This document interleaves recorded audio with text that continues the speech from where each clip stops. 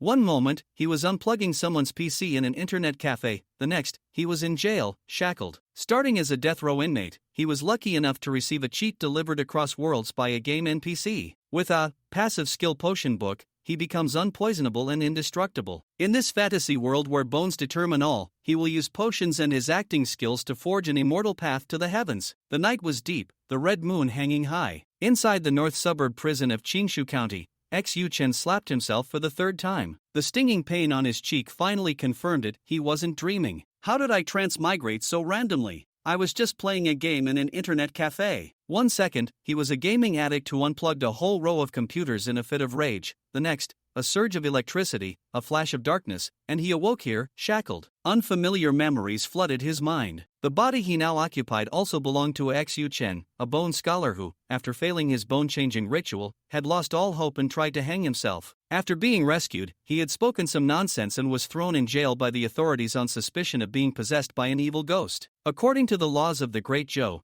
evil ghosts are to have their souls extracted and refined, to never be reborn. Holy crap! Did I transmigrate just to be executed? Xu Chen looked around the empty prison. Across from him was another inmate, a corpse wrapped in iron chains and talismans. It was Guosi, a local salt merchant who had recently died of illness. Just then, the two guards at the door left on some errand. As soon as the prison door closed, Guosi's body suddenly sat up, turned to him, and asked softly, "Are you the player, Mr. Hannibal?" Xu Chen was startled. That was his in-game ID. "I am Lawless, an NPC from the game Potion War." The entity inside Guosi's body spoke rapidly. "Due to a system glitch, your soul and I were summoned to this world together. I need your help now." An NPC? A piece of code could transmigrate? Xu Chen's mind went completely blank. "Help me take off the paper on my forehead," Lawless said. "You can use your special skill, Ghost Claw, the one bound to your soul during transmigration." Ghost Claw? Xu Chen remembered it, a skill that extended his attack range in the game. With a thought, his perception of the space within 10 meters instantly changed, everything becoming within reach. Urged by Lawless's charm power, he acted on instinct, his fingers pinching through the air and plucking off the talisman.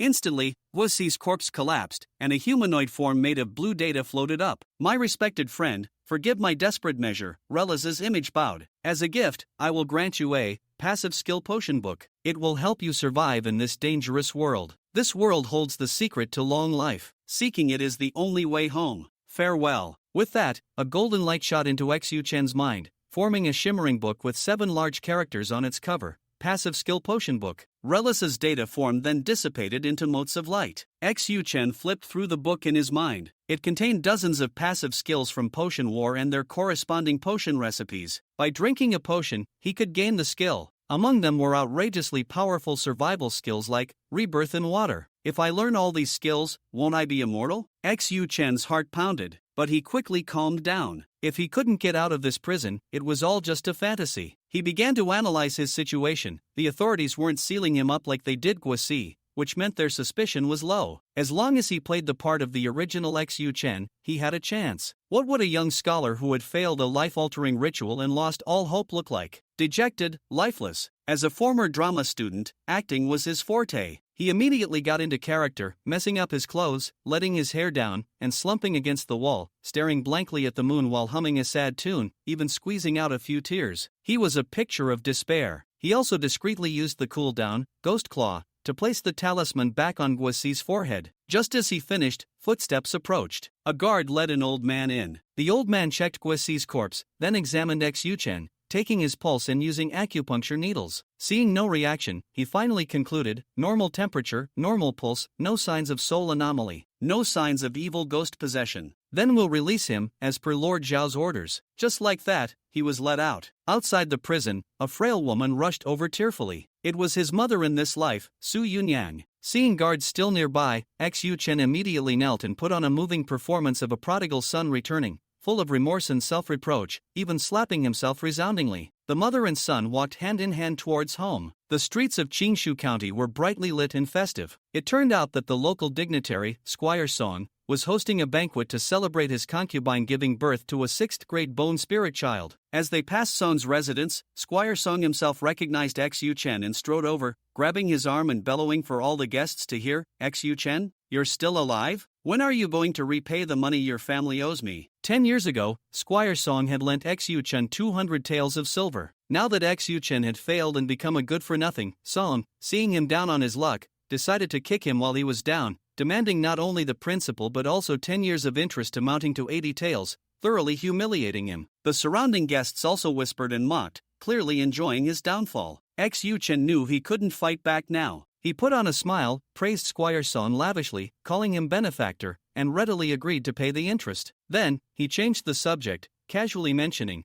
"I may be a failure, but my classmates are all dragons among men. After 10 years together, we are as close as brothers. A little money like this is nothing they can't help with." Squire Song's heart skipped a beat. He knew Xu-Chen's classmates were the elite from every county. If they had succeeded in their bone-changing, they were now rising stars in the officialdom. Offending Xu-Chen might mean offending a whole network of future officials. His expression changed instantly. He grabbed Xu-Chen's arm, his face wreathed in smiles. "My dear nephew, we are old friends. Let's not mention that paltry 80 taels again." Xu-Chen smiled inwardly but maintained a grateful expression. He knew the original Xu-Chen was arrogant and had no friends. This was a pure bluff. After a round of pleasantries, he left with his mother under the respectful gazes of the crowd. Back home, after comforting his worried and crying younger sister, Xu-Chen lay in bed, reflecting on the day's events. Prison, evil ghosts, NPCs, the passive skill potion book, the fickle nature of people. He knew that from this day forward, everything would be different. This world had man-eating ghosts, but also man-eating men, and he would use his wits and that magical potion book to, step by step, walk the path to eternal life, and the path back home. After lulling his sister to sleep and bidding farewell to his mother, Su-Chen returned to his room. Once Su Yunyang and Su Qiao'er were sound asleep, he changed his clothes and stealthily slipped out the door, heading towards Song Yuanwai's residence. The sky was already beginning to brighten. The night banquet at the Song family had ended, the guests had dispersed, the gate was tightly shut, and the streets were deserted. Su-Chen stood in a corner alley, looking at the stone lion at the entrance, and softly murmured, "Ghost Claw." He extended 2 fingers and pinched the stone lion, then flicked his hand to retrieve something.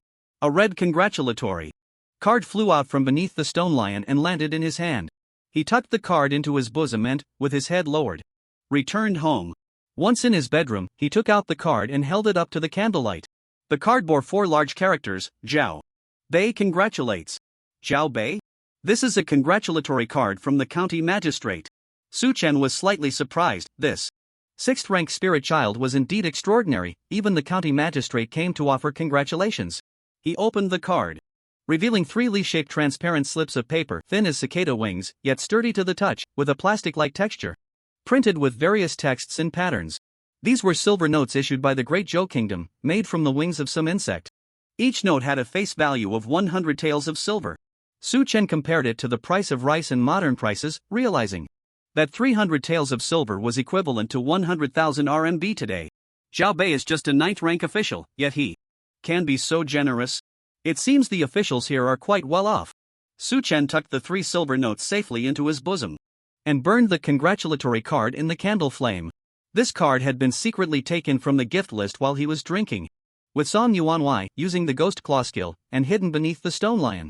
Lucky me, I drew the county magistrate's congratulatory card. Song Yuanwai would never think to ask how much Zhao Bei gifted him. Ha, how clever. Su-Chen lay on his bed, propping his legs up, resting while formulating plans.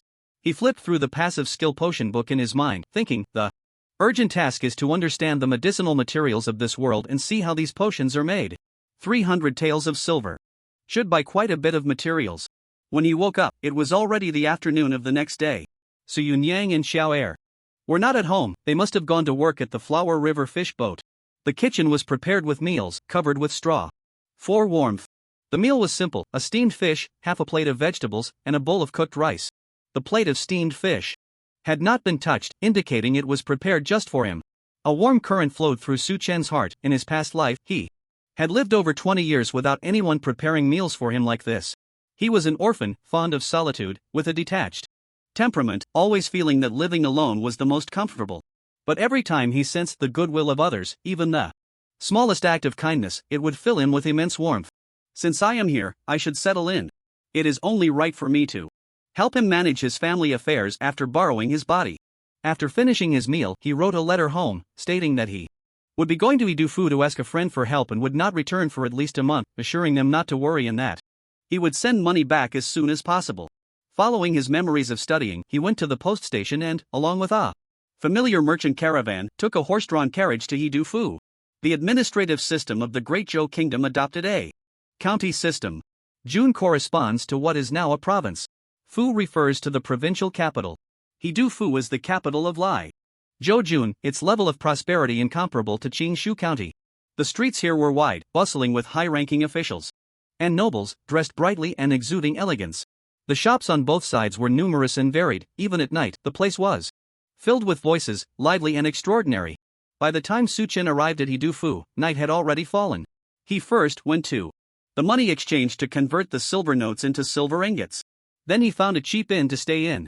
A servant boy brought him the 4 treasures of the study, and he began to record the medicinal materials from the passive potion skill book. There were 69 types of potions, involving nearly 1,000 kinds of medicinal materials. He organized them by category and quantity, working diligently through the night, and it wasn't until the following morning that he finished recording everything. He felt excited and had no desire to sleep. He hurried straight to the apothecary to buy medicine. This kept him busy for half a day. After running around all the apothecaries, he finally gathered the materials for 4 skills: knee storage, gravekeeper's cloak, poison, immunity, and 6 methods of mysterious qi. According to the apothecary owner, nearly half of the items on Su Chen's prescription were rare and hard to find herbs. There were even dozens of herbs he had never heard of before. It seems that information is crucial for me. Well, let's make the potions in front of me first. 1 more skill means 1 more ability. He went to the market and bought a box of arrows. Then he headed to the mortuary and used the ghost claw skill to steal a corpse collector's clothing. Only then did he leave the city. He found a secluded and tranquil spot in the forest on the outskirts of the city. He filled a pot with mountain spring water, set up an iron pot, and began to brew the medicine. The first potion he made was knee storage. Skill. Description: my items are always misplaced until I get shot in the knee. Brewing method: boil spring water for half an hour. Catalyst: a bloodied arrowhead shot into the right knee, must be boiled with the herbs. If there is no catalyst, the skill's effect is half. Knee storage is a skill that doesn't exist in the game. It should be a new skill created by Lawless based on the fundamental rules of this world. Su Chen couldn't quite understand what this skill meant. Moreover, the catalyst was absurd. It actually required getting shot in the knee. Su Chen found some dry branches and made a small crossbow, loaded it with an arrow, aimed at his right knee, gritted his teeth, and shot. The homemade crossbow didn't have much power. It merely poked his knee, causing only a slight pain, but the arrowhead was sharp and cut a 2-inch-long gash, blood flowing freely. He didn't bother to stop the bleeding, pulled out the bloodied arrowhead, and tossed it into the pot. The arrowhead hit the pot with a sizzle, releasing a thick red smoke. After boiling for another half hour, the potion gradually became clear, eventually as pure as distilled water. Su Chen estimated that the boiling time was sufficient, extinguished the fire, and stored the potion in a bamboo tube to cool. Then he drank the potion in 1 gulp. As soon as the potion entered his stomach, his knee began to itch slightly, as if ants were crawling on it. He looked closely and saw that the wound on his knee was actually spinning, as if an invisible drill was inserted inside, pulling it to rotate. Soon, the spinning stopped, and the wound actually healed. A spiral pattern appeared on his knee. Su Chen instinctively reached for his knee and immediately felt a strange power surging from it, with countless tiny light blue Arabic numerals flying out of the vortex, weaving into a cubic storage space above his knee. It was only 2 meters in length, width, and height. This is equivalent to a spatial storage bag? He tried to put some medicine packets into the storage, touched his knee again, and the packets disappeared into the storage. He stood up and moved around, discovering that this storage neither increased his burden nor affected his limb movement. In its closed state, it was as if it didn't exist at all. This is too amazing. With this storage, valuable items could be hidden in his knee. No one but himself could discover it. The only drawback was that the space was a bit small, so he could only store select items. Having obtained knee storage, Su Chen pressed on and created the potion for Gravekeeper's Cloak. Skill description: immune to any type of attack once, and reflects 30% of the attack's power back to the enemy as a shockwave. Cooldown time, 6 minutes. Brewing method: stir and boil spring water for half an hour. Catalyst: filter the herbs using the corpse collector's clothing. If not filtered, the potion's effect is half. This was the reason Su Chen went to the mortuary to steal the corpse collector's clothing. These catalysts were indeed too bizarre. Once the potion was ready, he drank it in one go. Su-chen caught a crab in the river and tried to pinch his finger with its claw. Suddenly, there was a crisp snap. The crab claw was pushed away by an invisible force. His fingers couldn't even feel the contact with the crab claw. The crab severed one of its own limbs and scuttled away pitifully. This skill is quite formidable. It not only can withstand damage, but also allows one to use the opponent's strength against them, making it a nemesis for assassins. Unfortunately, it's a passive skill, and there are no restrictions on the force required to trigger it. It could be activated just by a teammate accidentally slapping you. The cooldown time is 6 minutes, which is a bit long. It's hard to trigger it more than twice in a battle.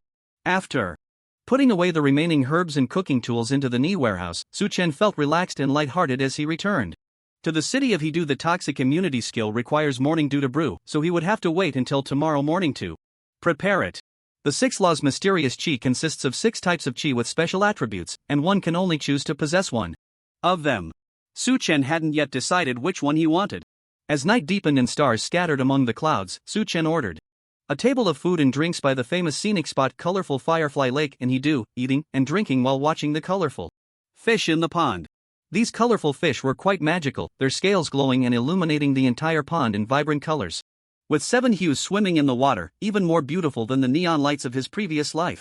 There were vendors selling firefly lamps by the pond, simply constructed with transparent glass lampshades filled with water and a few fireflies. A tap on the bottle would cause the fireflies to emit a bright white light that lasted indefinitely. They were quite beautiful. Su-chen inquired about the price and couldn't help but gasp. The lampshade was cheap and even given for free, but each firefly inside was worth 20 taels of silver, and to achieve a lighting effect, at least 3 fireflies were needed. However, these fireflies only lived for 2 seasons, and their feed wasn't cheap either. Ordinary people simply couldn't afford it. Money, money, money, in the end, it's still about being poor. I need to find a way to make money, he thought, as he only had a little over 50 taels of silver left on him. On the tall octagonal observation platform, a banquet was set up with 8 young men seated around it, all dressed extravagantly and exuding an extraordinary presence. Laughter and compliments filled the air. During the toasting, one of them stood up, raised his glass, and laughed loudly. Everyone, we have been classmates for 10 years, and tonight is the time for our official appointments. Let us raise a glass to toast our bright futures. The others urged him to stop. Liang Kong, drink less. We still have to attend the banquet at Tian Miao Academy later, where the headmaster, the dean, Zhang Longtu, and even Prince Chang will be present. If you get drunk now, how will you attend the banquet? It would be inappropriate if you lose your manners. The boy who raised his glass nodded repeatedly. You're right, we can't lose our manners. Let's save the wine for later. Just as he was about to sit down, he suddenly looked towards the firefly pond, his eyes fixed as if he had seen some rare treasure. A boy at the neighboring table tugged at his sleeve and asked with a laugh, "What are you looking at? Is there a beauty in the lake?" Liang Kong pointed at the lakeside. "Look, isn't that Su-chen?" Su-chen? Upon hearing this name, everyone frowned, stood up in unison, and walked to the pavilion's edge to look down. They saw a person at the lakeside table, holding a chicken leg, and happily gnawing on it. Who else could it be but Su-chen? Isn't that scoundrel the one who failed his bone transformation? How dare he still show his face in Hedu? Remember how he looked down on us, thinking he was better than us because of his good bone structure? Now that he has failed, I must regain the face I lost before. If he hadn't run away quickly that day, I would have already hit him. A group of people reminisced about the past, filled with righteous indignation, wishing they could skin Su-chen alive. One of the boys calmed down a bit and advised, tonight's banquet is crucial for our futures. This matter is significant and cannot be changed. Everyone should exercise patience. Once our official seals are issued, dealing with him will be as easy as pie. Liang Kong laughed. Tonight is indeed not the time for a big confrontation. But we have been classmates for 10 years, how can we not greet an old classmate? Let's call him over for a drink and catch up. It should be harmless, right?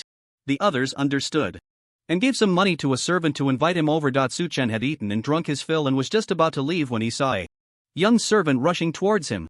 Upon getting closer, the servant bowed and said, "Young master, there is a friend of yours at the octagonal pavilion who asked me to invite you up for a drink." Su-chen was taken aback. A friend? He didn't seem to recall having any friends. He asked, "Which friend?" The servant looked troubled and forced a smile, saying, "I'm just the messenger, I don't know who it is specifically." Su-chen felt puzzled but stood up and followed the servant to the banquet. Once they entered the Courtyard, he pulled the servant aside, took out 5 taels of silver from his pocket, and stuffed it into the servant's hand, saying, "Clarify the identity of the person upstairs, and this 5 taels will be yours." The servant's eyes lit up at the sight of the silver, and he whispered, "The person upstairs is a newly appointed scholar this year, and he's about to attend the official appointment banquet." Su-chen suddenly realized it was an old classmate. It was clear that a shout from the pavilion would have sufficed, yet they sent a servant to call him, which was clearly not a good sign. He thought for a moment, reasoning, after all, we share a bond as classmates, they shouldn't make things difficult for me. He ascended the stairs and entered the pavilion. Inside, 8 people coldly stared at him, neither standing nor speaking. This atmosphere made the smile on Su-chen's face freeze, and he forced himself to clasp his hands and say, "So it's all of you, my classmates.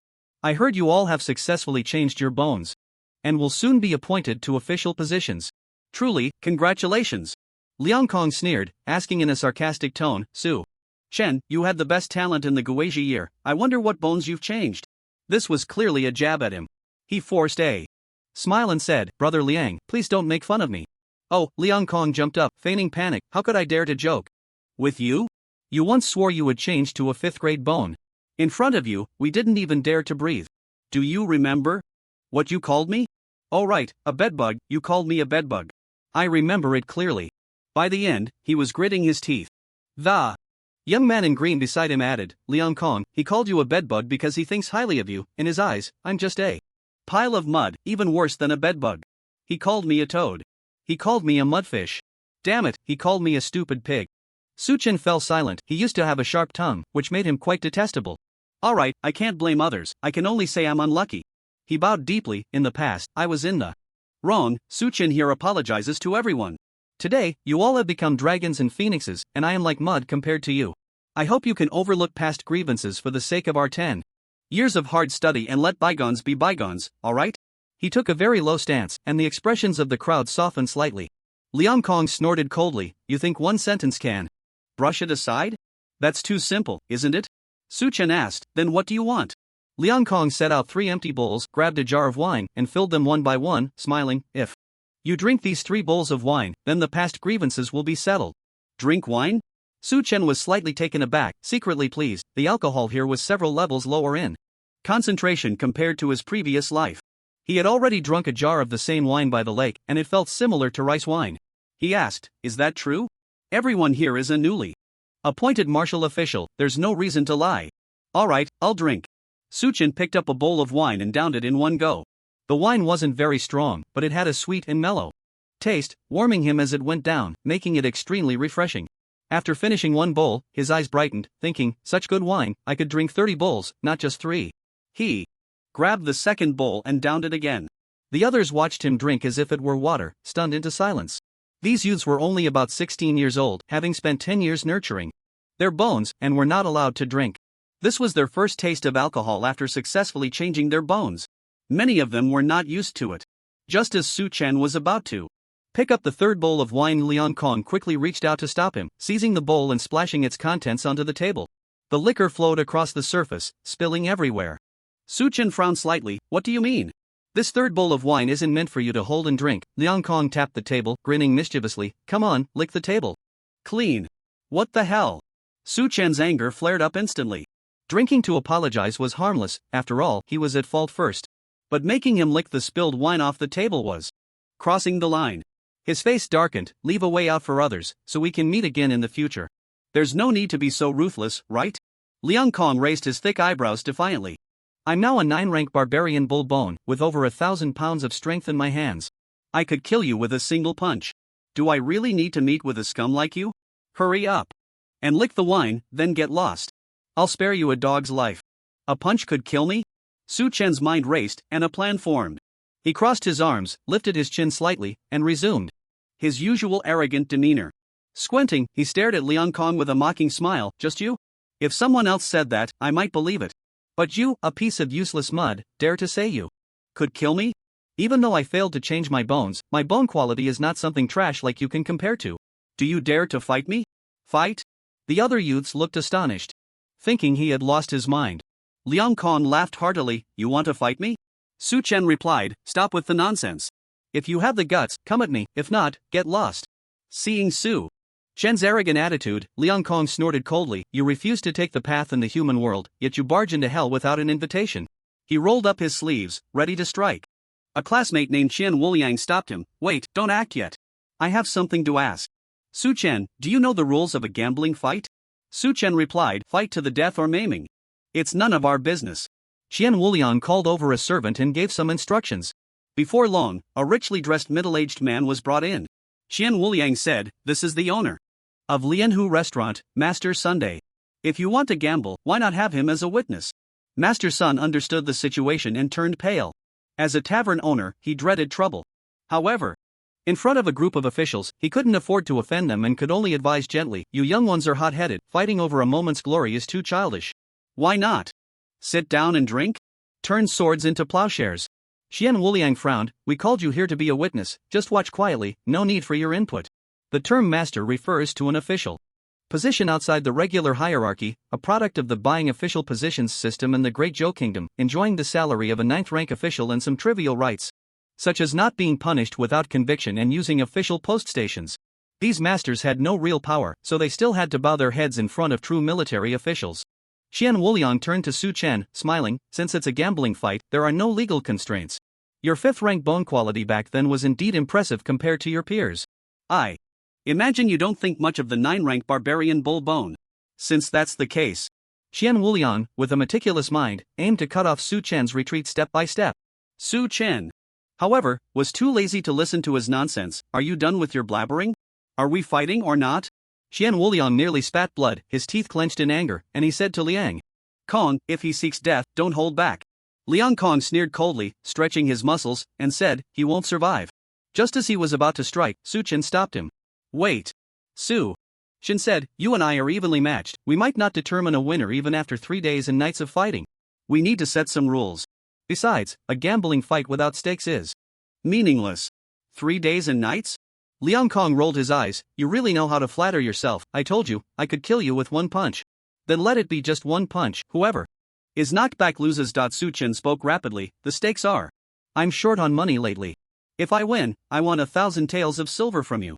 If you win, I'll be your servant, doing whatever you ask. Do you dare to bet? Why wouldn't I dare? Liang Kong replied confidently.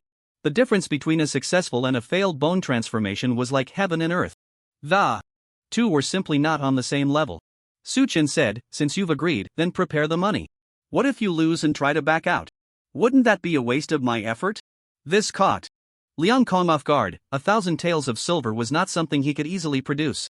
He hesitated, I don't have the money right now, but after I receive the official seal, the court will reward me with 1,300 taels of silver. Su Chen scoffed, you can't even come up with 1,000 taels? And you dare to call yourself an official? Can't you come up with that amount by pooling together with your 8 companions? He crossed his arms, a look of skepticism on his face. TSK, TSK, TSK. Could it be that you lack confidence and are afraid to take this bet? No wonder, after all, it's a gathering of 9th grade bones. Forget it, forget it. We've been classmates for 10 years, I should give you this step down. Let's call it a day. We'll meet again another time. Farewell. His words were vicious, and the phrase after all, it's a gathering of 9th grade bones, pierced the hearts of everyone present. Among the 8 at the table, all of whom were bone scholars of the same period, their qualifications were poor, and they had all transformed into the lowest grade 9th grade official bones.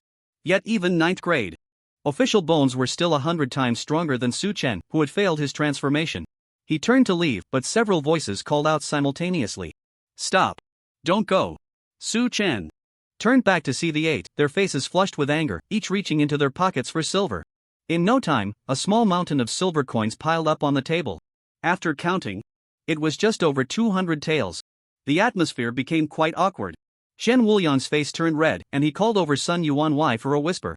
Sun Yuan's eyes lit up as he pulled out 10 silver notes from his pocket and placed them on the table. He smiled, I'll cover the 1,000 taels for you, gentlemen. Su Chen had thought that if these people couldn't gather the money, he would lower the betting amount, but unexpectedly, someone stepped in to help. This was truly a timely assistance. Seeing the money gathered, Liang Kong laughed heartily. Su Chen, what excuse do you have now? Su Chen had been waiting for this moment. He called out watch my fist and took the initiative to strike at Liang Kong. Liang Kong grinned. After transforming into a 9th grade barbarian bull bone, his physical abilities had undergone a qualitative leap. To him, Su Chen's punching speed was as slow as a snail. He took a deep breath, tightening his body like a drawn bow, raised his right fist, and concentrated all his strength into it. He aimed a punch at Su Chen's fist. This was his full-force strike, and he was extremely confident that he could shatter all of Su Chen's bones. With a dull thud, their fists collided. Liang Kong's expression suddenly changed. The force in his hand was like a mountain, yet when it struck Su Chen's fist, it felt as if it had sunk into the sea, with no sense of impact whatsoever. Immediately after, a tremendous force surged back through Su Chen's fist like a tidal wave, urgent and fierce, short yet powerful. He had no time to react before he saw his arm bending at a strange angle, a bloody bone protruding from his elbow, blood spraying everywhere. Ah! Liang Kong screamed in agony, clutching his arm and kneeling on the ground. His arm was broken. The crowd gasped in shock. The 7 youths turned pale, standing frozen in place. They could not comprehend the scene before them. Su Chen's punch had clearly been slow and soft, yet upon contact with Liang Kong's fist, it had unleashed a powerful shockwave that had brutally shattered Liang Kong's arm. This is impossible. Is this a Xuanwu technique? Wasn't he a failure in his bone transformation? How could he use a Xuanwu technique? Yeah, a failed transformation means no 6 methods of Xuanqi. Without 6 methods of Xuanqi, he can't cultivate, and if he can't cultivate, how can he use a Xuanwu technique? The 7 were all bewildered. Only Sun Yuan reacted, pulling at his collar to help Liang Kong stop the bleeding, and instructed a servant to fetch a doctor. Su Chen walked over to the table, picked up the stack of silver notes, stuffed them into his bosom, and turned to leave. Xian Wuliang shouted, Su Chen, where do you think you're going? You dare to leave after injuring someone? Su Chen turned his head and glared at him. It's a gambling fight, there are no laws binding us. That's what you said. He suddenly scoffed, disdainfully saying, I want to leave, and you dare to stop me? He scanned the crowd, his gaze piercing, and the 7 young men lowered their heads in turn, none daring to meet his eyes. Su Chen laughed heartily, turned, and went downstairs, his voice echoing back, a bunch of shameless fools who don't know how to appreciate a favor. After exiting the Lianhu Tavern, Su Chen headed towards the inn, initially walking cautiously, but gradually his steps became urgent, and finally, he broke into a run. By the time he reached the inn, he was already drenched in sweat. It wasn't until he entered the guest room and locked the doors and windows that he finally breathed a sigh of relief. He had just defeated Liang Kong by relying on the power of the Grim Reaper's cloak, with a skill cooldown of 6 minutes. If anyone else had chased him down immediately, he would have been at their mercy. It was precisely because he felt guilty that his steps quickened. Liang Kong's arm is broken, do they dare report it? Lying on the bed, Su Chen began to analyze the situation. They probably wouldn't dare. Tonight is the official banquet, filled with powerful figures from the court. If this embarrassing matter were to come out, their careers would surely be affected. So they are likely to swallow their grievances. However, safety is only temporary. Once they become officials and regain their composure, they will have plenty of time to trip me up. Once they learn that I was once suspected of being a demon in prison, they will definitely connect tonight's events. It defies logic that I could break Liang Kong's arm despite failing the bone exchange. The court's attitude towards demons is to rather kill the wrong person than let one escape. No, I must find a reasonable explanation. Su Chen felt a bit regretful. He hadn't expected the Grim Reaper's cloak to be so powerful. Lying in bed, tossing and turning, the effects of the alcohol gradually surged. He was half drunk and half awake, struggling to think of a countermeasure, but his eyelids betrayed him, and he soon fell into a deep sleep. The Heavenly Seed Institute means to cultivate seedlings on behalf of Heaven, responsible for training the bone scholars of various counties. In the Great Zhou Kingdom, there are 36 counties, and thus 36 Heavenly Seed Institutes. Citizens of the Great Zhou, regardless of gender, are sent to the government office for bone examination once they turn 6. Those who qualify are granted the title of bone scholar and sent to the Heavenly Seed Institute to nurture their bones. After 10 years of nurturing, they must undergo a bone exchange. The exchanged bones are referred to as Zhou 9 bones, which consist of 9 types of bones with strong combat capabilities. Once the bone exchange is successful, they are appointed as military officials, and the state reimburses all expenses incurred during the 10 years of bone nurturing. This system is known as the Zhou 9 official bone system. It is the fundamental system that allows the Great Zhou Kingdom to maintain its national strength and secure a place in the Eastern Radiant Divine Continent. Tonight, the Heavenly Seed Institute is festooned with lights and sounds of drums and music, with dozens of round tables set under the moon, filled with distinguished guests, resplendent in gold and jade. They are hosting the official banquet for the Guizhi year students. Similar banquets are held once a year. Most of the students have already arrived and found their seats.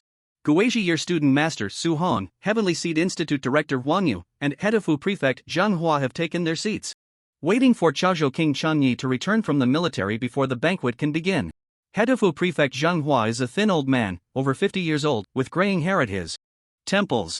He is well educated and also serves as a Grand Scholar of the Longtu Pavilion, a fourth-rank official in the court. He is presiding over this official appointment ceremony. Busy with official duties, it wasn't until he sat down at the banquet that he began to inquire about the status of this official appointment banquet. How are the bone rankings this year? Su Hong replied. Reporting to you, my lord, there are 4 with 6th rank strength king bones, 16 with 7th rank bowstring bones, 24 with 8th rank lava bones, and 47 with 9th rank barbarian bull bones. In total, there are 91 people. Among them, 28 have been assigned to military positions, and 63 have been assigned to various county offices. Zhang Hua frowned slightly. Only 4 people with 6th grade bones? I remember there were 8 last year. Dean Wang Yu explained, the number of bone scholars this year is indeed fewer than in previous years. Moreover, the emperor has decreed that all counties must abandon the conservative approach to bone exchange and cultivate high-grade official bones at any cost.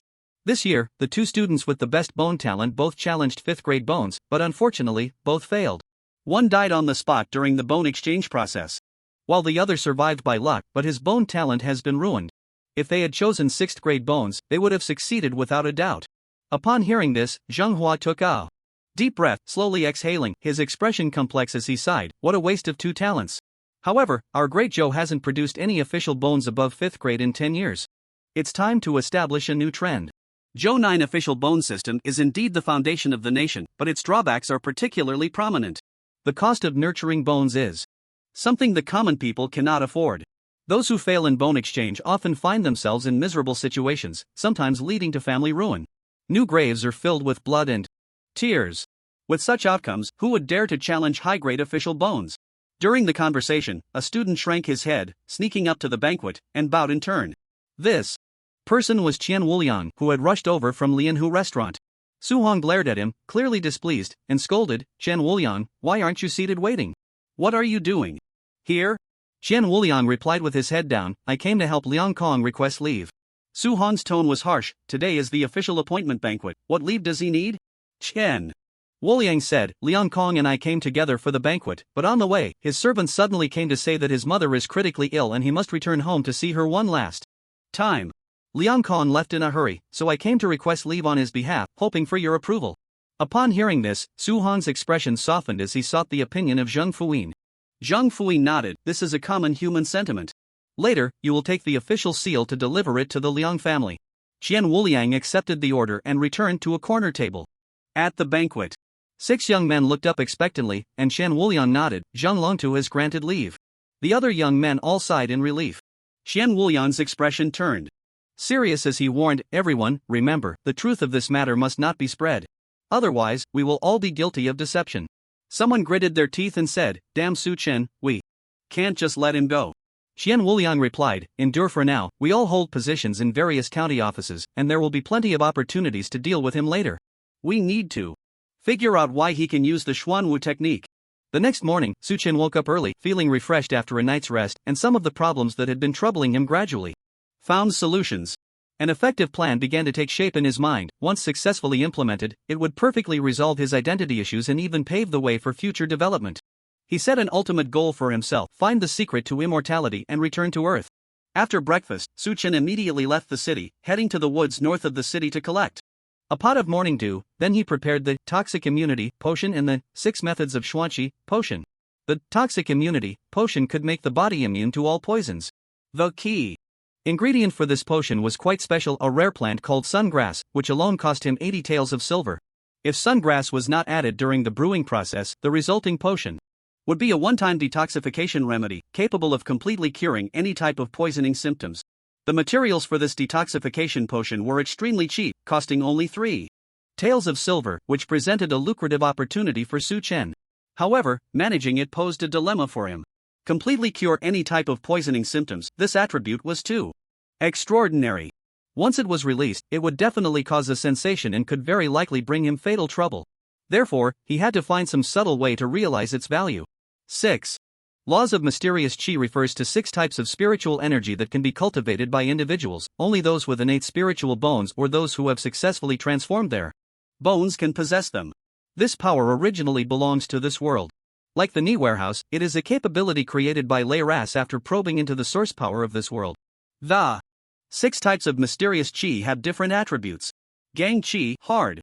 Sha qi, sharp. Gue qi, changeable. Ding qi, suppressive. Mu qi, growth. Bing qi, manipulation. Different types of qi repel each other, so each person can only possess one type. Those who have mysterious qi can cultivate xuanwu techniques. After careful consideration, Su Chen decided to choose Gue Qi, whose characteristic is Chingshu ability, allowing it to mimic the properties of the other 5 types of qi and to cultivate the corresponding xuanwu techniques of the other 5 types.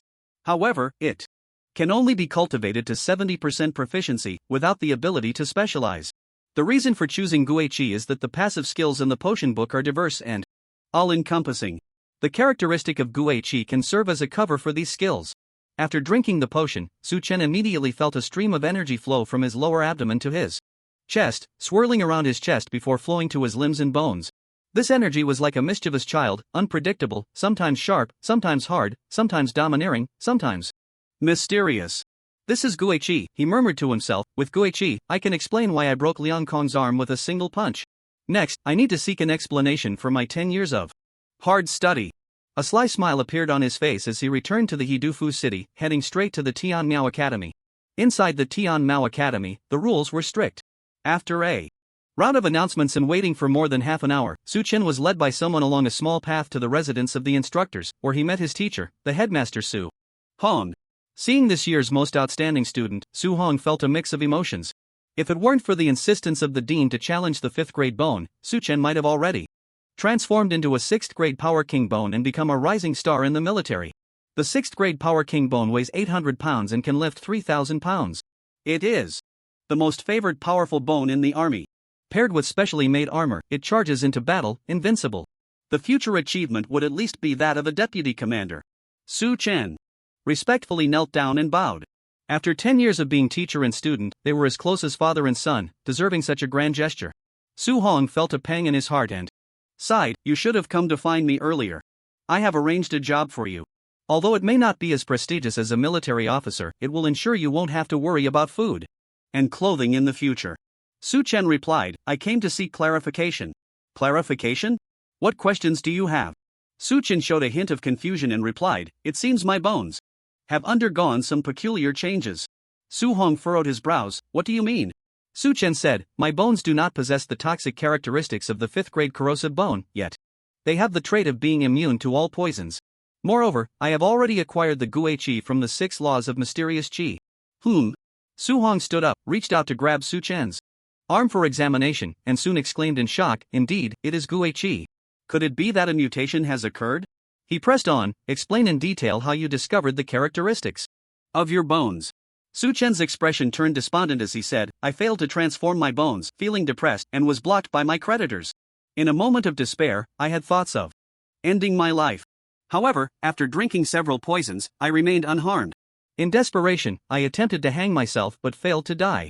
I discovered that there was a force within my body protecting me. Comparing it to the knowledge I had learned before, I believe the energy within my body should be Gue Qi.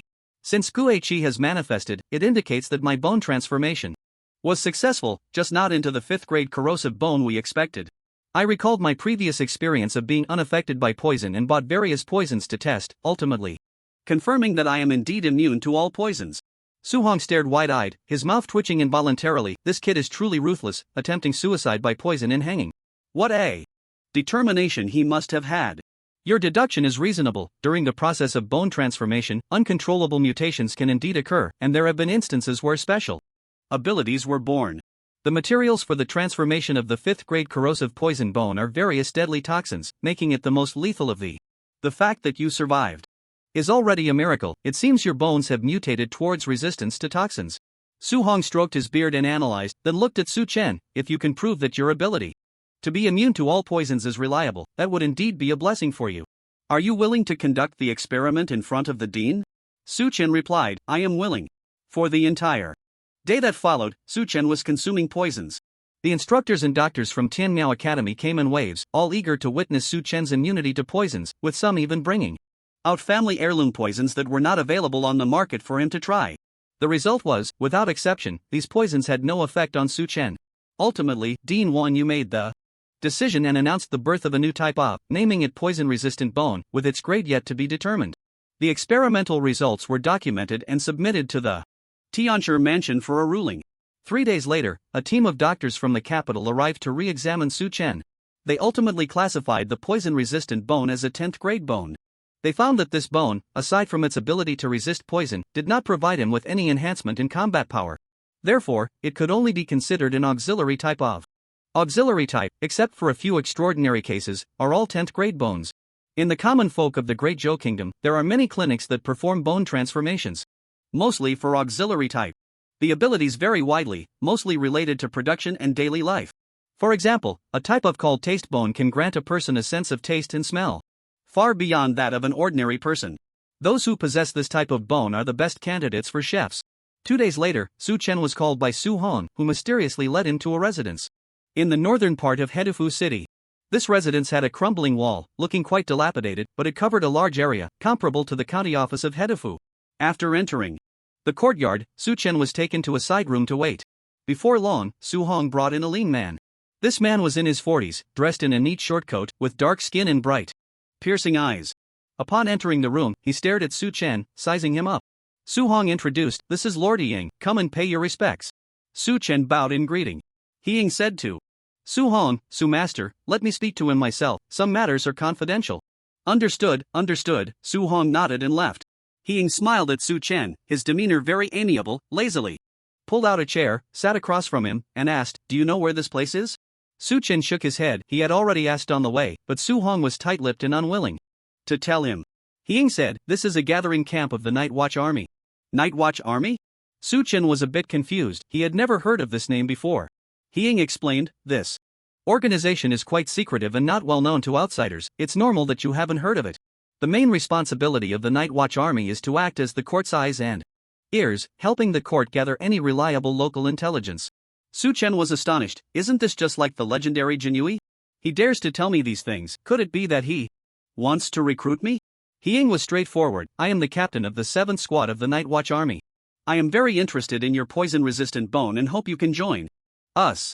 Su Chen frowned. The development of events was beyond his expectations. He had only wanted to create a stable space for himself. After the poison-resistant bone was classified as an auxiliary type, the doctors from the capital had already lost interest in him. He was even planning to resign and return home. Unexpectedly, someone from the military had taken notice of him. He helplessly said, "You have already made me aware of the existence of the Night Watch Army, do I still have the right to refuse?" Ying laughed heartily. "Su Master is right, you are very clever. By the looks of you, it seems you regard us as a great threat. This is good, vigilance and suspicion are essential qualities for the Night Watch Army."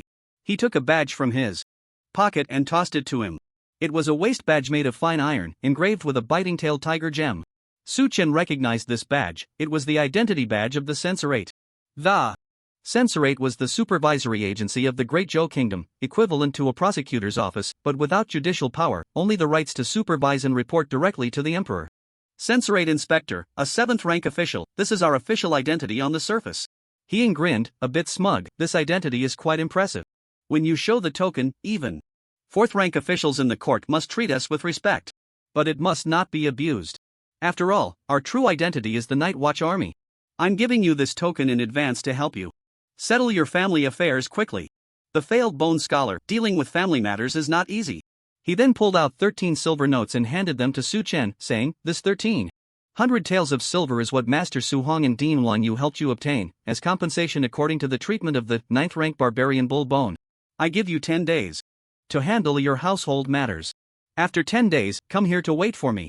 I will take you to officially join the Night Watch Army, and we will discuss work matters and military pay in detail."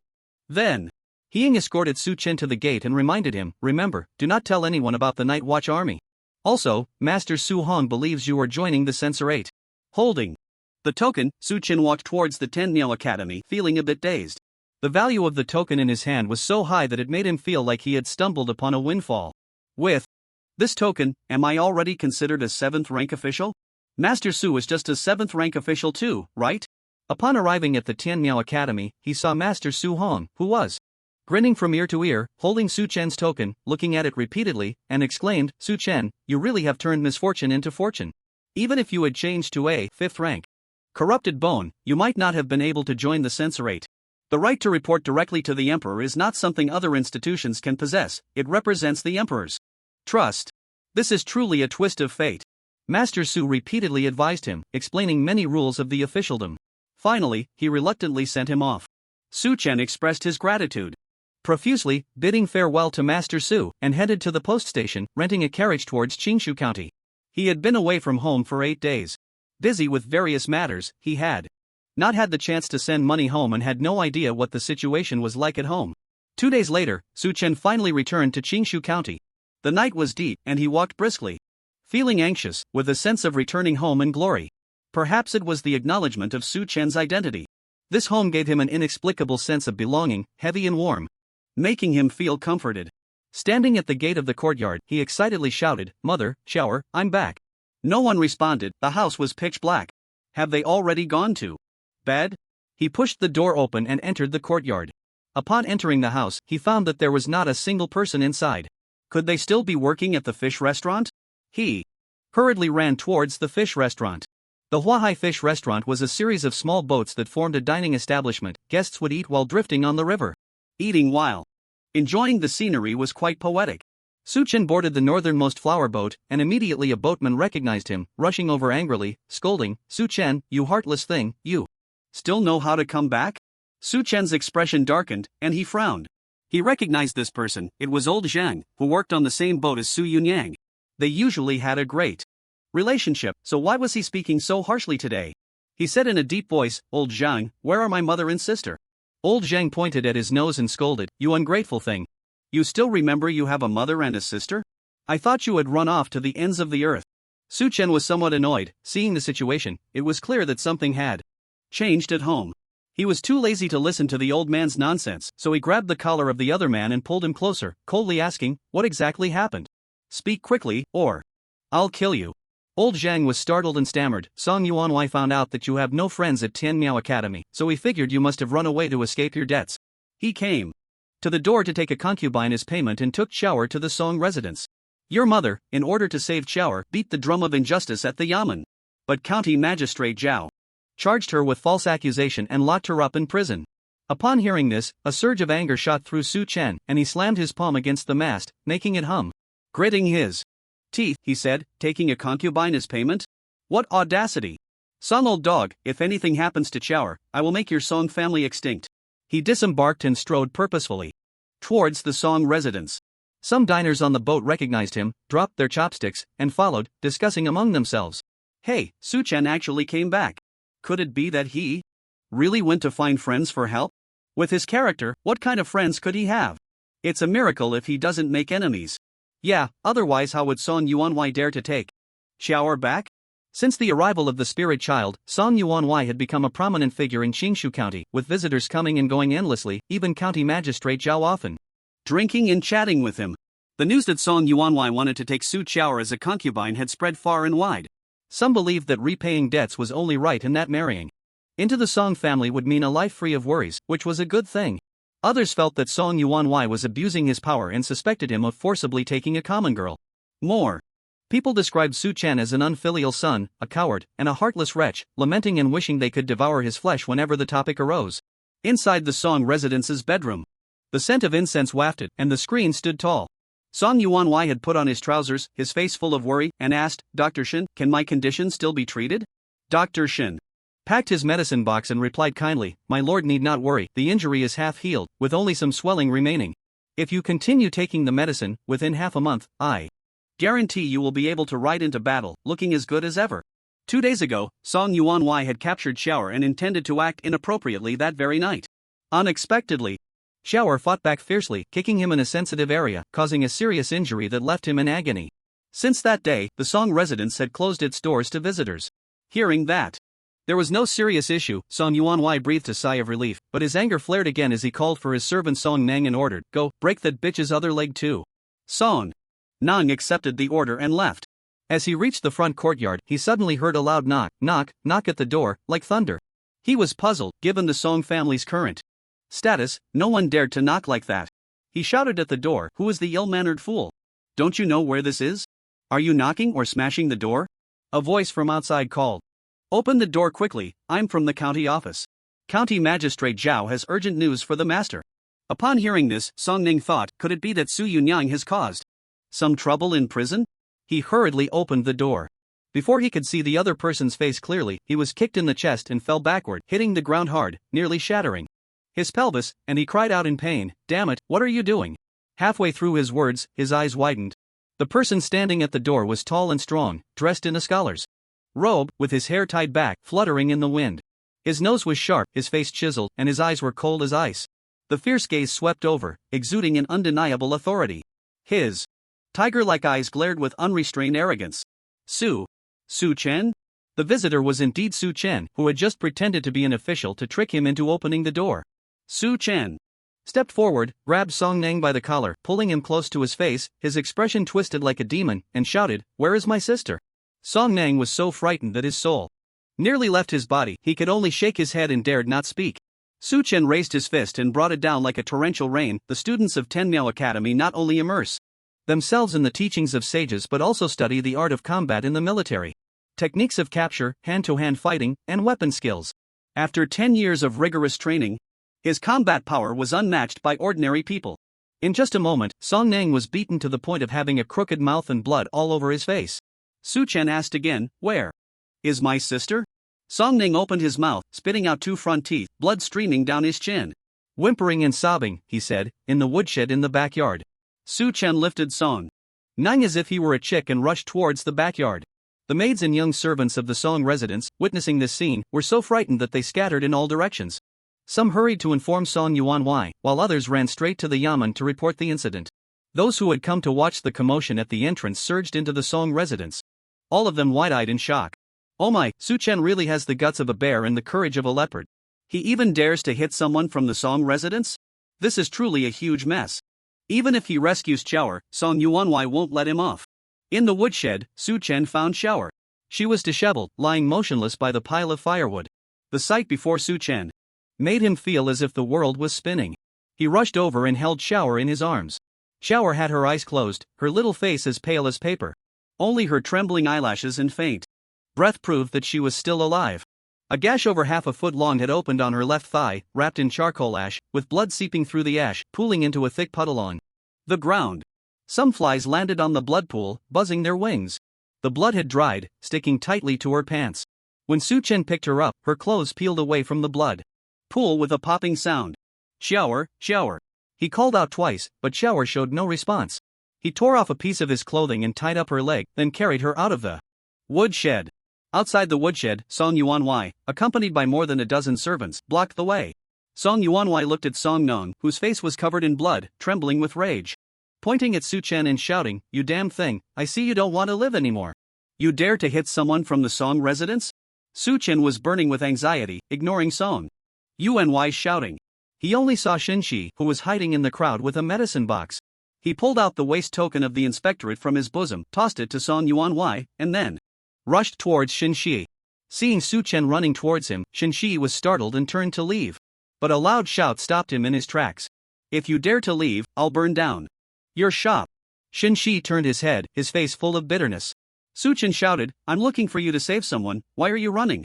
He set Shower down, grabbed Shinshi by the ear, yanked him to the ground, and angrily scolded, "If anything happens to my sister, the first person I'll kill is you." His face was twisted, and madness flickered in his eyes. She was terrified, locking eyes with him. In an instant, every hair on his body stood on end, feeling Su Chen's murderous intent. He thought to himself, Su Chen is going to go on a killing spree, and hurriedly replied, I can treat her, I guarantee Chower will be perfectly fine." He trembled as he opened the medicine box, first taking out a pill and placing it under Chower's tongue, then began to treat her wounds. This Shinshi was extremely greedy, only treating the wealthy and powerful, indifferent to the suffering of the poor, but his medical skills were remarkable. Whatever he promised, he could deliver. Su Chen breathed a sigh of relief, then clenched his fists and turned to look at Song Yuanwei. Song Yuanwei was still staring. blankly at the waist token of the inspectorate. After some deliberation, he suspiciously said, "How could Suchen possibly have the waist token of the inspectorate? Could it be that he has become an official? That's impossible. The inspectorate, which reports directly to the heavens, cannot be joined by anyone without a background." He recalled Su Chen's earlier display of authority. Could it be that this waist token is fake, and he is using the same trick again? The more he thought about it, the more plausible it seemed. He and Su Chen locked eyes, their gazes icy, pointing at each other's noses as they scolded. "Su Chen, you really are blinded by pig oil, daring to forge the waist token of the censorate, truly unaware of your own mortality." Su Chen stared at him, like a fierce tiger eyeing its prey, and coldly asked, "Who broke my sister's leg?" "I did, so what?" Song Yuan sneered contemptuously, then gritted his teeth and said, "That damned whore, I not only want to break her legs, but I will also flay her alive and grind her bones to dust. None of your Su family will escape alive." He waved his hand and pointed at Su Chen. "Kill him." Instantly, more than 10 house servants lunged at Su Chen. Su Chen's gaze was piercing, unafraid. He strode forward confidently. First, he delivered a palm strike, catching the punch thrown by the servant opposite him and forcefully pressing down. This palm activated the gravekeeper's cloak, and the recoil shattered the opponent's arm bone. A bright red, broken bone protruded from the elbow, spraying a line of blood. The man let out a scream and collapsed to the ground. Su Chen seized the heart-protecting mirror from around the man's neck, gripping the chain in his hand, using the mirror as a shield to block a knife that came slashing from the side. With a swift motion, he struck the opponent's neck, knocking him unconscious. Then used his toes to flick the knife into his hand, unhesitatingly chopping off the man's arm. He casually tossed the severed arm behind him, crashing into the crowd of onlookers, shook the blood off his knife, and fixed his cold gaze on Song Yuan, his voice chilling, as if it came from hell. "I will turn you into a human pig. Do you know what a human pig is?" The screams from behind rose and fell. The severed arm that had run into the crowd was like a wolf among sheep, causing the crowd to scatter in fear, with some even fleeing from the Song residence. Su Chen advanced through the blood, heading straight for Song Yuan. Terrified, Song Yuan pushed away the house servant beside him and shouted, "Kill him, reward 1,000 taels of silver."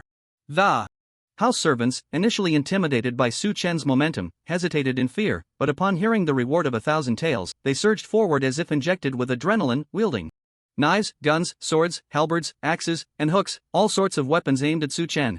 In this world, bone quality represented strength. Su Chen, as the best bone scholar of the Guizhi year, possessed extraordinary combat talent. Even if he failed to change bones, he was not someone the guards of the Song residence could compare to. To him, the weapons coming at him felt as slow as a boat against the current. He raised his knife to block a spear coming from the side, shrank his body, shouldered the spear shaft, and thrust the knife into the opponent's abdomen. Gripping the spear shaft with his left hand, he reared back and flipped over one person. Then, he drew his knife for a horizontal slash, severing a sharp sword and, in the process, cutting its wielder in half. With a swift motion, he ducked to avoid an axe coming from behind, took a step back, slipped under the armpit of the axe wielder, and the blade grazed the opponent's thigh, bringing him down, then flipped the knife downwards, stabbing through the back for a chilling finish. In an instant, the air was thick with the stench of blood, and the intent to kill was overwhelming. The Great Zhou Kingdom valued martial prowess, and the people were fierce, with a bloodline that demanded vengeance for grievances.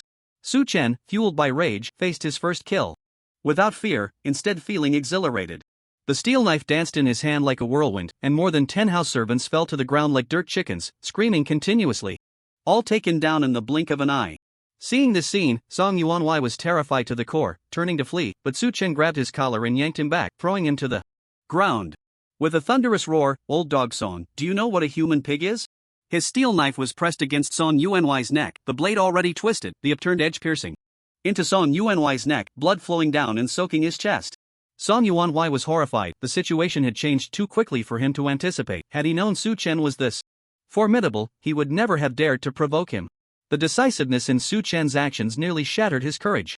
With the blade at his throat, he quickly knelt and begged for mercy. Nephew, it's all a misunderstanding. It was not my intention for Chiao to get hurt. She kicked my lifeblood first, and in a fit of rage, I broke her leg. I took her as a concubine. Out of good intentions, and I haven't touched her body. I promised to buy the best medicine to heal her leg. I'll pay 1,000 taels, no, 3,000 taels of silver. To cut off all 4 limbs, gouge out both eyes, sever the tongue, and drug them deaf and mute. That is to be a human swine. Su Chen enunciated each word, each like a heavy hammer striking Song Yuan's heart. When he finally understood what a human swine was, he nearly fainted from fright. Seeing Su Chen's knife raised, he screamed hysterically, 10,000 taels, no, I'll pay you 10,000 taels. Su Chen didn't hesitate. He grabbed one of Song Yuan's arms and chopped it off. Whoosh, whoosh. Suddenly, he heard the sound of wind from behind him. Su Chen instinctively pulled back his knife and retreated, only to see two darts whiz past his cheek, embedding themselves in the rockery in the courtyard. The force was so great that the rockery buzzed. Ha!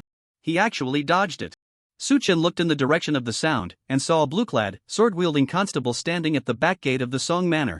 He looked about 30, with a slender build and very thin lips. He held up one hand slightly, two dart-like objects, the length of chopsticks, clamped between his fingers. His dark brown eyes were fixed on Su Chen, like a viper staring at its prey. Behind him, Magistrate Zhao Bei ran through the gate, panting, and turned pale when he saw the scene in the courtyard. He pointed at Su Chen and reprimanded, "Bold rogue, how dare you brazenly kill people in my Qingpu county? Is there no law anymore?" Su Chen suppressed the anger in his heart. The constable who threw the darts was no ordinary character. Constables in the Great Zhou dynasty were divided into 3 ranks. From lowest to highest, they were black-clad patrolmen, blue-clad sword constables, and red-robed constables. Black-clad patrolmen were the most common. Constables, ordinary people who had studied martial arts for a few years and had some combat ability, could serve. They were usually responsible for pursuing criminals and maintaining public order. Blue-clad sword constables not only had the duty of arresting criminals and maintaining public order but also had the task of suppressing evil spirits. Their combat ability requirements were extremely high. Only those with heterogeneous bones possessing 6th profound chi were qualified to serve. A large portion of the bone scholars successfully transformed by the Tenmiao Academy became blue-clad constables. Red-robed constables were even rarer, requiring at least a grade 6 heterogeneous bone and over 20 years of profound chi cultivation to be eligible. Each county had only one red-robed constable position, who commanded all other constables. Qingpu County's red-robed constable was surnamed Pei. Lei was captured by him, which speaks to his strength. The one before him was a blue-clad sword constable. Given his age, he had been cultivating profound chi for at least 15 years. The profound martial skills and combat experience he possessed were beyond Su Chen's match. At this point, trying to act further was impossible. When Song Yuan saw Zhao Bei, it was like finding a savior.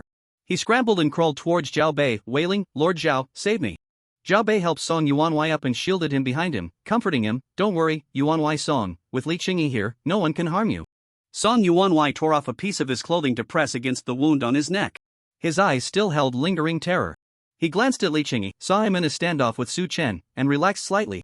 Grabbing Zhao Bei's hand, he tearfully complained, "Lord Zhao, Su Chen is utterly inhumane.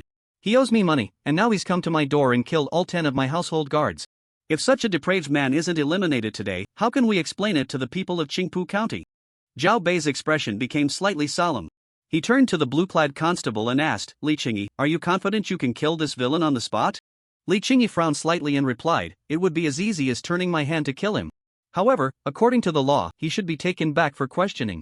Zhao Bei said, "Such a ferocious criminal, who regards human life as dirt, is no different from an evil spirit. I, the county magistrate, order you to kill him on the spot." Li Qingyi's eyes darted, and he understood the meaning behind Zhao Bei's words. Su Chen had heard rumors about the incident involving the suspected evil spirit in prison. As long as he could link Su Chen to the evil spirit, using any means would be justified. Just as he was about to take action, he heard Su Chen's cold laugh as he shouted at Zhao Bei, "What great courage you have!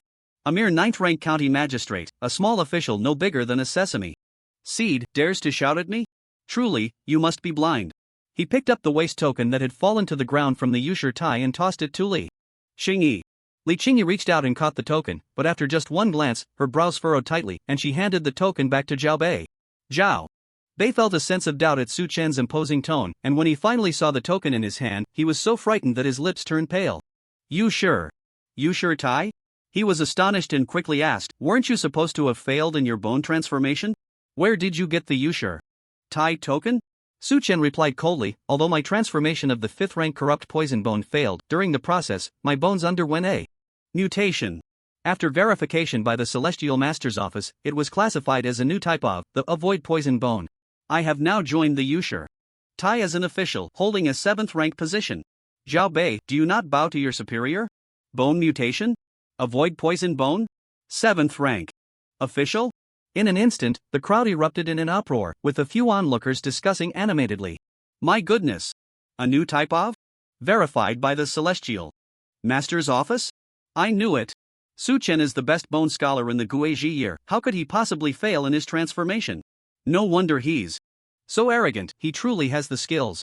What rank is this avoid poison bone? Is that even a question? It mutated from the 5th rank corrupt poison bone, so it must be a 5th rank bone. Otherwise, how could he directly join the Yushur Tai? Oh my, a 5th rank bone. That's one rank higher than the spirit child from the Song family.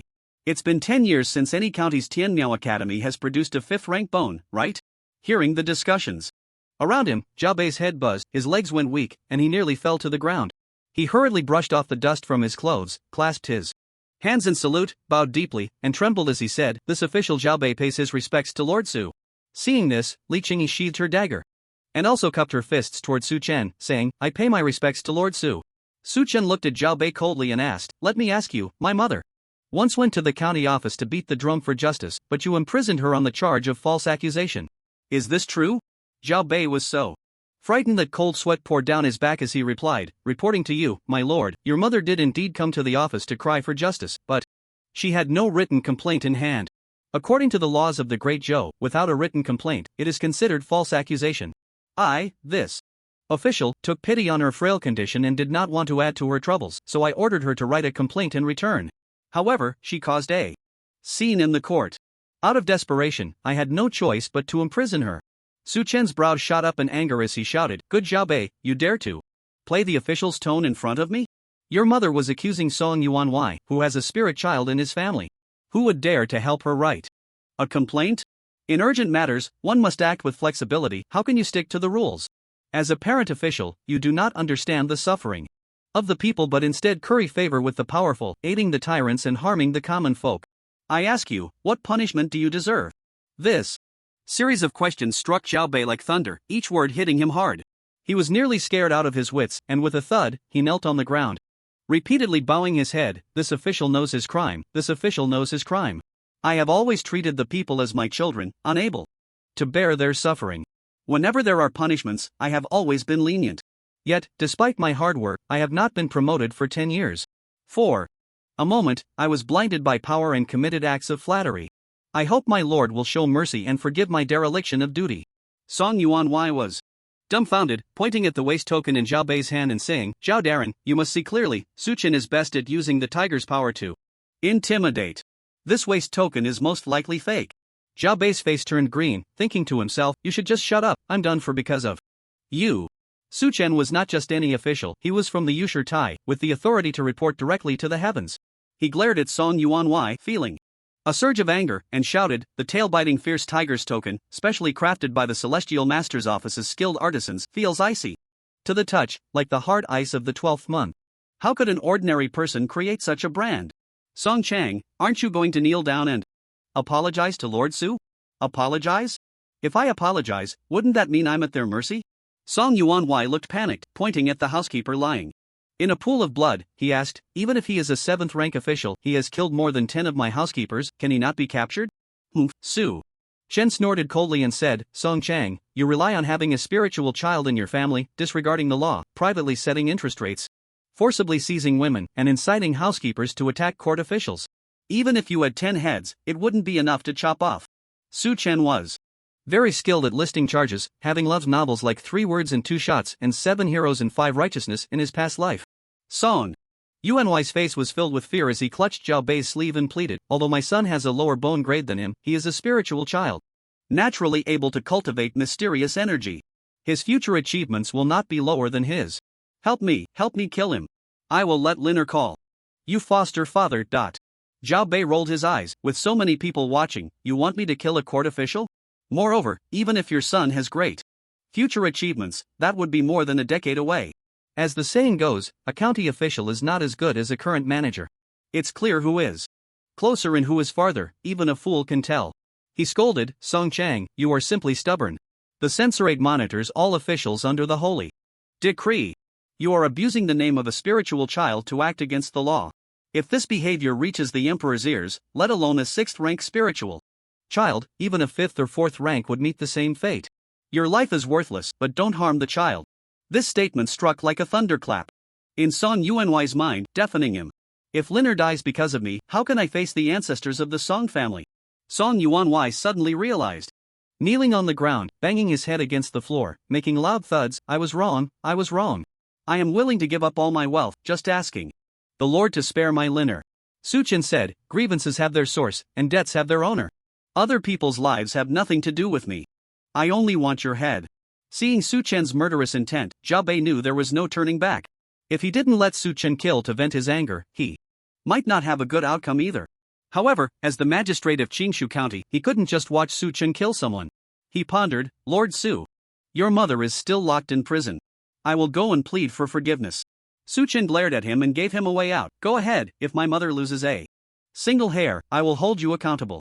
Zhao Bei got up, looked around, and shouted at the onlookers, you are not from the Song family, what are you doing here? Do you want to be accomplices of Song Chang? The onlookers were so frightened that they ran away, and in the blink of an eye, they disappeared. Even the family members and servants in the Song residence fled in a panic. Zhao Bei ordered Li Qingyi to take Shower to the clinic for treatment. Dr. Shin timidly approached to report, Su. Lord Su, Shower is not seriously injured, her bones are not broken, just bruised. When she gets to the clinic, let my wife help her wash up and apply my special herbal medicine. By tomorrow morning, she will be able to walk, and within 3 days, the wound will heal without leaving a scar. Suchen said lightly, thank you, Dr. Shin. After this matter, I will certainly reward you handsomely. Dr. Shin politely declined and left the Song residence with Zhao Bei and Li Qingyi. In the entire Song residence, only Su Chen and Song Yuan remained. Song Yuan sat on the ground, motionless, as if his soul had left him. Su Chen knocked the knife on Song Yuan's shoulder and sneered, I said I would turn you into a human pig. I, Su Chen, never go back on my word. Upon hearing this, Song Yuan was so frightened that he wet his pants, repeatedly bowing his head and clutching Su Chen's thigh, pleading, give me a quick death, don't torture me. Su Chen would not grant his wish. With a twist of the blade, he cut off his ear. Song Yuan let out a scream like a slaughtered pig, covering his ear and rolling on the ground. This made him seethe with anger. He gritted his teeth, a mocking smile in his eyes, and coldly said, since it's no big deal, come down and let me break your legs, and I'll immediately release Song Chang. How dare you? Who do you think you are? The other party didn't expect Su Chen to speak like this, their chest heaving with rage. Suddenly, they extended a hand and grasped the air in the courtyard, and with a loud crack, the artificial hill in the courtyard seemed to be crushed by immense force, twisting and cracking, crumbling into powder that scattered in the wind, disappearing in an instant. Su Chen stared in shock. What the hell was that move? It was terrifying. The person on the roof clapped their hands triumphantly. Don't be foolish, killing you is as easy as squashing an ant. Su Chen narrowed his eyes. More of this nonsense, everyone in this world treats me like clay. His mind raced, and a plan formed. With a cold glare and a look of disdain, he said, I've heard similar words twice already. Let me tell you, my sister is heavier than a mountain and taller than the sky in my eyes, even her little finger is worth more than the rarest gem in this world. Song Chang hurt my sister, so he must pay with his life. There's no room for negotiation. If you have the guts, let your master plead with the emperor. I want to see who is greater, your master or the emperor. This statement had a hint of accusation. The person on the roof exploded with rage. How dare you? My master is not someone you can speak of so recklessly. Just then, Su Chen suddenly swung the knife in his hand, aiming for Song Chang's head. She quickly spread her fingers, reaching out to grasp Su Chen in midair, shouting, prison finger. The air around them suddenly solidified, pressing toward Su Chen. This was the same move that had just crushed the artificial hill. However, she was careful not to aim for Su Chen's vital points, only targeting his right arm as he swung the knife. She was confident that this strike would crush Su Chen's right arm into powder. As her fingers formed a fist, just as the technique was unleashed, an immense force suddenly surged from her fingers, short and abrupt, unstoppable, causing her fingers to flip back toward her palm. A sharp pain shot through her. It seemed her 5 fingers were about to be broken. Golden light erupted from her body, and strange talismans emerged from her arm, weaving into a golden net that enveloped her fingers. The counterforce was completely blocked by the talismans, saving her fingers. On the other side, Su Chen swung his knife, the momentum slightly hindered but not significantly affected. With one stroke, a scream echoed as Song Chang's right hand was severed. He quickly switched the knife to his other hand. Letting his right arm droop naturally, feigning a serious injury, his face contorted in pain as he knelt on the ground. However, with his left hand, he held Song Chang close, the blade resting on his right shoulder. The person on the roof rubbed their fingers, looking at Su Chen with uncertainty. Seeing that he had already severed Song Chang's right hand, they stomped their feet in frustration. Bastard, what kind of Xuanwu technique are you using? How could you possibly block my prison finger? Su Chen feigned a resolute demeanor, his anger flaring, and shouted, "Li Hui, you really are something, daring to kill even those from the censorate. Let me tell you, the censorate supervises the officials on behalf of the emperor's decree, representing the emperor's will, not something to be toyed with. Even if I die today, I'll take someone down with me. If you want to take Song Cheng away, I'll just have to kill him. Right and wrong will have their own judgment. I want to see what the emperor will think when he learns of this." "I don't believe you, Li Hui, dare to rebel?" The accusations kept piling up. The person on the roof was stunned for a long time, clearly frightened by these words, their voice trembling. "Why you? You're talking nonsense. When did I say I wanted to kill you?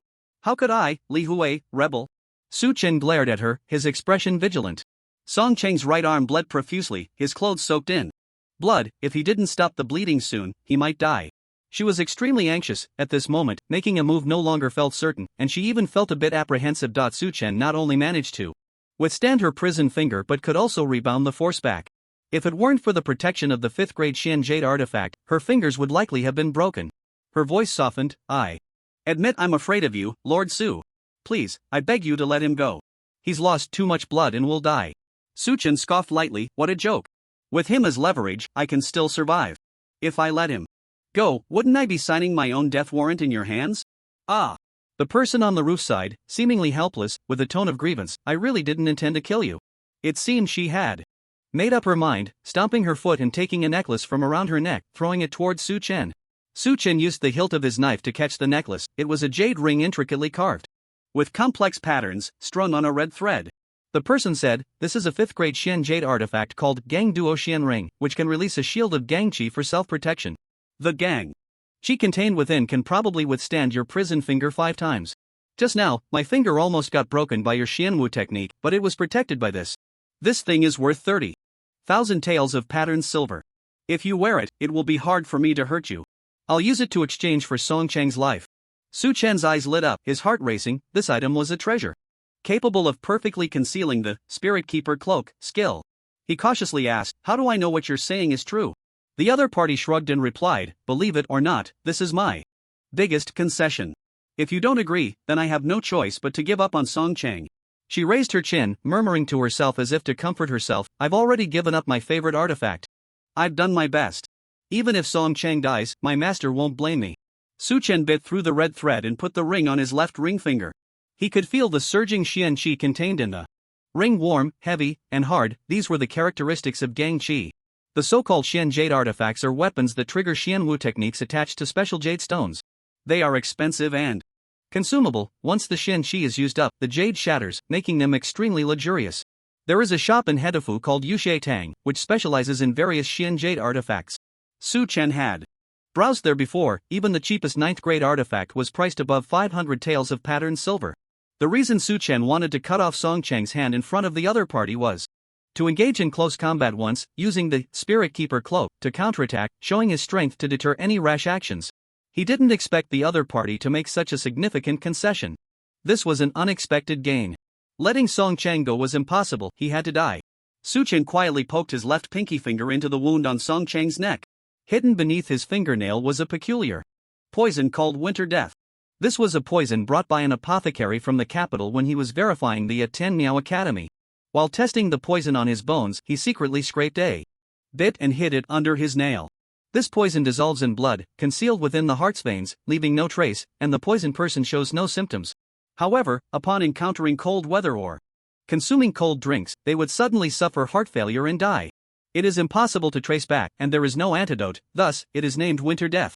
Su Chen infused all the Winter Death hidden in his fingernail into Song Cheng's blood. Casually glancing at the person on the roof, he said, "I have 2 conditions. If you can agree, I will immediately let Song Cheng go. You speak, as long as it's not too excessive, I will satisfy you." Su Chen said, "Releasing a suspect privately is against the law. This matter must be kept confidential. Besides you, me, and Song Cheng, no 4th person can know. Moreover, it must be publicly announced that Song Cheng has been executed." The person on the roof thought, "Even if you don't say it, I would do the same. The reputation of my Li Hui cannot be tarnished by me.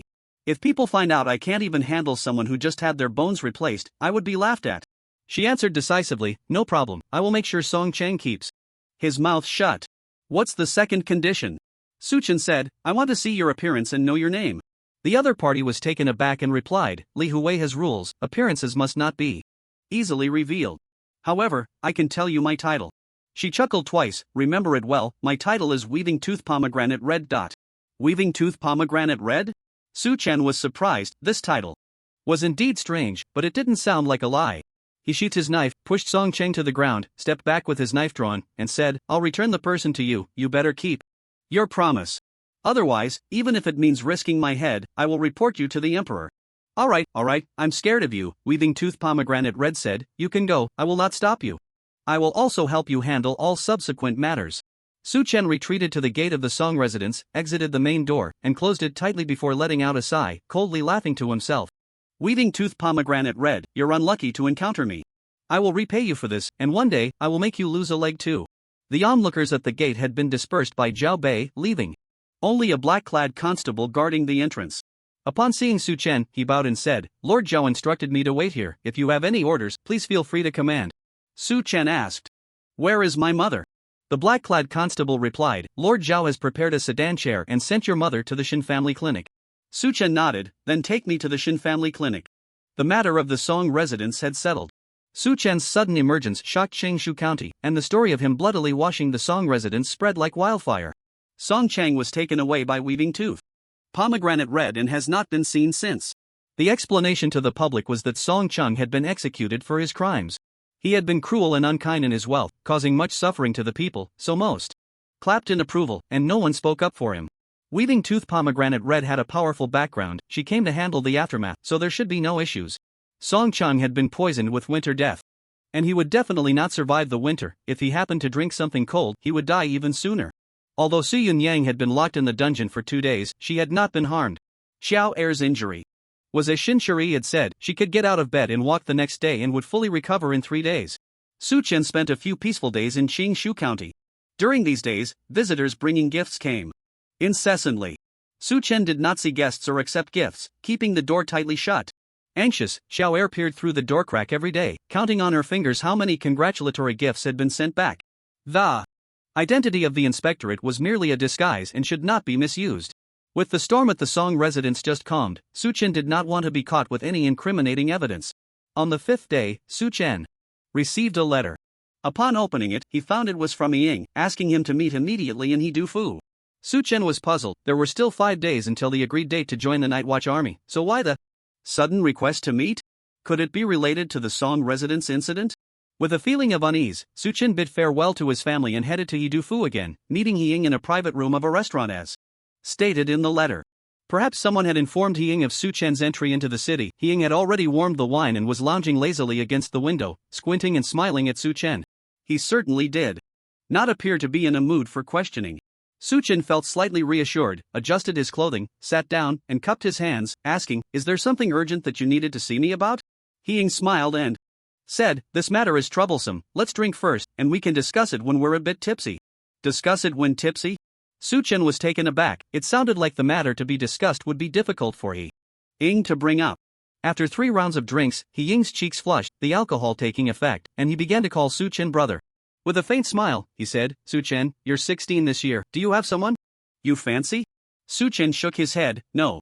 Ying said, then can I introduce a marriage proposal to you? A marriage proposal? Su Chen was slightly taken aback, he never expected that Ying had called him to discuss a marriage proposal. Ying said, in the Eastern Radiance Divine Continent, there are 8 clans, with spiritual bones passed down through the bloodline for generations, all possessing great power, some dominating a region, while others maintain a foothold, independent from the surrounding nations. Among them, the clan adjacent to the Great Zhou is the Mei clan of Yangwu Mountain. The Mei clan's bloodline inherits the 10th grade auxiliary-type spiritual bone, the wood spirit bone, which has the ability to harmonize with plants and trees, excelling in alchemy, and is known as a family of alchemists. The marriage proposal I want to discuss with you is related to the Mei clan of Yangwu Mountain. The idea that spiritual bones could be passed down through bloodlines was something Su Chen had never heard of before. Ying continued, the wood spirit bone of the Mei family has the highest inheritance rate among the 8 major clans. Regardless of gender, the descendants of the Mei family have a 30% chance of being born with the wood spirit bone.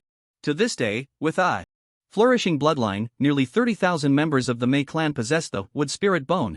The Mei family is proficient in the art of alchemy and has created a type of elixir that can elevate the wood spirit Bone, of a few clan members into the powerful combat-capable, 7th grade Wood King Bone, and 4th grade Wood Immortal Bone. Ying took a wine jug and filled Su Chen's cup, saying, "The Mei family is so powerful and close to our nation, it feels like a thorn in our side. The Great Zhou has long had the intention to subdue them, but there is still a Bulu living among them, so we dare not act rashly." Bulu? Jie Shi Lu Hong had once said that her master, as a Bulu, transcended the law. Su Chen asked, "What is a Bulu?" "A person who masters the laws of heaven and earth, capable of easily slaughtering a city with their own strength, is considered a Bulu, above the law." A Bulu is someone who has cultivated their spiritual bones and mysterious energy to the extreme, transcending the shackles of the physical body, beginning to communicate with heaven and earth. In front of a Bulu, ordinary spiritual bone users are like fish on a chopping board, utterly defenseless. Su Chen gasped, the ability to master the laws of heaven and earth and easily slaughter a city. No wonder Ji Yeshur Lu Hong's master looked down on the emperor. Ying said, "There are only a few hundred Bulu powerhouses in the Eastern Radiance divine continent. Among the 6 great nations, our Great Zhou has the fewest Bulu, with only 7. Although the number is small, it is enough to intimidate the masses. The Mei family is similar, even with just 1 Bulu, it is enough to make the Great Zhou wary." Su Chen understood in his heart that this Bulu powerhouse was akin to nuclear weapons in his previous life, with such destructive power that mere deterrence could avoid war.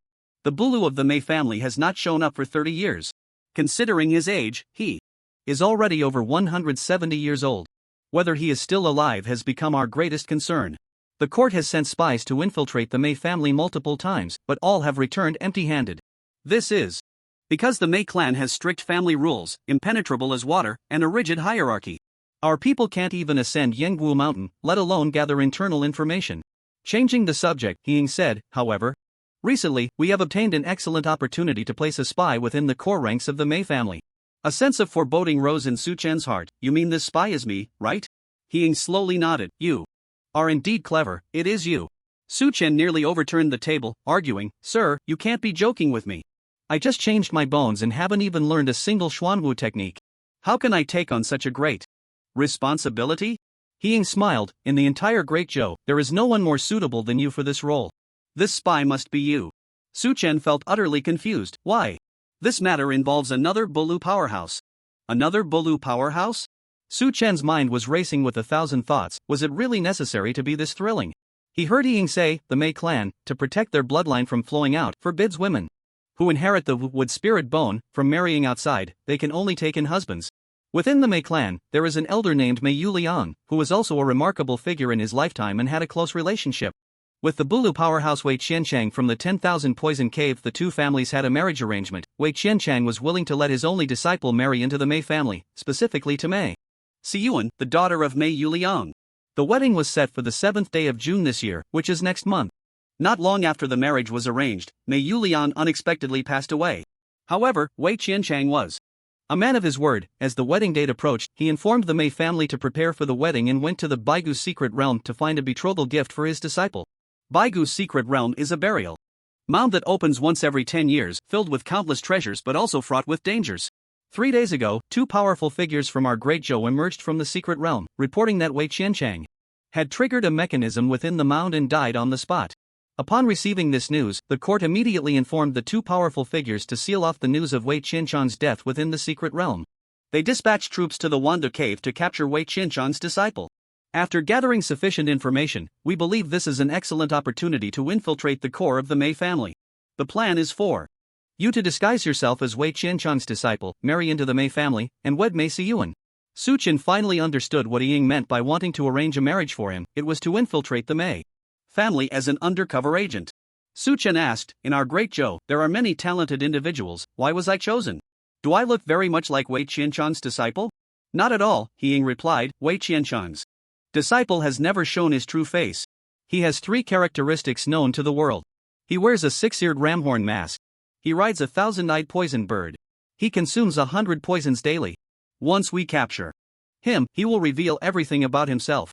Wei Qianchang's disciple only has a nickname, called Yang Shang, born with a spiritual bone, 5th grade corrupt poison bone, just like the bone you were supposed to exchange. 4. However, his has defects that backfire on himself, causing his face to fester and appear like a malevolent ghost, making him afraid to show his true face. He wears the 6-eared ramhorn mask all day, which Wei Qianchang obtained from the secret realm 10 years ago. It is a 4th grade Xian Jade artifact. The thousand-eyed poison bird is a large flying creature capable of carrying a person soaring through the sky. However, its wings contain deadly poison, anyone who touches it dies instantly. 5th grade corrupt poison bone is not afraid of poison and can control this bird. As for consuming 100 poisons daily, it is because of his defect, his bone quality gradually deteriorates, and to delay the symptoms, he needs to use poison as medicine. In our great Zhou, there is no one of similar age to Yang Shang who is not afraid of poison and can consume 100 poisons daily except for you. The most crucial point is that the doctors in the capital have examined his and found that the condition of his decaying bone is very similar to your failed bone exchange. So, as long as you wear the 6-eared ramhorn mask, ride the thousand-eyed poison bird, and call yourself Yang Shang, no one in the world will be able to tell the difference. Understanding He Ying's words, Su Chen felt like crying without tears. His clever plan to disguise himself as a poison-resistant bone had backfired. Can I refuse? He Ying shook his head. The order was personally given by the emperor. Neither of us has the right to oppose it. Moreover, this matter is an opportunity for you, regardless of success or failure. As long as you take on this task, you will be a hero of Great Zhou, and your future career will be smooth sailing. As for that future career, such a task, if failed, would lead to death. Su Chen smiled bitterly. If I marry into the Mei family, what will happen to my mother and sister? Who will take care of them? You don't need to worry about that. We will ensure you have no concerns, He Ying said. King Qingye of Laizhou will take your sister as a foster daughter, and they will live in the Laizhou royal residence, enjoying a life of luxury and wealth. Damn! Su Chen was utterly shocked. This was a huge deal, and Xiao would directly ascend to become a little princess. It seemed that the emperor was quite determined. This task definitely left no room for retreat. From another perspective, as long as the court had Su Yunyang and Xiao under control, they need not fear Su Chen's betrayal. This was a plan that killed 2 birds with 1 stone. Since coming to this world, every step has been arduous. Having just emerged from the dragon's den, now I must enter the tiger's lair. Su Chen suspects that he is here to suffer. He downed 3 cups of wine to suppress the turmoil in his heart, realizing that he had no way out. He replied, I can accept this task, but I have one condition. He Ying's eyes lit up. As long as we can do it, we will do our best to help you. Su Chen said, I need a 5th grade or above Xianyu artifact for self-protection, as well as some rare medicinal materials. He Ying nodded. The Xianyu artifact has long been prepared. As a disciple of the unorthodox, Yang Shang has some treasures on him, which he will give you when the time comes. What medicinal materials do you want? He Ying agreed readily, but Su Chen had not yet decided which ones to ask for. It was impossible to list all the materials from the potion book. He could only choose a few key ones to avoid raising suspicion. He replied, I'll let you know once I've thought it through. He Ying said, then think quickly. Gathering rare medicinal materials takes time. There are less than 20 days until the wedding, and we will conduct hellish training to teach you some hidden weapon techniques. Wei Qianchang is the most skilled in hidden weapons, and his disciple is also very accomplished in this area. Additionally, mastering the thousand-eyed poisonous bird requires skill. Due to the tight schedule, Su Chen was taken to the military camp in Laizhou that very day, where experts from the capital conducted secret training for him. 20 days later, at the peak of the 10,000 Poison Cave, atop a 100-foot cliff, a man and a bird stood side by side. Su Chen wore a colorful crown, draped in a robe of clouds, and his face was covered by a 6-eared sheep horn mask, revealing only his mouth and pointed chin. The thousand-eyed poisonous bird was enormous, towering over Su Chen, with a long neck and short beak, its narrow wings and feathers of vibrant green, resembling both a peacock and a phoenix. It was called the thousand-eyed bird because its 8 tail feathers were covered in eye-shaped patterns, densely packed and quite terrifying. Despite its fierce appearance, the bird had a gentle disposition, somewhat silly, spending its days eating and sleeping, only recognizing the mask and not the person. It relied heavily on Su Chen, who wore the 6-eared sheep horn mask, standing beside him and occasionally rubbing its head against his shoulder. According to custom, a son-in-law who marries into a family must wait at home, as the in-laws will send someone to fetch him. The people of the Great Zhou had long since departed. Watching from a distance, all subsequent actions would be carried out by Su Chen alone. Damn it, I never thought I would end up like this, waiting like a little bride for someone to come marry me, Su Chen thought, feeling an endless gloom. He looked at the thousand-eyed poisonous bird beside him and asked, What do you think, is my little wife pretty? The poisonous bird couldn't understand his words, it simply stuck out its tongue and licked his palm.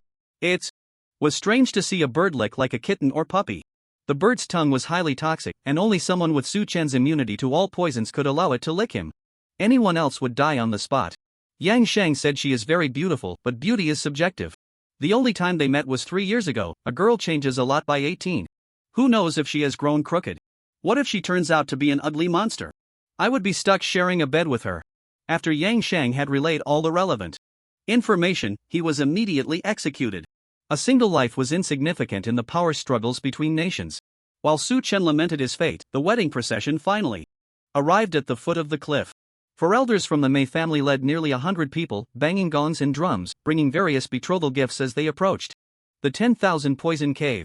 Upon reaching the cliff base and seeing the surrounding poisonous miasma, they dared not advance. The leader shouted, "Senior Wei, I am Mei Feng. From the Mei family, sent by the family head to fetch the bride. We kindly request that you clear the poisonous miasma so we can present the betrothal gifts." Su Chen heard the calls from the cliff base and replied loudly, "Please wait for a moment." He climbed onto the thousand-eyed poisonous bird and urged it to fly down from the 100-foot cliff. The wedding procession saw a giant bird in the sky, its wings spanning 100 feet, circling down, blocking out the sun, fierce to the extreme, causing everyone to gasp in shock and murmur among themselves. "Oh, did you see that? That's the thousand-eyed poisonous vulture. I heard that its poison can harm the Xuanqi if you touch it before reaching the third transformation, you die instantly. Even if you reach the third transformation, getting contaminated is still troublesome, only the 5th-rank corrupt poison bone can handle it perfectly."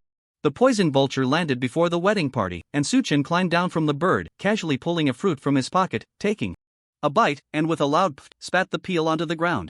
He raised his chin and said arrogantly, "Just leave the stuff here, someone will clean it up. My 10,000 poison cave isn't a place just anyone can enter." This display sparked another round of discussion. "Who is this? What a big tone. Sounds like he doesn't think much of our Mei family at all. Are you blind? Can't you see he's wearing a ramhorn mask? He's Yang Sheng, our little uncle-in-law.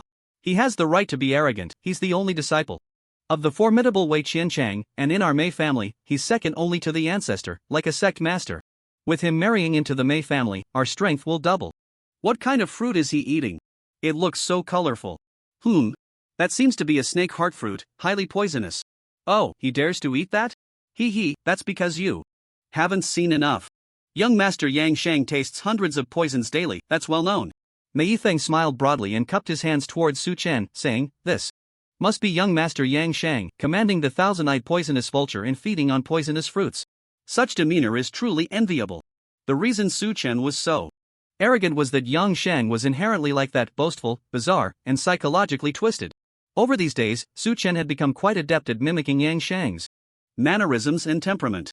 The Night Watch army had advised him that the essence of playing Yang Shang was to stir up trouble. He must always find something to do, never allowing a day to go by idly.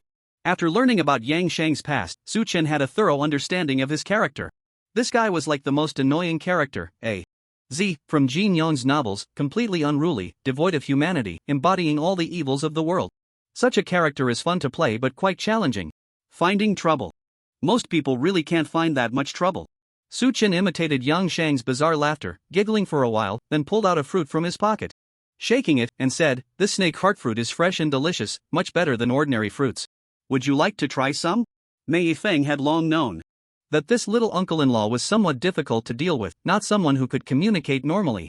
He didn't dare to be negligent and replied as, "If basking in spring breeze, I'm too old and cherish my life too much. I can't afford such fruits. Only heroes like young Master Yang Shang and Senior Wei dare to eat such fruits. Such a good attitude." Su Chen was slightly taken aback, feeling a bit reluctant to press further. But according to the plan, connecting with the Mei family in this act was crucial. He had to leave an impression of being unreasonable and cruelly bloodthirsty.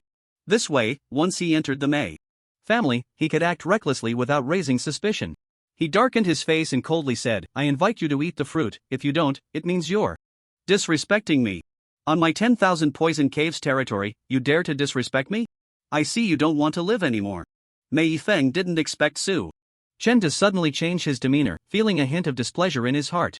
He held a high position in the Mei family and had never been confronted by a junior before.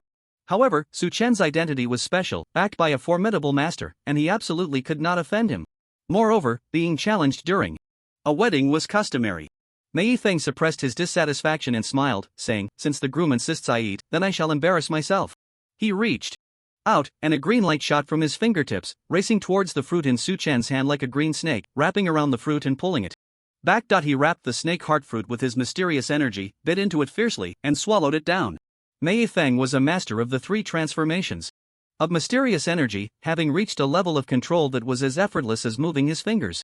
As long as he wrapped the fruit flesh with his Mysterious energy, preventing it from coming into contact with his internal organs. He could swallow it and later find an opportunity to spit it out without being poisoned. Suchen watched him eat the fruit without hesitation and, fearing it might kill him, intentionally reminded him, putting on a look of schadenfreude. He clapped and said, "You truly are someone from a family of alchemists, daring to eat even a fruit coated with poison." Poison? Mei Feng was taken aback.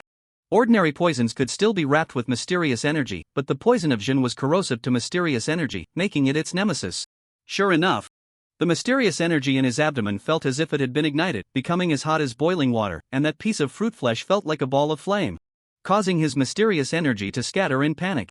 He was horrified and hurriedly spat out the piece of fruit flesh, but it was still a moment too late. A trace of poison remained in his stomach, instantly burning his stomach wall and causing him to spit out a mouthful of blood. Mei Feng's face turned ashen, and he quickly fished out a bottle of pills from his pocket, poured out a few and swallowed them, then circulated his mysterious energy to slow the flow of his blood.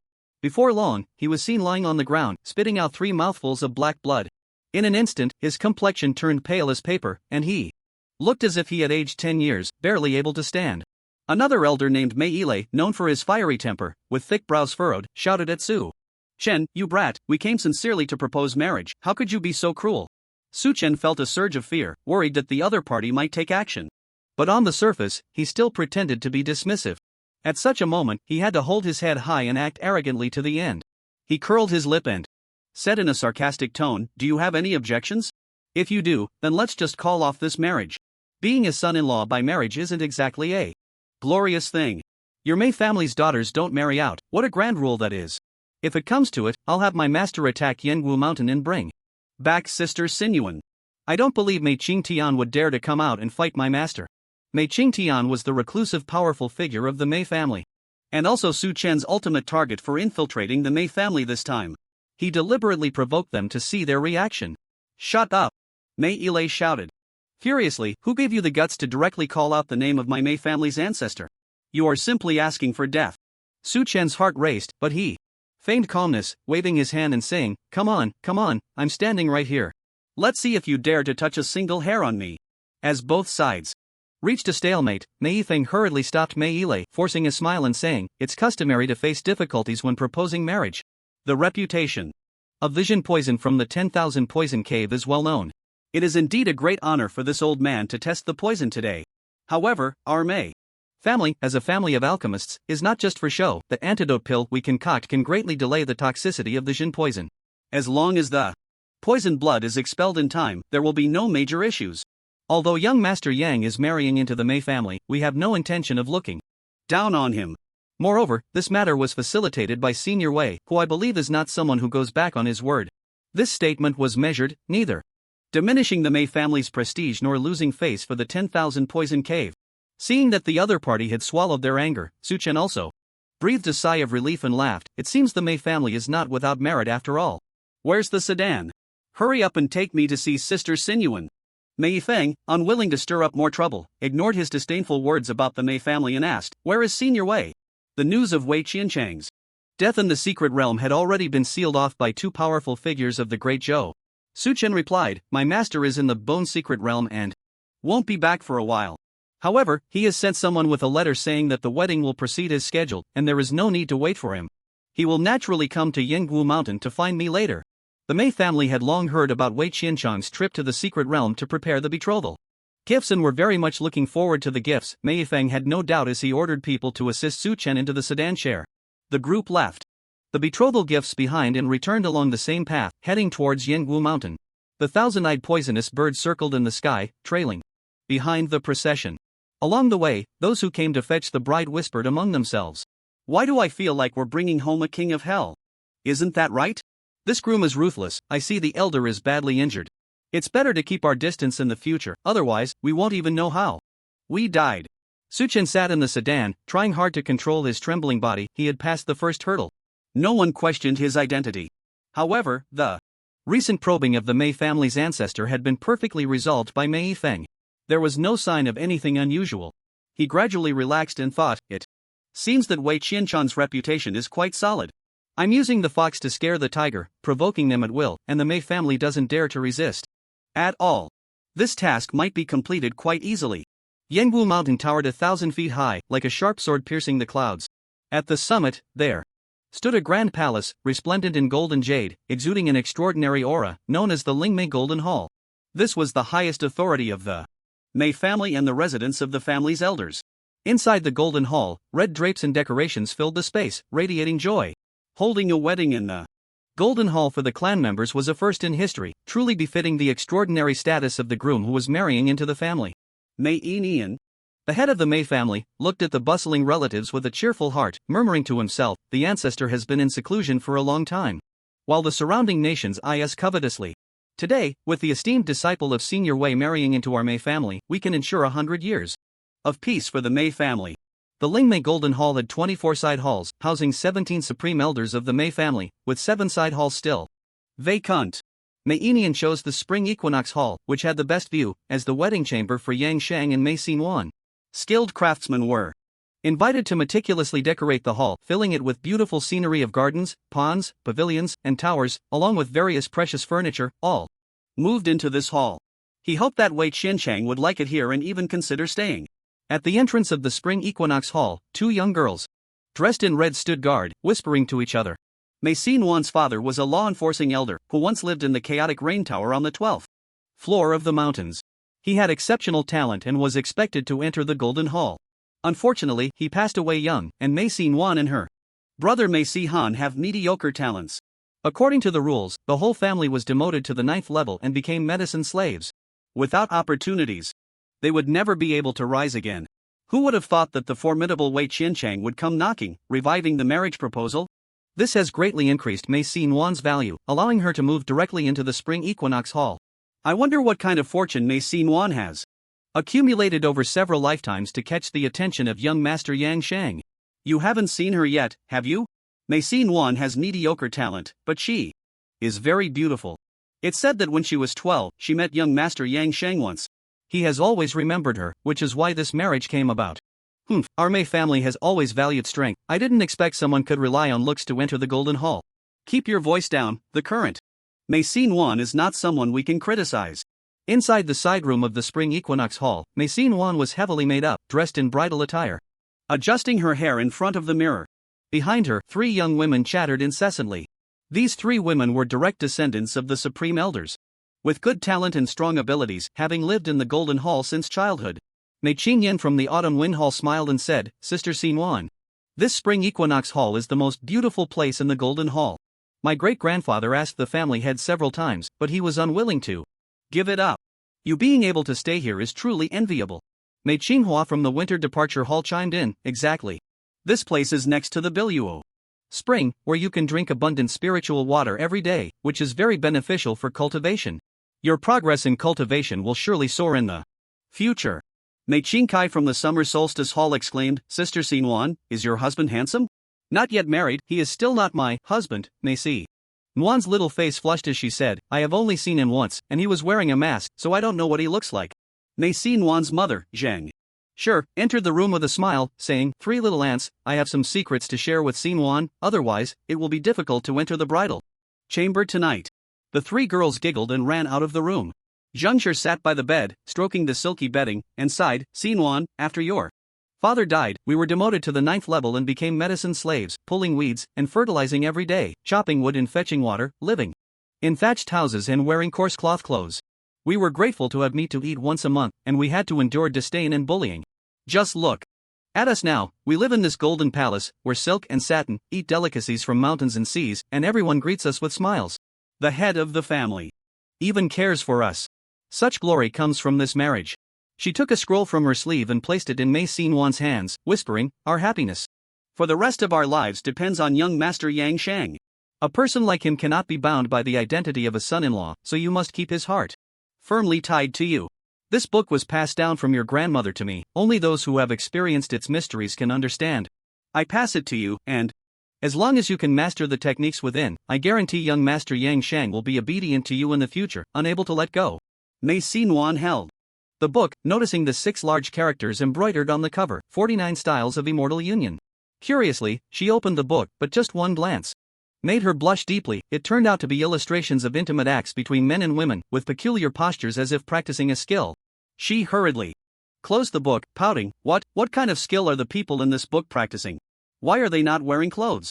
Zhang Shi chuckled. My silly daughter, on the wedding night, how can one wear clothes on the bed? You're getting married and still so shy. Come, let me give you some pointers. The wedding between Su Chen and Mei Xin took place as scheduled. The Mei family had always kept to themselves and did not invite any outsiders. Wei Qianchang had a peculiar personality and also did not have friends to congratulate him. However, the two elders in the Golden Palace ended their closed-door retreat early to attend the wedding, just to meet Yang Shang, making it easier to consult Wei Qianchang on some cultivation issues later. The wedding proceeded smoothly, with Su Chen stealing the spotlight. The thousand-eyed poisonous bird tucked its wings away, standing upright like a person, always by Su Chen's side. When seated, it sat next to Su Chen, eating and drinking with everyone, drawing attention and adding a mysterious aura to him. Throughout the banquet, many came to toast him. Since Su Chen acquired the skill of poison immunity, he was not only immune to all poisons but also did not get drunk from alcohol. He welcomed everyone and drank over 300 cups, leaving people astonished. In the Golden Palace, many high-ranking sons-in-law felt they had found a backing, and the gifts they presented were mostly very expensive. They all treated Su Chen like a star in the sky. The head of the family, Mei Yinyan, was so happy he couldn't stop smiling and asked many questions about Wei Qianchang. Su Chen had done his homework in advance and answered every question. Some unknown secrets and anecdotes related to the unregulated strong were shared by him like a story, opening everyone's eyes. Occasionally, he would say a few thought-provoking golden phrases, earning him much praise. He even shared some cultivation tips of the unregulated strong, which greatly benefited the two elders, who felt their trip was worthwhile. Of course, the Yang Shang played by Su Chen was not a pushover. His arrogant personality was on full display. He scolded the wine prepared by the Mei family 3 times, changing it 3 times, and only when it was replaced with the strong 3 cups down was he satisfied. Some of the clan members, unable to hold their liquor, collapsed to the ground after just 3 cups, only to be mocked and ridiculed by him, even receiving a spit in the face. Such absurd and overstepping behavior drew some criticism. However, in the eyes of Mei Yinyan and the 2 grand elders, these actions were tolerable. When they thought of the benefits he could bring to the Mei family, they even found him somewhat endearing. After the banquet, it was finally time for the wedding night. Su Chen was escorted into the spring equinox hall by a group of Mei family disciples. Some well-meaning individuals even prepared various strange pills for him, claiming they would ensure his prowess on the battlefield, making him the bravest of all. Su Chen dismissed the revelers in the wedding chamber one by one, and the entire spring equinox hall fell silent. Inside the wedding chamber, Mei Xin sat by the bed, her head covered in red, her heart racing. Suddenly, with a creak, the door was pushed open, and a voice from outside scolded, "You silly bird, why are you coming in while I enter the bridal chamber? Go, you'll sleep under that tree tonight. Yes, that pomegranate tree. Stand still and don't move, and no peeking." Mei Xin curiously lifted her veil to glance at the door, only to see a figure in red striding in. She hurriedly lowered her veil again. Su Chen sneaked into the room, closed the door, and looked around. The new room was decorated elegantly, with a firefly lamp hanging from above, casting a soft warm light that made the room appear hazy. The table was set with candlesticks and incense burners, and the feast was laid out. On the flower bed beside her, a girl sat with her hands clasped, wearing a red veil, looking quite reserved. Su Chen swallowed hard. Playing the role of a sheep at the banquet was not difficult for him, but entering the bridal chamber meant engaging in intimate matters. Although he had fought many battles in his past life and was experienced, this was his first time meeting someone without any emotional foundation and having to share a bed. He felt a bit at a loss about how to proceed. He recalled Yi Ying's requirements for this step. No matter how your bride looks, you must consummate the marriage. Even if she looks like a pig, you have to cover your eyes and go for it. Forget it, my fate is in the hands of heaven, not me. Let me first see how she looks. He finished a jug of wine on the table, moved a stool to sit opposite Mei Xin, and reached out to pull off her red veil. The sight before him made his eyes widen. The girl sitting there looked about 15 or 16, her head bowed, her face flushed with shyness. From beneath her red attire, a slender white neck was visible. Her skin as smooth and translucent as a peeled egg, delicate to the touch. Her face was rosy, like a freshly bloomed lychee. Her nose was high and straight, resembling a white bamboo bridge. Her ears sparkled like jade-carved butterflies. Her red lips were soft and moist, akin to freshly ground cinnabar. Her phoenix eyes were filled with emotion, exuding a myriad of shyness.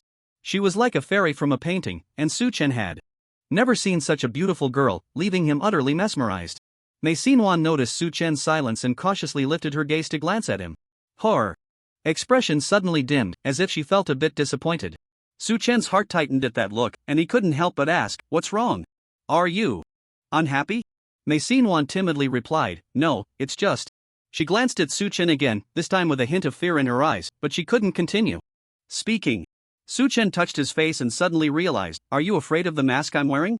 Xin slowly nodded and cautiously said, "The last time I saw you, you were also wearing a mask.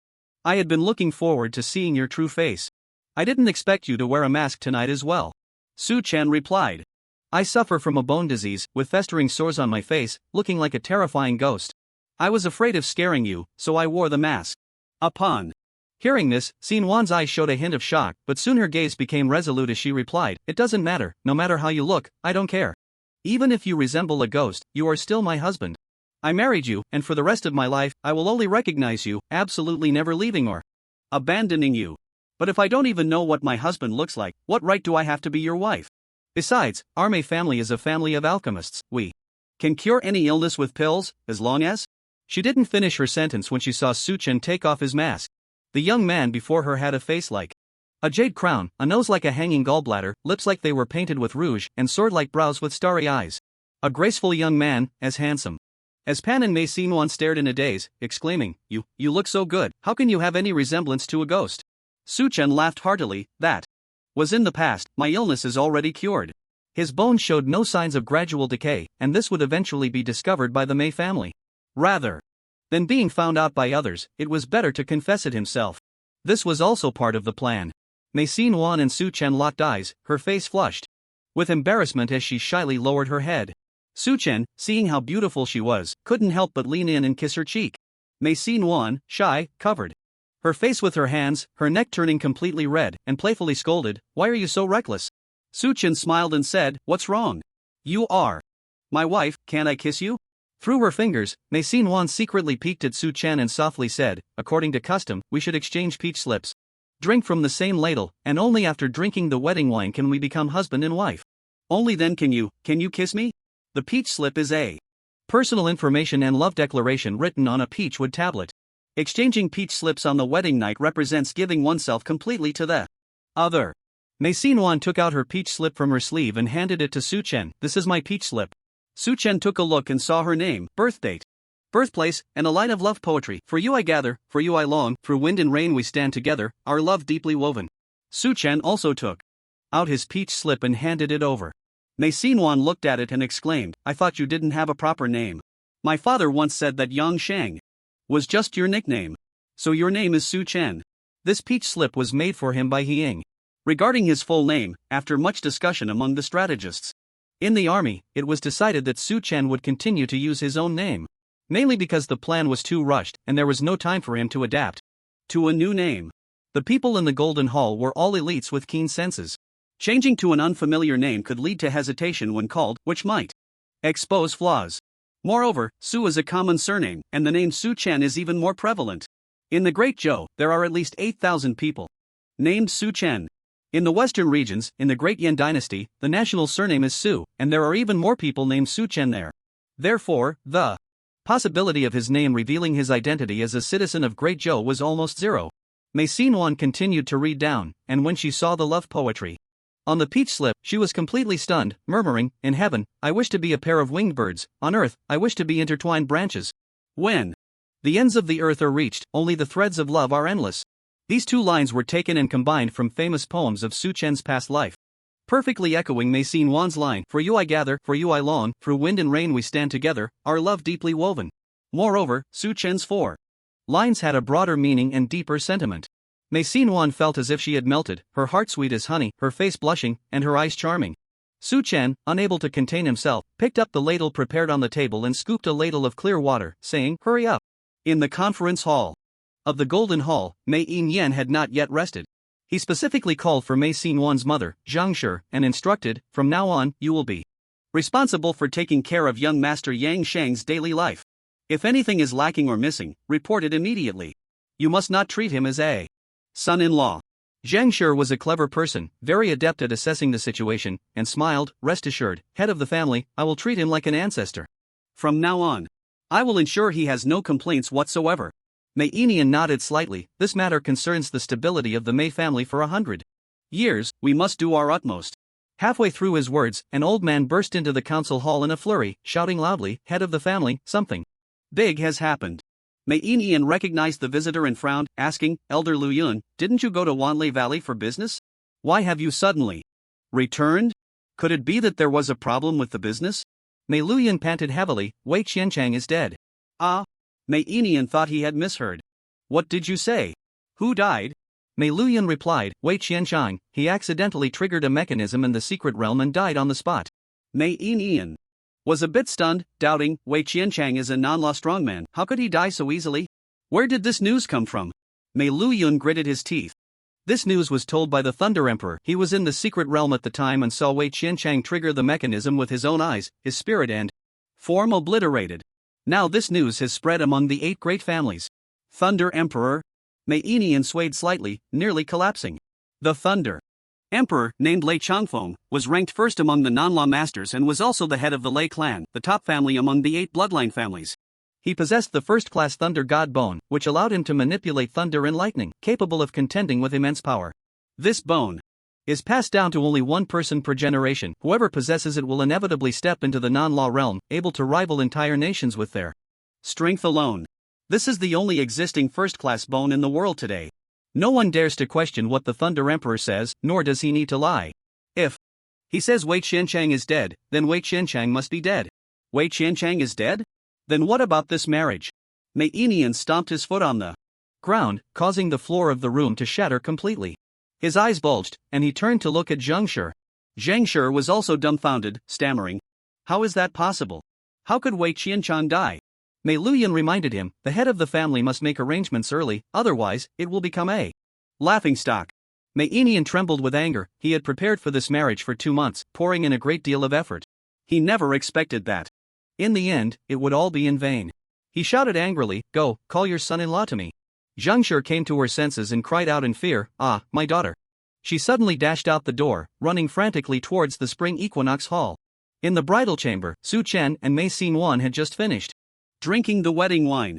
He impatiently took off his outer garment, sat on the edge of the bed, and pulled Mei Yuan into his arms, kissing her.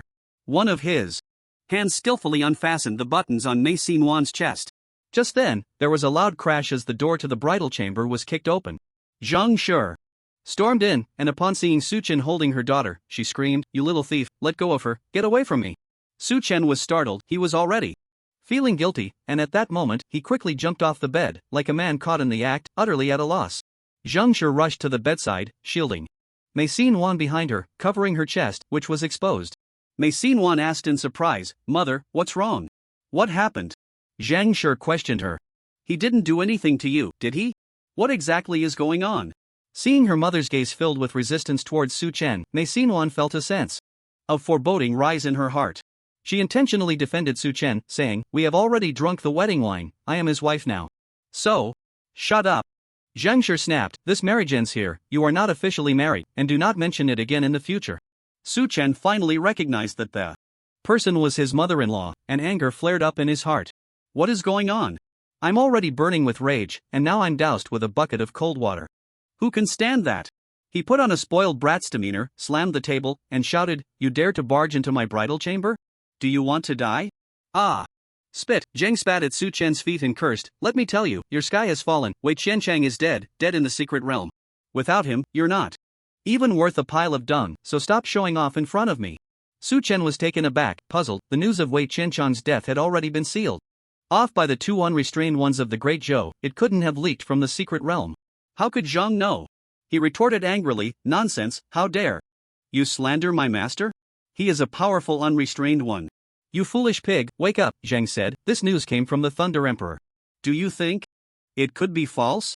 No matter how powerful an unrestrained one is, once they enter the secret realm, they are just running for their lives." Wei Qianchang triggered a mechanism and was obliterated. Su Chen's head buzzed. The Thunder Emperor? He was there at the time? Damn, this script isn't written like this. Su Chen certainly knew who the Thunder Emperor was, the number 1 on the unrestrained list, far surpassing the others, a unique existence. No one would question the news he spread. It seemed that the gap between the 2 unrestrained ones of the Great Zhou and the Thunder Emperor was not small. When Wei Qianchang died, They didn't even know the Thunder Emperor was present, naively thinking they could keep this news under wraps. In the plan, the news of Wei Qianchang's death in the secret realm was supposed to be concealed for at least 6 months. It's over, it's over. Su Chen's face turned ashen. He didn't know how many people he had offended with his arrogant behavior at the wedding. Now that Wei Qianchang was dead, he had lost his backing. Staying in the Mei family would likely be difficult, even life-threatening. Thinking of this, Su Chen put on his mask, burst out of the bridal chamber, and shouted at the pomegranate tree, "Silly bird! Let's go!" The thousand-eyed poisonous bird was startled awake and flapped its wings towards him. From the side, a figure flashed, coldly questioning, "Young Master Yangsheng, where are you going?" Su Chen turned to see Mei Yilei standing in the hall, looking at him coldly. Su Chen shouted that it was bad. During the wedding, he had exchanged a few words with Mei Yilei, and the other party might be harboring resentment. Su Chen said, "I heard my master died in the secret realm. I need to return to the 10,000 poison cave to confirm the news." Mei Yilei coldly replied, "My Mei family is not a place you can come and go as you please." Moreover, he revealed a hint of a vicious smile and said, "The news from the Thunder Emperor needs no confirmation, just accept your fate." Su Chen patted the poisonous bird to signal it to sit down and asked, "Humans are not sages, who can be without faults? My master's methods are unfathomable. Perhaps the Thunder Emperor misjudged him?" "Ha!" Mei Yilei laughed, "You speak so boldly. If the Thunder Emperor wanted to kill your master, it would be as easy as squashing an ant. Their strengths are worlds apart, how could he misjudge?" Su Chen mounted the poisonous bird and countered, "The gap between you and the unrestrained ones is also vast. How do you know the Thunder Emperor didn't misjudge? Perhaps this is a scheme by the Lei family to sow discord. Not wanting to see the Mei family's power grow, they deliberately released the news to create misunderstandings between us." You haven't seen my master's body. Yet you dare to say he is dead. Aren't you afraid he will come out of the secret realm and seek justice from your Mei family?" Mei Yilei frowned, considering, and felt there was some truth to it. If Wei Qianchang was really still alive, wouldn't the Mei family be making a fool of themselves? Su Chen said, "In the 10,000 poison cave, there is a secret method to communicate with my master. Whether he is alive or dead can be known with a test. Please trouble Elder Mei to inform the family head of the situation and wait for my news." He rode the thousand-eyed poisonous bird, soaring into the sky and flying down the mountain. Mei Yilei did not dare to stop him and went to the council hall to report back. Mei Yilei recounted Su Chen's exact words to the three, and upon hearing it, Mei Yinian was so angry he stomped his feet. "Yilei, you fool, how can you let him go so easily?" Mei Yilei replied in surprise, "I think what he said makes some sense. What if Wei Qianchang is still alive? Besides, keeping him here serves no purpose. It's better to let him go back to confirm the news." Mei Yinian took a deep breath, and after his anger subsided, his tone softened. "Do you think he will come back after he leaves?" Mei Yilei saw the disappointment in the head of the family's eyes and couldn't help but feel anxious, wondering, "Did I do something wrong?" Sigh, Mei Yinian explained, "How could the power of the Thunder Emperor regard our Mei family? Even if the ancestor and Wei Qianchang join forces, they might not be able to defeat the Thunder Emperor. Why would he spread such news to sow discord among us? Although Wei Qianchang is dead, the treasures in Yangsheng's hands are still intact. That thousand-eyed poisonous bird was brought out from the secret realm, and there is only one in the entire Dongyao divine continent. The poison on it is the nemesis of Xian masters. Incredibly precious. And that six-eared sheep horn mask is a 4th-grade Xian jade artifact, a treasure that is priceless and hard to find. Moreover, I saw the ring on his hand and the necklace around his neck, all of which are rare treasures. Letting him go is like letting a mountain of treasures slip away. Although Yangsheng is unruly, he is not foolish. Without Wei Qianchang backing him, he would have no foothold in the Mei family. How could he possibly come back?" With Mei Yinian's words hitting home, Mei Yilei pounded his chest in frustration. What should we do now?" Mei Luyun said, "The head of the family need not worry. I heard that 2 supreme elders have exited their seclusion early to attend the wedding. At their speed, they should be able to catch up if they set off now." Mei Yinian's eyes lit up, and he ordered, "Go, send a message to the 2 elders, instructing them to set off immediately and bring Yangsheng back." Mei Yilei and Mei Luyun both left the council hall to relay the message. Su Chen rode the poisonous bird, flying towards the direction of the Great Zhou Kingdom. He was burning with anxiety, constantly patting the bird's belly to make it fly faster. The poisonous bird squawked in protest, seemingly displeased with Su Chen's actions, but its speed reached its limit. In less than 100 miles, he heard the wind howling behind him. Turning his head, he saw 2 elderly men, moving like monkeys, racing through the mountain gorge. With each leap, they glided through the air for a considerable distance, as if flying. They quickly closed the distance between them. 20 days of training had made Su Chen aware of the differences in Xian realms. A significant manifestation of advancing from the three transformations realm to the unlawful realm is the ability to merge with the wind and walk in the air. The two pursuing him had clearly caught on to this principle but had not fully integrated with the wind. With each distance they flew, they needed to step on the ground to gain leverage. This state, where one foot touches the threshold of the unlawful realm but has not fully comprehended the principle, is referred to as the half-understanding realm. In the Mei family, those who reached this realm were the supreme elders. Suchen recognized the two pursuing him, they had even clinked glasses with him at the wedding banquet. Suddenly, the two behind him shouted in unison, "Prisoner!" Suchen saw the trees on the mountain range below suddenly grow wildly, thousands of branches shooting up, dense and overwhelming, soaring over 100 feet high, like a towering wave, obscuring the clouds and moon, enveloping him completely. Suchen was dumbfounded. Compared to the massive wave of branches, he and the poisonous bird seemed as small as a grain of sand. Is this the power that humans can wield? Suchen cried out in despair, "Heaven, are you playing with me? I've only been here for a month. Can't you give me some time to develop? Are you trying to kill me?" His voice was drowned out by the wave, and he and the poisonous bird were wrapped into a massive sphere, controlled by the two elders, floating in the air, flying back to Yengwu Mountain. Suchen and the thousand-eyed poisonous bird were brought back to the Golden Hall Council chamber, both of them unconscious. Seeing Suchen brought back, Mei Inian breathed a sigh of relief and asked, "Is he alright?" One of the supreme elders squinted and replied, "He's fine, just a bit frightened and fainted." The other supreme elder was very angry and complained, "Since Wei Qianchang went to the secret realm, the wedding should be postponed. Now it's done, the wedding has taken place, and Wei Qianchang is dead. You have put in so much effort to arrange everything, making the spring equinox hall look like a royal garden, yet it has all been in vain. This will be a laughingstock. Inian, as the head of the family, you should think things through. Such a mistake must never happen again." Mei Inian lowered his head and said, "I will heed your advice." With Wei Qianchang dead, the two elders had no reason to stay and left in silence, returning to their seclusion. In the council hall, Meile took a breath and said, "It's a good thing we caught him, otherwise, I would have made a huge mistake this time. This kid is sharp-tongued and slippery, even more so than an eel. I think we should take all his treasures and kick him out of the Mei family. Leaving him here would only bring disaster." Zhang was also present and echoed, "The elder is right, this kid has a bad temper and is difficult to deal with. It's better to get rid of him. My daughter hasn't been touched by him yet, she remains pure. This marriage should end here, as if it never happened." Hearing this, Mei Inian sneered repeatedly and scoffed, "The matter of my Mei family marrying Wei Qianchang has long been a hot topic across the land.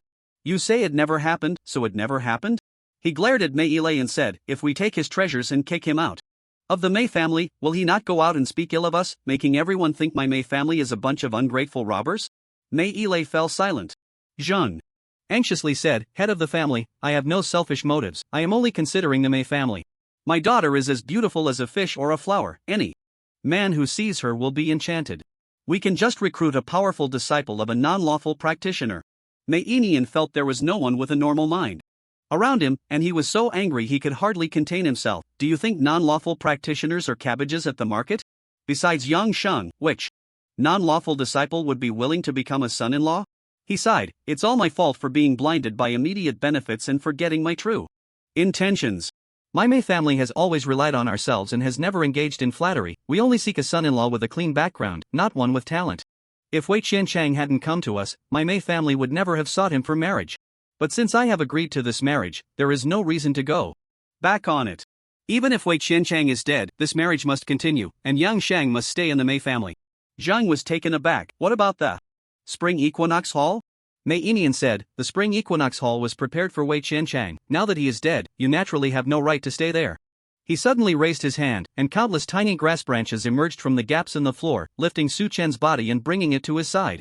He pressed down on Su Chen's shoulder and infused his xuanqi into Su Chen's body. Su Chen woke from his faintness, groggily opening his eyes. He felt a massive flow of xuanqi moving within him and turned to see Mei Inian, exclaiming, "Head of the Mei family, what are you doing?" Mei Inian examined his condition and disdainfully said, "As the rumors say, your bones have already rotted, and there is only a small amount of xuanqi left in you. It is absolutely impossible for you to cultivate to the first transformation realm. With such little ability, you dare to be so arrogant. I see you often rely on the shade of a big tree, unaware of the scorching sun. Staying in my Mei family will let you experience how brutal the competition among the Mei family disciples is." "Stay in the Mei family?" Su Chen exclaimed, I need to go back to confirm my master's death. How can I stay in the Mei family? No need to confirm, we have already received multiple reports of your master's demise, and the news cannot be wrong. You might as well accept your fate. Mei Inian said loudly, Mei Xinwan's family has no one who has reached the first transformation realm, and their bone quality is poor. According to family rules, they will be demoted to the 9th level as medicine slaves. Without permission, they are not allowed to leave Yangwu town.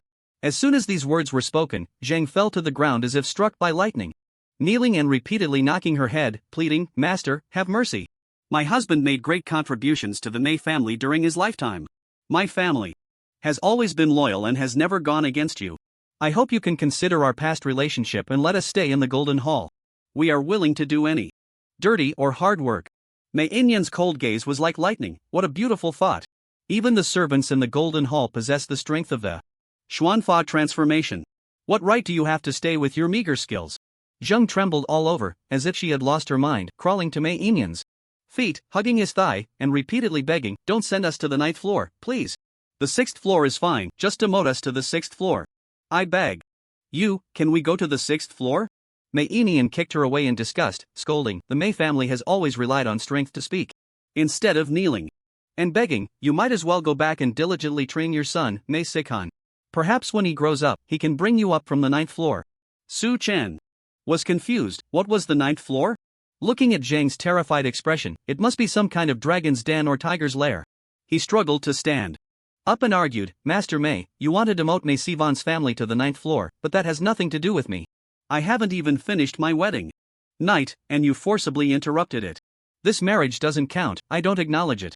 Mei Inian glanced at him with extreme disdain and said, from the moment you stepped into the Mei family's Golden Hall, you have already become our son-in-law. Whether you live or die, whether you stand or kneel, it is all up to me. Su Chen was furious, you Mei family are being unreasonable. When my master was alive, you all treated me like a guest of honor.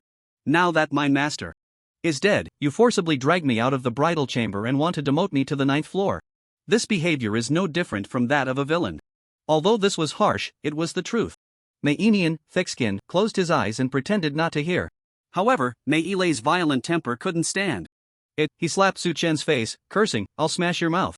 As an elder in charge of external affairs and a master of the Xuanfa third transformation, this slap carried immense xuanqi, with a force of no less than 1,000 pounds, and was as fast as lightning. With a loud smack, it was deafening. Surprisingly, Su Chen's cheek remained completely unscathed despite the fierce blow. Instead, Mei Ilei, holding his hand, cried out, ouch. My fingers. Hearing the shout, Mei Inian opened his eyes and saw that 3 of Mei Ilei's fingers were broken at the root, exposing stark white bone, with blood gushing out. Zheng watched in shock, covering her mouth in disbelief.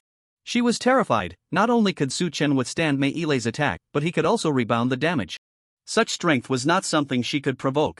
She had previously spoken disrespectfully to Su Chen, and if he sought revenge later, how could she resist? Mei Inian asked, what happened? Mei Ilei, clutching his hand and sweating profusely, exclaimed in anger, this kid is strange, he has rebound power. Rebound power? Mei Inian frowned, looking at the mask Su Chen was wearing. His eyes gleamed with greed as he flicked his fingers and chanted, Greenwood branch. Suddenly, a slender green branch sprouted from the cracks in the stone slab beneath Su Chen's feet, writhing like a green snake as it spiraled upward. Su Chen turned to run, but it was too late. The green branch wrapped around him, binding him tightly like a zongzi, and he fell heavily to the ground. His mouth was sealed shut, muffled sounds escaping as he struggled to speak. The skill that had just blocked Mei Ilei's slap was the Gravekeeper's cloak skill, which only triggered upon taking damage and had a 6-minute cooldown. Mei Inian mistakenly believed that the force that broke Mei Ilei's fingers came from the 6-eared ramhorn mask Su Chen was wearing, so he used the Xuanwu technique Greenwood branch to bind Su Chen. The best way to deal with rebound power was to use confinement techniques. Only imprisonment, without harm, naturally would not trigger the backlash. The 2 previous elders had also used the technique of confinement when capturing Su Chen, and did not trigger the Spirit Keeper's cloak. The greenwood branches wriggled around Su Chen like snakes, and before long, a branch lifted the 6-eared ramhorn mask and delivered it to Mei Inian's hand. Feeling the surging mystical energy fluctuations on the mask, Mei Inian was overjoyed. He put the mask on his face and infused his own mystical energy into it, activating the power within the mask. Instantly, a phantom of a ram-headed, human-bodied figure appeared out of thin air, enveloping him. The phantom stood 10 zhang tall, holding a spear in one hand and a shield in the Other, resembling a warrior from ancient times, imposing and full of killing intent. A type of Xian jade artifact? Mei Inian was slightly taken aback, then burst into hearty laughter. Truly a treasure from the secret realm. The method for crafting type Xian jade artifacts has long been lost. Only a few have been passed down from ancient times to the present. I never expected to obtain one. With this treasure by my side, I can fight against someone in the half-understanding realm. Beside him, Mei Yilei reattached 3 severed fingers using his Xuanwu technique and took a healing pill for external injuries. His wounds quickly stopped bleeding and healed, but for his bones to mend, he would need at least 10 days of rest. Having suffered a loss at Su Chen's hands, Mei Yilei was furious. Seeing that the family head had already retrieved the 6-eared ramhorn mask, he raised his foot and kicked towards Su Chen's lower back. This kick was like thunder, aimed to shatter Su Chen's spine. However, an unexpected event occurred. With a crisp thud, it sounded as if he had kicked an iron plate. Su Chen's body was sent flying far away, crashing into a pillar and then heavily hitting the ground. Mei Yilei, on the other hand, was howling in pain. Ouch! My toe! He fell to the ground, took off his shoes and socks, revealing that his right big toe's nail was shattered, blood gushing out.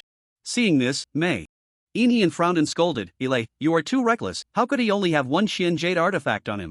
He was extremely dissatisfied with Mei Yilei, who, despite having high cultivation talent, was impulsive and combative. If it weren't for the fact that there were so few in the Mei family who had reached the 3rd transformation realm, and truly no one to uphold the family's reputation, he would never have allowed Mei Yilei to serve as the elder in charge of external affairs. This time, the force that blocked Mei Yilei's attack was indeed the power of the Xian jade artifact. Su Chen possessed a total of 7 Xian jade artifacts, 4 of which belonged to the young master of the ram, 2 were given by the Dezhou military, and 1 was his own Gang Duo Xian ring. Among the Xian jade artifacts provided by the Dezhou military, 1 was called Iron Cloth Armor, a 7th grade Xian jade artifact that could silently generate a close-fitting protective armor with a certain degree of backlash resistance, which Su Chen had selected from hundreds of Xian jade artifacts in the armory. Just now, it was the Iron Cloth Armor that had taken effect, injuring Mei Yilei's toes.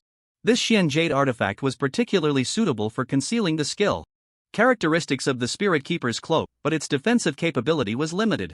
Su Chen endured this kick, nearly breaking his spine, and his internal organs felt as if they were being burned, causing him excruciating pain that almost made him faint. The greenwood branches around him continued to wriggle, separating several branches to peel off the Xian jade artifacts from his body, delivering them to Mei Inian's hands. Mei Inian examined them one by one, exclaiming, "Truly worthy of being the disciple of an unorthodox powerhouse, he actually carries 7 Xian jade artifacts on him. The lowest grade is also 7th grade. To have so many treasures on such a waste is truly a squandering of resources. Well, my Mei family has spent a fortune to build the spring equinox hall. These Xian jade artifacts will just make up for the expenses. Plus, with that 1,000-eyed poisonous bird, my Mei family still profits." After collecting the Xian jade artifacts, Mei Inian saw that Mei Yilei's toe had stopped bleeding and instructed, "You will take care of sending them to the 9th floor. Teach young master of the ram well, so he knows what can and cannot be said." Mei Yilei stood up, his face twisted in anger. "Rest assured, family head, I will make him remember it in his bones." Mei Inian reminded, "Don't make things too miserable for him, the 9th layer is short on manpower and still needs him to work." He walked over to Su Chen, squatted down, and said, "Our Mei family's rule is always to speak with strength. I'll hold on to your treasures for now, if you can climb up from the 9th layer and enter this golden hall, I'll return them to you."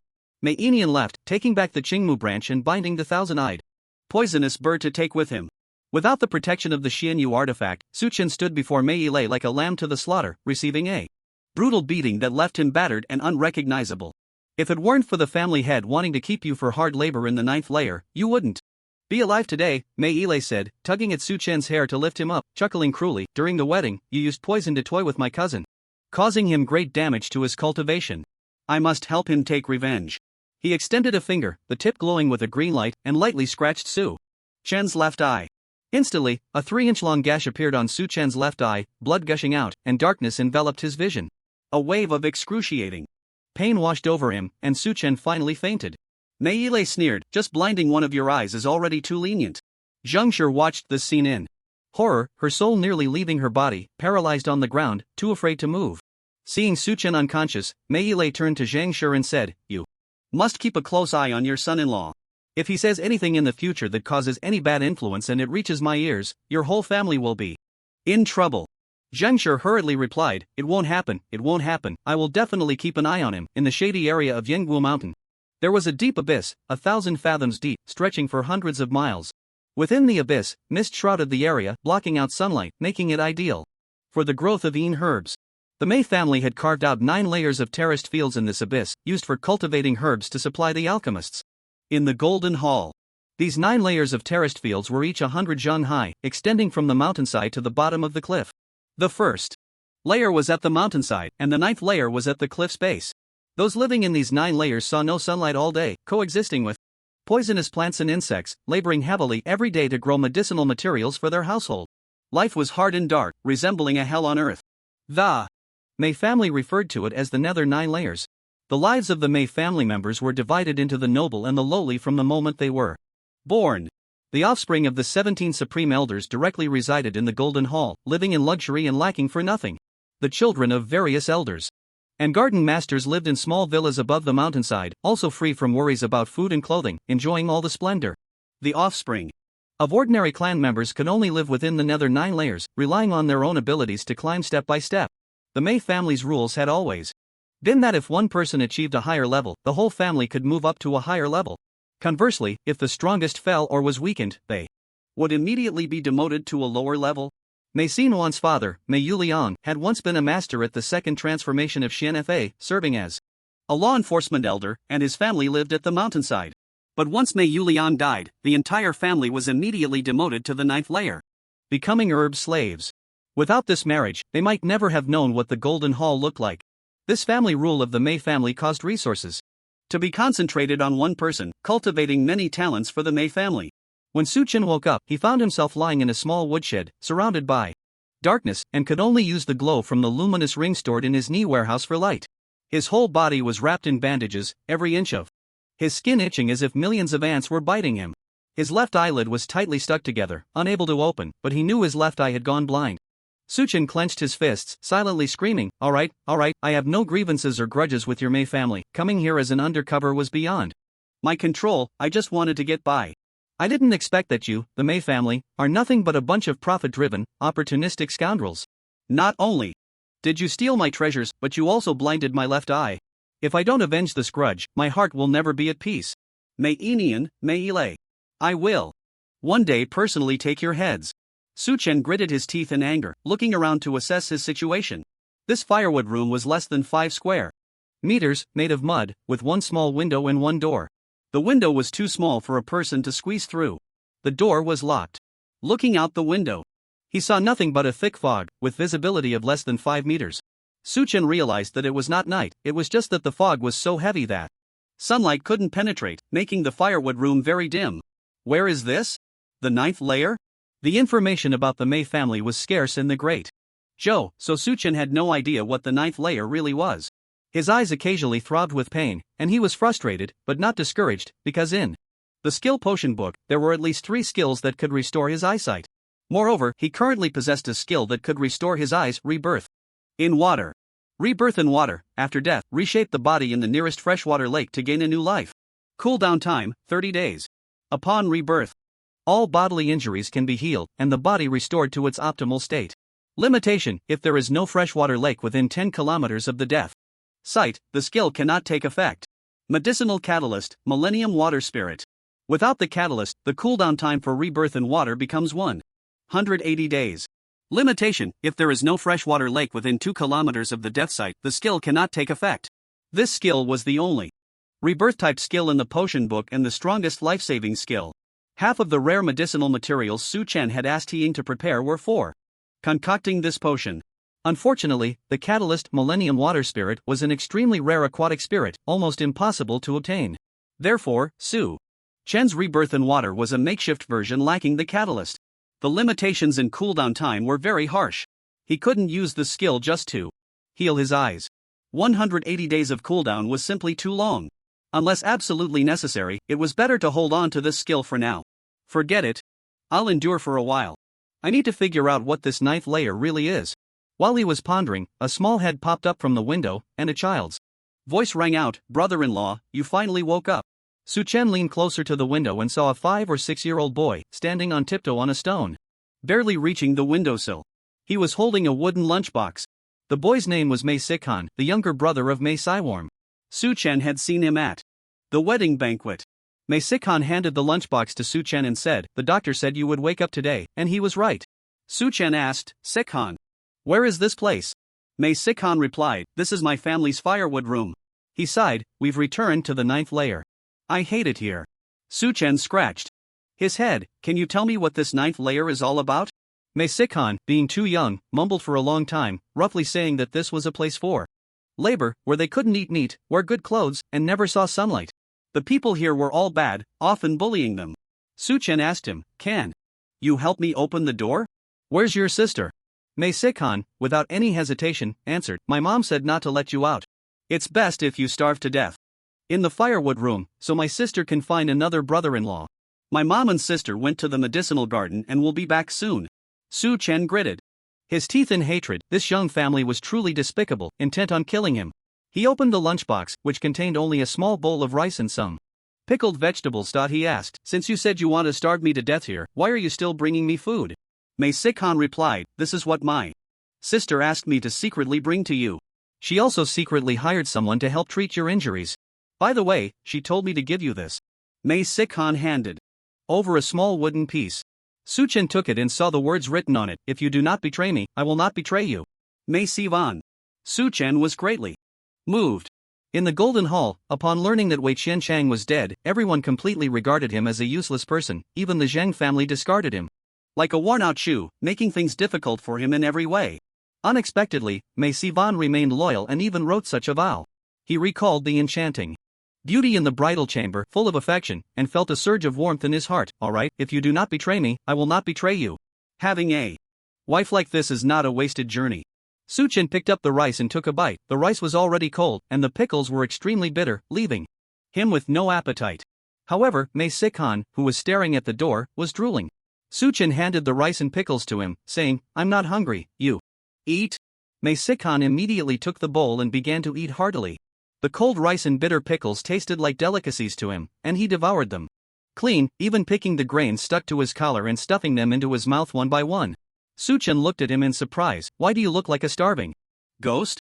How long has it been since you last ate?" Mei Sikhan replied, "I have a big appetite. I need to eat 10 bowls of rice in one meal to feel full. In the Golden Hall, I could eat 3 meals a day, as much as I wanted. Here, I can only have 1 meal a day, and it's only half a bowl of rice. I don't even have the strength to walk. My sister has given all her food to me. She has already gone 3 days without eating."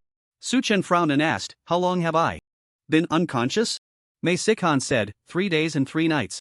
"Has it really been that long?" Su Chen unwrapped the bandages on his body and saw that his injuries had mostly healed. The itching was a sign of recovery. Mei Sikhan tidied up the bowl and chopsticks, picked up the food box, and said, "I have to hurry, my mother will be back soon, and I can't let her find out." After Mei Sikhan left, Su Chen took out the jerky stored in the knee warehouse and began to eat. It wasn't that he didn't want to share with Mei Sikhan, but the knee warehouse skill couldn't be exposed. About half an hour later, the outside suddenly became chaotic, mixed with angry curses and cries. Su Chen leaned by the window and heard a woman's voice pleading for mercy. "Young Master Fan, you are magnanimous. Sivan is young and doesn't understand. Please forgive her. If you hit her again, you will kill her. We are all from the Mei family, please show some mercy." A rough voice replied, "Do you really think that just because she stayed in the Golden Hall for 2 days, she has turned into a phoenix? Let me tell you. A country chicken is still a country chicken, destined to live in the mud for a lifetime. I only let her accompany me for drinks because I thought highly of her, but she pretended to be aloof and even knocked over my entire banquet. Do you know how much that banquet was worth? Can your family afford to pay for it?" Crack. The sound of a whip cracking echoed continuously. It sounded like the pleading voice was coming from Zhangshi, seemingly as if Mei Sivan was being beaten. Su Chen was anxious and searched around, finding a chopping knife in the woodpile. With a few swift strikes, he broke open the door of the woodshed. He grabbed the knife and rushed out, running towards the sound. From a distance, he saw a crowd gathered in a circle watching the commotion. Through the gaps in the crowd, Su Chen saw Zhangshi kneeling at the feet of a thin old man in a purple robe, bowing and pleading, "Manager Lu, my husband was a close friend of yours in his youth. He once helped you deliver a message over 1,000 miles. You can't just watch Sivan get beaten to death. Please help me plead for her." The old man squinted his eyes, his expression indifferent, and spoke in a sharp, slow voice. "Young Master Fan is the younger brother of the Master of the Garden. If Sivan has upset him, she has upset the Master of the Garden. Taking a beating is only natural to cool his anger. Don't worry, if we kill her, Scene 1 won't have to pay back the money borrowed from the young master, it will just offset her life. Su-chen squeezed into the crowd and saw a burly man, as strong as a mountain, wielding a thorny whip, striking it repeatedly against Mei Xin-wan's back. Mei Xin-wan lay on the ground, already unconscious, her clothes in disarray, her back a bloody mess. Sister! Mei Sihan suddenly emerged from somewhere, rushing forward to block a whip strike, only to be flung far away. When he raised his head again, a whip mark appeared on his face, blood streaming down. He sat on the ground, crying loudly. Seeing this, Su-chen's anger flared, and he quietly moved through the crowd with a machete, circling around to the back of the burly man. Without hesitation, he swung the machete towards the man's head. Someone in the crowd noticed and shouted, "Young master fan, be careful."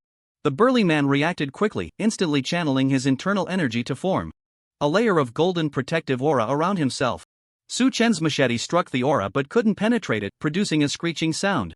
The burly man, with a fierce expression, shouted, "Where did this thief come from, daring to ambush me? Seeking death?" Just as he was about to counterattack, a chilling cold suddenly surged from his heart, sweeping over his entire body in an instant. It felt as if he had fallen into an icy pit in the dead of winter, freezing him completely. In that moment, his mind faltered and his internal energy dissipated entirely.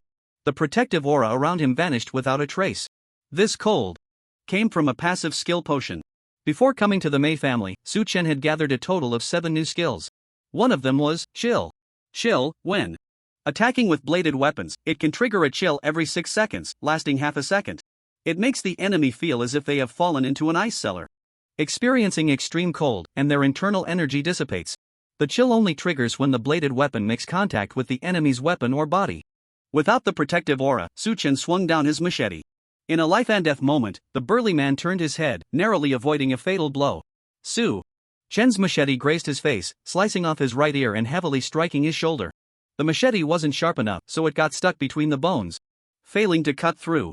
Even so, blood splattered everywhere. Su-chen moved quickly, kicking the burly man in the back, knocking him to the ground. He pulled out the machete, gripping the handle with both hands, and aimed for the man's back. Just as he was about to stab him, a thin, elderly man nearby raised a finger and shouted, "Bold!" A black light shot from his fingertip, striking Su-chen's machete with a crisp sound. The machete shattered into powder, leaving only a half-inch long piece attached to the handle. Without pausing, Su-chen thrust the half-inch blade into the burly man's back and sliced downward. With a sizzle, half of the man's spine was split open, exposing his white bones, and a strong smell of blood filled the air. The burly man screamed in agony, realizing that the cold sensation within him had vanished. He hurriedly gathered his internal energy, using all the defensive techniques he could muster. In an instant, golden light erupted around him, layers of protective aura appearing to envelop him tightly. Meanwhile, the thin old man strode over, his right hand clenched into a fist, shouting, "You brat, die!" Black malevolent energy surged forth, coalescing on the old man's fist, forming a massive vortex that sucked the air behind him completely empty, emitting a buzzing sound. The power contained in that fist was razor-sharp, as if thousands of blades were spinning within. The onlookers gasped in shock. It's Black Wind Fist, a bone martial technique. It's the unique skill of Manager Liu. Even the owner of the garden wouldn't dare to take it head-on. Oh no, better not watch this. If that move is unleashed, it will turn a person into minced meat. The sight could scare someone to death. Some parents hurriedly covered their children's eyes while watching the commotion. Su-chen was unafraid, dropping the hilt of his knife and shouting, "100-style gang fist." Golden light emerged from his body, enveloping his hands, feet, elbows, and knees in rich gang energy, forming gang energy fist wraps, gang energy shoes, gang energy elbow guards, and gang energy knee pads. He took a deep stance and charged forward, taking the initiative to strike, swinging his fist at the thin old man. The old man, seeing his move, looked on with disdain and spat, "A common 9-grade Xuanwu technique dares to fight me? Truly unaware of your own mortality." He swung his fist to meet Su-chen's. At that moment, nearly everyone closed their eyes. In everyone's mind, there was the image of Su-chen being shattered by the Black Wind Fist. The two fists collided, and the golden gang energy on Su-chen's fist was instantly devoured by the black malevolent energy on the old man's fist. A cruel smile appeared on the old man's face, but it quickly faded into horror. He realized that his fist was blocked by an invisible wall, and a force of counter-twist surged back through his arm. This force was overwhelming and impossible to resist, instantly twisting his arm into a spiral. A series of cracking sounds echoed. His entire right arm was torn open, dozens of pale broken bones protruding from the flesh, a horrifying sight. The old man let out a terrible scream and was sent flying. The onlookers, hearing the old man's scream, opened their eyes in shock, only to see Su Chen standing proudly and scathed, while Manager Lu lay in a pool of blood. A few brave souls who hadn't closed their eyes witnessed the scene clearly, their mouths agape, speechless in shock. No, it can't be. How could the basic 9-grade Xuanwu technique, 100-style gang fist, possibly defeat the bone martial technique? Black wind fist? Xuanwu techniques and bone martial techniques are two different levels of martial arts. Xuanwu techniques cleverly utilize the characteristics of the 6 laws of Xuanqi: Gang Qi, hard; Sha Qi, sharp; Gui Qi, changeable; Ding Qi, suppressive; Mu Qi, growth; Bing Qi, manipulation, expanding, deepening, and upgrading their properties for offense, defense, reconnaissance, healing, to create skills. Bone martial techniques are a level above Xuanwu techniques. In addition to utilizing the properties of Xuanqi, they must also incorporate the power of, resulting in even more astonishing destructive power, defensive strength, and reconnaissance effects. Xuanwu techniques can be learned from each other as long as the Xuanqi is the same, leading to widespread exchange, with each Xuanwu technique having its own rank. The 100-style gang fist used by Su Chen is the most basic 9-grade Xuanwu technique. This was the result of his 20 days of training in the military. Bone martial techniques require the same in Xuanqi to learn from each other. The conditions are stringent. Most bone martial techniques are personal secret arts, taken to the grave with their practitioners, leaving no one to inherit them. There is no systematic grading standard. Manager Lawless is the 9-grade Gale Bone, which can harmonize with the power of wind and manipulate a small amount of airflow. The Xuanqi is Sha Qi. The Black Wind Fist is his original skill, with power at least equivalent to a 7-grade Xuanwu technique. As they watched the Black Wind Fist being defeated by the 100-style gang fist, and in such a crushing victory, everyone fell into a state of panic. Who is this person? I've never seen him before. He's so powerful. He actually defeated Manager Lu. Su Chen's victory over Manager Lu was aided by the power of the Spirit Keeper's cloak. Still brimming with energy, he turned to look at the burly man. The burly man lay on the ground, covered in blood, with a wound on his back so deep it had injured his spine, leaving him completely numb in his limbs. He could only grit his teeth to maintain the flow of Xuanqi, barely holding up 3 gang energy shields to protect himself. Su Chen strode over, dressed in white, his body wrapped in bandages soaked with blood. A horrifying scar ran across his left eye, his face bruised and contorted, resembling a malevolent spirit. As he approached, without a word, he swung his fist and struck. The forceful punch hit the barrier, producing a sound like a bell tolling. Just 3 punches, and the outermost barrier shattered. The burly man was so frightened that his soul seemed to leave his body. And he cried out in despair, "Who are you? I have never met you before. We have no grievances, no enmity. Why do you want to harm me?" "No grievances, no. And Mati?" Su Chen punched the second layer of the barrier again, roaring, "Let me tell you, Yuan is my wife. Anyone who dares to touch a single hair on her head has a blood feud with me, and this feud will not end until one of us is dead. Today, I will smash you into a pulp so that you and your kind in the ninth layer can see what happens to those who offend me." The burly man felt an overwhelming killing intent from his opponent. As Su Chen shattered the second layer of the barrier, he shouted in terror, "You can't kill me. My brother is the master of the garden. If you kill me, he will never let you go. In that case, your whole family will have to accompany me to the grave." What nonsense about the master of the garden? Even if he were the king of heaven, he couldn't save you. Su Chen smashed through the last layer of the barrier, his fists raining down on the burly man's face like a storm of pear blossoms. Each punch struck flesh, drawing blood. In just a moment, the burly man was beaten beyond recognition, spitting out a mouthful of teeth. The onlookers were dumbfounded, as the once high and mighty young master fan was being brutally beaten down. The scene was too shocking. Did he say Yuan is his wife? Could he be that exiled young master Yang Shang? That's right, it's him.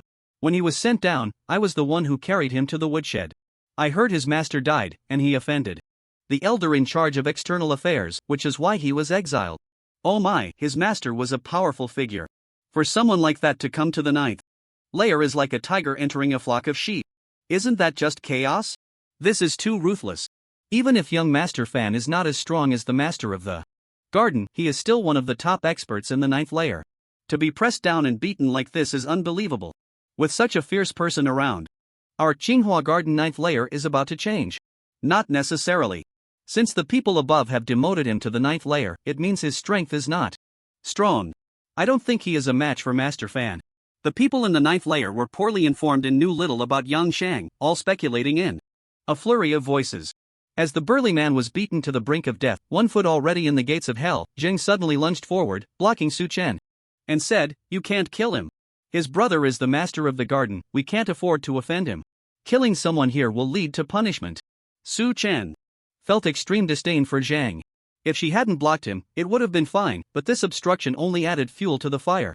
Su Chen's heart hardened, and with all his strength, he punched the burly man on the forehead. With a crisp sound of crack, the man's brain burst, and he died on the spot. Blood splattered, covering Zhang's face. Su Chen turned his head and glared fiercely at Zhang. He got up, walked past her, and headed straight for Mei Xin. After checking her injuries and seeing that she only had superficial wounds and was not in danger, he breathed a sigh of relief, picked her up, and walked towards the woodshed.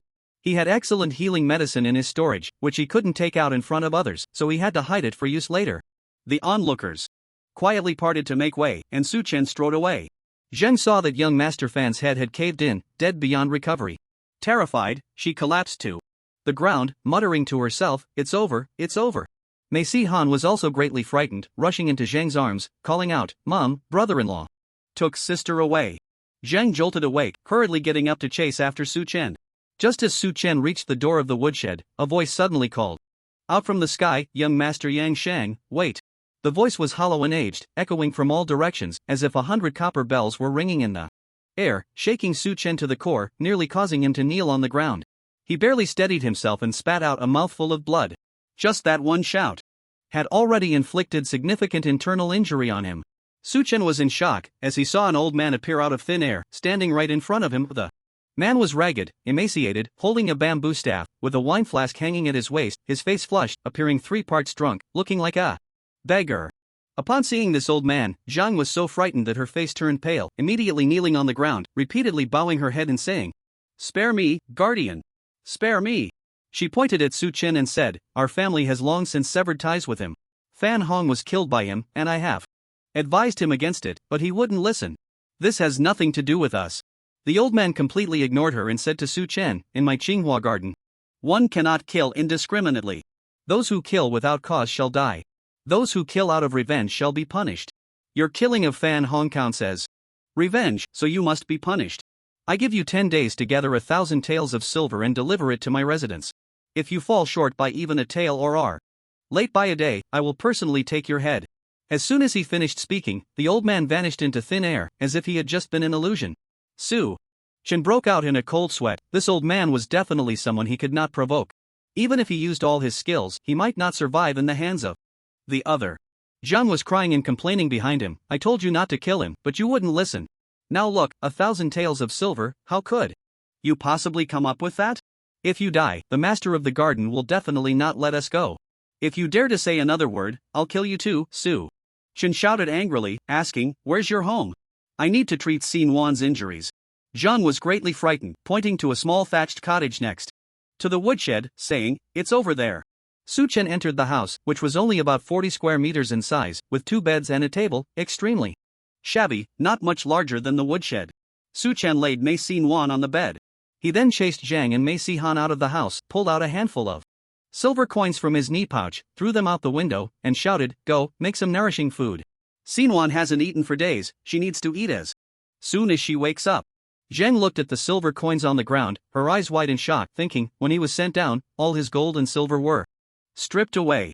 Where did all this silver come from? Could it be that he stole it from Fan Hong? Yes, it must be that way. I wonder how much he took. Is it enough? For 1,000 taels? If he can pay the fine, then our family will have some hope. But I don't know if he can defeat the master of the garden. If he can't. At this moment, she began to feel anxious again. After sending Zhang away, Su Chen took out some medicine from the knee pouch and applied it to Mei Xin back. This medicine was called fragrant healing, which could heal flesh wounds within the time it takes to burn an incense stick, and it would leave no scars. It was the best external medicine in the Great Zhou, worth 300 taels of silver a bottle. Su Chen only had 3 bottles, which were given to him by King Changyi after he took Chao Er as his adopted daughter. Su Chen applied an entire bottle of medicine to the whip marks on Mei Xin back, and the wounds began to heal at a visibly rapid pace. Before long, they returned to their original state.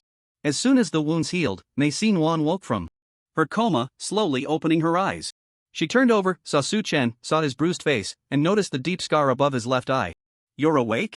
Does it still hurt? Su-chen asked with concern. In an instant, tears filled Mei Xin-wan's eyes. She gazed at Su-chen, her tears flowing like pearls that had broken free from their string. Su-chen was at a loss. They blinded your eyes. Mei Xin-wan's voice was choked with grief, filled with injustice and despair. I begged Dr. Fong to treat your injuries, but he said your eyes can never be healed. Unable to suppress her sorrow, she collapsed onto Su-chen's shoulder, sobbing uncontrollably. Su-chen held her in his arms, feeling a warmth in his heart. He had never thought a girl would cry for him like this. At that moment, he felt he could give everything for her.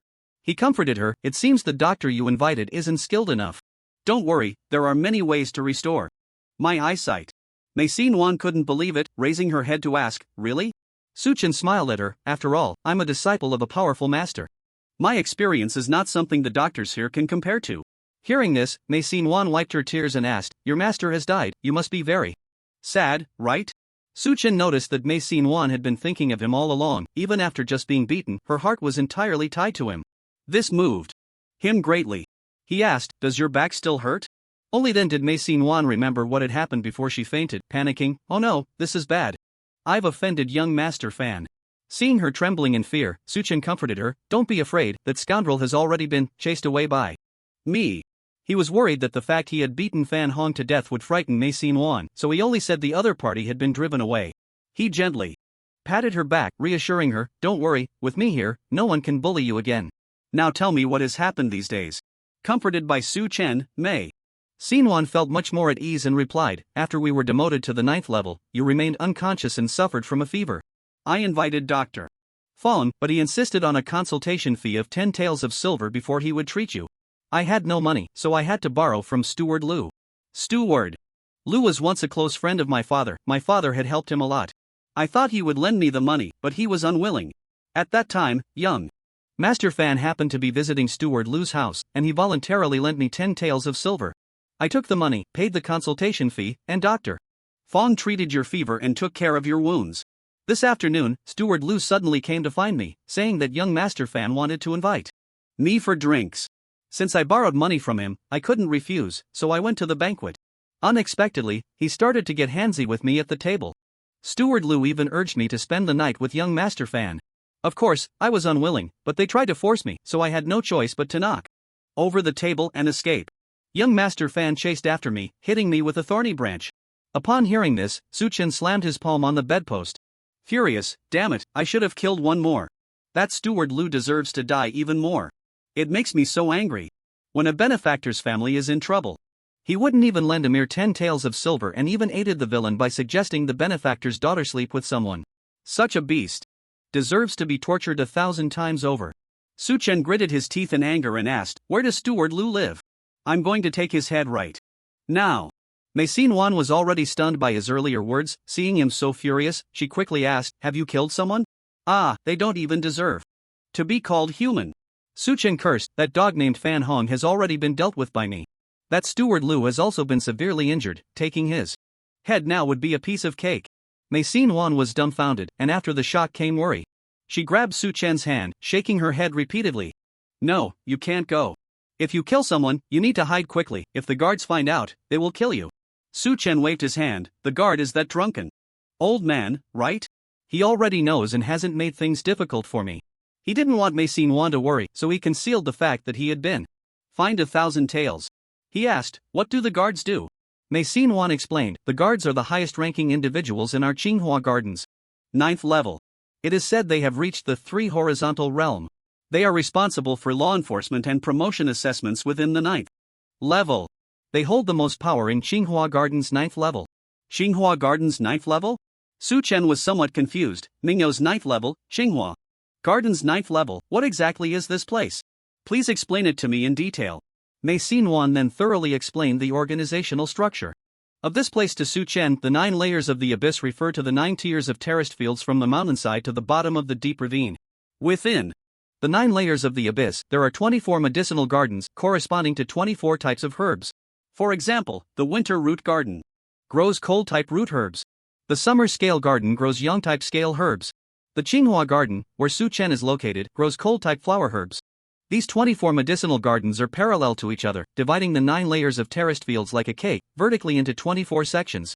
Each medicinal garden has the same 9-layer structure. The first, second, and third layers are the upper 3 layers, the fourth, fifth, and sixth layers are the middle 3 layers, the seventh, eighth, and ninth layers are the lower 3 layers.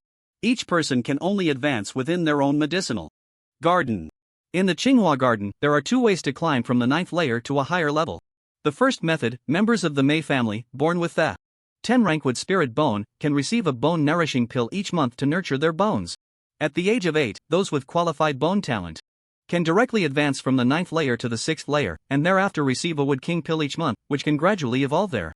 If they can evolve into a 7 rank Wood King bone before the age of 16, they can directly advance to the 3rd layer. The second method, become a garden master and challenge the layer guardian. If recognized by the layer guardian, one can advance to the next layer. Each layer has 6 garden masters, each managing hundreds of households. To become a garden master, one must defeat any current garden master to take their place. There is also a restriction for becoming a garden master. One must be under 40 years old. If the current garden master exceeds 40, they automatically lose their qualification. Therefore, if Su-chen wants to advance from the 9th layer to a higher level, he can either hope that Mei Sikhan qualifies during the bone assessment at 8 years old, directly bringing their family to the 6th layer, or rely on his own abilities to challenge a garden master, take their position, and then challenge the layer guardian to gain their recognition. This way, he can fight his way up layer by layer. The treatment between the 9 layers varies greatly. The Mei Sinuan family works for a month on the 9th layer, exhausting themselves to earn 4 taels of silver as wages. This amount is not even enough for Su-chen to host a banquet in the Great Zhou. Even if one becomes a garden master, they can only earn 20 taels of silver a month. The 8th layer offers slightly easier work, allowing one to earn 7 taels of silver a month. Garden masters can earn 25 taels of silver. The 7th layer has even better treatment, but it still pales in comparison to the income of ordinary citizens in the Great Zhou. Only by climbing to the 6th layer can one breathe a little easier. If you don't climb up, you'll spend your life eating chaff and swallowing vegetables. If one's talent is lacking and they haven't climbed to the next layer by the age of 40, they will lose the right to challenge the garden master forever. They will miss out on any chance of advancement for life, and can only pin their hopes on nurturing the next generation. This is an extremely cruel system that deprives a person of the right to achieve greatness later in life. Once you pass 40, you become useless. Each layer is like this. Of course, those who can reach the top are bound to be the chosen ones. Su-chen is quite disgusted by this system. It is a parasitic system where the upper class drains the blood of the lower class. The Golden Hall is draining the blood of the entire 9 layers. Those being drained do the most work, receive the least resources, and live in darkness with no hope. He asked, must we survive in this way? Is there any way to leave the Mei family? Mei Sinuan shook her head. It's impossible. There is no way out in the abyss. The only exit is on the 1st layer. We, the people of the 9th layer, can only go out for 1 day every 3 months, and each person must pay a fee of 20 taels of silver to go out. When we go out, we can only play within Yangwu town, and we must be supervised by the inspector, with no behavior allowed that exceeds the limits. Many people from the 9th layer don't go out for 3 to 5 years. 20 taels of silver for 1 day out is simply too extravagant. Isn't this a hell on earth? It's no different from being in a hard prison. Su-chen asked, what level of cultivation is the Inspector General? At least a transformation realm, more powerful than a guardian. We can't afford to provoke them. Mei Sinuan inquired, husband, what realm are you in? Su-chen scratched his head and replied, I haven't reached the unification realm yet. Ah? Mei Sinuan was very surprised, not yet at the unification realm? Then you just started, right? How did you manage to kill Fan Hong? Under the law of non-violation, the levels are divided from low to high into 3 major realms: Transformation 1, Transformation 2, and Transformation 3. Transformation represents the evolution of Xuanqi. Transformation 1 means Xuanqi has undergone 1 evolution. Transformation 2 means it has undergone 2 evolutions. Each evolution allows the quantity and affinity of Xuanqi to achieve a qualitative leap, and gives birth to new attributes. For example, Su-chen's direct superior, Hiying, is a master of Transformation 2. His Xuanqi is Wood Qi, with the attribute of growth. At Transformation 1, his Xuanqi gained a new attribute called Withering. At Transformation 2, his Xuanqi acquired another new attribute called Ignition. Due to the incredible lethality of these 2 new attributes, he achieved remarkable feats at just over 40 years of age and held a high position. After Transformation 3, one can comprehend the Tao of Heaven and control a thread of the power of the universe.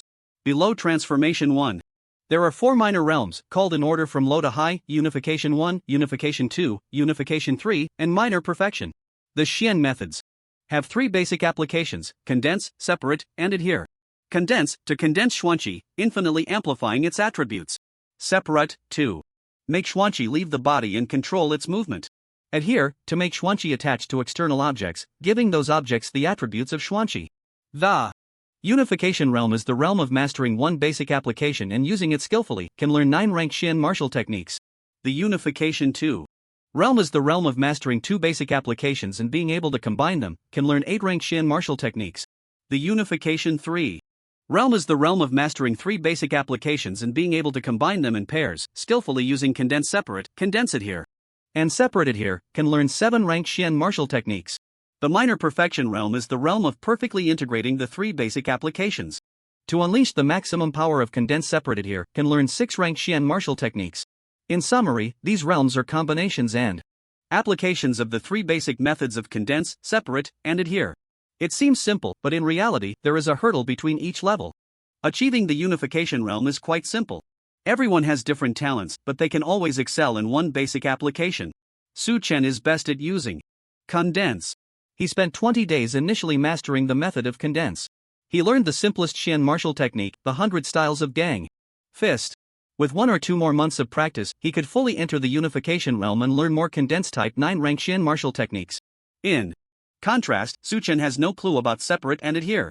This is because the young master Yang excels at using hidden weapons, and Wei Qianchang is famous for his hidden weapons. Therefore, He Ying and others hope Su Chen can master adhere or separate, as these 2 basic applications are essential for hidden weapon experts. However, Su Chen's talent does not lie in this area, and no matter how he is taught, he cannot learn it. The gap between the Unification realm and the Unification 2 realm is extremely difficult to cross. Many people spend their entire lives stuck at the Unification realm because they simply cannot learn the second application, let alone combine the 2. Combining 2 applications is also very challenging. It is akin to drawing a circle with the left hand and a square with the right. One must multitask, controlling Xuanqi to operate in different ways. Perfect mastery requires a certain talent and years of practice. For example, Steward Liu has mastered the combined application of condense and separate. He condenses Xuanqi into a projectile, flicking it from his fingertips to shatter Su Chen's blade, which is the condense separate. However, he has only just scratched the surface and does not master it proficiently, failing to fully enter the Unification 2 realm. Therefore, this move is difficult to use in actual combat. In the end, he chose to engage in close combat with Su Chen using the condensation system bone martial art, Black Wind Fist. The Sanheng realm and the Minor Perfection realm are already a notch higher, making it even more challenging. Once one reaches the Minor Perfection realm, advancing to the first transformation realm becomes a chasm. It entirely depends on talent, with no relation to effort. Thus, those with poor talent may remain stuck at the first passage realm for their entire lives. Those with good talent might reach the second combination realm in just 10 or 8 days. The gap is that significant. Most people on the 9th level are basically at the first passage realm. The 6 garden masters are the cream of the crop in the first passage realm. A few old monsters have reached the second combination or even the Sanheng realm, but since they are all over 40, they cannot compete for the position of garden master and have lost their chance for promotion, forever trapped on the 9th level. Mei Yuan was shocked at how Su Chen killed Fan Hong. Su Chen lied, saying, "I was once a master at the Sanheng realm, but later my bones deteriorated, my profound energy leaked, and my affinity greatly decreased. This led to me barely being able to use some basic, profound martial arts. In terms of realm, I indeed do not reach the first passage realm. However, my combat experience is rich, and my methods are superior to theirs. Therefore, I can easily defeat them. My bones are slowly recovering, and I believe that in the near future, I will return to the Sanheng realm." For Su Chen, wanting to elevate his realm is very simple. The potion skill book contains all the relevant potions: first passage potions, second combination potions, Sanheng potions, even first transformation, second transformation, third transformation, and unregulated potions. Everything is available. These realm potions need to be taken in order. The medicinal materials in the Great Zhou are simply too scarce. Su Chen hasn't even gathered the most basic first passage potion. The only advantage in this Mingyu 9th level is the abundance of medicinal materials. After understanding the structure of the Mingyu 9th level, Su Chen formed a rough plan in his mind. First, he needs to confirm the locations of all freshwater lakes, as the triggering condition for the rebirth. Upon watering counter potion is having a freshwater lake within 2 kilometers. This skill is his strongest life-saving technique. Therefore, ensuring he can trigger this skill is very important. Secondly, he needs to find a way to contact the people of Great Zhou. There are shops set up by the Night Watch Army in Yangwu Town. Su Chen must head to Yangwu Town to convey his situation. Finally, he needs to gather as many skill potions as possible to quickly enhance his strength. As for the task assigned to him by Great Zhou, he has long since cast it aside. The plan had such a significant flaw that it led to his demotion to the 9th level and the loss of one eye. This task is already considered a failure. However, if Great Zhou can provide him with sufficient compensation, he is still willing to continue with this task. He never forgets the humiliation from Mei Yinian and Mei Yilei in the Golden Hall. Climbing up to the Golden Hall and slapping their faces is Su Chen's greatest wish. The immediate task at hand is to gather 2,000 taels of patterned silver to pay the fine. Why 2,000 taels? Because Su Chen has decided to take out Steward Lu as well. After understanding the strength of the 9th level, Su Chen feels much more at ease. He has ample confidence to be arrogant. The skills he possesses can easily slaughter any below the first passage realm, provided the opponent doesn't have any strange bone martial arts. Su Chen's knee warehouse only has a few dozen taels of patterned silver left. Most of his money has been left for Su Yunyang and Su Qiaoer. The gold and silver valuables he carried, along with the precious jewelry he wore, have all been confiscated. The people from the Golden Hall are truly ruthless. When they sent him down, they even stripped him of his red haze clothing, leaving him with only a set of underwear. After inquiring, Su Chen learned that there are 2 markets in the lower 3 levels, 7th, 8th, and 9th levels.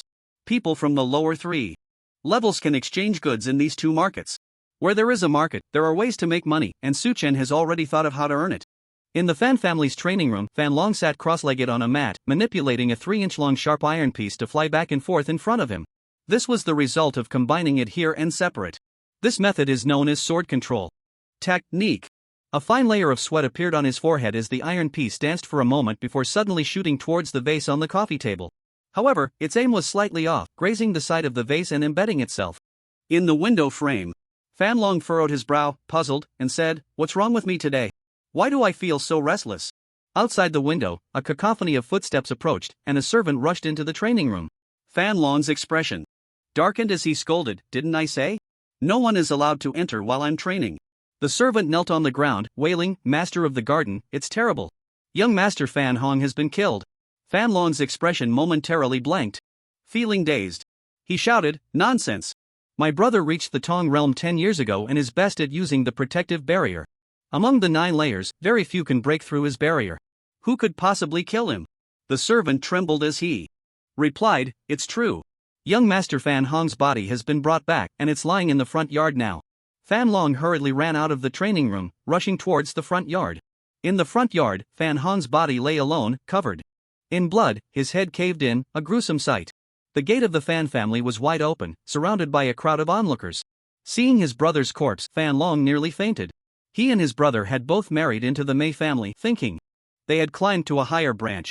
Little did they know that after marrying in, they were directly sent to the 9th layer of the underworld, trapped for 20 years. The 2 brothers worked hard and trained diligently. Fan Long finally became the new master of the garden 2 years ago. He was on the verge of touching the threshold of the 2nd Harmony realm, soon to be promoted to the 8th layer. Unexpectedly, his brother had died. He looked around at the crowd, filled with grief and anger, and asked, Who killed my brother?" A young man dressed like a scholar stepped forward and cupped his hands, replying, "Master Fan, it was Yang Sheng who killed Fan Hong." Yang Sheng? Fan Long, who had been immersed in training recently, knew little about external matters. He vaguely remembered that the title Yang Sheng seemed related to a marriage in the Golden Hall. "Shinji Shi, come here and explain." The scholar took a couple of steps forward and clarified, "He is the husband of Mei Yuan and a disciple of the unruly expert Wei Qianchang. It is said that Wei Qianchang died in the secret realm. Young Master Yang Sheng has also offended the elder in charge of external affairs in the Golden Hall. Therefore, his family has been demoted to the 9th layer. The Mei Yuan family used to be within your garden area, so this time they returned to your garden after being demoted." "A disciple of an unruly expert?" Fan Long gasped, then asked, "How could my brother have provoked young Master Yang Sheng?" The scholar shook his head, "I don't know about that. I only witnessed the battle between both sides halfway through. However, Manager Lu should be informed. He was also severely injured by young Master Yang Sheng and is still unconscious." "Manager Lu was severely injured?" Fan Long was even more shocked. Manager Lu's strength was comparable to his own, but because he was over 40 years old, he lost the qualification to be the master of the garden and was forced to serve under him. If Yang Sheng could injure Manager Lu, his strength was far beyond Fan Long's. How could he provoke such a formidable opponent? Yet, with everyone watching, his brother had been killed. If he did not react, his authority would be diminished. He shouted at the servant, "Go, bring me my twin swords. I will find young Master Yang Sheng and seek justice." The scholar hurriedly stopped him, saying, "Master Fan, calm down. This matter has not been fully investigated. Do not act rashly." Moreover, the layer guardian has already intervened, punishing Yang Sheng with a fine of 1,000 taels of silver, giving him 10 days to pay. If he fails to pay, the layer guardian will personally take action against him. Fan Long quickly asked, "Did the layer guardian confront him?" The scholar replied, "Yang Sheng is far from being a match for the layer guardian. He was shouted at and spat out blood." He leaned close to Fan Long's ear and whispered, "I checked the details for you. The person in charge of the layer said his strength isn't as formidable as it seems. The refinement of his inner energy is quite poor. At most, he's at the second merging realm. This Elder Shin is just an ordinary scholar, without any extraordinary bones, but he is good at calculations, and the layer guardian specifically assigned him to manage the herbal accounts on the 9th floor of the Tsinghua garden. He has the most contact with the layer guardian, so the several garden masters are reluctant to offend him." Fan Long took out a handful of silver and pressed it into the scholar's hand, cupping his hands in thanks. "Thank you, Elder Shin, for your guidance." The scholar accepted the money and nodded. "What does Master Fan plan to do?" Fan Long replied, "In at most a month, I will reach the second merging realm. By then, I will come to find him and settle this once and for all." The scholar shook his head. "That's too slow. Can you endure this grudge for a month?" Hearing the implication in the scholar's words, Fan Long was taken aback. Could it be that Elder Shin has a solution? Elder Shin waved his hand, signaling him to come closer, and said, "Let me tell you another piece of news. When that young Master Yang was demoted, he had no money at all and was only wearing an inner garment. The Mei family is so poor they can't even afford a meal. If no one is willing to lend him money, it will be nearly impossible for him to gather 1,000 taels of silver in 10 days. Fan Long suddenly understood and took out another handful of silver, pressing it into the scholar's hand, saying, "Please inform the garden masters and managers that as long as they do not lend money to young Master Yang, I am willing to give each of them 50 taels of silver as a reward. Only the layer guardian, the elder, 6 garden masters, and 12 managers truly have savings on the 9th floor. The others are struggling to make ends meet and cannot produce any money. Therefore, as long as these people do not lend money to young Master Yang, he will not be able to gather 1,000 taels. In 10 days, when the layer guardian takes action, he will undoubtedly die." Inside the dilapidated cottage, Su Chen and Mei Xin-wan were entwined in each other's arms, whispering sweet nothings, until Su Chen's hand slipped into Mei Xin-wan's inner garment, wreaking havoc on her chest. It was then that Mei Xin-wan realized her back was completely exposed, her clothes in tatters, with Su Chen's hand having reached in from behind. She blushed deeply, unsure how to stop him. Su Chen was consumed with desire, his blood racing. Just as he was about to take the plunge, a knock sounded at the door. Sheng's voice called from outside, "Sugai, I've brought food and drink." Su Chen was so furious he nearly spat blood. Why did she have to come back now, of all times? He had already been interrupted twice, and if there was a third time, his younger brother might be completely finished. Mei Xin-wan quickly wriggled out of Su Chen's embrace, found a set of clothes to wear, and went to open the door, welcoming Zhang and Mei Sihan inside. Su Chen handed Zhang several dozen taels of silver. She had only bought half a pot of chicken porridge, for roasted frogs, a bag of stir-fried mountain mushrooms, a large sack of steamed buns, and a small jug of sweet wine. It wasn't that Zhang was unwilling to spend money, the resources on the 9th floor were simply limited. Seeing that Mei Xin-wan's back injury had been completely healed, Zheng didn't dare to ask too many questions, setting the food on the table with a flattering smile towards Su Chen. "Sugai, I just inquired. The garden master's family hasn't made any big moves. They are only waiting for someone to prepare a coffin to bury Fan Hong. They must have been frightened by your reputation and dare not seek revenge anymore."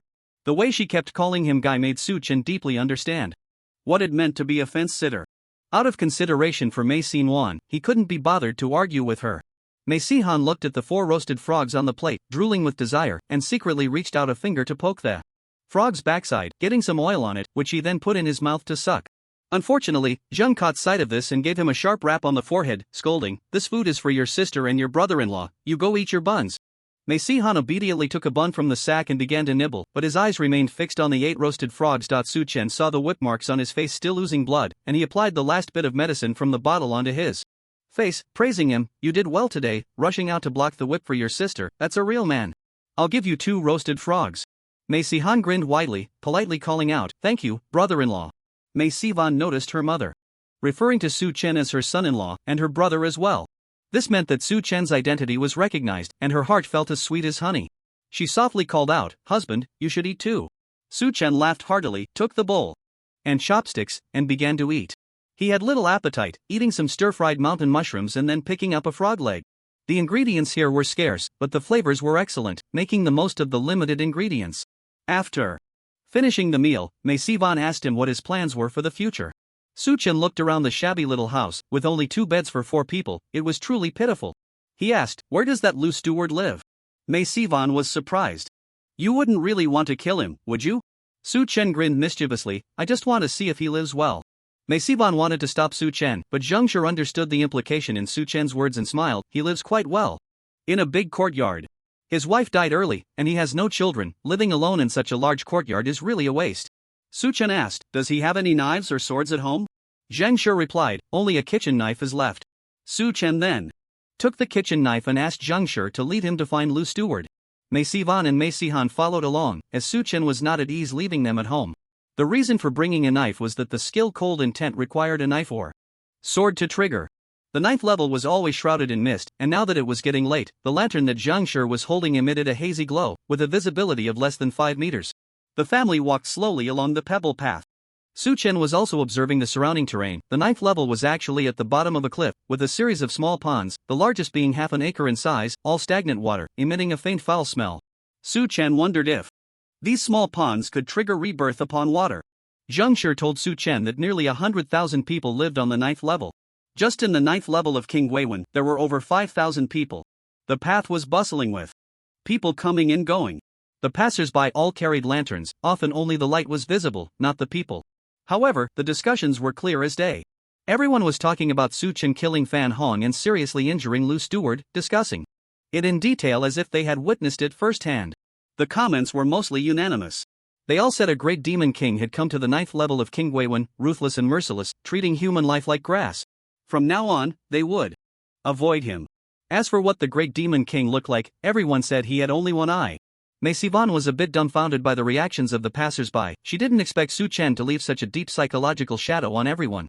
Zheng Shi, however, was exceptionally excited, her chest puffed out, exuding an air of superiority.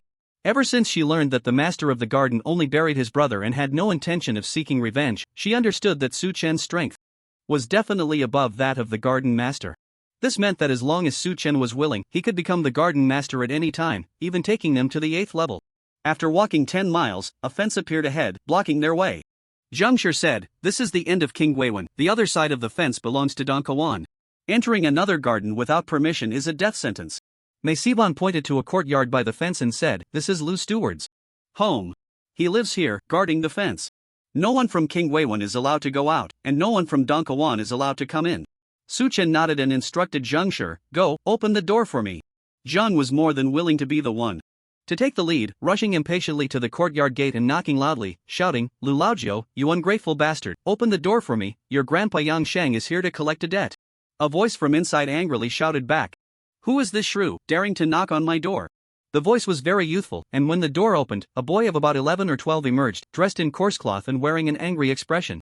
This child was a servant of Lu Guanshi. Upon hearing the other party call her a shrew, Zhang was furious, grabbing the boy by the collar and slapping him 3 times, scolding, "You little bastard, have you lost your eyes? Hurry up and open the door to welcome your grandpa Yang Sheng." Su Chen's face darkened. Being called a little bastard and then referred to as someone's grandpa made him feel like an old bastard himself. The boy widened his eyes, saw Su Chen with only one eye, and was instantly terrified, shouting, "Oh my god! That demon has come!" He pushed Zheng aside and turned to run into the courtyard.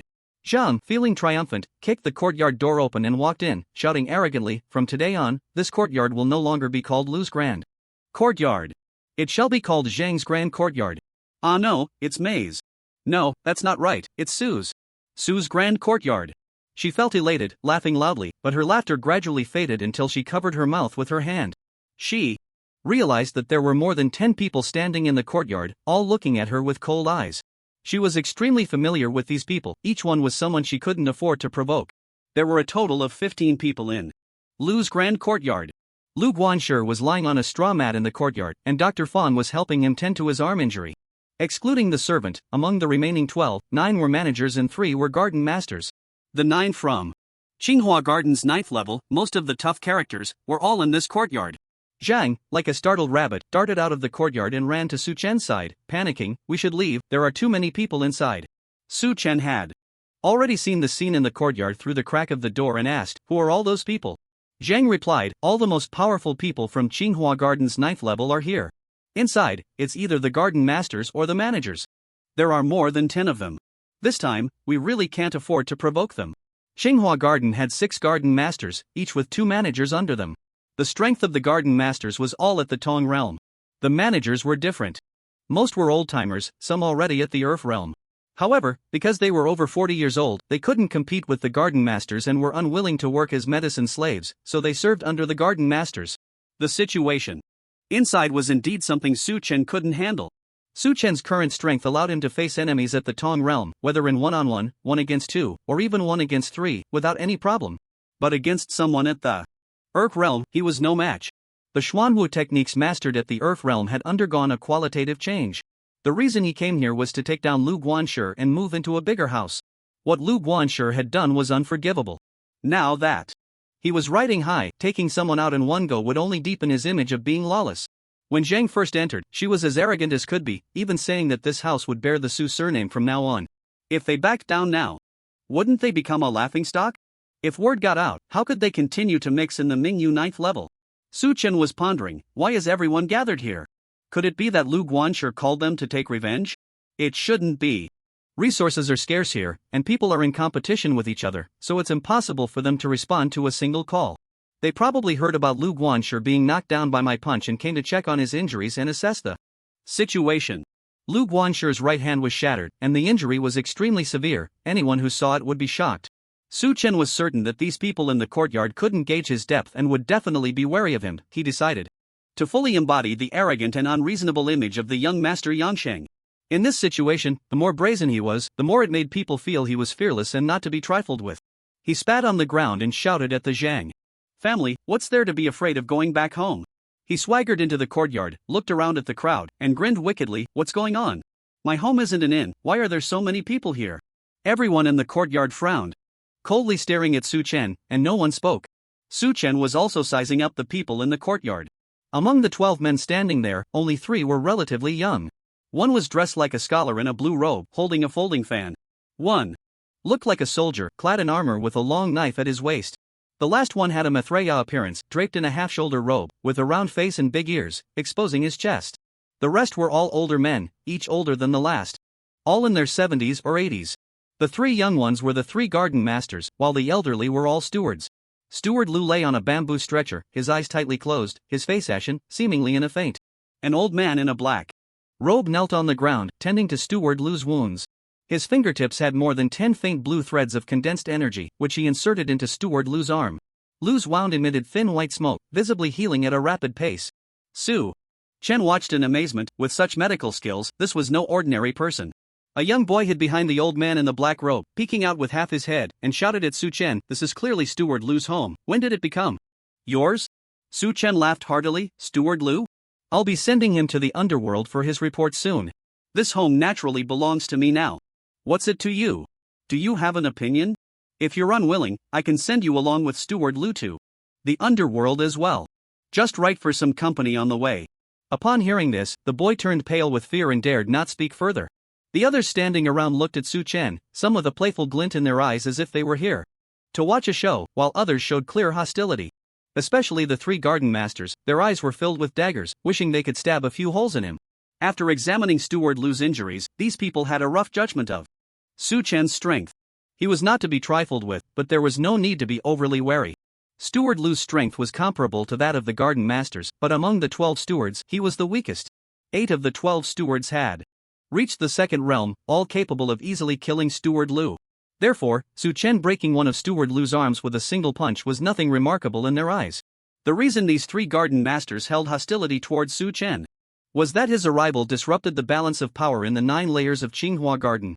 In fact, the promotion system of the 9 layers of Tsinghua Garden had long been undermined, and there were already unspoken rules in place. The 6 garden masters united, using their power to squeeze the living space of challengers.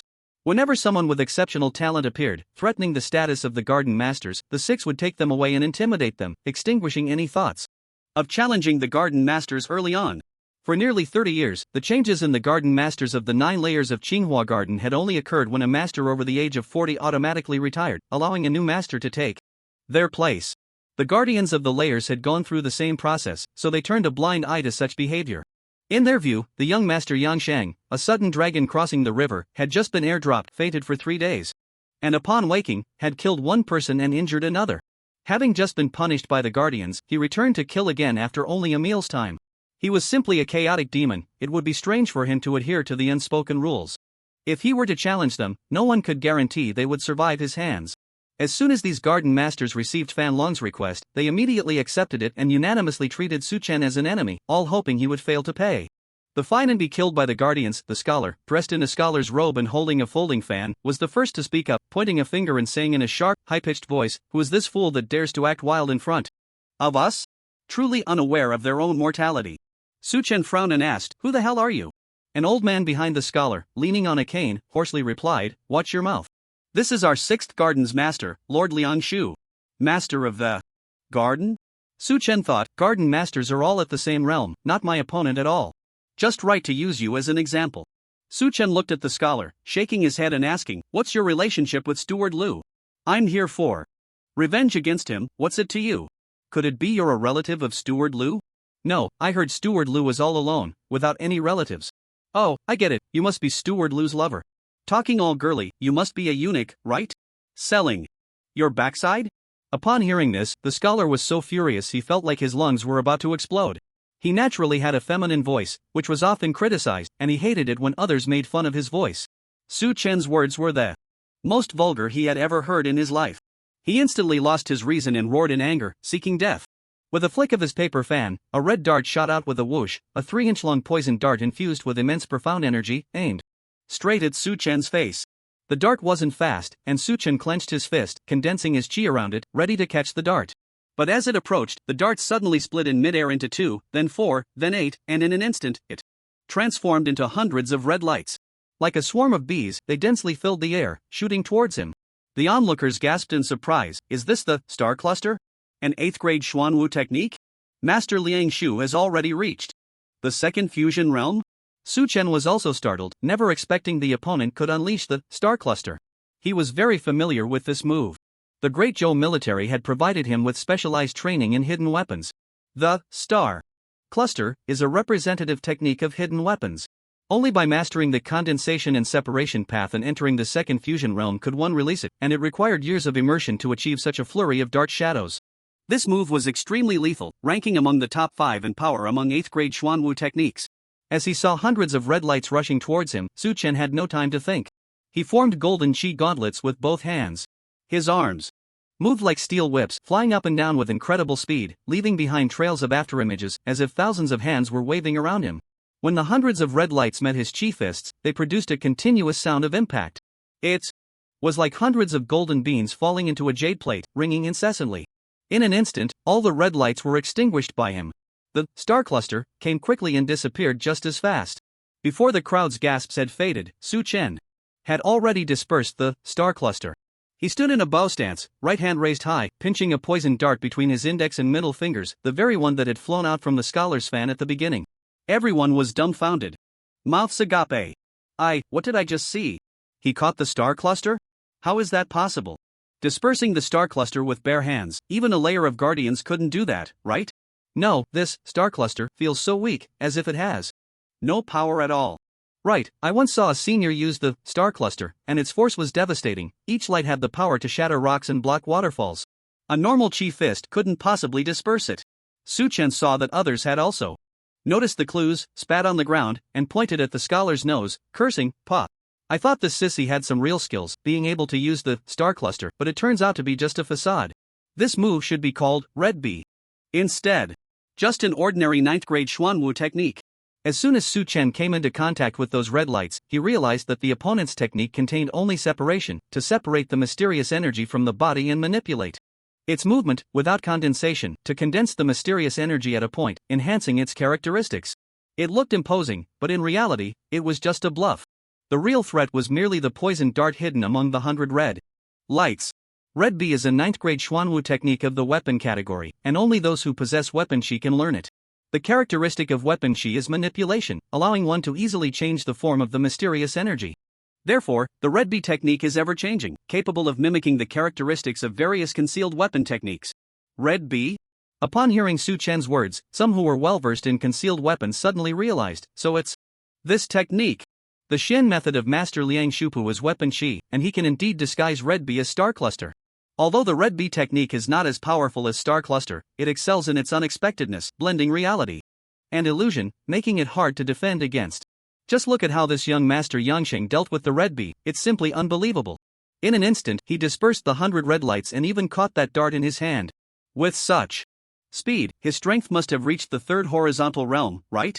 Impossible. If he had reached the 3rd horizontal realm, the guards wouldn't be able to suppress him at all. You are truly ignorant. His master, Wei Qianchang, is renowned for his prowess with concealed weapons. Master Liang is merely showing off in front of him. In my opinion, this young Master Yangsheng's strength is at most at the 2nd combined realm. It's just that he is skilled in concealed weapons, which is why he could easily neutralize this technique. Different fields are like different mountains, perhaps in the eyes of these concealed weapon experts, blocking this technique is simply a piece of cake. After all, Red B is just a 9th grade Xuanwu technique. Everyone nodded in agreement, saying that this reasoning made sense. Su Chen, however, sneered inwardly, these people are truly frogs at the bottom of a well. The method I used to disperse the 100 red lights in an instant is something even a master at the transformation realm might not be able to achieve. Yet in their mouths, it has become basic operation. The reason Su Chen was able to disperse the opponent's 100 red lights in an instant was that he harnessed the power of his potion skill. Thousand Hand Spirit Finger. When directly blocking a concealed weapon attack, there is a 100% chance of catching the opponent's concealed weapon in hand. This is one of the few concealed weapon skills in the Potion Skill Book. To fit the persona of young Master Yanshang, a concealed weapon expert, Su Chen specifically prepared 2 passive potions of the concealed weapon type. Thousand Hand Spirit Finger was one of them, and he had just used this skill to disperse all the red lights and catch that poisoned dart in his hand. The other concealed weapon skill is called Dart King. Dart King, when attacking with a concealed weapon, the power increases tenfold. He flicked his hand, and the poisoned dart emitted a buzz as it shot towards the scholar, moving as fast as lightning. The scholar, seeing that Su Chen had seen through his technique and was already terrified, quickly opened his folding fan to defend against the returning poison dart.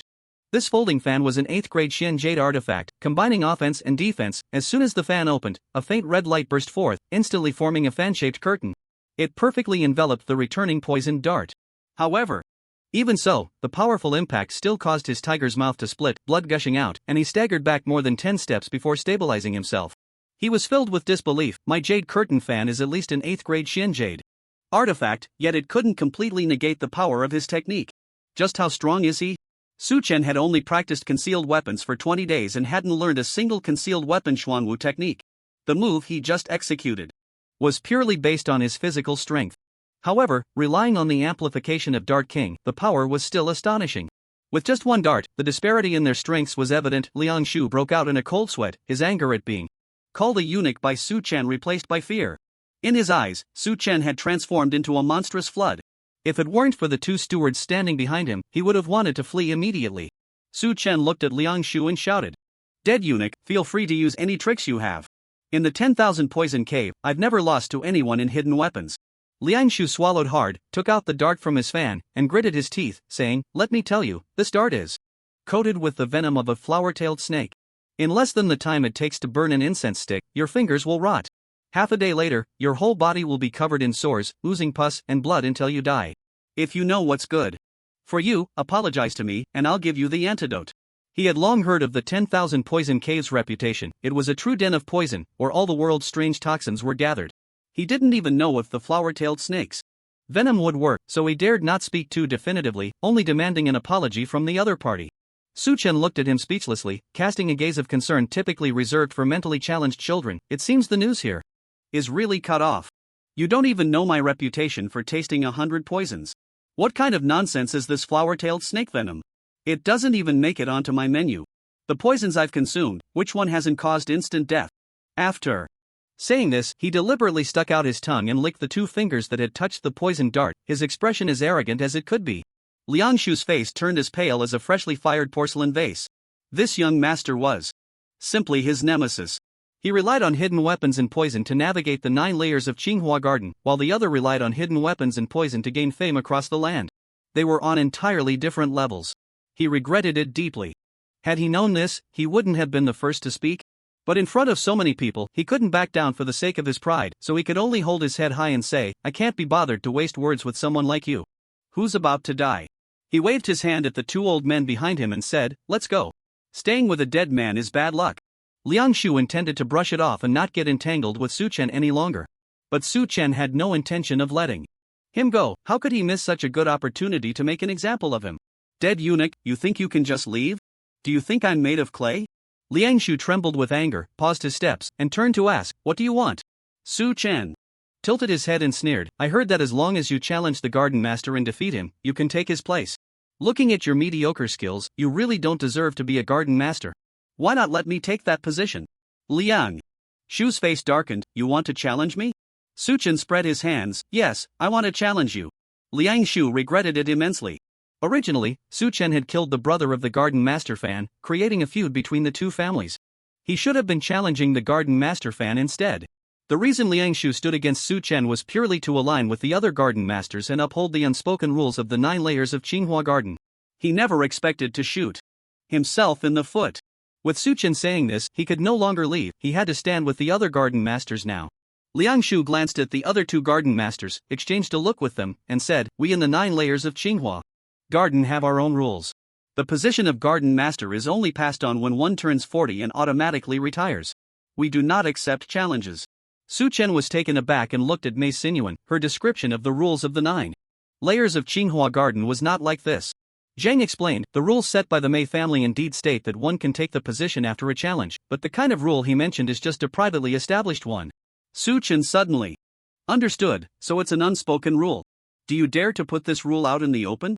The Mei family established the promotion system for the Mingyu 9 layers to select young talents. But your rules cause talented individuals to waste their years, only able to rise when you vacate a position. This goes against the Mei family's original intention. If I report your rules here, the Mei family will definitely not let you off. As soon as these words were spoken, the expressions on everyone's faces turned grim, exchanging glances with one another. 2 managers at the 2nd level of the realm quietly moved to block Su Chen's path at the entrance. Seeing this situation, Su Chen remained unfazed, sneering, what's the matter? Are you all planning to kill me to silence me? I advise you to stay calm. I, from the 10,000 poison cave, walk the world with my poison skills, excelling at taking on 100 foes alone. If I fight to the death, half of you will be buried with me. Moreover, I can guarantee that anyone at the 1st level of the realm will undoubtedly die, and even if those at the 2nd level manage to survive by a stroke of luck, they will become useless afterward. Unless you reach the 3rd level of the realm, don't even think about leaving unscathed. He flicked his fingers towards a large tree beside him, and a green light shot out, striking the trunk. Upon contact with the tree bark, the green light immediately produced thick white smoke, crackling and exploding. In no time, a large hole melted through the trunk, with green sap writhing on the walls, corroding the wood and emitting even denser white smoke. Su Chen clapped his hands and said, this poison is called Green Ghost, ranked 17th on the list of deadly poisons. If human skin comes into contact with it, it will be burned through instantly. If you lack the resolve to sever your own wrist, even a moment's hesitation will turn you into a pool of blood. Would you like to experience the power of this poison? As soon as he finished speaking, the large tree snapped in two with a loud crack, the massive trunk crashing down among the crowd with a thunderous roar. Everyone fell silent. They had never heard of such a poison. A tree as thick as a water barrel was melted into 2 halves in just a few breaths. The power of this poison, if used on a person, the thought alone was terrifying. The abbot, dressed in a cassock and resembling Amitabha, clasped his hands together and smiled warmly. Young Master Yangshang, I am Yuan, the abbot of the 2nd garden. I greet you here. Su Chen was puzzled. Could a monk really marry into the Mei family? He cupped his hands and asked, what do you have to say, monk? Yuan replied, young Master Yangshang, such a remarkable talent is like a dragon crossing the river. This pool of water cannot contain you. Naturally, we cannot bind you with our private rules. If you wish to challenge Liangshu, I wholeheartedly support you. I wish you victory and hope you become the abbot soon. Su Chen chuckled. This chubby monk was quite interesting, a person who knew how to adapt. Just a moment ago, he had a fierce expression filled with hostility, and now his words were as sweet as honey. It was no wonder the monk was so adaptable. Su Chen's statement that anyone at the 1st level of the realm will undoubtedly die had frightened him. After witnessing the scene of the green ghost melting the tree trunk, he had lost all desire to confront Su Chen. Not just him, the abbot clad in armor with a long knife at his waist also introduced himself. I am Qin Fei, the abbot of the first garden. I have no objections to young master Yangqing challenging Liang Shu. Once these two abbots spoke, the other managers naturally had no objections either, instead collectively sighing in relief. They did not want to fight Su Chen. That green ghost was too terrifying. Liang Shu's face turned ashen, never expecting that his comrades would turn against him in an instant. The two managers following him also showed a change in their expressions. If Su Chen succeeded in challenging Liang Shu, they would immediately become Su Chen's subordinates. At this moment, opposing Su Chen would be digging their own graves. Su Chen looked at Liang Shu, grinning, and said, "If you surrender voluntarily, you can avoid the pain of flesh and blood. I can also save some poison. This green ghost is quite precious, wasting it on you would be a shame." To impersonate Yangsheng and come to the Mei family, Su Chen had brought over 100 types of poison with him. Almost all of them had been confiscated by the people of the Golden Hall. Fortunately, he still had two of the most precious poisons stored in his knee pouch, one being Jin poison and the other green ghost, each in 2 small vials. Both of these poisons were renowned for their deadly potency, with Jin poison ranked 6th and green ghost ranked 17th. Derived from the thousand-eyed poisonous bird, the green ghost was born from Wei Qianchang's, and in the world, only Wei Qianchang and Yang Sheng are unafraid of its toxicity, able to use these 2 poisons. The Jin poison can harm. The green ghost can corrode gold and wood. The combination of the two can almost break through all defenses. Yang Sheng, despite his low strength, can act tyrannically, relying on the power of these 2 poisons. Unfortunately, Yang Sheng is still unable to produce the green ghost himself. After Wei Qianchang's death, the green ghost on Su Chen is one of the last 2 bottles in the world, totaling about 10 drops. Using this poison on Liang Shu would indeed be a waste. Liang Shu said resentfully, "I, Liang Shu, am not someone to be slaughtered at will. If you want to challenge me, I will accept. However, we must follow the proper procedures. This challenge must first be registered with the competition must also be held a month later, and we need to invite everyone from the 9th floor of King Weiwen to watch." Su Chen frowned. "A month later? Can't we fight now?" Liang Shu replied, "That's the rule." Su Chen looked at Zhang Shi, who confirmed, "It is indeed stipulated this way. Both parties have a month to prepare." Su Chen had originally planned to fight immediately and incapacitate Liang Shu on the spot. By accepting the challenge, Liang Shu had saved his life. A month of preparation time is a rule of the Mei family, and Su Chen dared not overstep it. As a newcomer, if he were to fall into a trap regarding the rules, his future actions would be extremely difficult. "Fine, a month it is. Consider it time for you to buy a coffin and handle your affairs." Su Chen had no choice but to speak ruthlessly, while in his heart, he had already sentenced Liang Shu to death. Liang Shu gritted his teeth in hatred, unwilling to linger any longer, and left with 2 stewards. Su Chen looked around at the crowd and said, "I am here today to seek revenge. Anyone who obstructs me is my enemy." Yuan smiled broadly and immediately responded, "If young master Yang Sheng is here for revenge, we naturally will not stop you." Qin Fei also said, "The grudge between young master Yang Sheng and Steward Lu is a personal matter. We have no ties to Steward Lu, so there is no reason for us to intervene." The 2 garden masters began to speak on Su Chen's behalf. No other stewards dared to stop him either, but they showed no intention of leaving. It was clear they wanted to stay and watch the excitement. Su Chen didn't mind, drawing the kitchen knife from his waist and striding towards Steward Lu. The young boy was so frightened that he screamed and ran back into the house. The old man in the black robe, who had been treating Steward Lu's injuries, suddenly spoke, "Young master Yang Sheng, regardless of your grievances, you have already injured him to this extent. Even if I can set his bones, this hand of his will be useless. In the future, he will only be able to scratch an itch or use a pair of chopsticks. The 9th floor of King Weiwen values strength above all. Having lost a hand, he will not be able to keep his position as steward. He will only be able to live as a medicine slave, dying an old man, with a miserable end." "Why must you go to such extremes?" Su Chen did not expect anyone to dare to intervene and asked in surprise, "Who are you?" The old man in the black robe replied, "I am Fong Buping. I also treated your injuries." Su Chen responded with an "Oh," realizing this was the Dr. Fong mentioned by Mei Xinwan. It was because of his 10 taels of silver consultation fee that Mei Xinwan borrowed money from Steward Lu, leading to a series of subsequent events. Su Chen had no good feelings towards him and mocked, "What's the matter? A healer with a kind heart, wanting to be a living bodhisattva?" Fong Buping stood up, his eyes always squinting, his voice lazy yet hoarse. "What healer, what kind heart? It has nothing to do with me. Although I treat illnesses and save lives, I have never called myself a healer. I just do my job for money. As long as the payment is sufficient, I can save lives or take them." Steward Lu paid me 200 taels of silver to protect him until he recovers. I have already accepted this job. I cannot just watch him die. If young Master Yang Shang wants to kill him, wait until he recovers before coming back. Wait until he recovers. Who knows when that will be? Su Chen's enmity with Steward Lu could be described as a blood feud. Mei Xin was humiliated at the banquet and then whipped by Fan Hong. Lu Guanshi was stirring the pot behind the scenes.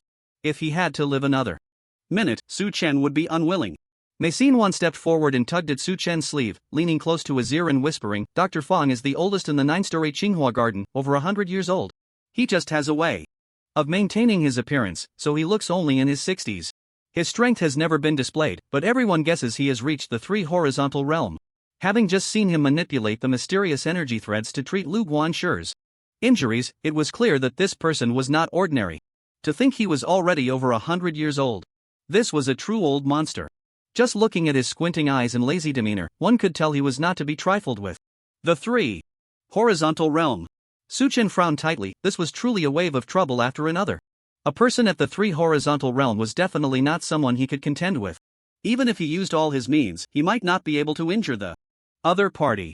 After a moment of thought, he said, since you say that as long as the money is right, you can do anything. Does that mean if I offer enough, you would even be willing to help me kill Lu Guanshi? Fong Buping's eyes widened slightly. Seemingly surprised, but he quickly squinted again, returning to his lazy demeanor, and said lightly, the principle is indeed as you say, but how much can you offer? Su Chen extended a finger, 1,000 taels. I give you 1,000 taels. And you help me kill him. Fong Buping laughed heartily, young Master Yang Shang, there is no one in this 9-story building who understands your situation better than I do. When you were sent down, you had no money at all. When I treated your injuries, I checked your body. Your bone quality is deteriorated, and your mysterious energy is scarce. At most, you can release 2 9th-grade Xuanwu techniques. I even suspect you haven't reached the 2nd harmony realm at all. Even if you can rely on some strange poisons and clever techniques to show off, once your trump cards are revealed and people see your limits, who would still be afraid of you? As soon as these words were spoken, everyone was stunned. Whispers arose. Bone quality deteriorated, mysterious energy scarce? Only able to release 2 9th-grade Xuanwu techniques at most.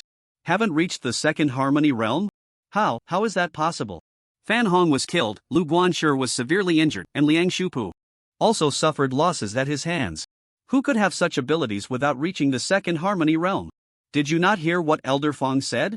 He is merely relying on strange poisons and clever techniques. With such a small amount of mysterious energy, he can only release 2 Xuanwu techniques. As long as one prepares against the poison in advance and finds a way to exhaust his mysterious energy, he shouldn't be too difficult to deal with. Su Chen did not expect Fong Buping to reveal all his conditions, which completely stripped away his disguise. The attitude of the onlookers immediately changed. The wariness faded, replaced by mockery, as if to say, oh, so he's just a paper tiger. Fong Buping continued, 1,000 taels of silver is not a small sum. Resources are scarce in the 9 stories. If you want to earn that much money, you can only go to the public market in the lower 3 levels, 7th, 8th, and 9th floors, and try your luck. But there, experts are everywhere, and your strength is barely enough to protect yourself. How do you expect to earn 1,000 taels of silver? Moreover, you have already been fined 1,000 taels of silver by the layer guards. If you kill Lu Guanshi again, you will be fined another 1,000 taels. Where will you get so much money? Your actions are no different from suicide. Su Chen was very angry and coldly said, you don't need to worry about that. Just tell me, can 1,000 taels of silver make you kill Lu Guanshi? Fong Buping was silent for a moment before answering, as long as you can produce 1,000 taels of silver, I will immediately leave the Lu family. Whether Lu Guanshi lives or dies has nothing to do with me. You handle it yourself. Su Chen clapped his hands, good, it's settled then. Wait here, and I will gather 1,000 taels of silver for you tonight. Su Chen shouted to the boy peeking out from the crack of the hall door, clean the house up a bit, I'm moving in tonight. He turned to Zhang Shi and said, let's go, we need to make some money at the market. He swaggered out of the Lu family, with Zhang Shi, Mei Xin and Mei Sihan closely following behind. The people in the courtyard exchanged glances, all at a loss for words. Master Yuan turned to Fong Buping and asked, Senior Fong, you said his bone structure is flawed, and his Xuanqi is only enough to use 2 9th-grade Xuanwu techniques. Is that true? Fong Buping continued to tend to the wounds of the steward Lu, answering without turning his head, I have no need to lie. Qin Fei said, but since he has been exposed, why is he still so arrogant? He even boldly claimed he would move into the Lu family tonight. Fong Buping chuckled twice and said, a starving camel is still bigger than a horse. His master is an extraordinary powerhouse, his knowledge, vision, and even combat experience are beyond what you can compare. I advise you to keep those little schemes to yourselves. Whether this dragon crossing the river stays or goes, lives or dies, is not something you can decide. At that moment, Liangshu returned with 2 stewards. He hadn't gone far, having circled back to observe from the back courtyard. Only after Su Chen left did he dare to return to the Lu family. Liangshu was furious and immediately questioned, "Aren't the 2 of you being too unreasonable? We agreed to stand united against outsiders. How can you turn against us at such a critical moment?" Master Yuan smiled broadly and said, "Calm down, Master Liang. Asking you to accept this challenge was merely a temporary measure. You saw it too, the demon's poison is indeed formidable, and we have no confidence in making a clean escape. If he manages to escape and reveals our private alterations to family rules and the prohibition against challenges, we will all suffer." Liangshu sneered, "So, it's just a sacrifice of me, is it?" Yuan replied, "Rest assured, Master Liang. That demon is already close to death." Everyone was taken aback. Xin Fei asked, "Master Yuan, what do you mean by that?" Yuan explained, "A common man has no sin, but possessing a treasure can lead to trouble. The green ghost poison on him is quite valuable. The road to the East Market passes through the illegal bridge. If we leak his information to the experts on the 7th level, someone will naturally kill him and seize the treasure on the illegal bridge." Xin Fei said, "There are 2 markets, East and West. The West Market is strictly regulated and very safe. The East Market is a mixed bag, fraught with danger. Why would they abandon the West Market and choose to go to the East Market, a den of tigers and dragons?" Yuan replied, "When that demon was sent down, he was all alone, with only his underwear to cover himself. This indicates that the people from the Golden Hall intended to strip him of all his treasures. The fact that he can produce the green ghost poison suggests he has some special method of concealing the poison, which is not surprising for a poison expert. His confidence in gathering 1,000 taels of silver tonight surely means he intends to exchange the green ghost for money. The West Market is safe because it is controlled by the higher-ups of the Mei family. If he trades the green ghost there, the Mei family will know immediately. Such a rare poison on the ranking list, how could the Mei family allow it to circulate? They would definitely confiscate it. Although the East Market is dangerous, it is a black market, not under the control of the Mei family's higher-ups. Therefore, to conceal the existence of the green ghost, he is very likely to choose to go to the East Market." Xin Fei nodded, "That makes sense." Liangshu pondered, stroking his chin, why not directly inform the higher-ups of the Mei family about his concealment of poison? Perhaps the people above would be so enraged that they would kill him. Yuan shook his head, "Absolutely not. If we report his concealment of poison to the higher-ups, he will expose our violation of family rules. At that time, we will also be punished. The current situation is very favorable for us, we only need to use a knife to kill someone. In the East Market, there are plenty of experts at the 3rd horizontal realm, and even some at the small perfection realm. Killing him would be as easy as pie." Xin Fei looked at Liangshu and said, "I heard you have some connections with Master Ouyang of the 7th level. He is notoriously greedy. He often kills and seizes treasures on the illegal bridge. It is said that he has already reached the minor perfection realm. If you can invite him to take action, you will surely achieve success immediately." Liangshu tapped the folding fan in his hand and said with some resentment, "I only bought this jade curtain fan from his shop. What kind of friendship is that? When I married into the Mei family, I brought nearly 10,000 taels of silver with me. All of it was swindled away by him. Later, I found out that this jade curtain fan is worth at most 3,000 taels of silver. Ouyang Pu is simply a devil who eats people without spitting out the pits." Xin Fei exclaimed, "My goodness, swindled out of 10,000 taels? You must be quite the easy mark in Ouyang Pu's eyes. If you go to his shop, you will definitely be warmly welcomed." Liangshu replied, "What welcome? It's all mockery." "Forget it, in order to eliminate the demon of Yangshang, I will make a trip to Ouyang Pu's shop." Having discussed a plan to harm Su Chen, on the other side, Su Chen was also gathering information about the East and West markets. Zheng asked, "Son-in-law, how much money do you have on you?"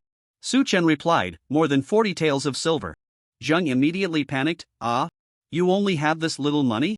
I thought you had taken a lot from Fan Hong. So what should we do?" "You have to pay 1,000 taels of silver in 10 days. "How is that possible? If you get killed, our family will be doomed." She seemed to remember something and said, "By the way, Green Ghost, this poison should be worth a lot. Are you thinking of selling it for money?" Su Chen replied, "This poison is for saving my life. How can I sell it?" "Don't panic, I have other ways to make money." Yuan took his hand and said softly, "Husband, whether we kill Manager Lu or stay in Lu's residence doesn't matter. We just need to be safe and sound. If we make money, we should pay the fine first." Suchen asked her, "Do you believe I can earn 1,000 taels of silver tonight?" Mei Yuan said, "Since my husband said he can earn it, he definitely can. I just don't want you to create too many enemies for my sake." Suchen intertwined his fingers with hers and said, "The people of the ninth layer are nothing but a bunch of insignificant characters to me, they are not worthy of being my opponents. You can rest assured, I have plenty of means, earning 1,000 or 800 taels of silver is as easy as playing a game." Mei Yuan asked him, "So which market should we go to?" Suchen replied, "Of course, it's the East Market. The greater the risk, the more opportunities there are. If luck is on our side, we might get rich overnight." Zhang led the way, and the four of them moved forward through the mist. The East Market is established on the cliff on the other side of the chasm. For 100 years, the people from the lower three layers, 7th, 8th, and 9th layers, have carved out a maze of tunnels in the cliff, resembling ant holes, to serve as a place for black market transactions. Inside, there are brothels, gambling houses, restaurants, and opium dens. All sorts of entertainment activities take place in this cave. The oppressive life at the bottom of the cliff breeds moral decay. All kinds of unimaginable evils grow within the cave. The upper echelons of the Mei family believe that the existence of the East Market can alleviate the rebellious sentiments of the lower class people, providing them with an outlet for their frustrations. This is beneficial for maintaining stability in the ninth layer. Therefore, they turn a blind eye to this market and impose no control whatsoever. The Mei family's neglect has given rise to a new class. In the 24 districts, 144 masters of the third horizontal realm are the absolute rulers here. They are like 144 feudal lords, each managing a specific area, running their own businesses, and exerting more oppression and exploitation on the lowest class of people. Each level of the various districts has built sky bridges leading to the East Market. Among the 24 districts in the lower three layers, there are 72 bridges. These bridges are referred to as illegal bridges. Fighting is not allowed within the caves of the East Market, nor is it permitted within the districts. Only the sky bridges connecting the caves and districts are no man's lands. Murders and smuggling occur on these bridges. To ensure they wouldn't attract attention, most people entering the East Market wore masks.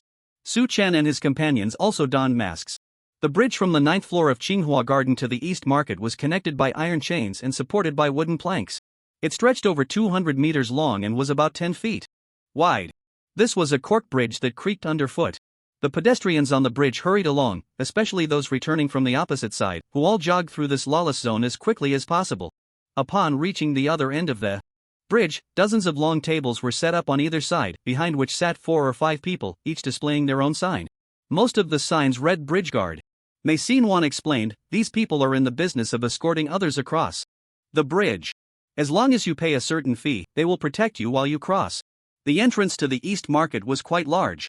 A sign hung above it, reading "Tsinghua Garden Black Market in Trance." It was quite brazen, showing no hesitation in using the words black market.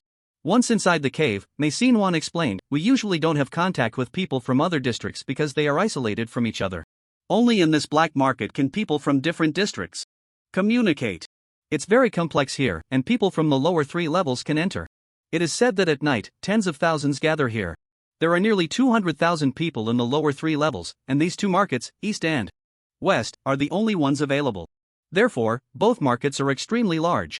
As soon as Su Chen entered the cave, he was hit by a wave of heat, with spicy, fragrant, pungent, and sweet smells all mixed together, rushing into his nostrils and making him cough uncontrollably.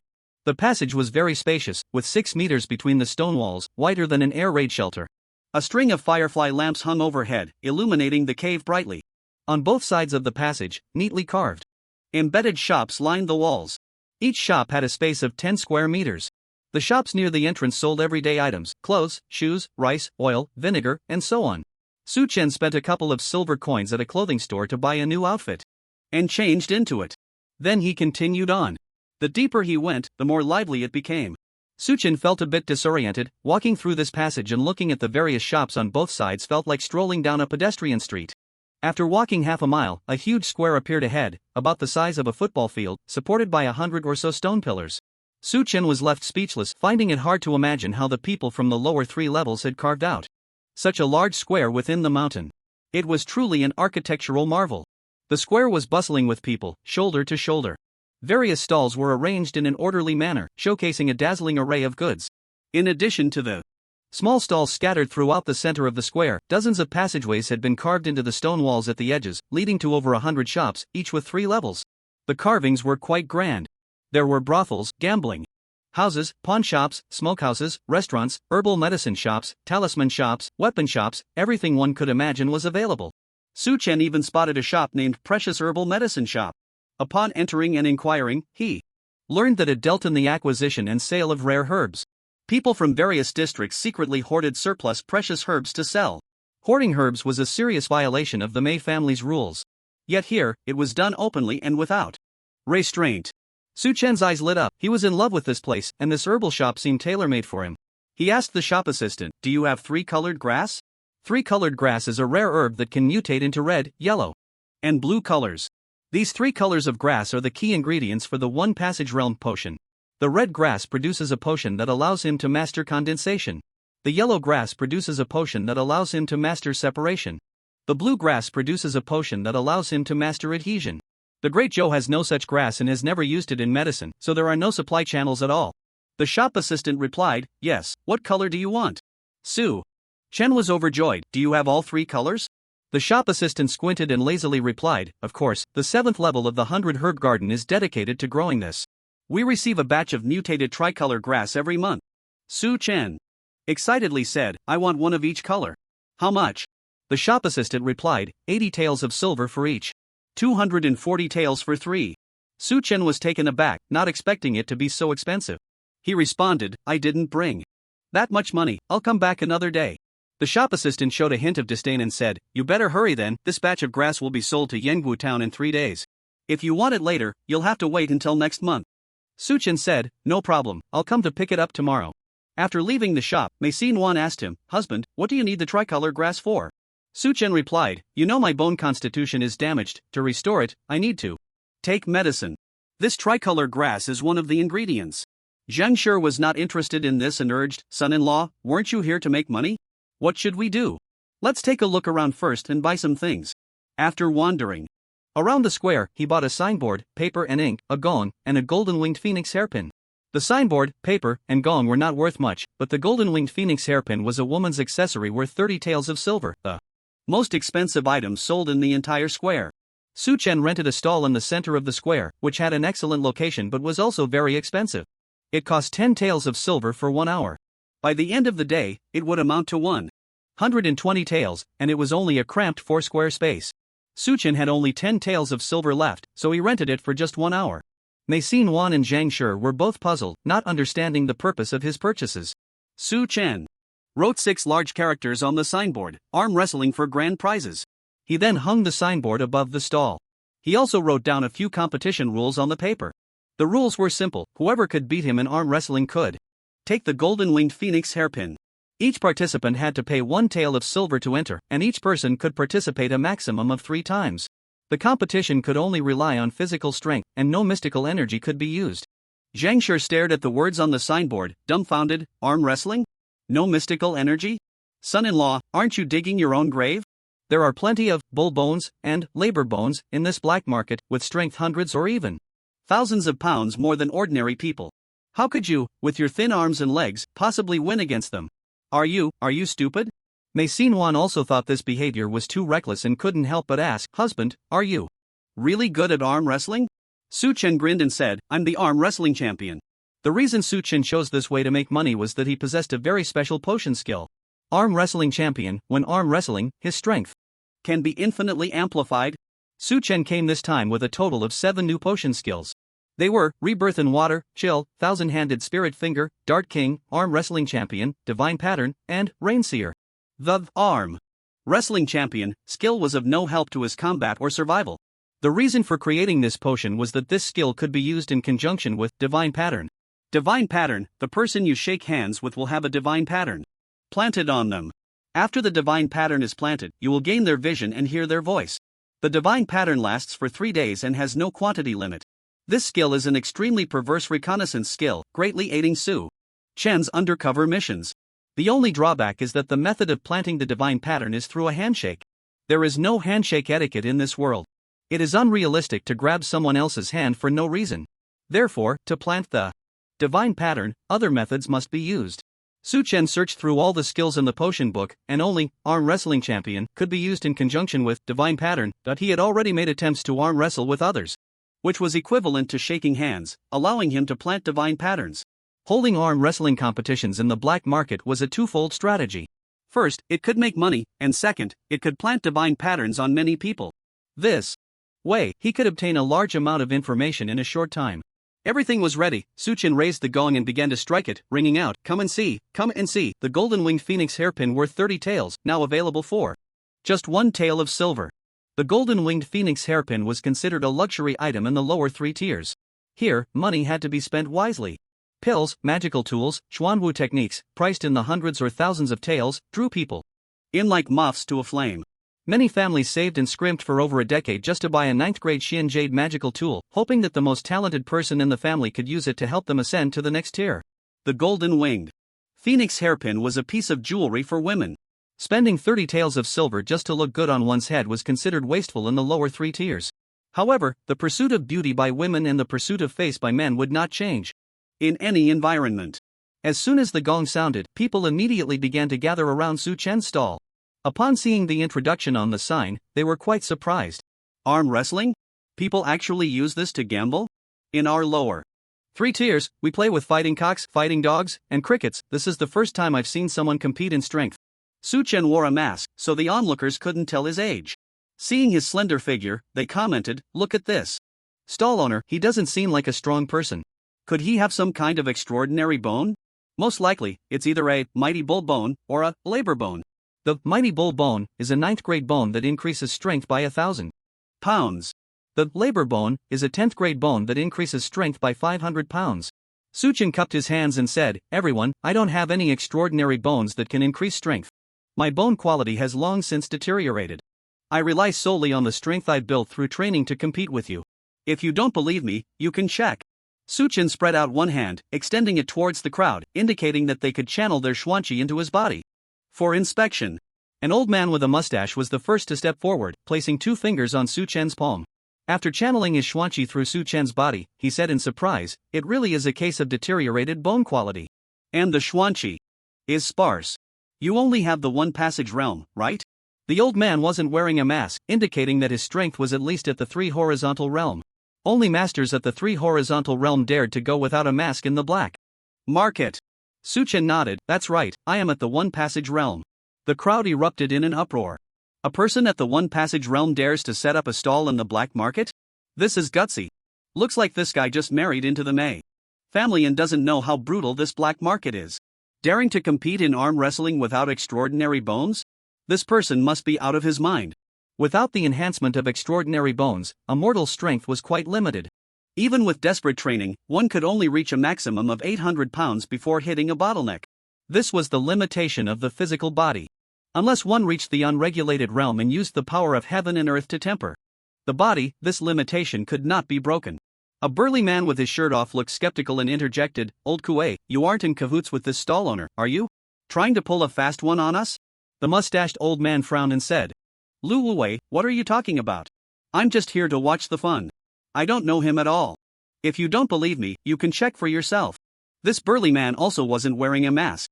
He stepped forward, extending 2 fingers to Su Chen's palm. After checking, he exclaimed in surprise, "There really are no extraordinary bones." He looked at Su Chen and said in a deep voice, "If I win, this golden-winged phoenix hairpin will belong to me?" Su Chen asked, "Are you going to participate?" The burly man took out 1 tael of silver and tossed it on the table, saying, "My wife has had her eye on this hairpin for a long time. She just thinks the price is too high, so she doesn't want to buy it. Since there's a chance to get this flower for just a couple of silver coins, I naturally won't miss it." Someone was willing to be the first to take the plunge, and Su Chen was very happy, replying, "If you win against me, this phoenix hairpin will be yours." Lu Wuwei sat across from Su Chen and said, "Come on, let's make it quick."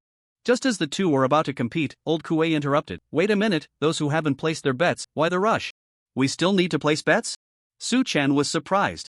Old Kuei squinted his eyes and said with a rhythmic tone, "Of course, the purpose of this black market is to eat, drink, and gamble. Gambling is the most popular. Half of the guests here are gamblers. If you can't place a bet, what's the point of setting up your stall?" He picked up the copper gong on the table and banged it several times, shouting, "The betting is open, the betting is open. New shop opening, new rules, new betting methods, exciting and thrilling, with suspense at every turn. No minimum bet. The house takes no cut." With his shout, dozens of people immediately gathered around. No minimum bet? So even a single copper coin, 1 tael of silver equals 100 copper coins, can be used to gamble? The house doesn't take a cut? That means whatever you win is all yours. This is a benefit only available for the new shop opening. No one has dared to open a new gambling stall in the black market for the past 3 years. We must gamble a couple of rounds. Once this village is gone, this shop will be gone too. The crowd began chattering, asking about the rules.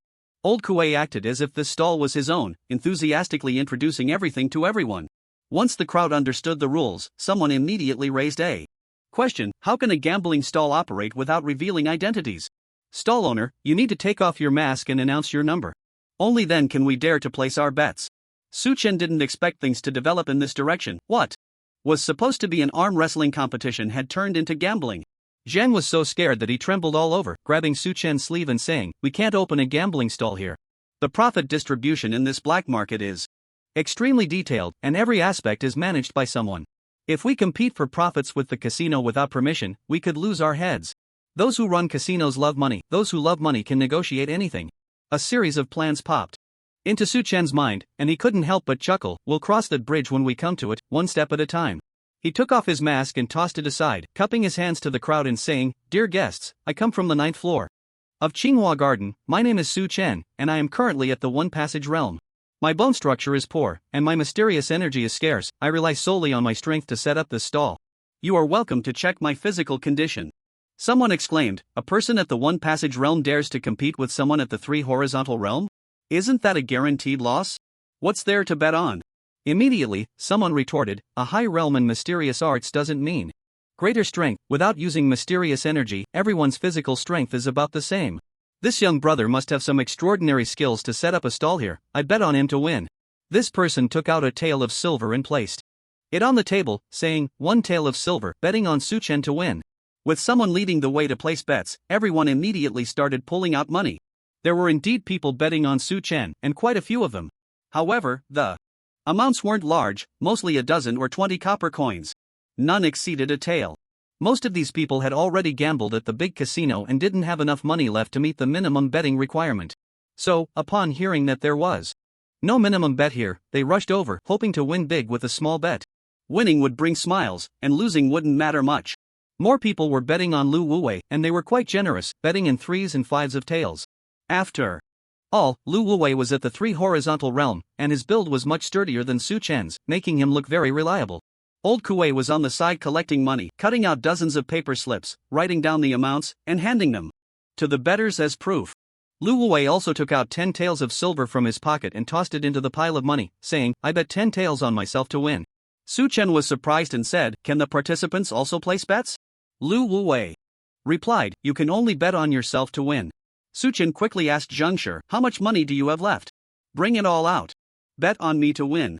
Zhengshi rummaged through her belongings for a long time and surprisingly pulled out 30 taels of silver, looking as if she was ready to fight someone, her veins bulging as she gritted her teeth and asked, "Can we really win?" Su Chen was stunned, never expecting this person to have so much money. In fact, half of this money was given to her by Su Chen earlier when he asked her to buy food. He had tossed a handful of silver out the window, which amounted to over 20 taels. Adding her own savings, they finally gathered 30 taels. This time, she was putting everything on the line, giving off a sense of fighting to the death. Su Chen said, "Bet it all, it's guaranteed to win." Zhengshi then tossed the 30 taels of silver into the pile of money, her body trembling like a wild cat caught by the neck. 30 taels, betting on ourselves to win. Old Kuei calculated the total, noting that 90 taels of silver were bet on Lu Wuwei to win, while only 40 taels were on Su Chen. He pulled out a small pouch from his chest, counted out 50 taels of silver, and sprinkled it into the pile, saying, "I'll put in 50 taels, betting on Su Chen to win. This way, both sides' bets will be even, at 90 taels each. If we win, we double our money." No need to think too hard, easy to calculate. No one expected Old Kuei to place his bet on Su Chen, and to do so with such a large amount. Lu Wuwei chuckled softly, "Old Kuei, are you looking down on me? I'm just impressed by this young brother's boldness. Someone who dares to set up a stall in the black market and bets 30 taels of silver on himself must have some skills." Old Kuei stroked his beard and laughed. "What's wrong? You're not scared, are you?" Lu Wuwei raised an eyebrow. "Scared? Just wait to lose your money." Su Chen extended his left hand, resting it on the table. Lu Wuwei also extended his left hand to shake with him. Both their arms were laid on the table, and everyone's expression changed. Lu Wuwei's arm was as thick as a bull, with dark skin, strong muscles, and veins bulging like little snakes moving along his arm. It exuded a strong sense of power. Then they looked at Su Chen's arm. It was skin and bones, as thin as a matchstick, with bruises all over, not a single spot intact. These bruises were left from being beaten by Mei Ilei in the Golden Hall and had never faded. He looked as miserable as one could be. Lu Wuwei laughed heartily. Your arm looks like a green onion, don't let me break it. Those who had bet on Su Chen immediately felt their spirits plummet. Had they known he was this thin, how could they have placed their bets on him? Fearing that these people might back out, Su Chen called out to Old Kuei, Old Kuei, can you be the referee for us? Seeing the difference in their arms, Old Kuei felt uncertain, his expression darkening. However, as an old gambler, he was very principled. Once a bet was placed, he would never go back on it. He gave Su Chen an encouraging look and said in a deep voice, then let the sound of the gong be the signal. I'll count to 3, and when I strike the gong, the match will begin. Are you both ready? Su Chen nodded, I'm ready. Lu Wuwei also said, let's start. Old Kuei raised the gong, counted 1, 2, 3, and with a loud bang, struck the gong. Lu Wuwei reacted faster than Su Chen by half a breath, exerting his strength first. Almost at the same moment the gong sounded, he used overwhelming force to push Su Chen's arm down. Just as Su Chen's hand was about to touch the table, his arms muscles tensed, and a surge of power suddenly emerged, stabilizing the situation at the critical moment. His arm was held rigidly in the air, like a gear nailed down, stopping its movement with a click. Lu Wuwei's victorious smile froze on his face. Shocked by the sudden strength Su Chen displayed, the frail arm of his opponent suddenly transformed into an unyielding pillar, and no matter how hard he tried, he couldn't budge it even a fraction. He gritted his teeth, his face flushed red, veins bulging at his temples, and a low, buzzing growl emanated from his throat. Anyone could see that he was exerting all his strength. The onlooking gamblers had no idea how much resistance Lu Wuwei was facing, and the shouts around them grew louder. Put some effort into it, you're just an inch away. Lu Wuwei, you're not a soft-shell shrimp, are you? It's come to this, and you still can't handle it? Put in some more effort and take him down. There were also cheers for Su Chen. Little brother, hold steady, hold steady. Little brother, well done. Lu Wuwei will tire out soon, just hold on a little longer, and we'll win. The arm wrestling champion's skill allowed him to freely amplify or reduce his strength. Su Chen deliberately maintained his strength at the same level as Lu Wuwei, roughly 300 pounds. Lu Wuwei didn't have any enhanced strength, and his single-arm strength of 300 pounds was already impressive. The two were evenly matched, so Su Chen was also straining, beads of sweat forming on his forehead. They remained locked in this stalemate, their arms held just an inch above the table. 1 breath, 10 breaths, 30 breaths. Lu Wuwei was nearly exhausted, the veins in his arm threatening to burst, yet he still couldn't budge Su Chen even a bit. He couldn't understand where such strength came from in such a frail arm. In his moment of confusion, his taut nerves relaxed slightly, and he lost a bit of strength in his grip. In that instant, Su Chen's arm, like a withered tree being uprooted, pressed his hand down onto the table. With a dull thud, Lu Wuwei's hand slammed against the blue stone table. The situation reversed, and the outcome was clear. Su Chen rubbed his sore left hand and cupped his hands toward Lu Wuwei, saying, thank you for the match. A deathly silence. After a few breaths, cheers erupted like a tidal wave, and more than 10 winning gamblers jumped for joy. Old Kuei laughed heartily, we won, we actually won. Ha, I made 50 taels in one go, what a thrill. Zhang Shi shouted excitedly, it doubled, it doubled. 30 taels turned into 60 taels.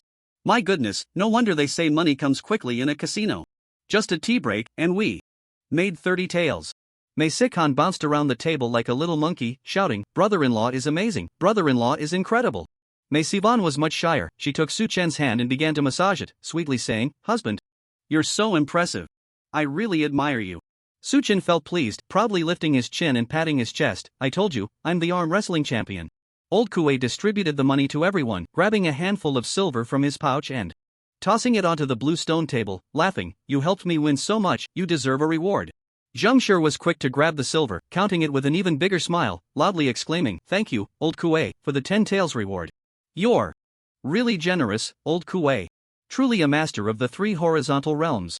Her words carried a hint of a courtesan's charm. Flattered by her praise, Old Kuei stroked his beard, feeling 1,000 times more comfortable. Those who had bet on Lu Wuwei began to grumble. Damn it, I bet 5 taels of silver, and he actually lost. I bet 5 taels too. I thought someone from the 3 horizontal realms would be formidable, but I didn't expect he couldn't even beat someone from the 1 passage realm. What terrible luck. Lu Wuwei felt extremely frustrated. He pulled out another tael of silver from his pocket and tossed it onto the table, shouting at Su Chen, let's have another match. Su Chen lazily replied, "Sir, is that really necessary? The previous match already determined the winner. Your single-arm strength is about 300 pounds, which is still a bit lacking compared to me. If we match again, you'll still lose." But Lu Wuwei didn't think so. He felt that his strength was about the same as Su Chen's. The reason for the failure was due to underestimating the opponent. He believed that as long as he gritted his teeth and persevered, victory would surely belong to him. He had great confidence in his endurance. Although the 3 horizontal realms and the 1 passage realm had no advantage in strength, their endurance and mental strength far surpassed that of those in the 1 passage realm. This was honed through years of high-level Xuanwu technique training. "Less talk, let's compete again. The rules state that everyone can compete 3 times, Su Chen grinned and said helplessly, "Since someone is eager to hand over money, I naturally won't refuse." He took the large bag of silver from Zhang's hand and handed it to old Kuei, saying, "Senior, I trouble you to be the judge once more. This time, I'm all in. Still betting on myself to win." Old Kuei opened the bag and counted. There were a total of 70 taels of silver. Su Chen placed his bet. And Lu Wuwei, unwilling to be outdone, pulled out a gold leaf from his pocket and tossed it to old Kuei, saying, "This gold leaf is worth 100 taels of silver. I bet on myself to win." Old Kuei was speechless and scolded, "Lu Wuwei, have you lost your mind? This gold leaf belongs to the Lord of Yunpu, not yours. If you dare to gamble with his money, the Lord of Yunpu won't let you off." Lu Wuwei replied, "This is my own business, it has nothing to do with you." This time, everyone hesitated to place their bets, as both Su Chen and Lu Wuwei were overly confident. One bet 70 taels on himself, while the other bet 100. In the previous match, Su Chen had been suppressed from the start, turning the tables in an instant, which felt somewhat lucky. The two were evenly matched. Seeing everyone discussing back and forth, they were reluctant to place their bets. Su Chen deliberately raised his voice and said to Mei Sinyuan, "Give my left shoulder a good squeeze, it's all thanks to this arm that I'm winning." Upon hearing this, Lu Wuwei thought for a moment, furrowed his brow, and replied, "Why must we compete with the left hand? You used your left hand just now, and I subconsciously used my left hand to compete with you. Normally, a person's right hand is stronger. This time, we must use our right hands." Su Chen laughed, "The rules are like this. If you want to compete with me, you must use your left hand." Lu Wuwei pointed at the sign and said, "It only states that you can participate in the competition by paying 1 tael of silver. It doesn't say you must use your left hand." Su Chen quickly picked up a pen. "I forgot to write it down, I'll add it." Lu Wuwei slammed his palm on the bluestone table. His thick brows raised, and stood up to scold, "You have some nerve, changing the rules when gambling with me? I see you don't want to live anymore." The gamblers behind him also chimed in, once with the left hand, once with the right hand. "That's fair. Shopkeeper, changing the rules at the last minute isn't fair." Su Chen awkwardly nodded, my fault, I didn't write the rules clearly." "Alright then, we'll use our right hands, but my previous bet doesn't count." He reached out to take back the bag of 70 taels of silver. Lu Wuwei blocked him and said sternly, "Once a bet is placed, there's no reason to back out." Su Chen said, "Senior Lu, I thought we were competing with the left hand, which is why I dared to bet so much. Now that we're switching to the right hand, I need to place a new bet." Lu Wuwei sneered, "Do you think this is your home? Once a bet is placed, that money is no longer yours. In the black market, those who break the gambling rules will be hunted down by all the casinos. The Mei family won't pursue it. Don't force me to take action against you." Old Kuei, being quite shrewd, saw that Su Chen had been caught at his weak point and quickly agreed. Indeed, once a bet is placed, it cannot be retracted. He took out a whole bag of money and tossed it on the bluestone table, saying, "I bet 100 taels on Lu Wuwei to win." Lu Wuwei looked coldly at him. "This match is between me and Su Chen. I won't accept bets from anyone else." In this situation, it was clear that Su Chen was bound to lose, and he was just about to take all of Su Chen's 70 taels. Old Kuei would not comply with his wishes.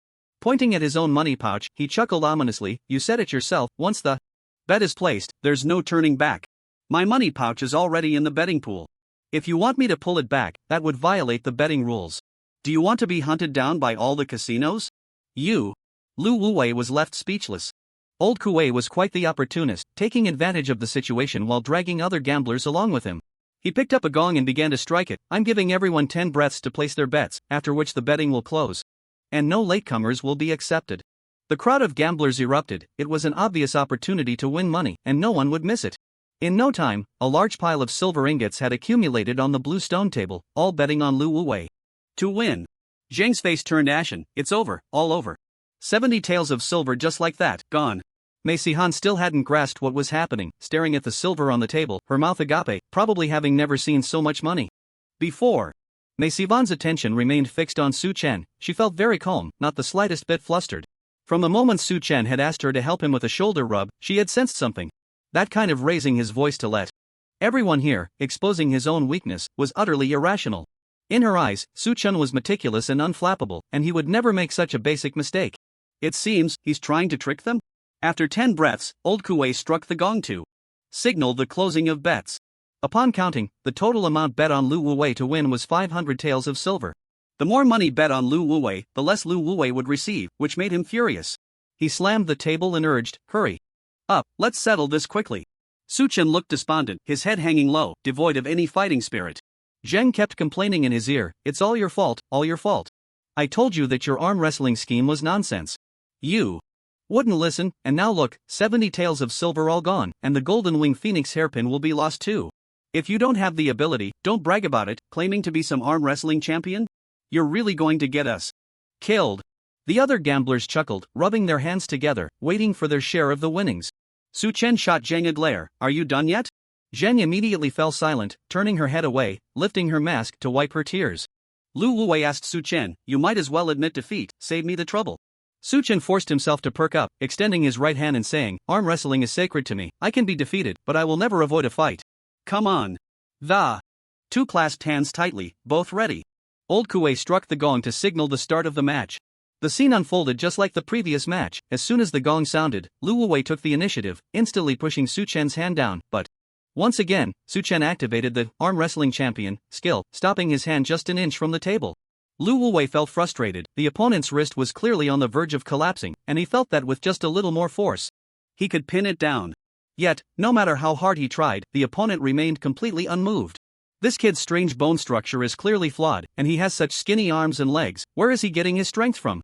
Lu Wuwei glared at Su Chen. Su Chen gritted his teeth, his face contorted, exuding an aura of desperation, not any less strained than Lu Wuwei. Lu Wuwei secretly vowed, "I want to see how long you can hold out." The two were once again locked in a stalemate. 1 breath, 2 breaths, 10 breaths, 20 breaths. As they continued to exert force, Lu Wuwei's face turned a deep shade of purple, his teeth nearly grinding to dust. Su Chen's features were also twisted, his neck flushed red, his whole body resembling an oversized red candle. The onlookers were dumbfounded. What was happening? This wasn't how the script was supposed to go. Again? Stuck again? No way. Lu Wuwei, you can't lose. All my savings are on the line. Me too. I bet 20 taels of silver. This is my month's wages. If this money gets lost, our whole family will have to eat the northwest wind. Old Kuei furrowed his brows, a sense of ominous premonition rising in his heart. Can't even turn this around? Could there be a trick involved? Old Kuei was an old gambler, well versed in the shady operations of the casino. He had seen many tricks like playing the pig to eat the tiger and fishing with a straight hook. With a slight observation, he noticed something amiss. On the blue stone table, the situation was tense, and the two seemed evenly matched. But beneath the blue stone table, the difference was stark. Lu Wuwei's feet were firmly planted on the ground, shattering the blue stone slabs beneath him, his knees bent, his whole body exerting force, his but almost leaving the stool. And Su Chen? His thighs were crossed over each other, his feet leisurely swaying, showing no signs of effort at all. Old Kuei suddenly realized, this kid is clearly at ease. He's deliberately creating a false impression. He wants to fish for a big catch with a long line. Old Kuei instantly saw through Su Chen's thoughts. He was intentionally disguising himself to appear evenly matched with Lu Wuwei, leading everyone to misjudge his strength, making it easier to continue cheating in the future by arm wrestling. So it's a little fox. A sly smile appeared on Old Kuei's face. If he had encountered someone else, he might have been deceived. But unfortunately for you, you ran into me, and that's like lifting a rock to smash your own foot. My 100 taels of silver are not so easy to earn. He suddenly said loudly, the rules of this competition say that using xuanqi is not allowed, but it doesn't say anything about using. The gamblers were taken aback by this statement, then they all began to shout in unison. Right, using the power of is fine. What is lose? It's the 8th grade furnace bone, not afraid of fire, not daunted by high temperatures, the body is hot as a carbon furnace, burns upon contact. Lu, hurry and burn him, burn him. Lu Wuwei's eyes lit up, he was almost out of strength, and if he didn't use some extraordinary means, he would surely lose. He immediately activated the ability of the 8th grade furnace bone, the temperature in his hand skyrocketing, reaching over 100 degrees in an instant. Su Chen felt a sharp pain in his palm. Lu Wuwei's hand seemed to have turned into a branding iron, and if he delayed any longer, his hand would be burned raw. Su Chen dared not hide his strength any longer, his right arm surged with power, effortlessly twisting Lu Wuwei's wrist down.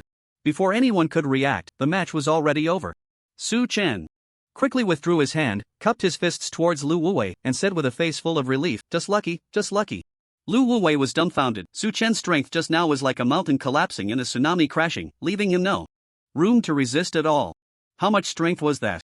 800 pounds? 1,000 pounds? He was horrified. Someone at the first level of the realm, with a ruined, actually possessed such strength, which was illogical. Su Chen wore a flattering smile and said, if it weren't for Lu's distraction, I would have definitely lost this match. He looked at old Kuei, reproaching, Old Kuei, this is all your fault. We were just having a fair contest of strength, how could you incite Lu to use? Do you really think Lu needs to use to compete with someone like me at the first level?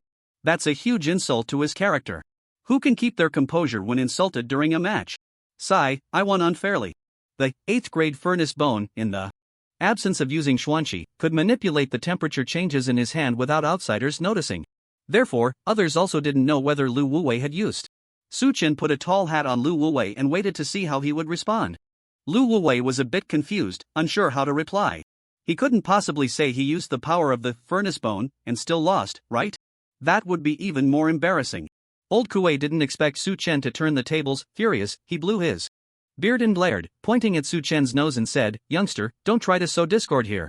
Your strength is clearly greater than Lu Wuwei's. Halfway through his words, Su Chen quickly interjected, our strengths are on par. That's why we've reached a stalemate. But in terms of endurance, I am no match for Senior Lu.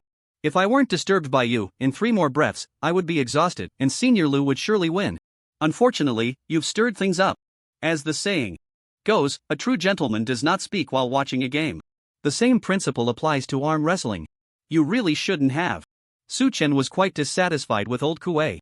He had already pulled his hand away quickly enough, yet his palm was still burned, and it hurt like fire. The cause of this result was old Kuei. If it weren't for him encouraging Lu Wuwei to use the power of the Su Chen's performance would have lasted much longer.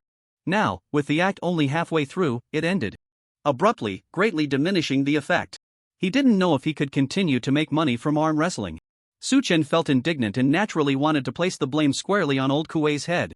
Lu Wuwei wasn't foolish either. He realized Su Chen had given him a way out and cooperated with the act, pointing at old Kuei's nose and shouting, you old fool, I'm in a competition, why do you need to butt in? You made me lose 100 taels, you owe me that. Old Kuei was nearly furious enough to explode. It was clear that Lu Wuwei was simply outmatched. His kind reminder was meant to help him win the match, and instead of being grateful, Lu Wuwei blamed his failure on him. This was simply outrageous. He huffed, Lu Wuwei, you know very well what the situation is. Blaming me for this is utterly unreasonable. Lu Wuwei felt guilty and feared old Kuei would expose the truth, so he didn't dare linger. He tossed out, I can't be bothered to argue with you, and turned to leave. This abrupt ending left everyone dumbfounded. Su Chen asked him, Senior Lu, aren't you going to gamble anymore? Lu Wuwei replied, I've lost all my silver, what's the point of gambling? Without looking back, he strode away. This truly surprised Su Chen. He had thought Lu Wuwei would want to compete in another round. He had already decided to let Lu Wuwei win the third match. He had just won 500 taels of silver. Zheng's eyes widened. Although she wore a mask, her expression was unreadable, but from her trembling shoulders and stiff body, it was clear she was in shock. 500 taels was the most money she had ever seen in her life. Her husband, Mei Yuliang, had been a modest gentleman. Though he held a high position, he was not skilled in amassing wealth and looked down on the petty dealings of gambling. Life had been worry-free, but they had never struck it rich. Seeing Su Chen win 500 taels, Zheng's heart burned with excitement. Remembering her earlier disrespectful words, she hurriedly apologized, son-in-law, you truly have great skill. I must have been blind to say those ungrateful things. Please forgive me. Su Chen was already used to her short-sightedness and opportunistic behavior. Zheng's earlier complaints and mockery had been within his expectations and part of his plan. He replied lightly, I don't blame you, I just got lucky. Quickly, put the silver away. Zheng laughed heartily, gathering the money pouch to her chest, burying her face in the pile of coins, as if she wanted to merge with the money.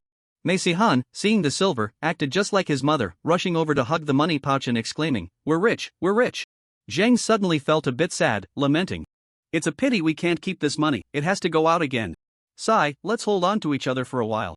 The mother and son were entirely focused on the money, while only Mei Sivan noticed Su Chen's injury. She leaned in close to his ear and asked, Husband, are you hurt? Su Chen turned his face, gently pecking her translucent earlobe with his lips, and whispered, it's just some superficial wounds, you mustn't mention it. Mei Yuan did not expect Su Chen to dare to make such an intimate gesture in front of so many people. Her ears and neck instantly turned red, and she scolded, "Husband, you are too reckless." Su Chen was completely unconcerned, laughing heartily. Su Chen's performance was flawless, and Lu Wuwei cooperated perfectly. The onlookers were all fooled, believing that Lu Wuwei's defeat was due to old Kuei's interruption. Losing money naturally left them full of grievances. These people did not dare to blame old Kuei like Lu Wuwei did, so they took a different approach and began to refuse to pay. This match was unfair. Senior Lu lost unjustly. I think it shouldn't count. Yes, Senior Lu lost because he was disturbed. He didn't show his true strength. In my opinion, this match doesn't count. Right, it doesn't count. The gamblers began to stir up trouble. Old Kuei, seeing this scene, raised an eyebrow and immediately joined the chorus of condemnation. He reached out and snatched the money from Zhang's arms, chuckling, "Since everyone thinks this gamble doesn't count, then this money will be returned in full. Come, line up, and we'll split the money." He first found the small bag containing his 100 taels of silver, took it out, and stuffed it into his bosom. Then he started organizing the distribution of money to everyone. Su Chen, witnessing this scene, was instantly furious. Old Kuei was treating him like clay. If he let him distribute the money, how would Su Chen continue to operate in the black market? Su Chen's killing intent surged within him, but on the surface, he remained calm. One hand quietly reached under the table, wiped some green ghost powder on his fingertips from the knee warehouse, and then pulled out the kitchen knife he had tucked at his waist. A smile squeezed onto his face as he said to old Kuei, "I was already at a disadvantage, and I have no objections to splitting the money. But, old Kuei, how can you take more? That bag of money of yours contains more than just 100 taels." Old Kuei, not suspecting anything, instinctively began to count how much he had taken. Just as he opened the money bag, he felt a chill sweep over him. Looking up, he saw Su Chen swinging the kitchen knife towards his face. Old Kuei was surprised but also very disdainful. How dare a mere person at the first realm lay hands on him? It was like an ant trying to shake a tree, utterly foolish. The corner of his mouth curled slightly as he pointed a finger skyward and uttered a word, "Condense." A purple light flickered on his index finger, precisely striking the tip of Su Chen's descending knife. In an instant, the purple profound energy cascaded down the blade like a waterfall, enveloping Su Chen entirely. For a moment, Su Chen felt as if he were being constricted by a python. The force was astonishing, as if he would be turned into a meat pie the next second. This kind of power was very familiar to Su Chen. Previously, when he encountered Jia Shirley Hong in Chingshu County, the other party used prison finger to crush a fake mountain into powder, employing similar strength.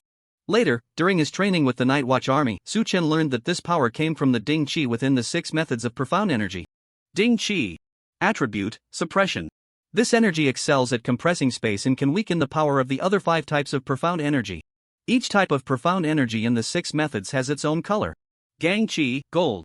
Sha Qi, black. Mu Qi, green. Ding Qi, purple. Gui Qi, silver. Bing Qi, red. The profound energy used by old Kuei was purple, undoubtedly Ding Qi. Just as the compressive force was about to take shape, suddenly an extreme chill erupted from the depths of old Kuei's heart. In an instant, it spread throughout his body, causing all the hairs on his body to stand on end, and the Ding Qi went out of control and dissipated. This was the effect of Su Chen's potion skill, chill. Before the Ding Qi around Su Chen could take shape, it collapsed. With no obstruction, he swung down his knife. After all, old Kuei was a master at the 3rd horizontal realm. Even without using profound energy, his physical strength was impressive. He reacted extremely quickly, extending 2 fingers to pinch Su Chen's knife between them. With his other hand, palm facing forward, he struck towards Su Chen's face. Following that, he kicked towards Su Chen's abdomen. Su Chen tilted his head to dodge a palm strike coming straight at him. However, his abdomen took the hit, landing squarely. Yet, this kick triggered the Spirit Guardian cloak, causing no harm whatsoever. Su Chen pretended to be injured, stomped his feet on the ground, and flew backward, rolling like a top for over 10 meters. Looking at old Kuei, it seemed as if his kick had struck an iron plate. A wave of recoil surged back, and his entire calf bone creaked ominously, nearly breaking.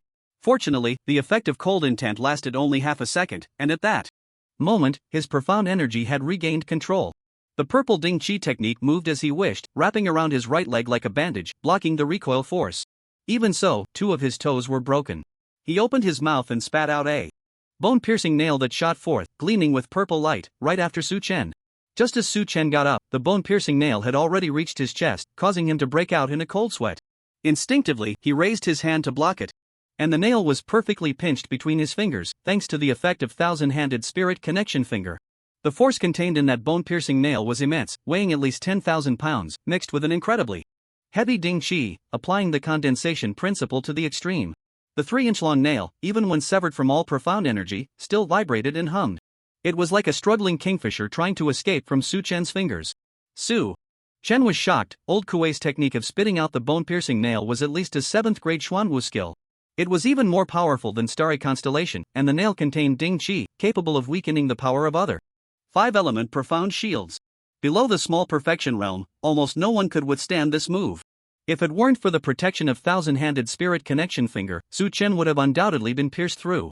He flicked his hand and sent the bone-piercing nail back. It wasn't aimed at Old Kuei but at the group of gamblers. The two who had led the ruckus and were the first to receive money from Old Kuei were his targets. This strike triggered Dart King, increasing the force tenfold. The bone-piercing nail whistled through the air, and those two were completely unprepared, getting hit squarely. The nail shot into one person's chest and exited through the back, then drilled into another's skull. In an instant, both screamed and fell to the ground, dead on the spot. From Su Chen's sneak attack on Old Kuei to Old Kuei's defensive counterattack, and then to Su Chen catching the bone-piercing nail and killing two gamblers in retaliation, everything happened in the blink of an eye. Everyone was dumbfounded. Su Chen, a young man with a broken bone constitution, actually dared to sneak attack Old Kuei, who was at the third horizontal realm. He even casually killed two gamblers. It was simply unbelievable. Old Kuei's shock was even more profound, his mustache trembling uncontrollably. How is this possible? He actually caught the Yama post? The technique Old Kuei used to spit out the bone-piercing nail was called Yama post. It was even more powerful than Su Chen had imagined, not a 7th-grade Xuanwu skill, but a 6th-grade one. This Xuanwu skill was extremely vicious. After the hidden weapon entered the human body, it could transform into hundreds of small profound energy swords, instantly traversing the entire body along the meridians. It would turn a person's internal organs and meridians into mush. This move was said to be a guaranteed death under the first transformation, hence the name Yama post. A 6th-grade Xuanwu skill could only be used upon reaching the small perfection realm. Old Kuei was at the peak of the third horizontal realm and had not yet reached the small perfection realm. By rights, he shouldn't have been able to learn this move. However, his was very special, called firework bone, which was an 8th-grade bone. This type of had the ability to make profound energy explode like fireworks. He had painstakingly cultivated for 10 years, relying on the ability of firework bone to develop a Xuanwu skill similar to Yama post. His hidden weapon, once embedded in the human body, would explode like fireworks, sharing a similar effect to the original Yama post, and in terms of power, as long as it struck the main trunk of the body, it was undoubtedly fatal. This was his trump card, never before revealed in front of others. Just now, Su Chen's sneak attack had thrown him into disarray. First, the sudden wave of coldness nearly froze every pore on his body, even causing his spiritual energy to dissipate. He could only rely on his physical strength to counterattack. Immediately after, when he kicked Su Chen in the abdomen with his right foot, he was met with an inexplicable backlash of force. The power was terrifying. Had it not been for the timely recovery of his spiritual energy, his right leg would undoubtedly have been broken. After suffering 2 hidden losses and still not understanding how his opponent had done it, he was scared out of his wits and, in a moment of desperation, used the Yama's order. To his surprise, Su Chen casually pinched his bone-piercing needle between his fingers, as effortlessly as if he were pinching a leaf. Moreover, he instantly severed the connection between him and the needle. Such a technique was simply unfathomable. His limited knowledge could not comprehend it. Old Kuei broke out in a cold sweat, his face filled with terror, and he trembled as he asked, "Kid, what realm are you in?" Su Chen brushed off the dust on his clothes and replied nonchalantly, "Let's talk after you save your hand." Old Kuei felt a sharp pain in his right hand and looked down to see his fingers covered in a green, writhing liquid. This liquid rapidly eroded his skin, and in the blink of an eye, 2 of his fingers were reduced to nothing but stark white bones, which were visibly melting, emitting thick white smoke. He was so frightened that his soul nearly left his body, and he hurriedly mobilized his spiritual energy to peel off the green liquid, flinging it to the ground. As the green liquid touched the bluestone floor, it sizzled and instantly corroded a large hole. Looking at his right hand, his index and middle fingers had completely vanished, leaving only rough stumps, blood gushing. Su Chen frowned slightly, not expecting the green ghost poison to be so easily dispelled by Old Kuei. This poison had been applied to the blade just a moment before he struck, and now the kitchen knife had been corroded into a puddle of green water. His opponent truly deserved to be called a master of the third horizontal realm. In the brief moment of their confrontation, Su Chen had nearly exhausted all his means. Coldness, Spirit Keeper's Cloak, Thousand-Handed Spirit Finger. He had used several combat skills. Even so, he had only managed to injure 2 of the opponent's fingers, relying on the sneak attack with the poisoned blade. In that half-second when coldness erupted, old Kuei's reaction was terrifying. He pinched Su Chen's knife with 2 fingers, instantly throwing a punch and delivering a kick. Once the effect of coldness faded, he immediately protected his leg with spiritual energy. He then spat out another bone-piercing needle to attack. This series of actions left Su Chen in the dust. He felt that even without using spiritual energy, old Kuei could easily kill him with just his physical strength and combat skills. Now that he had exhausted all his means, facing old Kuei again would be tantamount to seeking death. Old Kuei was even more wary of him. That green poison looked incredibly dangerous. If his spiritual energy ran out and he got contaminated with this poison, wouldn't that mean certain death? He tore a strip from his clothing to wrap his hand and said angrily, "What a ruthless kid. I have no enmity with you, why do you have to resort to such poisonous methods?" "No enmity?" Su Chen rolled his eyes and pointed at old Kuei's nose, scolding, "You old fossil, do you dare take my money? The 570 taels of silver on this table are all mine. Anyone who dares to take even a penny from me is asking for death. If you know what's good for you, return my 100 taels of silver, and I, a magnanimous person, will spare your life." Old Kuei had never been scolded in such a commanding manner in his life. It felt as if the other party was his master and he was just a worthless dog. The fire of anger surged within him. However, even in his rage, he did not dare to act. Su Chen's methods were endless, and each one was something he had never heard of before. He did not dare to act rashly and could only bring up the rules of the black market. If you kill someone on the illegal bridge, no one will care. But fighting is prohibited in this black market. You've killed 2 people and injured me. That's a death sentence. As soon as the enforcement team from the black market arrives, you'll have heads rolling. Bah, Su Chen spat disdainfully on the ground and said, "I remember someone saying before that once the betting money is thrown into the betting pool, it no longer belongs to you. Anyone who dares to withdraw the money from the betting pool is violating the casino's rules, and they deserve to be punished. You 3 scoundrels, daring to take the money from the betting pool, are breaking the rules. Killing you is just following the law, it's only right." Old Kuei's eyes widened slightly, not expecting Su Chen to bring up this rule. The rule that Lu Wuwei had used to coerce Su Chen was now being turned against him. If he were to be charged with violating the gambling rules, there would be no place for him in the lower 3 levels. He hurriedly retorted, "Kid, this isn't just your say-so. Everyone thinks this gambling fight doesn't count, and splitting the money is reasonable.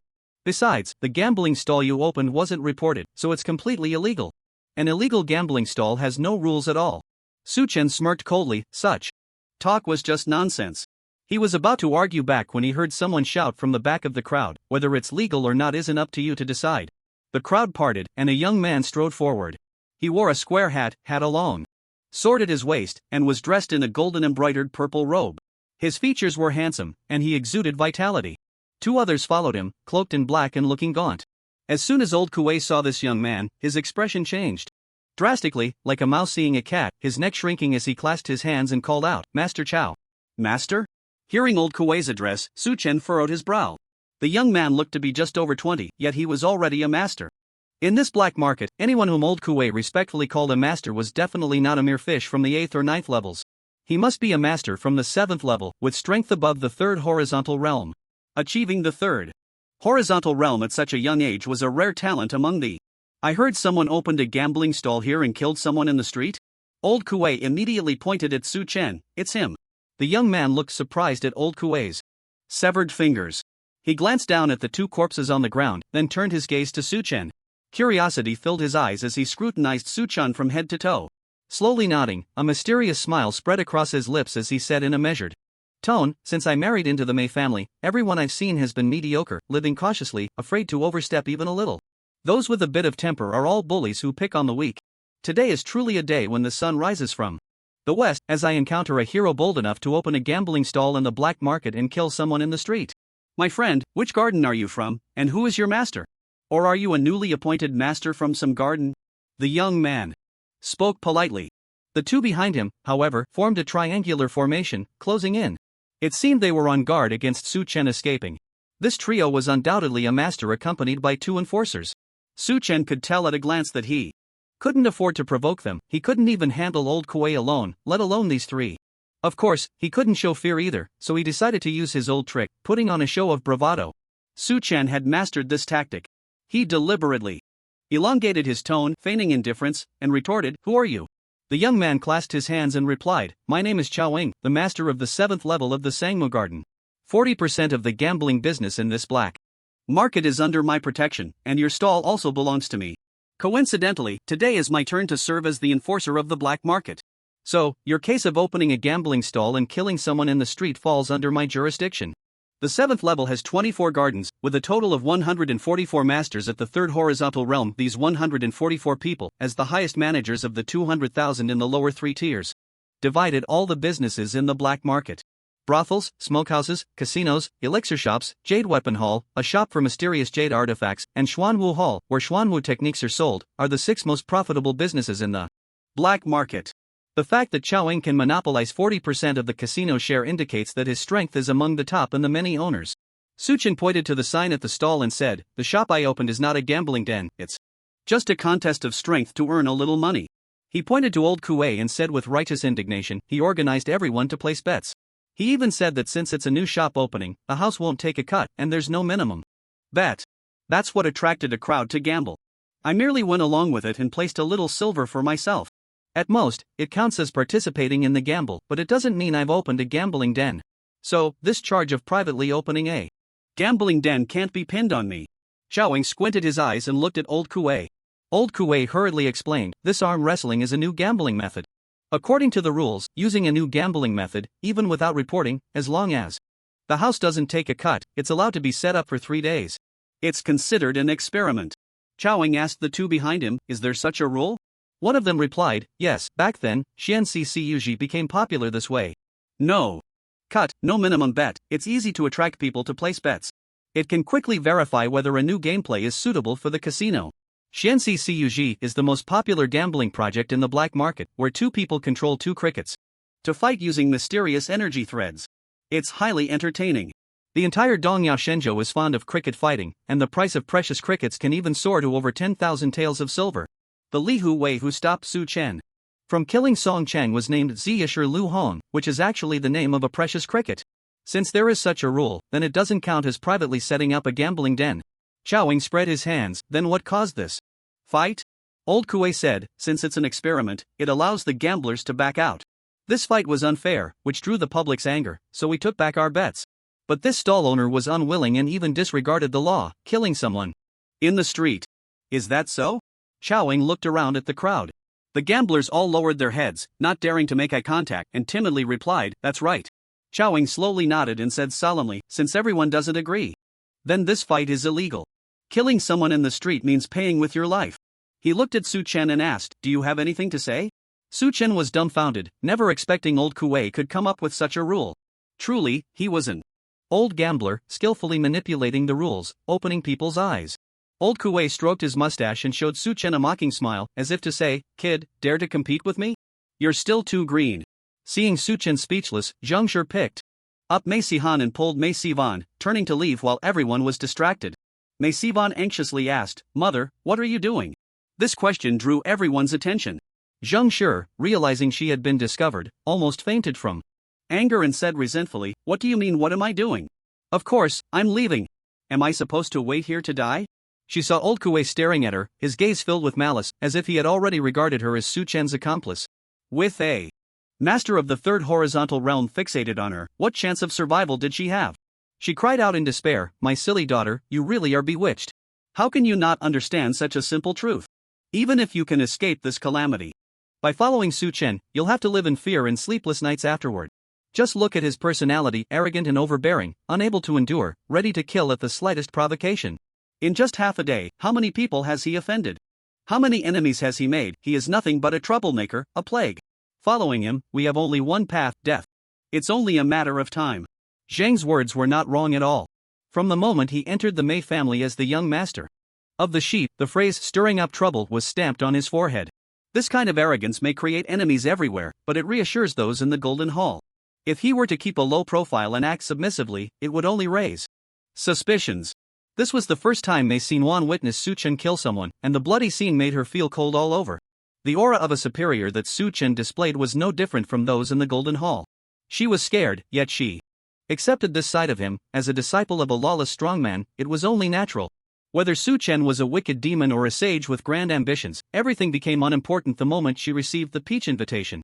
Her heart was already firmly embedded in Su Chen. During these 3 days of being demoted, Mei Xinwan couldn't sleep at night, constantly worrying about Su Chen in the woodshed. She borrowed the light from the firefly lamp next door, repeatedly reading the words on the peach invitation. In heaven, we wish to be two birds flying side by side, on earth, we wish to be branches intertwined. When the ends of the earth are reached, only love remains endless. These two lines of love seem to possess endless magic, bringing immense sweetness, allowing her to feel a precious happiness in her dire situation. My husband is not a plague. Her voice was not loud, but it was exceptionally clear. This was the first time she directly contradicted Zhang's opinion. From childhood to adulthood, Zhang's affection and meticulous care had never made her feel a hint of rebellion. Until Su Chen appeared. She raised her chin and looked at Xiaoying, her tone resolute. My husband is simply setting up a stall here, never overstepping his bounds.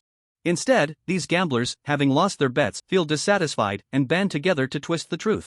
My husband, in a moment of anger, acted in self-defense. In my opinion, all these people deserve to die. And him. She pointed at old Kuei's nose, scolding. Everything started with him, inciting everyone to bet, breaking the rules of the game, and then going back on his word after losing money. Such a deceitful, fickle person deserves to be punished severely. My husband only cut off 2 of his fingers, that's simply letting him off easy. Her words were forceful and filled with killing intent. Su Chen couldn't help but be moved. This girl had made such a determination to stand by his side, she had changed her demeanor entirely. The delicate and charming girl, who would blush at a single love confession, had transformed into tempered steel. Zhang was also dumbfounded. Was this really Mei Xin? Was this still the delicate daughter who had been pampered like a little cat in her palm? Xiaoying squinted his eyes. Oh, what a strong killing intent. I've never seen a Mei family girl from the lower 3 tiers so arrogant. You two have such fiery tempers, truly, not a family, not in the same door. Unfortunately, in this black market, it's not about who has the biggest temper, but who gets to call the shots. Old Kuei quickly chimed in. Xiaopu master is wise. Some people have just entered the Mei family and haven't even climbed up from the 9th tier yet dare to be so arrogant. If we don't teach them a lesson, they might think they can grow eyes on their foreheads. Xiaoying frowned. He's from the 9th tier? From the very beginning, he had regarded Su Chen as an equal. To be able to break 2 of old Kuei's fingers, he must at least be at the 3rd horizontal realm. Now hearing that the other party was only from the 9th tier, he was somewhat surprised. Old Kuei felt awkward and hid his right hand with the broken fingers. He said so himself, claiming to come from the 9th tier of Tsinghua Garden. Tsinghua Garden? Xiaoying seemed to recall something, his eyes suddenly widening. I heard that Wei Qianchang's disciple went to Tsinghua Garden after being demoted. Could it be? His breathing quickened, murmuring, he wouldn't be the young master of the sheep, would he? Su Chen didn't notice the change in Xiaoying, his eyes were only on Mei Xin. He took her soft hand with one hand and gently caressed her cheek with the other, lightly pinching her translucent ear, filled with tenderness as he said, your mother was right. I am destined to go through hardships. If you follow me, you will surely live in fear and worry in the future. Are you willing to live this kind of life? Mei Xin answered without hesitation, I am willing. On the night we get married, when you wear the 6-eared ram's horn mask. I already said then, no matter what you look like, I am willing to follow you. Even if we suffer and endure hardships, even if we go to the underworld together. In life, I am yours, in death, I am your ghost. Through heaven and earth, through mountains of knives and seas of fire, I will follow you. Just like what you wrote on your peach slip. In heaven, I wish to be a pair of winged birds, on earth, I wish to be intertwined branches. Even if the ends of the earth are finite, longing is endless. Su Chen was moved in his heart, his passion surging within him, and he exclaimed, as long as I am here, I will not let you suffer even a little bit. In this lower tier, no one can trap me. Some people like to play with the rules, I will teach them what it means to point at a deer and call it a horse. He suddenly turned around and cupped his hands towards the black-robed man beside Xiaoying, saying, Manager Chiu, we agreed earlier that I would hold an arm wrestling competition here, and that 50% of the winnings would go to the casino. I only ask that Manager Chiu allow us to set up a stall here and take care of things. Now that I have won 500 taels of silver, 250 of those belong to the casino. Manager Chiu wouldn't forget this matter, would he? A black-robed man behind Xiaoying was taken aback, his brows furrowing, a hint of confusion appearing on his face. But soon, he collected himself, and his expression brightened. This man was indeed Manager Chiu. He said in a deep voice, oh, so you are the one who rented the stall. Without the mask, I couldn't recognize you. I remember we agreed that the casino would take 70% and you would take 30%, right? For this 500 taels of silver, the casino should take 350 taels. With this response, everyone was dumbfounded. Zheng Shi was confused. When did Su Chen get to know this Manager Chiu? When did they discuss a 3-7 split? Throughout the journey, their family had been inseparable, and they had never seen Manager Chiu. Old Kuei was shocked, as if struck by lightning, standing there in disbelief. His eyes were filled with astonishment. As he looked at Su Chen, a look of incredulity on his face.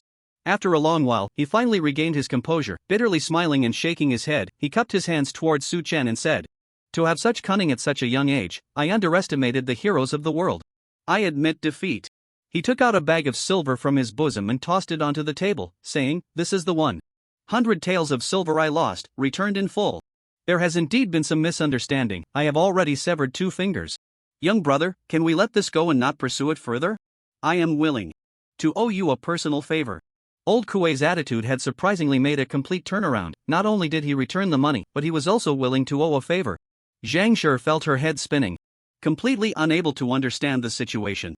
Su Chen raised his chin lazily and said, "With Chao Pu here, whether to pursue it or not is not for me to decide." Chao Ying was also puzzled and asked manager Chiu, "What exactly is going on?" Manager Chiu leaned in close to his ear and said, "There was never any agreement for a 50-50 split. I have never met him. He is just bribing us in disguise. Free money should not be turned down. I just went along with it and played along with him. But since he wants a 50-50 split, I will insist on a 70-30 split, making him bleed a little, so he knows we are not someone he can use as he pleases." Chao Ying suddenly understood, his eyes sparkling. This disciple of a powerful figure indeed had impressive means. Through the conversation between Su Chen and Mei Yuan, he had already confirmed Su Chen's identity. The one wearing the 6-eared ram's horn mask on the wedding night wasn't that the young master of the sheep. He wore a smile on his face and humbly said to Su Chen, "Whether old Kuei is alive or dead, it's up to young master Yangxing to decide." Su Chen was taken aback, not understanding how Chao Ying knew his identity. "How do you know I'm Yangxing?" "Well." Chao Ying glanced around and smiled, "Some things are better discussed privately. Young master Yangxing should first settle the grievances with old Kuei, and then I invite you to my home for a chat." Su Chen had never heard of the title young master Yangxing before. However, judging by Chao Ying's attitude, he knew the other party was not someone to be trifled with. In the lower 3 tiers, there were only a handful of people who could become honored guests of Chao Ying. Each one was not someone he could provoke. Remembering Su Chen's endless strange methods, and recalling Mei Yuan's earlier words about skinning him alive, he felt a chill run down his spine. Before Su Chen could speak, he exclaimed loudly, "Oh dear, so it's young master Yangxing. It's all my fault for being old and blind, failing to recognize your esteemed presence and offending you. I truly am guilty of a great crime." After saying this, he actually slapped his own face with great force, causing a tooth to pop out, blood pooling at the corner of his mouth as he grinned foolishly at Su Chen. "If young master is still not satisfied, I'll just ruin this mouth of mine." He extended his hand and with a loud smack, he slapped himself again, this time making his mouth crooked and half of his face swell up. Su Chen watched in astonishment. Old Kuei was indeed a character, not only quick-witted but also able to bend and stretch. He had just pointed a deer and called it a horse, and old Kuei saw through it immediately, choosing not to expose him but instead conceding right away. Because he knew that Su Chen had tied his own interests to the gambling house, and Steward Chiu would never give up those 350 taels of silver. This person's mind was so calm, it was not simple. As the saying goes, one does not strike a smiling face. With old Kuei bowing so low, Su Chen didn't know how to handle the situation. He asked Mei Yuan, "What do you think? Should we let him live or die?" Mei Yuan was also a bit dazed. She had already prepared to face death generously with Su Chen, but she didn't expect the situation to take such a dramatic turn. She had been filled with murderous intent just now. That was a resolute act, but now old Kuei's life and death were in her hands, and she felt at a loss. Old Kuei was most afraid of Su Chen seeking Mei Yuan's opinion, and hurriedly said, "Young master Yangshang, if you want to kill me, it might not be easy. If I fight to the death, even with the help of Lord Chao and the 2 stewards, I can still take the head of your bedside companion with me."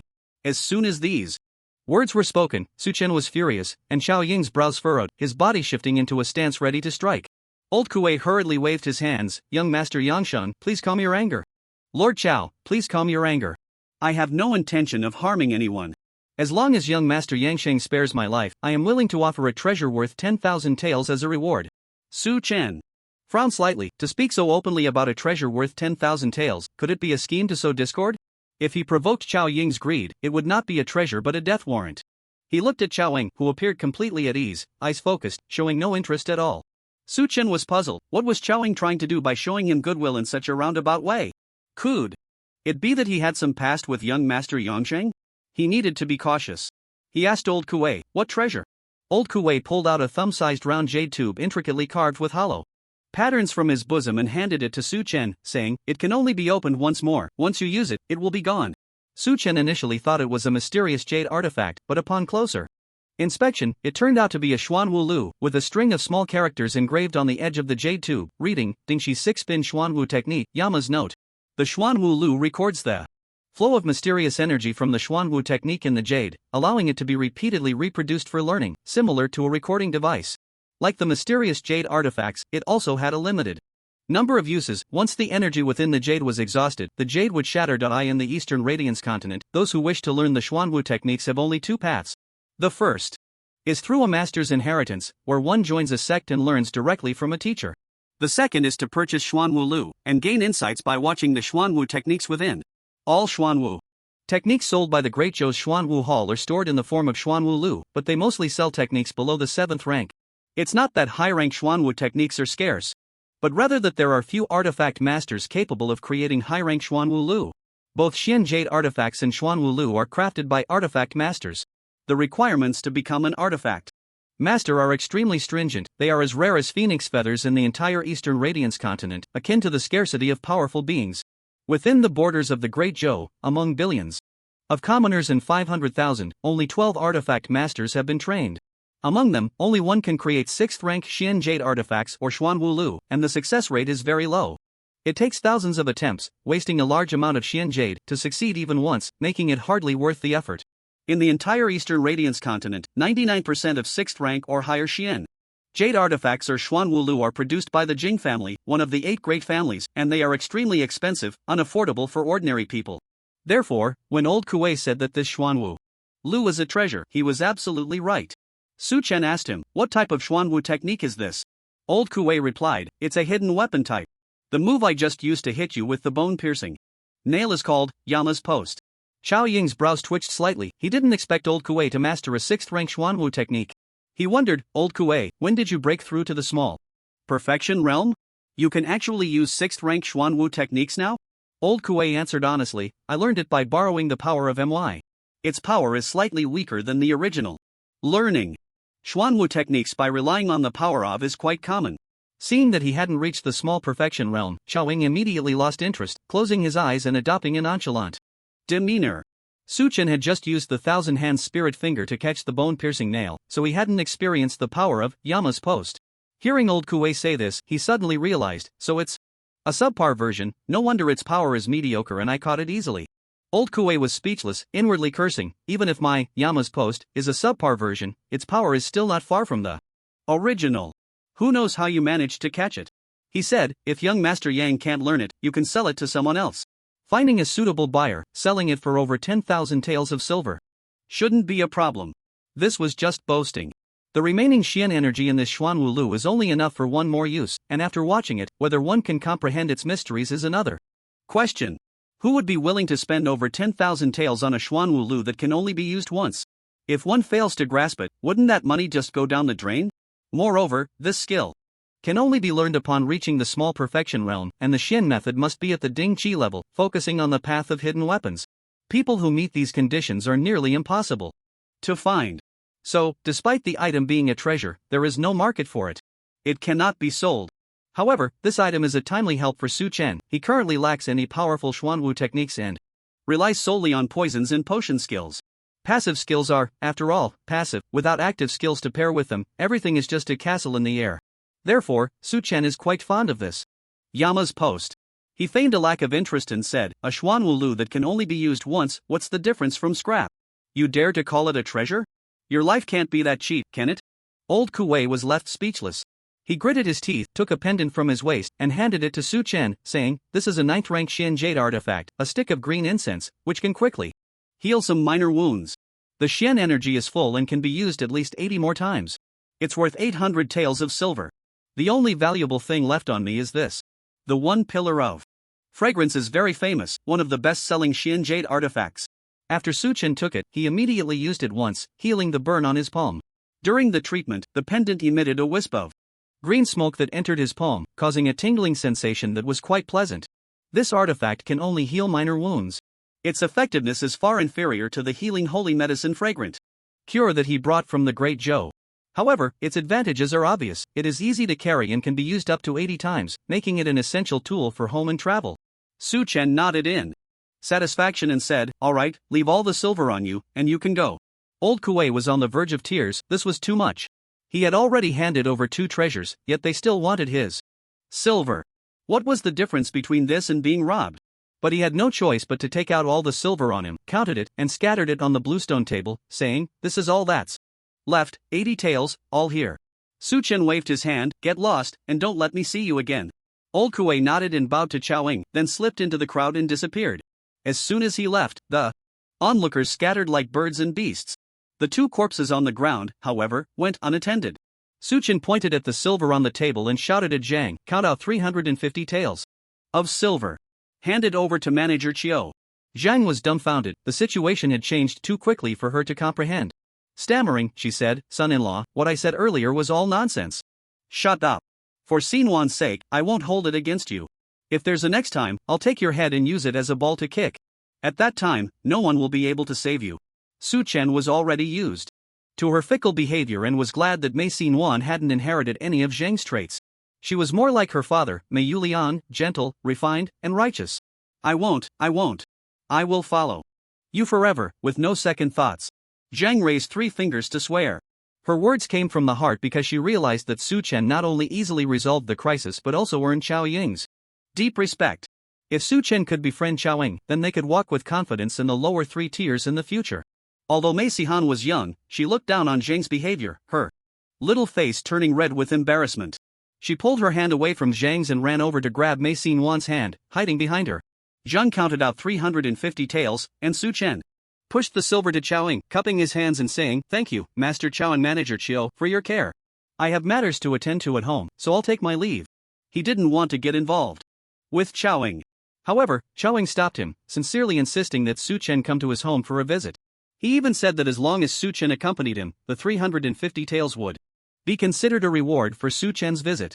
Su Chen asked what the matter was, but he wouldn't say, only mentioning they could discuss it at his home. The other party was powerful and sincere, making it hard for Su Chen to refuse, so he could only agree to his request. Chao Ying then arranged for another Steward Feng, to take care of Mei Xinhuan, Zhang, and Mei Sihan, leading them to Chui Feng Lu for a drink. He and Manager Chiu led Su Chen to Sangmu Garden. According to the Mei family's rules, entering other gardens was prohibited. However, Chao Ying held a high status, and aside from the guards of each garden, no one dared to stop him, so he could keep this forbidden act under wraps. To avoid suspicion, Su Chen still put on a mask. They passed through the illegal bridge of Sangmu Garden and entered the garden, moving through the thick white mist. Manager Chiu asked him, "Young Master Yangshang, I have a question. We have never met before, how did you know my identity?" Su Chen replied, "Earlier, when I rented the stall, I bargained with the person renting it. He said the price was set by Manager Chiu, and he couldn't make the decision." I remembered this. Later, Master Chao brought the 2 managers to enforce the law, saying this stall belonged to him. I guess that Steward Chiu must be one of the 2 who followed Master Chao. Steward Chiu suddenly realized, "So you bowed to the 2 of us and called out my name. You tricked me into taking my place, didn't you?" Su Chen cupped his hands and nodded, "I apologize for the offense." Steward Chiu stroked his beard and said, "You are truly bold and meticulous. If I hadn't come with Master Chao today, your scheme would have failed." Su Chen nodded. Steward Chiu responded to the challenge, turning a 50-50 split into a 70-30 split. "Collecting an extra 100 taels of silver from me. I can only suffer in silence. The old ginger is still spicier." Steward Chiu laughed heartily, "I can't let you take advantage of me for nothing." The 3 of them passed through the mulberry garden, moving away from the residential area. The further they walked, the more desolate the environment became, and the grass and trees underfoot gradually grew lush. Ahead, a small swamp appeared. Marsh gas filled the air, reeking terribly. In the swamp, there was a giant tree, toppled in the muddy water, half of its body suspended in the air, with a trunk over 3 meters wide. Chao Ying walked up to the giant tree and rhythmically tapped on the trunk, seemingly transmitting some signal. Before long, a crack opened in the trunk, revealing a dark, sloping passageway. Su Chen stared in astonishment. What on earth was going on? Chao Ying's family lived in this swamp? Was this guy transformed from a toad spirit? Chao Ying crawled into the tree hole, turned back, and greeted Su Chen. "Young Master Yangsheng, please don't worry. I truly have my reasons for bringing you here, you'll understand once you come in. Who would want to enter a place like this?" Su Chen was completely uninterested in Chao Ying's reasons. The more he knew, the quicker he would die. However, the situation was pressing, and Steward Chiu was watching him closely from behind. He used all his skills and managed to injure old Kuei's 2 fingers only through a sneak attack. Steward Chiu was clearly much stronger than old Kuei and was ready to strike. At this moment, resisting would be akin to seeking death. With no other choice, Su Chen steeled himself and entered the tree hole. Inside, it was pitch black. Chowing took out a glowing ring to light the way and descended along the trunk. After diving down more than 20 meters, they finally reached a horizontal passage. Firefly lamps were installed on both sides of the path, their light flickering. An old man with disheveled hair and a hunched back was waiting below. Chowing jumped down first and called out, "Dr. Yuan." Su Chen and Steward Chiu followed suit. As soon as the old man saw Su Chen, he exclaimed, "What's going on? Why did you bring an outsider in?" Chowing hurriedly explained, "He is the young master of the 10,000 Poison Cave, young master Yangshang. I brought him to help Lianer with her illness." The old man's expression darkened. "Lianer's illness is not something a novice like him can treat. You are simply being utterly foolish." Chowing said, "Dr. Yuan, the 10,000 Poison Cave is famous for its poison techniques. Perhaps he can detoxify Lianer's poison?" Dr. Yuan was furious. "The poison techniques of the 10,000 Poison Cave are meant to kill, not to save. You are just grasping at straws. My Yuan family has served as imperial physicians in the Great Yin dynasty, and you don't trust my 80 years of medical expertise, instead believing a child of about 10? You are insulting me." Su Chen roughly understood what was happening. Chowing had brought him here to save someone.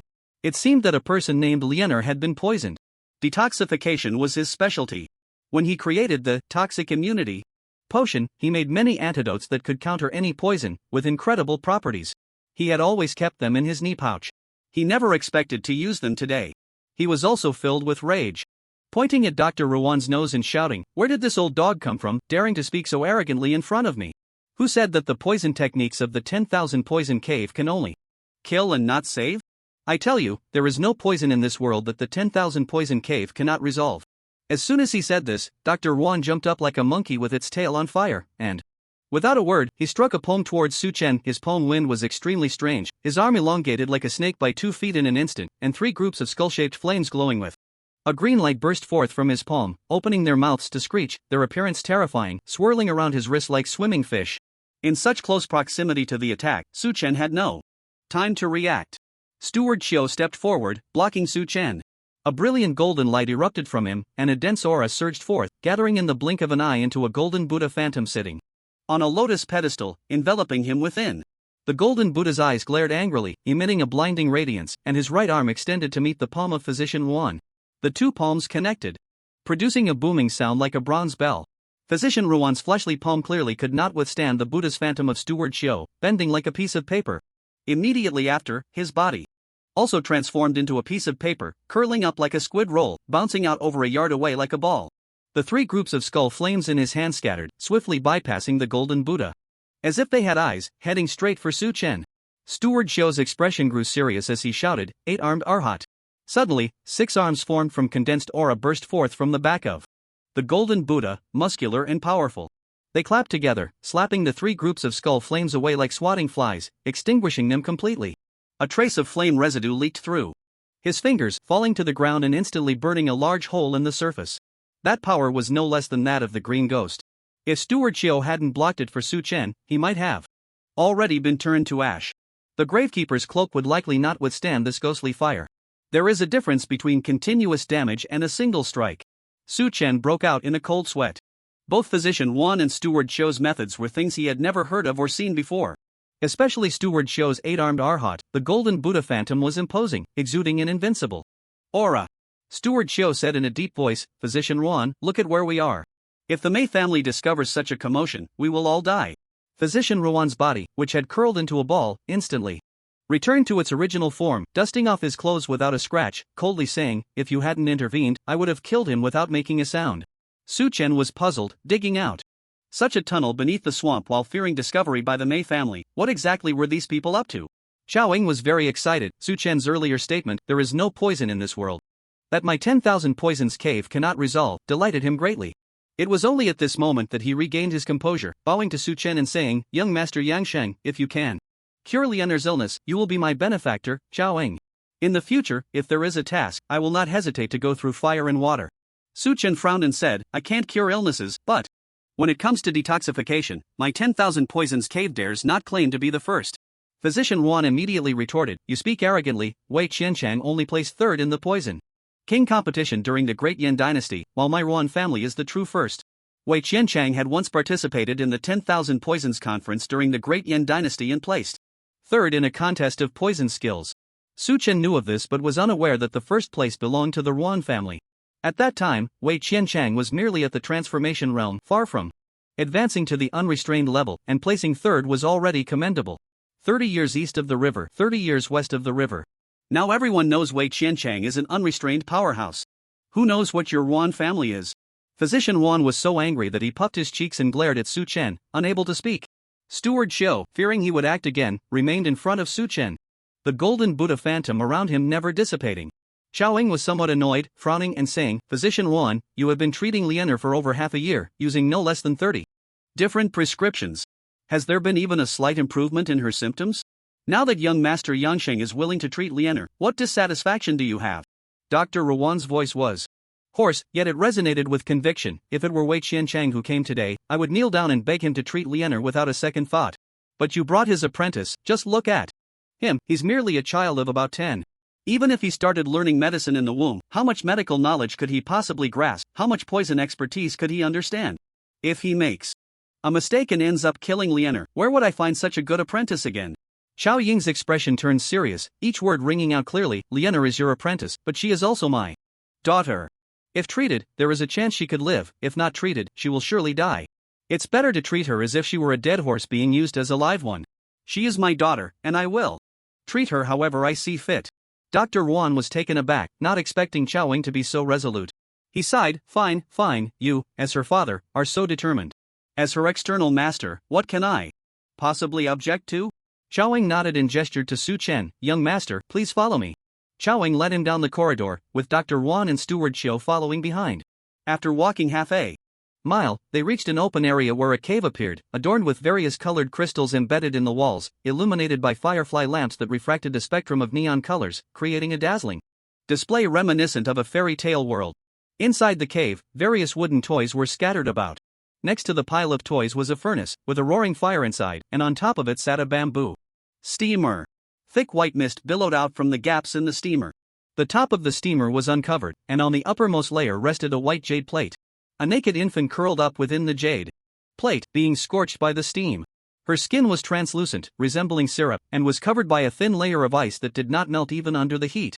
She had her eyes tightly shut, sucking her thumb, lacking eyebrows but frowning deeply, her eyelids twitching as if she were in immense pain. Su Chen stared in shock, the scene was utterly unimaginable. He asked, is she Lianer? Xiaoying nodded. Indeed, she is Lianer, my daughter. Dr. Yuan chimed in, and also my apprentice. Su Chen was stunned, how old is this child? Why is she placed in the steamer? Xiaoying replied, she has just turned 6 months. The poison she ingested has made her body as cold as ice in the 12th month. If we do not steam her, her blood will freeze solid, and she will soon die. Su Chen asked, can I use my xuanqi to examine her body? Xiaoying replied, of course. Su Chen stepped forward, channeling his xuanqi into the infant's body while asking, have you identified what poison she has? Dr. Yuan said, if we knew what poison it was, we could simply consult the texts, identify the toxicology, and treat accordingly. How could we be so helpless? This is an unprecedented poison, one that has never appeared in the world before. That is why I am willing to entrust Lianer to you. Any new poison must undergo countless dialectics and reasoning. I have seen this poison, it can be cured.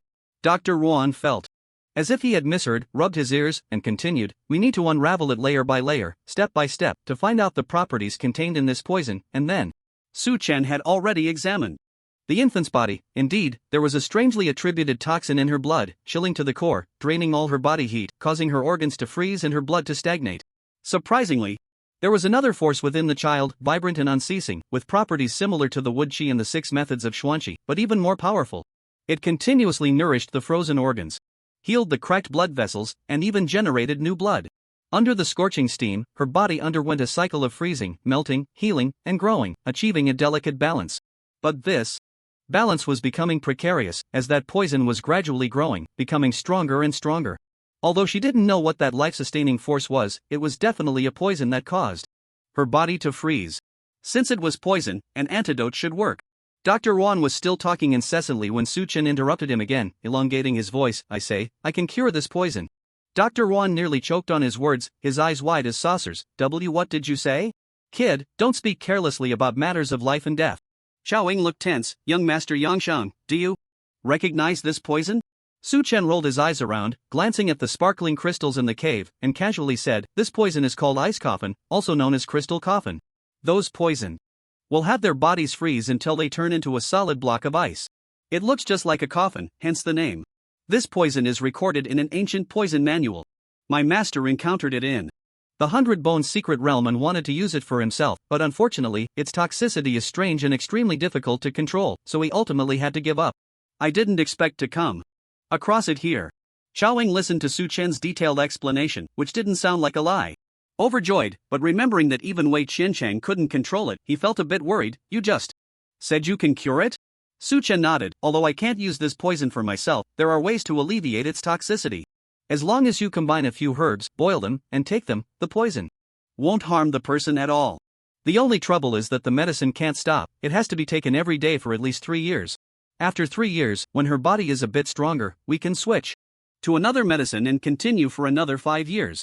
The toxicity will gradually dissipate, and the person will recover. Su Chen couldn't tell them that a single dose could cure someone. Who knows? If these people would burn bridges after crossing them and silence him? By making the treatment scene longer, he had more room to maneuver. Xiaoying didn't think too much. 3 years or 5 years didn't matter as long as he could save her life. Drinking a bit of medicine every day was nothing. Tears streamed down his face. My daughter is saved, my daughter is saved. Dr. Yuan remained calm, tapping his cane on the ground, and skeptically said, what ice coffin, crystal coffin? You aren't just improvising, are you? It takes 8 years to detoxify? Who do you think you're fooling? If you really understand this poison, explain its toxicity and the pharmacology of the antidote to me. Otherwise, you're just talking nonsense.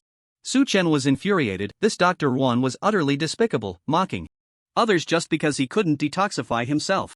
It was typical of a petty person. He couldn't let him dig a pit for him to jump into, he wouldn't sleep well at night. Su Chen said, explaining pharmacology. To you, old dog, I'm afraid you won't understand. Besides, how could I casually teach the poison techniques of the 10,000 Poisons Cave to others? If you want to learn, kneel down and knock your head 3 times, calling me grandfather. I'll consider you my grandson and pass on all my skills to you. Oh dear, Dr. Yuan was so furious he seemed to smoke from all 7 orifices, straightening his hunched body, pointing his cane, and gritting his teeth. You little brat are asking for death. Steward Xiao immediately stepped forward, cracking his knuckles, his face dark as he said, Dr. Yuan, if you dare to make a move, I will get serious. Your burning blood divine skill is good, but it can be replaced. Don't force me to kill you. If you die, Lianer will be my disciple. Dr. Yuan. What a big mouth, Xiaolong, do you really think I can't beat you? Seeing the two of them getting more and more agitated, ready to fight, Xiaoying hurriedly intervened. It's all for Lianer's sake, let's not hurt our feelings.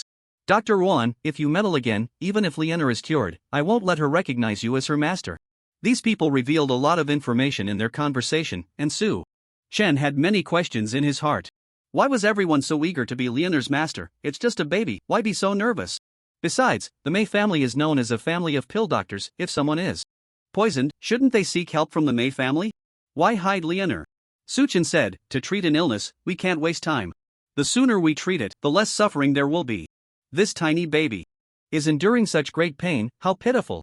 Xiaoying quickly asked, young master, if you need anything, just say the word, and I'll find someone to arrange it immediately. Su Chen replied, first of all, I don't want to hear that old dog say another word. If he can keep his mouth shut, then I will be willing to detoxify Lianer. Xiaoying immediately looked at Dr. Yuan, who seemed to care deeply about his identity as Lianer's master and stubbornly held his tongue. All right, I won't speak anymore. Xiaoying turned back to Su Chen, who said, tell me how Lianer was poisoned. This ice coffin poison is ever-changing. I must know how the poisoning occurred in order to concoct the antidote. Xiaoying and Steward Shou exchanged glances and said to Su Chen, young master Yangsheng, if I tell you the origin of this poison, you will be one of us on the same boat from now on. When the tide rises, the sails go high. When the boat tilts, we all perish together. You cannot disclose anything that happens here to outsiders, especially the Mei family. If they find out, we will all be in grave danger. Su Chen extended a hand. Then let's make a pact according to the rules of my 10,000 Poisons Cave, a handclap oath. A handclap oath? Xiaoying was surprised, he had never heard of such a rule. Suchen said, after the oath, we will be like grasshoppers on the same rope. My 10,000 poisons cave values. Contracts above all, if there is betrayal, a bad end awaits. Suchen was just talking nonsense, his intention was to plant the divine pattern on Xiaoying. The divine pattern requires palm contact to take effect.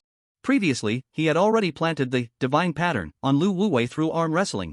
Now, as long as Suchen closed his eyes and focused, he could gain Lu Wuwei's vision and hear his voice. Xiaoying had no doubts, he was in need of help and couldn't care less, extending his hand to clap with Suchen. Suchen then reached out to Steward Xiao, who, seeing that Xiaoying had already clapped with Suchen, hesitated but also clapped with him. Suchen then extended his hand to Dr. Yuan, who was extremely reluctant but, for the sake of Xiaoying and Lianer, complied and clapped with Su Chen. Thus, all three were implanted with the divine pattern, and Su Chen was very satisfied. For the next 3 days, Su Chen would have complete control over their movements. If they did anything unusual, he would know immediately. Xiaoying began to recount the origin of the poison. The story begins 6 months ago. 6 months ago, Xiaoying's wife was in labor, and that day happened to be the day of spirit descent. The Mei family's bloodline had a 30% chance of giving birth to a 10-grade wood spirit bone, but the wood spirit bone was too weak. Aside from being good at planting medicinal herbs, it brought almost no power. Therefore, Xiaoying hoped to pray for a spirit child on the day of spirit descent, so the child would possess a more powerful. Although the Mei family did not advocate for blood moon spirit descent, they did not oppose such actions. They longed for the birth of high grade. Thus, Xiaoying set up an altar, placed his wife on it, sacrificed livestock, and prayed to the blood moon, hoping for the spirit child to descend. However, an accident occurred. Xiaoying's wife, Mei Yu, was weak and unexpectedly died during childbirth. Just then, an evil spirit was summoned to the altar and attached itself to Mei Yu. The evil spirit descended, and the demonic aura soared. The Mei family's experts immediately sensed it. Dozens of masters acted simultaneously, sealing the evil spirit and scattering its soul. Xiaoying thought he had lost both his wife and child, heartbroken. Suddenly, he heard the cry of a baby echoing through the altar. Looking up, he saw a baby, still attached by the umbilical cord, lying between Mei Yu's legs. She had given birth to the child even after her death. The experts from the Mei family immediately examined the child and found no signs of evil spirits entering the body. Given the cunning nature of evil spirits, they could not rely on common sense, and for safety's sake, they decided to kill the child. An elder from the Mei family, in front of everyone, crushed the child's skull, pierced the child's heart, and tossed the body into the swamp. Destroying the skull and heart was the best way to prevent the evil spirit from reincarnating. Tao Ying witnessed the brutal murder of his newborn child and nearly went mad. Once the Mei family left, he began searching for the child's body in the swamp. He couldn't find the body, but he discovered a hidden river. Suspecting that the body had been washed away by the river, he followed it and found a cave. Sure enough, he discovered the child's body inside the cave. To his surprise, the child was not dead. Her crushed skull was healing at a visible speed, and her pierced heart was also intact. A miraculous force was healing her. At the same time, there was a cold energy within her that was continuously growing, starting to freeze and damage her internal organs. Xiaoying quickly called his 2 caretakers to examine the child, but neither of them understood medicine and were helpless in this situation. As he watched the child begin to freeze, Steward Xiao sought out Dr. Yuan. Upon examining the child's body, Dr. Yuan let out a long howl to the sky. He spoke of how heaven does not disappoint those who are earnest, and how one can find what they seek after much hardship, and similar phrases. He told Xiaoying that this child was a spiritual child, and her unusual bone was a rare 4th grade longevity bone. Xiaoying was dumbfounded upon hearing this 4th grade bone? A rare find? How could the Mei family not have discovered it? Dr. Yuan explained that it was because another force within the child suppressed the longevity bone, which is why the Mei family did not notice it. According to him, the Yuan family had been searching for this kind of unusual bone for hundreds of years. They were well acquainted with this unusual bone and would never mistake it. Why were they searching for this unusual bone? 500 years ago, a powerful figure from the Yuan family had emerged. He found a martial technique called burning blood divine art from a secret realm. The so-called martial technique had no grade restrictions and no mystical law limitations, allowing any unusual bone bearer to learn it. Such martial techniques only appeared in secret realms, and each was extremely powerful. The burning blood divine art could grant the power to move mountains and fill seas by burning blood. However, the side effects were severe. Using this technique for 5 breaths would result in a loss of nearly 30% of blood, and the meridians would be severely burned. After 20 breaths, the blood would be completely burned away, and the person would burn like a large candle, turning to ashes. The powerful figure from the Yuan family was forced to use the burning blood divine art while fighting a formidable enemy. Although he defeated the enemy, he turned to carbon ash himself. From then on, this technique was classified as forbidden, and the clan forbade its use. Such a powerful technique could not be used, leaving the Yuan family in a state of deep conflict.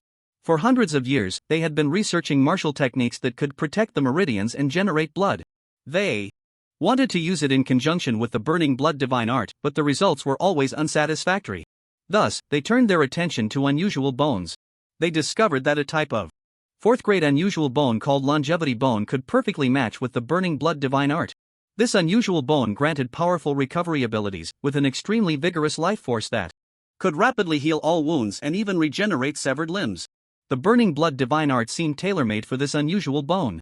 Consequently, the Yuan family dispersed across the world to search for this unusual bone, hoping to cultivate a second powerful figure for the Yuan family. Unfortunately, the fourth-grade longevity bone was a rare find. After much difficulty, they found one in the sea of 10,000 demons, but that person had long been regarded as a precious treasure by the 13 demon kings, and their status was something the Yuan family could never control. Back in the day, Yuan the divine doctor had married into the Mei family because he admired their alchemical skills.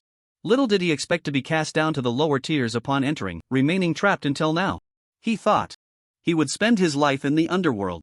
Unexpectedly, he found that the Yuan family had longed for here. After hearing Yuan the divine doctor's introduction to the burning blood divine art and the fourth-grade longevity bone, Xiaoying immediately decided to have Lianer take him as her master. However, the pressing problem before them remained unsolved. The cold, sinister power within Lianer was continuously growing stronger. Yuan the divine doctor began to use his medical skills to treat Lianer. Xiaoying established a secret base known only to him, Steward Xiu, Steward Feng, and Yuan the divine doctor, digging a hidden passage. The four, who had been muddled and aimless, became spirited and ambitious due to Lianer's presence. They devised a grand plan to cultivate a non-regulated powerhouse in the lower tiers to help them break free from their predicament and bloodily wash away the Mei family. However, reality was cruel. Yuan the divine doctor exhausted all his efforts, trying over 30 different prescriptions, but the poison not only remained but grew even more potent. The reason Lianer had survived these past 6 months was largely due to the power of the longevity bone. Yet, the longevity bone was not omnipotent. If she did not receive treatment soon, within a month, the toxicity would grow to the point of completely suppressing the longevity bone. By then, Lianer would undoubtedly perish. After listening to Chao Ying's account, Su Chen was stunned, not to mention how twisted and bizarre the story was. The grand plan of Chao Ying and the others to cultivate a non-regulated powerhouse in the lower tiers to bloodily wash away the Mei family left him speechless. It was truly audacious and deserving of respect. Chao Ying asked him, "Do you know why I want to bloodily wash away the Mei family?" Su Chen replied, "Naturally, it is because of the hatred in your heart. The Mei family killed your child in front of you." Chao Ying smiled faintly and shook his head. "There is hatred, but what I hate is that they never sought my opinion from the beginning to the end." His smile gradually turned sinister, and his emotions became exceptionally agitated. Evil spirits are cunning. It is better to kill wrongly than to let go. I understand this principle. But at the very least, you should have asked for my opinion. His voice suddenly grew louder as he roared, "That was my child. If you want to kill him, you should at least seek my opinion."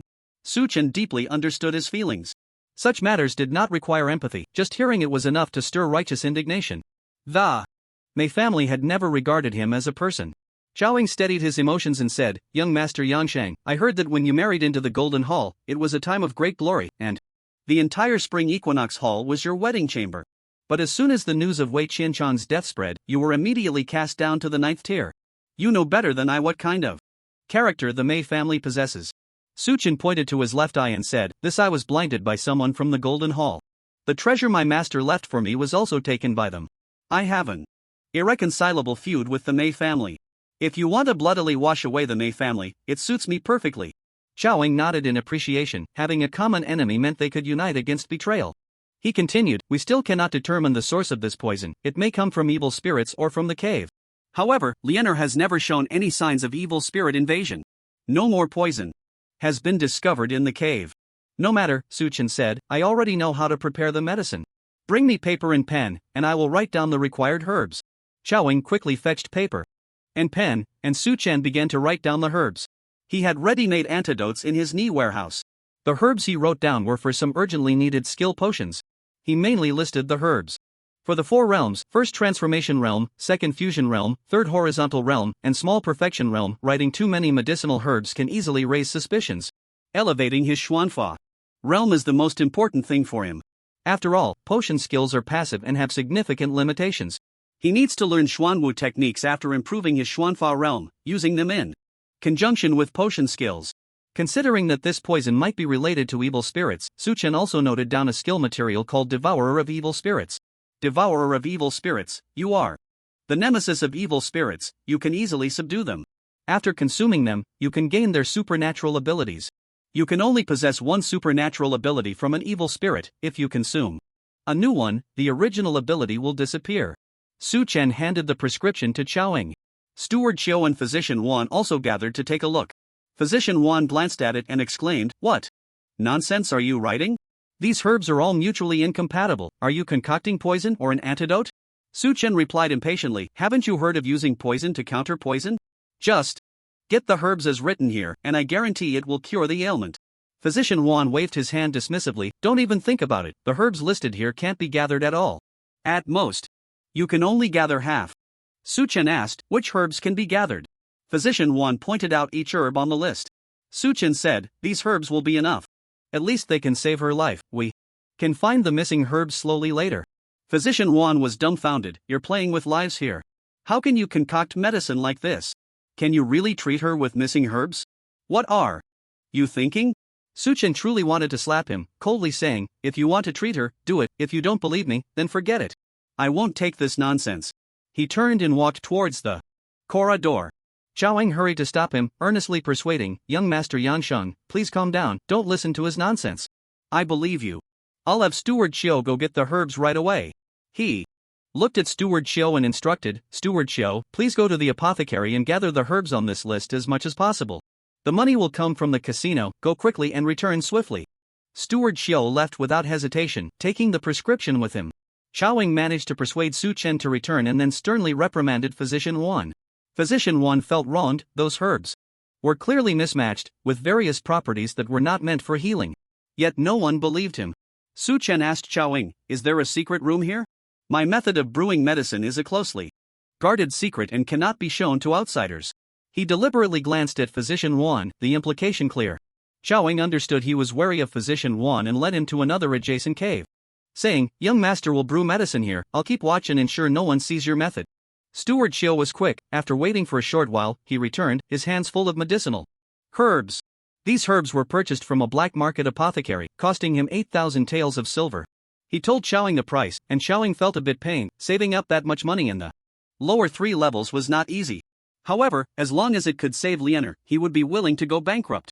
Su Chen received the herbs, feeling extremely excited, and immediately went to the adjacent cave to start brewing medicine.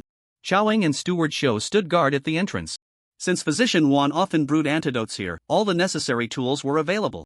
Su Chen first prepared a set of primary and secondary potions. The realm-type potions needed to be taken in sequence. The primary potion had 3 types: condense, separate, and adhere. The secondary potion only had condense separate. The other condense adhere and separate adhere potions could not be made due to missing herbs. After preparing the potions, Su Chen drank them directly. He extended his finger, condensing the malevolent energy at his fingertip, then flicked it towards a nearby stalactite. That ball of Xuanqi shot out like a steel blade, whistling through the air. Just as it was about to pierce the stalactite, Su Chen flicked his fingers, and the ball of Xuanqi actually curved, bypassing the stalactite. It shot into the wall of the cave behind. The murderous aura was sharp, almost silent, carving a deep wound into the cave wall. "This is Ningli, which can condense the mysterious energy and then control its movement from a distance," Su Chen sighed. "Indeed impressive, somewhat similar to sword control techniques. If I can reach the small perfection realm and perfectly master Ningli Nian, it is said that I can condense the mysterious energy onto a weapon and then manipulate the weapon to dance. Its power would be 100 times stronger than this. Mastering Ningli already counted as entering the second combined realm. What Su Chen lacked was merely the Xuanwu technique, which could be purchased at the Xuanwu Hall. Following that, he produced the Food Demon Slayer potion. As soon as he drank the potion, he immediately sensed a sinister aura coming from the adjacent cave. He instinctively judged that there was an evil ghost next door. Su Chen quickly activated the divine pattern, observing the movements next door through the perspectives of Chaoing, Xiao Manager, and Dr. Yuan. Upon looking, Su Chen was startled. Through Dr. Yuan's perspective, he could see Lianer in the steamer. He noticed a shadow floating on Lianer's shoulder. The shadow had a green face and sharp teeth, with A monkey-like mouth, clearly not a good thing. However, Xiaoying and the others were completely unaware of this shadow. Su Chen was puzzled. Could this be the evil ghost? Could it be that what caused Lianer's body to freeze was not some poison, but rather the evil ghost at work? No wonder Dr. Yuan had spent half a year researching and still couldn't figure out what poison she had. It turned out, it was not a poison issue at all. Su Chen felt enlightened. Previously, he only knew that evil ghosts could borrow corpses to return to life, but he had never heard of evil ghosts being able to possess living people. It seemed that the understanding of evil ghosts in this world was far from sufficient. Fortunately, I brewed the food demon slayer potion, otherwise, this time would have backfired. Su Chen pondered for a moment, devised a strategy, took out the antidote from the knee warehouse, poured it into a bowl, and walked out of the cave holding the bowl. Hearing Su Chen's footsteps, Xiaoying immediately stood up to greet him, his face full of excitement. Is the medicine ready? Su Chen nodded. Give it to her. Dr. Yuan leaned over to sniff the bowl, surprised. Why is it cold? Su Chen casually replied, this medicine must be drunk cold to be effective. I specifically chilled it in the dark river. Dr. Yuan rolled his eyes. Such nonsense was simply outrageous. However, Xiaoying didn't care about that, took the bowl, picked up the child, and directly fed it to her. Go! Go! Go! Lianer seemed to have gotten used to drinking such bitter stuff and did not resist, quickly finishing the medicine. The few of them surrounded Lianer, waiting for the medicine to take effect. However, after a stick of incense, Lianer showed no signs of change. The sinister energy in her body continued to grow, and her organs were still freezing. Dr. Yuan was the first to lose patience, pointing at Su Chen and scolding, you little brat, you boasted so much, and now what? Your medicine has no effect. At all. Xiaoying and Xiao manager exchanged glances, their faces looking grim. Spending 8,000 taels of silver to buy medicine, and it had no effect at all, was simply too unfair. Xiao manager closed his eyes, unable to hide his disappointment. Xiaoying sighed deeply, forcing himself to remain spirited, and said to Su Chen, young master need not take it to heart, this poison is unprecedented. And failing the first detoxification is inevitable. Su Chen rolled up his sleeves, lazily saying, who said I failed? The antidote from my 10,000 poison cave requires special massage techniques to exert its effect. You all step aside, let me massage Lianer. Dr. Yuan was so angry he puffed up his cheeks. Are you still talking nonsense? If massage is effective, why didn't you massage her earlier? Why wait until after she finishes the medicine and a stick of incense has passed before starting? You're just talking out of your hat. Chapu master, you can't let him act recklessly. Su Chen waited for a stick of incense to burn, wanting to see how the three would react if his antidote proved useless. This was his test for them. Dr. Yuan's sarcasm was within his expectations. Steward Xiao was immensely disappointed, but at least he didn't kick him while he was down. That could be considered magnanimous. Xiaoying, on the other hand, offered him some comforting words, which took him by surprise. This person had the ability to accommodate others, he was a talent. Su Chen was quite satisfied with the attitudes of Xiaoying and Steward Xiao. As for Dr. Yuan, always nitpicking, he was simply unbearable and needed to be taught a lesson. He said to Dr. Yuan, Dr. Yuan, do you dare to make a bet with me? Dr. Yuan asked, what kind of bet do you want to make? Su Chen replied, if my massage cures Lianer's illness, you will remove all your mystical defenses and let me slap you 3 times. How about that? Dr. Yuan scoffed, what a show. What if you can't do it? Su Chen said, if I can't, you can slap me 3 times. Dr. Yuan laughed heartily, Chapu master, Steward Xiao, you all heard that, this is what he said himself. My 3 slaps could be fatal. Su Chen nodded, if you can slap me to death, that counts as your skill. Xiaoying quickly intervened, young master Yang Sheng, there's no need for such a contest of pride. Lianer should be able to hold on for another month. We still have time to study the antidote. Su Chen squinted, no need for that, I can cure her right away. Just help me hold down that old dog Yuan later, so he doesn't run away. Dr. Yuan gritted his teeth, sharp-tongued, I'll smash your mouth later. Su Chen didn't waste words with him, he picked up Lianer and placed her in the steamer.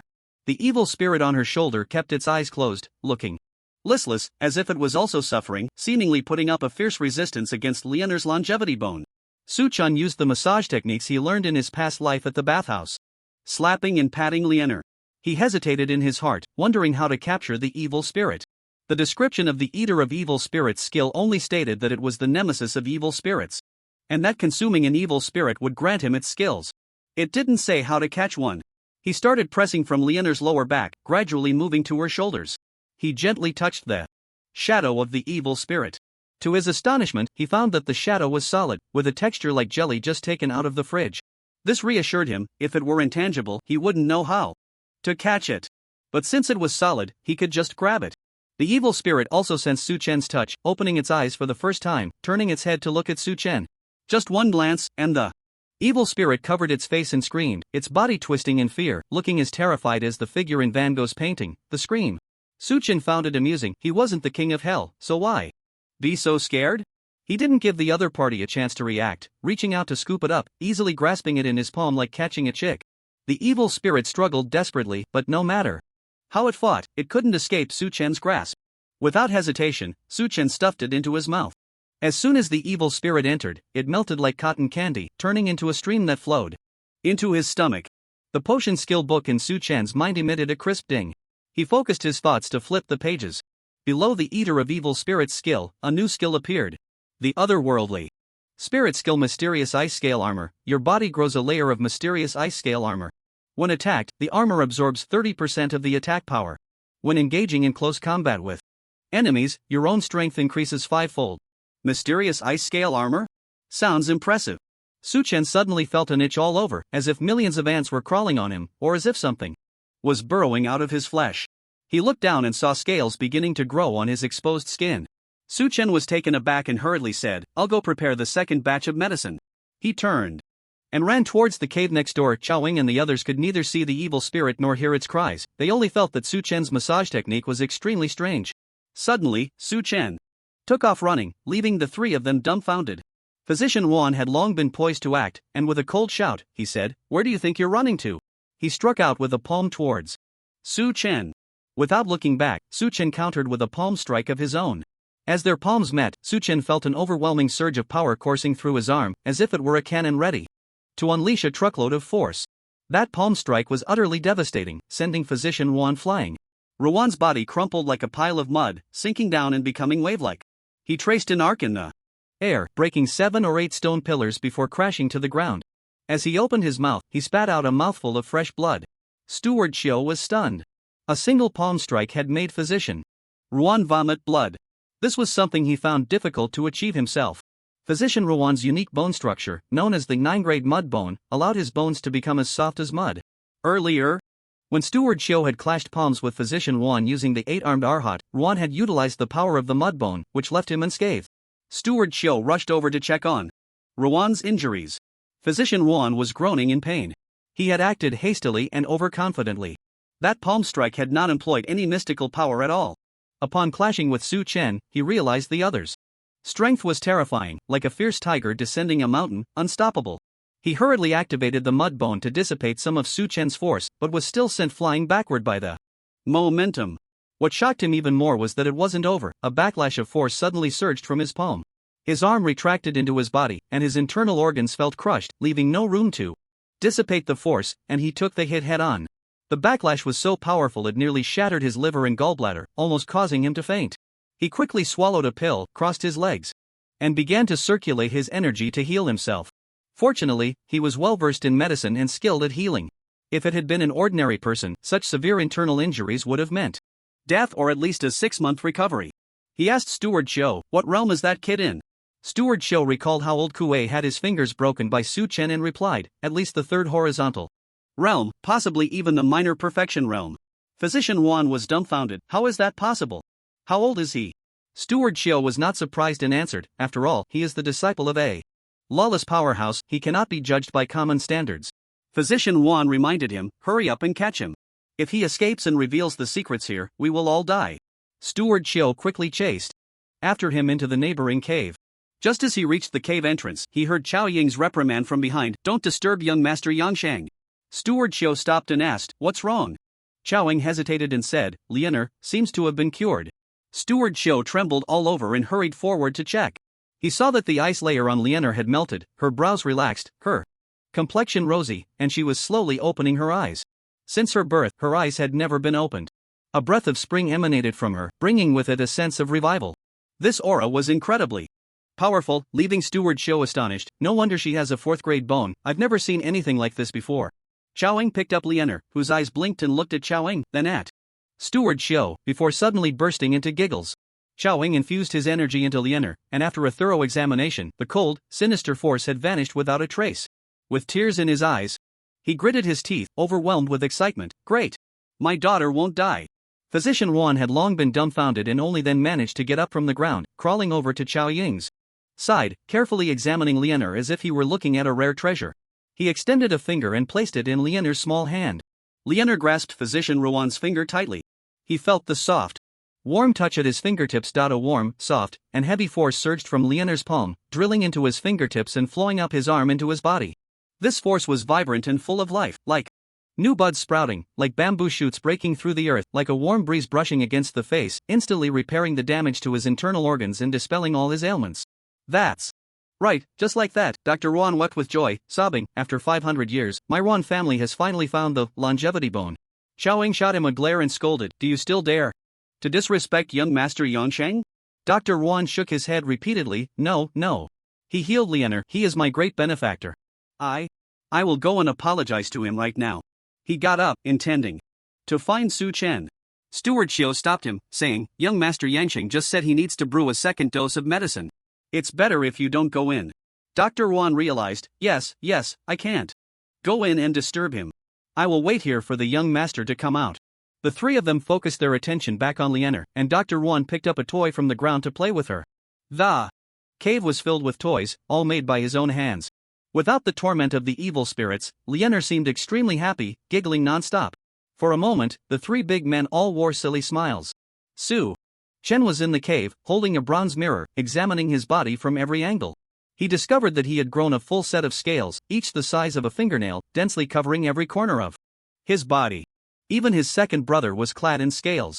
Is this the mystic ice scale armor? Su Chen wanted to cry but had no tears. I've turned into a monster. What kind of ridiculous skill is this? If I go out like this, the Mei family will probably see me as an evil spirit and kill me on the spot. He tried to retract the scales, but they were beyond his control. According to the skill description, unless he consumed another evil spirit and replaced this skill with a new one, he would have to keep these scales on. What a scam! Su Chen smashed the bronze mirror on the ground and stomped on it a few times. Where could he find another evil spirit? Evil spirits were something that could only be encountered by chance. Su Chen was troubled. He touched the scales, they felt slippery, like jelly. Jelly? He suddenly recalled the sensation of capturing an evil spirit, which felt similar to jelly. Could it be that these scales and the evil spirits were of the same substance? If they were of the same substance, and others couldn't see the evil spirits, then they wouldn't be able to see the scales either. To be safe, Su Chen decided to find a reliable person to test it out. He shouted towards the cave. Entrance, Steward Chao, please come in, I have something to ask. Hearing Su Chen's call, Chao Ying handed Lianer over to Dr. Yuan and rushed into the cave. As soon as he entered, he saw Su Chen hiding behind a rock, sneaking a peek, with only half his head visible. He was surprised. Young master, are you in the restroom? Do you need toilet paper? Su Chen was frustrated and first asked, is the child all right? Chao Ying bowed deeply. Lianer is fine now. Thank you for your great kindness, young master. Chao Ying will remember it. Su Chen extended his hand and waved, saying, do you see anything wrong with my hand? Chao Ying didn't understand what Su Chen meant, so he examined it closely and asked, could it be that you were injured while sparring with Dr. Yuan? No, just check. If there's any difference between this hand and an ordinary person's hand, Su Chen turned his wrist to show him. Chao Ying scrutinized Su Chen's hand, looking at it from every angle, even counting the fingers, and exclaimed, there's no difference at all. Su Chen breathed a sigh of relief. Indeed, others couldn't see it. Then this skill was perfect. Not only could it resist 30% of damage, but in close combat, it could also increase his strength fivefold. Su Chen's total strength was about 600 pounds, and 5 times that would be 3,000 pounds. It was equivalent to him having the 6th grade power King Bone. This enhancement allowed his combat power to leap qualitatively. In close combat, he had the mysterious ice scale armor, and for long-range attacks, he had the Dart King. Now, having broken through to the second transformation realm, once he learned a few Xuanwu techniques and combined them with his passive skills, he would become nearly invincible. Su Chen felt extremely pleased. He walked out from behind the rock, holding another bowl of detoxifying potion that he had long prepared. He said to Chao Ying, let's go, give this bowl of potion to Lianer as well. Chao Ying now obeyed Su Chen without question. Although he felt that Lianer's illness was completely cured, since Su Chen said she needed to continue taking the medicine, she had to drink it. What if there were hidden ailments? The two of them exited the cave together. Dr. Yuan was standing at the cave entrance, and as soon as he saw Su Chen, he immediately bent down and bowed, apologizing, it's all my fault for underestimating you, young master. I hope you can forgive me. Su Chen frowned and sneered. To say a few soft words and think that would settle the matter was too simplistic. He coldly said, I remember, you still owe me 3 slaps. Dr. Yuan recalled Su Chen's immense strength and felt a surge of fear. He swallowed hard, stretched his neck, and said, I accept my defeat, young master. Need not hold back, just go ahead. Su Chen handed the bowl of medicine to Steward Xiu. He wiped his palms, secretly gathered his strength, and with a swift motion, slapped Dr. Yuan across the face. There was a crisp smack, and Dr. Yuan flew sideways, crashing against the rock with a loud bang, shattering the entire stone. Chowing and Steward Xiu were left dumbfounded. What kind of strength is this? They hurriedly ran to check on Dr. Yuan's injuries, only to see his face swollen to an incredible size, with more than 10 teeth protruding, his mouth opening and closing, bubbling with blood. He looked like a fish out of water. Blood was streaming from the corners of his eyes and earlobes. He had already fainted. Su Chen lazily shouted, drag him over here. Chowang and Steward Xiu exchanged glances, both feeling helpless. The past actions led to this consequence. Who told you to offend young Master Yang Shang? They dragged Dr. Yuan over. Below the first transformation realm, a physical body that had not undergone the tempering of the world's power had very limited strength. Su Chen's slap had at least 1,000 pounds of force. Anyone below the first transformation realm, without using Xian methods for defense, could not withstand it. Dr. Yuan lay like a dead dog at Su Chen's feet. Su Chen took out a pill of fragrance and treated him slightly. Dr. Yuan woke from his faint, opened his eyes, looked at Su Chen, his gaze filled with terror, and opened his mouth, wanting to speak. Su Chen slapped him again. This time, Dr. Yuan instinctively used Xian methods for defense, forming a layer of blue shield around him. However, this shield was completely ineffective against Su Chen's immense strength. It shattered instantly, and this slap landed solidly. A large chunk of flesh, reeking of blood, flew far away. Looking at Dr. Yuan, half of his face was gone, leaving only stark white bones. The piece of flesh that had just flown out was his facial skin. Su Chen exclaimed, Hey? You still dare to use Xian methods for defense? I see you don't want to live anymore. He raised his hand and slapped again. If this slap landed, Dr. Yuan would undoubtedly die. Chowing and Steward Xiu acted simultaneously. Steward Xiu grabbed Dr. Yuan's arm and pulled him away. Fearing Su Chen would pursue, he activated several layers of protective energy shields to shield Dr. Yuan. Chowing reached out with his right arm, grabbing Su Chen's wrist. But he underestimated Su Chen's strength, and with a stumble, he nearly fell to the ground. Su Chen frowned. What do you two mean by this? Chowing hurriedly said, Young master, please show mercy. Can you spare his life for my sake? Su Chen raised his chin. Why should I? I owe you nothing. Chowing replied, We still need to keep Dr. Yuan to teach Lianer the burning blood divine art. The longevity bone combined with the burning blood divine art can unleash its maximum power. This is our trump card. Su Chen suddenly realized, almost forgetting about it. He was also very interested in the burning blood divine art, which had a skill called Dragon Blood in the potion skill book, capable of instant recovery and regeneration of severed limbs. It could probably be used in conjunction with the burning blood divine art. Well then, for your sake, I'll spare his life. Chowing let out a sigh of relief and quickly teamed up with Steward Xiu to treat Dr. Yuan's injuries. Unfortunately, neither of them was skilled in healing, and after fumbling for a long time, Dr. Yuan was still breathing shallowly. Steward Xiu sighed and said, His skull is shattered, I'm afraid he can't be saved. Chowing was unwilling to give up and said, Bring Lianer over, the vitality she has might be useful. Steward Xiu hurriedly brought Lianer over, unsure of what to do, and simply placed her on Dr. Yuan. Immediately, Dr. Yuan's breathing became steady. Not only that, but the wounds on his face also began to stop bleeding and heal rapidly. Before long, Dr. Yuan actually opened his eyes and groggily said, I'm so tired. Then he closed his eyes again and fell into a coma. Steward Xiu infused his profound energy to check and exclaimed, The skull injury has healed, and half of his teeth have grown back. Only a piece of flesh is still missing from his face. I estimate that in about half a stick of incense, the flesh on his face will also grow back. Su Chen was incredibly astonished. This 4th grade longevity bone was simply too extraordinary. Not only could it heal itself, but it could also heal others' injuries and even regrow teeth. This was simply a divine skill. Su Chen sighed inwardly, no wonder it's a 4th grade bone. The Great Zhou Kingdom hasn't produced a bone above the 4th grade in nearly 100 years. Back then, Song Cheng's son, Song Lin, was only a 6th grade bone and had already become the center of attention. He was taken as a disciple by a powerful figure from the Great Zhou right after birth. And they even sent the Lihu guard Weaving Tooth Pomegranate Red to personally fetch him. If it were Lianer, a 4th grade bone, she would probably be directly conferred the title of princess by the Emperor of Great Zhou and taken to the palace for training. Such high grade had a great probability of advancing to become a powerful figure. If Chowing and the others could cultivate Lianer into a powerful figure, their wish to bloodily wash the Mei family might really come true. However, this didn't help Su Chen at all. By the time this child grew up, it would be too late. Su Chen was unwilling to be stuck in the Mei family for a long time. Seeing that Dr. Ruan's injuries were no longer life-threatening, Chowing took Lianer away. He noticed that Lianer was expending energy while healing. Dr. Ruan, the child, who had just been full of vitality, now looked a bit listless, squinting and yawning. There was still a large wound on Dr. Ruan's face that hadn't healed, and Chowing said, "Let him heal on his own, it will teach him a lesson." Chowing glanced at Su Chen's blind left eye and said, "Once Lianer has rested, let her help you heal, maybe your eye will grow back." Su Chen waved his hand in refusal, saying, "Forget it, if my eye grows back, it will only raise suspicions from the Mei family. If you really care, just give me some silver, I'm short on money since I just arrived." "Here. A small matter," Chowing instructed Steward Xiu, "go to the casino later and get 3,000 taels of silver for the young master. From now on, the young master is considered one of our casino people, and he will receive a monthly dividend of 300 taels." This was already quite generous. Su Chen was very satisfied and said, "The toxicity of the ice coffin has been suppressed by the longevity bone, so I won't need to take medicine every day anymore. However, she is not fully healed yet. To completely eradicate it, I need to gather all the missing herbs from the prescription."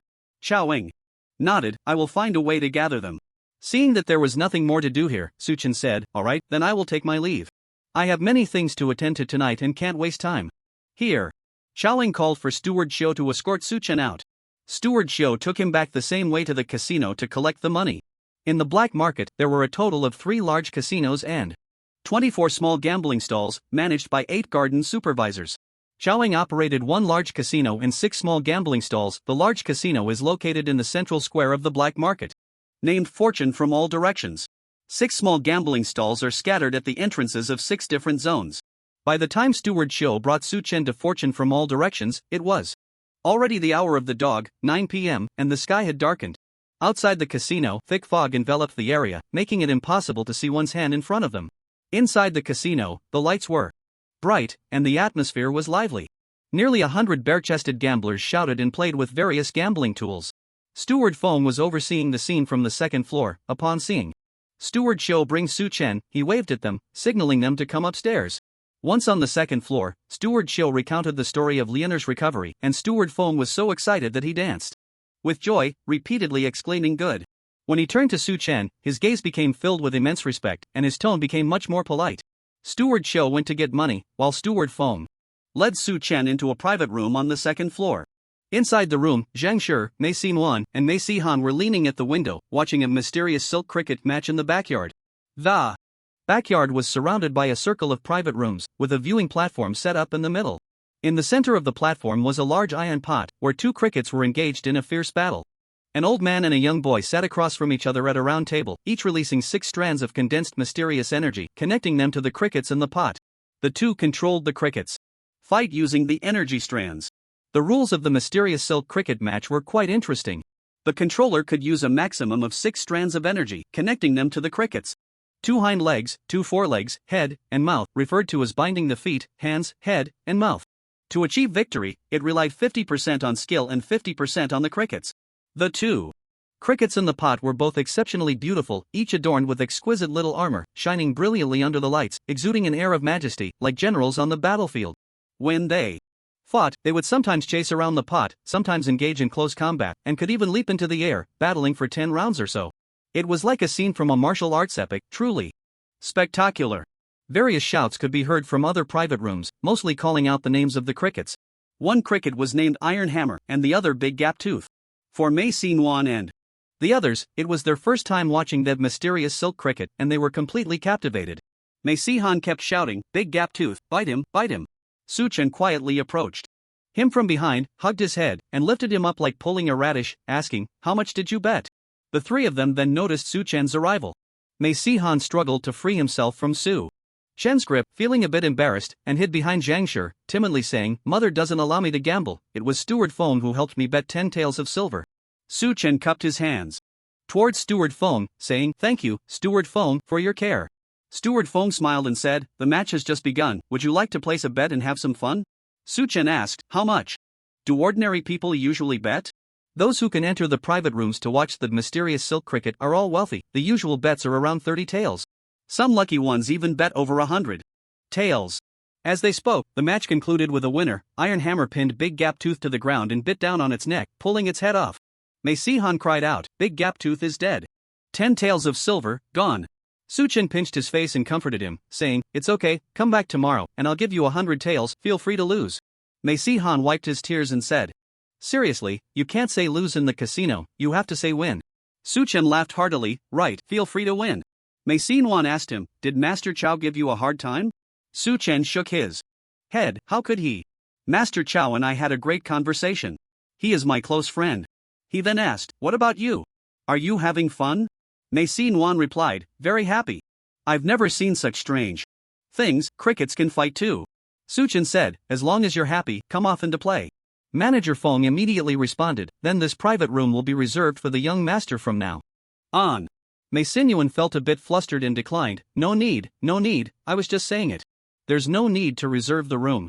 Suchen waved his hand and said in a deep voice, "This private room will be ours from now on. You can come and play whenever you want." Manager Feng nodded and smiled, "Yes, come whenever you want."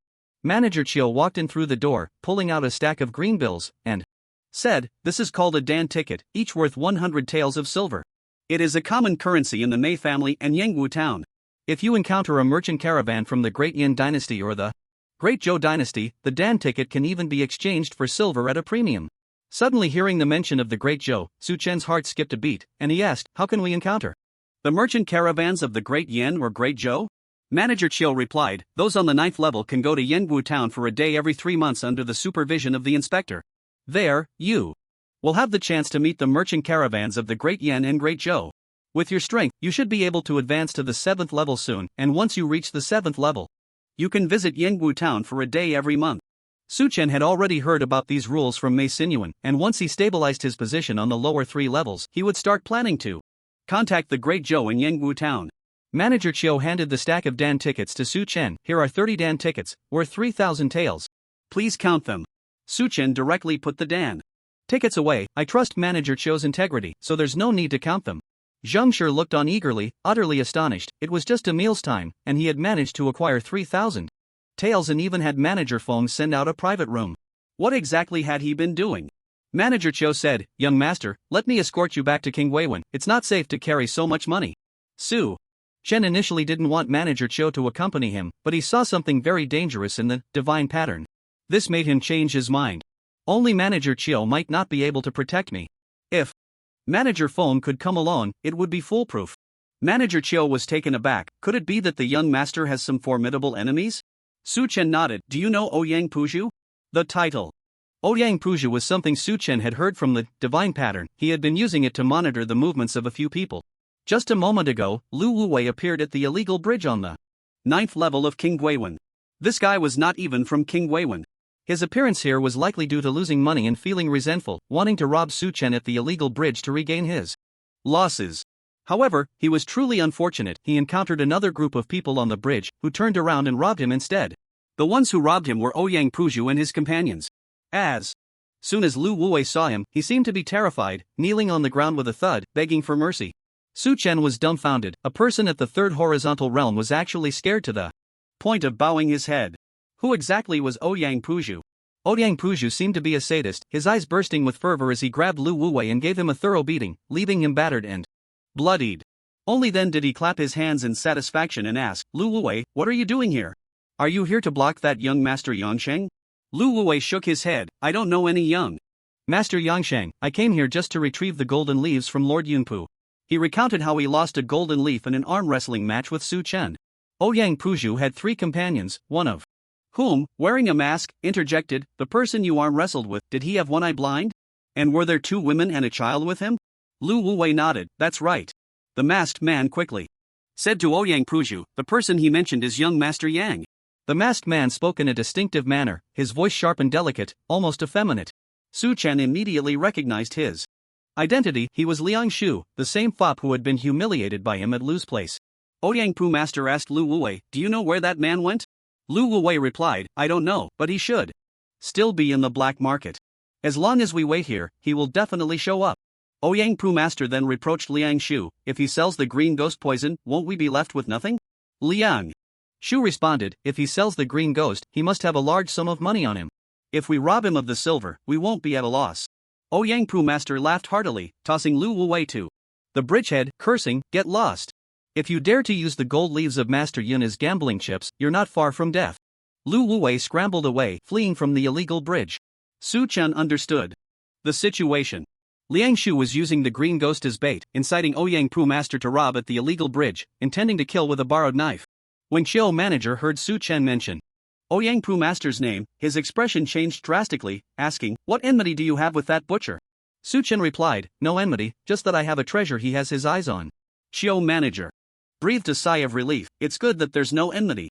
I will go with phone manager, he shouldn't make things difficult for you. Qiu manager then accompanied phone manager to escort Su Chen's family to the illegal bridge. On the way, Su Chen asked him, is this Ouyang Pu Master very powerful? Qiu manager replied, very powerful. He was once the executioner of the Great Yan dynasty, with a heavy killing aura. He often kills and plunders at the illegal bridge. If you show him your treasure, you will definitely become his target. His is 8th grade mirror flower bone, very skilled at hiding his tracks, and fighting in thick fog is like adding wings to a tiger. Among the 144 masters on the 7th level, only 10 have reached the small perfection realm. Ouyang Pu Master is one of them.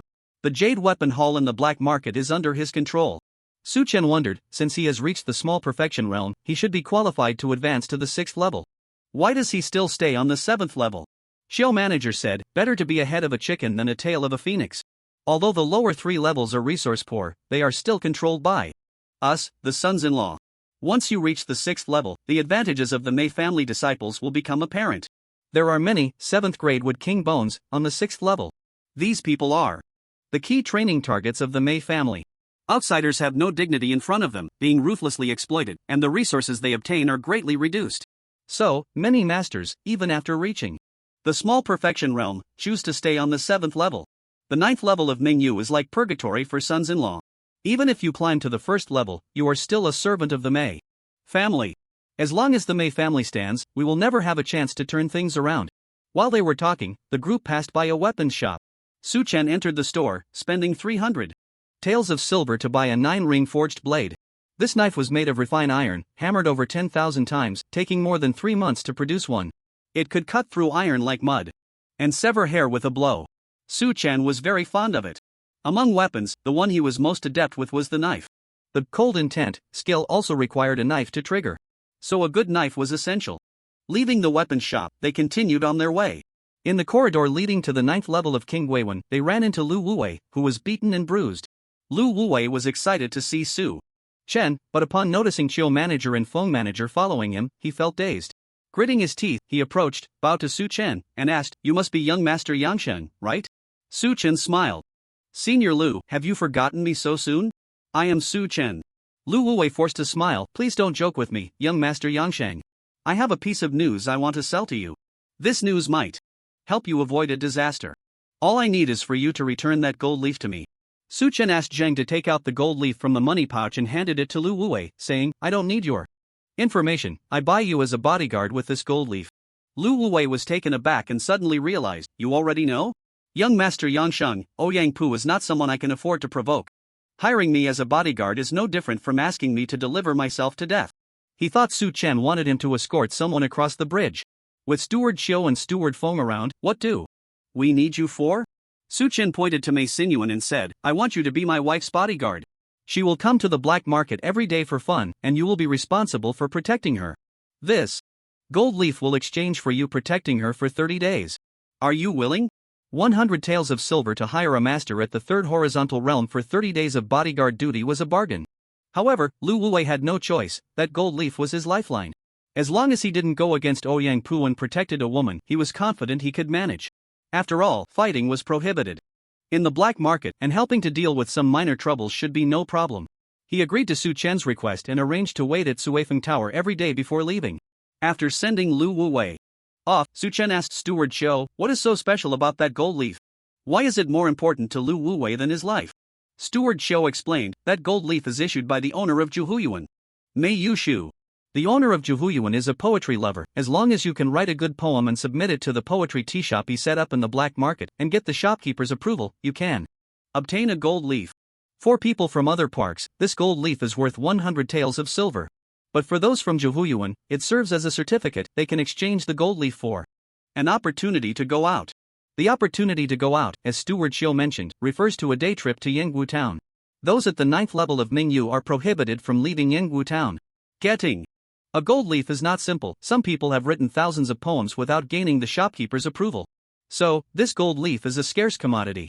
If you obtain a gold leaf, you can sell it at a premium to people from Yuan. This item is in high demand. Lu Wuwei is from Yuan, and his duty is to help Lord Yun collect gold leaves. Lord Yun is also one of the 10 major perfect realm owners. He has a mistress in Yingwu town who bore him a son. To visit his son, he needs to collect these gold leaves to go out. One gold leaf means a chance to play with his son for a day. Do you think that's important? Steward Xiu spoke of this as an amusing story, but Su Chen picked up a series of valuable pieces of information. People from Yuan can exchange gold leaves for an opportunity to go out. This was a rule Su Chen had longed for. For people from other parks, even if they reached the 7th level, they could only go out for one day a month. This was not conducive to exchanging information with the Great Zhou.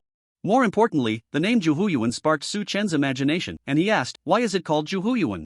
Steward Xiu replied, each level of Yuan has a lake. From the 1st to the 9th level, there are 9 lakes, hence the name. Su Chen was absolutely enamored with Yuan. Where there were lakes, it could trigger the skill born from water. This was his last line of defense for survival and also his strongest skill. Advancing in Yuan would undoubtedly be the safest and most beneficial for him to carry out his tasks. Su Chen asked Steward Xiu, if I want to become a person from Yuan, is there any way? Steward Xiu said, as far as I know, that's impossible. Personnel movement between parks is prohibited. The Mei family controls this quite strictly. Su Chen asked, what is the significance of prohibiting personnel movement? Steward Xiu replied, it can greatly reduce the scale of riots. When the 9 layers of the underworld were first established, there were multiple large-scale riots, each involving tens of thousands of participants. Later, 24 districts were created, prohibiting the movement of people, leading to fierce competition among the districts, making it difficult to unify actions. Since then, no large-scale riots have occurred. As they spoke, the 3 had arrived at the head of the illegal bridge. On either side of the bridgehead, there were firefly lamps, casting 2 weak halos of light in the white mist, creating a sinister atmosphere. Manager Qiu said, young master, please do not speak later, I will negotiate with the other party. If anything unexpected happens, you all run to the black market. You must not retaliate. Master Ouyang S is nearly invincible in this environment. If a real fight breaks out, we can only be at their mercy. Su Chen nodded in agreement, and the group carefully took out their fluorescent finger rings and stepped onto the bridge. As they reached the center of the bridge, 2 rows of lanterns hanging from the bridge ropes lit up one by one, illuminating the center of the bridge brightly. Ouyang Pu and his group of 4 blocked their path. Liangshu jumped up excitedly, pointing at Su Chen's nose, shouting, it's him, he's the one, green ghost poison is on him. Su Chen, seeing this clown, felt a surge of anger and completely forgot Manager Qiu's warning not to speak. He raised his chin and said sarcastically, oh? Who is this eunuch? Speaking in such a feminine manner. When did eunuchs start marrying into the Mei family? His words were malicious, and everyone's expressions turned strange. Liangshu, furious, puffed up his cheeks and glared at Su Chen, shouting, Master Ouyang is here, and you dare to act wild. Soon, I will skin you alive. Ouyang Pu noticed Manager Qiu and Manager Feng, his brows furrowing slightly in confusion. Why were these 2 here? Just as he was about to ask, Su Chen shouted again, oh, so it's eunuch Liang. How strange, eunuchs can't have children, right? What use is it for the Mei family to recruit you? He looked puzzled, rubbing his head as if trying to understand, and suddenly exclaimed, could it be that you weren't married in, but rather brought home by someone? What do you call a big man being married off? Right, it's called the short sleeve preference. Everyone felt a bit awkward, not knowing what Su Chen was rambling about, and Liangshu looked completely bewildered, not understanding what Su Chen meant. Mei Yuan asked, what is the short sleeve preference? Su Chen's gaze bounced between Ouyang Pu and Liangshu as he explained, the short sleeve preference means that men like women. Men don't sleep with women, they sleep with men. Upon hearing this, Mei Yuan gasped and hid behind Su Chen, pouting, husband, what nonsense are you talking? It's so disgusting. She peeked out to glance at Liangshu and Ouyang Pu, then quickly shrank back. Her actions were filled with disdain. Liangshu was so furious that he looked like he was about To explode, his face turning red as he pointed at Su Chen, not knowing how to retort. Yang Pu was completely confused. Su Chen's mention of the short sleeve preference, where men liked men and slept with men, was beyond his comprehension. He stammered in defense, "Why you're talking nonsense. I don't even know this sissy, I'm just robbing with him today." The more he tried to explain, the more chaotic it became. The way everyone looked at him changed. Mei Sihan rushed into Zhang's arms, asking in a crisp voice, "Mom, how do men sleep with men? Can they have babies too?" As soon as this was said, Yang Pu let out, "Oh dear," she cried, covering her eyes. Su Chen, lacking any sense of the situation, shouted, "Don't get so worked up. I was just saying it casually, why take it seriously?" Yang Puju was furious, gritting his teeth as he said, "A mere nobody at the first realm dares to act so arrogantly in front of me? Even if the King of Heaven himself came today, he couldn't save you." He bellowed. 8 directions warrior. A dense aura erupted from his body, distorting the very space around him. He transformed into a beam of golden light, shooting towards Su Chen. Steward Xiao and Steward Feng were taken aback, stepping forward to block Su Chen. Steward Xiao directly unleashed 8-armed Arhat, the phantom of a golden Buddha instantly taking shape, with 6 arms emerging from its back. Glaring fiercely at the golden light, Steward Feng lightly uttered 2 words, "Sun Devourer." Purple energy swirled around him, and a continuous stream of cauldron energy coalesced into a purple shield in front of him, with a deep, hollow opening on its surface that sucked in the surrounding air, forming a purple vortex as if it were going to devour the heavens and the earth. Yang Puju, Steward Xiao, and Steward Feng were all at the minor perfection realm, and their first moves were already 6th grade Xuanwu techniques. Their might was overwhelming, each appearing more formidable than the last. In the past, if Su Chen had encountered someone at this level, he would have had no power to fight back. But now, having reached the 2nd realm and with the protection of Xuanbing scale armor, he felt less fear. Just as the golden light transformed by Yang Puju was about to collide with Steward Xiao and Steward Feng, suddenly, that golden light rippled and vanished into thin air. Steward Xiao shouted, "This is Mirror Flower Bone, everyone be careful." As soon as he finished speaking, a crisp sound rang out. Su Chen felt something collide with the back of his head. This strike was no small matter, at least weighing 10,000 pounds. It felt as if an armored vehicle had crashed into his head. Fortunately, it was blocked by the Spirit Guardian Cloak. The strongest blow Su Chen had faced since arriving in this world was this one. If it had been someone else without a 6th grade or higher Xian technique shield, they would have undoubtedly died. The power of the Spirit Guardian Cloak lay in its ability to rebound based on the force of the impact received. The greater the force, the greater the rebound. It was especially effective against close-range punches and palm strikes. Because, after throwing a punch, one is at their weakest. At that moment, the rebound force is nearly impossible to withstand. Su Chen couldn't help but mourn for Yang Puju. Sure enough, a scream echoed. Su Chen turned to look but could only hear the sound without seeing the person. Yang Puju's mirror flower bone had completely concealed his body in the thick mist. Su Chen extended his index finger, condensing a ball of aura at its tip, and flicked it. A golden pellet formed from the aura shot towards the direction of the scream. He hadn't yet learned any concealed weapon Xuanwu techniques. This move was merely a basic application of condensation and separation. Even so, with the enhancement of Dart King, its power was astonishing. As soon as the golden pellet was launched, it emitted a tearing sound through the air.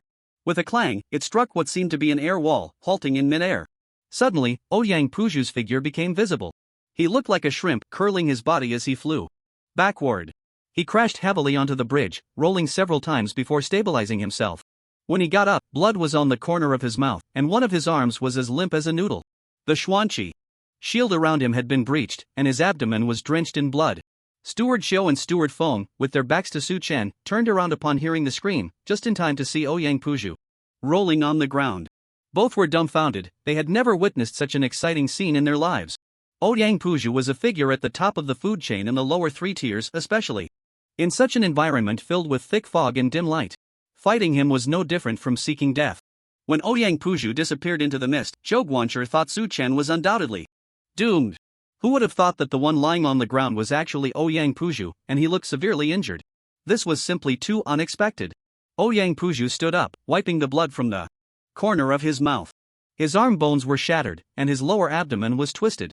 If it weren't for a mysterious jade artifact that had opened a shield at a critical moment to block the golden pill, his lower abdomen would have definitely been pierced. I underestimated him. He coughed up a mouthful of blood, panting as he looked at the corpse of Liang Shu on the illegal bridge, anger boiling within him. How could I have believed the words of such a scoundrel? How could a disciple of a lawless strongman only have a one-passage realm? He couldn't even figure out how his arm had been broken. The power of that golden pill was beyond imagination. Gritting his teeth through the pain, he asked, "What realm are you really in?" Suchen lazily replied, "One passage realm, didn't that dead eunuch tell you?" No one believed this. Ouyang Puju took 2 steps back, retreating from the illegal bridge. This action already indicated his fear. He fished out 2 rings from his sleeve and threw them towards Su Chun. Su Chen reached out to catch them, and when he opened his palm, he found that they were 2 mysterious jade artifacts. Ouyang Puju said, "This is a pair of mother and child rings, worth 1,800 taels of silver, as my apology gift to young Master Yangsheng. I was incited by treacherous people to block the road here. I hope you can overlook past grievances and spare my 2 stewards." Ouyang Puju's 2 stewards stood at the other end of the bridge, just blocked by Su Chen. The 2 had long been scared silly. They had just been facing Su Chen and had seen everything clearly.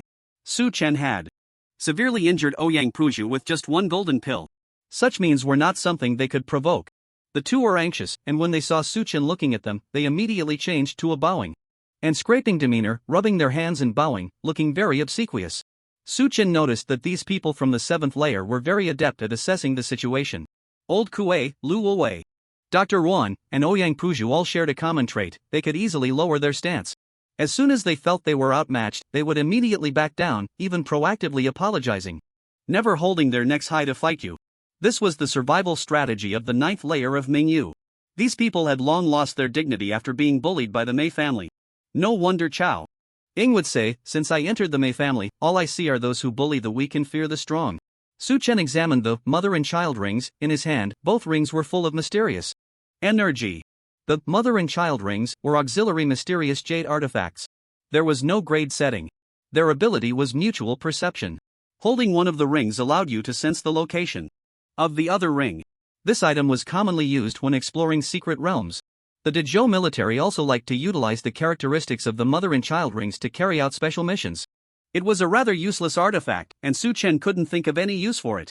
He handed the ring to Mei Xinyuan and asked her, "Do you like this?" Mei Xinyuan took the ring, examined it, and nodded. "I like it." Su Chen nodded, "Then keep it."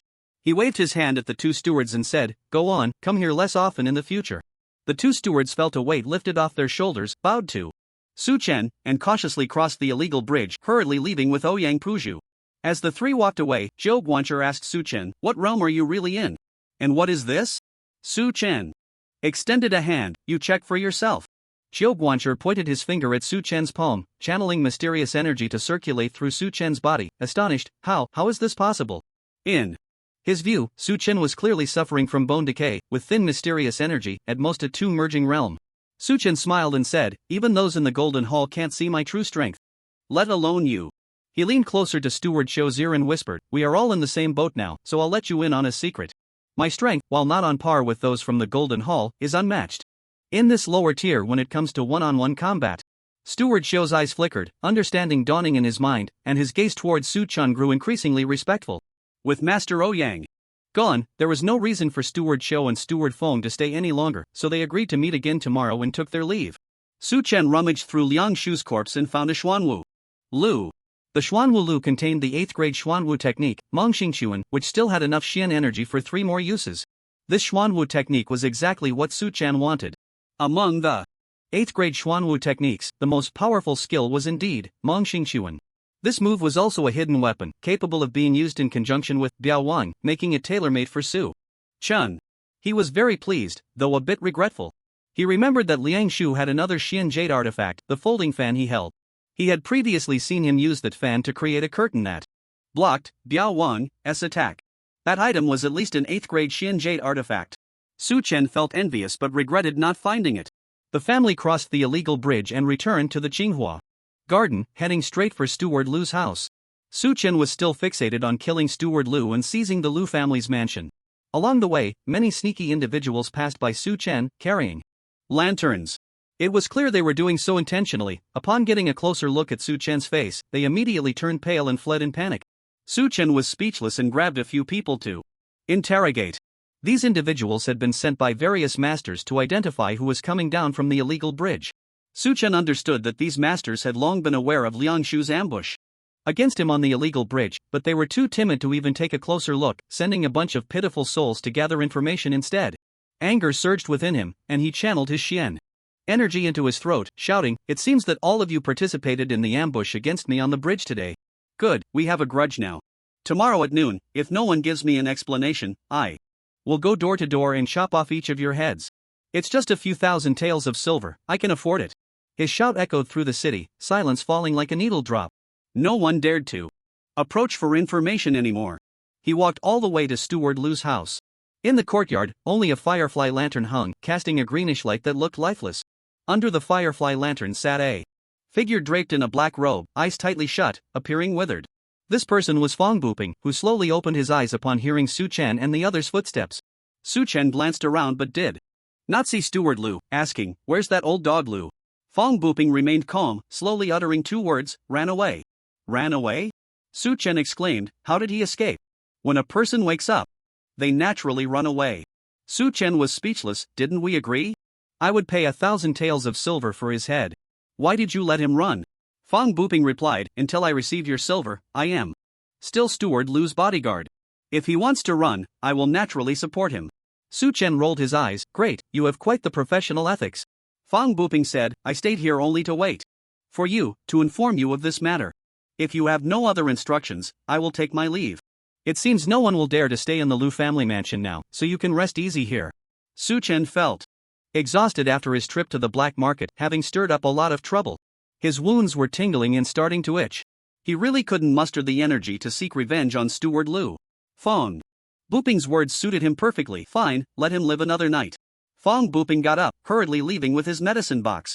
Zhang and Mei Yuan began to tidy up the house. It looked as if it had been ransacked, in complete disarray, with furniture overturned and trash everywhere.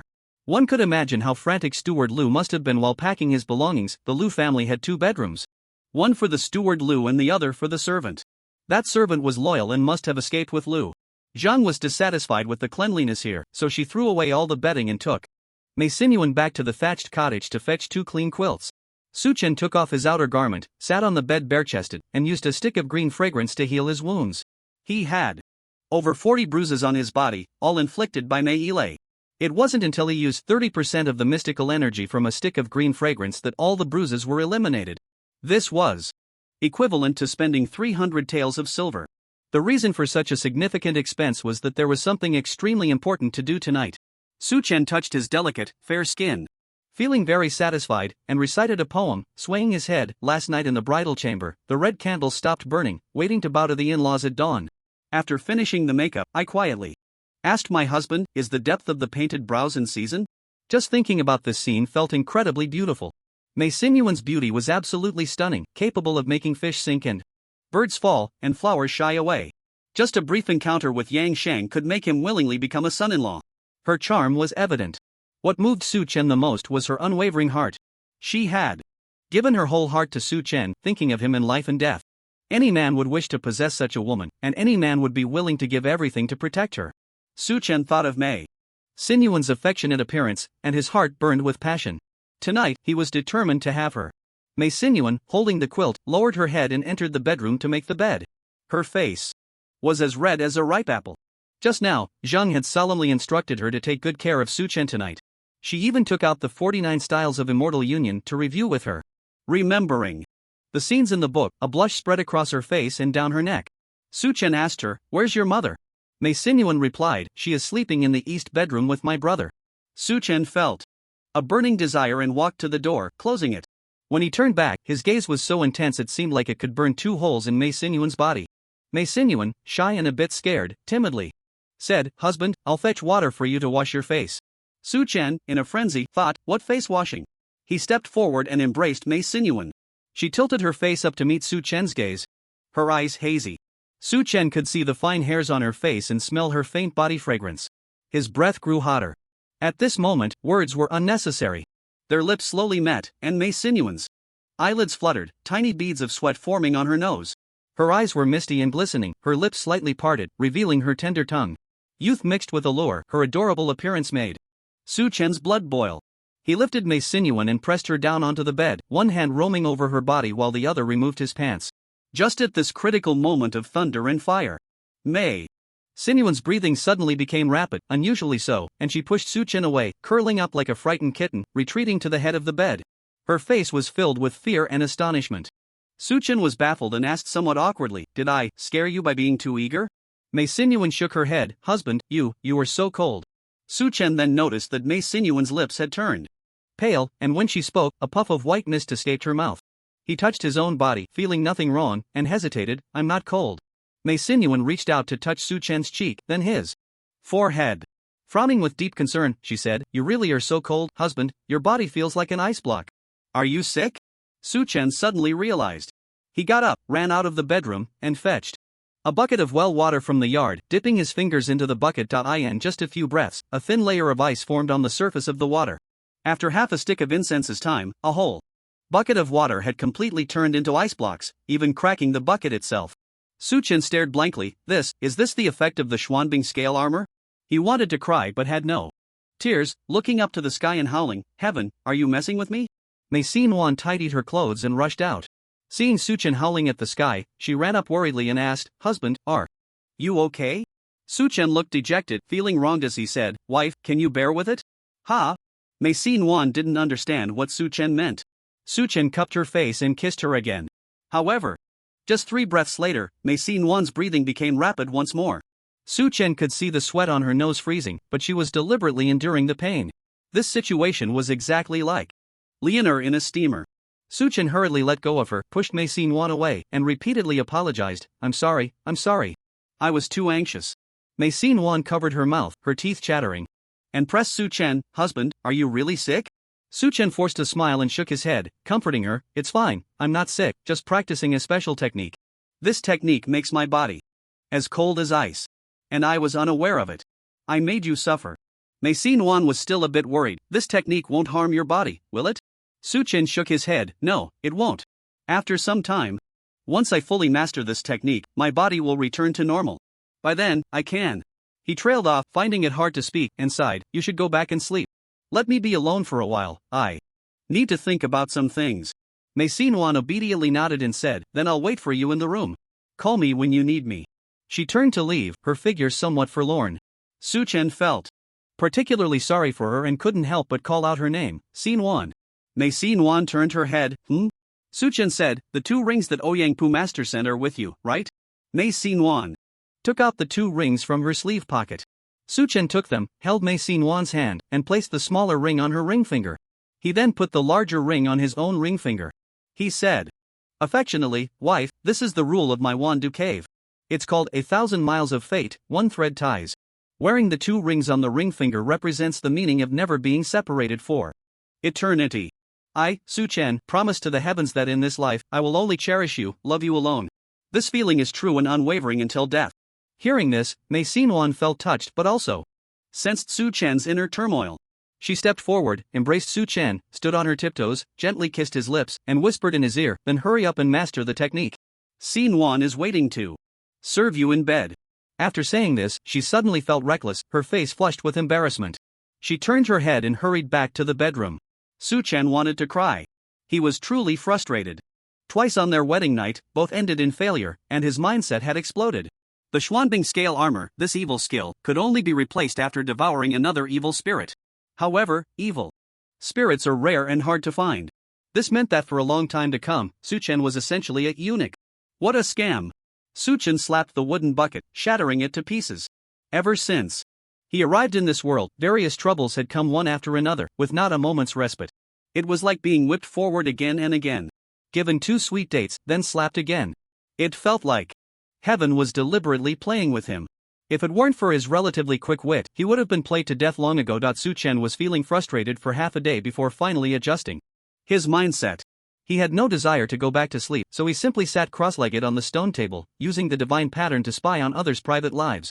At that moment, Lu Wuwei was sitting naked on the bed, having been beaten to a pulp by Ouyangpu, with not a single part of him intact. A woman in her 30s was applying ointment on him, complaining, "I've never seen you gamble before. Why did you suddenly decide to bet today?" Lu Wuwei replied, "Don't you like that golden phoenix hairpin? I wanted to win it back for you." The woman blushed and spat, "You can't gamble with golden leaves. You know Yunlang's temper. If he loses a piece of gold leaf, he will take your life." If you die, what meaning is there for me to live? Lu Wuwei turned over, cupped the woman's face, and kissed. Horror. They loosened their clothes and began to engage in the act of passion. Suchen felt his face flush. The divine pattern skill provided a first-person perspective, making the scene feel as if he were there in person. Lu Wuwei was unstoppable, and the woman kept making soft sounds. Lu Wuwei found her voice too loud, covered her mouth, and scolded, "Keep it down. If others find out about us and it reaches Yun Pu's ears, we will both die." The woman said, "What are you afraid of? He has long since thrown me aside for that cheap woman from Yengu town after they had a son. If he finds out, so be it. It's better to die together. My Mei family's son-in-law is also guilty of infidelity. I haven't exposed him, which is already quite magnanimous." Suchen was dumbfounded. Wow, this plot was quite different from what he had imagined, and there was an unexpected gain. Lu Wuwei had slept with the wife of Yun Pu? This was explosive news that might come in handy someday. The following plot became rather straightforward, and Suchen couldn't bear to watch any longer, so he switched to Chao Ying's perspective. Chao Ying, physician Yuan, steward Xiu, and steward Feng were having a meeting in a cave, discussing how to raise Leonor. It was all trivial matters, yet the four were passionately debating. Suchen found it boring and felt sleepy, so he lay down on the blue stone table, closed his eyes, and listened to their conversation. Before long, he fell into a deep sleep. Perhaps it was because he was too exhausted yesterday. This sleep felt like it lasted 1,000 years. He only woke up when someone called out to him. It was Mei Sikhan who woke him. Suchen rubbed his sore eyes and asked, "Where's your sister?" Mei Sikhan replied, "She went to the medicine garden with our mother. She asked me to wait for you to wake up so we could go have lunch together." "What time is it now?" "It's already noon, we can go eat now." Mei Sikhan, feeling a bit shy, rubbed his hands together, grasped his clothes, and said, with his head down, "Brother-in-law, you were sleeping so soundly that I ate your breakfast." Mei Sikhan felt a bit scared of Suchen. Having eaten his breakfast made him anxious. Suchen patted his head and said, "It's fine." He fetched some well water to wash his face, looked at the misty sky, and felt quite displeased. In this dark and eerie place, one couldn't see the sun at all. It was quite oppressive for the mood. Spending too much time here would surely lead to psychological issues. He said to Mei Sikhan, "Let's go, take me to the medicine garden." The two of them went out and headed north. After walking half a mile, Mei Sikhan took out 5 envelopes and handed them to Suchen, saying, "Someone delivered these in the morning and asked me to give them to you. I almost forgot." Suchen was puzzled. Who would send him letters in this unfamiliar place? Among the 5 envelopes, 4 were red, and 1 was black. The 4 red envelopes were sent by the 4 masters of the 9 layers of Tsinghua Garden, Master Liang Fei of the 1st layer, Master Hui Yuan of the 2nd layer, Master Li Xiu of the 4th layer, and Master Guan Heng of the 5th layer. The contents of their letters were mostly similar, all trying to distance themselves from Liang Shu. They stated that they were only aware of the incident where Liang Shu ambushed Suchen on the bridge and did not participate, hoping Suchen would not hold it against them. Everyone attached a Dan ticket worth 50 taels of patterned silver to their letters as an apology. Suchen felt quite disdainful. These 4 garden masters were like turtles, withdrawing into their shells, lacking even the courage to apologize in person.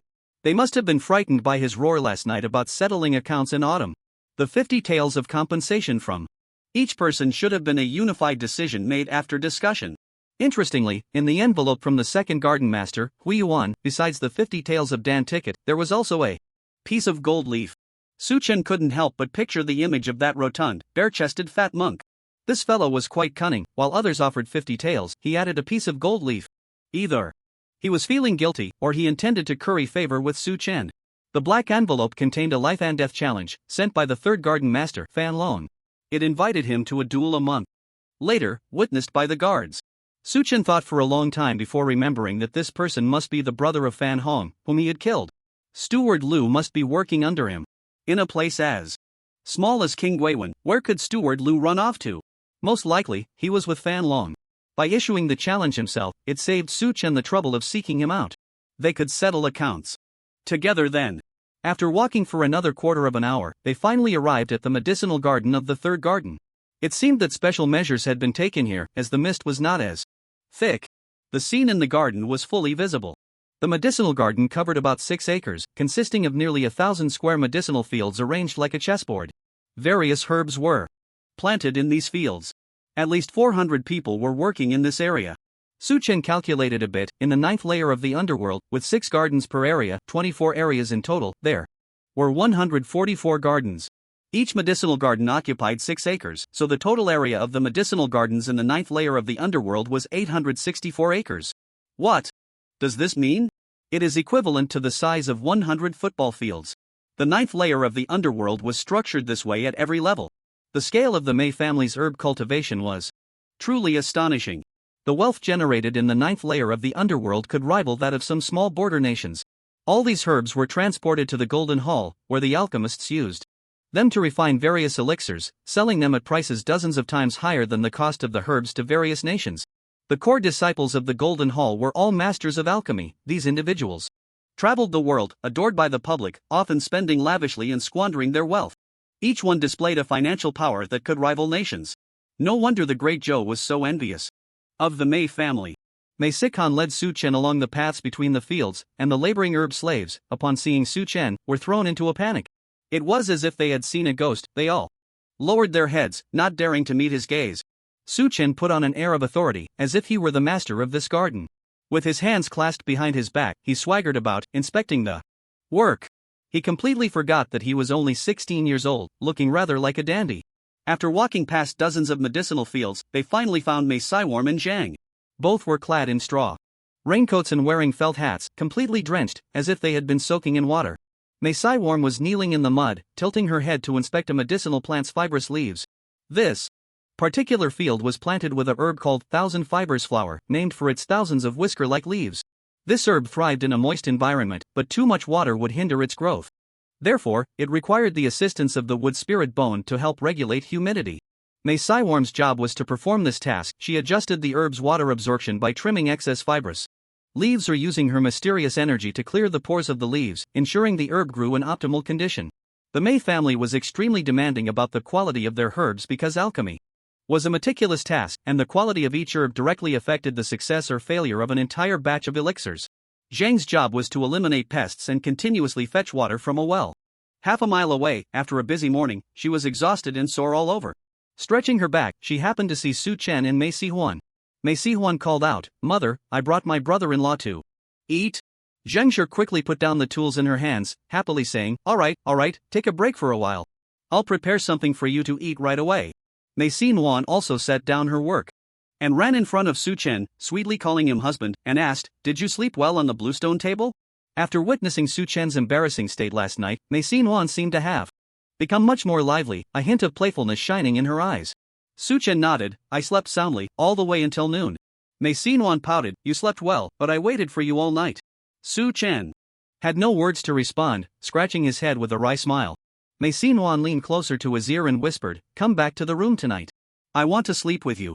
Su Chen felt a rush of heat rising from his lower abdomen, barely managing to suppress it.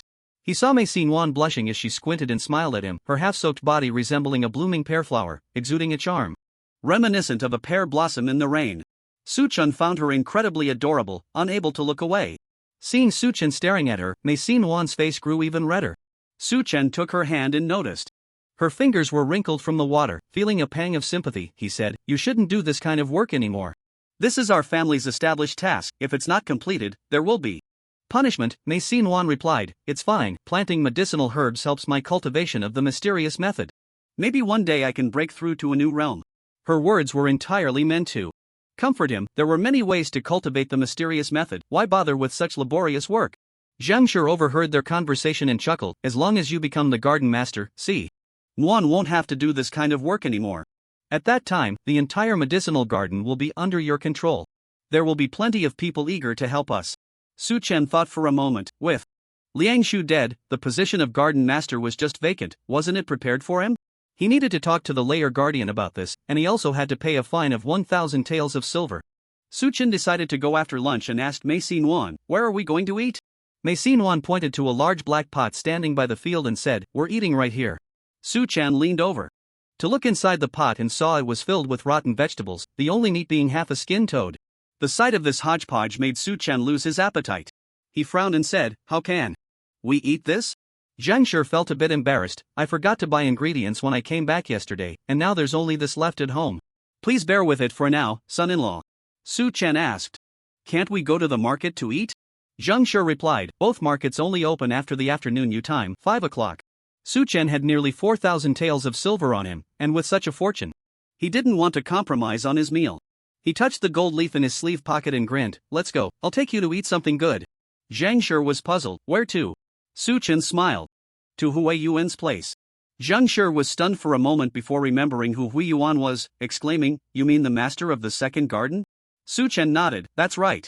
I have some business to settle with him. Mei Xinwan looked a bit worried and asked, Husband, you're not going to kill someone again, are you? Su Chen helped her take off her felt hat and brushed the dew off her clothes, saying, Don't worry, today we're just eating, no killing. Zhang Shi led the way, and the four of them wobbled along towards Hui Yuan's house. Hui Yuan was a monk who indulged in food and drink, having no special hobbies except for a high demand for food. The lunch was laid out with 8 dishes, including chicken, duck, fish, and meat. Just as they were about to start eating, a servant rushed in a panic. Hui Yuan shouted angrily, Are you in such a hurry to be reborn? The servant hurriedly said, My lord, it's bad. That demon has come to our door. Demon? Hui Yuan shivered in fear. Which demon? The servant replied, It's that young master Yangshang.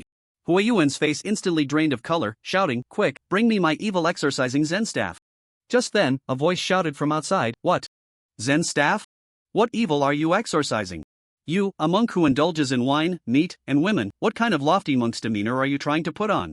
Hui Yuan looked and saw Su Chen had already brought his family into the courtyard, leisurely surveying the surroundings. Su Chen was also holding a servant who had been beaten black and blue. Su Chen then said, This garden master's house is really different, it's twice the size of Lu's place. Hui Yuan recalled how Su Chen had stormed Lu's house and taken over, thinking Su Chen might want to do the same to him, and hurriedly said, Young master. Yangshan, you have a grudge against Lu, so you can kill him. But I have no enmity with you. If you kill me, it would be a death sentence. Su Chen swaggered into the hall, saw a table full of dishes, and his eyes lit up, praising, Wow, this is great. I told you, coming here would definitely mean a good meal. Hui Yuan was completely baffled. Su Chen threw the beaten servant out of the courtyard, scolding, Go get more bowls and chopsticks, I'm here to eat. When the 2 servants of Hui Yuan's family saw Su Chen after he knocked on the door, they were so scared that their souls almost left their bodies, both shouting in unison, Oh my, a ghost, and turned to run. This infuriated Su Chen, who grabbed one and gave him a beating. He let the other one in to report. Hearing Su Chen say he was here to eat, Hui Yuan's eyes turned, and he shouted, Go, stir-fry some more good dishes. A distinguished guest is here today, we can't neglect him. Bring out my jar of aged daughter red. I want to drink a few cups. With young master Yangshang. Hui Yuan was quite clever. With the bowls and chopsticks ready and the drinks filled, everyone took their seats. He raised his wine cup, preparing to say some warm-up words. However, Su Chen completely ignored him, waving his hand, Let's eat. The 4 of them began to eat heartily. This was all prearranged by Su Chen. Once at the table, he didn't care about anything else. Just wanted to fill his stomach first. Mei Xinwan and Zhang were relatively reserved, their eyes darting around, observing the situation. Mei Xikhan, however, couldn't care less, fully showcasing his prowess as a glutton. He stuffed 2 chicken legs into his mouth, swallowing them without even chewing. He then reached out and grabbed a whole roasted chicken. Su Chen was even less polite, taking the only piece of fish on the table and placing it in front of himself, dividing it into several pieces to share with Mei Xinwan, Zhang, and Mei Xikhan, leaving none for Hui Yuan. Hui Yuan held his cup of wine, unsure whether to stand or sit, and even after calling out young master twice, Su Chen ignored him, making it all the more awkward. After a stick of incense, Su Chen, full and satisfied, let out a long burp, rubbing his belly as he looked at Hui Yuan. Hui Yuan hadn't touched his chopsticks, still holding the wine, forcing a smile. Last night, Su Chen had shouted that he would chop off the heads of all the garden masters one by one, which had terrified him. This morning, he heard someone say that Liang Shu's body was found on the illegal bridge. His respect for Su Chen grew even more. Even Ouyang, the garden master, couldn't stop him. How could he, a mere Hui Yuan, provoke such a ruthless person? The key was that the idea to ambush Su Chen had come from him, suggesting Liang Shu to target Ouyang. If Su Chen found out about this, he would surely be doomed. The rules of King Guiwen were clear. If 2 people had no enmity, killing meant paying with one's life. If they had enmity, killing meant paying a fine. Could someone who survived from Ouyang's hands not be worth 1,000 taels of silver? Sweat soaked his back, and Hui Yuan sat on pins and needles. Su Chen suddenly grabbed one of his hands. Hui Yuan shivered, the wine cup in his hand shattered on the ground with a bang, and all the fat on his body tensed up. Su Chen laughed. What are you afraid of? I just want to show you your palm reading. Reading? Palms? Hui Yuan asked, trembling. Young master, are you also skilled in the art of fortune-telling? Su Chen nodded. Indeed, my master brought back a strange book from the secret realm years ago. titled Observing Hands to Peek at Heaven. It records the ability to read people's palms and measure their karma. I'm quite clever, so I learned it quickly. I can see the demons in people's hearts at a glance. Upon hearing this, Yuan became even more frightened. Sweat beads as large as soybeans formed on his forehead, rolling down his cheeks and soaking his shirt. Seeing his guilty demeanor, Su Chen knew he had done something wrong. With a stern face, he shouted, "You bald donkey, so it was you who plotted against me with Liang Shu on that illegal bridge." Yuan's mind roared, his legs went weak. And he knelt on the ground, his head hitting the floor as he repeatedly begged for mercy. "Young master, forgive me, young master, forgive me. This was not my doing alone, it was a plan discussed by all the garden masters together. I have long felt guilty in my heart. That piece of gold leaf was my tribute to you, young master. I hope you can overlook past grievances. I am willing to serve you in the future, as a cow or a horse, as a servant or a slave. I hope you can show mercy and spare my life." Yuan had no other way out but to plead for mercy, and he did so without any dignity, throwing all his pride away. In truth, he still left himself a way out. Someone like Su Chen would not stay long in the 9th level of Tsinghua Garden, he might be promoted to the 8th level in 10 days or half a month. So he compromised, just wanting to save his life. Once Su Chen ascended to the 8th level, he would still be the local emperor of the 9th level in Tsinghua Garden. Zheng saw this scene and couldn't help but be astonished. In just one night, Su Chen's status in the 9th level of Tsinghua Garden had risen to such a height that a garden master was kneeling before him begging for mercy, even offering to be a servant to save his life. Mei Xinyuan, however, was very angry. It turned out that the monk was also involved in the plot to ambush the young master. That was truly unforgivable. Su Chen took out a pill from his palm and stuffed it into Yuan's mouth, using his mystical energy to guide the pill into Yuan's stomach. He said, "This poison pill is called 1,000 ants and 10,000 spiders. It is a special poison made by my poison cave. Since you want to be my servant, you must take this poison pill." Yuan's face was filled with terror. The name 1,000 ants and 10,000 spiders alone sent chills down his spine. He asked, "What does this poison pill do?" Su Chen replied, "This poison pill will take effect in 30 days. When it does, thousands of poisonous ants and tens of thousands of poisonous spiders will emerge from within you, devouring you from the inside out." Yuan was so frightened that his soul nearly left his body. Just imagining the scene was terrifying. He banged his head on the ground repeatedly, making a loud thud. "Please spare me, young master, please spare me." Su Chen said, "As long as you remain loyal in the future, you will not suffer the torment of 1,000 ants and 10,000 spiders. Every 30 days, I will give you an antidote. Taking the antidote will suppress this poison pill for 30 days. You need to keep track of the days and come to me for the medicine when 30 days are up." Yuan never expected to end up like this. Taking such poison would make him uneasy even while sleeping. He recalled Fang Buping's words, "After all, he is a disciple of a powerful figure. Even if he is only at one level, he is not someone you can provoke." He deeply regretted it in his heart. This was what they meant by not listening to the advice of the elders and suffering the consequences. Su Chen patted his back and said, "All right, stop banging your head, get up. I have something to ask you." Yuan quickly got up and sat on the stool. Su Chen poured him a glass of wine and comforted him. "You don't need to be so afraid. I, Su Chen, am not a bloodthirsty person. I take good care of my servants. In the future, as you follow me, the benefits you will gain will far exceed your imagination." Hearing this, Yuan relaxed a little and asked, "Young master, what do you want to know?"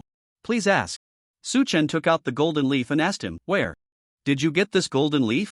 Yuan replied, "I exchanged it for a poem at the Black Market's poetry tea shop." Su Chen's eyes lit up. He was eager to understand the level of poetry in this world.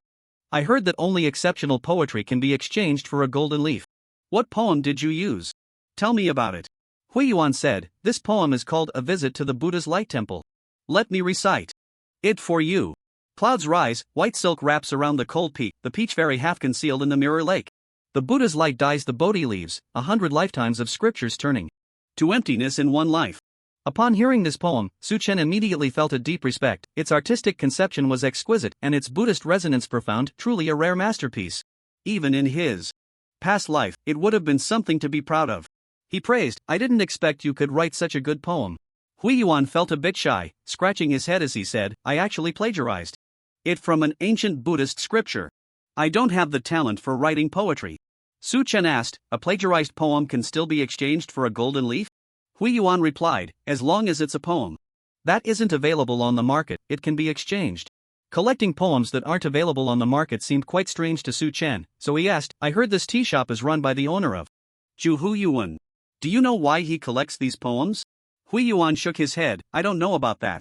Su Chen poured him another cup of wine and asked, tell me, who is recognized as the best poet in Dongyao Shenzhou? Which poem is considered the highest in quality? Hui Yuan said, the person recognized as the highest in poetic achievement in Dongyao Shenzhou is the ruler of Luoying Kingdom, Huiyu. As for the highest quality poem, there is no definitive answer. However, the poem most favored by men is well known. Almost every brothel hangs this poem as decoration. The poem most favored by men? Su Chen's interest piqued, and he asked, quick, recite it for me. Hui Yuan said, the poem is called Ode to Jasmine. Snow forms the cake's heart, jade forms the plate, gazing intently, side-glancing, it stirs pity. The fragrance of spring in the garden cannot compare, as if rock candy sweetens the cream. Su Chen frowned slightly, he pondered and pondered but couldn't discern what made this poem appealing. To men. The poem compared jasmine to pastries, transforming visual and olfactory beauty into a taste sensation. It perfectly depicted the flower's snow-like color, jade-like leaves, and its fragrance, surpassing all others, showcasing remarkable skill. However, even with such skill, it was merely a poem about a flower. The artistic conception was lacking, far inferior to the earlier A Visit to the Buddha's Light Temple. Hui Yuan laughed and said, do you think this poem is about jasmine? Su Chen wondered, isn't it? Not at all, Hui Yuan explained, this poem was written by the king of Luoying Kingdom, and it is about his beloved concubine, the fragrant concubine Jasmine. The fragrant concubine Jasmine? Su Chen's eyes widened, is this poem about a woman? Hui Yuan said, it is said that the fragrant concubine Jasmine is extremely beautiful and possesses a unique fragrance that captivates people.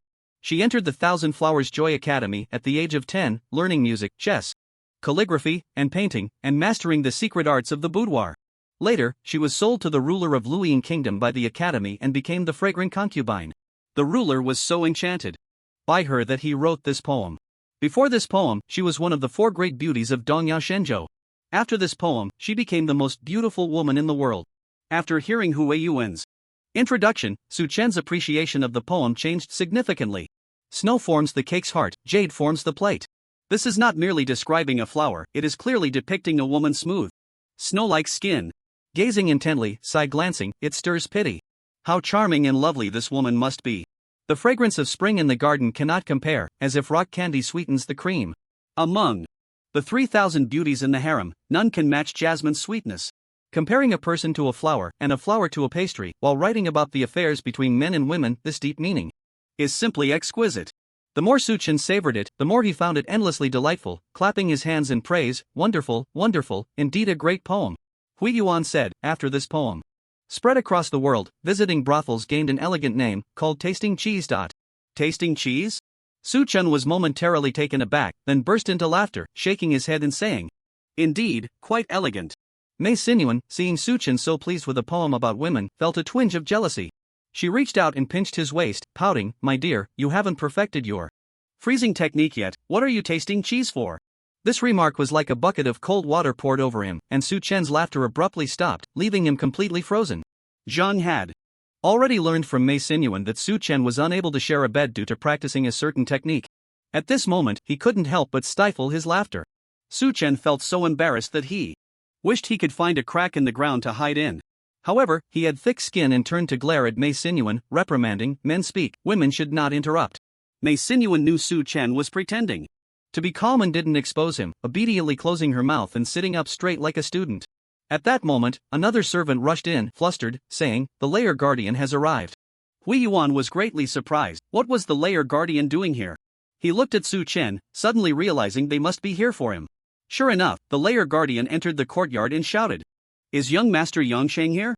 Su Chen looked out into the courtyard and saw the old man for the first time, looking ragged and emaciated, holding a wine gourd, with a flush on his face, appearing somewhat drunk. Su Chen didn't stand up, just tapped the table and said, come in and speak. The layer guardian's strength was only at the 3rd horizontal realm, which Su Chen didn't take seriously at all. The old man didn't mind, swaggering into the room, and upon seeing the daughter red on the table, his eyes lit up. Without a word, he grabbed the wine jar and started pouring it into his gourd. This wine was Hui Yuan's treasure, and he felt quite pained, but there was nothing he could do. He could only force a smile. The layer guardian filled his gourd and then raised the jar, drinking it all down. He then tossed the jar aside and said to Su Chen, the fine of 1,000 taels of silver will be settled with this jar of wine. The old man was quite carefree, and Su Chen liked his personality. He stood up, clasped his hands, and asked, Senior, what do you need from me? The old man asked, did you kill Liang Shu? Su Chen shook his head. It was Master Ouyang who killed him.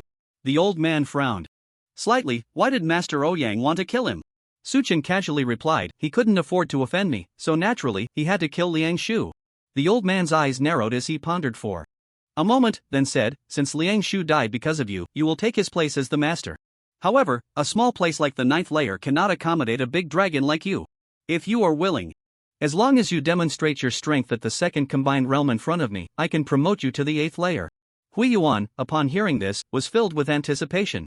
Although he was controlled by poison, Su Chen rising to the 8th layer would greatly reduce the pressure on him.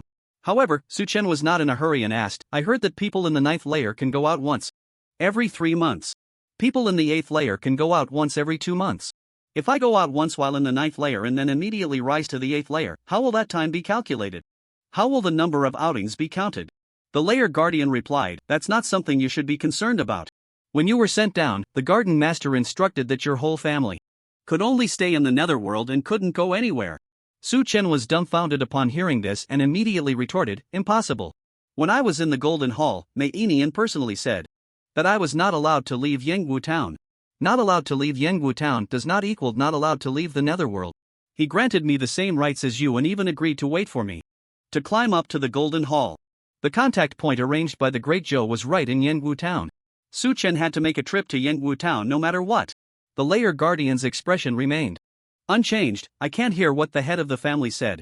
I only heard the owner of the Qinghua garden personally instructing that your family is forbidden from leaving the Mingyu. Furthermore, I warn you, the name of the head of the family is not something you can call out directly. Su Chen, exasperated, retorted, I called his name directly in the Golden Hall. I can call his name now too. Mei Inian. Old dog Mei, untrustworthy, worse than a pig or a dog. As Su Chen's insults grew more outrageous, the guard's expression darkened, and he shouted sternly, hey! This shout was like a silver bottle. Shattering, crisp and clear to the ear. Su Chen felt as if this sound was a sharp knife piercing through his body, causing his internal organs to twist in pain, and he felt as if his whole body had fallen apart, unable to muster any strength. He gritted his teeth, trying to speak, but when he opened his mouth, he spat out a mouthful of blood. Mei Yuan quickly supported him.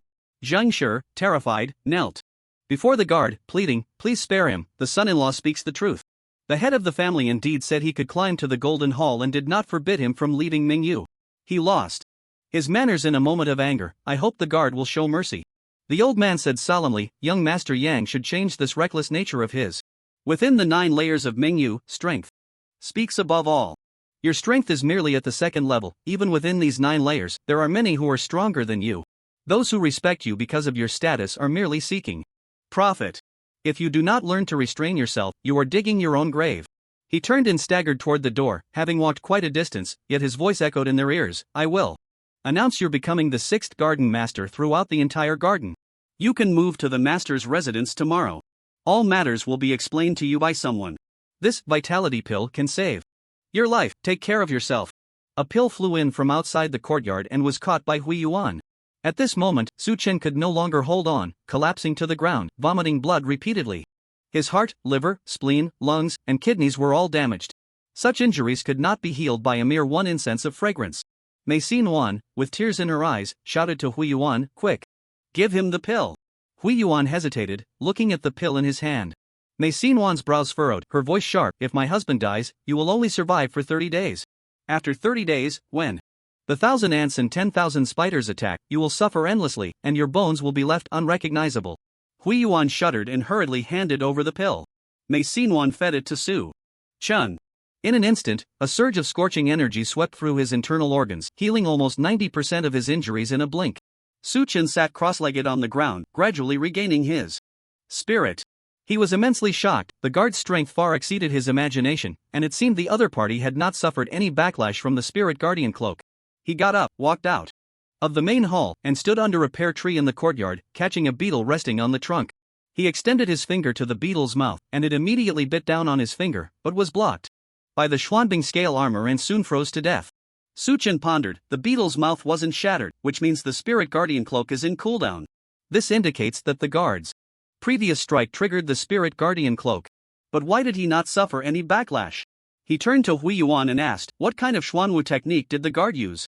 Hui Yuan looked astonished, staring at the beetle in Su Chen's hand, completely baffled by what he was doing. He shook his head. I don't know the specifics, but it should be similar to the Buddhist lion's roar technique or the Taoist one-word exorcism order. Lion's roar technique, Suchen suddenly realized, so that's a sound wave attack, no wonder. Sound waves are vibrations, a form of continuous attack, similar to soft palms, delivering thousands of minor strikes in a short time to accumulate immense destructive power. This type of Xuanwu technique is the nemesis of the Spirit Keeper Cloak. It can trigger the Spirit Keeper Cloak upon the first strike, but the damage from a single hit is minimal, so the resulting backlash is negligible. Yuan stepped forward and asked, Husband, are you alright? Su Chen used his xuanqi to check his body, the internal injuries had almost healed. He replied, I'm fine. Let's go home. In this situation, it was not suitable to stay outside any longer. Su Chen needed to return home to gather his thoughts. He turned to Yuan, his gaze icy, and said, Not a word about what just happened can be spoken outside. Yuan dared not say more and nodded repeatedly. Su Chen took his family back to the Lu family courtyard. Yuan was very worried about him and asked again, Husband, are you really okay? Su Chen said, The medicinal properties of that pill are incredibly potent, it healed all my internal injuries in an instant. I'm truly fine. Zhengshi, standing nearby, said, Yuan, don't worry. That pill is a vitality pill, one of the top-tier pills from the Mei family. On your wedding day, an elder gifted you 3 vitality pills as a congratulatory gift. I've inquired, and each one is worth 3,000 taels of silver. 3,000 taels of silver? Su Chen was very shocked, that pill was too extravagant. One pill was equivalent to an 8th grade Xian Jade artifact. The Spirit Keepers were quite generous. The recent encounter had sounded an alarm for Su Chen. The 9th layer of the underworld was a place where hidden dragons and crouching tigers lurked, far from the simplicity he had imagined. Throughout this journey, Su Chen's continuous victories relied heavily on the Spirit Keeper cloak skill. In retrospect, there was indeed a significant element of luck involved. This skill was not invincible. After careful consideration, Su Chen identified many types of damage it could not withstand. For example, Lu Wu Wei's furnace bone could inflict high-temperature harm, which the Spirit Keeper cloak could not block. Additionally, Old Kuei's xuanqi was Ding Qi, characterized by suppression. A skilled person could imprison him without triggering the Spirit Keeper cloak. After a moment's thought, Su Chen broke out in a cold sweat. Just last night, he believed he had no rivals under the minor perfection realm, but now it seemed he was merely indulging in wishful thinking. Forget it, the arrogance of young Master Yang Shang has already spread widely. Achieving this effect is enough. In the future, I must conceal my abilities and think deeply, no more reckless charges. Currently, the biggest challenge facing Su Chen was how to get to Yangwu town. The owner of the Qinghua garden had personally ordered him not to leave the underworld, and the reasons behind this were inscrutable. Even if the Mei family wanted to kill him, he could do nothing about it. It seems that contacting the Great Zhou in the short term is impossible. The only way forward is to increase my strength, gather intelligence, and look for loopholes in the Mei family's system. Su Chen thought long and hard and decided to develop a trusted confidant to replace him in contacting the people of Great Zhou. However, doing so would increase his own danger. It was difficult for him to find someone completely under his control, with no rebellious intentions. The 1,000 ants and 10,000 spiders that Yuan took was merely a mud pill Su Chen casually pinched out, which had no actual effect. When Su Chen held his hand to read his fortune, he had already planted a divine pattern in his palm. Now, through the divine pattern, he could see that Yuan was at Fong Buping's home, asking Fong Buping to check his body. This fellow did not dare to mention that Su Chen had poisoned him, only saying that he had bugs in his stomach and needed Fong Buping to help him find them. Fong Buping searched 3 times but could not find the bug. Yuan returned home, filled with suspicion, and lamented at home. Su Chen decided that during dinner, he would go find him again and conduct a brainwashing session, striving to make him completely believe in the existence of thousands of ants and myriad spiders. This monk was clever enough, he was a talent for undercover work and needed to be cultivated. Yuan saw that Su Chen had indeed recovered and finally felt relieved, wanting to return to the medicinal garden. She was stopped by Zhangshi. Have you lost your mind? What do you want to go back to the medicinal garden for? Yuan pouted and said, those herbs were only half planted and then left aside, I just feel it's a pity. Zhangshi scolded, what's there to feel sorry about? You are now the lady of the garden, and you must conduct yourself with dignity. Doing the work of those servants will embarrass the young master. Just earlier, in the Yuan family, Zhangshi had knelt down to plead for Su Chen, which had slightly changed his opinion of her. Su Chen took out 10 dan tickets from his pocket and handed them to Zhangshi, saying, take this money, buy whatever you need for the household. If it's not enough, just ask me for more. Zhangshi's face lit up with joy. This meant she was being entrusted with the management of the household. 10 dan tickets equated to 1,000 taels of silver, which was a huge trust. Zhang Shi knew this was a result of that meal earlier and felt immensely grateful. Seeing that Su Chen and Zhang Shi's relationship had improved, Mei Yuan was very happy. She winked at Su Chen and deliberately acted coy, saying, "Husband, you give mother money, but why don't you give me any?" Su Chen laughed heartily and took out another 10 Dan tickets, handing them to Mei Yuan, saying, "Buy some nice clothes to wear." Mei Yuan didn't expect him to be so generous and quickly waved her hand, saying, "I was just joking, with mothers. 1,000 taels, it's enough." Su Chen insisted, "Take it. Your mother is right, you are now the lady of the garden, and you must maintain your dignity. Having money gives you confidence in what you do." Seeing that he was serious, Mei Yuan accepted the money. The mother and daughter were naturally thrilled to have money and huddled together to discuss what to buy. Su Chen took out the Xuanwu Lu of the Mangxing Kun and began to cultivate. This Xuanwu Lu could only be used 3 more times. Su Chen sat cross-legged on the bluestone table, mobilizing his vital energy to activate the Xuanwu Lu. A burst of vital energy enveloped Su Chen. A golden phantom appeared in his mind, tall and imposing, extending a finger towards the distance. Hundreds of streams of vital energy surged from his shoulders, swirling around his arms in a complex pattern, converging at his fingertips. It transformed into an incredibly solid golden pill, shooting out. Immediately, the phantom pointed upward and uttered a single word. "Divide." The golden pill instantly split into 2, then 2 into 4. In the blink of an eye, it transformed into hundreds of golden lights, like shooting stars, racing across the sky. Then, the golden phantom dissipated like smoke. The Xuanwu Lu fell silent, and a vast amount of knowledge had been transmitted into Su Chen's brain. Su Chen focused and concentrated, striving to digest the principles within. After half a stick of incense, he opened his eyes and murmured, "Is this the Mangxing Kun? It doesn't seem too difficult. The key point is how to weave the 100 streams of vital energy into a single golden pill." He extended a finger, attempting to condense the vital energy. This attempt revealed that it was far from as simple as he had imagined. Weaving hundreds of streams of vital energy was extremely troublesome, akin to weaving a basket with bamboo strips. It was a meticulous task. Su Chen spent nearly an hour before he managed to weave the 100 streams of vital energy into a golden pill. By this time, he was utterly exhausted. He raised his hand to the sky and shot out the golden pill. The Mangxing Kun was enhanced by the Biao Wang, its power increasing tenfold, soaring into the sky. Like fireworks, exploding in mid-air, splitting into 2, then 4. In an instant, there were hundreds of golden lights. However, more than half of the golden lights suddenly reversed direction, shooting back towards Su Chen. Su Chen was taken aback and hurriedly usefully to try to control these golden lights. Unfortunately, it was too late. The speed of the golden lights was simply too fast, and in the blink of an eye, they crashed into the courtyard. Su Chen fled in a panic, a series of loud bangs echoing behind him, dong dong dong dong, like a great bell. When the sound finally faded, Su Chen turned to look. The entire courtyard had been turned into a sieve. The ground was riddled with pits, each as large as a bowl and 3 feet deep.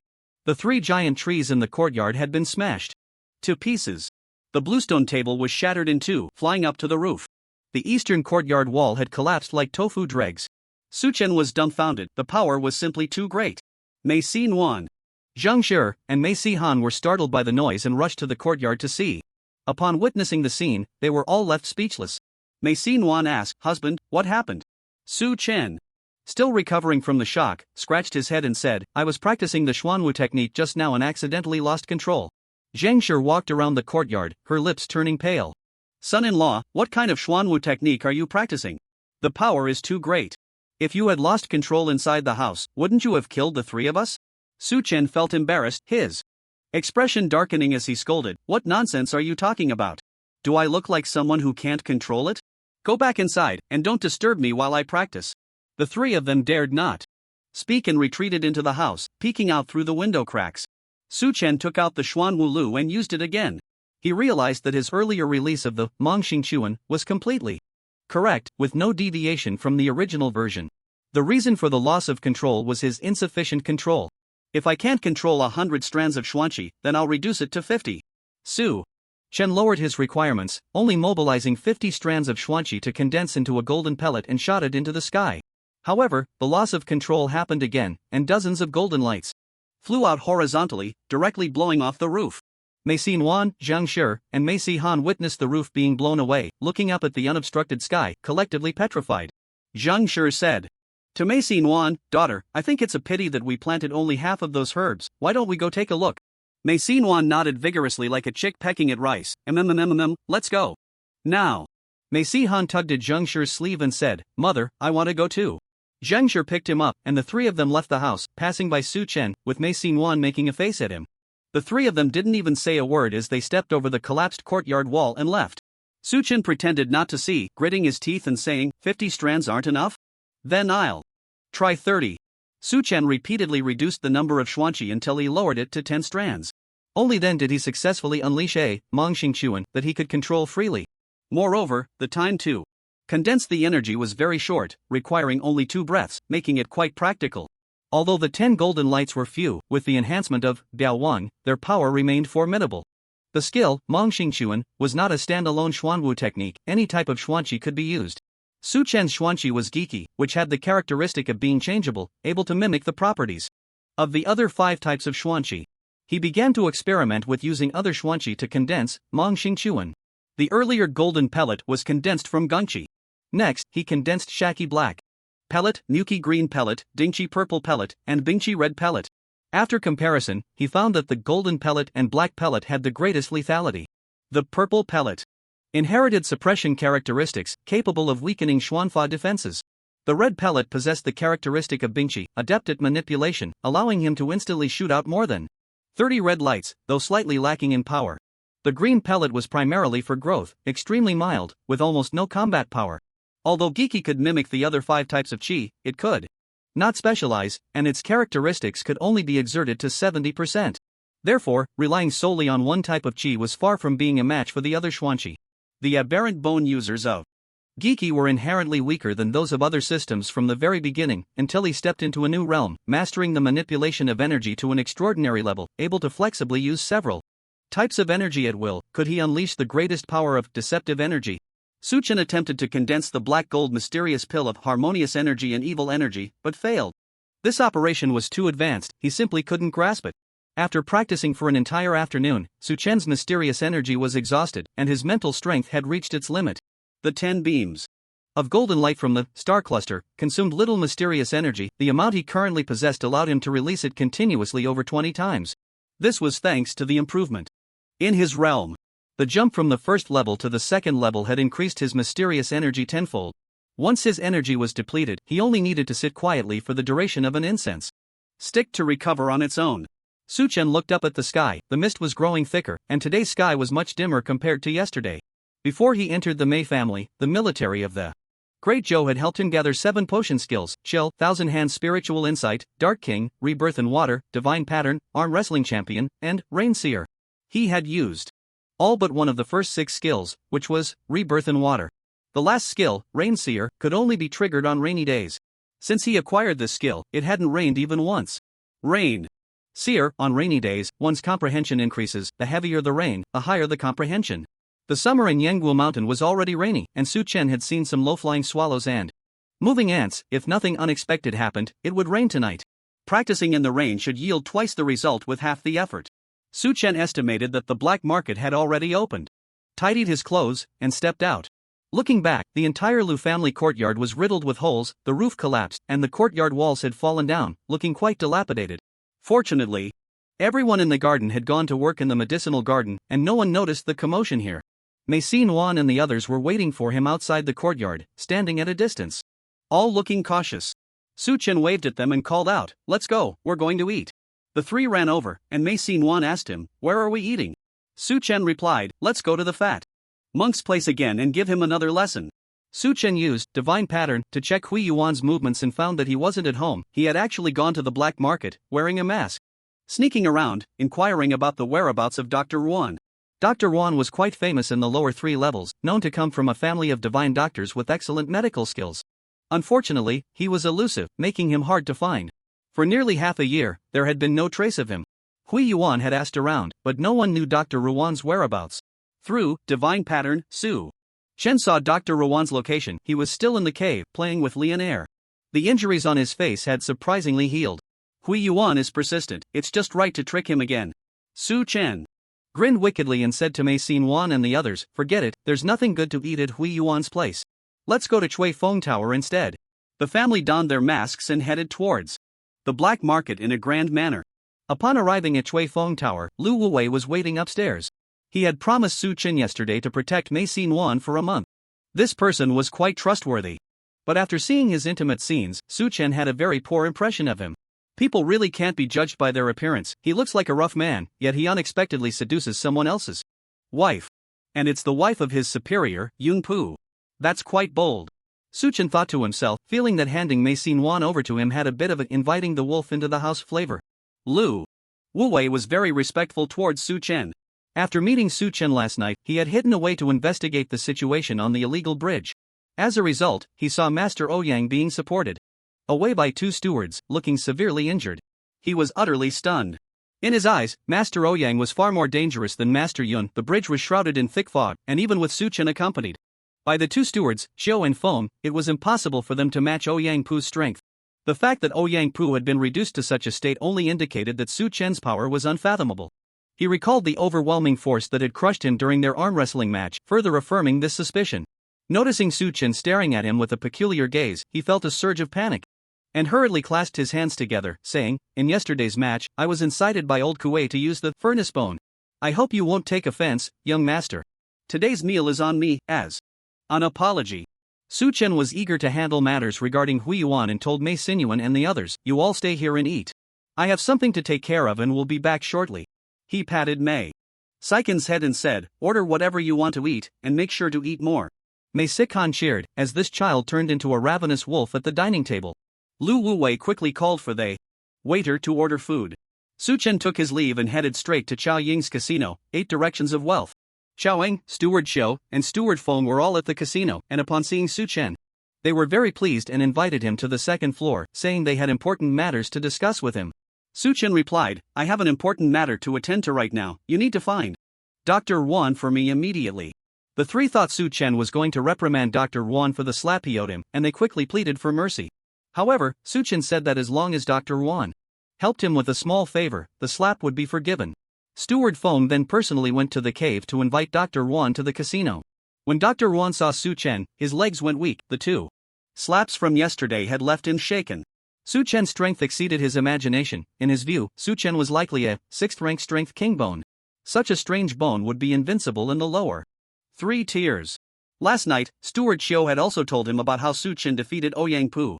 Dr. Yuan was even more certain of his suspicions and immediately adjusted his position. Su Chen's poison skills were superior to his, and his strength was more formidable. As the saying goes, the accomplished take precedence, so he regarded Su Chen as a senior. His attitude was very respectful, bowing his head and clasping his hands, he asked, "Young master, what do you need from me?" Su Chen said, "There is something I need you to do, just follow my instructions." Su Chen explained his request to Dr. Yuan, who upon hearing it, found it to be quite manageable and agreed.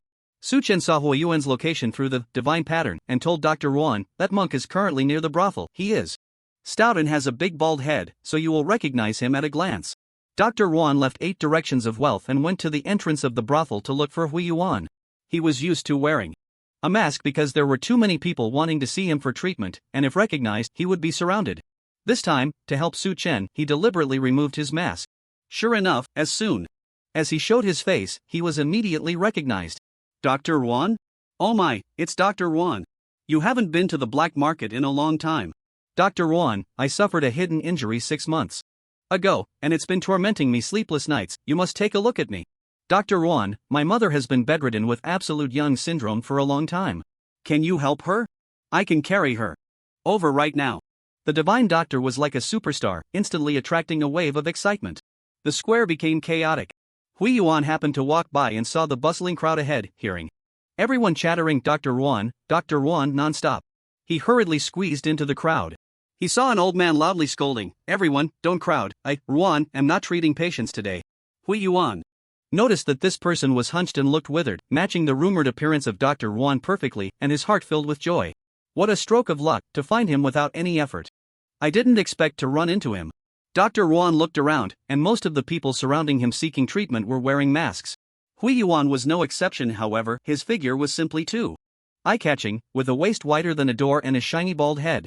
Dressed in a monk's robe, he was an open book. Dr. Yuan recognized him at a glance. Confirming his target, he said loudly, "Well, since everyone here is suffering from ailments, I will practice medicine once more." However, this time I will only treat 10 people. Each must pay a deposit of 500 taels of silver, with adjustments made for more or less. As soon as these words were spoken, the crowd fell silent. 500 taels was no small sum. The medicine slaves were impoverished and could never gather that much money in a lifetime. A few wealthy individuals wouldn't carry that much cash on them either. Those without money could only sigh in despair. Those with money responded, Dr. Yuan, please wait, I will go back to get the money. Yuan came to the black market specifically to see Dr. Yuan, and he had brought enough silver with him. Upon hearing Dr. Yuan's words, he eagerly rushed in, pulling out a large bag of silver from under his robe, spilling it all over the ground, and anxiously said, Dr. Yuan, there are at least 800 taels here. If you can cure my illness, I will give you all this money. Dr. Yuan felt a surge of joy. This kid was indeed easy to deceive, and he had fallen for it. He lazily asked, can a monk like you even marry into a family? Yuan was already used to this question and chuckled foolishly, I practice joyful Zen, which does not renounce worldly desires. Dr. Yuan asked again, then what illness do you want to see? Yuan didn't dare to mention Su Chen's matter. So he played a trick and extended his hand in front of Dr. Yuan, saying, your medical skills are superb, you will naturally know everything with just a pulse. Dr. Yuan turned his hand back and cackled, you monk are not being honest, you are testing my medical skills. Yuan shook his head, I have no such intention, I just have something difficult to say, which is not convenient to disclose in public. I hope the doctor understands. Dr. Yuan said, since there is something difficult to say, let's find a place with no one around. Conveniently, there was a brothel nearby, so Dr. Yuan took Yuan into a private room in the brothel to treat him. As soon as the two entered the brothel, the onlookers all followed in. Everyone wanted to see if Dr. Yuan could figure out Yuan's illness. The girls in the brothel welcomed Dr. Yuan warmly. Someone had already informed them that Dr. Yuan would only treat 10 people today. Those in this line of work, to some extent, all had some unmentionable ailments that no one else could cure. It was a rare opportunity to encounter Dr. Yuan. One by one, they gathered enough money and lined up at the door of the private room waiting. Inside the room, the two took their seats, and Dr. Yuan asked Yuan again, what exactly is your illness? Yuan replied, I have something in my stomach. Dr. Yuan reached out to take his pulse, sending a stream of mysterious energy through Yuan's body. Frowning, he gasped in shock and asked, did you eat something poisonous? Yuan trembled all over. He had been checked 3 times by Fong Buping and found nothing unusual. But here with Dr. Yuan, just a touch revealed the clue, he truly was a divine doctor. He quickly replied, I was indeed forced to take a poison pill. Dr. Yuan pried open his mouth to check, leaned on his chest to listen, and finally pressed on his lower abdomen. After a while, his expression suddenly changed, and he asked sharply, what is your connection to the poison cave? Yuan was startled and stammered, I have nothing to do with the poison cave. Dr. Yuan scolded, nonsense. If you had nothing to do with the poison cave, how could you have been poisoned? With the 1,000 ants and 10,000 spiders poison? Upon hearing Dr. Yuan mention the name of the 1,000 ants and 10,000 spiders poison, Yuan's heart sank. It turned out that such a poison really existed. He immediately knelt on the ground, pleading, Dr. Yuan, please save me. The poison in my body is indeed the 1,000 ants and 10,000 spiders. It will break out in 30 days. Dr. Yuan closed his eyes and sighed, you should leave, I cannot cure this poison. Yuan clung to Dr. Yuan's leg, begging, Dr. Yuan, your medical skills are superb, where in the world is there a poison you cannot cure? Think of a way. Dr. Yuan asked, let me ask you, who planted this poison in you? Yuan answered honestly, it was planted by the disciple of the Lawless powerhouse Wei Qianchang, young master Yang Shang. That's right. Dr. Yuan clapped his hands and sighed, this poison was created by Wei Qianchang. It is meant for servants. When this poison takes effect, it will spawn millions of poisonous ants and spiders. These poisonous ants and spiders secrete a toxin that paralyzes the limbs, rendering one unable to move. You can only watch helplessly as you are devoured. The process is slow and extremely cruel. There have been cases where people suffered and wailed for several hours before dying. That sound sends chills down one's spine. Yuan was nearly scared to death, sitting down on the ground with tears in his eyes, saying, but the poison can always be cured. Wei Qianchang is known as the Poison King. The poisons he creates are ever-changing, and unless he himself intervenes, no one can cure them. Dr. Yuan took out a pill and placed it on the table, saying, this is a bliss pill. After taking it, you will die in a blissful dream, without feeling a shred of pain. I suggest you take this pill before the poison takes effect, and choose a more comfortable way to die. Yuan did not expect Dr. Yuan to give up on him so quickly. Wiping his tears, he stubbornly said, just because you can't cure it doesn't mean others can't. The Mei family is known as a family of alchemists. They might have a way. Dr. Yuan hated it when others brought up the Mei family's title of Family of Alchemists. In his view, the pills refined by the Mei family were all quick-fix formulas that treated illnesses quickly but had severe side effects and were difficult to eradicate. When faced with difficult and chronic diseases, they were utterly ineffective. Unfortunately, the world was ignorant, only seeking immediate relief without regard for long-term safety. They praised the so-called Family of Alchemists, making it seem as if the Mei family was the authentic one, which was simply laughable. He was very angry, so his tone was extremely grim. I advise you not to seek help from the Mei family. Yuan also realized he had misspoken and hurriedly apologized, saying, I spoke out of turn, I hope Dr. Yuan won't take offense. Dr. Yuan said, the poison of 1,000 ants and 10,000 spiders has another characteristic. Once someone tries to find and remove it, it will activate prematurely. The Mei family won't care about your life. If they find out you are poisoned, they will likely capture you for research. I've said all I can, whether you believe it or not is up to you. Yuan knew that seeking the Mei family was even less reliable. For now, he could only endure and be young Master Yang Shang's servant. He reached out to grab the bliss pill on the table, but Dr. Yuan stopped him. This pill is worth 1,000 taels of silver, you need to pay for it. Yuan left behind a bag containing 800 taels of silver and took out 2 alchemy tickets, handing them all to Dr. Yuan. This was all he had. Once he left this door, he would be broke. He looked at the bliss pill in his hand, feeling an overwhelming sense of despair. He had never felt this hopeless, even when he was demoted 9 levels after marrying into the Mei family. Dr. Yuan urged, if there's nothing else, you should leave. There are many people outside waiting for treatment. Yuan walked out of the room in a daze, and the people outside were asking him, that monk, did Dr. Yuan find out about your illness? Is your unspeakable secret related to your meditation practice? These people were already betting on Yuan's condition. Yuan was furious, nearly exploding with anger, but he didn't dare offend them, cursing, mind your own business. He left in a hurry. The crowd thought they had uncovered the truth and burst into laughter. Su Chen had been using the divine pattern to keep an eye on the situation here. Dr. Yuan's performance was seamless, and he was very satisfied. Meanwhile, Chao Eng was discussing matters with him, young Master Yang Shang. You have learned from the lawless powerhouse Wei Qianshine. Your insights are far beyond what we mere frogs at the bottom of the well can compare to. In the future, I hope you can teach Leonor more. Su Chen waved his hand. Chao Pu Master, you are too polite. Since we are in the same boat, I will naturally do my best. Chao Eng revealed a sincere smile, rubbing his palms together, and said, I want Leonor to take you as her master. What do you think? Su Chen was somewhat surprised. Isn't Leonor supposed to take Dr. Yuan as her master? Chao Eng replied, Dr. Yuan is already 80 years old, it's uncertain whether he can even watch Leonor grow up. Therefore, we hope that Leonor can take you and Dr. Yuan as her masters at the same time. After Dr. Yuan passes away, you will be the one to teach Leonor. In this world, the inheritance of mystical arts is a very serious matter.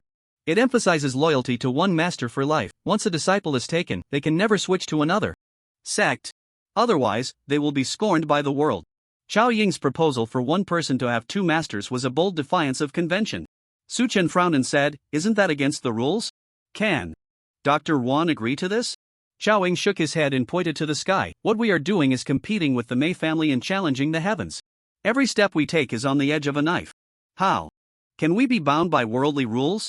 We have already communicated with Dr. Yuan. What matters is your opinion. As long as you can agree to one condition, he will have no objections. Su Chen asked, what condition? Chao Ying said, if one day Leonor becomes a powerful figure and helps us out of trouble, whether she joins the Yuan family or the Yuan poison cave will be up to her to decide. Su Chen thought. This was too far-fetched, they hadn't even started yet, and they were already discussing credit. Where Leonor joined was irrelevant to him. He replied, all right.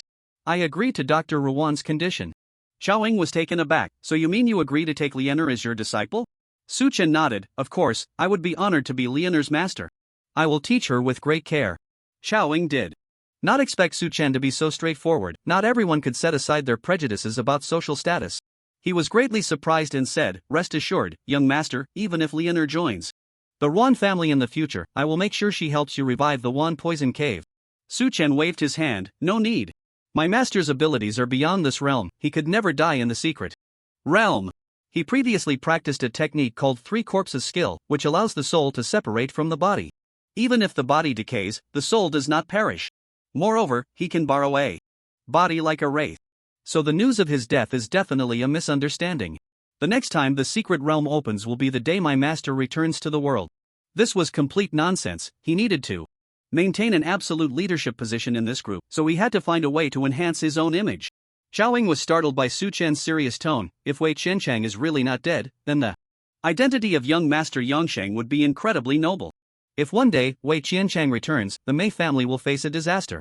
Steward Shou frowned and asked, the 100 Bones secret realm opens for 3 months each time. There's still a month left before it closes. If Senior Wei can really borrow a body, why not come out now?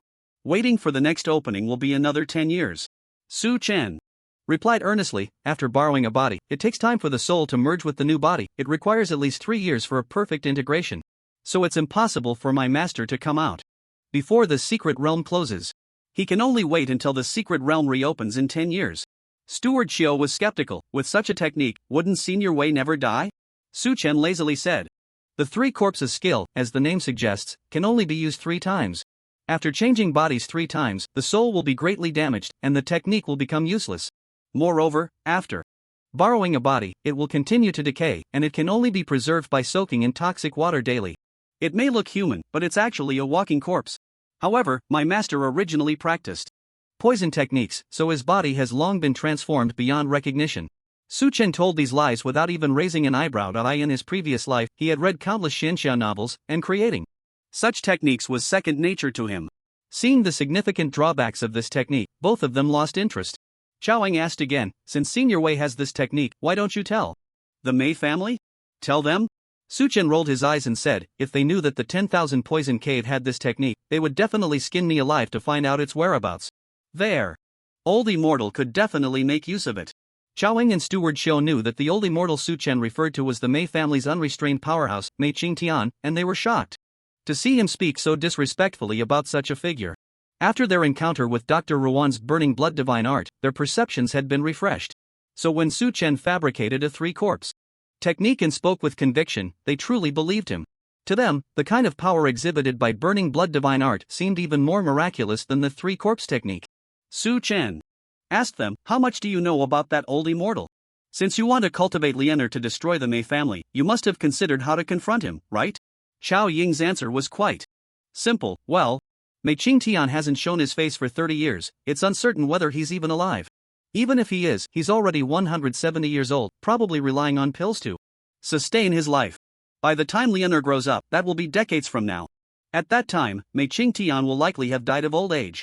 Su Chen suddenly realized that this guy had completely overlooked the situation of confronting Mei Qingtian. He asked a few more questions related to Mei Qingtian, but Xiaoying didn't have more information than he did. Seeing that there was no more intelligence to dig up, Su Chen stood up to take his leave. However, Xiaoying grabbed him and said, there's one more thing we need to discuss. Do the herbs you prescribed for Lianer need to be gathered in full? Su Chen's eyes lit up. He liked this question very much. Those herbs were exactly what he urgently needed. He said with righteous indignation, of course they must be gathered in full, and as soon as possible. The poison from the ice coffin is only temporarily suppressed and hasn't been eradicated. If it's not removed soon, it might affect Lianer's bone growth. If it hinders the development of the longevity bone, it will be too late to regret. Xiaoying and Steward Xiao exchanged glances, moving a bit closer to Su Chen. Xiaoying lowered his voice and cautiously said, it's impossible to gather those herbs in the lower 3 levels. However, I have a special channel. Seeing the two of them acting mysteriously, Su Chen asked, what channel? Xiaoying replied, we previously investigated the direction of the cave's underground river and found a hidden river that leads to the herb storage in the middle 3 levels. Where? Su Chen was taken aback. Xiaoying grinned and repeated, the herb storage in the middle 3 levels. It holds all the herbs cultivated this quarter from the 4th, 5th, and 6th levels. Su Chen was a bit confused. You don't mean you want to steal herbs from the storage, do you? Xiaoying nodded. Su Chen felt a bit nervous. He admired Xiaoying, this person was incredibly bold. Su Chen asked him, isn't there anyone guarding the herb storage? Xiaoying said, of course there are guards, but they are all outside the storage. This hidden river flows directly into the interior of the storage. We can enter, take the herbs, and leave without anyone outside noticing. Su Chen was skeptical. If it's as easy as you say, why don't you just go and get them? Why tell me? Xiaoying said, the specifics are quite complicated. Tonight at the high hour, around 10 o'clock, I'll take you to the herb storage, and you'll understand the reason. After you see it, we can discuss our future actions. Su Chen checked the time. It was only just past the hour, around 6 o'clock, and there was still a while until the high hour. He then took his leave and headed to Chui Feng Tower for dinner. At Chui Feng Tower, Mei Yuan and the others were enjoying a hearty meal. Lu Wu Wei stood at the second floor railing, gazing down with a focused expression, so much so that he didn't even notice when Su Chen came upstairs. Mei Yuan had someone add another set of chopsticks and bowls, pouring wine for Su Chen, who slightly adjusted his stomach. He called out to Lu Wu Wei, "What are you looking at, Lu brother?" Only then did Lu Wu Wei notice Su Chen had arrived, hurriedly taking a seat to clink glasses with Su Chen. He replied, "Please don't blame me, my duty is to help Master Yuan collect gold leaves. I was just paying attention to the activity at the poetry tea house, checking if anyone had exchanged gold leaves." Su Chen stood up and walked to the railing to take a look. The poetry tea house was right next to Chui Feng Tower. From the second floor, the scene inside the tea house was laid bare. The tea house was simply arranged, with just a counter and a few long tables. The shopkeeper was a middle-aged man with a plump figure and a round belly, sporting a full beard. Behind the counter, there was a kettle for boiling water and making tea. What caught the eye was that from the beams of the tea house hung hundreds of red threads, each with a bamboo strip 3 fingers wide dangling below. They swayed in the wind, clashing against each other, creating a clattering sound. There were no customers inside the tea house, but various gazes were directed towards the shop, all waiting for something, just like Lu Wu Wei. At that moment, an old man with a cane and a wine gourd tied to his waist stumbled into the shop, pulled out a bamboo strip from his pocket, tossed it onto the counter, and uttered 2 words, "Compose poetry." Su Chen was taken aback. This man was actually the guardian of the 9th floor of Qinghua Garden. This drunken old man could even compose poetry? The shopkeeper picked up the bamboo strip, glanced at it, and said, "Poem title, Willow. Will you write it out or recite it?" The guardian replied, "You know my handwriting is poor, I'll recite it." He recited, year after year. Half leaning in the alley, if to divine, come for 2 draws. 3 or 2 taels of silver are not precious, who leave spider silk hanging to the ground. This poem was rather nonsensical, as if written by a fortune teller sitting under a willow tree. Lu Wu Wei laughed. "How Banzian is here to swindle some wine again." "How Banzian?" Su Chen asked in confusion. "Do you know him?" Lu Wu Wei replied, "I only know his surname is Hao. He set up a fortune-telling stall under the willow tree in the alley, calling himself a half-immortal. This man is addicted to alcohol. He has his eyes on Master Jin Shuadiao. Wine and always comes to write poetry in exchange for drinks. However, his poetic skills are too poor to meet Master Jin's standards." Master Jin was the shopkeeper of the poetry tea house. After hearing the guardian's poem, he frowned and said, "Apart from the line about spider silk hanging to the ground, the rest is utterly mundane." The guardian licked his lips and smiled. "At least I can exchange it for a sip of wine." Master Jin shook his head helplessly, took a teacup from the cabinet, unfastened his wine gourd from his waist, and poured a cup of wine for him. The guardian carefully cradled it, staggering away, taking small sips, his face full of satisfaction. Master Jin called out from behind, "After you finish the wine, return the cup." Su Chen didn't expect this old man to have such a demeanor. His impression of the guardian was not bad. The old man was quite generous. A jar of Daughter's Red had spared Su Chen a fine of 1,000 taels, and although he had injured him afterward, he had given him a healing pill. Hearing that he had set up a fortune-telling stall, Su Chen's mind began to race. Getting a fortune told by him is a good opportunity to plant a divine pattern. As a guardian, he can communicate with those above. Perhaps I can obtain some unexpected information. With this thought, Su Chen immediately went downstairs to chase after the guardian. Sure enough, he found his stall in a small alley. The stall was indeed under a crooked willow tree, and it was astonishing that a willow tree could grow in this excavated mountain area of the black market. A small flag hung from the willow branches, with the words "bone reading" and "divine calculation" written in large characters. The guardian sat at the stall with his wine, and upon turning around, he saw Su Chen down his drink, and said, "Young Master Yang Shang is here for a fortune-telling?" Su Chen asked him, "How much?" The guardian replied, "You heard my poem just now, 3 or 2 taels of silver is not too much." Su Chen was somewhat surprised that the guardian knew he had listened to the poetry from upstairs. That he took out 3 or 2 silver coins and placed them on the table. Extending a hand, he said, "Senior, just touch my hand bones and measure my future fortune." The guardian stared at Su Chen for a long time, then placed the wine cup in Su Chen's hand, burping slightly as he said, when divining for the young master, "You can touch anywhere, but you mustn't touch the poem." Upon hearing this, Su Chen's heart sank, and his face changed dramatically. Damn, could it be that this old man has figured out I'm planning to plant a divine pattern in his poem? The guardian squinted his eyes and said in a deep voice, "If the young master can bring me the gourd of Huadiu wine from Manager Jean, I will tell you a piece of information that is extremely important for you." Su Chen broke out in a cold sweat. Could the guardian read minds? Was it the ability of an otherworldly bone? That was too terrifying. It seemed the other Party had calculated that he had the ability to exchange poetry for wine. He gripped the teacup tightly and cupped his hands, saying, "Senior, please wait here, I will fetch the Huadia wine right away." Suchen turned and left, but the guardian called out from behind, "Walk slowly, don't drop the cup." Manager Jean treats these cups like his own children. Any chip or crack is a matter of life and death.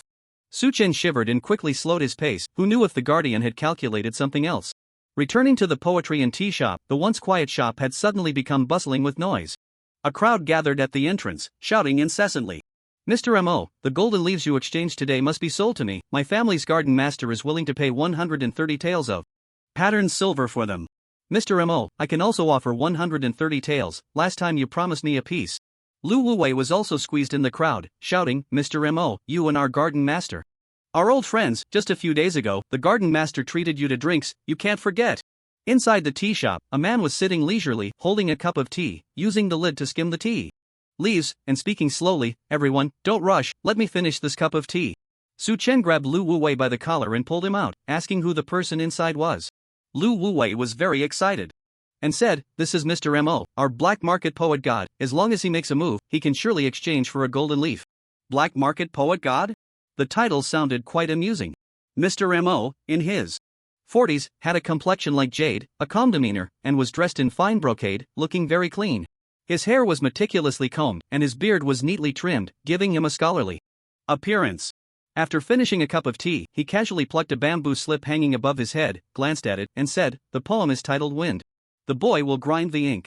The attendant beside him immediately took out an inkstone and began grinding ink on the tea table.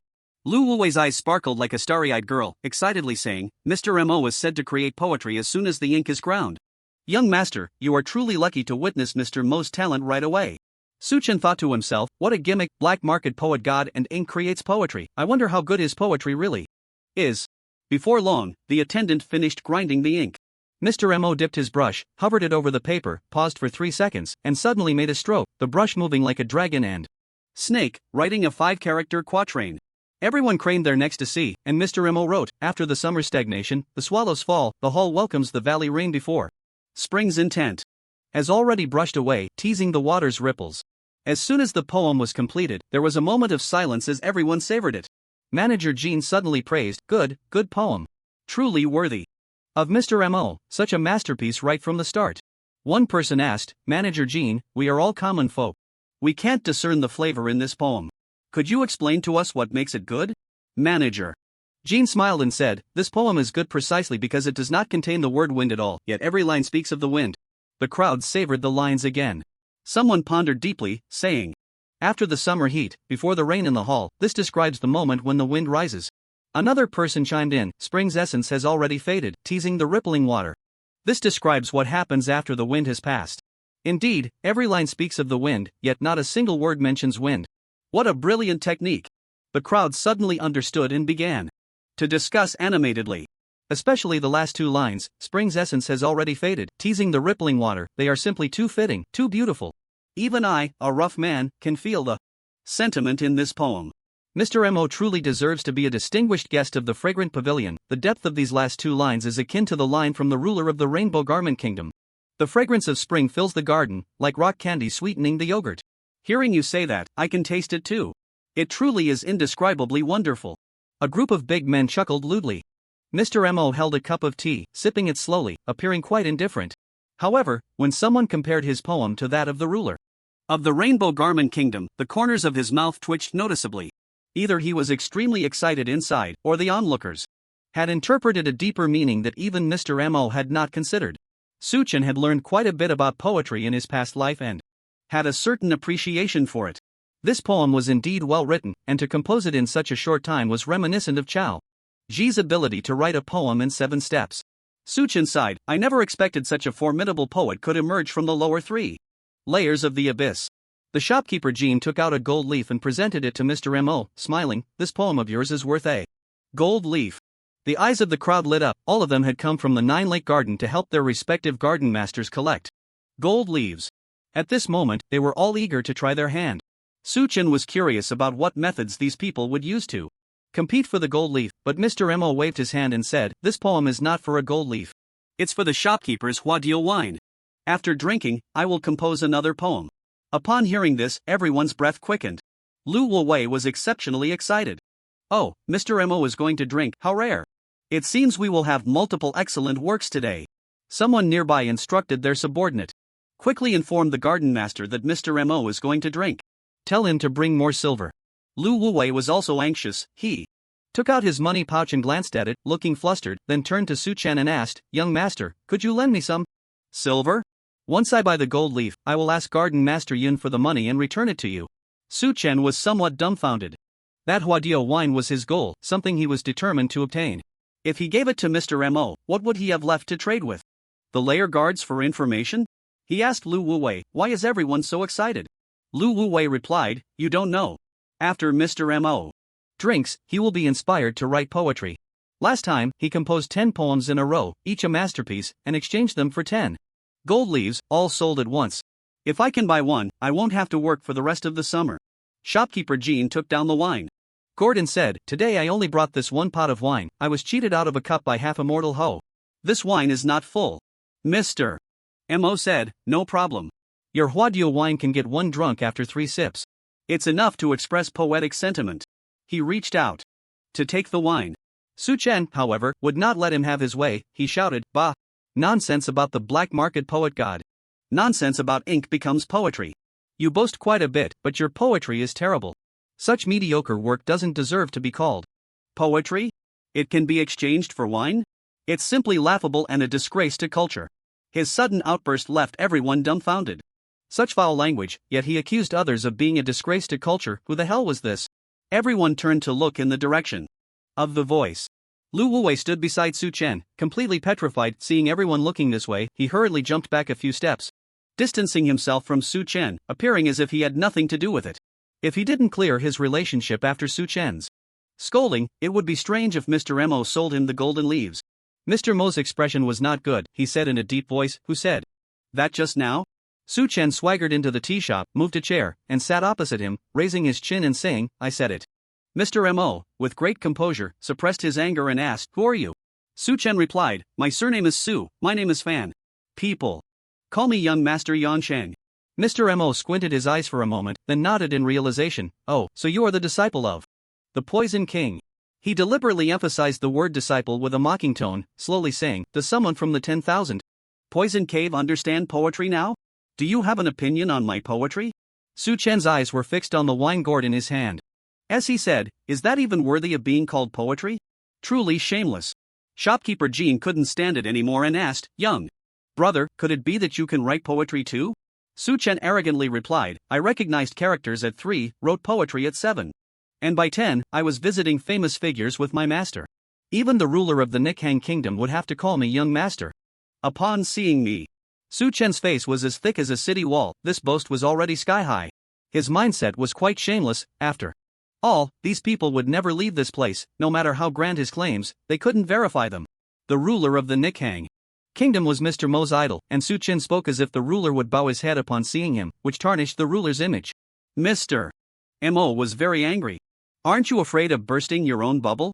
He pushed the pen on the table and said, "If you really can write poetry, then write one for us to see. I want to see how high the poetry skills of the young master in the ruler's mouth really are. Writing poetry is certainly no problem, but I need to get a reward first." Su Chen pointed to his jar of Huadio wine and said, "Good wine pairs with good poetry. If my poem is better than yours, this Huadio wine will be mine." Mr. Mo placed the Huadio wine on the table and replied without hesitation, "Deal." Su Chen laughed heartily, took the pen, and called to the boy beside Mr. Mo, "Boy, grind the ink." The boy was very shy, hiding under Mr. Mo's armpit, timidly saying, "The ink is good, no need to grind it anymore." Su Chen shrugged, took a clean sheet of paper, and began to write. His handwriting was excellent, having studied hard for 10 years in Tianmiao Academy. As the best scholar with a bone structure, Su Chen was ambitious, so he studied diligently and practiced his writing skills. Once a poem was completed, he tossed the pen aside, crossed his legs, and lazily said, "Everyone, enjoy." The crowd gathered around the table to watch. The paper contained a 5-character quatrain, with only the verses and no title. Shopkeeper Jean asked, "Why doesn't your poem have a title?" Su Chen replied, "The title is hidden in the poem. Guess for yourself." Playing tricks, Mr. Mo raised an eyebrow, picked up the paper, and read, "Falling leaves in autumn, blooming flowers in February. 1,000-foot wave crossing the river. bamboo swaying at 1,000 angles. After finishing the poem, he was taken aback, his expression suddenly turning somewhat ugly, and he couldn't say a word for a long time. Shopkeeper Jin's eyes sparkled, he felt the poem was bright and refreshing, and couldn't help but recite it several times in his heart. Autumn leaves, February flowers, 1,000-foot waves, 1,000 angles swaying. Layer upon layer, what a refreshing poem. This poem was from Su Chen's elementary school textbook in his previous life, simple and easy to understand. 4 lines, 4 scenes. Although the onlookers were a rough bunch, they could still appreciate the intricacies of the poem. One dim-witted person asked, "Why is no one speaking? What is this poem about? Is it good or not?" Lu Wuwei was somewhat dazed. He didn't expect young Master Yangxing to really be able to write poetry, and the poem was clean and crisp, with extraordinary momentum. Undoubtedly a fine piece, he quietly explained to the man, "It's about the wind, take your time to appreciate it." The man pondered for a moment, then suddenly realized, exclaiming, "Oh, it really is about the wind." This poem, like Mr. Mo's, is about the wind, yet not a single word mentions it. How wonderful! A shared thought arose in everyone's minds. Young Master Yang is deliberately trying to undermine the platform, choosing the same poetic theme and employing the same technique. It's clear he wants to compete with Mr. Mo. They usually benefited from Mr. Mo's kindness and dared not say the poem was good. Each one fell silent. Shopkeeper Jean felt that Su Chen's wind and Mr. Mo's wind expressed different emotions, each with its own merits, making it truly difficult to compare, so he also remained quiet. Seeing that no one spoke, Su Chen took the initiative to ask, "How is my poem?" Mr. Mo took a long time to compose himself, exhaling a deep breath, and said, "Young Master's poem has an extraordinary artistic conception, progressing layer by layer, perfectly showcasing the power of the wind. With such a fierce wind blowing, my wind seems contrived in comparison. I humbly admit defeat with this poem." Mr. Mo's words were sincere, and his attitude was humble. Su Chen immediately felt a surge of respect. Among scholars, those who can lower themselves are truly noble individuals. Su Chen's earlier rudeness was solely for the sake of competing for the Huadio wine. He hadn't expected Mr. Mo to be so cultured. Despite his thick skin, he felt embarrassed to stay any longer and clasped his hands, saying, "In that case, this pot of Huadio wine is mine." He picked up the wine and stood up to leave. Mr. Mo called out to him, "Young master, please wait." Su Chen asked, "Is there anything else?" Mr. Mo replied, "I admit this poem Wind is not as good as yours. However, your technique is similar to mine, though it surpasses the blue, it bears the mark of imitation. Judging victory or defeat based on this poem would be unfair to both of us. Why not choose another poetic theme and compare?" So he was still unconvinced. Su Chen didn't want to compete any further. This person truly had some skills, and if they ended up with a more obscure topic, his previous poems might not apply, revealing his true self. He waved his hand, saying, "Writing poetry is exhausting. Let's forget it." Mr. Mo noticed his hesitation and smiled slightly. He took off the ring from his left pinky and tossed it to Su Chen, saying, "If you can defeat me, this ring will be yours." Su Chen caught the ring and saw it was a mysterious jade artifact. Mr. Mo explained, "This is an 8th grade mysterious jade artifact, the spirit light mirror, capable of injuring others with light, worth 3,000 taels of silver." Upon hearing this, everyone gasped in surprise. 8th grade mysterious jade artifacts are rare in the lower 3 tiers. They are usually brought in by new sons-in-law from outside. Each use diminishes their number, making them valuable yet hard to find. However, despite its quality, it didn't excite Su Chen. He tossed the ring back, waving his hand, take it away, I'm not interested." Everyone was taken aback. He wasn't interested in this? Mr. Mo deliberately provoked him. "Young master isn't afraid, is he? Afraid?" Su Chen rolled his eyes. "You really are a frog at the bottom of a well. When I entered the Mei family, the mysterious jade artifacts I wore were all no less than 5th grade. This ring, I truly find unworthy." Only then did Mr. Mo remember that he was the young master of the 10,000 poison cave. An 8th grade mysterious jade artifact was indeed not impressive. Su Chen turned to leave. Mr. Mo called out, "Wait, take a look at this." Gritting his teeth, he took off a bracelet from his wrist and tossed it to Su Chen. The bracelet was heavy and very rough. It was made of mysterious jade, but the intricate carvings made the surface uneven, giving it a rough texture. As soon as Su Chen held it, he knew it was not an ordinary item. When he probed it with his mysterious energy, he was taken aback. This bracelet was actually a 5th grade mysterious jade artifact, although the mysterious energy contained within the jade is not abundant, it is incredibly dense. The 4 types of mysterious energy Gang, Ding, Mu, and Bing are intertwined in a complex manner, achieving a perfect balance. Just observing the way this energy is entwined opens his eyes wide. Mr. Mo picked up his teacup, took a sip, and said leisurely, "This is the 4 Symbols Golden Armor Sacred Bracelet, a 5th grade mysterious jade artifact. Once activated, it can condense into a piece of golden armor. Even a master at the transformation realm would find it difficult to break through. However, the mysterious energy left in this bracelet is limited, only enough to last for 5 breaths. Its value is approximately around 8,000 taels of patterned silver." The room fell into silence, with only the increasingly heavy breathing audible, and everyone's gaze turned fervent. A 5th grade mysterious jade artifact, these people had never seen one in their lives. For them, artifacts of this grade only existed in legends. Su Chen's expression was grave. What exactly is Mr. Mo's background? How could he possess a 5th grade mysterious jade artifact? Manager Jin's cold gaze was like lightning as he tapped the table and said, "Everyone, please calm down. This bracelet was a gift from the owner of Yuan to Mr. Mo. The owner's intention is clear, to protect those skilled in poetry. Those without the ability should keep their thoughts to themselves to avoid attracting the King of Hell's attention." Upon hearing this, everyone immediately reined in their covetous thoughts, becoming more honest. However, they were still very excited, all eyes turning to Su Chen, eagerly awaiting his response. Su Chen had many questions in his mind. Why does the owner of Yuan collect poetry? Why place such importance on those who can write poetry? Offering a 5th grade mysterious jade artifact as a reward is quite extravagant. Although he was forbidden from leaving Mingyu, the golden leaves were already useless to him. Yuan remained his goal. Every level of the garden had a lake that could trigger rebirth upon water encounter, making it the safest place for him. If he could gain the owner's favor, perhaps he would have a chance to be transferred to Yuan. Su Chen shook the bracelet in his hand and said, "Since Mr. Mo has such sincerity, I will respectfully comply.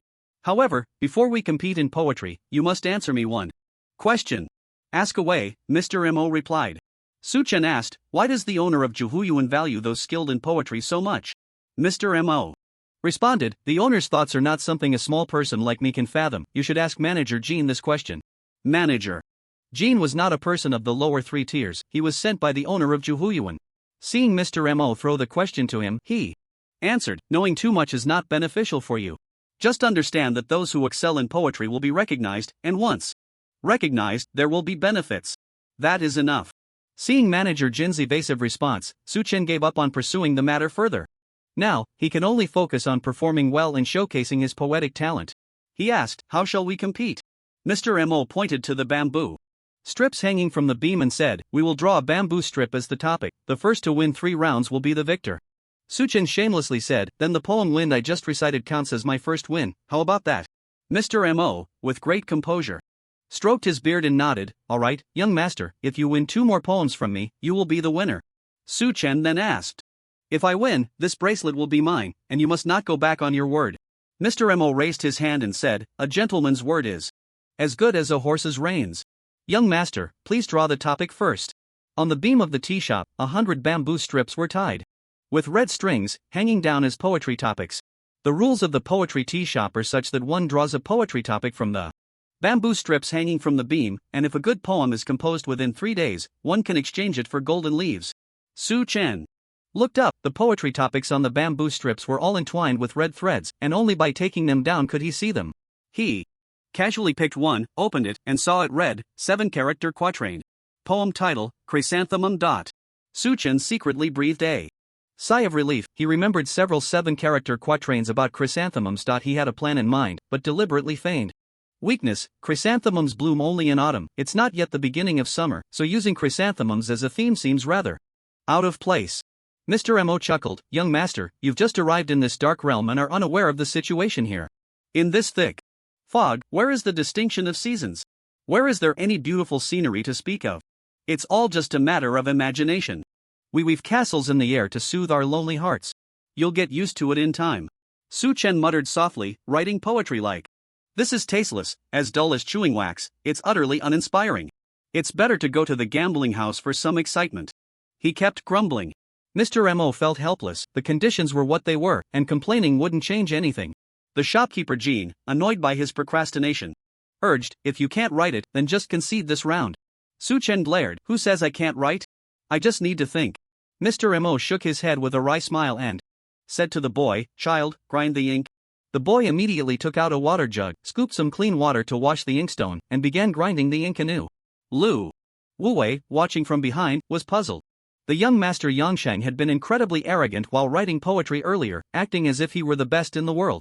Why was he now so calculating, acting like a woman? He suddenly felt this scene was oddly familiar. Slapping his thigh, he realized. Just yesterday, when Su Chen had arm wrestled with him, he had done the same, feigning weakness after winning a round to trick the bet. Could it be the same old trick again? But today, no one is opening the market, no one is placing bets. He looked at Su Chen, only to find him winking at him, as if hinting at something. Remembering Su Chen's earlier remark, it's better to go to the gambling house for some excitement, he understood and quickly organized, gentlemen, this is a rare poetry competition. If there's no betting, wouldn't that be a pity? With shopkeeper Jean as the banker, the gambling house wouldn't dare to interfere. As soon as he made this suggestion, the atmosphere became lively. Someone laughed, good idea. Hee hee, this way we can also participate in the poetry contest. It's an honor. Others urged shopkeeper Jean, shopkeeper, could you be our banker? We can't afford to offend the gambling house, being the banker would bring trouble.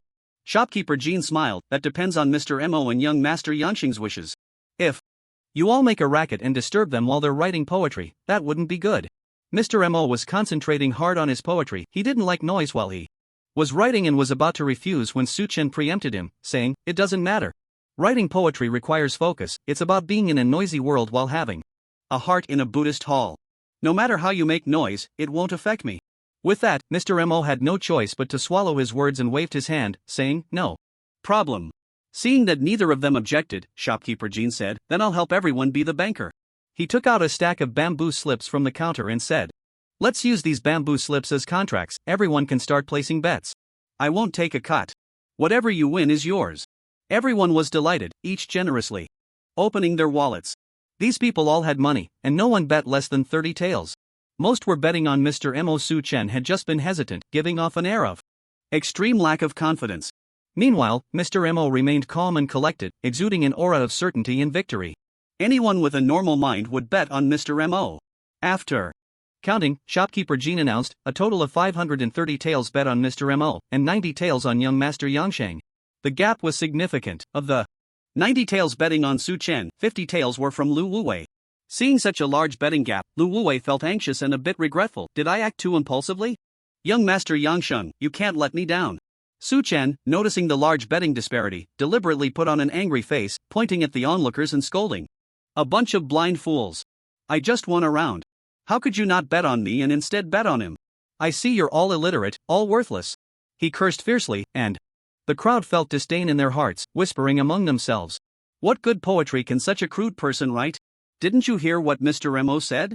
His poem just now has signs of imitation, it lacks true merit. Ha, the harsher he curses, the less I bet on him. I'll wager another 20 taels of silver on Mr. Mo. 1 by 1. Everyone grabbed some silver and tossed it into Mr. Mo's betting pool, expressing their dissatisfaction with Su Chen through their actions. Manager Jean counted again. Mr. Mo has 620 taels, young Master Yang has 90 taels. Is there anyone else who wants to place a bet? If no one else is betting, I will close the betting. At that moment, a voice called out from the back of the crowd, I bet 1,000 taels on young Master Yang. Everyone turned to look and saw two women with a child squeezing into the crowd, all three wearing masks. The newcomers were Mei Yuan and her companions.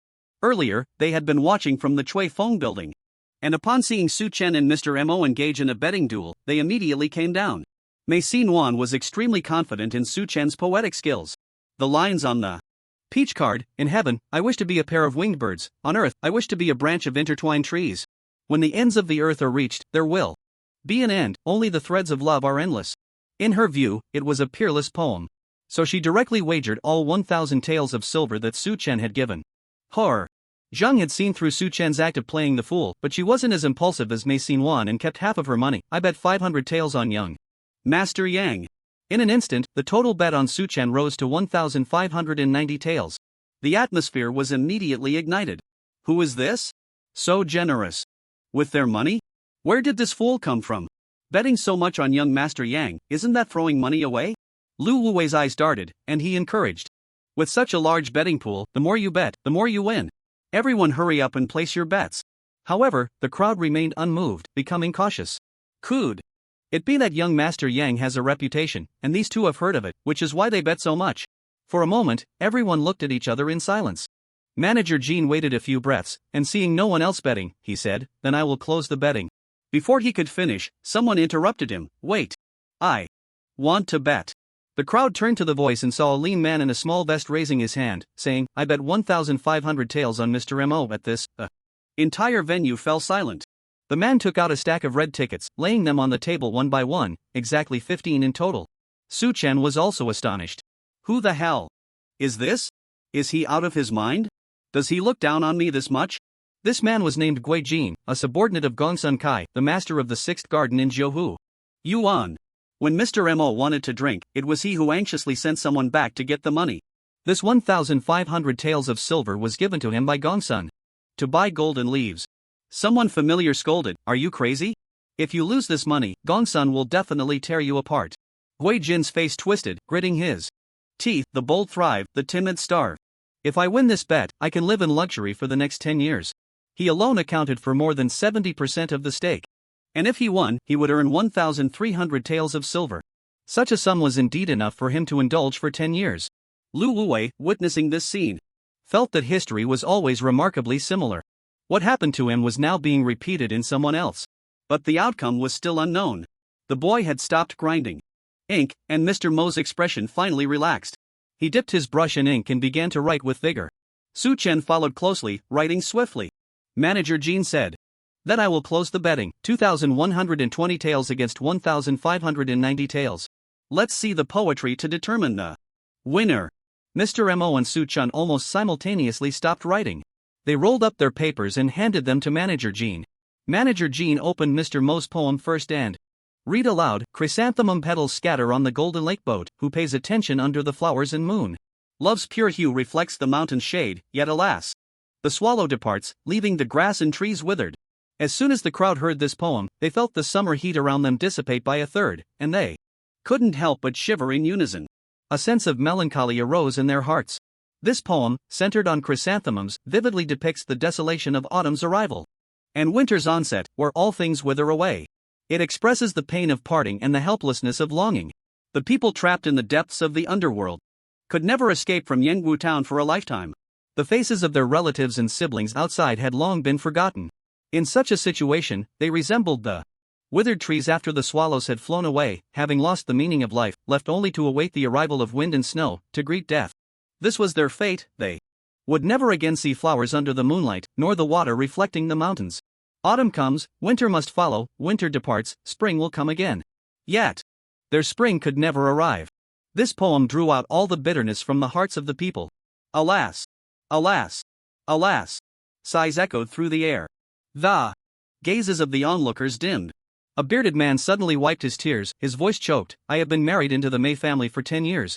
My mother must have passed away by now." An old man said softly, "When I was 5, I suffered through the chaos of war, and only my brother and sister-in-law survived with me. They became soldiers, concubines to raise me, enduring endless humiliation. I thought that marrying into the Mei family would allow me to turn my fortunes around and save my brother and sister-in-law from their plight. But who would have thought that once I left, it would be 60 years? How can I face my parents, my elder brother?" One by one, the crowd expressed their inner sorrow, and soon the air was filled with lamentation. The shopkeeper Jean said, "This poem uses scenery to express emotion, its intent is profound. Truly a rare masterpiece. Mr. M.O. could be unrivaled in the underworld with just this poem." The crowd wiped their tears, agreeing and praising, lifting the poem to the heavens. Mr. M.O. stroked his beard, feeling extremely pleased. He never expected this poem could have such an effect. However, Su Chen was unwilling to accept this, jumping up and cursing, "What nonsense! What kind of doggerel can rival the underworld? My poem hasn't even been read yet." The crowd, immersed in sorrow, found Su Chen's outburst disruptive to their emotions. They glared at him in anger. Wei Jin, who had staked 1,500 taels of silver, mocked with hands on his hips, "Young master, Yangshang really thinks too highly of himself. As the saying goes, a gentleman is humble and has virtue. You are so arrogant, lacking the demeanor of a gentleman. How can your poetry compare to Mr. Mo's?" Su Chen slammed the table, pointing at Gui Jin and cursing, "You dog, you'd better not go to the Lawless bridge. Otherwise, I'll bring people to take you down." Gui Jin was equally unyielding, as the saying goes, a fallen phoenix is not as good as a chicken. When Wei Qianchang was alive, people called you young master Yangsheng. After Wei Qianchang died, you are nothing but a fart. I'll wait for you at the Lawless bridge, I want to see how you plan to kill me. Just as Su Chen was about to explode, the shopkeeper Jin coughed twice and said, enough of the noise, let's take a look at young master Yangsheng's poem. He opened the scroll and read, the west wind rustles, flowers scatter on the ground, the cold fragrance lingers, and butterflies find it hard to come. After reading these 2 lines, he suddenly froze. The crowd waited for a long time, but he did not continue, thinking there was something wrong with the poem. Wu Jin was the first to belittle it. What? Flowers scatter on the ground, butterflies find it hard to come? Isn't this plain talk? Is this even poetry? At this moment, Lu Wuwei clenched his toes tightly, seeing Wu Jin trying to draw attention again, he angrily scolded, shut your mouth, you bastard. These 2 lines are exquisite beyond words. If you can't understand, don't speak. Carelessly. Wei Jin shrugged, dismissively saying, exquisite beyond words means there's nothing to say. Lu Wuwei, you butcher, can you even write poetry? Mr. Mo noticed the argument escalating but saw that the shopkeeper Jin remained silent, slightly furrowing his brow, and inquired, shopkeeper Jin, why did you only read half? What about the last 2 lines? The chest of manager Jin rose and fell irregularly, clearly agitated. He cleared his throat and recited again, the west wind rustles, scattering leaves all around, the buds are cold and the fragrance faint, butterflies find it hard to come. After finishing these 2 lines, his voice suddenly grew louder, each word ringing out, if I were the Green Emperor in the future, I would have the peach blossoms bloom together. Everyone's breath caught in their throats. If I were the Green Emperor in the future, I would have the peach blossoms bloom together. One day, if I become the Green Emperor who governs all plants, I will have these chrysanthemums bloom in spring, alongside the peach blossoms. The rebellious spirit contained in this line of poetry pierced through the beams of the tea house, cutting through the dense fog of despair, piercing the golden hall, piercing the heavens. The hearts that were once filled with sorrow were instantly ignited by this soaring ambition, their blood boiling. Once upon a time, they too had the impulse to rise up, to overturn the Yanggu mountain, to destroy the Lingmei Hall. However, the harshness of reality made them realize that this was ultimately just a dream. Year after year, they had wasted their time until now. Their sharpness had dulled, their edges smoothed. Now they didn't even dare to think about it. Su Chen's poem made them see their former selves. Though not as domineering as the poem suggested, they had struggled and fought. Mr. Mo's poetry now reflected the bitterness of their helplessness. Young Master Yangsheng's poetry, however, carried the passion of their earlier resistance. Who was superior and who was inferior, everyone had already made up their minds. With a crack, Mr. Mo crushed the cup in his hand. He closed his eyes and pondered, repeatedly reciting his own poetry and Su Chen's, as if savoring the difference between the 2. Manager Jin's beard twitched, that was his beloved cup. If it were anyone else, he would have crushed their skulls. But Mr. Mo was a favored figure beside the garden master, so he didn't dare to hold a grudge. He could only turn his head away, pretending not to see. He looked at Su Chen and sighed, young Master Yangsheng is indeed worthy of being the young master of the 10,000 Poisons Cave. Such ambition is admirable. However, being too sharp and exposed, aren't you afraid of attracting trouble? Su Chen had already thought of his retort and replied, if the head of the Mei family had no capacity for tolerance, he would have killed me with a single blow, so why would he send me to the depths of despair? If he isn't afraid, why should you be? You think too much, young master. To the Mei family, you are nothing more than a grasshopper. This poem brought to the Golden Hall will only make you a laughingstock. Manager Jean said. What I want to remind you is that this pool of despair can drown you. Rather than having your edges worn down by others, it's better to take the initiative to tuck your tail. Manager Jean had developed a fondness for talent, worried that Su Chen's reckless behavior would lead to his downfall in the depths of despair, hence he offered kind advice. However, Su Chen didn't want to hear such things. Why so much nonsense? Just tell me, which poem is better compared to Mr. Mo's? Seeing Su Chen's terrible disposition, Manager Jean shook his head and sighed. He replied, your poem surpasses Mr. Mo's in terms of intention, sentiment, and realm. In this round, you have one. Su Chen laughed heartily. This poem was hailed as the most ruthless by the scholar Huang Chao. The poem's overwhelming power was that of an emperor's poetry. How could it be compared to that of an ordinary person? Gui Jin was dumbfounded. The line if I were the Green Emperor in the future, I would have the peach blossoms bloom together made him realize that Mr. Mo had already lost. However, this involved his 1,500 taels of silver, it was a matter of his life. He was unwilling to admit it, stubbornly retorting, why is it that he won? In my opinion, his poem is far inferior to Mr. Mo's.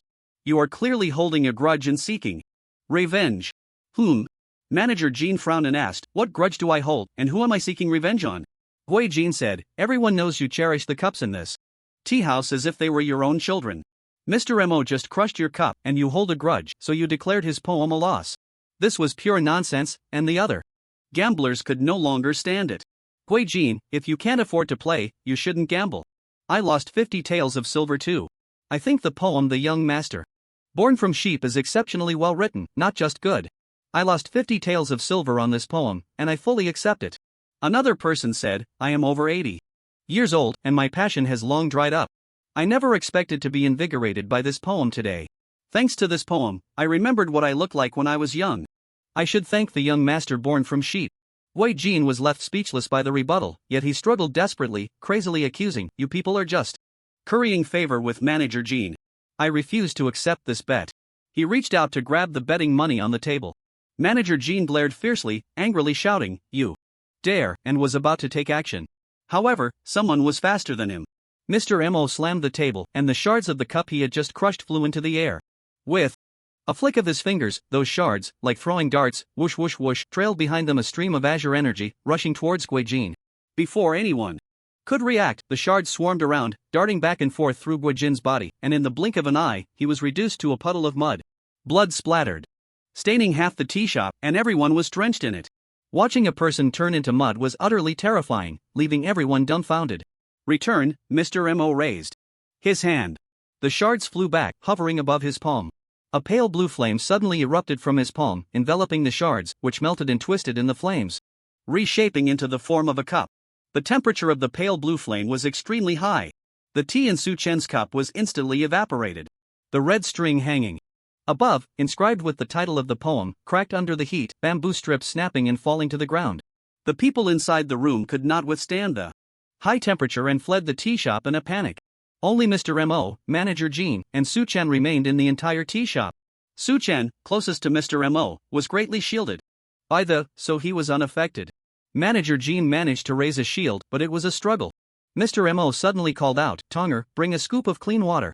The servant, who had already retreated outside, immediately scooped a ladle of clean water and splashed it towards Mr. Mo. Mr. Mo extinguished the flames and controlled the lava-like cup, spinning to meet the clean water.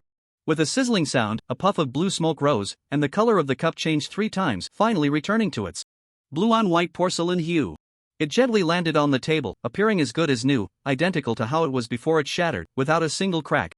This move was simply miraculous. Su Chen watched in astonishment. Manager Jean was also deeply shocked, his eyes wide as saucers. He was drenched in sweat, seemingly greatly frightened, trembling uncontrollably. Su Chen keenly caught this scene. As someone sent by the garden owner, Manager Jean must at least be at the transformation realm. The strength of Mr. Mo could make Manager Jean tremble. This meant that Mr. Mo was also at the transformation realm, or even higher in cultivation. Damn, Su Chen thought in shock. There are truly hidden dragons and crouching tigers in this third layer. Su Chen had initially thought Mr. Mo was gentle and kind-hearted. He never expected him to be so ruthless. The method he used to kill Gui Jin was extremely cruel. This contrast was chilling. Before everyone could adjust, Mr. Mo had already returned to his calm demeanor, nodding apologetically to Manager Jean, saying, I have repaired the cup, I hope Manager Jean won't take offense. Manager Jean, filled with terror, his pupils trembling, replied, Sir is joking. My earlier judgment was unfair, your poem has its unique merits. A loss is a loss, Mr. Mo interrupted Manager Jean, shaking his head and sighing, I once thought I was unparalleled in poetry and verse in this dark abyss. Having seen the poem of young Master Yang today, I finally understood that there are mountains beyond mountains, and there are people beyond people. Let this competition end here, there's no need to compare the third poem. I humbly concede. He felt extremely dejected, said no more, stood up, and strode away. The young boy, carrying a water jug, ran after him, and the two quickly disappeared from sight. Manager Jean wiped the sweat from his forehead, cast a cold glance at the crowd, and suddenly raised his voice, spitting out 4 words, you all see. These 4 words were harsh and grating, sounding like iron scraping against iron. Everyone's eardrums nearly shattered. Yet, inexplicably, they found themselves drawn to look. They saw a strange crimson light flickering in Manager Jin's eyes, a light that was as captivating as a flame to a moth, making it hard to look away. Manager Jean said, the matter of Mr. Mo. And young Master Yang competing in poetry must not be spread outside. The 2 poems of Wind and the 2 poems of Chrysanthemum must all remain buried in your hearts. If I hear these poems being circulated, I will personally come to twist your heads off one by one. As his words fell, visions of endless purgatory surfaced in everyone's minds. Each person saw themselves in pieces, being pecked at by vultures.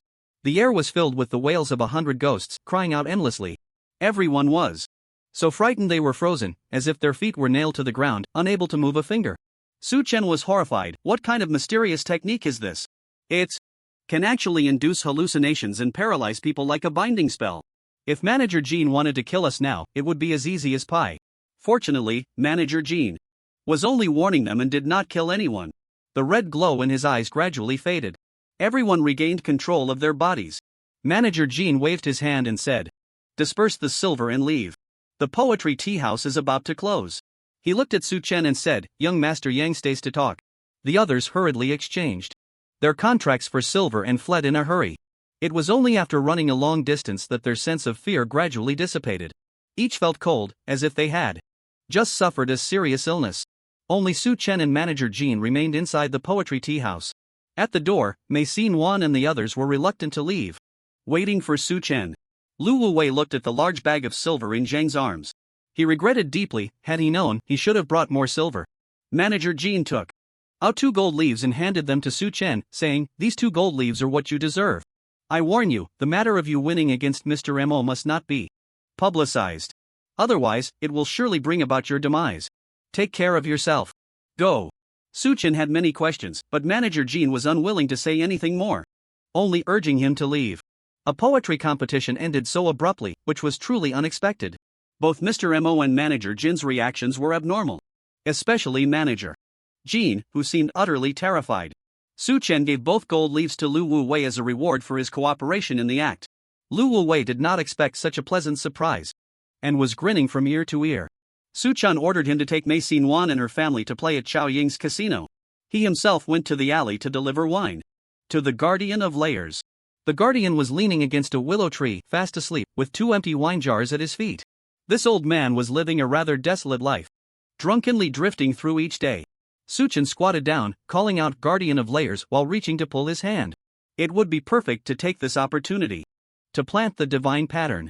However, the Guardian suddenly jolted awake. Su Chen was startled. This fellow really was quite perceptive. Upon seeing the flower wine in Su Chen's hand, the Guardian's eyes lit up with the delight of a child who had just spotted a long-awaited toy. Su Chen handed him the wine.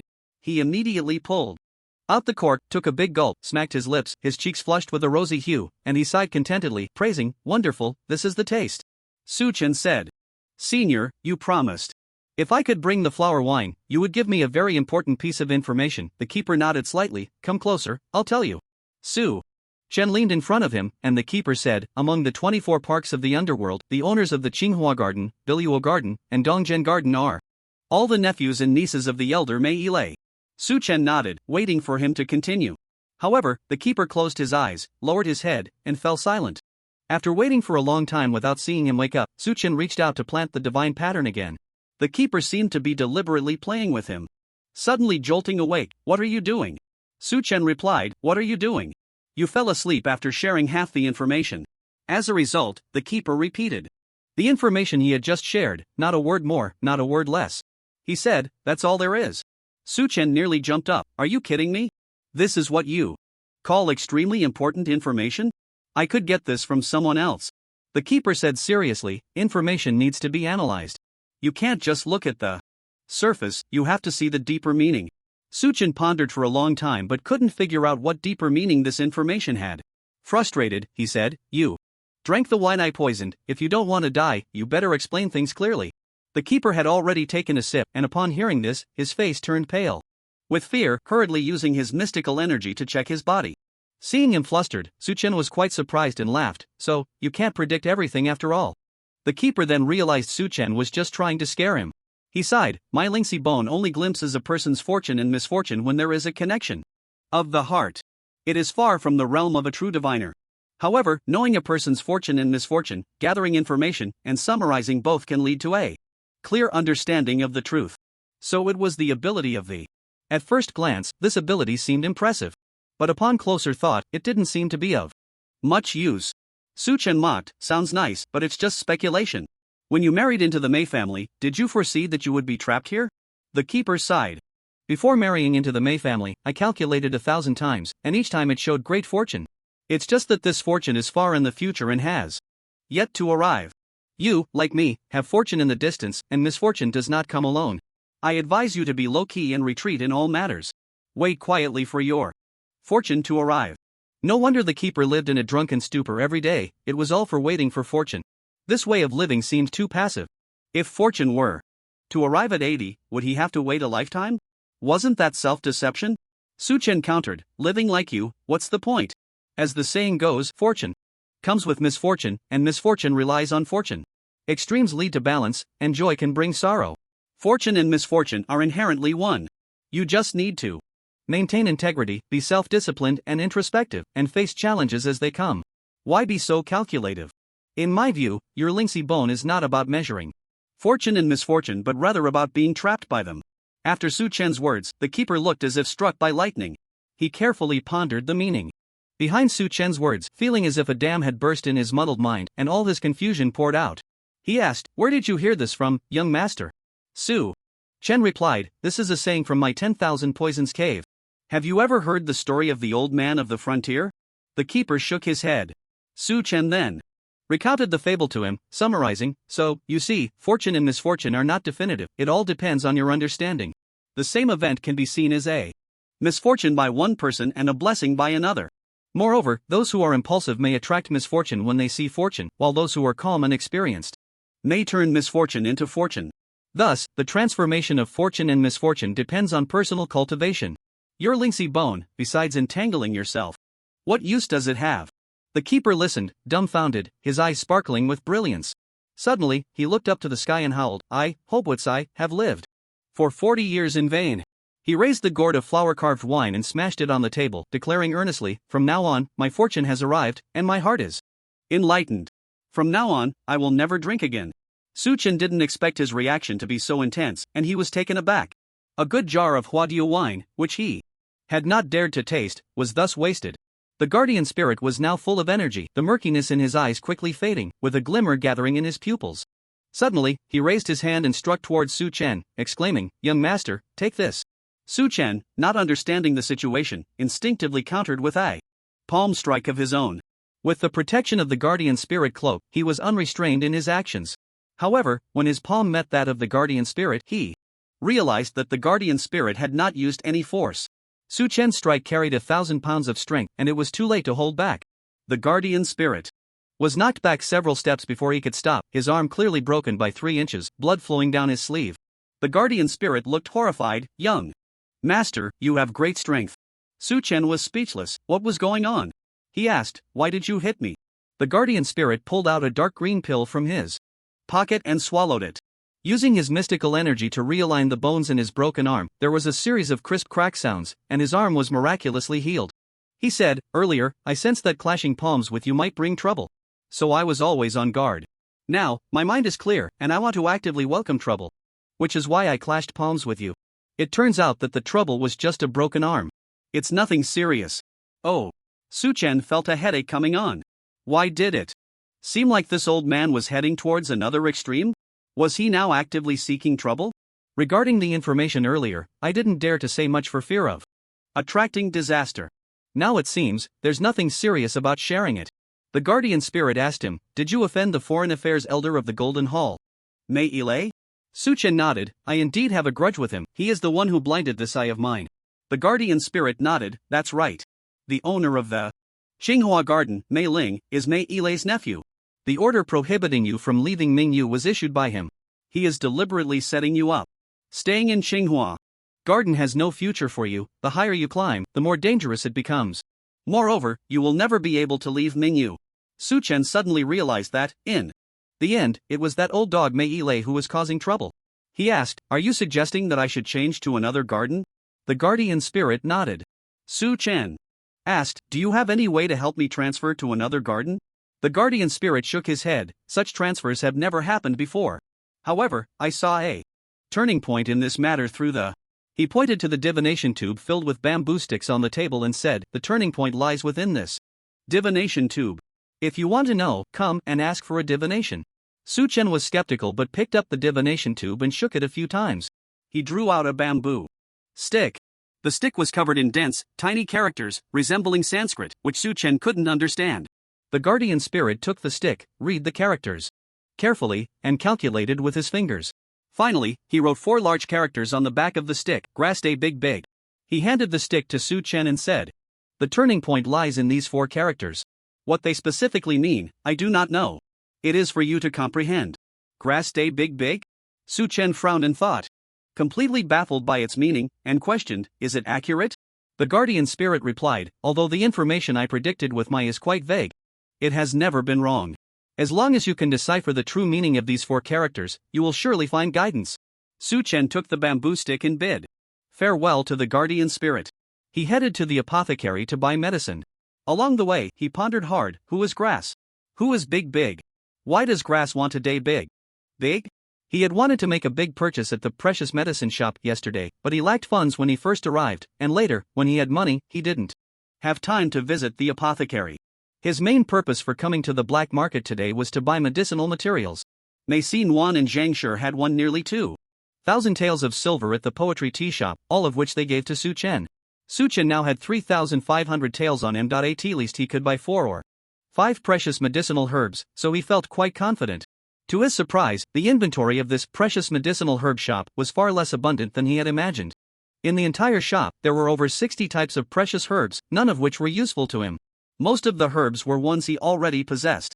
The rest were also unsuitable for medicinal use due to insufficient age. Nevertheless, Su-chen still spent 2,000 taels of silver to purchase a large quantity of ordinary herbs. These ordinary herbs were all dried, cut, and ground, making them very convenient to use.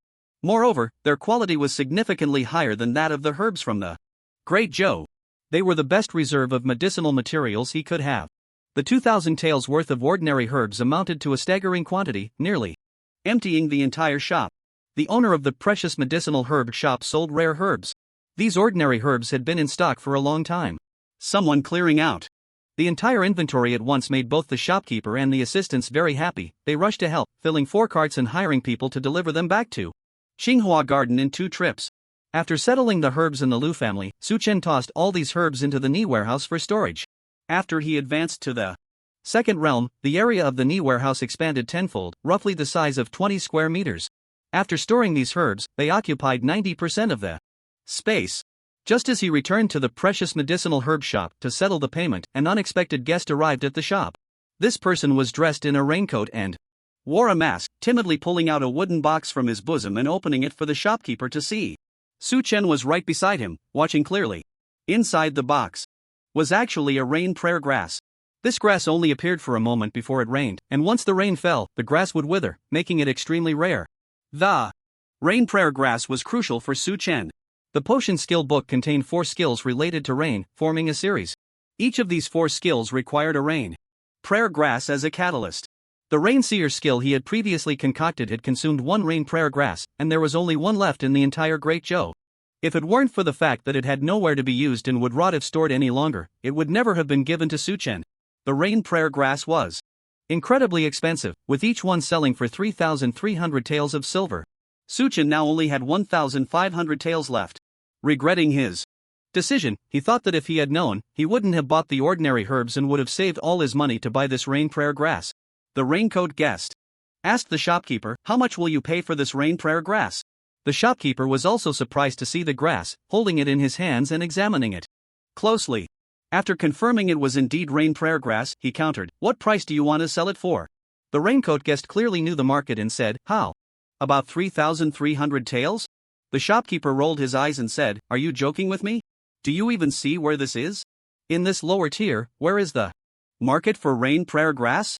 This thing is extremely troublesome to store, and it will rot in at most 6 months. If it doesn't sell, it will just sit in your hands. With such a high risk, who would pay 3,300 taels for this grass?"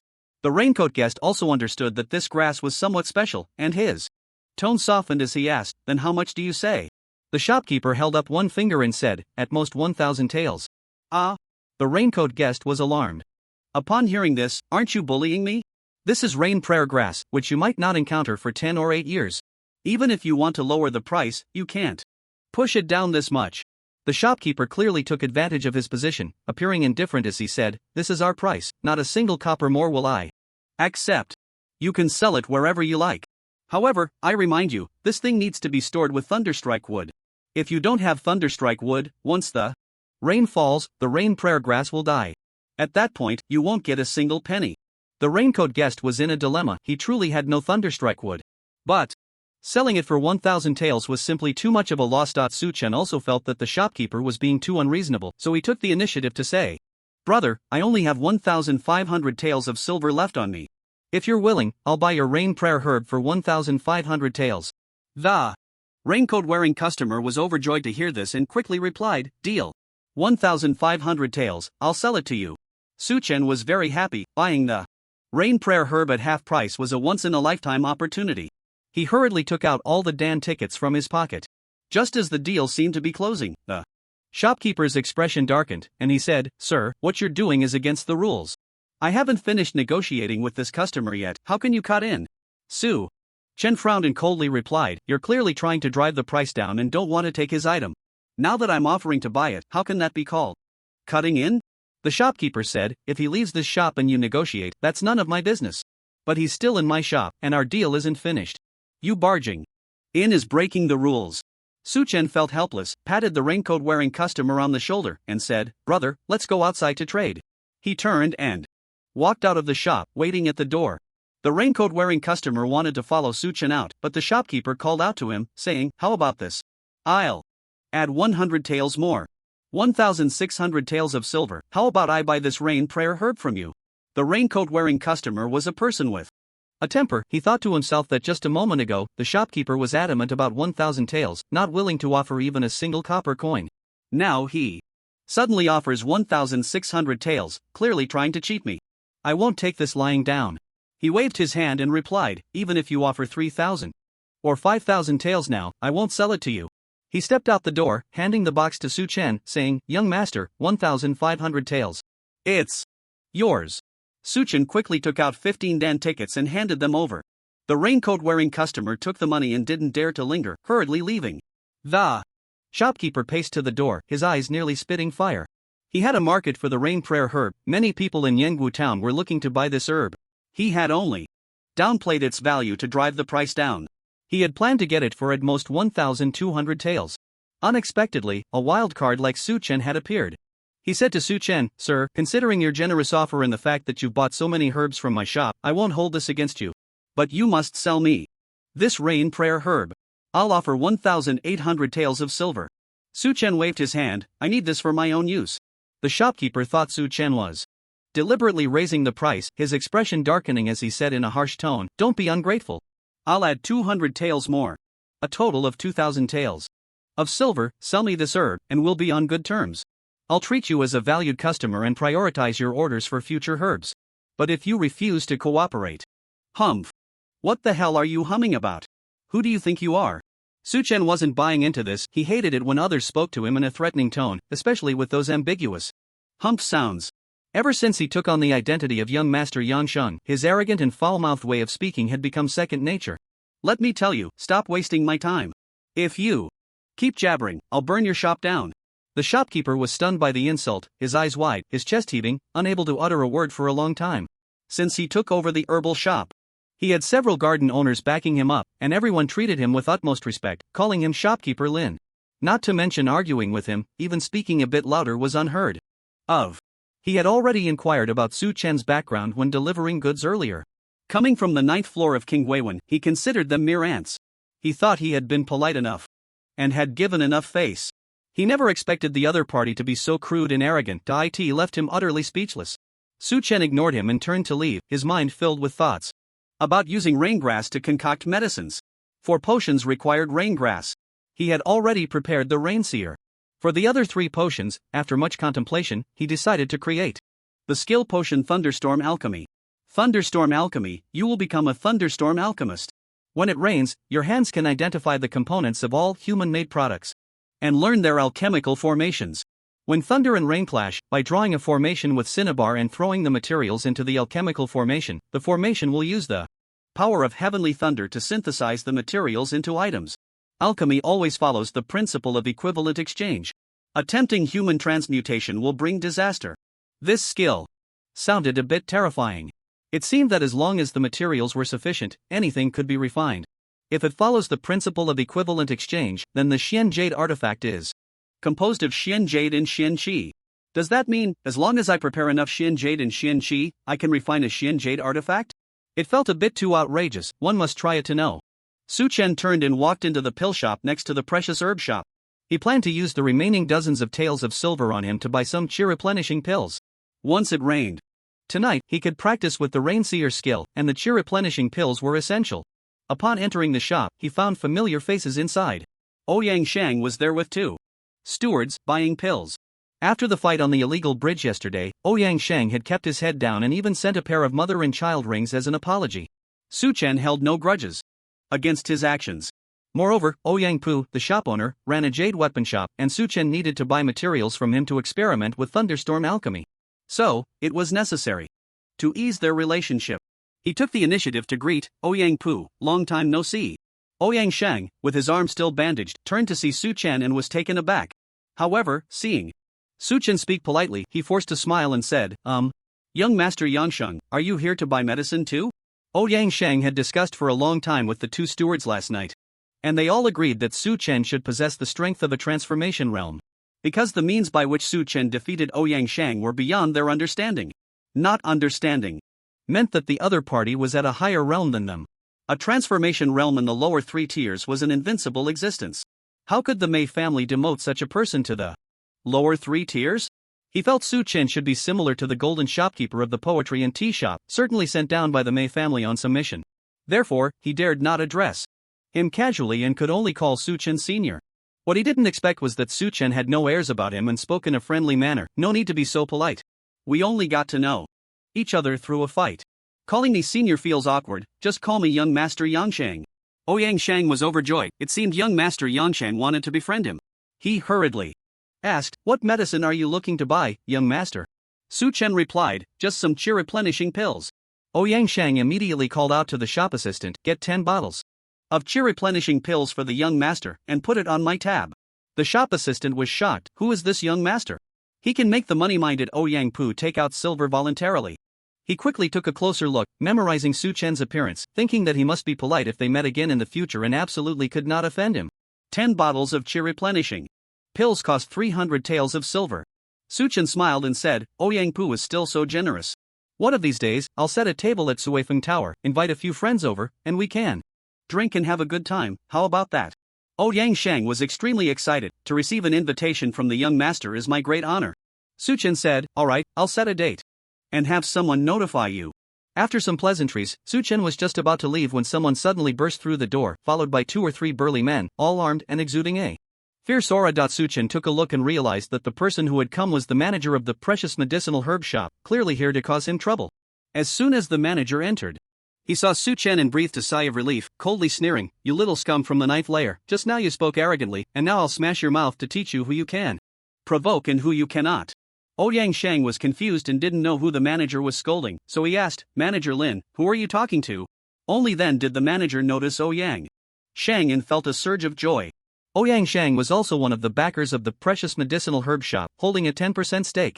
Usually, when someone broke the shop's rules or hid precious herbs unwilling to sell, they would ask Ouyang Shang to step in and deal with the person. Someone like Su Chen, a mere fish from the 9th layer, wasn't even worthy of Ouyang Shang's intervention. The manager thought to himself, you're out of luck, with Ouyang Pu here, you won't survive today. He pointed at Su Chen's nose and said, this one-eyed scum has robbed a deal from our shop and even threatened to burn it down. You being here is just perfect. With you backing me up, I can tear him to pieces. Upon hearing this, Ouyang Shang turned pale. Me backing you up? Tear apart young Master Yang? Are you trying to set me up? He grabbed Manager Lin by the collar and slapped him hard across the face. Manager Lin never expected such a turn of events. After a few slaps from Ouyang Shang, he was completely dazed, and a few of his teeth flew out. Ouyang Shang scolded, you really have blind dog eyes to dare offend young Master Yang. All of you kneel down and apologize to young Master Yang. Ouyang Shang was extremely frustrated. He had finally built a relationship with young Master Yang, and now these blind fools had popped up, ruining everything. The ones who came with Manager Lin were all the shop's errand boys. Upon seeing Ouyang Shang, they were like mice seeing a cat, their legs turning to jelly. At Ouyang Shang's shout, they all knelt on the ground, banging their heads on the floor, making loud thuds. They pleaded, "Young master, spare us, young master, spare us." Manager Lin finally understood that this young master was not ordinary. He quickly knelt on the ground, slapping his own face, making loud sounds, "Young master, spare us, young master, spare us, today I was blind and offended you. Please don't hold it against me." Suchen was too lazy to waste time here and said to Ouyang Shang, "Ouyang Pu, I leave this to you. Some people don't know their place and need to be taught a lesson. Otherwise, this herb shop will eventually run into trouble." Ouyang Shang's pupils constricted as he nodded, "I understand your meaning, young master. You can go, I will definitely give you a satisfactory explanation." Suchen left without looking back. Ouyang Shang grabbed Manager Lin and said, "You're out of luck, why provoke someone like young Master Yang? You should really be replaced as the manager." Manager Lin screamed repeatedly, "Ouyang Pu, spare me, Ouyang Pu, spare me." The sound was heart-wrenching. Suchen ignored the noise and headed straight to the 8 Directions Wealth. It was already close to the hour of high. Chaoing had arranged to meet him to discuss matters regarding the central 3-layer medicine vault. Mei Yuan and the others were on the second floor of 8 Directions Wealth, watching the match of the Xian Silk Crickets.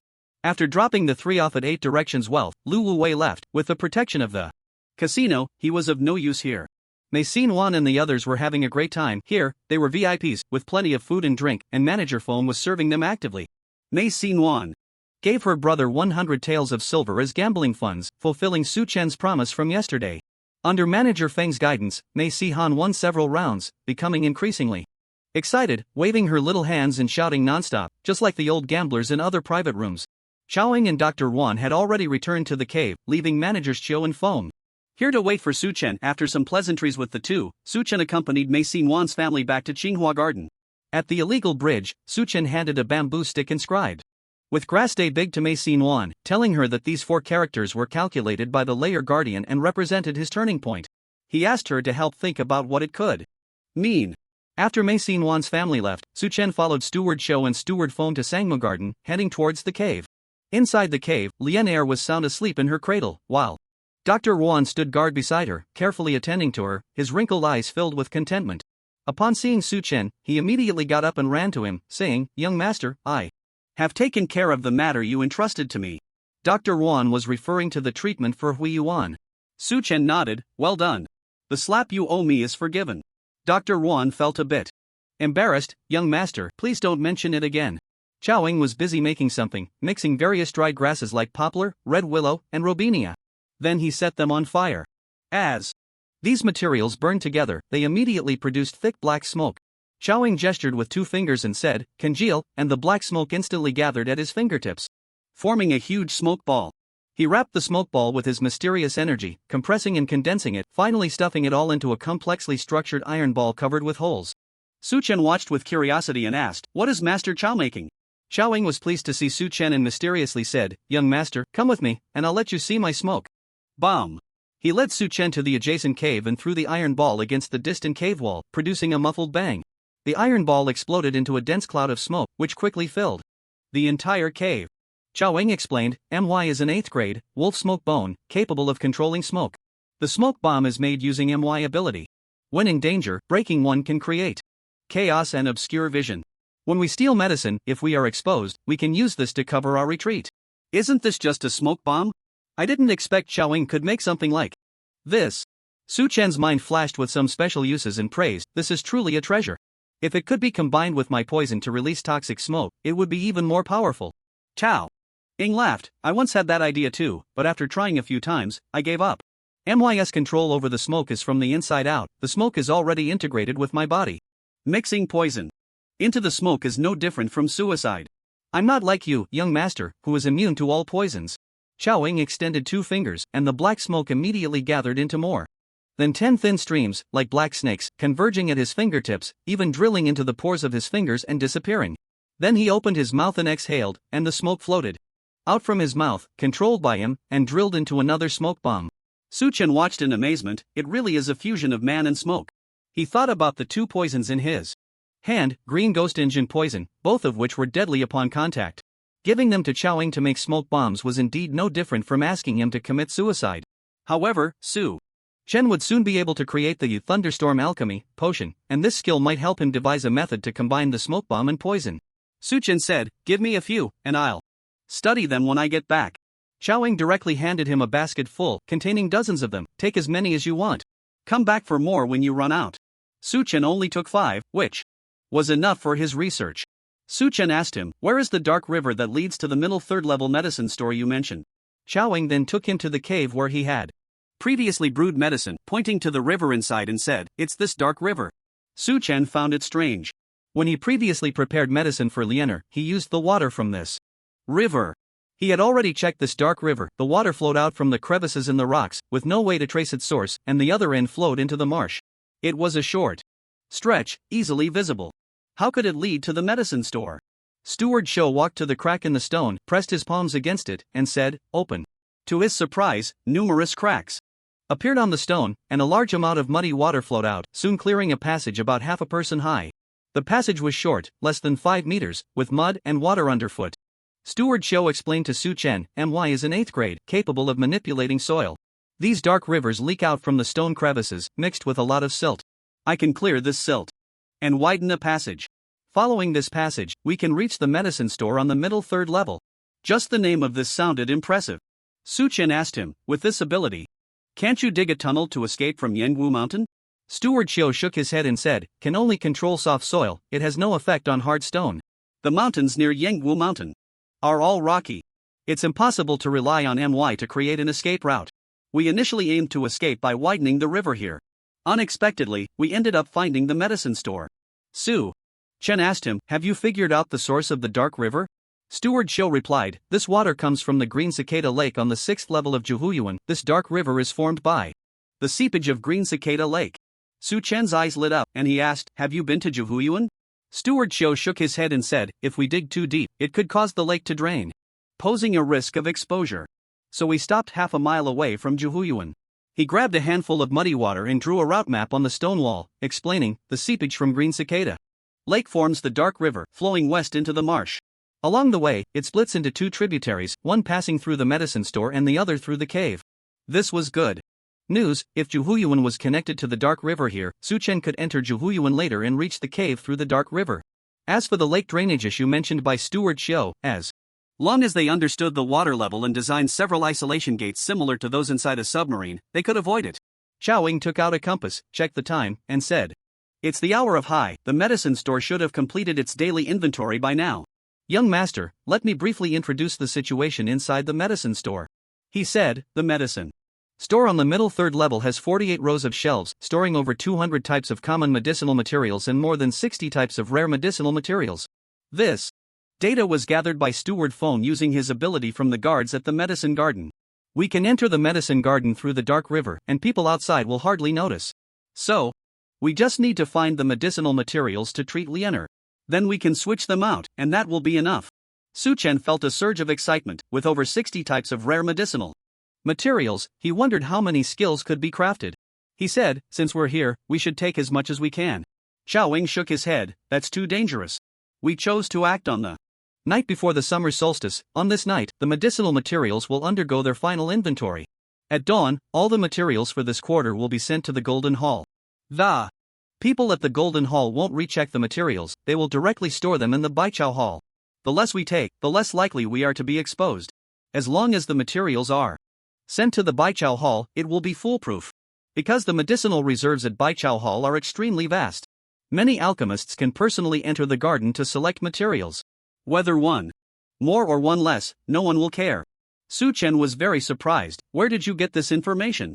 Xiaoying pointed at Manager Phone, who explained, "My is the skilled in controlling sound. Every day, I sneak into a spot half a mile from the medicine store to eavesdrop. All this information comes from what I've overheard from the guards at the medicine store."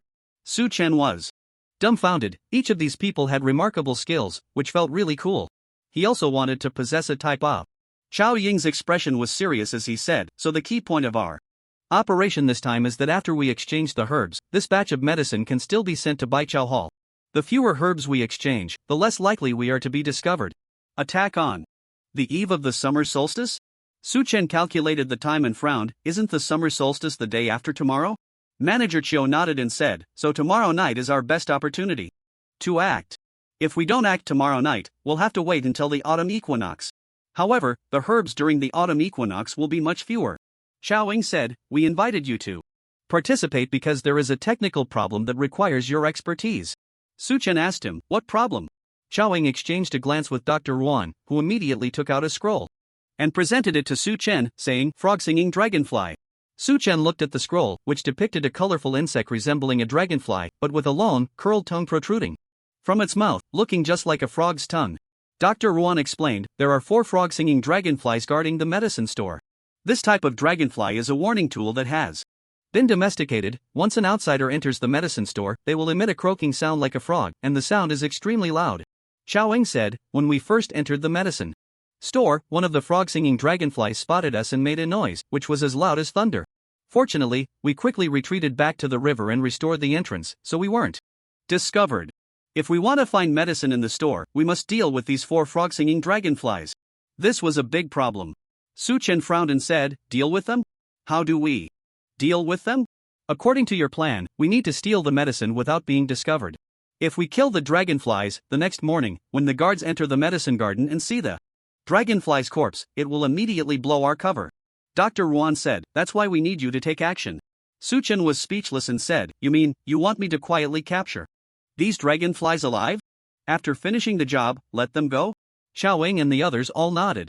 Suchen wished he could slap himself, it was all his fault for boasting too much and giving these people too many expectations. He said, everyone, I'm good at finding someone to fight, but I really don't have the ability to catch dragonflies. The key is, they have to be captured alive. You all know my strength. He pointed at Dr. Yuan and said, you should have a deep understanding of this. With just a wave of my hand, I can exert thousands of pounds of force. You want me, with this strength capable of lifting a cauldron, to catch a needle? That's asking too much. Dr. Yuan said, you've misunderstood. We're not asking you to use brute force. Look at this. He took out a black wooden stick about the length of a chopstick, roughly the same thickness as a willow branch. Suchen took it in his hand to examine it and saw that the stick was hollow, with extremely complex patterns inside, even embedded with numerous tiny pieces of black jade the size of rice grains. Suchen's breath quickened as he exclaimed, could this be the legendary spider? Silk blow dart?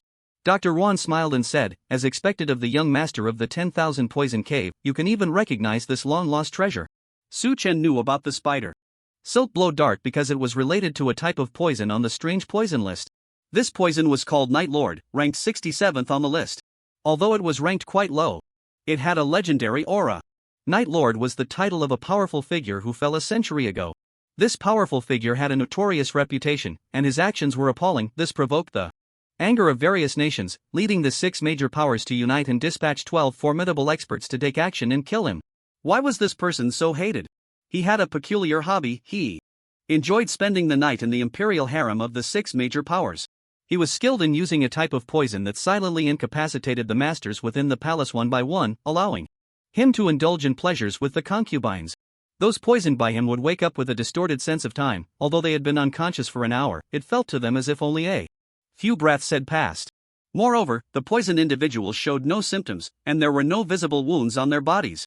Everyone sensed that something was wrong, but they couldn't articulate what the problem was.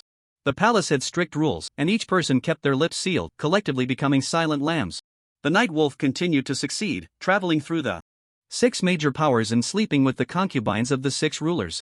However, the truth could not be hidden forever. One by one, the concubines became pregnant. Almost simultaneously, the various nations began to notice the signs. They set up traps everywhere, finally luring the night wolf into the open. It was then discovered that he used a slender blowpipe to shoot a poison dart, as fine as spider silk, incapacitating the guards and concubines one after another. When they attempted to capture him, he displayed the strength of a formidable expert and escaped swiftly. Enraged, the emperor ordered the slaughter of 1,000,000. The 6 rulers bloodily purged the harem, killing all concubines, regardless of whether they were pregnant or not.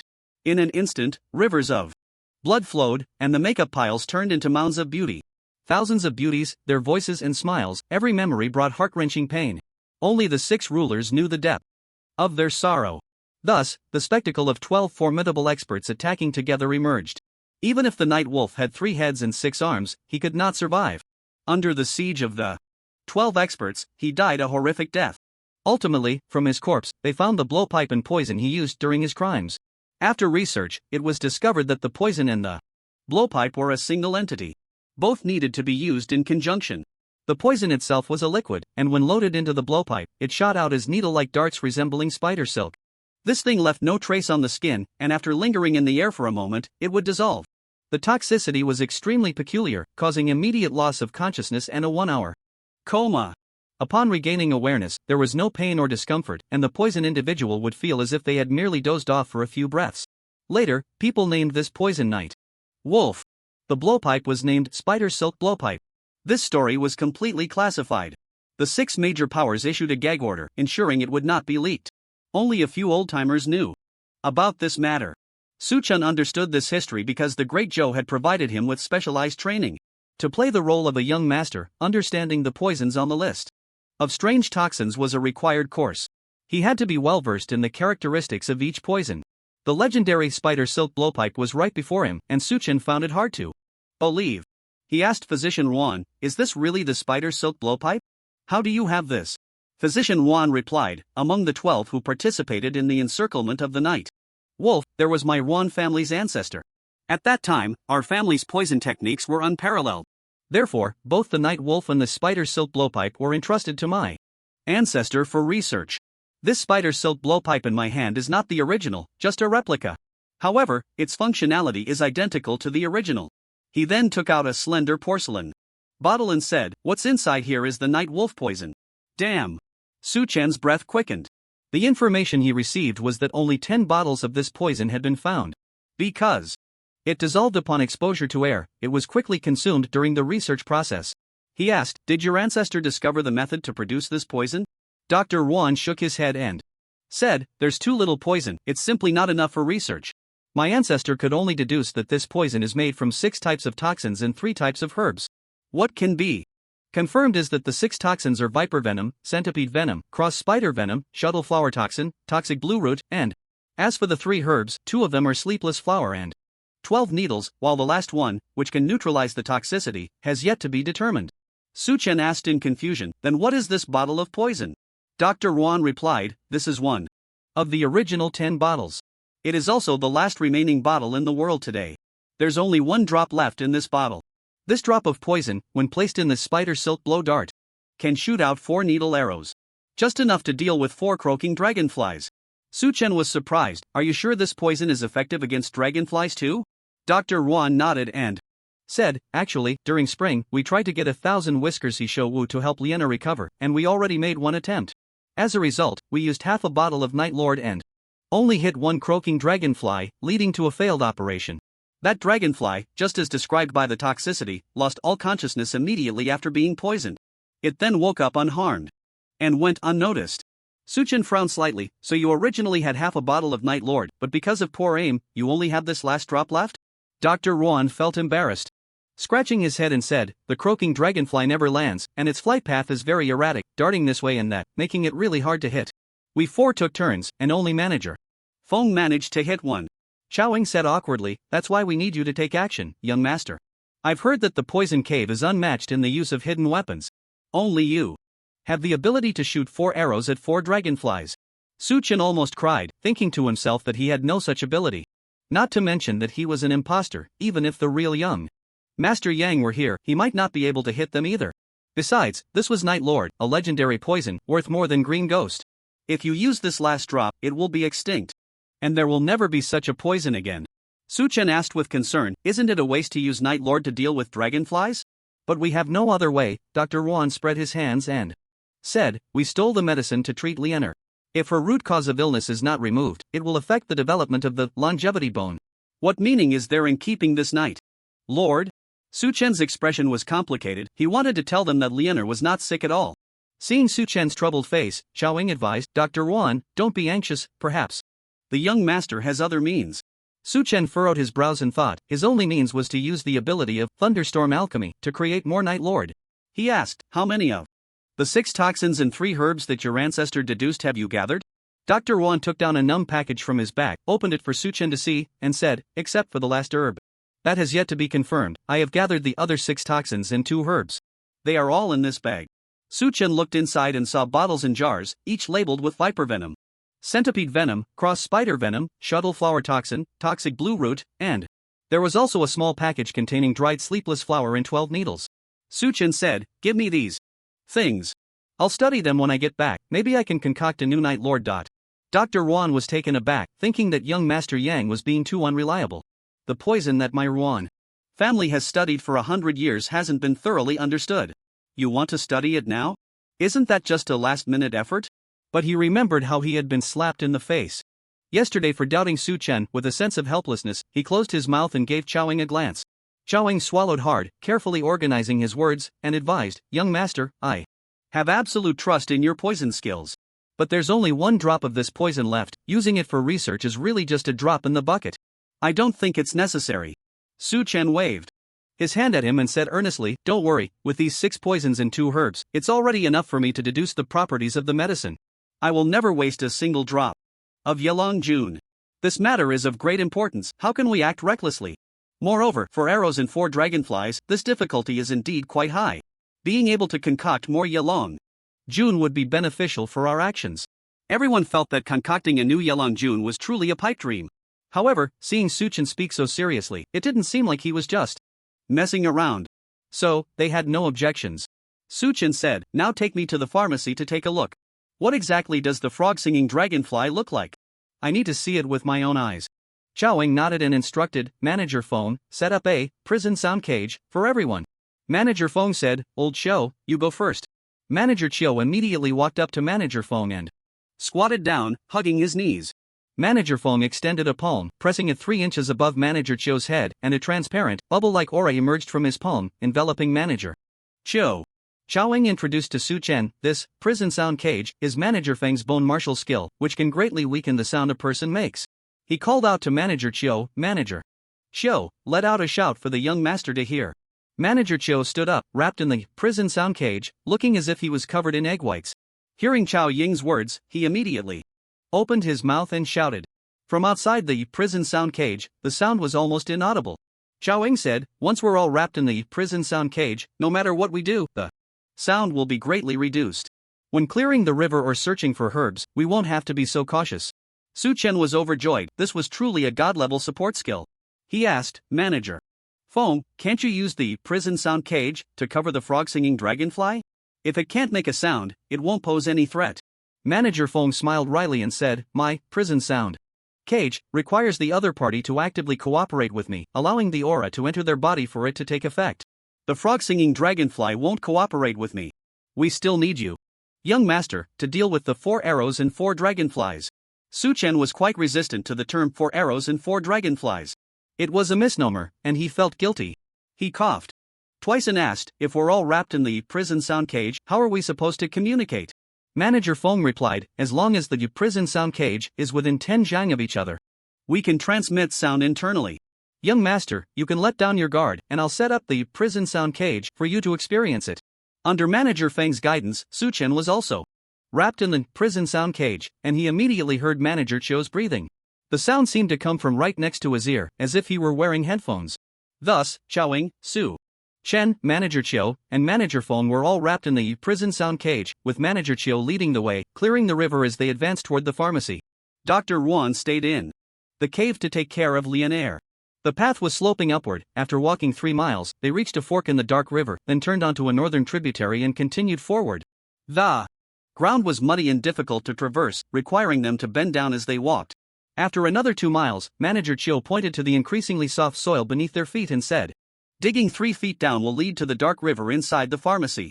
Manager Feng, come listen to the sounds in the pharmacy." Manager Qiu pressed his ear against the cave wall and used the floating sound bone to listen for a while, then replied, "2 guards are stationed at the entrance of the herb garden. All 4 frog-singing dragonflies are flying inside the pharmacy. We can infiltrate now." Chowing said to Su Chen, "Young master, we'll send you into the dark river shortly. You just need to dive underwater and look out. Never let your head surface, or the frog-singing dragonflies will immediately spot you." Su Chen nodded, and Steward Qiu instructed him to get ready, then cleared the soil beneath his feet. The soil was controlled by Steward Qiu, writhing and spreading without making a sound. A large hole appeared beneath his feet, and a chill air immediately wafted up. Su Chen looked down. Below was a dark river, the water flowing gently. almost without any ripples, with a thin layer of ice floating on the surface. It was summer, yet it felt as cold as midwinter here. Chao Ying reminded him, use your xuanqi to protect your body. The water is very cold. Su Chen carefully jumped down, sinking into the river. He had the Xuanbing scale armor to protect him, so he wasn't afraid of the cold water. Instead, it caused the surrounding water flow to quickly slow and freeze. He hurriedly used condense to form a layer of protective chi shield around him, cutting off the Xuanbing scale armor's influence on the water flow. He swam forward along the dark river. After swimming about 10 meters, he reached the end. Ahead was an artificially constructed pool. Inside the pool floated hundreds of jars of various sizes, containing rare medicinal materials that needed refrigeration. These materials were within reach, but Su Chen dared not touch them. He looked up from the bottom of the water. What came into view was a row of shelves filled with medicinal materials, all processed, having undergone cutting, grinding, and slicing, piled together in various shapes, appearing somewhat chaotic. The medicinal garden was divided into two parts, yin and yang. This pool of water was yin. On the other side, several furnaces rose, representing yang. Thanks to these furnaces providing light, Su Chen could see the situation inside the medicine store clearly. This medicine store was quite spacious, about half an acre in size. Because he didn't dare leave the water's surface, Su Chen could only see a rough overview. He focused all his attention on the frog-singing dragonflies. For frog-singing dragonflies were buzzing around, very industrious. If you didn't look closely, they seemed no different from ordinary dragonflies. Their flight patterns were indeed strange, darting this way and that, and they could suddenly move laterally over a distance. No wonder Chao Ying and the others had spent half a bottle of Night King and only managed to catch one. After observing the situation in the medicine store, Su Chen agreed with Chao Ying's assessment. As long as they dealt with these 4 frog-singing dragonflies, they could search for medicinal materials without restraint. He retraced his steps and rejoined the others, returning to the cave. Along the way, Steward Chiu controlled the soil to wrap around the stones, blocking the cleared river channel again, leaving only a tiny gap to maintain the flow of the dark river. Once inside the cave, Chao Ying asked Su Chen, "What do you think, young master? Is this plan feasible?" Su Chen nodded. "The plan is feasible, but those 4 frog-singing dragonflies won't be easy to handle. It would be best to come up with some other methods. If that doesn't work, we can wait until autumn to act." The group discussed for a long time, but they couldn't get past the issue of the frog-singing dragonflies. Su Chen knew that discussing it with them was futile. He had to find a way himself. After drying his clothes, he took his leave. It was already past midnight. The black market was much quieter now. However, the gambling houses and brothels were still brightly lit, with music and dancing continuing. Su Chen made his way back to the Tsinghua garden, and as he passed the illegal bridge, he noticed a flagpole erected at the bridgehead, with a human head hanging from the top. He picked up a glow stick to illuminate it. The head was bloodied, with the eyes, nose, ears, and tongue all cut off. He could vaguely recognize that it was Lin, the manager of the precious medicinal materials shop. Ouyang Shang did this? This is too cruel. Hanging the head here was clearly meant for Su Chen to see, a way to claim credit. Is Ouyang Shang psychologically twisted? It's so terrifying. No wonder Lu Wuwei kneels and begs for mercy as soon as he sees him. He sighed. In this dark underworld, it was indeed survival of the fittest. When Manager Lin had caused him trouble, Ouyang Shang was present. This wasn't just hitting a hard wall, it was like stepping into a hot grill. He could only be considered unlucky. The Tsinghua garden was quiet, and the medicine slaves on the 9th floor didn't have the luxury to revel in the black market. All night, they had to sleep on time to replenish their energy for the heavy labor the next day. The Lu family courtyard had been half destroyed during his training, with no walls or roof. Looking utterly dilapidated, he tiptoed into the side room, where the firefly lamp was still lit. Mei Yuan was lying on the bed, staring blankly at the sky. Su Chen looked up at the exposed beams and felt a bit awkward, chuckling, "What a pity, the fog is too thick here. Otherwise, we could lie in bed and watch the stars." Seeing him back, Mei Yuan turned over, propped her head up with her arm, pouted, and playfully scolded, "You're to blame for this, your training actually blew the roof off. If it rains later, we'll turn into drowned rats." Su Chen laughed heartily, climbed onto the bed, and kissed her. Mei Yuan's little face turned pink as she said, "Husband, I figured out the riddle from the guard." "Riddle?" Su Chen was momentarily taken aback.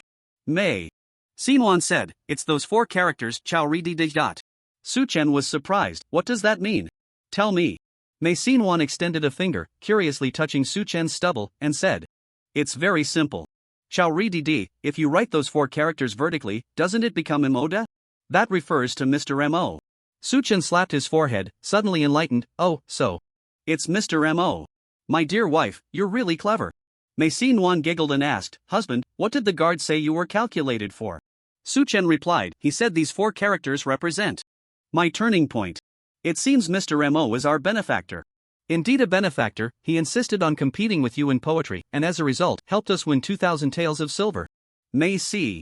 Muan's eyes sparkled with excitement, her face full of admiration. Husband, your poetry is amazing, I really admire you. What other poems have you written? Can you read one for me? Su Chen lay beside her, seeing her eyes filled with affection, looking charmingly delicate. His heart burned with desire. He began reciting a lewd poem. Plowing the fields at noon, the Qingming riverside. Picture. Pear blossoms weigh down the crabapple, willows insert spring branches. Dancing to cast clear shadows, green plums ride bamboo horses, sharing the same room while wielding weapons. Mei Xin frowned, pondering for a long time, feeling the poem was chaotic and disordered, with uneven tones. It seemed to have deep meaning, yet hard to decipher, so she asked, husband, what is the name of this poem? Su Chen grinned mischievously and said, this poem is called The 8 Styles of the Strong Man. The 8 Styles of the Strong Man? Mei Xin frowned in deep thought, feeling the title seemed familiar.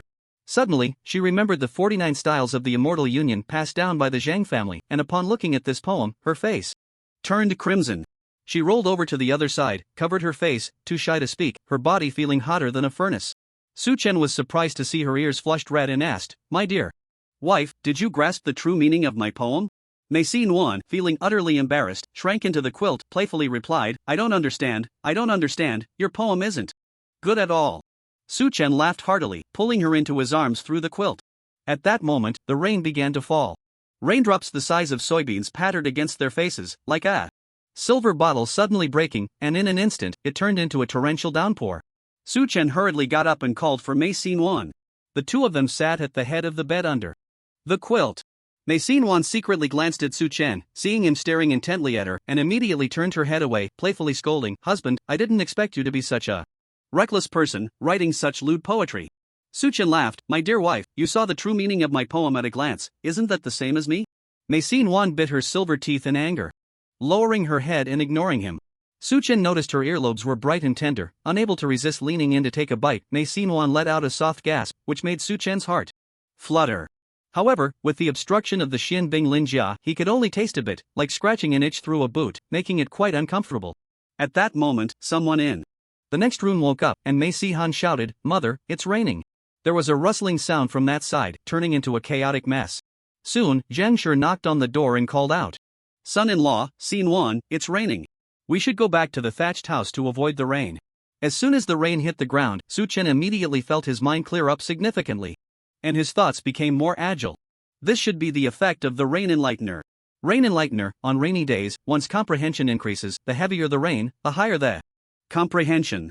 Su Chen was waiting for this rain, he wanted to use the Rain Enlightener to cultivate. He said to Mei Xin, you all go and avoid the rain, I want to stay here to practice. Mei Xin frowned and said, what kind of practice can you do in the rain? You'll catch a cold. Su Chen pinched her nose and said, if you practice well, you can get to the bridal chamber with your wife sooner. Upon hearing this, Mei Xin smiled gently, kissed Su Chen on the cheek, and said, then you must practice hard, you can't be lazy. She ran to the door, turned her head to make a face at Su Chen, and then went back to the thatched house with Zhang. Once Su Chen saw them leave, he immediately took out the tools and herbs for brewing thunderstorm alchemy from the neat warehouse and began to brew the medicine. The herb called Chiyu Chao rots quickly once it rains, so he had to make the potion now. Thunderstorm alchemy, you will become a thunderstorm alchemist. When it rains, your hands can identify the components of all human-made products and learn their alchemical formations. When thunder and rain come together, draw the formation with cinnabar, throw the materials into the formation, and it will use the power of heavenly thunder to synthesize the materials into items. Alchemy always follows the principle of equivalent exchange. Performing human transmutation will bring disaster. After downing a bowl of potion, a wealth of information immediately flooded Su Chen's mind. Porcelain bowl material, 10. Qian feldspar, 5 Qian clay, 3 Qian fluorite. Material throwing sequence. Porcelain bowl alchemical formation. The alchemical formation appeared directly in Su Chen's mind as a pattern. Since Su Chen was holding the bowl for drinking the medicine, the materials and formation for the porcelain bowl appeared in his mind. He found some cinnabar and drew the alchemical formation on the floor. This formation was quite complex, with an overall large circle and various strange symbols in the center. Intricate lines connected everything, looking incredibly mysterious. This formation had 3 focal points, which were the places to throw in the materials. Feldspar, clay, and fluorite were all common, so Suchen quickly gathered the required amounts from the surroundings. He placed the 3 materials into the alchemical formation in order. With thunder rumbling overhead, Suchen threw a piece of herb into the formation, immediately triggering a series of chain reactions. A ghostly blue light danced across the formation, illuminating the entire setup. A lightning bolt, as thick as a chopstick, struck down into the formation, emitting a blinding white light. Suchen was dazzled and closed his eyes. When he opened them again, he saw a porcelain bowl floating in the formation. He picked up the bowl to examine it and found it identical to the one he used for drinking the medicine. Suchen exclaimed in surprise, "Wonderful! It's truly a creation of heaven and earth, a work of divine craftsmanship." He took out the bottle of Yilang Jun from the knee warehouse, plucked a hair, and ground a strand between his fingers. Immediately, information about Yilang Jun appeared in his mind. Yilang Jun materials: 1. Qian viper venom, 2 Qian centipede venom, 8 Qian cross spider venom, half a Qian shuttle flower venom, 1 Liang toxic blue root, 3 cayenne, 5 cayenne, 8 Qian 12 needles, half. Dodatsu Chen was stunned when he saw it. The 6 types of poisons and 2 herbs in front of him were exactly the same as what the ancestor of the Yuan family had deduced. And the last herb that neutralized the poison, was actually not an herb at all, but rather the urine of a young boy. No wonder the Yuan family had failed after studying it for over 100 years, they had gone off course. This is what they call being blinded by a single leaf, unable to see Mount Tai. They had completely been misled by the ancestors' deduction. In this world, the urine of a young boy has strict standards. Only the morning urine of a male infant who has just turned 10 months old can be called young boy's urine. This is a commonly used prescription. Su Chen's skill potions also required young boy's urine. Therefore, he had already purchased more than 10 jars during the Great Zhou period, all stored in the Hini warehouse, for backup. With that, plus the 6 poisons and 2 herbs given to him by the divine Dr. Yuan, along with the ingredients from the Night Wolf, everything was ready. He immediately sketched out the refining array for the Night Wolf. This refining array was much more complex than the porcelain bowl refining array. Just drawing this array took Su Chen half an hour. Once the array was drawn, Su Chen sequentially placed the materials into the 9 array eyes. What troubled him was that the young boy's urine was stored in a gourd, and he didn't know whether to pour the urine out or to place the gourd into the array as well. Putting an extra gourd in the array eye, I wonder what effect that will have, Su Chen pondered. Anyway, there are plenty of materials, I can just try a few more times. He placed the gourd directly into the array eye. Just like before, once the herbs were all prepared, a bolt of lightning the thickness of a willow branch descended from the sky, striking the refining array. When the white light dissipated, he saw a milky white liquid suspended 3 feet above the ground, about the size of a fist. The Night Wolf was milky white. Could it be that this whole mass is all Night Wolf? How did I manage to refine so much? Su Chen was very surprised. He had thought he could only refine a drop. He hurriedly looked for a container to hold it. But unfortunately, all he had nearby were pots and pans, none of which could be sealed. As he watched the massive Night Wolf quickly dissolve in the air, he suddenly remembered the gourd that contained the young boy's urine. He searched the refining array, and the gourd was intact, still sitting in the 9th array eye. Su Chen quickly picked up the gourd, using his mysterious energy to guide the Night Wolf into it. In just a few breaths, the fist-sized mass of Night Wolf had shrunk to the size of a meatball. Su Chen exclaimed in regret, frowning and muttering to himself, "I wonder how toxic this massive Night Wolf is?" To test its toxicity, he needed to load the Night Wolf into the silk thread blow arrow for firing. The slender, syringe-shaped porcelain bottle that the divine Dr. Yuan had given him for holding the Night Wolf was also a matching piece. The syringe porcelain bottle served as a magazine, fitting into a slot in the middle of the silk thread blow arrow, allowing the Night Wolf inside to be perfectly loaded into the blow arrow. This way, it avoided contact with the air. Therefore, if Su Chen wanted to test the medicinal properties, he had to make another syringe porcelain bottle. This syringe porcelain bottle was easy to make. The materials were feldspar, clay, and fluorite, the same as the porcelain bowl. Su Chen drew the refining array and quickly produced the syringe porcelain bottle. He poured the Night Wolf from the gourd into the porcelain bottle. Because the bottle's opening was too small, some was wasted during the pouring process. In the end, only about 10 drops were successfully transferred. Su Chen inserted the syringe porcelain bottle into the silk thread blow arrow. The mysterious jade inside the blow arrow immediately stirred, and a surge of red mysterious energy enveloped the porcelain bottle. Su Chen could feel that some of the Night Wolf had already flowed into the blow arrow. He caught a toad from the stinky ditch outside the door. Holding the blow arrow in his mouth, he gently blew at the toad.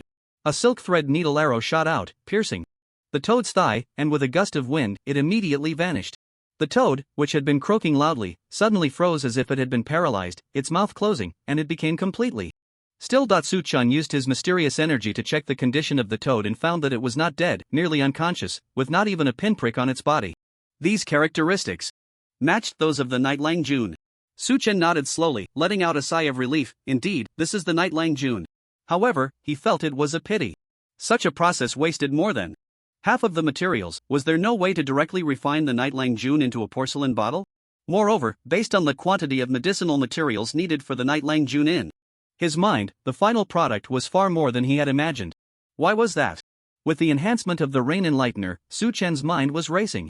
Various experimental methods sprang up in his mind like bamboo shoots after a rain. He fetched a hoe and began digging in the yard, collecting a large amount of feldspar, clay, and fluorite. He started refining various types of porcelain.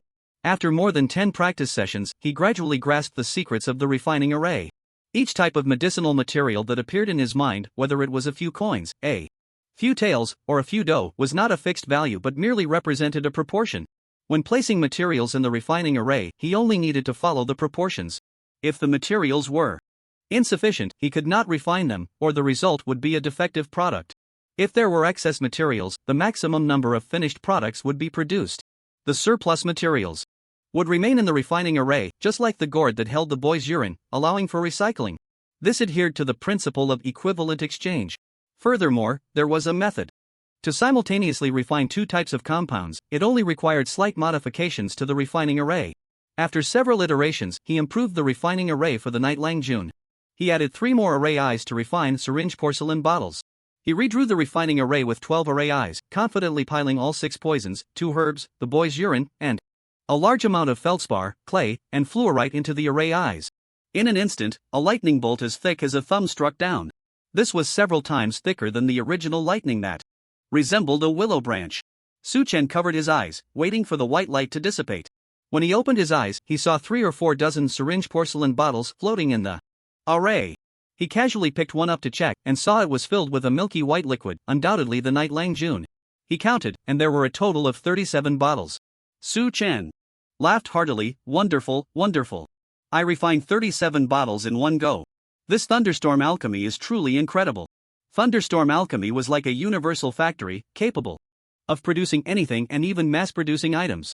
Since arriving in this world, this skill was Suchen's favorite, even more practical than rebirth in water. It could solve many urgent problems.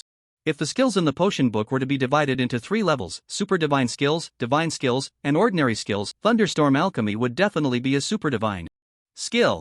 Suchen thought to himself, since the Night Lang Jun can be mass-produced, then the silk thread blow arrow can also be mass-produced. I can make several stacks of silk thread blow arrows for everyone to hold a few in their mouths, launching a rain of arrows. No matter how powerful the frog croaks and dragonflies are, can they escape this carpet bombing? Suchen held the silk thread blow arrow in his palm, and the materials needed for it immediately appeared in his mind: red mysterious grass, camphor bark, and mysterious jade.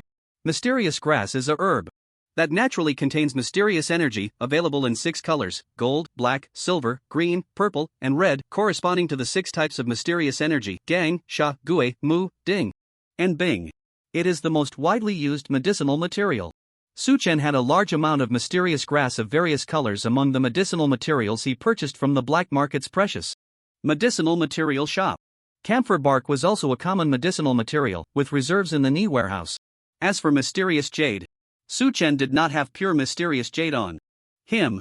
However, according to the principle of equivalent exchange, mysterious jade artifacts could substitute for mysterious jade. Suchen decided to use a stick of green incense as the material for refining the silk thread blow arrow. He was now incredibly arrogant, with the thunderstorm alchemy at his side, and he didn't even regard the stick of blue fragrance, a 9th grade mysterious jade artifact, at all. Drawing the alchemy array, he tossed the materials into the array. Suchen successfully created the spider silk blow arrow. Since he had put in ample materials, he managed to refine 17 spider silk blow arrows in one go. Suchen counted on his fingers and muttered to himself, 17 is still not enough. It would be best to gather 36. I, along with Chaowing, Steward Xiao, and Steward Feng, can each hold 9 in our mouths. That way, we can launch 36 arrows simultaneously. Hitting a dragonfly like this would definitely be foolproof. Because the thunderstorm alchemy could only be used in the rain, and the rain could stop at any moment. If it stopped raining, his plan to gather 36 arrows would be impossible to execute. So he had to take advantage of the moment to create all 36 arrows. Lacking materials in mysterious jade, Suchen decided to contribute his last bit of Xuanwu Lu. The Xuanwu Lu could only be used one last time. Suchen simply used it up, and in an instant, the process of release replayed in his mind. With the enhancement of the Rain Seeker, Suchen felt vastly different. He even detected the discordant parts in the release process. He frowned and pondered, the method of weaving the golden pill is still too complicated, and the degree of condensation is not enough. I should be able to find a quicker and more condensed method. He raised his hand to the sky, condensing the golden pill again and again, launching it out. Each experiment brought him immense benefits. His brain operated at high speed, various ideas sprouting like bamboo shoots after rain, thousands of information sources clearly laid out in his mind, corroborating and combining with each other. This put him in an extremely profound state. He was completely immersed in the pleasure of discerning the truth, a feeling that intoxicated him, making it hard to extricate himself. He continuously squandered his xuanqi, repeatedly pointing to the sky and asking the way, launching one golden pill after another in different ways. Soon, he exhausted his xuanqi. He swallowed a few qi recovery pills, sitting cross-legged to recover while deep in thought, like an old monk in meditation, for a full hour. When he opened his eyes again, he couldn't help but break into an excited smile, sighing, so that's how it is, breaking the old to establish the new is the way to discern the truth. He changed his starting technique, pressing his thumb against his index finger. Using a pin insertion method, he stuffed streams of xuanqi between his thumb and index finger. A golden pill instantly took shape. This was a golden pill entirely different from the previous ones, small as a soybean but radiant as the morning sun. Even when pinched between his fingers, it couldn't hide its brilliance. Suchen flicked his fingers, and the golden pill shot up like the rising sun, illuminating the entire sky. After gliding for a distance, it suddenly scattered, transforming into hundreds of rays of light, trailing long tails, whistling away like a meteor shower. Suchen was startled, never expecting that his improved version would have such power. It was simply dazzling and unstoppable. Fortunately, at this moment, the heavy rain poured down, with thunder and lightning, and it was deep night, so no one noticed the anomaly in the sky. He let out a breath, pondering, this power is at least 10 times stronger than the original version? If we factor in the enhancement of Dark King, this move is simply terrifying. Saying it could move mountains and overturn seas wouldn't be an exaggeration. However, this golden pill was too glaring, completely losing the characteristic of a hidden weapon that strikes unexpectedly and catches the enemy off guard. Considering this, Suchen condensed a black pill of malevolence and shot it into the air for a test. The black pill was much more low-key than the golden pill, almost invisible in the night. Its power was not small at all. Suchen was very satisfied. He had developed this 8th grade Xuanwu technique to its utmost.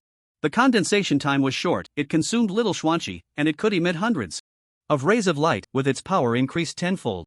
With just this move, he could definitely sweep through the lower 3 layers. Even when facing a master of the transformation realm, he had confidence to fight. After the Xuanwu Lu xuanqi was exhausted, it shattered. Suchen threw the shattered jade into the refining array and continued to craft the spider silk blow arrow. According to the principle of equivalent exchange, the essence of the broken Xian jade had not changed and could still be used as material. This time, he produced another 20 spider silk blow arrows. Adding the previous 17, he had a total of 37 arrows. He placed the arrows and the Night Lord into the Ni warehouse and pondered, with this, I have a solution for the croaking frogs and dragonflies. Although thunder rumbled overhead, the rain had lessened significantly, transforming from a torrential downpour into a gentle drizzle. The increased insight from the rain seer was related to the intensity of the rain. As it diminished, his insight decreased considerably. At this moment, further cultivation felt somewhat beyond his reach. Suchen then continued to study the thunderstorm alchemy. He took out the green ghost to examine it, and immediately, information about the green ghost appeared in his mind. To his surprise, the materials required for the green ghost were minimal, only 3, octagonal spider, thousand beards grass, and the powder from a corrupted 5th grade corrupt poison bone. Suchen suddenly realized, no wonder it said that only Wei Qianchang can make the green ghost poison. It turns out the material is the powder from the 5th grade corrupt poison bone. No, wait, it's the powder from the corrupted 5th grade corrupt poison bone. Corrupted? He frowned in thought, murmuring, so, the young master of sheep is the material for Wei Qianchang's creation of the green ghost? Damn. Arriving at this conclusion sent a chill down Suchen's spine. The young master of sheep might know the method to create the green ghost, realizing he is one of the ingredients. If he speaks out, he would be used by the great Zhou to concoct poison. At that point, it would be worse than death. That's why he pretends not to know the method for creating the green ghost, willingly seeking death, allowing this strange poison to be lost to the world. Wei Qinchan's poison skills are so cruel. Suchen pondered, resting his chin on his hand. I failed with the 5th grade corrupt poison bone, and my bones are also corrupted. Could my bone powder be used to create the green ghost? He drew the refining array. Using a knife, he cut open the flesh of his finger and scraped out a bit of bone powder. He then took the octagonal spider and thousand beards grass from the knee warehouse and sequentially added them to the refining array. A flash of white light appeared, and a fist-sized green liquid floated within the array. It looked no different from the green ghost. Suchen picked a drop and placed it on his fingertip. Immediately, the composition of the green liquid appeared in his mind: octagonal spider, thousand beards grass, and the powder from the corrupted 5th grade corrupt poison bone. It was completely consistent with the materials of the green ghost. In other words, the thunderstorm alchemy recognizes that my bone powder is identical to the powder from the corrupted 5th grade corrupt poison bone. Suchen was overjoyed but also somewhat apprehensive. Fortunately, the young master of sheep didn't reveal the method for creating the green ghost, or I would be in danger too. Like the young master of sheep, I am also one of the ingredients. He tossed the green liquid from his fingertip onto the large tree in the courtyard, and the trunk immediately emitted thick black smoke, melting a large hole in no time. Suchen nodded slowly. Its power is also no different from the green ghost. Thus, the two lost strange poisons were deciphered by the thunderstorm alchemy. Unfortunately, the poison of the Jin bird is secreted venom, not a synthetic product, and counts as a raw material, which the thunderstorm alchemy cannot refine. The green ghost poison can corrode metal and wood, so it can only be stored in porcelain bottles. Suchen then crafted a batch of porcelain bottles to store all the green ghost liquid. Next, Su Chen took out the 4th element golden armor holy bracelet, a 5th grade Xian jade artifact given to him by Mr. Emoda. The information that appeared in his mind was very simple. It required only 2 materials, Xian jade and silver Xian grass. This was as Su Chen had imagined. The essence of the Xian jade artifact was to store Xian energy. Therefore, according to the principle of equivalent exchange, his materials consisted only of Xian jade and Xian energy. The silver Xian grass represented strange energy, indicating that the 4 types of Xian energy within the holy bracelet were all formed from strange energy. Unfortunately, Su Chen did not have more Xian jade on him, unable to attempt to refine the 4 symbols golden armor saint bracelet, considering that he was going to steal from the 3rd level pharmacy tomorrow night. Any means of enhancing his strength was necessary. Su Chen decided to improve the 5 smoke bombs that Chao Eng had given him. The specific method of improvement was to mix in Yi Lang Jun, green ghost, or poison of the Jin. Upon trying, he found that neither Yi Lang Jun nor green ghost could merge with the smoke bomb. The surface of the smoke bomb was covered with numerous smoke outlets, and without a sealed environment, Yi Lang Jun would quickly melt away. The materials of the smoke bomb were mostly metal and wood. When encountering green ghost, it would be instantly corroded. Only the poison of the Jin could merge with the smoke bomb. He had a total of 2 bottles of poison of the Jin, each containing 10 drops. He kept 1 bottle as a backup. After using 4 drops for experimentation, he finally produced 2 poison smoke bombs. Each poison smoke bomb contained 3 drops of poison of the Jin. These poisons were evenly mixed with smoke particles, and once used, they would instantly spread, forming a large area of poisonous smoke. This was 100 times more dangerous than the poison snake fruit that Mei Feng had eaten during the marriage proposal. Once inhaled, the poison would directly enter the lungs. The lungs govern the flow of water, regulating the water pathways, and the poison would spread to the limbs and bones, making it extremely difficult to eliminate. Before reaching the non-regulation realm, taking a single breath was practically a death sentence. With this treasure at hand, I feel more confident about stealing the medicine tonight. Su Chen felt that the lethality of the poison smoke bomb was at least comparable to a 4th grade Xuanwu technique, much stronger than his mango star cluster. The only drawback was its indiscriminate attack, which could easily harm teammates. If Chao Eng and the others were exposed to the poison of the Jin, they would undoubtedly die. After a whole night of busy work, as dawn approached and the rain stopped, Su Chen's brain had been operating at high capacity all night, and now he had a splitting headache and was utterly exhausted. With nowhere to go, he fell asleep in Lu's family's woodshed. When he woke up, it was already afternoon. Mei Yuan was sitting at the door of the woodshed, waiting for him. When she saw him awake, she smiled and said, "My husband, you finally woke up." Su Chen rubbed his eyes, his stomach growling. He asked, "What time is it? Is there anything to eat?" Mei Yuan replied, "It's already the hour of Shin, 4 o'clock in the afternoon.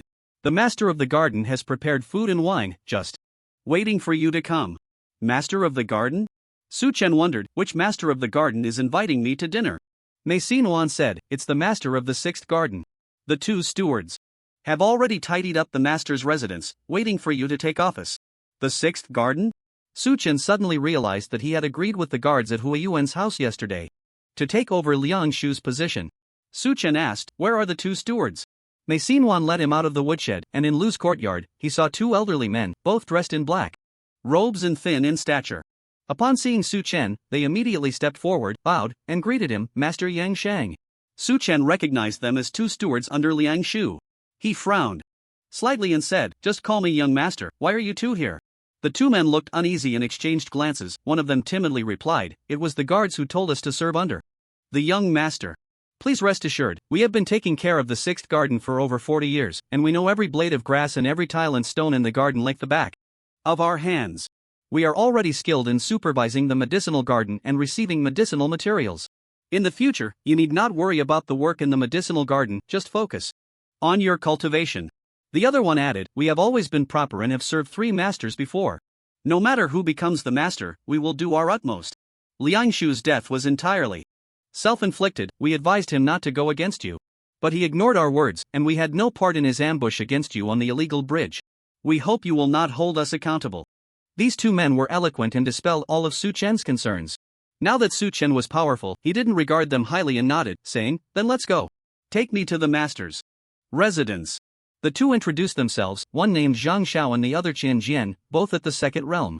They walked back to the master's residence of the sixth garden, which was much more impressive than the Lu family courtyard. At the entrance, there were even 2 stone lions. Upon entering the courtyard, they saw that various medicinal herbs were planted throughout, colorful and beautifully arranged. Zhang Xiao explained, "These were all transplanted from the medicinal garden by Liang Shu. If you don't like them, I can have them removed immediately." Chen felt indifferent and said to Yuan and Zhang Shi, "From now on, this will be our home. You two can decide how to decorate it." Yuan smiled and said, "These herbs are quite beautiful. Let's keep them." The courtyard was already piled high with congratulatory gifts, sent by Liang Fei, the master of the first garden, Li Xiu, the master of the fourth garden, and Guan Hang, the master of the fifth garden. They included various household items, from wardrobes and tables to pots and pans, everything one could need.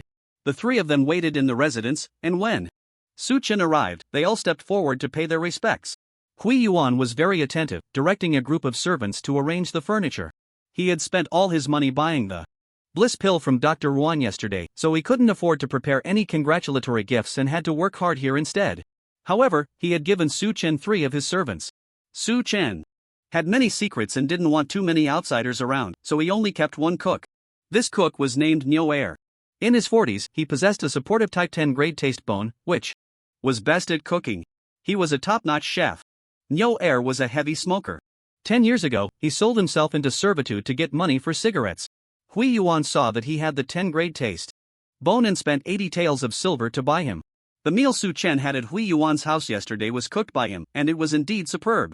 Chen had high standards for food. He was also a foodie. Life is short, and enjoying good food makes it worthwhile. Yuan said, "Nyo's cooking skills are indeed impressive. Giving him 5 taels of silver a month for smoking money is enough. The only downside is that after he smokes, he becomes a bit eccentric and likes to talk nonsense. Please bear with him, young master." Chen didn't mind at all. Feeling hungry, he noticed that the wine and dishes were ready and called everyone to the table for dinner. At the dining table, Yuan sat next to Chen, pouring tea and water, extremely attentive. Zhang Xiao and Qian Jian, the 2 managers, were completely at a loss, staring in amazement. After a hearty meal, Chen sent Zhang Xiao and Qian Jian away. They handed him a fan and said, "Master, this is the Jade Curtain Fan, an 8th grade Xian Jade artifact. We found it in the cellar." Liang Shu was afraid of being robbed by Master Ouyang, so he didn't dare to carry such a valuable item with him. Moreover, Liang Shu's wife and children took all the silver from this residence and fled to Master Fan's place. You need to be cautious in the coming days. Manager Lu is also at Master Fan's residence. They might be discussing something unfavorable to you. Chen scoffed, "They're just a bunch of clowns, not worth worrying about." He opened the fan and took a look. The ribs were made of Xian jade, and the fan surface was made of silk, embroidered with a picture of mandarin ducks playing in the water, very much in line with a delicate taste. He had already lost interest in such a grade of Xian jade artifact. However, it was still useful for winning people's hearts. Once the 2 managers left, Chen called Yuan to the study to discuss matters. Yuan was clever. Upon learning that the 1,000 ants and 10,000 spiders could not be removed, he temporarily resigned himself to fate. He obediently played the role of a servant. Shrinking back with a servile expression, and after serving Suchen a cup of tea, he cautiously asked, "Young master, what do you need me for?" Suchen got straight to the point. "I need you to go to Yingwu town for me." Yuan's heart trembled. Going to Yingwu town? He knew that the owner of the Tsinghua garden had forbidden Suchen from leaving Mingyu. He helped Suchen with matters in Yingwu town, which meant going against the garden owner. If discovered, it would be a dead end. He carefully considered his words and replied, "The Mei family's control is very strict. The people from Mingyu are under constant surveillance when they go to Yingwu town. If you need me to help you procure something, I can manage that. But if it's something illegal, I'm afraid there won't be an opportunity." Suchen said lightly, "It's just delivering something. If you follow my instructions, the Mei family won't notice." He placed the jade curtain fan on the table and said, "If you get this done, I'll reward you with this fan." Yuan immediately recognized it as the fan used by Liang Shusheng, which was worth 3,000 taels of silver. He was currently short on money and couldn't help but feel tempted. Remembering the thousands of ants and spiders in his stomach, he gritted his teeth and thought fiercely, "Sticking out my head is a knife. Pulling it back is also a knife. I might as well take a gamble." He replied, "Just give your orders, young master. I will do my best." Suchen asked him, "When can you go to Yingwu town?" Yuan said, "Tomorrow I'll ask the city guards for a pass, and I can set off early the day after. Then tomorrow night, come find me, and I'll tell you exactly what to do." Suchen tossed him a pill and said, "This is the antidote for this month, just take it with water. You can go now." Yuan didn't expect Suchen to give him the antidote in advance, and was very surprised, repeatedly thanking him before leaving. At this time, the hour had passed, and the black market was opening. Suchen prepared a bag, putting 37 bottles of Night Lord and 37 spider silk blow darts inside. Then he headed to the black market alone. Along the way, he used divine patterns to check on the movements of the crowd. Lu Wuwei was already waiting at Suifeng Tower. He was indeed doing his job as a bodyguard. However, Suchen did not bring Mei Xinwan with him today. They had just moved, and there were many things that Zhang Shi and Mei Xinwan needed to take care of at home. Xiaoying, Steward Xiu, Steward Feng, and Dr. Yuan were all gathered in the cave, discussing heatedly. Dr. Yuan sighed, "The last operation was too reckless. None of us are skilled in using hidden weapons. As a result, we only have one drop of Night Lord left, leading to our current awkward situation. For arrows and 4 dragonflies, it's really too much to ask." Xiaoying said, "Don't be so pessimistic. Perhaps young Master Yangsheng has already concocted more Night Lord." Dr. Yuan shook his head and said, "Even if young Master Yangsheng has reached the pinnacle of research on poisons, it's impossible to concoct Night Lord in such a short time. Moreover, without extensive verification, how can we dare to use it? What if the efficacy isn't good, and while stealing the medicine, the frogs and dragonflies suddenly wake up? Wouldn't that be tying ourselves up and walking into a trap?"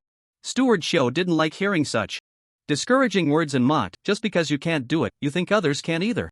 When the young master was detoxifying Lianer, you obstructed him at every turn, and in the end, you lost 3 slaps and were beaten like a dead dog. I see you've forgotten the pain after the wound has healed." Dr. Yuan's face turned red, and he angrily said, "That's not the same thing. Young Master Yangsheng can detoxify the ice coffin because Wei Qianchang has seen the ice coffin before, and the detoxification method was also researched by Wei Qianchang. This Night Lord is not that simple. My Yuan family has been studying it for over 100 years, and still has no results. Could it be that young Master Yangsheng can figure it out in one night?"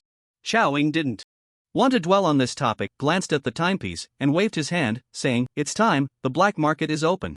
Go find someone to wait for the young master at the casino." Steward Xiu immediately stood up, "I'll go. Staying here listening to foolish people talk about despair is really shortening my life." Dr. Yuan was so angry that his beard almost flew off, jumping up and cursing, "Uninformed mudloach, who are you calling a fool?" The two of them were glowing with dark light, gesturing as if they were about to fight, and Xiaoying and Steward Feng hurriedly stepped forward to mediate. Su Chen was speechless. Dr. Yuan could be considered a knowledgeable contrarian. Everything he said was reasonable, but his starting point was always to criticize, which was quite annoying. Having someone like that in the team was like introducing a loach into a group of eels, constantly stirring things up and causing trouble. Although it was bothersome, it kept the team alert and maintained their vitality. Unfortunately, he had encountered Su Chen, who was destined to slap him in the face. Su Chen first went to find Lu Wuwei. Upon arriving at Suifeng building, he noticed that the tea shop across the street, Pincher Tea House, had not yet opened. Lu Wuwei saw him alone and asked, "Young master, didn't the lady come with you?" Su Chen nodded, pointed to the opposite side, and asked, "When does this pincher tea house open?" Lu Wuwei leaned against the railing and replied, "This pincher tea house has never closed, as long as it's past the Shan hour and enters the black market, the shop is open. Today is the first time it's closed. Yesterday, after you finished the poetry competition with Mr. M.O., manager Jean also closed the shop, which was unprecedented." Su Chen asked, "Do you know which district Mr. M.O. is from? Where can I find him?" Lu Wuwei shook his head and said, "Mr. M.O. is elusive, we from Jiuhu Garden have tried to follow him several times to get the golden leaves, but each time we lost track. Yesterday, seeing his skill in making porcelain cups, he's likely a master at the first transformation level." Su Chen was surprised. How many at the first transformation level are there in the lower 3 layers? Lu Wuwei replied, "They are rare, it might take decades for one to appear. Moreover, according to the rules, once you reach the first transformation level, you must ascend to the middle 3 layers. However, there are exceptions, like Manager Jean and you. Young master, aren't you in the lower 3 layers?" Lu Wuwei regarded Su Chen as someone at the first transformation level, and Su Chen did not deny it. After chatting with Lu Wuwei for a moment, he went to Bafang Lai Kai. Manager Chiu happened to arrive from Sangma Garden, instructed his subordinates to watch the shop, and then led Su Chen to the cave. Chao Wing and the others were eagerly waiting in the cave, and upon seeing Su Chen, they immediately asked, "Young master, have you thought of a way to deal with the frog croaking and dragonflies?" Su Chen nodded, "I've figured it out, we'll still use Night Wolf to deal with them." Chao Wing exclaimed in surprise, "Are you confident in 4 arrows for 4 dragonflies?"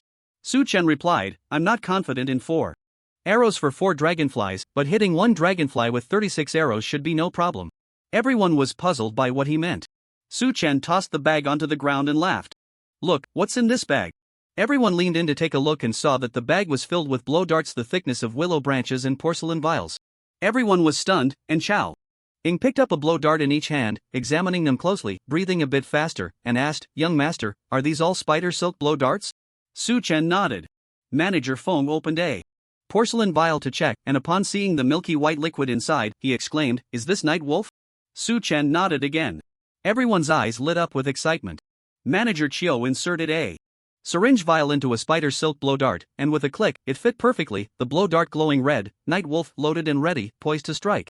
Dr. Yuan was dumbfounded, opening one vial after another of Night Wolf to inspect.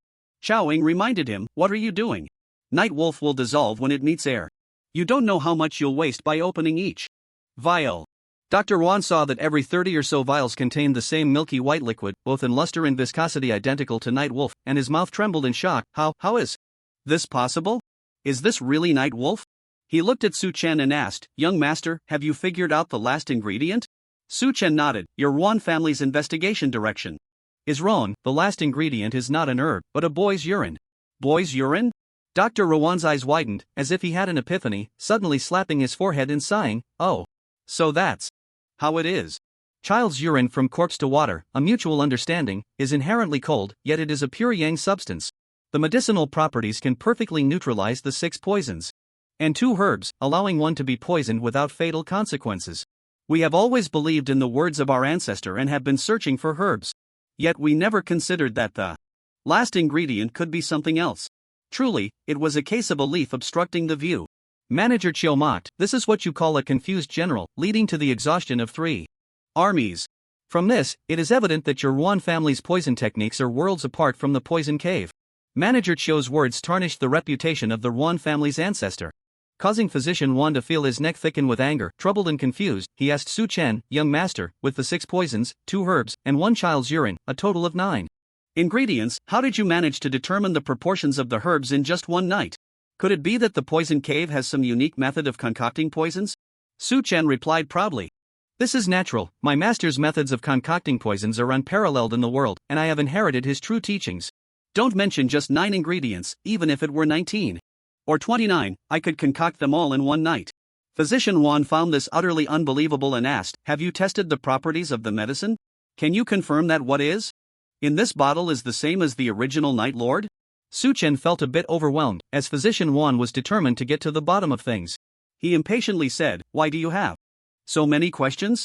The medicine I concocted is naturally identical to the original Night Lord, not a single bit different." Physician Yuan was stuck in a dilemma, unable to extricate himself. Stiffening his neck, he said, "Young master, I have great faith in the poison techniques of the poison cave. If you can identify this last ingredient, our Yuan family will gladly concede. However, before he could finish, his voice abruptly stopped, and he seemed to freeze, his head dropping to the ground with a thud, hitting the floor like a frozen radish, completely motionless. Su Chen saw clearly that just moments ago, Manager Chiu had shot a silk thread dart at Physician Yuan. A poison arrow flew into Physician Yuan's neck, and almost in the next second, he collapsed. Manager Chiu said expressionlessly, "It seems the medicine works well." Xiaoying and Manager Feng were at a loss whether to laugh or cry. After checking, they found that Physician Yuan was not seriously harmed. Xiaoying, feeling a bit anxious, said, "Young master, I am not as verbose as Physician Yuan. I only have one question. Where did all these silk thread darts come from? Could it be that you are also a weapon refiner?" Su Chen extended a finger, and the mysterious energy at his fingertip changed from silver to gold, black, purple, blue, and red in succession. This indicated that his mysterious energy was of a strange nature. To become a weapon refiner, the most basic requirement is that the mysterious energy must be of a strange type. He replied, "I'm just a beginner, able to refine some of the simplest Xian Jade artifacts. These silk thread darts are considered a 10th grade auxiliary Xian Jade artifact. The principle is quite simple, and it's not difficult to replicate." The silk thread darts were embedded with Xian Jade, crafted into an artifact to create a sealed space, isolating the air, making it easier for the Night Lord to load. The principle is clear to anyone with a discerning eye. Being a weapon refiner is a high-threshold profession. Even becoming the lowest-level 9th grade weapon refiner requires exceptional talent and extensive knowledge. Xiaoying thought to himself, young master Yang Shang is truly worthy of being a disciple of a strong master. At such a young age, his strength is extraordinary. And he is proficient in poison techniques. I never expected he would also be a weapon refiner. Compared to him, I feel like I'm just here to make up the numbers. Su Chen adopting the identity of a weapon refiner would facilitate his future procurement of Xian Jade. However, his knowledge of weapon refining was quite limited, so he didn't dare linger on the topic. Changing the subject, he said, "There are a total of 37 silk thread darts and 37 bottles of Night Lord. My idea is that each person should hold 9 darts in their mouths, with the 4 of us. That makes 36 darts. When the time comes, we can shoot all 36 darts at once, ensuring we can take down the frogs and dragonflies." Manager Chiu's eyes sparkled with excitement as he praised, "Such a bold plan could only come from you, young master Yang Shang." Su Chen was eager to try, asking, "What time do we start?" Xiaoying replied, "After midnight, we'll enter the herb garden. But we need to get to work now, we have to lay the stones first." Inside the cave, dozens of boxes of crushed stones had already been prepared. They had discussed it yesterday. After tonight's operation, they would use these stones to completely block the underground river. Xiaoying arranged 5 wooden boxes side by side on the ground, saying, "Our targets tonight are Tianqing grass, wolf tooth flower, waxizi, cayansiolin, and longchabii. These 5 boxes contain the herbs we will use as replacements, all carefully processed by us to look indistinguishable from the real ones." Su Chen opened one of the boxes and saw a flower covered in spider-shaped spots, which at first glance looked like cayansiolin. But upon closer inspection, one would notice that the spider legs were drawn with ink. This was actually a Mingxua. Xiaoying emphasized, "Let me reiterate, our targets tonight are only these 5 herbs, we can only take a little, not more. If we succeed this time, we can come back if needed." During each season, spring equinox, summer solstice, autumn equinox, winter solstice, on the days when the middle 3 layers send medicine to Baikatang, we can exchange for some herbs we need, for opportunities a year. This is a long-term business. Su Chen agreed with Chao Ying's cautious approach. Taking too much posed a risk of exposure. Once exposed, even if they couldn't trace it back to them, the guards of the medicine store would surely become stricter, and the entire store might even be moved elsewhere. It would be a loss that outweighed the temporary gain due to momentary greed. Steward Feng cast the prison sound cage, and Steward Chiu opened the way with Earthflow Bone, each carrying a basket of stones, laying them down as they moved forward. After an hour of busy work, they heard rustling sounds behind them. The 4 turned to see Dr. Yuan bent over, stumbling towards them. Steward Feng placed a prison sound cage on him and asked, "Where's Lianer?" "She's asleep," Dr. Yuan replied, somewhat dazed. "Did you just use Night Lord on me?" Su Chen asked curiously. "What did you feel?" Dr. Yuan frowned. "I just felt like I blinked, and you all disappeared. It wasn't until I looked at the sundial that I realized an hour had passed." Su Chen nodded slowly. "That's right, that's the symptom. Sleeping for an hour, with a distorted sense of time. It seems my Night Lord is exactly like the original." Steward Chiu chimed in, "If you dare to question the young master's poison skills again, we'll continue to use you for testing." Dr. Yuan was dumbfounded. "You're deliberately using me for testing? Don't you think that's excessive?" The 4 shook their heads in unison, saying, "Not at all. Dr. Yuan was left speechless. Chowing asked him, "What are you here for?" Dr. Yuan felt wronged. "I came to remind you of something." "I just remembered." He explained, "The medicine store is arranged in a yin-yang dual formation, with the ice pool as yin and the furnace as yang. This formation is used to nurture spiritual awareness herbs. These herbs are similar to spirits. They need to be sealed and stored with talismans. If you encounter boxes with talismans, you must not touch them, keep your distance. If the talisman is disturbed, those herbs will break free, and the Mei family will notice. The spiritual awareness herbs are not any kind of spirit or monster, but exist similarly to cordyceps. They transform into herbs while asleep and revert to animals when awake." "Is that all?" Chowing asked impatiently, feeling uneasy with no one watching over Lianer. Dr. Yuan nodded. "That's all." Chowing said, "All right, I'll remember. You go back and take care of Lianer." Dr. Yuan left in a huff. The four continued to lay the path, working until the hour of high, making 9 trips back and forth to evenly spread over 30 boxes of stones in the riverbed, then bringing in a large amount of soil to cover the stones. The four of them sat resting in the riverbed, while Manager Fong continuously used the floating sound bone to probe the movements within the medicinal garden. Manager Cho tied 9 spider silk arrows into a bundle with grass rope, then loaded them into a syringe porcelain bottle, holding it in his mouth like a trumpet flower. They waited until midnight, when Manager Fong said, "There are 2 guards at the entrance, one is asleep, and the other is roasting something to eat. Their vigilance is at its lowest now. We can make our move." Su Chen asked him, "What realms are they in?" Manager Fong replied, "One is called Zhang Luan, who is at the first transformation realm. The other is called Mei Song, a mid-level 3rd-tier steward, at the second transformation realm." This information was gathered by Manager Fong through long-term eavesdropping on the medicine store. Over the past 6 months, he had written out the guard rotation schedule for the medicine store. 1 at the first transformation, 1 at the second transformation. If discovered, it would be a dead end with no chance of escape. The distance from the medicine store to Green Cicada Lake exceeds 2 kilometers, so rebirth upon water cannot be triggered. In this operation, Su Chen's head was also on the line. If there was only one opponent, relying on Starry Constellation and the poison smoke bomb, he might be able to ambush and kill them. With 2 people, he would definitely have to accompany them to the grave. The second transformation realm is on par with Ying, and Su Chen had witnessed Ying's methods, which were simply unfathomable. Manager Chiu cleared the passage to the medicine store. The 4 of them each condensed a mystical shield and silently jumped into the icy pool, dispersing to hide in the 4 corners of the water. The medicinal garden was silent, with only the croaking of frogs and the buzzing of dragonflies. Su Chen signaled to the others with his eyes, indicating it was time to act. Chowing, Manager Chiu, and Manager Fong immediately bit down on the spider silk arrows. Su Chen blew out a bubble, which floated to the water's surface, creating ripples.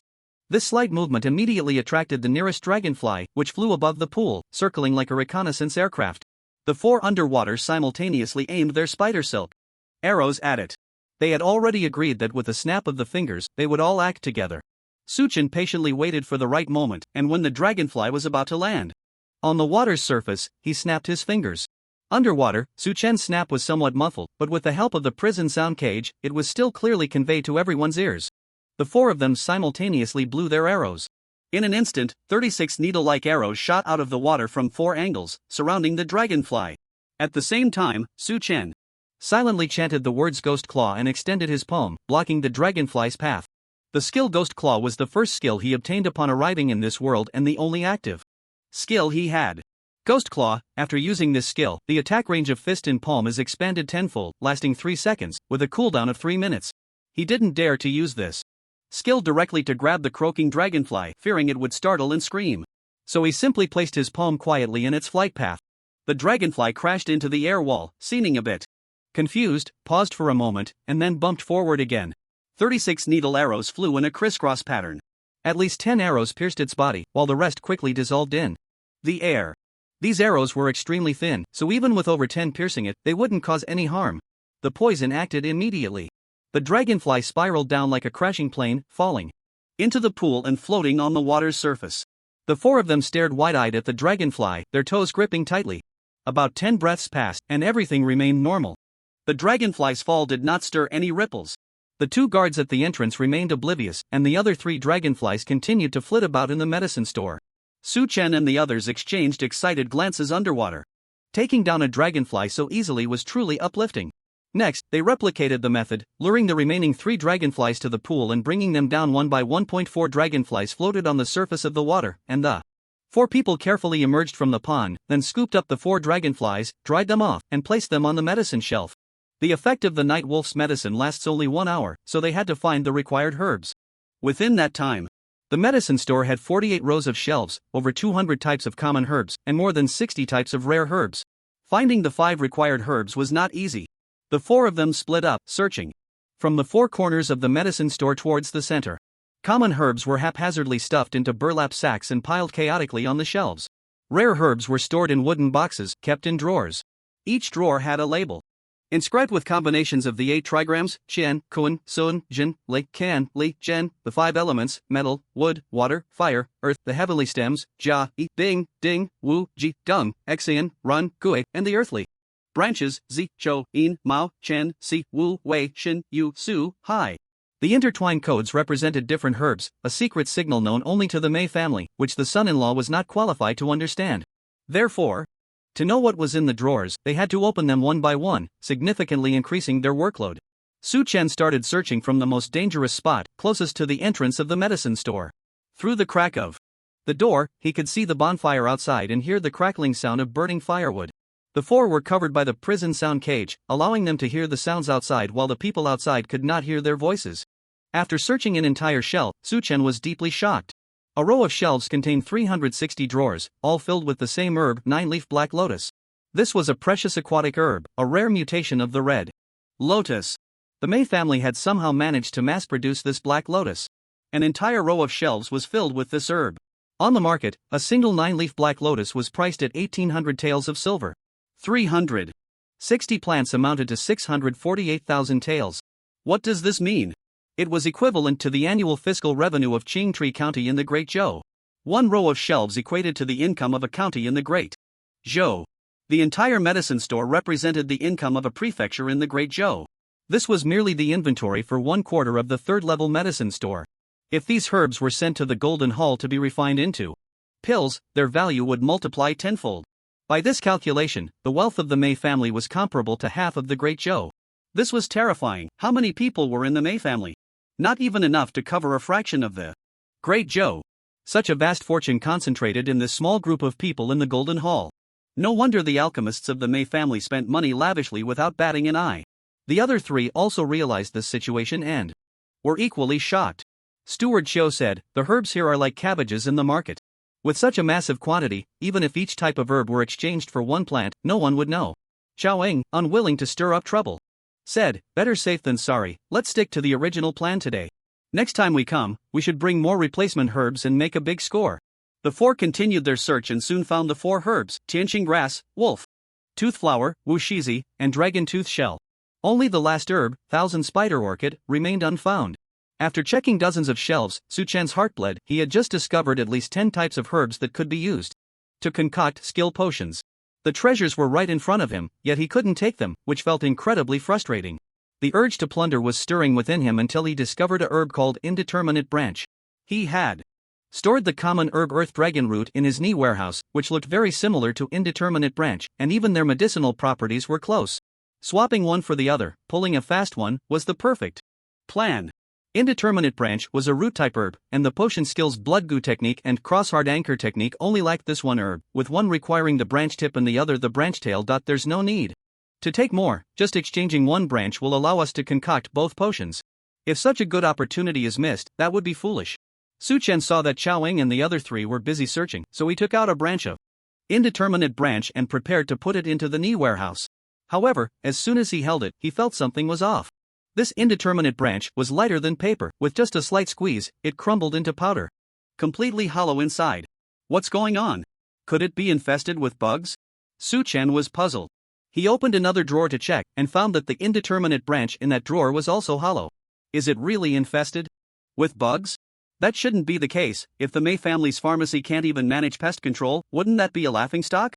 At that moment, Steward Xiu also found this row of cabinets and began searching from the other side. As soon as he opened the first drawer, he froze, surprised. What's going on here? Su Chen leaned over to take a look. Inside the drawer was a wooden box with a large hole in it. The ceiling part of the box had a talisman with a complex pattern affixed to it. Isn't this the kind of box that Dr. Yuan mentioned, containing herbs related to spiritual awareness and sealed with a talisman? Where did the herbs go? Steward Chiu looked bewildered. He reached out to pull open the adjacent drawer. The scene in that drawer was the same. It also contained a wooden box with a talisman, the top of which had a large hole, and the herbs inside had vanished without a trace. How strange. Steward Chiu couldn't help but sigh. Seeing that something was wrong, Xiaoying and Steward Feng rushed over. Upon seeing the situation in the drawer, they were equally baffled. Steward Chiu said, "Could it be that someone got here before us and dug out these herbs?" Steward Feng waved his hand, "Impossible. After the Mei family checked the pharmacy at the dog hour, no one has entered this pharmacy." Suchen said, "Maybe there are some bugs, the indeterminate branch over there has been eaten clean." Steward Feng suddenly made a shushing gesture, signaling everyone to be quiet. Everyone immediately fell silent, faintly hearing a slight snoring sound. This snoring was not coming from the door but from one of the drawers beside them. The four of them turned pale. Is it haunted? How could a drawer snore? Could it be that someone is sleeping inside the drawer? They all looked towards the drawer from which the sound was coming. Xiaoying reached out and opened the drawer. The sight inside left all four of them dumbfounded. Inside the drawer lay a baby the size of a palm, naked, chubby, with red lips and white teeth, skin as smooth as jade, tightly closing its eyes, sleeping soundly. The slight snoring sound was coming from him. Su Chen's mind was racing with 1,000 thoughts. What's going on? How could there be a baby in the pharmacy? This is too absurd. Steward Chiu raised a fluorescent pointer to illuminate the entire drawer. He noticed that the baby had a row of fine hairs on its chin, finer than spider silk, almost unnoticeable unless looked at closely. Under the fluorescent light, these hairs displayed 9 colors: white, black, red, orange, yellow, green, cyan, blue, and purple. Steward Chiu's eyes widened like copper bells, stuttering as he spoke. I know what this is. This thing isn't human, it's that 9-colored, what was it called again? Steward Feng was in a daze, hesitantly responding, "You don't mean to say this is the 9-colored spiritual mustache Hisho Wu, do you?"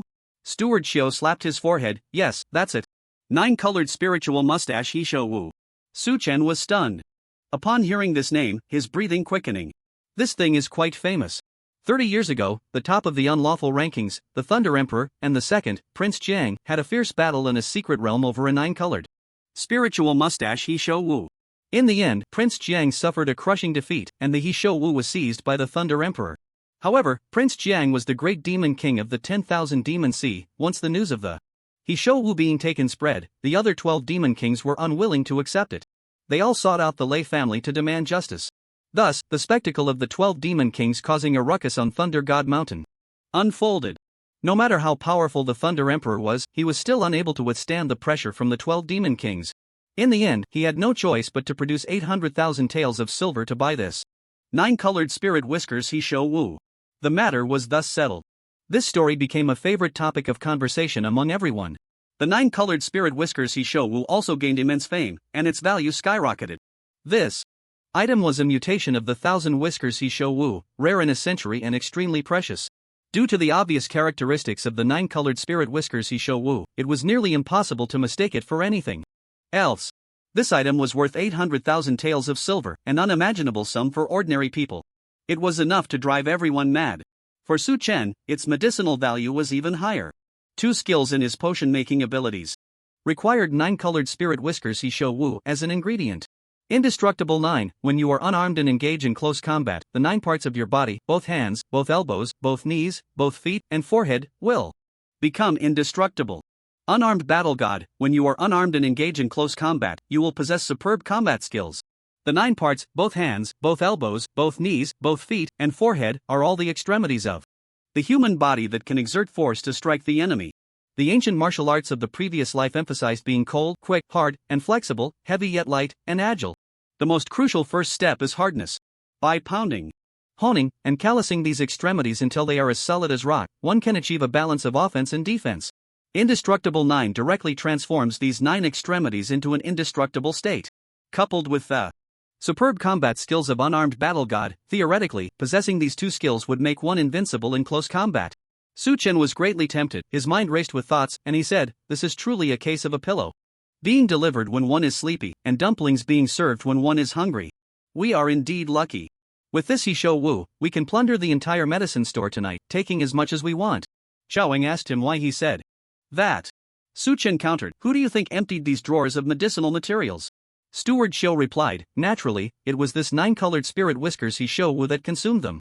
Spirit awareness type medicinal materials. Once transformed into spirits, feed on plants. This shelf is filled with rare treasures, which these spirits love the most. Su Chen said, so, we can take whatever we want. We can pin everything on this Hisho. The three of them brightened up, understanding Su Chen's meaning. Xiaoying asked, what about this Hisho? Should we leave it here? Su Chen replied, to leave such a treasure for the Mei family would be a waste. We should take it with us, we just need to pluck a whisker and place it in this drawer. When the Mei family comes to investigate and finds the 9-colored whisker, they will conclude that a 9-colored spirit whiskers Hisho has appeared in this medicine store. They will think that the lost medicinal materials were consumed by the Hisho. The blame will fall squarely on it. Steward Xiu nodded repeatedly, smiling, this plan is brilliant. Even Xiaoying, who had been warning everyone not to harbor greedy thoughts, was tempted. He gritted his teeth and said, fortune favors the bold, while the timid starve. This plan is feasible, let's do it. Steward Feng pointed at the Hisho in the drawer and said, the problem is, how do we catch this thing? Everyone's understanding of the 9-colored spirit whiskers Hisho was limited to rumors, they knew nothing about its medicinal properties, harvesting methods, or storage techniques. Steward Xiu said, spirit awareness type herbs are, to put it simply, a kind of animal. Like kittens or puppies. Just grab it directly and strangle it to death. We don't have time to worry too much now. He said this, but his eyes were fixed on Su Chen, the implication clear, it was up to Su Chen to catch it. The small group unanimously recognized Su Chen as the strongest, and when faced with such a difficult situation, they naturally placed their hopes on him. Su Chen had no other choice but to follow Steward Xiu's instructions and reach in to strangle the Hisho, intending to kill it. This thing looked just like a child, so Su Chen couldn't help but close his eyes when he made his move.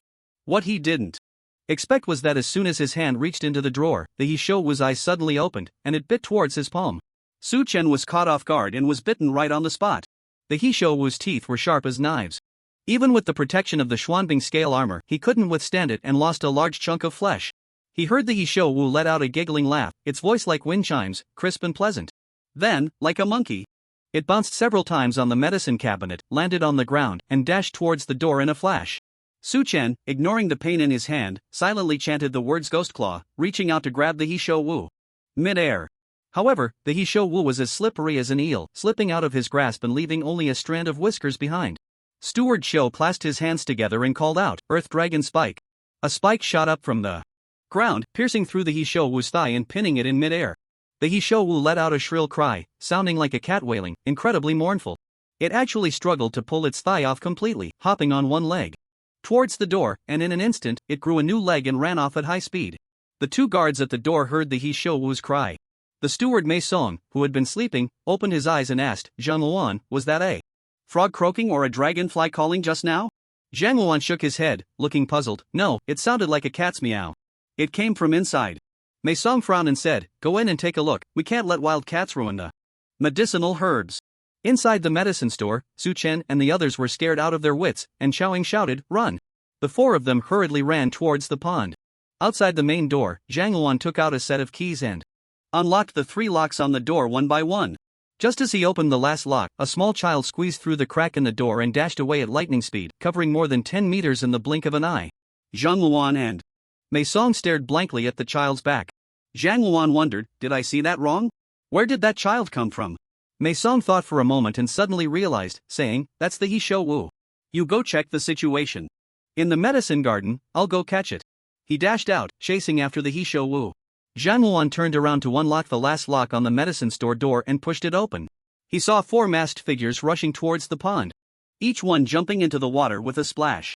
Zhang Luan was somewhat bewildered. He had guarded the medicine store for over 20 years, and this was the first time he had seen outsiders enter. As he watched the first 3 jump into the pond, the last one was still running towards it. He quickly reached out a hand, trying to grab the last person midair, shouting, prison finger. That last person was Su Chen. Upon hearing the words prison finger, all the hairs on his body stood on end. Back when he was at the Song residence, the Jia pomegranate red was captured using this prison finger technique, which had directly turned a fake mountain into powder. The most powerful aspect of this move was that it appeared out of nowhere, with force coming from all directions, making it impossible to evade. Fortunately, he had the guardian spirit cloak to protect him, which blocked the attack. After Zhang Luan executed the prison finger, he immediately felt a tremendous force surging from his fingertip into his arm. "Rebound," he murmured, but he was not the least bit flustered. His arm swelled like a water pump, creating a large bulge that transmitted the force to his shoulder, then through his torso into his right leg, reaching his right heel. He stomped down, releasing the force into the floor, causing the bluestone tiles to shatter. Meanwhile, Suchen was diving towards the pond when he heard the 4 words behind him, "One finger windscreen." A purple light curtain immediately appeared before him, blocking his path to the water pool. He crashed into the screen with a dull thud. The screen is solid as a rock, causing his head to bleed. Zhang Luan, in a miraculous way, dispelled the rebound force of the spirit guardian cloak. He understood that against an opponent like Su Chen, who could use rebound force, brute strength was not an option.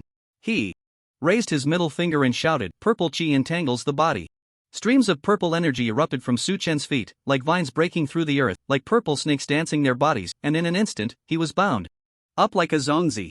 The opponent was using Ding Qi, which excelled at capturing and imprisoning. This vine-like energy had suppressive power, squeezing Su Chen's energy so that it could not circulate. Just as his limbs were about to be locked, he hurriedly smashed a poison smoke bomb on the ground. He would never use this unless absolutely necessary. Once the poison smoke bomb was deployed, it would expose his secret of having poison on him. The Mei family would definitely not spare him. However, at this moment, he had no choice but to throw the poison smoke bomb. A large amount of black smoke erupted from the poison smoke bomb, instantly engulfing the entire medicine store. Zhang Luan saw Su Chen being controlled by the purple chi entanglement and was about to approach to check, but unexpectedly, a cloud of black smoke appeared out of nowhere, swallowing him whole. Caught off guard, he inhaled a mouthful of black smoke and began to cough uncontrollably. Su Chen was in the same situation. When he experimented with the smoke bomb at home, it was in an open courtyard, and the black smoke dispersed. This medicine store was sealed, and he was at the forefront. Immediately choking and tearing up, coughing incessantly. His throat burned with a sharp pain. Although he was not afraid of poison, the smoke blocked his trachea, cutting off the air and making it impossible for him to breathe. This was simply counterproductive. With things going this way, Zhang Luan wouldn't even need to act, he would choke to death on his own. Zhang Luan held his breath, trying hard to suppress the urge to cough, surrounded by thick smoke, unable to see his own hand. He condensed his shield to surround himself, isolating the smoke outside. Then he took off a ring from his finger, bit it in his mouth, and with both hands forming a seal to draw energy, he uttered a word from his throat, "Collect." Instantly, a swirling purple vortex appeared in the ring, like a black hole, erupting with powerful absorbing force, sucking in the surrounding black smoke. In just a moment, the black smoke in the medicine store was completely drawn into the ring. With the smoke gone, the medicine garden returned to clarity, and when Zhang Luan looked again, Su Chen was nowhere to be seen. Suddenly feeling a gust of wind from behind, he instinctively turned his head and shrank back as a 9-ring steel knife swung down from behind. It struck his shield, producing a sound of metal clashing. Su Chen stood behind him, pressing down on the back of the knife, shouting, "Die." Zhang Luan felt a chill rising from his heart, instantly spreading throughout his body, all his energy dissipating under this chill, and the shield immediately shattered, the steel knife cutting into his shoulder. He extended 2 fingers to pinch the blade. Retreating half a step, executing a swallow's tail move, sweeping his right leg to kick Su Chen away. The two stood a distance of 10 feet apart, staring at each other.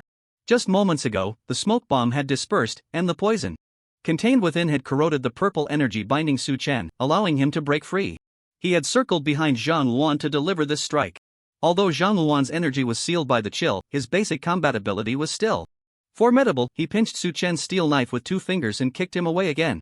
This kick had considerable force, and with the protection of ice scale armor, Su Chen felt a sharp pain in his lower abdomen. He was astonished, exclaiming, "Damn it, is the poison ineffective against him?" In fact, Su Chen had overestimated the power of the poison smoke bomb. 3 drops of poison mixed in the smoke dispersed, and Zhang Luan had only inhaled a mouthful of smoke, which contained a limited amount of poison. Therefore, it had not yet caused him any harm, but at that moment, the ring he was biting suddenly cracked with a snap, creating a gap. Instantly, a plume of wolf smoke billowed out from the crack. This ring, named Mustard Seed Universe, was an extremely rare spatial artifact capable of opening up a space for storage. He had just used it to contain the wolf smoke. However, as the smoke gathered, the toxicity of the poison became apparent. It quickly corroded the mystical energy within the artifact, which is why the ring developed cracks and the wolf smoke escaped again. Zhang Luan, in shock, couldn't help but inhale several breaths, choking and coughing repeatedly. Su Chen seized the opportunity, condensing a black pellet and shooting it towards Zhang Luan. The black pellet was as fast as the wind, swift as thunder, splitting in midair into 10, then 100. It surged towards Zhang Luan like a tidal wave. Zhang Luan hurriedly gathered his mystical energy to defend, but to his astonishment, he found that his entire mystical energy was igniting, as if thousands of needle pricks had pierced through his body, a fine pain flickering like countless stars in his internal organs. He finally realized, there is poison in this smoke. Su Chen's murderous aura, starry constellation, howled towards him, and Zhang Luan could only gather his immovable mystical energy and dodge to the side, but the black light was too fast, he was half a step too late. Half of his body was riddled with holes, over 50 punctures appearing on him. The black light continued unabated, penetrating dozens of shelves and blasting open the door of the pharmacy.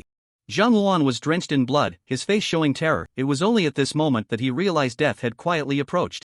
Su Chen's second wave of starry constellation struck again. This time, he had nowhere to escape, but a mad glint appeared in his eyes as he gritted his teeth and shouted, "Sacrifice my eyes to the heavens." He extended 2 fingers into his eye sockets and brutally gouged out his own eyes. Instantly, an extremely evil power surged forth. The second wave of starry constellation howled towards him, causing his body to sway like a candle in the wind, nearly draining all his blood. Yet he would not fall. His blood-soaked eye sockets, devoid of eyeballs, stared fixedly at Su Chen.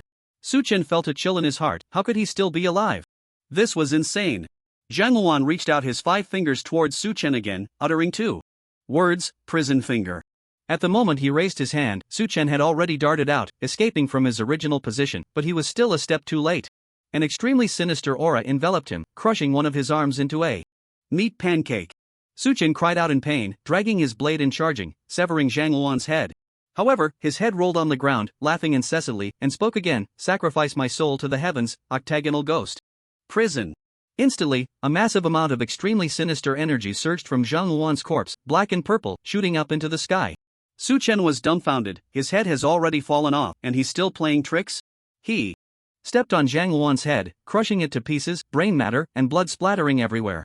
This stomp was like poking a hornet's nest, and the sinister energy erupted violently. Like a tsunami, it swept through the entire pharmacy. Su Chen felt as if he were in an ice cave, every hair on his body standing on end. Following that, a series of ghostly cries erupted from beneath the ground, cackling and gurgling, extremely bizarre. A group of strange creatures, with pointed heads, wide faces, slender bodies, wrinkled skin, and surrounded by black mist, emerged from the ground.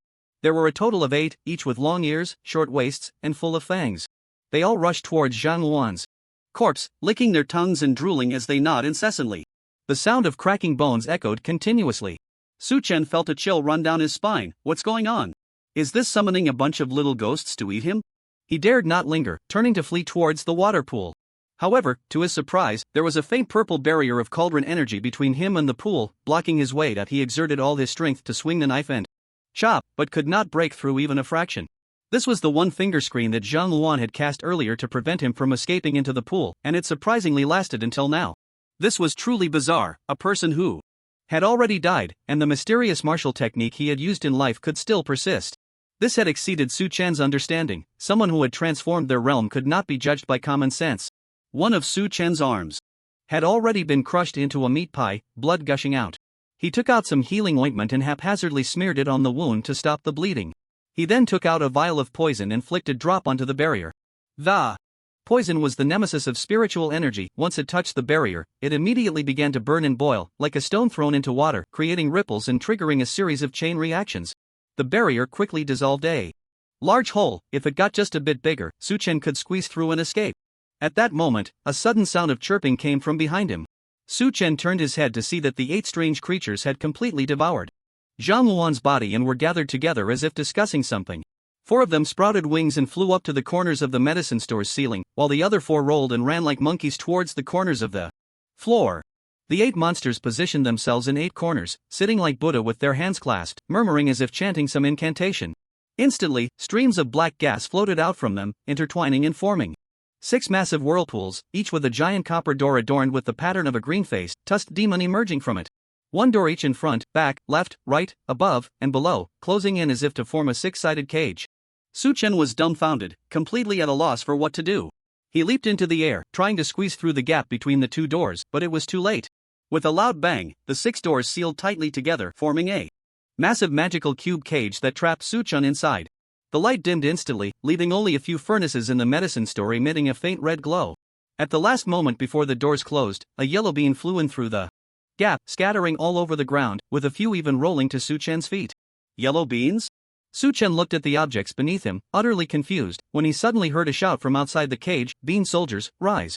He saw those yellow beans glowing with red light, each sprouting roots and growing lush branches and leaves. These branches and leaves intertwined and, in an instant, wove into small wooden figures, each over a foot tall, clad in vine armor, wielding swords and knives, glaring at Su Chen. Then he heard another shout from outside the cage, "Bean soldiers, attack." Those wooden figures, filled with murderous intent, swung their weapons and charged towards Su Chen. Where did these yellow beans come from? The story splits in two. Mei Song chased after the Hisho Wu. He was at the second transformation realm, with great strength. With a slight display of his abilities, he captured the Hisho Wu, and upon closer inspection, he recognized it as a 9-colored spiritual whisker Hisho Wu. The yin-yang dual formation in the medicine store was originally meant to nurture spiritual awareness herbs. It was common for the herbs stored in the medicine store to mutate, and this was something the Mei family anticipated. A few years ago, they had also nurtured a 9-colored spiritual whisker Hisho Wu, and that time, the entire herb garden was nearly emptied, with the loss of herbs far exceeding the value of that 9-colored spiritual whisker Hisho Wu, which infuriated the Mei family. Therefore, seeing this thing, Mei Song felt more worried than pleased, cursing, "The Mao family really has the audacity to call themselves Spirit Prison Family. Their talismans are nothing but trash. Last time, one escaped and caused us heavy losses. This time, another one has come out. I wonder what the situation in the medicine store is like." He hurriedly rushed towards the medicine store, and halfway there, he suddenly saw a dense evil aura gathering above the medicine store, with 6 giant doors with green faces and tusks emerging from the black whirlpool, forming a closed ghost prison. He immediately recognized this as the forbidden technique octagonal ghost prison. This is a sacrificial art that uses one's own soul and flesh as offerings to summon otherworldly evil spirits, weaving a ghost prison to trap enemies within. This forbidden technique was discovered by the ancestor of the Mei family in a secret realm. All son-in-laws above the transformation realm were forcibly required to learn this technique, especially those like Zheng Yuan, who were responsible for guarding the medicinal garden, all to play a role at a critical moment. Su Chen was unfortunately the first person to be trapped in the octagonal ghost prison in nearly 30 years. This cage, rooted in the sinister ghost path, is not something an ordinary person can open. Seeing the ghost prison about to close, Mei Song hurriedly fished out a handful of beans from his sleeve and threw them towards the ghost prison, accurately flying through the gap of the door into the medicine store from over 10 zhang away. Mei Song's was 7th rank with King Bone, and his mysterious energy was that of weapon energy, best at turning beans into soldiers. Once those bean soldiers took shape, they charged at Su Chen, each one as fierce as a tiger. Su Chen had never seen such a bizarre sight. A group of bean soldiers leaped and bounded, rushing at him from all directions. Although Su Chen had lost an arm, with the enhancement of the mysterious ice scale armor, he remained fierce in close combat. He swung his knife horizontally, the blade's momentum like the wind. However, these bean soldiers were as tough as steel, immensely strong, and each one contained power no less than Su Chen's. The 9-loop knife had no effect on them at all. More than a dozen bean soldiers pounced on him, weapons drawn, slashing and stabbing. In an instant, Su Chen was covered in wounds, with over 100 holes appearing on his body. Fortunately, these bean soldiers were small, and their weapons were short, so they did not injure his internal organs. He discarded the 9-loop knife and, disregarding everything, condensed golden pills to shoot out. One after another, golden pills exploded around him, creating hundreds and thousands of golden rays. Immediately, these bean soldiers were scattered, each one missing arms or legs, lying all over the ground. Su Chen let out a sigh of relief and quickly took out healing incense to stop his bleeding. A bottle of healing incense was used up just like that. Outside the ghost prison, Mei Song frowned slightly, beckoning with his fingers to summon mysterious energy, and called out again, "Bean soldiers, unite!" Inside the ghost prison, those scattered bean soldiers crawled around, finding the severed limbs on the ground and reattaching them to themselves, surprisingly regaining their vitality and standing up, limping and swaying, charging at Su Chen once more. Su Chen was stunned, exclaiming, "What the hell, is this ever going to end?" He took out the green ghost from the knee warehouse and unleashed it without hesitation. The green ghost is the nemesis of both metal and wood. Dealing with bean soldiers was like using brine to season tofu, one thing overcoming another. A group of bean soldiers that touched the green ghost melted away like snowmen in the sun, emitting clouds of black smoke. In the blink of an eye, they were all destroyed. Su Chen let out a breath, collapsing to the ground. He had lost too much blood and was now somewhat exhausted. The healing medicine on him was simply too scarce. It was nowhere near enough. An anxious voice called out in his ear, young master." It was the voice of Steward Feng, who was using the prison sound cage to contact Su Chen. In fact, he had been in contact with Su Chen all along. However, Su Chen had been too busy fighting to respond. Su Chen heavily exhaled a word. Speak. Young master, are you alright? What happened over there? Su Chen glanced at the 6 ghost face gates that trapped him and asked, Where are you? Can you come back to help me? Steward Feng replied, We can't get through. The cave entrance is blocked by a black barrier. We are all in the dark river. What's the situation on your side? After Chaoing and the others entered the dark river, Steward Xiu used the ability of the Earthflow Bone to block the cave entrance. Through the prison sound cage, they could hear the sounds of battle from Su Chen's side. The 3 of them were at a loss, unsure whether to go or stay. However, the sounds of fighting soon ceased, leaving only Su Chen's heavy breathing. From the sound, it seemed that Su Chen had won. They hurried to clear the cave entrance, trying to leave Su Chen an escape route. However, to their shock, a black barrier appeared in the pool, firmly lodged at the entrance, and no matter how hard they tried, they could not budge it even a little. Su Chen said lightly, I killed the guard. Wait a moment while I figure out how to get past.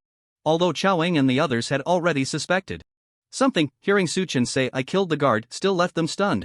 Steward Feng asked him, Did you kill both guards?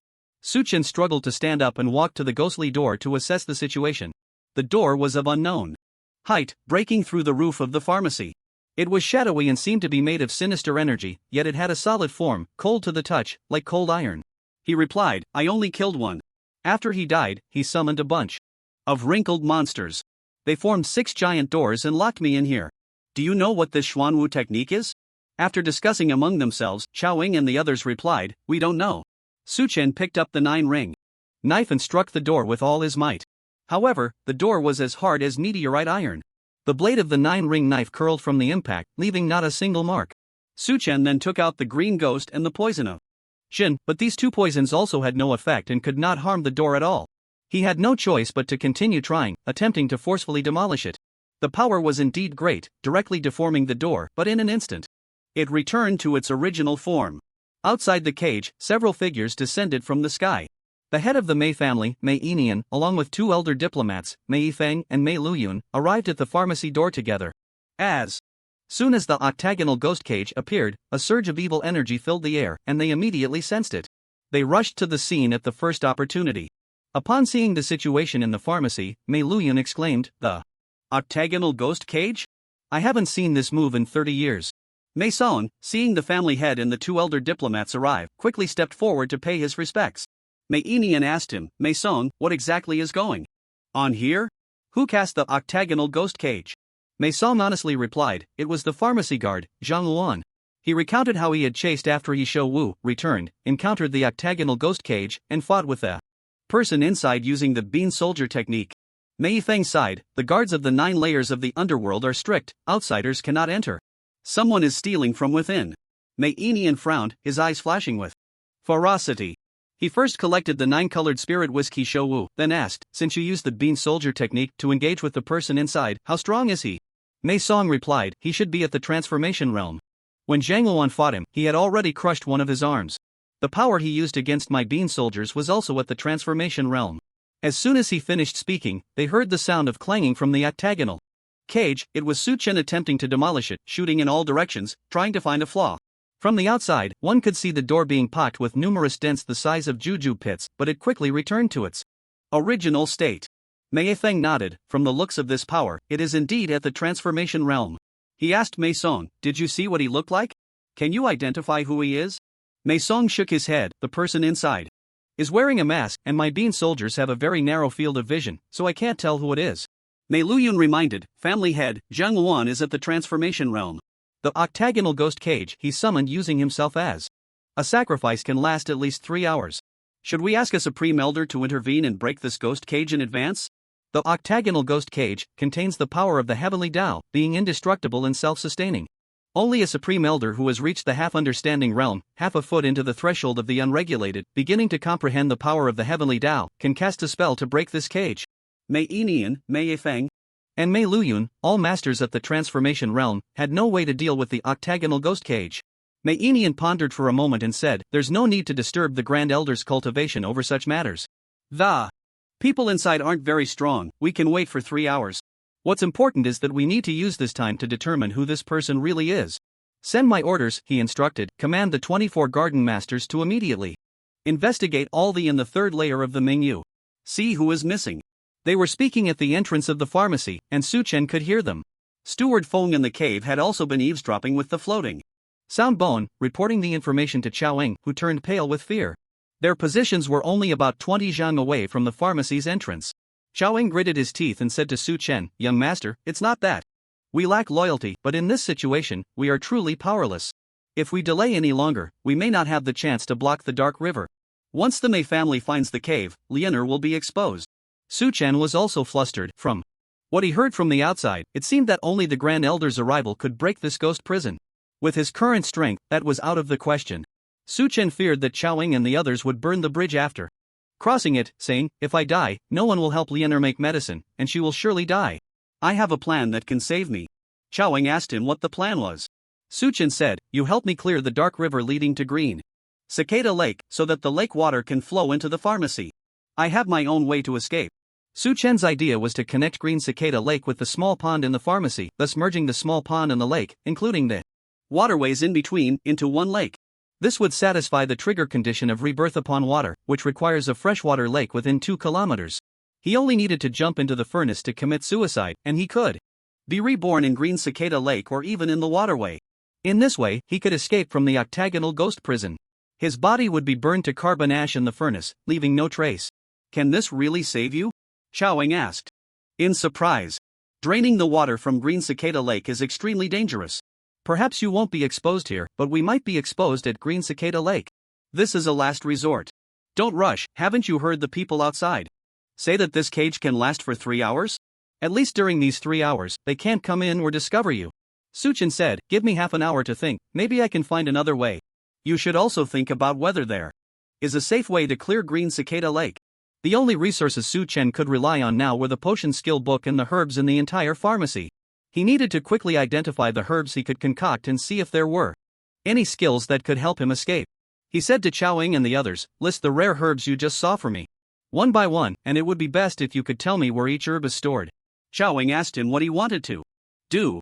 Su Chen replied, "I want to use the herbs here to concoct some poison, perhaps I can burn down this door." Upon hearing that Su Chen wanted to concoct poison, Chao Eng and the others had no doubts and each reported the herbs they had seen to Su Chen. Since discovering this pharmacy, Chao Eng and the others had begun studying herbal knowledge, and physician Yuan had generously shared his knowledge, creating a rare herb catalog for them to learn from. The purpose was to come here to exchange medicine. Therefore, they were mostly familiar with the herbs in this pharmacy. While Su Chen searched for herbs, he listened to Chao Eng and the others report to him. Once he had organized all the rare herbs in the pharmacy, he found that these herbs could help him create 8 types of potions. Due to the limitations of the brewing methods and medicinal guides, under the current conditions, he could only make 3 types in this pharmacy: congealing adhesive potion, adhesive separation potion, and protection of the great tree. In this situation, any increase in strength was still an increase. He immediately brewed and drank 3 types of potions. The congealing adhesive potion and dissolving adhesive potion elevated Su Chen to the Sanhong realm. The protection of the great tree was a life-saving skill.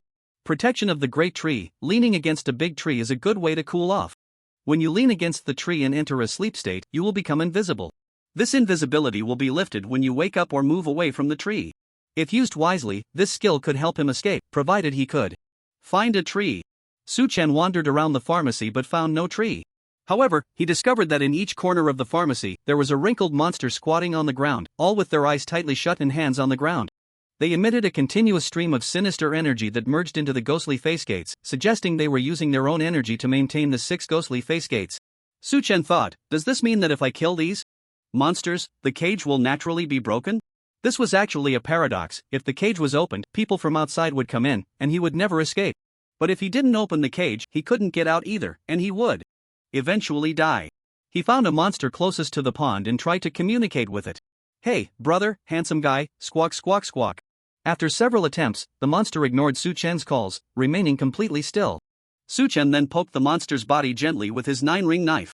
To his surprise, he found that the monster had no physical form. His knife passed right through it.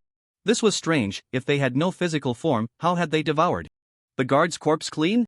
Su Chen extended his finger to poke the monster's forehead, and this time, he actually made contact.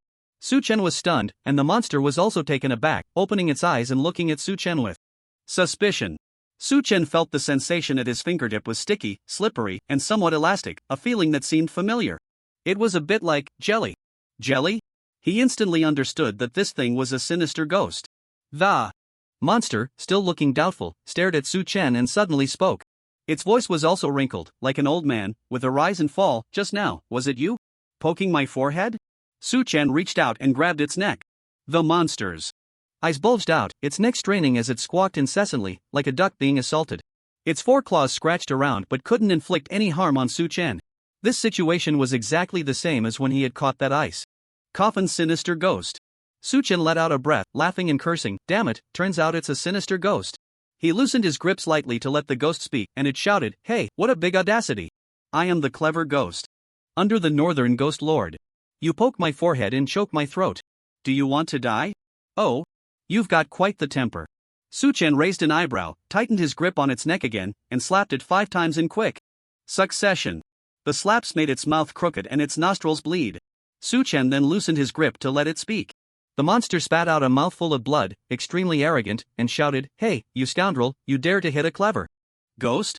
What great audacity! If I escape, I will surely fry your brain, blow up your heart, and gouge out your eyeballs to use as firecrackers." Quack, quack. Another round of duck-like quacking followed. Su Chen tightened his grip on its neck, reached into its mouth, and broke off its fangs one by one. It screamed in pain. Without its fangs, it looked just like SH this time. The clever little ghost finally acted smart, obediently keeping quiet, with tears welling up in its eyes, unable to hold back its sniffles. It looked just like a student being punished by a teacher. Su Chen poked its forehead. "What's wrong with poking your forehead? What's wrong with choking you? Speak up, weren't you quite talkative just now?" The clever little ghost shrank back, mumbling through its tears. "Just now, I was too blind to recognize the Great One and offended the real person. Now that I recognize the true form of the real person, I dare not act rashly. I hope the real person will not hold it against me and spare my life. I have an 80-year-old mother bedridden above me and a 3-year-old child crying for food below me. If I die, they will be left helpless and bullied." Damn, this ghost is quite articulate, Su Chen was astonished. Then he heard it say, "Moreover, I have no flesh on me, not enough for you to even use as a toothpick. If you want to eat, take those 4 up there." Su Chen looked up. It was referring to the 4 winged evil spirits in the corners of the ceiling. The clever little ghost lowered its voice significantly and leaned closer to Su Chen, saying, "They are winged ghosts. If you roast that pair of wings and sprinkle some white salt, it's extremely delicious." So it sold out its teammates. Su Chen was puzzled. The skill, devourer of evil spirits, allowed him to feed on evil spirits. How did this clever little ghost know he wanted to eat it? He asked, "Why do you call me a real person? And how do you know I want to eat you?" The clever little ghost replied, "You have the bloodline of the devourer of evil spirits. I could tell just by smelling it. You must be a descendant of him. That's why I refer to you as a real person." Devourer of evil spirits? It sounded like a Taoist title. Su Chen decided to play along and replied, "You have some knowledge, knowing even the title of my ancestor. I ask you, what exactly is this cage?" The clever little ghost answered, "This is a secret technique of my ghost clan, octagonal ghost cage. The Xian master sacrifices souls to my clan's ghost lord, becoming ghost slaves. Our ghost lord then sends us 8 little ghosts here, using 6 ghost gates as a prison to confine those cursed by the Xian master. That is, you. Xian master is another term for thee. It is said that practitioners from the southern Jianbu continent often refer to themselves as Xian masters. There are 5 continents in this world: Dongyao Shenzhou, Shihanyouzhou, Nanjian Buzhou, Beiju Luzhou, and Zhongtong Shenzhou. Among these 5 continents, the western, southern, northern, and central continents are interconnected, and the people of each continent can freely travel between them. Only Dongyao Shenzhou is a lost land, isolated from the world by a dome, cut off from the other 4 continents. No one can enter from the outside, nor can anyone leave from within. This situation has persisted for 10,000 years, and the specific reason is unknown. However, there are countless legends about the other 4 continents, with a wealth of historical records. Su Chen asked it, "Which continent are you from?" The clever little ghost replied, "Beiju Luzhou. My ghost lord is the lord of 10,000 ghosts in Beiju Luzhou." Su Chen was very curious. Dongyao Shenzhou strictly guards against evil spirits, almost killing any they encounter.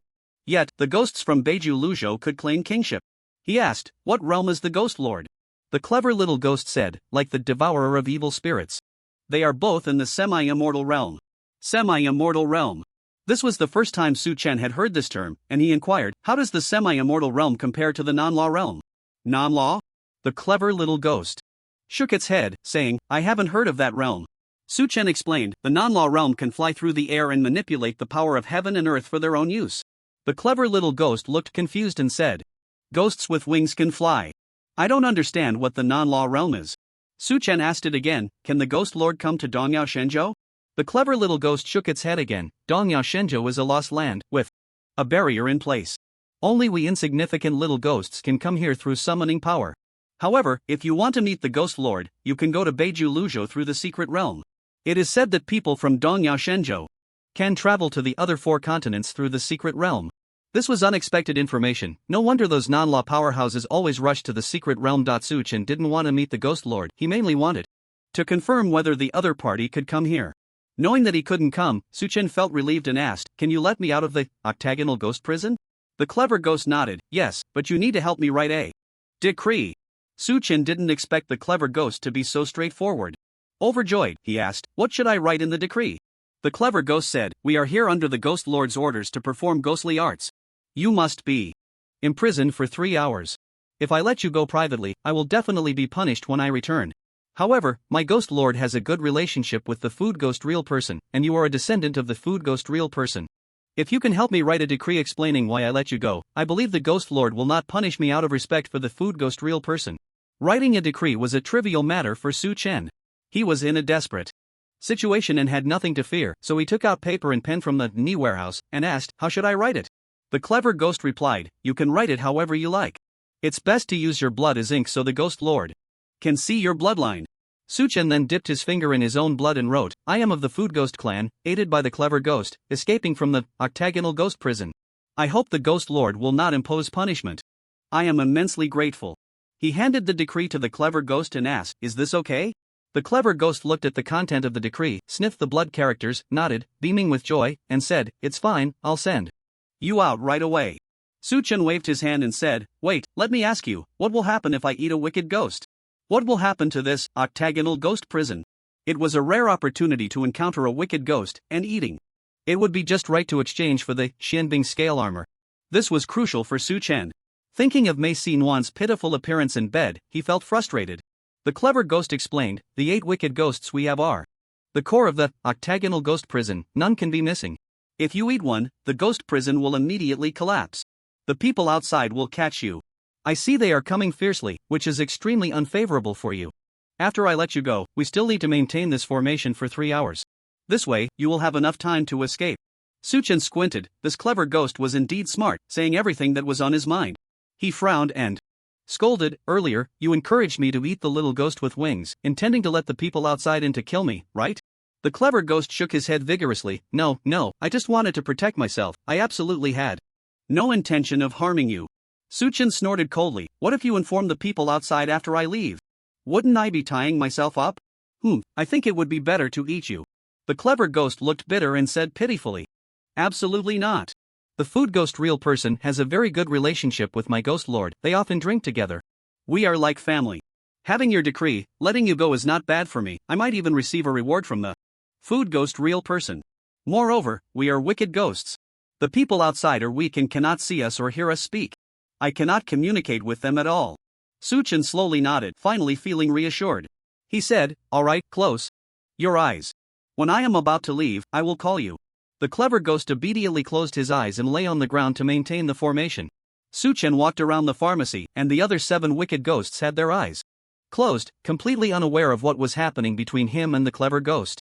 He opened the Yini warehouse and threw all the medicinal materials from the pharmacy into it. After drinking the sticky separation potion and the condensed sticky potion, he advanced to the 3 balance realm, and the space of the Yini warehouse expanded tenfold, now as large as 10 rooms.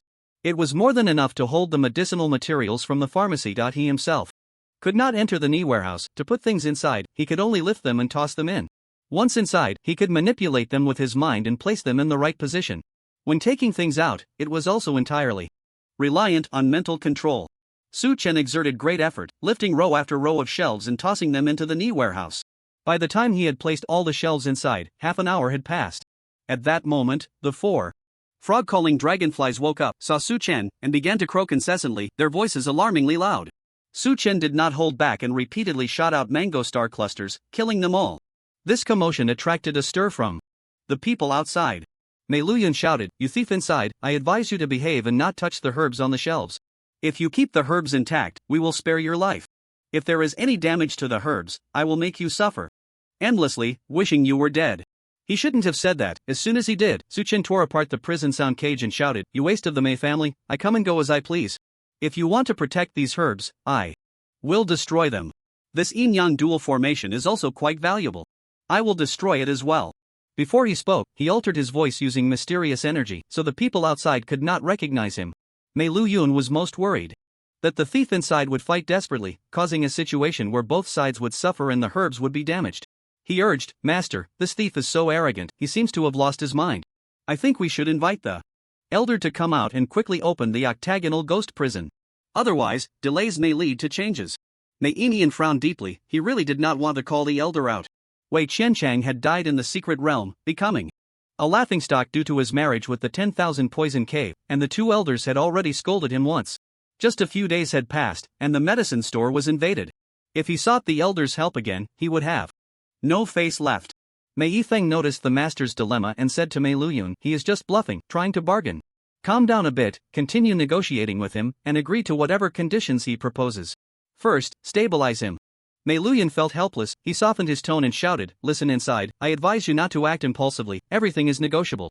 If you have any conditions, feel free to put them forward, we can meet your demands." Su Chen was also afraid of provoking the other side into truly inviting an elder and breaking the octagonal ghost prison ahead of time. He stopped responding. He took out 4 types of herbs, mugwort, aralia, nightshade, and wisteria, crushed them, mixed them with paper strips, and rolled them into a long firecracker. This thing was called overnight twine, which burned very slowly. A piece the length of chopsticks could burn for half an hour. Su Chen picked up several oil barrels by the stove and poured the oil inside onto the floor, walls, and some cabinets he couldn't take with him in the medicine store. This oil was the fuel for the stove. The Mei family controlled the stove's temperature by adding oil, thus regulating the yin-yang balance within the medicine store. He cut off a 2-foot-long piece of overnight twine, lit one end, hung it on the outer wall of the stove, and let the other end reach the oiled floor. In this way, after an hour, the twine would burn out, igniting the oil and burning down the entire medicine store. Burning the medicine store was something he had to do. He had used poison and left his blood traces inside. If he didn't burn the medicine store to destroy all traces, the Mei family could very likely trace it back to him through those clues. Outside, the owner of the 24 gardens had thoroughly checked the middle 3 layers and reported the results. In the 24 gardens, everyone in the middle 3 layers was present. Except for the deceased Zhang Luan, no one was missing. Upon hearing the report, Mei Luyun wondered, could it be that the thief is not from the Mingyu but an outsider? Mei Yifeng replied, it could also be someone from the upper 3 layers or the lower 3 layers. I think it's necessary to thoroughly investigate the 9 layers of the underworld, to clarify the end of each, and to register them all. In the future, if we encounter similar situations, we can quickly lock onto our targets. Mei Inian nodded and said solemnly, let's do it now. Have them check, go through everyone in the 9 layers of the underworld. One by one. Write down them clearly and compile them into a book. From now on, we will check every 3 months. Su Chen found the clever ghost and instructed, an hour from now, there will be a fire in the. Wait until the flames are at their strongest, then make some holes in the main door to let the smoke out. Let those outside see it. The clever ghost nodded and asked, are you leaving? Su Chen pointed to the door by the pond and said, I have to leave from here.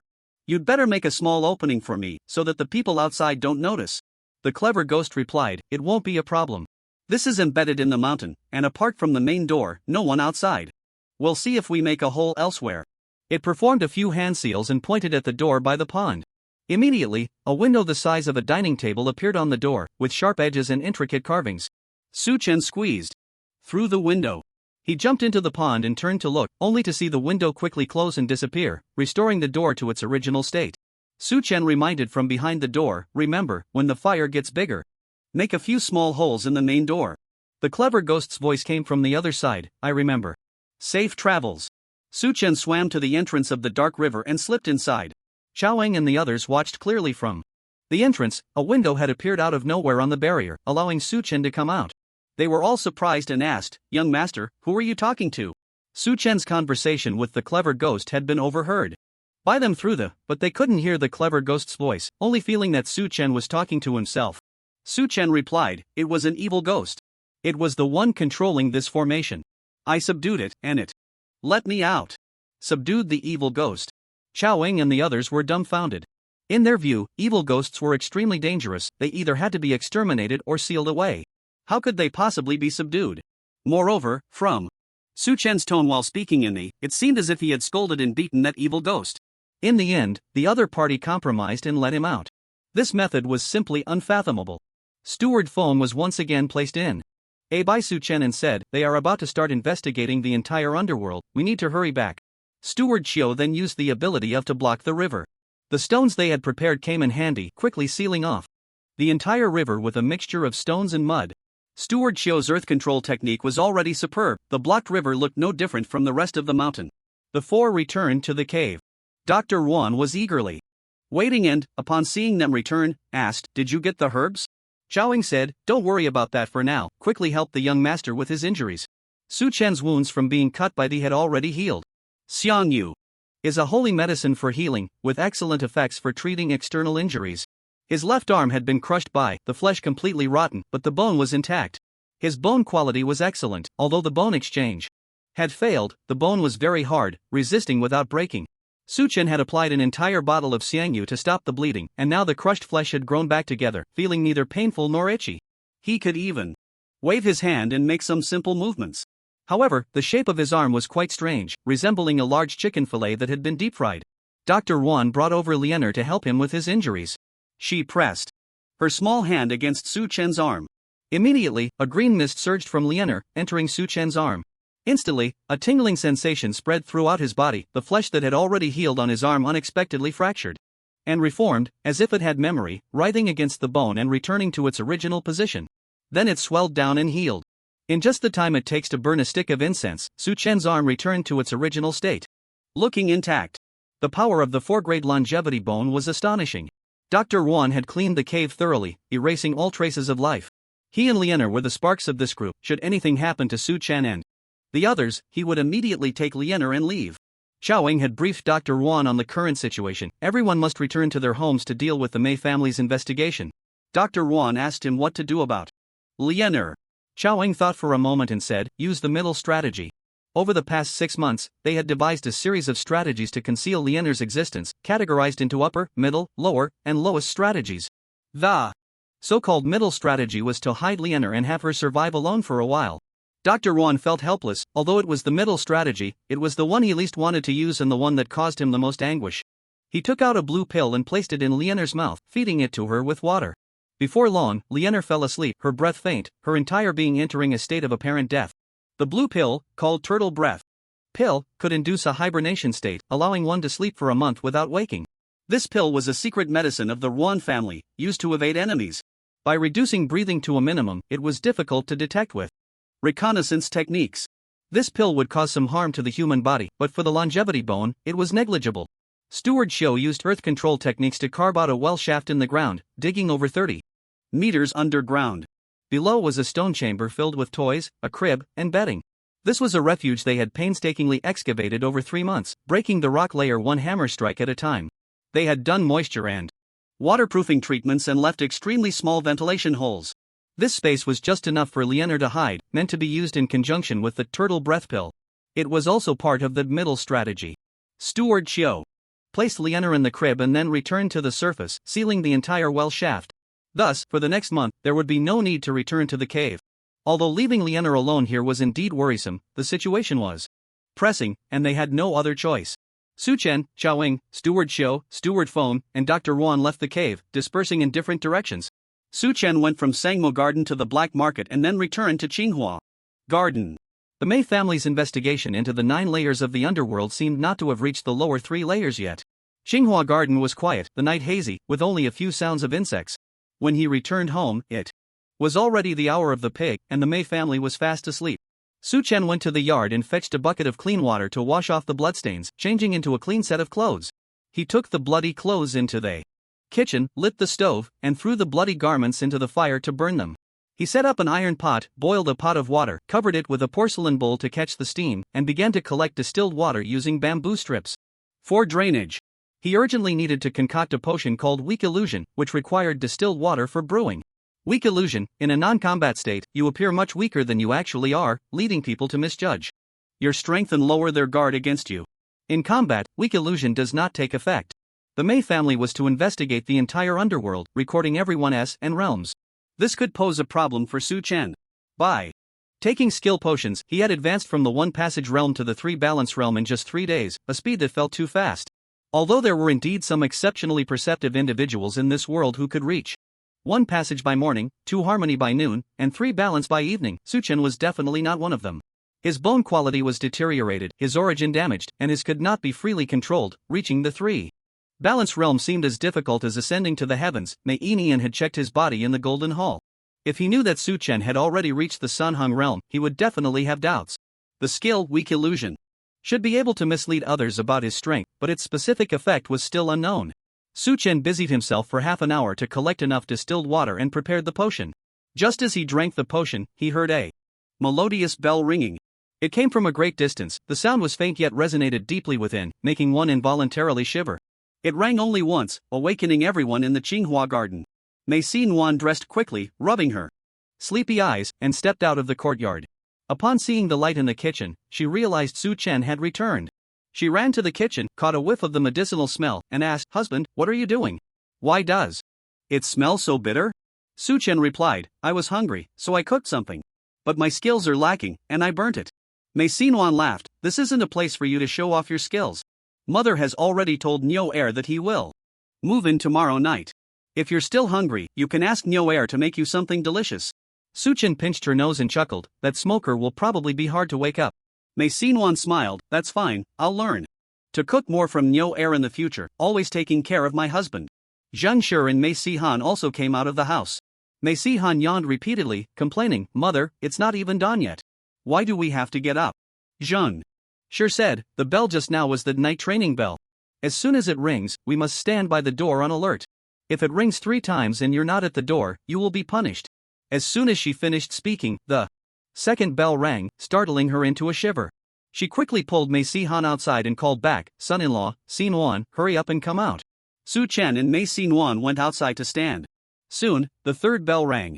Everyone in Qinghua garden stood at the door, all in a state of panic. A few kingfishers flew overhead, one of which landed on Su Chen's shoulder. A note was tied to the kingfisher's leg. Su Chen took off the note, opened it, and saw it read, "Command all garden masters and managers to lead all members of the garden to the Black Market Square to stand by." Before long, 2 of Su Chen's managers came to report, having received the message from the kingfisher. After communicating with them, Su Chen instructed them to organize the medicine slaves to head to the black market together. Su Chen's 6th garden had over 250 people. It took the time of an incense stick to count them all, and not a single person was missing. The 2 managers organized everyone into a line, merging with the other 5 gardens, and under the guidance of the guards, they marched towards the black market. This was the first time Su Chen met Fan Long, the master of the 3rd garden, a man 8 feet tall, who stared at him without fear, his eyes filled with hatred. Su Chen couldn't be bothered with him. He found the figure of manager Lu in the 3rd garden's line, wearing a straw hat, hunching his neck, his chin hidden in his collar, trembling in fear, afraid of being recognized. He was terrified of Su Chen, having hidden at Fan Long's residence, unable to eat or sleep, and in just 2 days, his hair had turned completely white and he had lost a lot of weight. Su Chen was determined to kill this man. He would find an opportunity to take him out. Fan Han's wife and children, as well as Liang Shu's wife and children, were also in the 3rd garden's line, all glaring angrily at Su Chen. These people formed a demon extermination alliance, vowing to kill Su Chen for revenge. They had plotted countless schemes over the past few days. Su Chen completely disregarded them, viewing them as a group of clowns, unworthy of attention. Upon arriving at the black market, the square was packed with people. Over 30,000 people from the lower 3 layers of Qinghua Garden, Dongzhen Garden, Sangmu Garden, and Zhouhu Garden were gathered here, jostling against each other, making it impossible to move. The rest of the garden members were assembling in the West Square or other locations. It was impossible to gather all 200,000 people from the lower 3 layers at once. 8 deacons and 3 law elders from the Mei family arrived to personally verify each person's realm of mystical law. The 8 stewards and 3 law elders were all at the 2nd transformation level, easily capable of suppressing the entire scene. Everyone lined up, regardless of whether they had or not, to undergo inspection one by one. When they encountered some rare, these stewards and elders even required them to demonstrate their abilities for everyone to see. Although the process was quite slow, found it fascinating as he witnessed many he had never heard of before. The family first inspected the highest-ranking individuals from the lower 3 tiers. They started with a few layer guards, followed by the various plot masters from the 7th layer. With each inspection, the inspector would loudly announce the person's name, level, and even the abilities of the A Scribe would then record this information in a book. This behavior was quite despicable. They could have just recorded it themselves, but they insisted on shouting it out loud for everyone to hear. A person's SN level are personal. Privacy, and making it public could very well invite deadly consequences. Only the family could do such a thing. Which official would dare to do this? It would be a grave offense, and they would be attacked by a group of users. The people from had grown accustomed to oppression and found it rather indifferent. Thus, half an hour quickly passed. Inside the overnight twist that had prepared finally burned down to the end. The tree oil on the floor ignited upon contact with the sparks. Flames surged like ocean waves, transforming into a line of fire that spread across the ground, and in an instant, the entire medicine store was engulfed in flames. The clever ghost opened its eyes and took a look, murmuring, "The fire isn't big enough, let it burn a little longer." After a stick of incense, almost everything in the medicine store was reduced to ash. As the oxygen was nearly depleted, the flames suddenly diminished. The clever ghost quickly performed some incantations and pointed at the prison door in midair. Instantly, over 100 holes the size of mung beans appeared on the prison door. Thick smoke billowed out through the holes. At the entrance of the medicine store, more and more experts from the family arrived to assist, many of whom attempted to break the. However, this prison was a ghostly secret technique, impervious to mystical methods, no matter what means they employed, they could not create even a small gap. Was extremely anxious. An hour ago, there had been no movement inside the prison, and no matter how tempting their offers were, the people inside remained silent. They even suspected that the other party had died from severe injuries and excessive blood loss. If a person were dead, that would be fine. What they feared was that the person was not dead and was plotting some other sinister scheme inside. It could lead to mutual destruction, ruining the medicinal materials. The family's experts, blocked outside by the, were utterly helpless, looking like a group of fools in a panic. If this got out, it would be a laughingstock. Couldn't help but mutter to himself, "Zhang Luan, oh Zhang Luan, you were so loyal, willing to use your soul as a sacrifice to keep the thief. But couldn't you have locked him outside the medicine store? You locked him in with the medicinal materials, making us hesitant to act. It's simply counterproductive, self-defeating." Just as they were at their wits' end, suddenly, hundreds of holes appeared on the prison door, each one emitting smoke. Exclaimed, "What's going on? Is it on fire?" He hurried to the ghost prison door to check, and as he got closer, a wave of heat hit him. Through the holes, he could vaguely see flames erupting inside the medicine store. It really is on fire. He was taken aback and turned to, shouting, "Use your bean soldier technique to go in and put out the fire." Immediately pulled a handful of beans from his sleeve, tossed them into the air, and controlled them with his mystical energy, aiming them at the holes on the door. However, just as the beans were about to enter through the holes, those holes suddenly closed up again. A large handful of beans smashed against the door, scattering all over the ground, with not a single one making it into the prison. The clever ghost frowned, looking like an angry pug, and huffed, "Our ghost prison is not something that just anything can enter." Suchen called the clever ghost to open a few holes in the main door. One reason was for ventilation. In a closed space like the octagonal ghost prison, without air circulation, the fire inside couldn't grow large. The second reason was to deliberately expose the burning scene to the Mei family.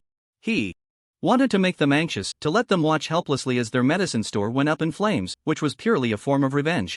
Mei Luyun was astonished to see the holes in the door close again and wondered, "What's going on? Is this ghost prison deliberately opposing us?" He ran to Mei Inian and said, "Head of the family, the medicine store is on fire. We should ask a senior elder for help. The fire inside is quite fierce. If we delay any longer, the entire medicine store will be reduced to ashes."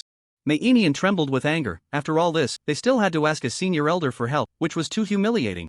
He secretly cursed, "No matter who is inside, I will skin them alive and tear them to pieces, otherwise, my hatred will never be resolved."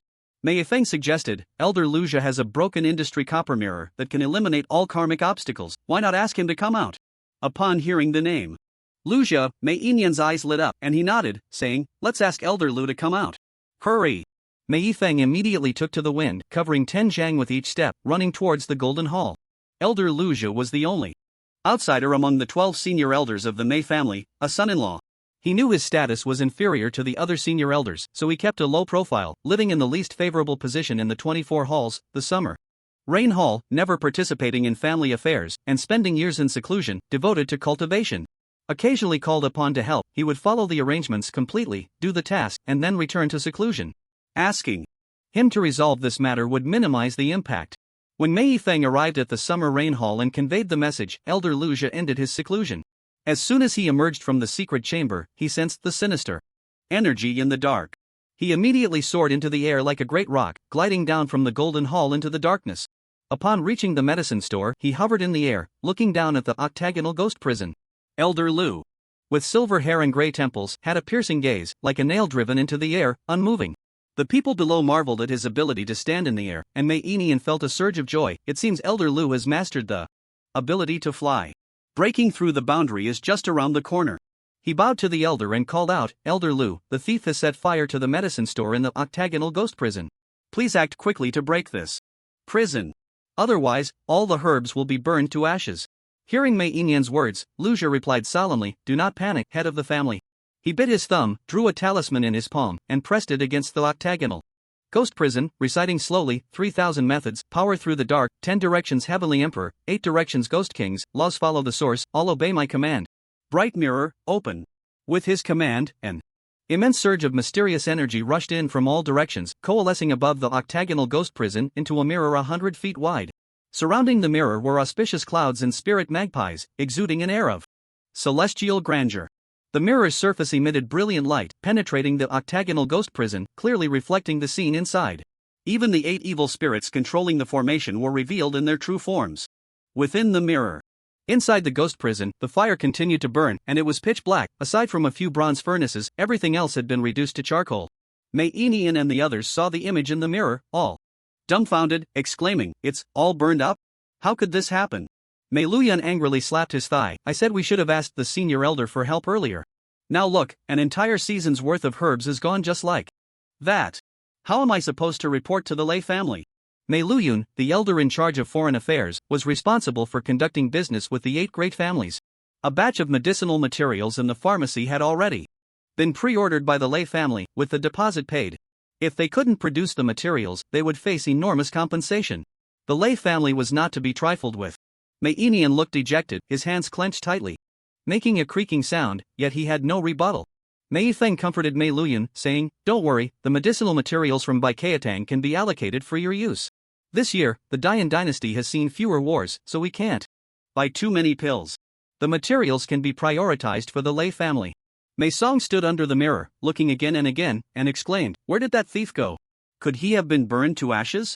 It was only then that everyone noticed that inside the octagonal ghost prison, there were no other creatures besides the 8 evil spirits. Where is he? Everyone was astonished. Elder Lu also saw the situation in the ghost prison clearly and frowned, saying, to break this octagonal ghost prison, we need 10 living people as sacrifices. But there is no thief in the prison, and the medicinal materials have been burned away. There is really no need to sacrifice 10 lives to break the spell. In my opinion, we should just wait for this ghost prison to disappear on its own. Mei Inian was very unwilling and asked, could it be that the thief was burned to death in the prison? Elder Lu shook his head and said, the thief did not die, he must have used some method to escape. Escaped? Everyone was very surprised and began to discuss, he just reached the first transformation, how could he escape from the octagonal ghost prison? Elder Lu raised an eyebrow and said, who said that someone at the first transformation can't escape from the octagonal ghost prison? He adjusted his beard and explained, there are countless types of in the world, each with various abilities. There are many that can restrain evil spirits. The great demon king of the Wanyasi, Lord Jiang, possesses the 2nd great drought bone, and with a single command, he can make 100 ghosts submit. One of the 8 great families, the Mao family, is renowned for their talisman ghost path, and all the disciples of the Mao family possess 7th grade ghost driving bones, making it easy for them to break this ghost prison. There are also some that excel in strange escape techniques and teleportation, which can also help them escape from the ghost prison. Additionally, those skilled in puppet techniques and poison arts need not act personally, they can simply send puppets or poison insects to steal the medicine. Mei Song, who was proficient in the bean soldier puppet technique, suddenly began to doubt whether the masked thief was also a deceptive puppet, which had now been burned to carbon ash. Lu Jie collected the, descended from the sky, and landed in front of Mei Inian, saying, in any case, there are many ways to escape this octagonal ghost prison, which is unrelated to one's realm but rather to one's abilities. The thief cannot be an outsider, the existence of Mingyu is a taboo for the Mei family, and the location of the pharmacy is extremely secretive, unknown to outsiders. This matter must have been done by someone from our own side. Perhaps it was a Mei family disciple stealing from within, or perhaps a Mingyu drug slave probing for opportunities. I lean towards the second possibility. You must thoroughly investigate all the drug slaves and clarify their. Otherwise, this is a hidden danger. Mei Inian slowly nodded, seeming to understand, and said, so, that thief might also be using illusions to evade our investigation, perhaps hiding somewhere. Just in case, please wait a moment, Elder, until the octagonal ghost prison dissipates, and then use your powers to investigate for us. Lu Jia stroked his beard and nodded, that is only right. After waiting for more than half an hour, the octagonal ghost prison finally dissipated, the 6 giant doors vanished into the void, and the 8 evil spirits also burrowed into the ground. The pharmacy finally returned to the control of the Mei family. Lu Jia once again rode the wind, standing in midair, raised 2 fingers to his chest, and called out, Firefly. Instantly, thousands of blue light spots emerged from his body, like stars scattered across the sky, falling to the ground. Dense and numerous, they spread out, filling every corner, forming a firefly ball densely packed with blue dots. This move is called Firefly Insight, the most advanced reconnaissance-type Xuanwu technique. Any creature that comes into contact with the blue light spots will be detected by the caster. This technique can only be mastered upon reaching the 3rd transformation realm, and the size of each person's Firefly Insight varies, depending on their talent. Generally, an average person's Firefly Insight can only extend to a radius of 10 zhang. Elder Lu Jia is particularly skilled in this area, and his Firefly Insight can extend to 300 zhang. Elder Lu Jia controlled Firefly Insight to patrol the mountains, the massive firefly sphere rolling through the hills, sweeping across the entire Mingyu. These blue light spots reached the heavens and the earth, penetrating every nook and cranny. He discovered several hidden rivers spreading out from the 9 Lakes Garden, explored various secret chambers within the black market, and even found caves hidden beneath the marshes. The medicine slaves standing in the square were also engulfed by this light sphere. Upon touching the blue firefly spots, they immediately sensed the intent of surveillance within. Su Chen stared in astonishment at the dense firefly spots filling every corner, even burrowing into the rocks. Is this the method of investigation used by the Mei family? It's terrifying. Could Lianer escape from this? Xiaoweng, Steward Xiu, Steward Feng, and Physician Yuan were all present in the black market square, and at this moment, each of them looked pale, their hearts in their throats. Did Firefly Insight find Lianer? Yes, at least 10 firefly spots landed on Lianer. However, they were overlooked by Lu Jia. The information gathered by Firefly Insight was simply too much. A vast amount of information flooded into his mind in an instant, making it impossible to digest it all. Therefore, Lu Jia's filtering of information was extremely rough. These firefly spots were used to scout for drug thieves, so they reacted very weakly to inanimate objects without life. 4. Example, the toys piled around Lianer and the baby crib she lay in were ignored by the firefly spots. Lianer had taken the turtle breathing pill, her body curled up, her breathing weak, her body temperature plummeting, like a snake. In a dark cave, with more than 10 firefly spots clinging to her, the feedback information indicating that a cold-blooded animal was hidden within the rock layers. There were already many animals hidden within the mountain, such as pangolins, rats, foxes, snakes, and weasels. Firefly Insight found thousands of these animals, so when Lu Jia detected Lianer, he didn't think twice and treated her as just another animal. Fortunately, Xiaoweng and the others had thought ahead, giving Lianer the turtle breathing pill and burying her 30 meters underground in the rock layers. This allowed her to avoid this disaster, which could be considered a blessing from heaven. After Lu Jia's investigation yielded no results, he retracted Firefly Insight and said to Mei Inian, I have searched the entire Mingyu and found no one hiding. That thief must be among the medicine slaves. I have done all I can, the rest is up to you. Lu Jia looked exhausted, his words weary. Using Firefly Insight consumed a lot of energy, and searching the entire Mingyu nearly drained him dry. His mind felt a bit hazy, and his head throbbed faintly.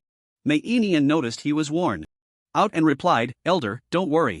We'll take care of the rest. You should return to the Golden Hall to rest. Lu Jia nodded and flew towards the Golden Hall. Mei Inian watched Lu Jia leave, her expression growing darker, and commanded, thoroughly investigate the entire medicine storehouse, check every nook and cranny, leaving no trace overlooked. Additionally, send out my orders for the medicine slaves to report on each other. If any abnormal situation is discovered, regardless of whether it is related to the theft from the medicine storehouse, it can be reported. For every piece of unusual information provided, 10 bone-nourishing pills will be awarded. Elder Lu Jia's words rang alarm bells for Mei Inian. The abilities of the were varied and unpredictable, making it difficult to find the drug thief among the medicine slaves. However, if this thorn was not removed, it would lead to sleepless nights in the future. Therefore, she ordered the medicine slaves to report on each other, regardless of whether it was related to the theft from the medicine storehouse. Any abnormal situation encountered could be reported. In this way, a large amount of information can be obtained in a short time. As long as the higher-ups of the Mei family filter and organize this information, they will surely discover useful intelligence. In the Black Market Square, the investigation of the is still ongoing. The people on the 7th floor have all been checked. Except for Zhao Shan, the city guard of Dongzhen Garden, who has reached a transformation realm, the rest are all below the minor perfection realm.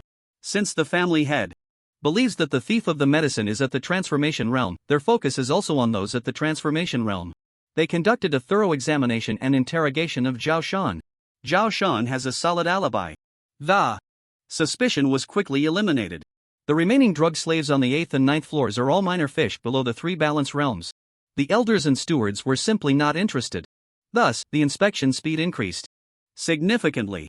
An enforcement elder named Mei Shan rushed into the black market and said loudly, "The family head has ordered, you all be silent and listen to my command."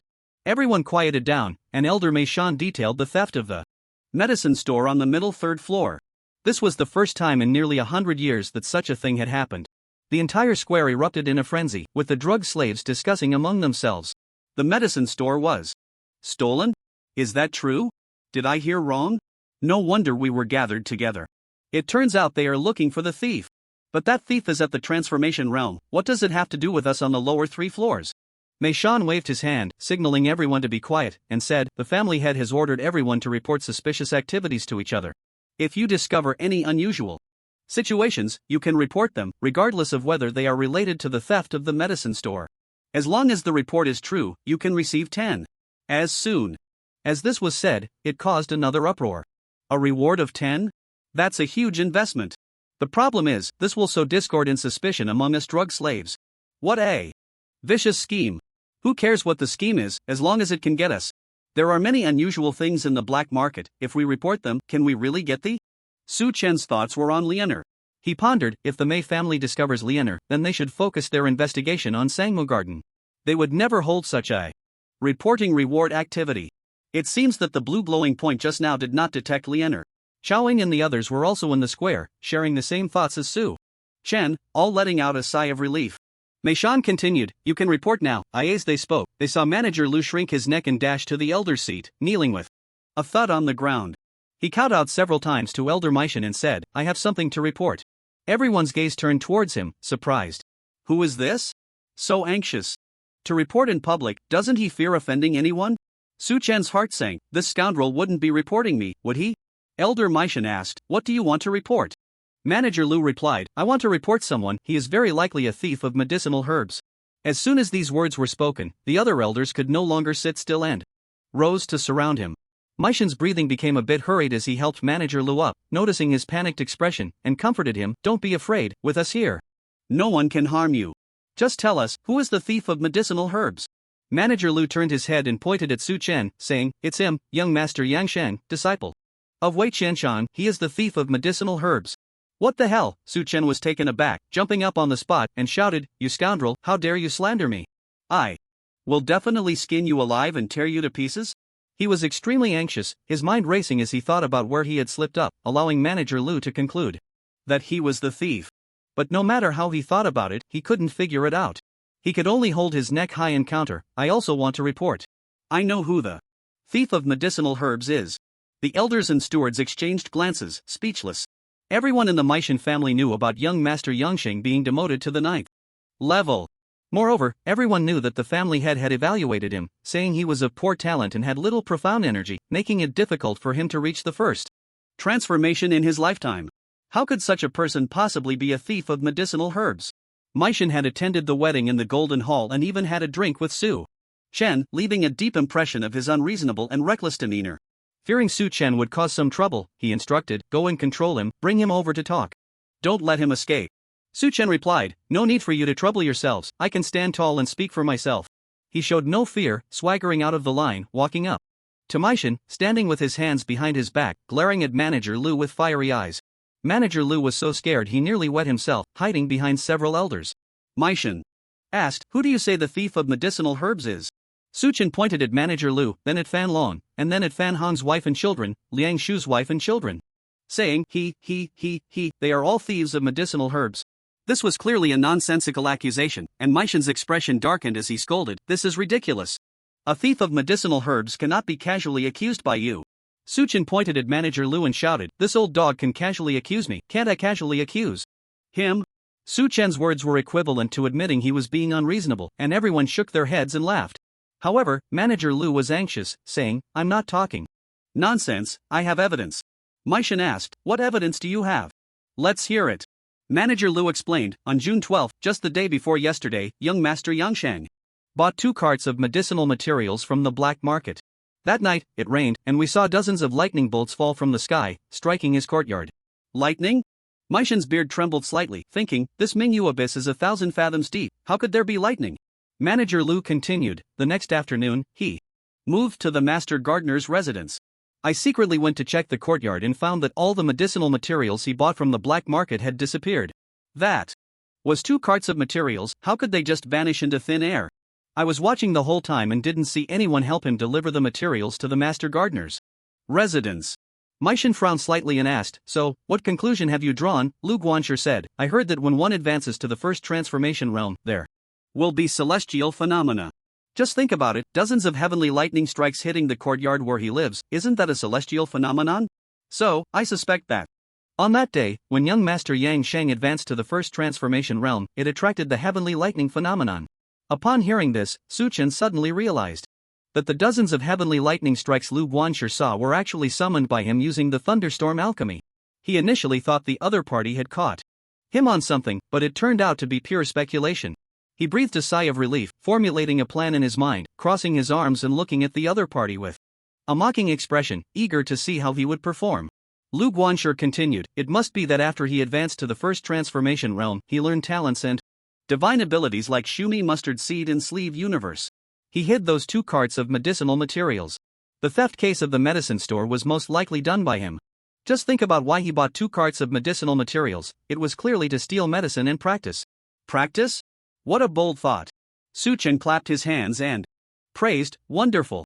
Truly, the bolder the person, the greater the yield. You really dare to think. Why don't you say I'm at the non-regulation realm? When my master broke through to the non-regulation realm, he attracted dozens of heavenly lightning strikes to temper his body. The situation you described is exactly the same. Mei Shan asked, Yang Shang, how do you explain what you said to him? Su Chen rolled his eyes and said, what do I need to explain? He's completely talking nonsense, only a fool would believe him. Can't you all see what realm I'm in? He stretched out one hand and said, come, feel free to check. On the surface, Su Chen appeared calm, but inside he was extremely anxious. Although he was not in the first transformation realm, he had reached the 3rd balance realm, and if discovered, it would still raise suspicions. He pinned his hopes on the skill-weak illusion, which could hide his true strength, but how effective it would be depended on fate. The elders and stewards were very curious about Su Chen's physical condition. One by one, they lined up, pressing their fingers on Su Chen's palm, channeling their mysterious energy to check his condition.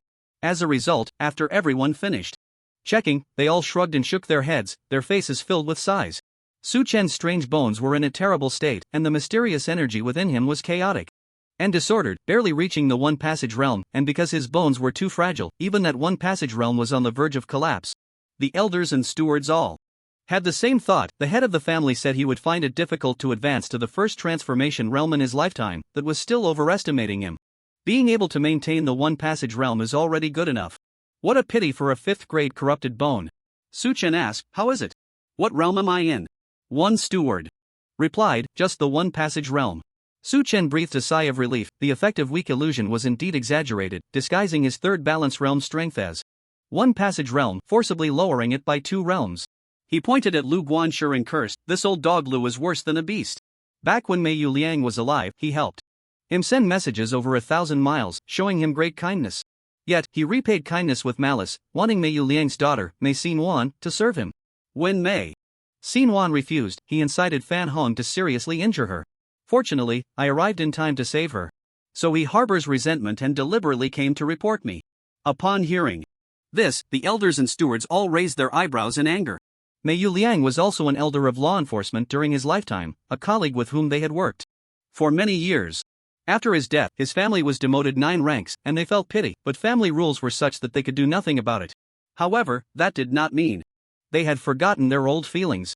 One steward, filled with rage, coldly shouted, what a bold move. My Mei family's women are not someone you can humiliate.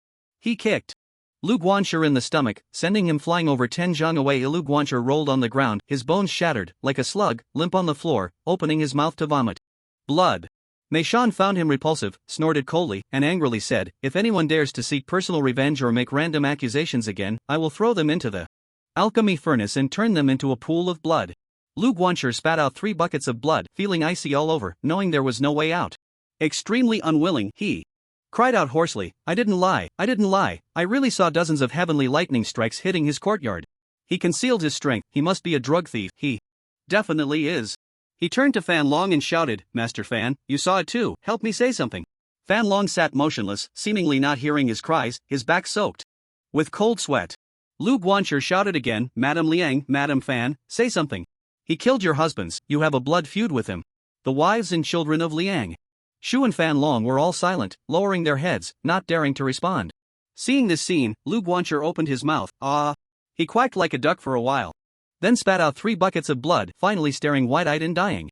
Su Chen laughed heartily, clasped his hands in praise, and said, "Elders and stewards, you're discerning. Eyes are like torches, seeing through this old dog's schemes, restoring my innocence. Yang Sheng thanks you here." He was quite carefree, speaking and acting without the slightest hint of a drug servant's timidity, as if he were friends with these elders and stewards. No one found it strange, after all, he was once the young master of the 10,000 Poison Cave, and his demeanor was expected to be like this. Mei Shan nodded and said, "Return to the team." Su Chen swaggered back to the team. Earlier, he had been identified by Lu Guancher as a drug thief, which had frightened everyone. Mei Yuan and Zhang Shi need not be mentioned, their hearts were in their throats. Chao Wing and the others were nearly scared to death, especially when Su Chen extended his hand for the elders and stewards to inspect. They almost wanted to run away. They genuinely believed Su Chen had a higher realm. However, when that steward said Su Chen was only at the 1st realm, they breathed a sigh of relief, realizing Su Chen had the ability to hide his realm. Additionally, 4 others fell into deep confusion. These 4 were Lu Wuwei, Master Ouyang, and 2 stewards under him. They had all witnessed Su Chen's true strength. However, that steward said Su Chen was only at the 1st realm, which they could not comprehend. Just when everyone thought the matter was settled, another person suddenly shouted, "Elders, I want to report too." Everyone looked at him, seeing that he stood among the Winter Root Gardens team, looking very nervous. Mei Shan said, "Think carefully before you speak. You must not lie." The man replied, "I wouldn't dare to lie. What I want to say is that I also saw the scene where dozens of heavenly lightning struck young Master Yang Sheng's courtyard." "You saw it too?" Mei Shan frowned, somewhat astonished. "In fact, I wasn't the only one who saw it, everyone from our Winter Root Garden 6th plot saw it." Upon hearing this, Su Chen was dumbfounded, thinking, could it be? That night when I used the thunderstorm alchemy, it was already late at night, and it was pouring rain. How could an entire plot of people have seen it? Were the people from Winter Root Garden not sleeping? Mei Shan also found it strange and asked, "What exactly happened? Tell me in detail." The man said, "I am the steward of the 6th plot of Winter Root Garden, my name is Fang Lian. The medicinal herb I manage is Chingshu. This grass only emerges from the soil during heavy rain, and it can only be harvested then. That night, none of the drug servants in our 6th plot slept, they all went to the medicinal garden to wait for the harvest. Around the hour of the pig, we saw a heavenly lightning strike as thick as a chopstick fall into the Chinhua garden, illuminating the entire sky. This abyss reaches a depth of 1,000 feet, and there has never been a thunderstorm. We all find it strange. So we approached the Chinhua garden to take a look, and as a result, we saw that thunderbolts were continuously striking down, hitting a courtyard within the Chinhua garden, dozens of them." Mei Shan glanced at the corpse of Steward Lu, feeling speechless, and asked, "Why didn't you say anything earlier?" Fan Lian replied, "I was afraid of offending young Master Yang Shang, so I didn't dare to speak." Mei Shan said, "Then why do you dare to speak now?" "I saw that Steward Lu died so tragically that I couldn't bear it, so I revealed the truth. I seek the elders' protection." Upon hearing this, Fan Long was overjoyed. Quickly got up, took a couple of steps forward, and knelt down, saying, "I also witnessed the thunderbolts falling. In fact, I saw it together with Steward Lu, but he died so tragically that I really didn't dare to speak for him." He pointed back at Fan Hong's wife and children, and Liang Shu's wife and children, saying, "They all saw it too. Young master Yang Shang is skilled in poison techniques and has many means. It wouldn't be impossible for him to steal from the medicine store." The elders and stewards exchanged glances, all feeling quite surprised. These people didn't seem to be lying. However, the power of thunder was not something an ordinary person could control in the entire Dongyao Shenzhou. Only the Thunder Emperor could command it. Mei Shan looked at Su Chen and said loudly, "Young Master Yang Shang, so many people are pointing at you, why don't you explain?" Su Shen's mind was racing, and after a moment of contemplation, he revealed a helpless expression and replied, "Indeed, what they said is true." Mei Shan's face turned cold, finding it hard to believe, and asked, "Did you summon those thunderbolts?" Su Chen nodded, "I did summon them." Mei Shan frowned and said, "Your bone constitution is poor, and your profound energy is scarce, you're only at the Tong realm. How could you summon thunder?" Su Chen looked around and said, "The method of summoning thunder is a secret technique of my Wandu cave. The method is extremely simple, anyone can learn it after hearing it once." "Are you sure you want me to say it here? Anyone can learn it after hearing it once?" Mei Shan's eyes darted around, and he replied, "Then come over and tell us." Su Chen swaggered forward, and as he passed by Fan Long, he provocatively said, "Get your neck ready. Once this is over, I'll take you down." Fan Long refused to back down, looking up and mocking, "You better get through this first." Su Chen walked up to Mei Shan. Mei Shan flicked his sleeve, and the ground's blue stones shattered, countless vines emerging from the cracks, intertwining and weaving into a 10-square-foot vine house in the blink of an eye, enclosing the elders, stewards, and Su Chen within. Mei Shan gestured with his hand, and several small vine chairs immediately emerged from the floor. He made a gesture of invitation and said, "Everyone, please take a seat." One by one, they sat down, and Su Chen was not polite, finding the nearest vine chair to sit in. He looked around, marveling at the ability to create a house in an instant. It was truly remarkable. In his past life, he could have been a real estate tycoon. Mei Shan sat down himself and said to Su Chen, "This is my 100-herb vine house. Speaking inside here, the medicine slaves outside cannot hear you, feel free to speak." Su Chen nodded and said, "My master found a strange book in the secret realm, called Zhang Lei Technique, which records a method for summoning thunder." Zhang Lei Technique. The crowd frowned and thought, the name sounded a bit strange. Mei Shan asked him, "What kind of profound energy is needed to learn this technique?" "What realm?" Su Chen replied, "No profound energy is needed, nor any realm. Ordinary people can do it. You just need to take advantage of a thunderstorm, make a kite, and release it into the air, using copper wire to summon the thunder." Ordinary people can do it? Everyone found it hard to believe and was very confused, asking, "What is a kite?" "This world has no kites." Su Chen explained, "It's a paper bird that can fly in the sky. It's hard to describe, I need to make it for you to see." A paper bird flying in the sky? Everyone's curiosity was completely piqued. Mei Shan said, "Then make it now." Su Chen replied, "No need to rush, making it now would be pointless. We have to wait for a rainy day to attract lightning. Once it rains, I'll show you." A steward sneered, "No need to wait, there will be a heavy rain at noon today. At that time, please let young Master Yang Sheng demonstrate the Zhang Lei technique, so we can have our eyes opened." Rain today? Su Chen squinted, some strategies forming in his mind. He said, "No problem. I'll attract lightning for everyone to see at noon today." Seeing him so straightforward, without a hint of hesitation, everyone believed him a little more. Mei Shan asked him again, "Why did you use the Zhang Lei technique that night? What were you trying to do? By attracting lightning?" Su Chen replied, "That day, I bought a rain prayer grass at the black market's precious herb shop. As everyone knows, this thing must be stored in thunderstruck wood, otherwise, it will rot quickly. So I wanted to use the Zhang Lei technique to create thunderstruck wood." Everyone's eyes widened like copper bells, their breathing quickening as they asked, "Can the Zhang Lei technique create thunderstruck wood?" Su Chen said, "Isn't that obvious? If it couldn't, why would I attract lightning? The Zhang Lei technique is precisely for making thunderstruck wood. The thunderstruck wood I used to store herbs in the 10,000 poison cave is all made by myself." Thunderstruck wood refers to trees that have been struck by lightning, containing the essence of thunder. The essence of thunder embodies heavenly might. Boxes made from thunderstruck wood can suppress evil energy, preventing herbs from rotting for years. Throughout the eastern Yao divine continent, only the Thunder Emperor's residence, Thunder God Mountain, produces this material, as the thunder essence in the wood gradually dissipates. Therefore, thunderstruck wood is a consumable. The Mei family spends over 1,000,000 taels of silver each year purchasing thunderstruck wood from the Lei family to store their herbs. Everyone's eyes burned with desire. If they could master the method of making thunderstruck wood, it would bring immense benefits to the Mei family. Mei Shan, somewhat excited, said, "Show us the thunderstruck wood you made." Su Chen shook his head and said, "I didn't succeed." "Ah?" Everyone was taken aback, their previously heated hearts doused with cold water. A steward scolded, "You little brat, are you playing us?" Su Chen rolled his eyes and glared at the steward, saying, "You're not a young girl, why would I play with you? The terrain of the 9 layers of Dark Abyss is too low, the lightning attracted is as thin as chopsticks, making it impossible to create thunderstruck wood. It must be done at the mountain peak."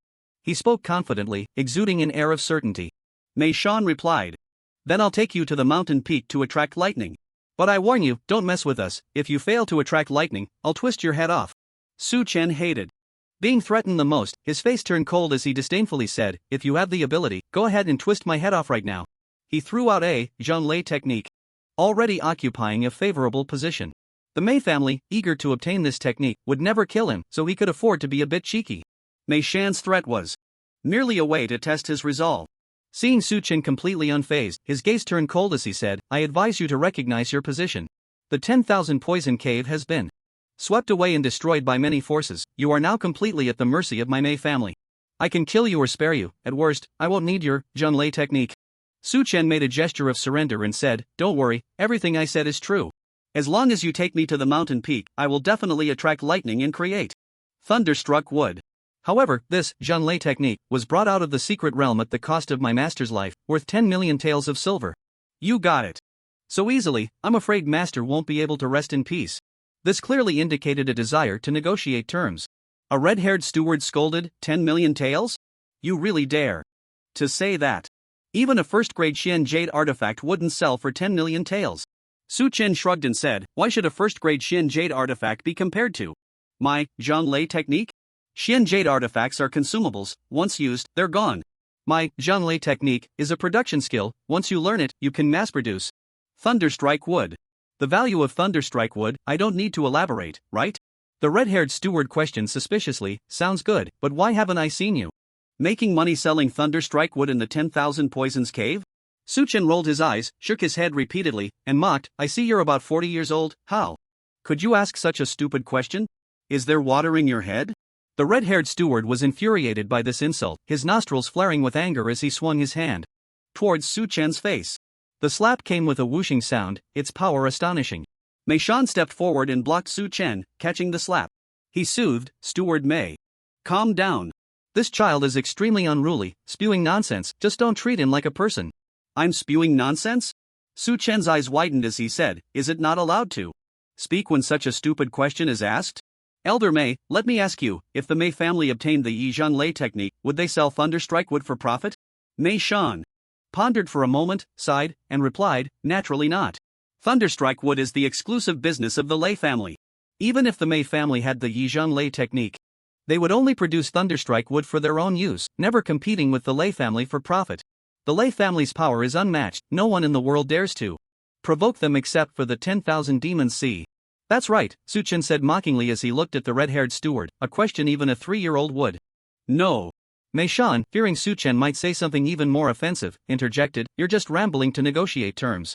No problem, we never mistreat a son-in-law who contributes to the Mei family.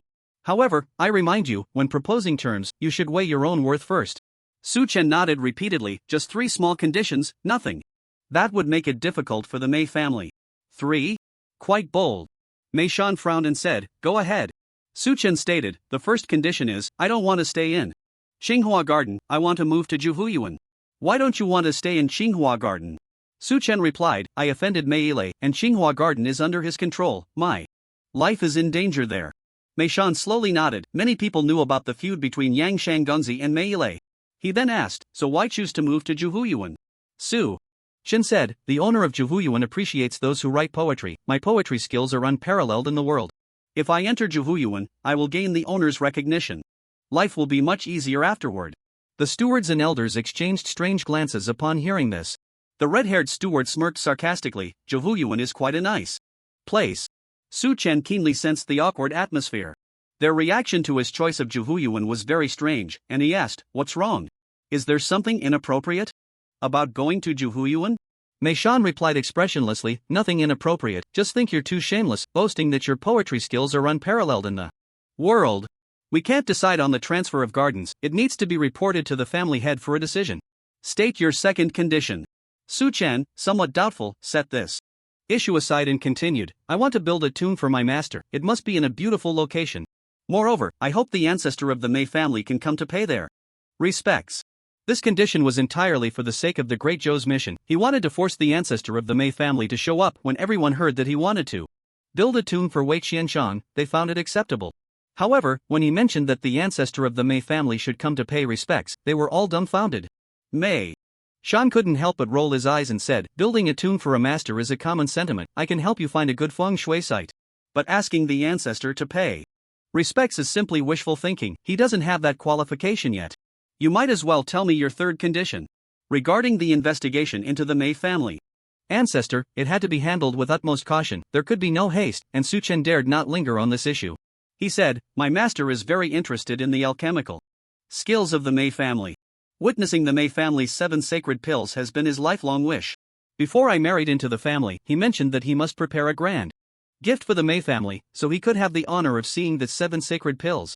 Unfortunately, he died in the secret realm. Therefore, I hope the Mei family can prepare a 7 sacred pill as a sacrificial offering to burn for my master. The 7 sacred pills are the top 7 elixirs refined by the Mei family: the Wood King pill, the Wood Immortal pill, the 1 Yuan Earth Spirit pill, the Kaiyang Falling Star pill, the Tai Su Heart pill, the Youth Preserving pill, and the Dragon Elephant pill. These 7 elixirs are renowned throughout the world, each possessing the power to transform decay into the miraculous. The Mei family has never sold these elixirs, they are only given as gifts to those who have greatly benefited the family. Upon hearing that Wei Qianchang had been obsessed with the 7 sacred pills during his lifetime, the faces of the stewards and elders glowed with pride. Mei Shan said, the 7 sacred pills are quite valuable, burning them as a sacrificial offering would be a waste. I cannot agree to this condition. Su Chen took a step back and said, I heard that there are differences in quality among the pills refined in the same furnace. The high-quality 7 sacred pills cannot be burned, but what about the low-quality ones? Low-quality 7 sacred pills? Mei Shan stroked his beard, his eyes widening slightly. Low-quality pills are essentially waste pills. Completely unusable, and worth nothing. It seems this young master Yangxing knows nothing about elixirs, he said. Low-quality pills are indeed cheaper, so they can be burned. Just don't say that the Mei family is passing off inferior goods, as that would dishonor our ancestors. Su Chen replied, it doesn't matter if they are of lesser quality, burning them for my master to see is my filial piety. That's all I can do. Su Chen's 3 requests. The first 2 were merely tests. His true purpose was to hope to obtain the 7 sacred pills in the rain. He aimed to acquire the formula and refining array for the 7 sacred pills through the thunderstorm alchemy technique. He believed that low-quality pills were simply those with low purity and impurities, and by using thunderstorm alchemy to learn their material ratios, there was a certain probability that he could deduce the refining array for high-quality pills through experimentation. Mei Shan also thought these 3 conditions were simple and feasible, and he could agree to them. He said, I need to report this to the family head before making a decision. You should go back and wait. He collected the herb house. The medicine slaves sat in the square, eagerly watching them. Each one craned their necks, wanting to see Su Chen's outcome. To their surprise, Su Chen was unscathed. Seeing everyone looking at him, Su Chen cupped his hands toward the elders and stewards. He deliberately raised his voice and said, respected seniors, I will return to my team now.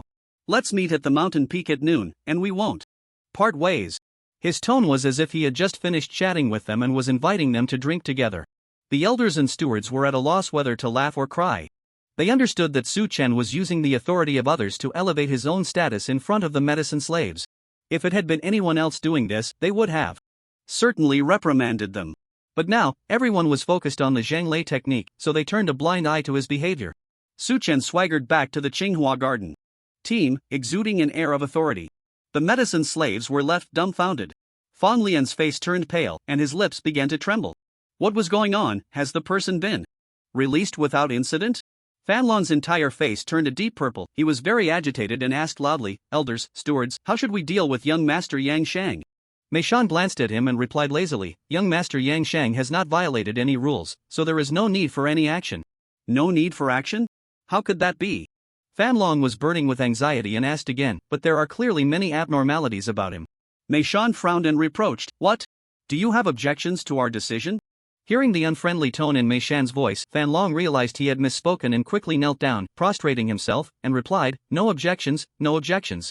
Mei Shan took out a porcelain bottle from his sleeve and tossed it to Fang Lian, saying loudly, this bottle contains 20 bone-nourishing pills, as a reward for your report.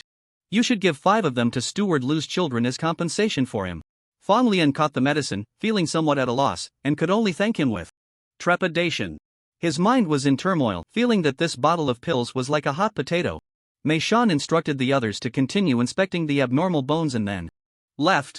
The medicine slaves were all bewildered, the development of events was beyond their expectations. Everyone began to discuss among themselves. Oh, I said it, reporting such things is thankless work. Fang Lian has really lost his mind over money, daring to report young Master Yang Shang. What he got was not bone-nourishing pills, but a death warrant. Exactly, young Master Yang Shang is the young master of the poison cave. Even if his realm is a bit lower, he is not someone we can offend. Just look at the attitude of the elders and stewards, they might really have a thunder summoning technique. You are all too naive. In my opinion, young Master Yang Shang was not demoted to the 9th level but was sent down with some kind of mission. Just like manager Jean from the poetry and tea shop, he has a powerful background.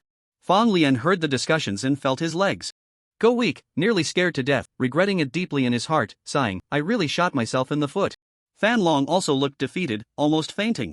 Chao Ying and the others felt like they were on a roller coaster, up and down. This young Master Yang Shang was truly a source of trouble. One wave had not settled before another rose. If a timid person were in his place, they would probably be scared to death. Mei Xinwan and Zhang Shi were also speechless. Zhang Shi grabbed Mei Xinwan's hand and couldn't help but sigh. I told you, following this young master means living in constant fear. The 3rd level of the medicine warehouse had been searched thoroughly, and Mei Yinyan had sent out several experts using various reconnaissance techniques, but not a single hair was found. The warehouse was burned clean.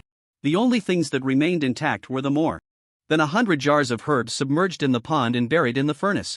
These herbs, placed at the center of the formation, were the most precious and managed to escape disaster, which could be considered a stroke of luck amidst misfortune. Mei Yinyan felt heavy-hearted. The loss in the warehouse was around 5 million taels. Such a huge loss made him unsure how to report it. If the several senior elders in charge found out, they would definitely call him over for a reprimand. There was even a possibility they might think he was unfit to be the family head and replace him. Just thinking about this outcome made him feel restless. Mei Shan rushed over from the black market, and upon reaching him, cupped his hands and said, Family head, I have important matters to report. Mei Yinyan asked, Did you find any clues? Mei Shan shook his head and recounted everything that had just happened in detail. Thunder summoning technique? After hearing Mei Shan's account, Mei Yinyan looked skeptical. Paper bird summoning thunder sounds unbelievable.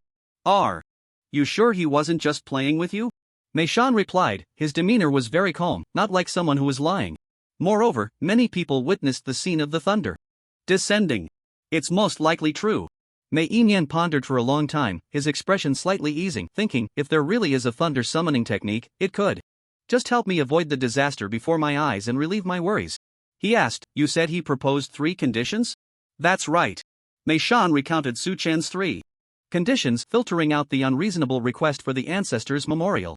Mei Yinyan stroked his beard and pondered, it is only right to establish a tomb for Wei Qian. Chang, after all, he was a powerful figure and deserves to be honored by his descendants. Burning a batch of useless pills as offerings is inconsequential. However, if he wants to transfer to Jiuhu Garden, I can't make that decision. Just tell him that Jiuhu Garden is not a safe place, going there could be life-threatening, so he should stay put in Xinghua Garden. Mei Shan nodded, I will explain the situation regarding the transfer clearly, he should be able to understand. Although young Master Yang acts strangely and has an arrogant personality, he is reasonable when it comes to matters. Mei Yinyan said, I am putting him through the trials of the 9 layers of the underworld for his own good. If he were to leave Yangwu Mountain, he might not survive 3 days. If Wei Qian Chang knows what is happening in the afterlife, he should be grateful to the Mei family. You may go and finalize the arrangements. Mei Shan accepted the order and reminded, it will start raining at noon, so please invite the higher-ups of the Mei family to observe the Zheng Lei technique. According to him, anyone who has seen it once can learn it. Curiosity flickered in Mei Yinyan's eyes as he said, let's hope he doesn't disappoint us. The inspections in the black market finally concluded at the hour of Chen, and all the foreign bones were registered. The medicine slaves from the 4 gardens were sent home. Su Chen was kept behind, and Mei Shan found him, truthfully relaying the family head's words, establishing a tomb and burning pills for offerings can be agreed upon. Transferring to Jiuhu Garden poses a life risk for you, the family head commands you to stay in Qinghua Garden. Su Chen accepted gladly. Mei Shan then led him up the mountain. On the way up, Su Chen was blindfolded, seemingly to prevent him from seeing the path away from the underworld. Elder Mei Shan used a thread of mysterious energy to guide him, steadily climbing the steps while occasionally reminding, lift your foot, there's a pit ahead, walk left. Su Chen asked, what's the situation with Jiuhu Garden? Why is it said that going there is life-threatening? Mei Shan replied, you don't need to know so much. Not letting you go is entirely for your own good. Su Chen said, if I don't go to Jiuhu Garden, I can at least transfer to another garden, right? Mei Shan said, the family head said you should stay honestly in Qinghua Garden, you shouldn't think too much about it. The two walked for more than half an hour. During this time, Mei Shan frequently used mysterious techniques to lift Su Chen into the air, leaping and bounding forward. The route was quite strange. Su Chen initially wanted to memorize the path they were taking, but after several jumps, he completely lost his sense of direction. Upon reaching their destination, Mei Shan removed his blindfold. Su Chen discovered he was at the top of a cliff, with a bamboo forest behind him, the wind rustling the bamboo leaves. Mei Shan said, "This is Chuizhu Mountain, with beautiful and elegant scenery. Placing your master's burial mound here befits his status. In the future, this entire mountain will not allow others to be buried here, it will be his alone. You can choose a good spot to place the coffin." Su Chen looked up at the sky, it was overcast, and dark clouds were gathering. It was just past the hour of Chen, with an hour and a half until noon. He needed to find a way to pass this hour and a half, hoping to wait until after the rain fell to offer sacrifices to Wei Qianchang. He feigned seriousness and began wandering around the bamboo forest, gesturing with his hands, sometimes looking up at the sky, sometimes stepping to measure distances. Mei Shan, seeing him so earnest, curiously asked, "Could it be that you are also skilled in the art of geomancy?"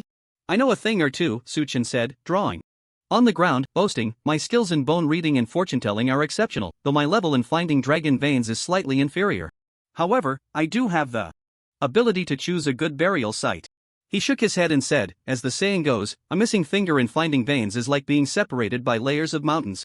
Without a dragon behind the grave, it will soon be devoid of descendants. The location must be chosen meticulously to receive blessings and protection. These words were all gleaned from the tomb raiding novels he had read in his past life. He deliberately claimed that his skills in bone reading and fortune-telling were unparalleled, hoping to trick Mei Shan into asking him for a reading so he could plant a divine pattern in the other's poem. Unfortunately, Mei Shan remained unmoved, showing no intention of responding. Su Chen felt quite awkward and could only continue to search for the dragon and locate the grave.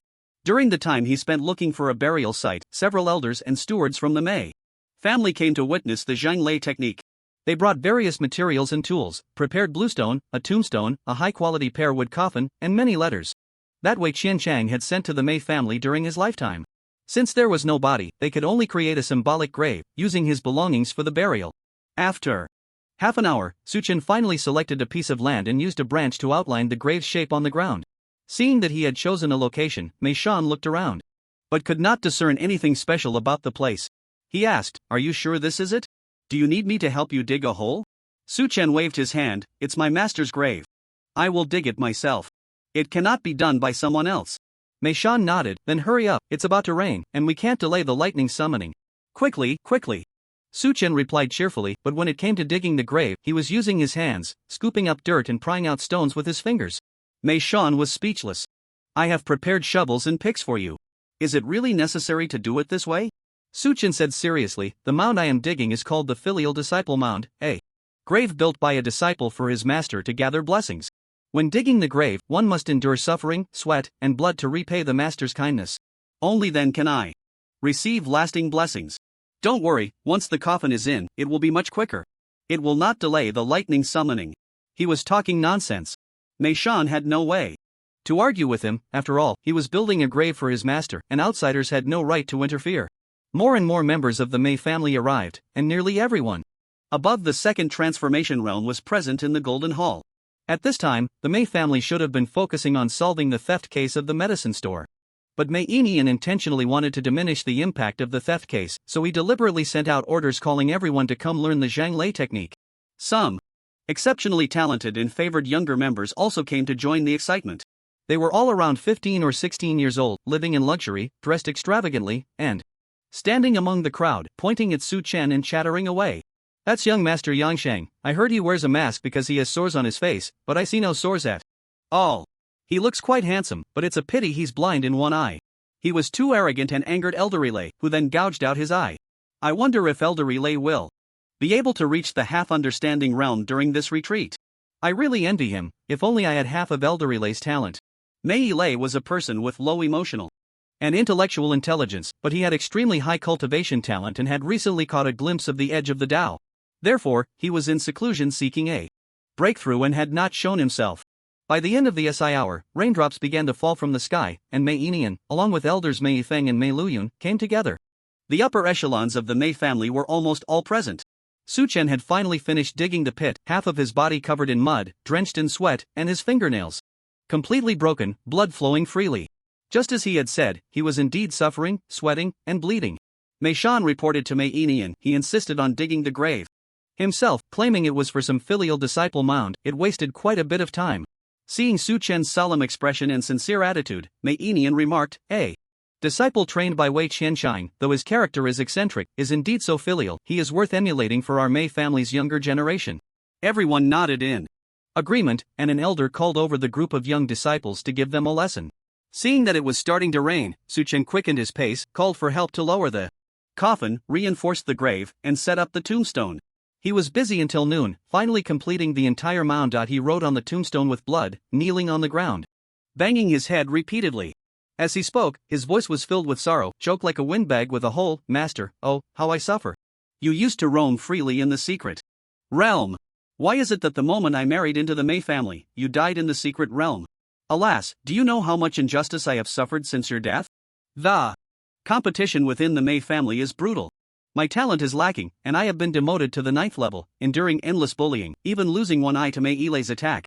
If you were still alive, you would surely flay him alive, extracting his bones and boiling his marrow to avenge me. But alas, you are dead, and I can only endure the humiliation." He cried out loudly, his whole being in a frenzy. His head, like a woodpecker, relentlessly banged against the tombstone, thud, thud, thud, blood streaming down, splattering onto the tombstone, but the rain intensified, quickly washing away the blood. He immediately banged his head again to replenish the blood, as if deliberately competing. This scene was akin to a cuckoo crying blood and a monkey lamenting, making it unbearable to watch. The younger members of the Mei family looked on in shock, turning their heads away. Su Chen's mouth was filled with complaints, extremely unpleasant to hear, and by the end, he even began to curse loudly, not at the Mei family, but at the heavens, cursing the heavens for being blind, cursing the world for lacking justice. Twisting his words in every way possible. The members of the Mei family exchanged awkward glances. Mei Enian's face turned sour, and he said to Mei Shan, "Give him the elixirs, tell him to say less nonsense." Mei Shan handed 7 vials to Su Chen, saying, "This is the 7 sacred elixirs you wanted, burn them for your master." Su Chen's heart leaped with joy. He had done all this for the 7 sacred elixirs. He wiped away his tears and said to the tombstone, "Master, I have brought the offerings for you. These are the 7 sacred elixirs, the very things you wished to see in life." He took the porcelain vials, 7 in total, each labeled with the name of the elixir. Mu Wang Dan, Mu Xian Dan, Yuan Di Ling Dan, Kai Yang Lian Dan, Tai Su Tong Xan Dan, Zhuyan Dan, Long Xian Dan, not a single one missing. Su Chen first opened the Mu Wang Dan vial and poured out the elixir inside. There was only one elixir in the vial, dark and ugly, looking just like a piece of rat droppings. Su Chen was instantly dumbfounded. The information displayed by Thunderstorm Alchemy was unknown waste elixir. Waste elixir? Are you kidding me? He opened the other 6 vials in turn, only to find that all the elixirs inside looked the same, all dark and murky. Su Chen was very surprised, his face full of grievance, and turned to Mei Shan, "Did you give me 7 pieces of rat droppings?"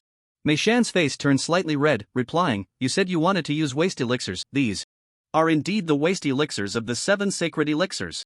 Upon hearing this, Su Chen burst into tears again, banging his head against the tombstone, his voice hoarse. "Master, look, the Mei family is simply too much. They actually took out this kind of garbage to fool us. If I burn these rat droppings for you, you would probably be so angry that your soul would scatter." Mei Shan rolled his eyes and scolded, "You rascal, you asked for waste elixirs for the offering, how can you turn the tables?" Su Chen stared in disbelief. "You dare to present this kind of rat droppings? Is this what the 7 sacred elixirs look like? How am I supposed to introduce this to my master?" Mei Shan thought to himself, "Your master is already dead, what's the point of explaining? Just do a ritual, that's enough, why take it seriously?" Su Chen once again threw himself onto the tombstone, crying, "Master, I exchanged your Zhang Lei technique for the 7 sacred elixirs, and all I got in return was a batch of waste elixirs. I truly am useless. Look closely, this dark and ugly thing is the 7 sacred elixirs. Come, let me introduce them to you. This one is Mu Wang Dan, it looks like rat droppings. This one is Mu Xian Dan, it looks like rat droppings. This is the dragon elephant pill, and it looks just like mouse droppings." He brought his nose close to the waste pill and took a sniff, his face contorting in disgust as he gagged a couple of times, saying, "Oh, I almost suffocated. It smells like a pile of dung. I'll burn them for you one by one later, but you must remember the order, you can't mix them up. If you do, you definitely won't be able to tell them apart, they all look like mouse droppings." The Mei family members, upon hearing this, were furious, with several of them speaking out in condemnation. This guy is truly despicable, daring to insult the 7 holy pills. It's simply a heinous crime. What nonsense! Our Mei family's 7 holy pills are being described as mouse droppings. It makes me so angry. Why use these waste pills as offerings? It makes our Mei family look stingy. Exactly, we should give him the real ones to broaden his horizons. One particularly stout elder, unable to contain his anger, pulled out a bottle of pills from his robe, stepped forward, and shouted at Su Chen, "You little brat, stop spouting nonsense. Open your eyes wide, I'll let you see the grandeur of the 7 holy pills. Extend your hand." Su Chen reached out his hand. The stout elder saw that his hand was covered in mud and blood and scolded, "Wipe your hands clean, don't dirty the pills." Su Chen quickly cleaned his hands. The stout elder then poured the pills from the porcelain bottle into his palm. As soon as the pills rolled out of the bottle, they immediately emitted a refreshing fragrance that invigorated the spirit. The pills were the size of juju pits, with a color resembling bamboo shoots, covered in faint golden patterns. Raindrops 3 inches above the pills were actually blocked by an invisible force, dispersing into tiny particles, creating a mist around the pills. Information about the pills flashed in Su Chen's mind. Dragon Elephant Pill. After consumption, it can refine the body and increase strength by 1,000 pounds. Ingredients: heavenly lotus flower, white termite grass, twin lotus, skeleton canopy, silk ginseng, 7 rank wood king bone powder. Su Chen suppressed his excitement, feigning a dazed expression, staring at the pills for a long time, and finally exclaimed with shining eyes, "Wonderful, wonderful! Is this the 7 holy pill? It can actually form a circle of pill mist, how amazing!" The elder, seeing Su Chen's reaction, was very pleased and smiled. Pills that can be called holy pills all contain the Tao of heaven, possessing spirituality, capable of condensing pill mist to ward off insects and dust, protecting themselves. This pill is one of our Mei family's 7 holy pills, the Dragon Elephant Pill. Once consumed, it can refine the body and increase strength by 1,000 pounds. Su Chen's eyes widened in deep shock as he exclaimed, "Increase strength by 1,000 pounds? Isn't that equivalent to the 9-rank barbarian bull bone? That's too exaggerated. 9-rank barbarian bull bone, strength reaches 1,000 pounds, with copper skin and iron bones. This single pill could rival a type of exotic bone, which was indeed quite exaggerated. What's the point of the 9-rank barbarian bull bone? The lowest grade of exotic bones is just a lock, limiting a person's achievements to the 9th rank for their entire life. In my opinion, it's even less useful than the 10-rank gourmet bone that excels in cooking." The stout elder looked down on the barbarian bull bone, saying, "The Dragon Elephant Pill is different. It can continuously refine the body. Eating the first one increases strength by 1,000 pounds, the second one by 800 pounds, until the body is refined to the extreme. We've tested it. You can eat up to 6 Dragon Elephant pills, increasing strength by 3,000 pounds. That's equivalent to the 6-rank Power King bone. 6-rank Power King bone, strength reaches 3,000 pounds, with a bone weight of 800 pounds. This pill is somewhat against the heavens. If it could be mass-produced, every Mei family disciple eating 6 would each gain 3,000 pounds of strength, allowing the Mei family to sweep through the world, invincible.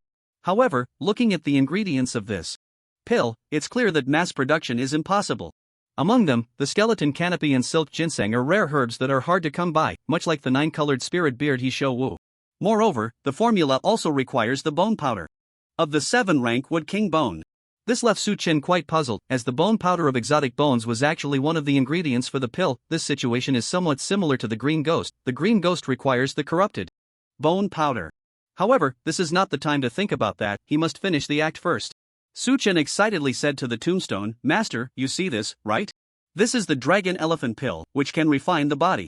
Eating 1 can increase strength by 1,000 pounds, and eating 6 can increase strength by 3,000 pounds. Truly a holy pill. This pill is incredibly precious. I can't burn it for you. I can only burn its waste pill for you." He honestly returned the Dragon Elephant Pill to the fat elder and then tossed the waste pill into the fire pit. The waste pill melted in the roaring flames, immediately releasing a pungent stench that could be smelled from a distance. Su Chen deliberately covered his nose and explained, "Master, this waste pill does smell a bit. But now that you are a ghost, you shouldn't be afraid of the smell." After burning the waste pill, Su Chen reached out to the fat elder and asked, "What else?" The fat elder didn't understand what he meant and asked, "What else?" Su Chen replied, "What about the other 7 holy pills?" "This is just one, we still need 6 more. The fat elder scratched his head, feeling a bit awkward, and said, "I only have the Dragon Elephant Pill." He turned to a little girl in the crowd who looked just over 10 and shouted, "Mei Xiaotsue, take out your Wood King Pill and let him have a look." The little girl pouted and said, "I already ate my Wood King Pill." The fat elder then called out to Another young man in his 20s, Meikwa, take out your wood immortal pill for him to see. Meikwa replied, I already ate my wood immortal pill too. The fat elder asked around, but ended up with not a single pill, feeling quite embarrassed. Suchen tugged at his sleeve and said, forget it, thank you for your kindness, elder. No need. He spoke to the tombstone, Master, it seems you won't be able to see the 7 holy pills today. When the Mei family really manages to refine them one day, I'll help you get a look. This remark was rather sarcastic, as if implying that the Mei family did not have the capability to refine the 7 holy pills. The fat elder glared, what do you mean? Are you saying my Mei family can't refine the 7 holy pills? You little brat are simply a frog at the bottom of a well, let me tell you. He went on to explain, but no matter how he explained, it all seemed a bit pale. Suchen nodded repeatedly, patting the fat elder's shoulder and said, I know, you can refine them. His demeanor was like that of comforting an anxious child. The fat elder was so angry that smoke was coming out of his mouth and nose. Mei Enian, witnessing this, smiled wryly and shook his head. Standing next to him, Mei Feng sighed, this kid is really annoying with his provocations. If it weren't for wanting to see his Junlei technique, I would have cut out his tongue by now. Mei Enian said, you should send someone to the pill room to get the 7 holy pills for him to see.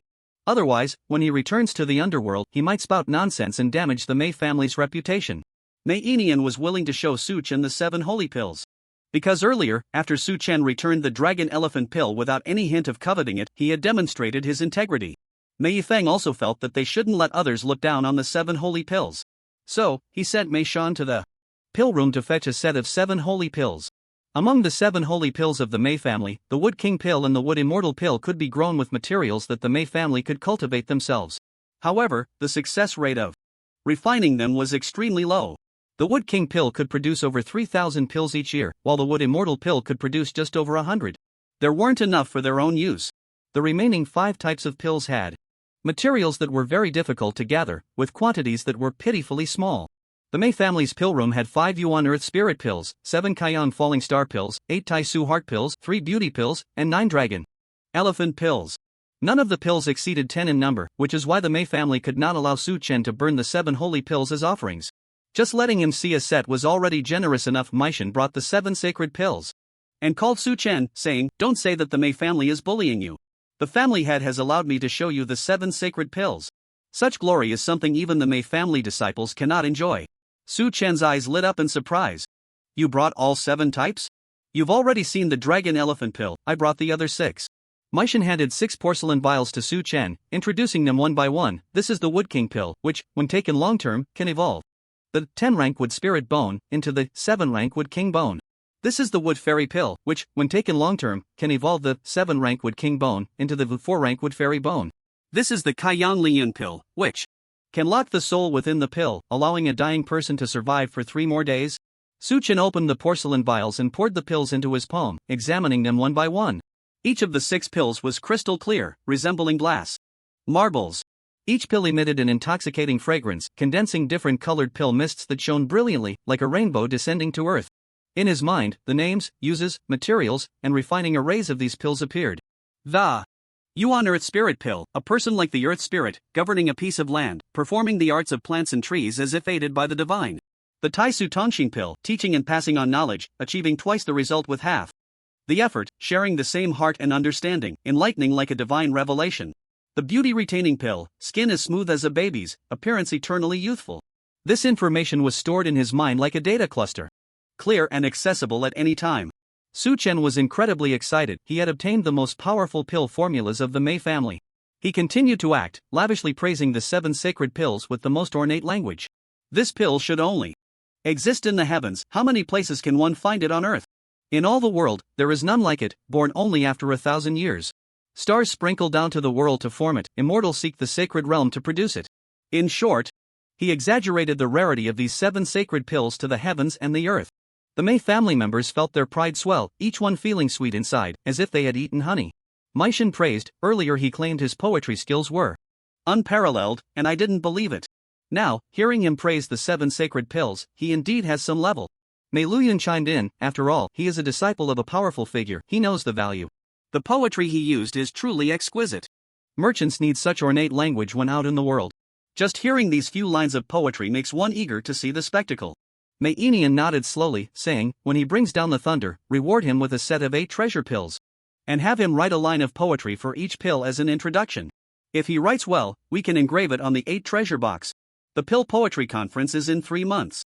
With poetry accompanying the 8 treasure box, those cultured gentlemen will surely like it. At that time, word will spread, and we can use their fame to promote the 8 treasure pills. Mei Luyun's eyes sparkled. This plan is brilliant. Su Chen returned the 7 sacred pills to Meishan and burned all the waste pills, feeling satisfied as he said, Master, I've done all I can. You can rest easy below. As for me, my bone quality is poor, and my strength is low, it's hard to rise again. I will strive to produce more disciples for you. Perhaps some will have good potential and can help me climb to the Golden Hall. He said some heart-wrenching words. The ritual finally concluded. Su Chen turned to the Mei family members and said loudly, everyone, I am about to demonstrate the Yizhen Lei technique. Please gather around to watch. Everyone moved closer. Su Chen began to assemble the kite in front of them. The materials were all prepared by Meishan. He used copper wire as the string, coiling it round and round, wrapping it around a rolling pin as a spool. Then he used thin bamboo to create the frame, with paper and silk as the body. Finally, he carefully painted patterns on the paper and silk, ultimately creating a kite resembling a swallow, with a diamond structure, over a meter long. He introduced, this is what I mean by a paper bird that can fly in the sky. The crowd exchanged glances, staring at the paper bird, examining it up and down. Su Chen's painting skills were quite poor, with a swan-like head and tail, creating strange and bizarre images. If it weren't for the black paint covering him, one wouldn't even recognize it as a swallow. Mei Shan was speechless and said, is this what you call a paper bird? Are you sure it can fly? Su Chen replied. Of course, just clear a path for me, and I'll demonstrate. The crowd parted to make way, and Su Chen began to fly the kite. To avoid being electrocuted, he tied one end of the line reel to a pine tree at the edge of the cliff. Using 2 long bamboo strips, he held the rolling pin and pulled the kite against the wind. At that moment, thunder rumbled, and the rain was light but the wind was strong. As soon as the kite slipped from his hands, it soared into the sky, rushing upwards. The rolling pin spun rapidly, and the hundreds of meters of copper wire were instantly pulled to their limit, causing the pine tree trunk to creak. The wind was so steady that Su Chen didn't need to control it at all. The kite floated steadily in the air, circling among the dark clouds. Su Chen laughed heartily, clapping his hands in delight, and pointed at the sky, saying, look, my paper bird is flying. The members of the Mei family frowned, their expressions complex. It was because the principle behind Su Chen's kite flying was too simple, lacking any intricacy or skill. It was merely pulling a line to catch the wind. They had waited so long just to see how the Yizhen Lei technique could make a paper bird fly, only to find it so simple and uninteresting that they all felt deceived. Mei Shan felt embarrassed, biting his teeth for a long time before uttering 2 words, just this? Su Chen nodded, responding calmly, just this.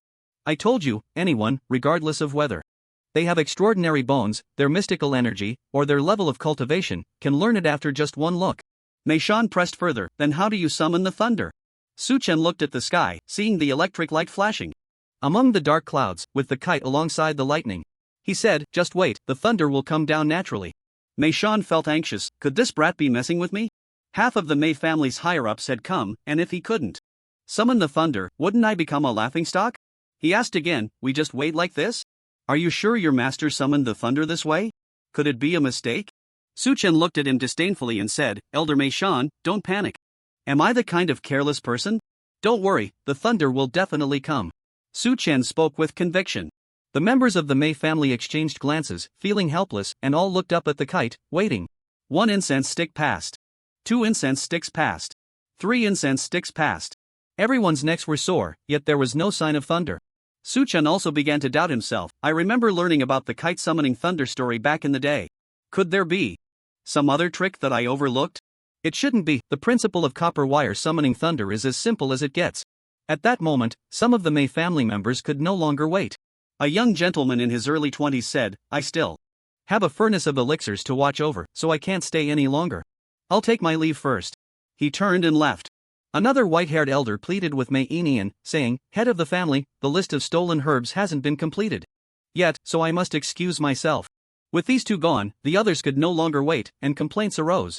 Isn't this a waste of time? I knew from the start that summoning thunder was unreliable. Exactly, and he calls it a paper bird flying to the sky, it's simply ridiculous. Does he think we're fools? The art of summoning thunder is only mastered by the Thunder Emperor. That's a fact. Everyone in the world knows this. How could we have believed him? Sigh, what a mess. Because the wait had been too long, Suchen began to doubt himself. His Zhonglei technique was a method from his past life. And this world was vastly different from his previous one. It might not work. What if this performance flops? Suchen thought anxiously. Turning to look at Mei Enian stood far away, deep in thought, repeatedly reasoning through a strategy. After learning about the existence of the Zhonglei technique, a plan emerged in his mind. It could turn the theft of the medicine store into a blessing, even allowing the Mei family to gain immense benefits. This plan was brilliant, however, everything hinged on Suchen successfully attracting the lightning. The heavenly thunder had yet to descend, and he was seething with anger. Seeing Suchen, his eyes were filled with murderous intent. Mei Yifeng sensed the head of the family's killing intent and shouted at Suchen, "If the lightning doesn't strike soon, your head will roll." Suchen felt helpless and timidly replied, "Today, our luck isn't good, the lightning is taking its time. But if we just wait, it will eventually come." Before he finished speaking, a blue electric flash appeared in the dark clouds, darting like a dragon, plunging into the kite. The electric flash descended along the copper wire, striking the pine tree. Boom! A thunderclap echoed across the mountains and fields, making everyone's ears buzz.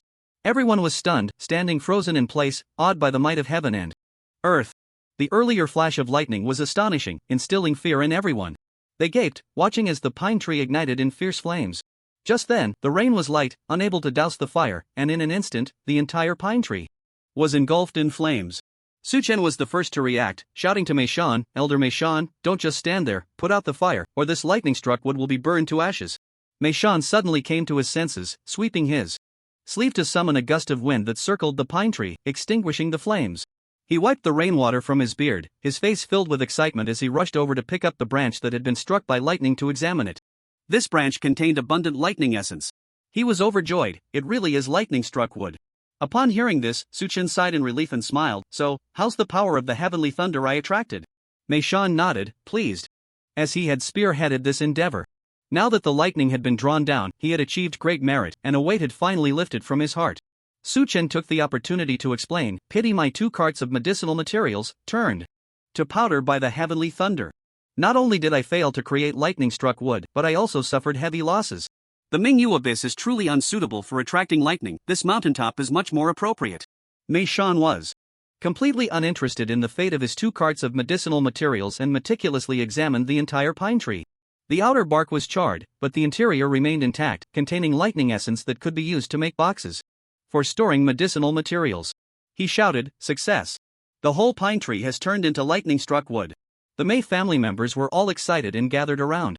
Standing at a distance, Mei Enian could no longer hold back, shrinking the distance in an instant, covering 10 Zhang in a single step, and soon stood close, taking the branch from Mei Shan to inspect. Confirming it was indeed lightning-struck wood, his previous frustration dissipated, and he regained his calm demeanor. He called Suchen over and asked, "What is the principle behind this Zhonglei technique?" Suchen replied, "The principle is quite simple. When a snake encounters a stick, it coils around it. When lightning encounters copper, it strikes. In fact, gold, silver, copper, and iron can all attract lightning. The key is how to send the lightning-attracting object into the clouds. My Zhonglei technique is the simplest method. Of course, if one has the ability to build a 1,000-foot-high platform and insert metal into the clouds, lightning can be attracted continuously, achieving a permanent solution. However, I do not recommend doing that." "Why not?" "It's too conspicuous. If others see it, this method of attracting lightning will be learned by them. So I still suggest using the Zhonglei technique to attract lightning." Mei Enian nodded slowly and said, "You should demonstrate the Zhonglei technique a few more times for everyone to see and teach them all. I will reward you." "A reward?" Suchen had already gained enough. At this moment, he just hoped to return safely to Mingyu. After handing over the Zhonglei technique, he would have no further value, fearing that the Mei family would cross the river and tear down the bridge. Silencing him, that he replied, "I am already deeply grateful to have seen the 7 Saints pill, and I only ask that the family head can take care of me a little, allowing me to survive in the depths of darkness." Mei Enian knew what he was afraid of and said, "I once said that if one day you can climb up to the Golden Hall, I will return those mysterious jade artifacts to you. This promise still stands. Do your best." The meaning was clear, she was not even interested in killing him. If he had the ability, he should climb up to the Golden Hall. After saying this, Mei Enian left. Suchen let out a sigh of relief. Since the family head had spoken, others would no longer make things difficult for him. He then thoroughly taught the Mei family members the Zhonglei technique. Mei Enian, Mei Yifeng, and Mei Luyun all returned to the Golden Hall together. Mei Enian, full of vigor, declared loudly, "Send out my orders to post notices in Yangwu town to track down the thief who stole the medicine. Those who provide effective clues will be rewarded with 50,000 taels of silver, those who kill him will be rewarded with 300,000 taels of silver, and those who capture him alive will be rewarded with 500,000 taels of silver." Announce to the outside world that all 5 of Mei family's medicine storages have been robbed, suffering heavy losses, and we suspect the thief is a lawless strongman. Hearing this, Mei Yifeng and Mei Luyun were greatly astonished. Mei Luyun asked, "Why do this? If the world knows about this, our Mei family will likely become a laughingstock. How can we hold our heads high among the 8 great families in the future?" Mei Yifeng noticed something unusual in the family head's words. Clearly, it was the middle 3 storages that were robbed, so why claim that all 5 were lost? Moreover, that thief's strength was only at the transformation realm. Why declare him a lawless strongman? What deep meaning did the family head have? Mei Enian asked, "How much silver do we spend each year to buy thunderstrike wood from the Lei family?" Mei Luyun replied, "About 2 million taels of silver." Mei Enian said solemnly, 2 million taels a year means 20 million taels in 10 years, and 200 million taels in 100 years. The Lei family has made too much money from us. The Thunder Emperor, relying on his thunder god bone, can summon lightning with a wave of his hand, producing a large amount of thunderstrike wood. It's too easy for him to exchange it for a vast fortune from the Mei family. This is simply unfair. Both Mei Luyun and Mei Enian pondered over this. A cunning light flickered in Mei Enian's eyes as he said, "Our Mei family has suffered this disaster, with almost all the medicinal materials stolen, severely injuring our vitality. For the next few years, we won't need to buy thunderstrike wood from the Lei family. Additionally, all the medicinal materials and pills sold by the Mei family will have their prices raised by 30%. We have suffered such a great loss, a slight price increase will be understood by everyone." Mei Yifeng and Mei Luyun suddenly realized the family had intended to use this to change the situation where the Lei family had them in a bind. With the Yizhun Lei technique, they could produce thunderstrike wood themselves in the future, no longer needing to purchase it from the Lei family. However, the business between countries and families is not like a vegetable market, where decisions are made based on demand and preference. The trade between the Mei family and the Lei family has lasted for hundreds of years. You buy my thunderstrike wood, I buy your pills, both sides benefit mutually. The conflict lies in the fact that the Lei family's thunderstrike wood is a monopoly, with extremely low costs, yet the prices rise year after year, which is unbearable. In contrast, the Mei family's medicinal materials and pills are hard goods, painstakingly cultivated by medicine slaves and meticulously refined by alchemists. Moreover, there are many forces competing with the Mei family. For example, the Yuan family of the great Yin imperial physicians 100 years ago produced formulas that were equally marvelous, with some formulas not weaker than the Seven Saints pill. Additionally, the Miao villages in the northern frontier have sorcerers who possess the power to turn decay into the miraculous. Although these forces are far inferior to the Mei family, they still constrain the prices of Mei family's pills. Without a legitimate reason, if you want to raise prices, these forces will jump out and incite, claiming that the Mei family is bullying customers. This would tarnish your reputation. The Mei family is constrained everywhere, while the Lei family acts recklessly. The trade between the two families appears mutually beneficial, but in reality, it is in a state of one-sided exploitation. The Thunder Emperor looks down upon the world, and the Mei family dares to be angry but cannot speak out. So, Mei Enian decided to exaggerate the situation of the Mei family's pharmacy being robbed in order to gain sympathy. This would naturally lead to an increase in the prices of medicinal materials and elixirs, while also ceasing to purchase thunderstrike wood from the Lei family. Although the robbery of the pharmacy would tarnish the Mei family's reputation, it was insignificant compared to the benefits gained. Mei Luyun pondered, this plan is feasible. The Dan Poetry Conference is about to be held, and raising prices at this time will allow us to make a fortune. Moreover, for the next year, we won't need to buy thunderstrike wood anymore. Mei Enian said, it's not just for this year, from now on, our Mei family will never need to purchase thunderstrike wood from the Lei family again. Mei Luyun wondered, but we can't just say the pharmacy was robbed again next year, can we? We have to give the Lei family an explanation. It's better to cut off the root than to just stop the boiling, Mei Enian said with a sinister smile. We will compile the Yizhang Lei technique into a book and forge it as a secret artifact. We will secretly spread it among the various nations, making this method of attracting lightning public. From then on, anyone can attract lightning, and anyone can make thunderstrike wood. Thunderstrike wood will become as common as cabbage on the streets, and it will no longer hold any value. No matter how powerful the Lei family is, do they dare to compete for profits against the entire world? Both Mei Yifeng and Mei Luyun were shocked by this. This would cut off the Lei family's financial lifeline, which was indeed audacious. If the Lei family were to uncover the truth, the Mei family would face dire consequences. However, the benefits gained by the Mei family were also astonishing, saving 200,000 taels of silver each year, a fortune that was enough for them to take the risk. After pondering for a long time, Mei Feng said, although there are risks, they are quite low. There are many ways to make the Yizhang Lei technique public, and it will almost certainly leave no traces. The Lei family won't be able to trace it back to us. The Yizhang Lei technique benefits the world, and the Lei family will have to swallow their pride. Mei Lu Yun also suggested, it would be best to let the Yizhang Lei technique circulate first in the Wanyao Sea. Only the Wanyao Sea in the entire Dongyao divine continent is not afraid of the Lei family. They might even actively promote the Yizhang Lei technique to strike at the Lei family. The three of them gathered together, discussed for a long time, and formulated a detailed plan, then went to seek the opinions of the various elders of the Mei family, vowing to make this matter foolproof. After Su Qin taught the Mei family the Yizhang Lei technique, Mei Shan sent him back to Qinghua Garden. Before leaving, he presented him with a treasure box, saying, "This is a reward from the family head for you. Inside the box are the 8 best-selling elixirs from the Mei family. We specially made a complete set and placed it in the treasure box for sale."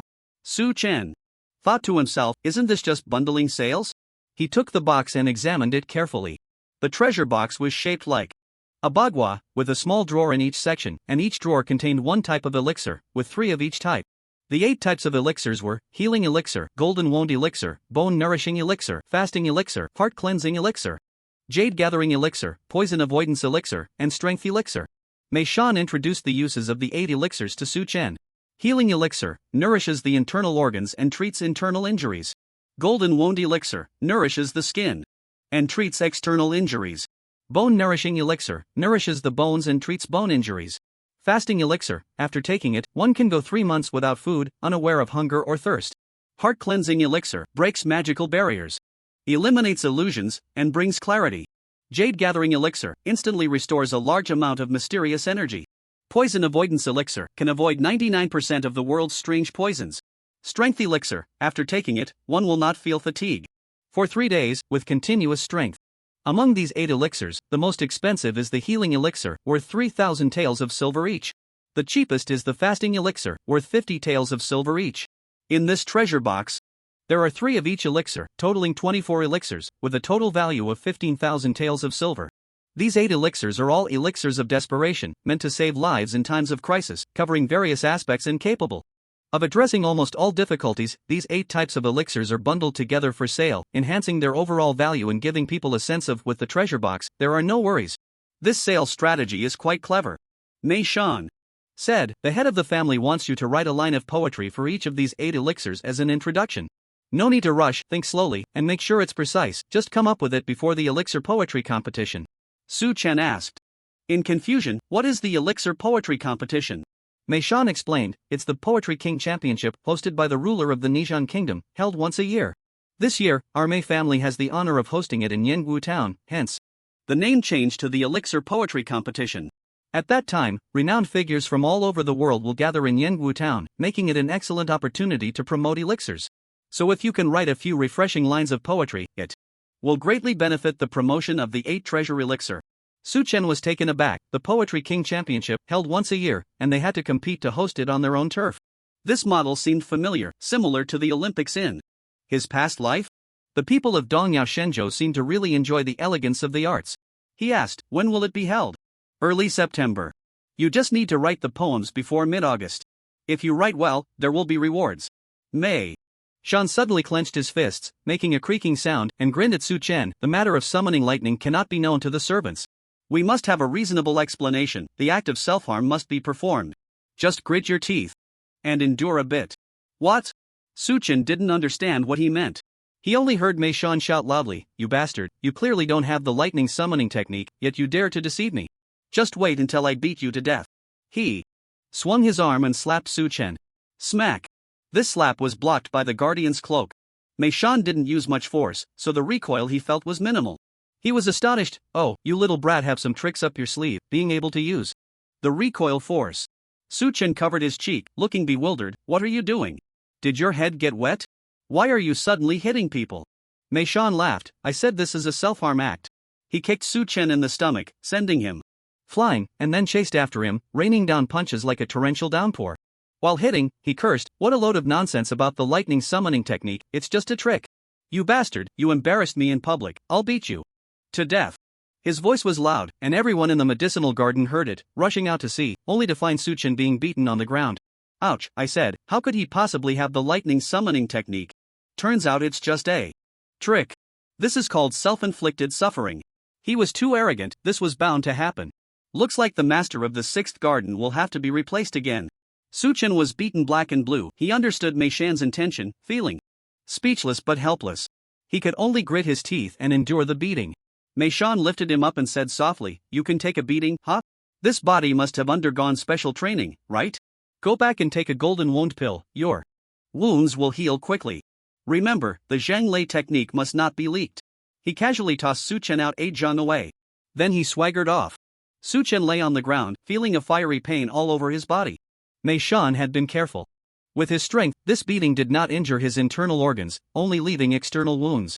In front of the medicinal garden servants, he beat Suchen to make them believe that the lightning summoning technique did not exist. This was a task assigned to him by the head of the family. Suchen had stolen from the medicine store, deceived the 7 holy elixirs, and obtained the 8 treasure elixir, becoming rich overnight. He felt guilty for his theft, knowing that this was precisely the time to remain humble. Therefore, he obediently cooperated with Mei Shan in this act and endured the beating.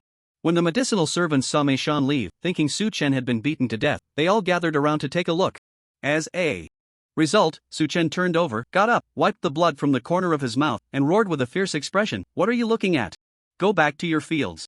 He was notorious in the Qinghua garden, and everyone was already afraid of him. With that shout, they scattered in panic, and in an instant, the surroundings were empty. Suchen cursed, "A bunch of useless fools." He limped home, and just after taking 2 steps, he suddenly felt a chill run down his back and the hairs all over. His body stood on end. He instinctively turned to look back, only to see a narrow short knife, whistling like an arrow, coming straight at him. There was no way to dodge, he could only watch as the short knife plunged into his shoulder. At that moment, the guardian's cloak was still cooling down, and being ambushed again, it was already remarkable that he could react in time to avoid a fatal blow. With the protection of the Xuanbing scale armor, the knife only penetrated half an inch, but a wave of intense pain surged through him, nearly causing him to faint. He looked down to inspect the wound. The knife embedded in his shoulder was 5 inches long, 1 inch wide, thin as paper, dark as ink, and the handle was like jade. The blade was riddled with holes, densely packed like a honeycomb, each hole no larger than a sesame seed. Countless tiny bugs, as small as dust, poured out from the holes, thousands upon thousands, jostling to burrow into his wound. Suchen had never seen such a bizarre scene. Goosebumps erupted all over him, and he hurriedly pulled the knife out of his shoulder. Even more bizarre was that the wound left by the knife did not bleed at all and quickly healed. The intense pain vanished swiftly, replaced by a tingling sensation. A voice called out from afar, "Return." The short knife responded, breaking free from Suchen's hand and flying away. Suchen looked in the direction of the voice and saw Fan Long, 20 zhang away, staring at him with eyes full of ecstasy. The short knife flew in front of him, fluttering like a butterfly at his side. He laughed, "Young Master Yangsheng, in the end, you still fell into my hands." "Is it you?" Suchen, while using his xuanqi to check his internal condition, sneered, "You really chose the path to heaven but didn't walk it, and barged into hell without a door. I said I would personally take your head. Since you've come to me, don't think you'll leave alive today." Fan Long shook his head disdainfully and said, "I am now at the second realm, in a direct confrontation, you might not even win. Moreover, you've already taken a knife, this knife is not ordinary." He had only spoken halfway when Suchen squatted deeply, gathering his strength, and leaped up, shattering the blue stones beneath him as he crossed 20 zhang to pounce at him. In midair, it was unclear where he had pulled out a 9-ring broadsword, striking down from above. Fan Long was startled, never expecting Suchen to attack before he finished speaking. He sidestepped the blow, quickly retreated, and created distance between them. A mist-like red xuanqi swirled around him. He tossed the short knife into the air and drew out a pair of twin swords from his waist, throwing both swords into the air as well, shouting, "3 talents sword-chi formation." The short knife and the twin swords glimmered with red light, moving gracefully in the air like 3 swimming fish, shooting towards Suchen under Fan Long's guidance. Suchen missed his strike, dragging the knife as he ran. Seeing the knife and 2 swords coming at him, he retracted the knife, extending both hands, intending to catch them with Thousand-Hand Spirit Finger. What he did not expect was that Thousand-Hand Spirit Finger actually malfunctioned, and in an instant, the knife and 2 swords all pierced into his body. The knife stabbed into his thigh, while the twin swords pierced into his lower abdomen and left arm, respectively. Only then did Suchen remember that Thousand-Hand Spirit Finger could only catch hidden weapons. The way of hidden weapons is short and perilous, taking a forward momentum. Fan Long's 3 talents sword chi formation is the way of sword control, soft and skillful, taking an unyielding entangling momentum. Thousand Hand's spirit finger determined that the knife and two swords were not hidden weapons, hence Su Chen could not catch them. He quickly converted that strange energy within him into cauldron energy, enveloping the dual swords and suppressing the mysterious energy above, cutting off their connection with Fan Long. Seeing Su Chen surrounded by purple mysterious energy that suppressed the dual swords, Fan Long hurriedly retreated. Again, creating distance. From 40 zhang away, he said loudly, "Young Master Yangsheng, you might as well stop resisting. The more you struggle, the faster the bugs inside you will run. Once they burrow into your organs and your brain, you will undoubtedly die." The short knife was embedded in Su Chen's thigh, and thousands of bugs crawled out of the knife's hollow, scrambling to burrow into his wound, bringing a wave of excruciating pain. He pulled out the short knife, but the situation remained the same, the pain vanished, and the wound healed rapidly. This situation was truly bizarre. The more unknown it was, the more dangerous it became. The reason he had suddenly acted was out of fear of this inexplicable condition, wanting to capture Fan Long alive as soon as possible. He had discovered that these bugs, after burrowing into his body, spread through his blood. These bugs were far too small, so small that he couldn't filter them out with mysterious energy. There were too many of them, and once they dispersed from the blood vessels, they were impossible to track. He knew he couldn't handle this situation, which is why he acted decisively. He didn't dare to use Mangsinken. First, because he had used Mangsinken to scatter the bean soldiers in the octagonal ghost prison, and Mei Song had seen it. Using it here would easily expose his identity. Second, he feared that if he struck out, he might kill Fan Long. Su Chen drew the dual swords, spitting blood, nearly at the end of his life. He hadn't been this miserable even when dealing with Zhang Luan in the transformation realm within the octagonal ghost prison. Wrong move, what a blunder. Xianqiu Lingxi finger can't block the sword control technique. Damn it, my kidney has been pierced. He knelt on one knee and took out a healing pill and a golden wound pill from the treasure box to swallow. The healing pill transformed into a warm current flowing towards his kidneys. The golden wound pill turned into a cold stream wandering beneath his skin. In a moment, his injuries were half healed. Fan Long didn't dare to approach, watching from a distance, firmly believing that Su Chen couldn't handle those bugs, waiting for them to kill Su Chen. These bugs had a significant origin, and even Fan Long couldn't figure it out. The knife was called Bug Knife, which he had rented from a mysterious figure in the black market. It was said that as long as it cut through the enemy's flesh, the bugs within the knife would burrow into the person's body, moving through the blood and feeding on the heart, liver, and brain matter. Anyone below the transformation realm would undoubtedly die. His attack on Su Chen was entirely impulsive. The act that Mei Shan and Su Chen were performing as a ploy made Fan Long feel that the formidable aura behind Su Chen had collapsed.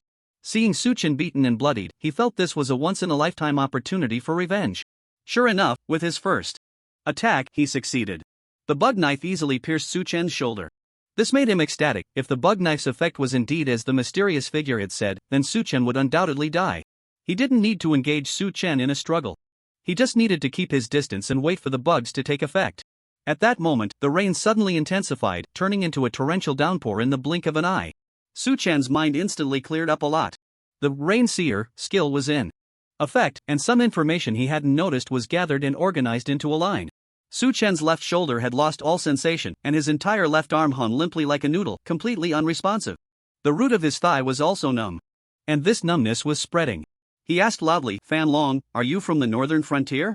Fan Long frowned, unsure why Su Chen would ask this, and replied, "Where I'm from is none of your business. You are already a dying man, so you might as well think about your last words." Su Chen nodded, "Since you're not from the northern frontier, then you shall die." He no longer held back and threw the dual swords towards Fan Long. These two swords cannot be considered hidden weapons, so they cannot trigger the Dart King. However, after entering the three-balance realm, his control over the mysterious energy improved significantly.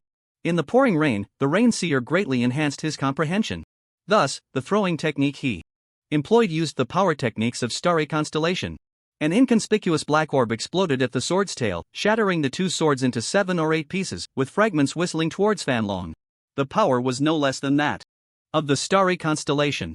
At a distance of 40 zhang, the fragments lined up and rushed forward, blocking all escape routes. There was no way to dodge. Fan Long uttered 4 words, "Water leakage soldier shield."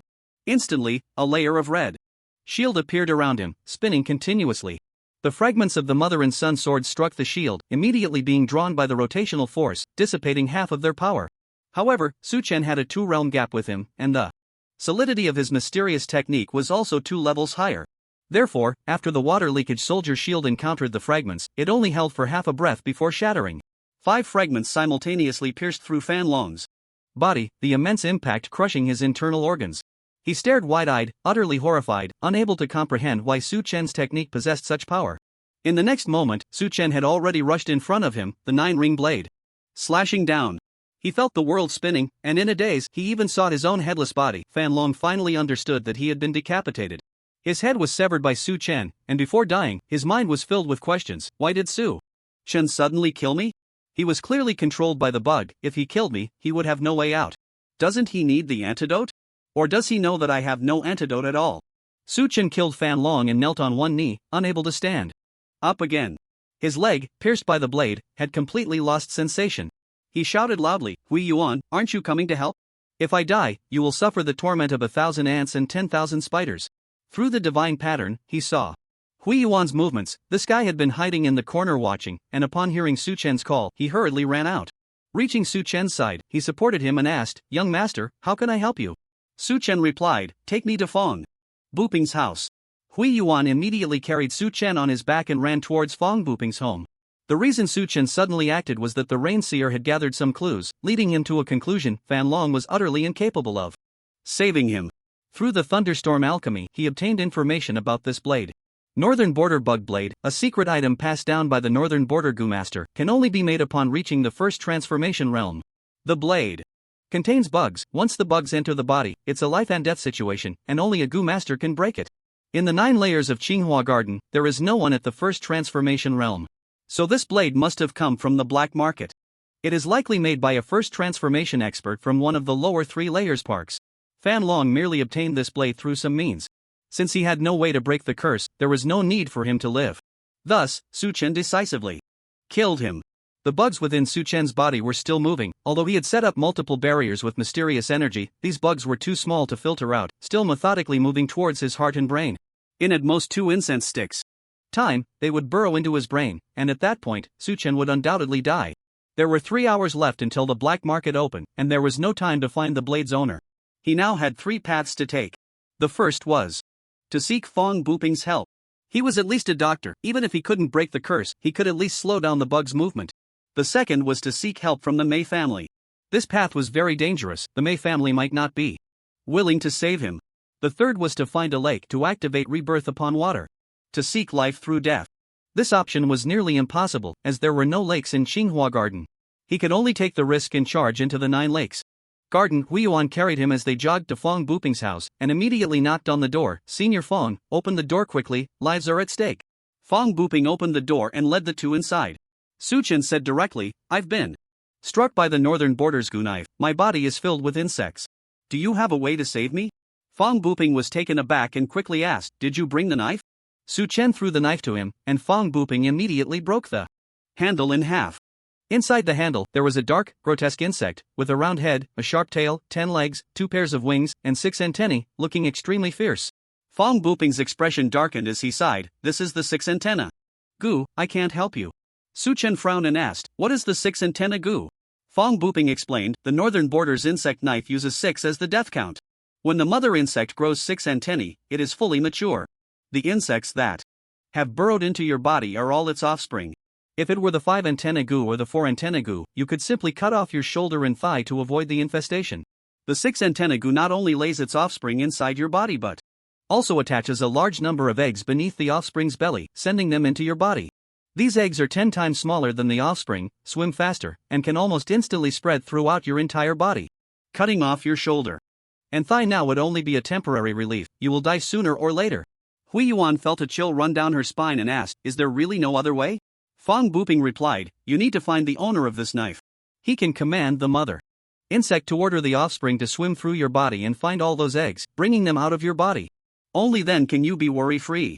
Otherwise, once the eggs hatch, the newly born insect buds will be driven by their nature to feed on your body, and the mother insect won't be able to control them."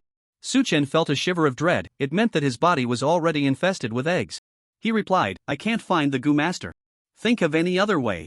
Fong Buping took Su Chen's pulse and examined him carefully, asking, "Young master, what realm are you in? Your strange bones are decaying, and your mysterious energy is sparse. It looks like you are merely at the first realm. However, the barriers you've set up in your body to block the insects are of superb skill, containing the techniques of condensing, separating, and sticking. This can only be achieved at the 3 balance realm. Su Chen's face turned bitter. Does it matter to dwell on this now? Fong Buping said. Solemnly, it does. If you reach the first transformation realm, you can use press, rotate, or needle to kill the insect eggs. Press, rotate, needle? Su Chen had never heard of such terms before.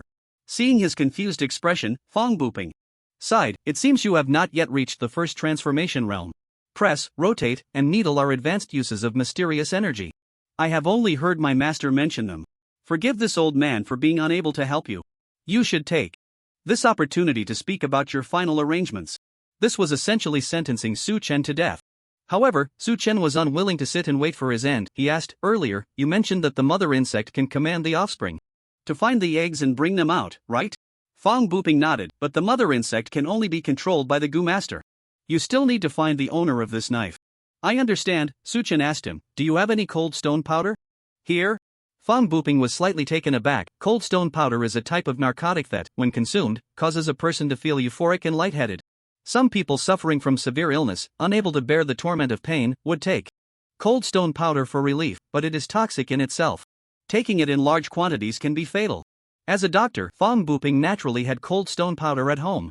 He thought Su Chen's Gu insects were acting up and needed the cold stone powder for pain relief, and hurriedly said, young master, please bear with it for a moment, I will get it right away.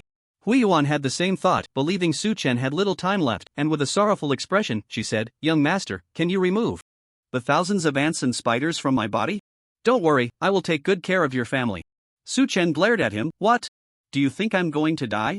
Let me tell you, this damn bug can't kill me. Fong Buping brought the cold stone powder. And Su Chen said, prepare a quiet room for me. Bring in 2 jars of clean water. Fong Buping had a guest room prepared for patients in his home, so he carried Su Chen into the room and brought in 2 jars of clean water. Su Chen said to Fong Buping, Senior Fong, please guard the door for me and don't let anyone in.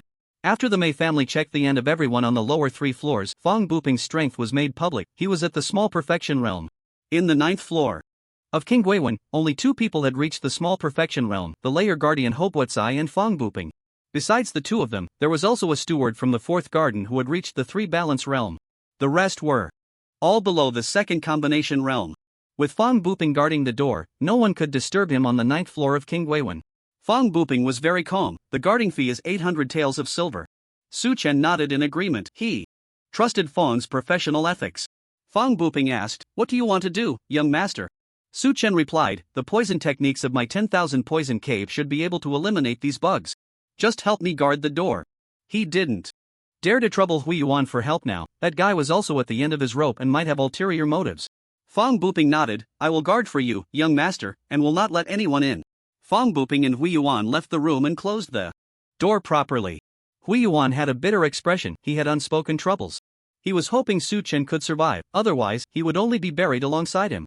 Just thinking about the scene of being gnawed by thousands of ants and spiders made him grip the in his sleeve. He had bought this from Dr. Yuan, which was said to allow a person to die in bliss. Su Chen sat cross-legged in the guest room and took out the tools for boiling medicine from the knee warehouse. He had to control the mother bug, which required a potion skill to assist.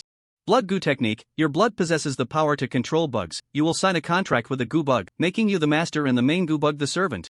Feeding the Gu bug with blood daily can grant it the ability to mutate. The Gu bug can evolve after consuming other poisonous bugs, encountering extreme environments, or fighting for its life. You can only have 1 Gu bug. If the Gu bug dies, you will never be able to use the Blood Gu technique again. Su Chen initially wanted to find an extraordinary Gu bug to establish a contract. But given the current situation, he had no choice but to use the 6-bearded Gu's mother bug as the contract object. At that time, the rare herb indeterminate branch he wanted to swap in the pharmacy was used to make the Blood Gu technique potion. That 9-colored spiritual beard he Shou had almost eaten all the indeterminate branches on the entire shelf, but fortunately, there was still one indeterminate branch surviving in the corner box, which he brought out from the pharmacy. Su Chen boiled water and began to brew the medicine. The Blood Gu technique potion required his blood as the medicinal guide and needed to be brewed into 2 pots of medicine, 1 yin and 1 yang, using 2 completely different prescriptions. The yang potion was to be taken by Su Chen, while the yin potion was to be consumed by the Gu bug. Su Chen boiled for the time it takes to burn an incense stick. Most of his body lost sensation, and the only parts he could move were his head and right arm. The bugs had invaded his heart, and he could feel the heartbeat slowing down. Su Chen swallowed the cold stone powder and used his 2 wrap around his heart, continuously squeezing it with the power off to maintain blood circulation. The reason he took the cold stone powder was to stay awake. It was a stimulant that could make a person feel excited. When he was experimenting with the Avoid Poison Bone in Tianmiao Academy, an instructor had given him cold stone powder to take, proving that the toxicity of cold stone powder had no effect on him, but it had a significant stimulating effect on his spirit. He cut open his wrist and let the blood flow into the potion. After persisting for a whole incense stick's worth of time, the potion was finally ready. Su Chen tossed the mother bug into the negative potion. As soon as the mother bug entered the potion, it let out an excited woo-woo sound, its voice filled with enthusiasm. It opened its mouth wide and gulped down the potion in the bowl, drinking it all in one go. A large bowl of potion was completely absorbed by its peanut-sized body. Su Chen also drank the positive potion. Instantly, he felt a magical connection established between him and the mother bug. He could actually understand the messages it conveyed to him. Blood, blood, I want to drink your blood. Su Chen quickly brought his wrist closer. Blood flowed from the wound and dripped down, and the mother bug tilted its head back, swallowing every drop of blood without leaving a trace. Because Su Chen had taken the healing pill, the effects were still active, so the wound on his wrist healed quickly, and the blood stopped flowing. The mother bug was also satisfied, lying flat on the ground as if waiting for Su Chen's command. This mother bug was in sync with him. Communication required only a thought, no words were needed. Su Chen communicated with it mentally. Clean out the larvae and eggs inside my body. The mother bug chirped twice, its 6 antennae on top poking at Su Chen like electric waves for a while, looking quite comical. Su Chen immediately felt the numbness in his heart disappear, and after another incense stick's worth of time, the numbness throughout his body vanished, replaced by intense pain that made him roll his eyes back, nearly fainting. He had no choice but to swallow the cold stone powder again to ease the pain. This cold stone powder was like a drug, plunging him into an extremely empty state, leaving him feeling very despondent. However, this side effect was quickly eliminated by the ability of the toxin-resistant bone. The larvae in his body, as if assigned tasks, divided into small teams and infiltrated various organs through his blood vessels. They began searching for the eggs, which were too small to see. Su Chen used the Xian method to look inward, but he couldn't see them at all. However, the larvae could identify them. They stuck the eggs to their bellies, and after accumulating enough, formed a transparent membrane over their bellies, allowing Su Chen to finally see some of them. He felt a tingling sensation on his scalp. The number of eggs was astronomical. If all of them hatched into larvae within him, the outcome would be absolutely horrific. The bug blades of the northern frontier were truly terrifying. After a full half an hour, the eggs were finally cleared out, and the larvae gathered around his arm.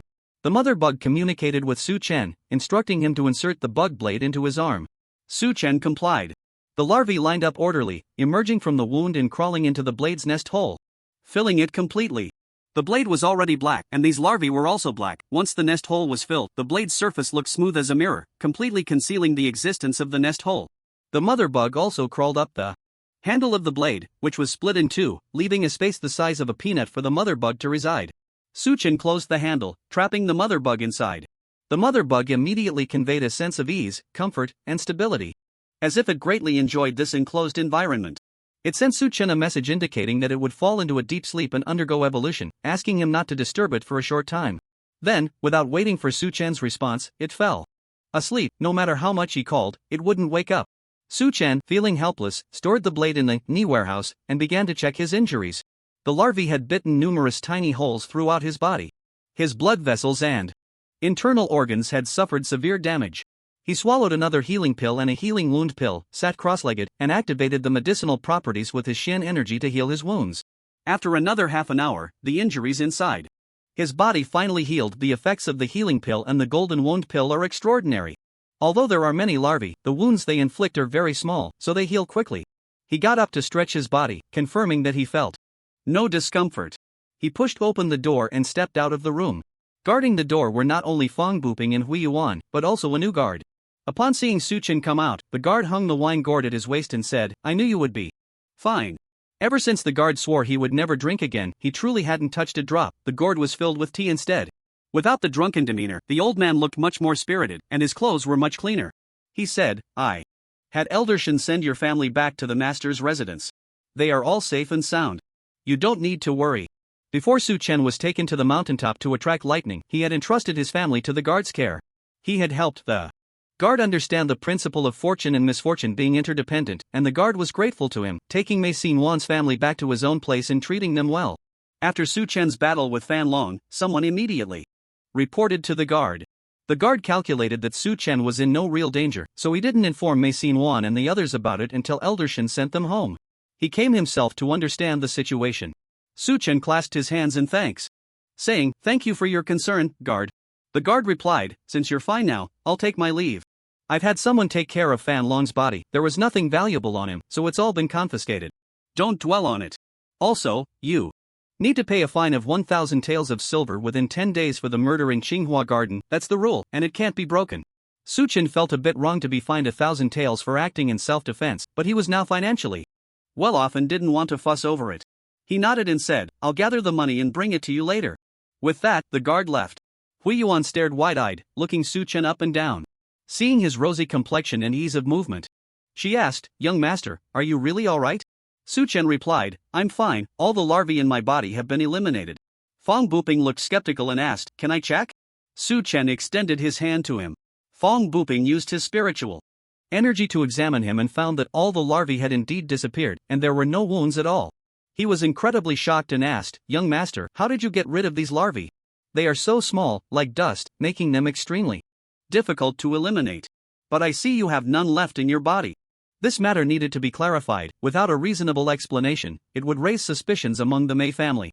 He said, "I was originally a 5th-grade corrupt poison bone, which inherently contains deadly poison. These larvae feed on flesh and blood, so I took a specially concocted poison from the 10,000 poison cave, combining it with the toxins in my bones, soaking it into my flesh and blood. The larvae consumed my flesh, got poisoned, and turned into blood within me." Su Chen's explanation was not unfeasible. He had considered dissolving the green ghost in his blood to detoxify. However, the blood goo technique was more convenient and effective. Fong Buping was astonished. "Oh, young master, your constitution is simply the nemesis of goo masters. What about the larvae eggs? Have they been eliminated too? Those eggs are 10 times smaller, with a shell that is almost impervious to poison. Can you confirm that all the eggs in your body have been poisoned to death?" Su Chen frowned slightly. Fong Buping's knowledge of the northern goo insects was too deep, even knowing what the egg shell was made of. Fong Buping noticed Su Chen's skepticism and explained, "I learned from the Dark Crane Hall in the northern region, where there are many goo masters, so I understand this type of goo very well. The Dark Crane Hall in the northern region is the second-ranked assassin organization in Dongyao Shenzhou, a massive force. No wonder Fong Buping was so money-driven. He came from an assassin background." Su Chen replied, "Now my blood is filled with deadly poison. As soon as the larvae hatch, they will be poisoned to death. So these insect eggs won't have any effect on me." Su Chen said no more, unwilling to elaborate further.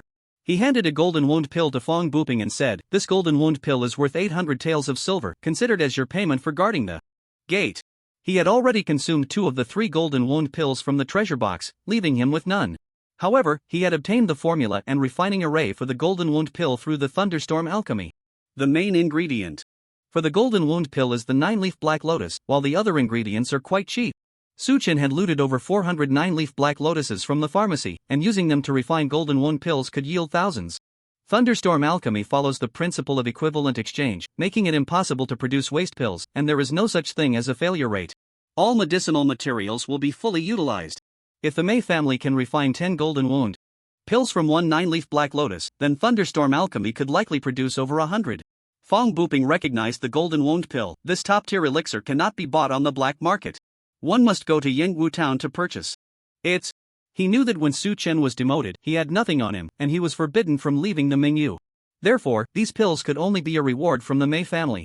He felt confused about Su Chen's identity.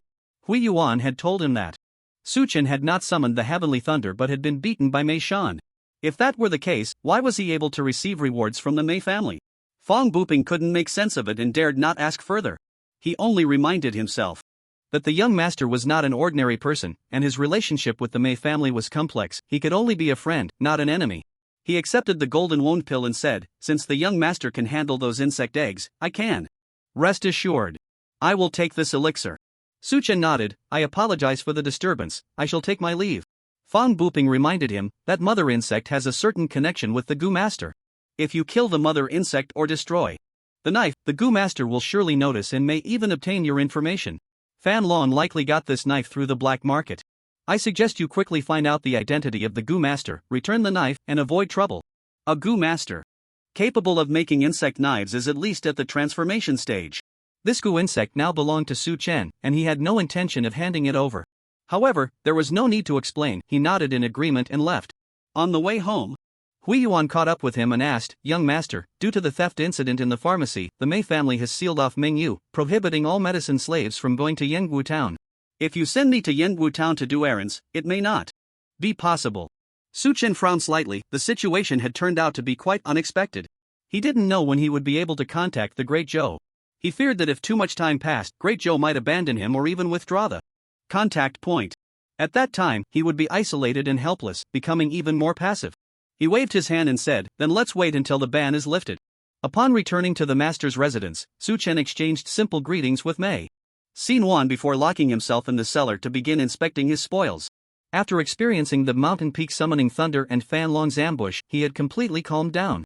The excitement from escaping the octagonal ghost prison had vanished. The words of the lair keeper were indeed correct. His fortune lay far away, and misfortune does not come alone. This journey had been fraught with challenges, each step taken with great caution, as if dancing on the edge of a blade. A slight misstep could lead to utter ruin. Fan Long's ambush had sounded the alarm for him, reminding him of a saying from his past life: "Even the mightiest of beasts, like the lion and tiger, avoid its sharpness, yet a small mouse can burrow into its nose and take its life in an instant." I underestimated the heroes of the world. Fan Long, merely having entered the transformation stage, nearly brought me to my demise with just an insect knife. The lower 3 layers are filled with hidden dragons and crouching tigers. I must be cautious and deliberate in my dealings in the future, and I can no longer afford to make enemies carelessly. He increasingly yearned to enter the 9-lake garden, where he could rest easy with the safety net of rebirth in water. However, Mei Shan had said that the 9-lake garden was a den of dragons and tigers, which left him quite conflicted. It seems I must have a chat with Master Mo. Su Chen opened the knee warehouse, pulled out a row of medicine racks, and began organizing the herbs. The Mei family used a mixed coding system of heavenly stems, earthly branches, and the 5 elements for their herbs. Su Chen didn't understand these codes, so he could only check each drawer one by one, rewriting the names of the herbs. Since it was raining outside, the rain seer skill took effect, and after organizing 10 rows of medicine racks, he gradually began to comprehend the patterns in the herb codes. He rearranged the shelves according to the coding sequence. This way, he avoided a lot of repetitive work and quickly finished counting the herbs. According to statistics, he had stolen 43 types of rare herbs and over 180 types of common herbs. The quantity of each type varied. Roughly estimated, the total value of the herbs he stole was around 10 million taels of silver. This was the value created by 100,000 third-tier medicine slaves in a quarter. Su Chen calculated that if all these herbs were refined into pills, their value would triple, amounting to 30 million taels of silver. For third-tier medicine slaves, the average monthly salary for each person was 30 taels of silver. For 100,000 people, 9 million taels of silver would be consumed in 3 months.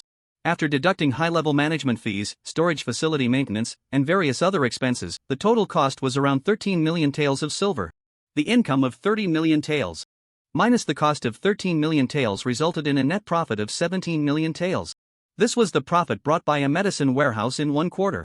The Mei family suffered a significant loss this time and would definitely not let it go easily. Su Chen decided to remain low-key for a while. He had already agreed with Chao Ying and others to not meet for the next 3 days and would not visit Lianer in the cave. Su Chen locked himself in the cellar, tinkering with the herbs and pill formulas he had obtained. The stolen herbs allowed him to create 8 types of skill potions, namely sticky separation, condensed stickiness, protection of the great tree, weak illusion, blood curse technique, 8 gates of fingers, cross heart anchor technique, and organ shift. Among them, sticky separation, condensed stickiness, and protection of the great tree had already been made and consumed in the octagonal ghost prison.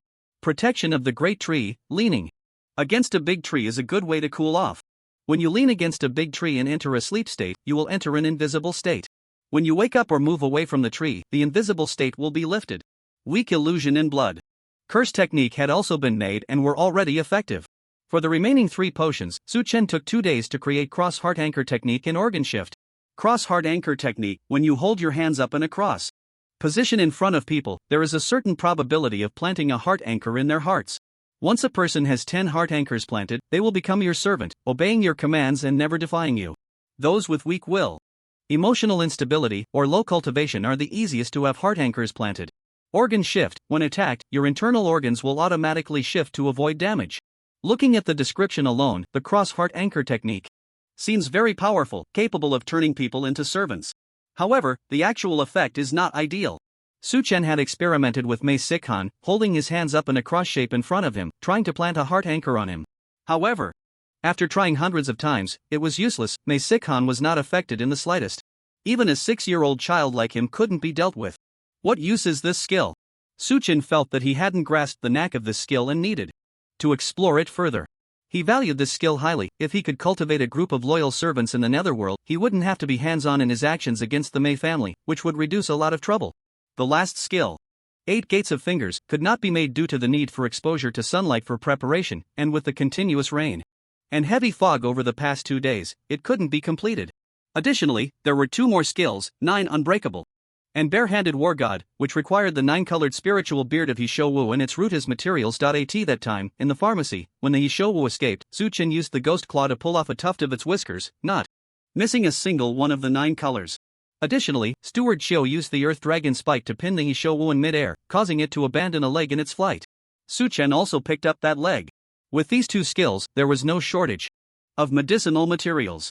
However, he lacked a medicinal guide, Chen Shui Tai. This had to be purchased from the black market's iron shop. Regarding the 8 treasure pill and the 7 saint pill, Suchen conducted a detailed comparative study. He discovered that these pills shared a common characteristic: all the materials contained 7th grade wood king bone powder. This left him puzzled. It was astonishing that alchemy required the bone powder of exotic bones as a material, and every type of pill needed it, which was truly unfathomable. By the 3rd day at the hour of the rooster, Suchen went to the black market as agreed, to meet with Chaoing and others. Upon reaching the illegal bridge, he was astonished to find that the golden shopkeeper of the Pincher tea house was sitting on a bench at the bridge's edge, leisurely sipping tea from a cup, taking his time with each sip. Turning his face, he saw Suchen and exclaimed with delight, "Young Master Yangsheng, I've been waiting for you for 2 days, you finally came." Suchen was surprised and asked, "Does shopkeeper Jean have something for me?" The shopkeeper took out a mask and handed it to Suchen, saying, "Put on this mask, and we'll talk as we walk." Suchen took the mask and noticed it had no eye holes. Once worn, he couldn't see the path at all. He wondered, "What are you trying to do? This kind of mask doesn't allow you to see the road." The shopkeeper replied, "That's exactly why you can't see the road. Just put it on. You have no choice." There was a hint of threat in his words. Suchen frowned, pondering. From what he said, it seems he wants to take me somewhere. Making me wear a mask that obscures my vision is to prevent me from remembering the route. Where is he taking me? The shopkeeper had previously used an illusion in the Pincher tea house to immobilize a group of people, leaving Suchen with lingering fears, knowing he was powerless to resist, so he obediently put on the mask. The shopkeeper then led him deeper into the black market. Along the way, the shopkeeper only instructed him with, "Go straight, turn left, turn right, lift your foot," without saying another word. This routine was exactly the same as when Mei Shan took him to Chuizhu Peak. The Mei family seemed to enjoy this kind of game. After walking for more than half an hour, Suchen devised a plan, waiting for the right moment. When the shopkeeper reminded him to lift his foot, he deliberately stumbled, causing the shopkeeper to instinctively reach out to help him. The shopkeeper had no idea of his intentions and reflexively pulled him up. Suchen seized the opportunity to plant a divine pattern on the shopkeeper's hand. Thus, he gained the shopkeeper's vision. He saw that the surroundings were extremely open. Beside them was a lake covering 5 miles, with mist rising, making it hard to see the edge. The lake was filled with various aquatic medicinal materials and hundreds of medicine. Slaves were navigating narrow bamboo rafts among the herbs. Suchen's heart surged with excitement. He finally saw a lake. It felt like reuniting with a family member, giving him a profound sense of security. He wondered, is this the Nine Lake Garden? He guessed that the shopkeeper might be taking him to meet the owner of the Nine Lake Garden, but he didn't expect to be brought directly there. This left him somewhat conflicted. Over the past 2 days, he had sent Zhang Xiaochen and 2 stewards to investigate news about Mr. M.O. As a result, they found that Mr. M.O. had completely vanished. The Mei family was conducting a bone examination on the lower 3 tiers, and logically, everyone should have been present, yet they couldn't find Mr. M.O. Several garden masters in the Nine Lake Garden were also trying to find out Mr. Mo's whereabouts, hoping to clarify which garden area he was in. They inquired with people from 24 garden areas, but not a single person had seen Mr. M.O. Meaning that when the Mei family conducted a collective search, Mr. M.O. was not present at all. This was too unusual. Coincidentally, the Mei family wanted the medicine slaves to report any anomalies. They reported Mr. M.O. However, the response from the Mei family was, no such person could be found. They advised not to dwell on the matter any further. This outcome left everyone puzzled and full of speculation. Mr. M.O. clearly possessed the strength to change realms, and his movements were quite mysterious. He was a major suspect in the theft case of the medicine store. How could the Mei family so easily brush this aside? Suchen began to suspect whether Mr. M.O. was already dead. Mei Shan told him that Yuan was a den of tigers and dragons. Mr. Mo had a close relationship with the owner of Yuan. Could it be that he met with misfortune because of this? He couldn't help but worry for his own safety. Unable to restrain himself, he asked, "Are we going to meet the owner of Yuan?" Manager Jean frowned and asked, "How do you know that?" Su Chen replied, "My only connection with Manager Jean is through poetry. Since you are helping the owner of Yuan, I naturally thought you were taking me to meet him." Manager Jean smiled and said, "You are quite clever. The owner has read your poems and appreciates you greatly, which is why he asked me to bring you to meet him." Su Chen candidly expressed his concern, "Am I in danger?" Manager Jean was equally straightforward, saying, "This relates to your poetic skills. If you can write good poetry, you live.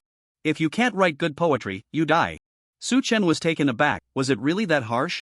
If he couldn't write good poetry, he would die? Was he crazy? He then asked, "So, is Mr. Mo already dead?" Manager Jean was slightly taken aback, seemingly not expecting him to ask this question. Ambiguously, he replied, "You could say he is dead. Or you could say he is alive."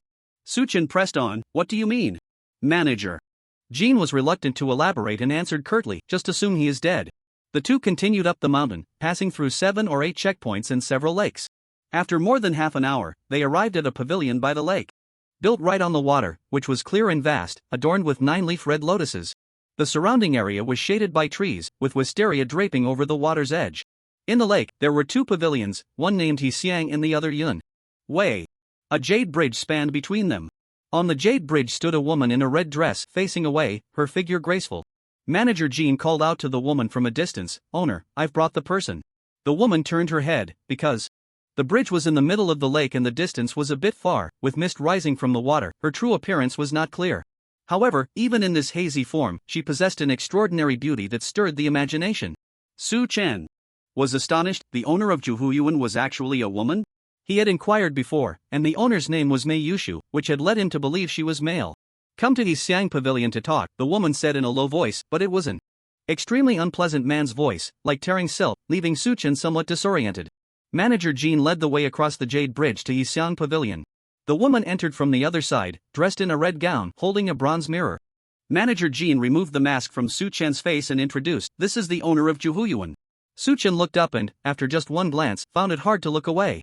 Her features were exquisitely sculpted, her face like a silver plate, her eyes like water apricots, her lips red without needing paint, and her brows green without needing to be drawn. She wore no makeup yet possessed an unparalleled beauty. This kind of beauty was completely different from Mei Yuan.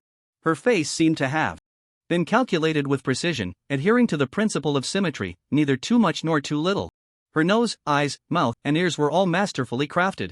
She was indeed very beautiful. However, there was always a sense of disharmony.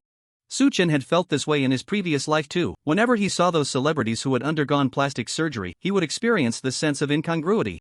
They looked undeniably beautiful, yet something felt off. He couldn't quite put his finger on what was wrong. Could it be that the owner of Yuan has also had plastic surgery? Su Chen thought to himself. Noticing Su Chen staring at her, she casually asked, "Am I beautiful?"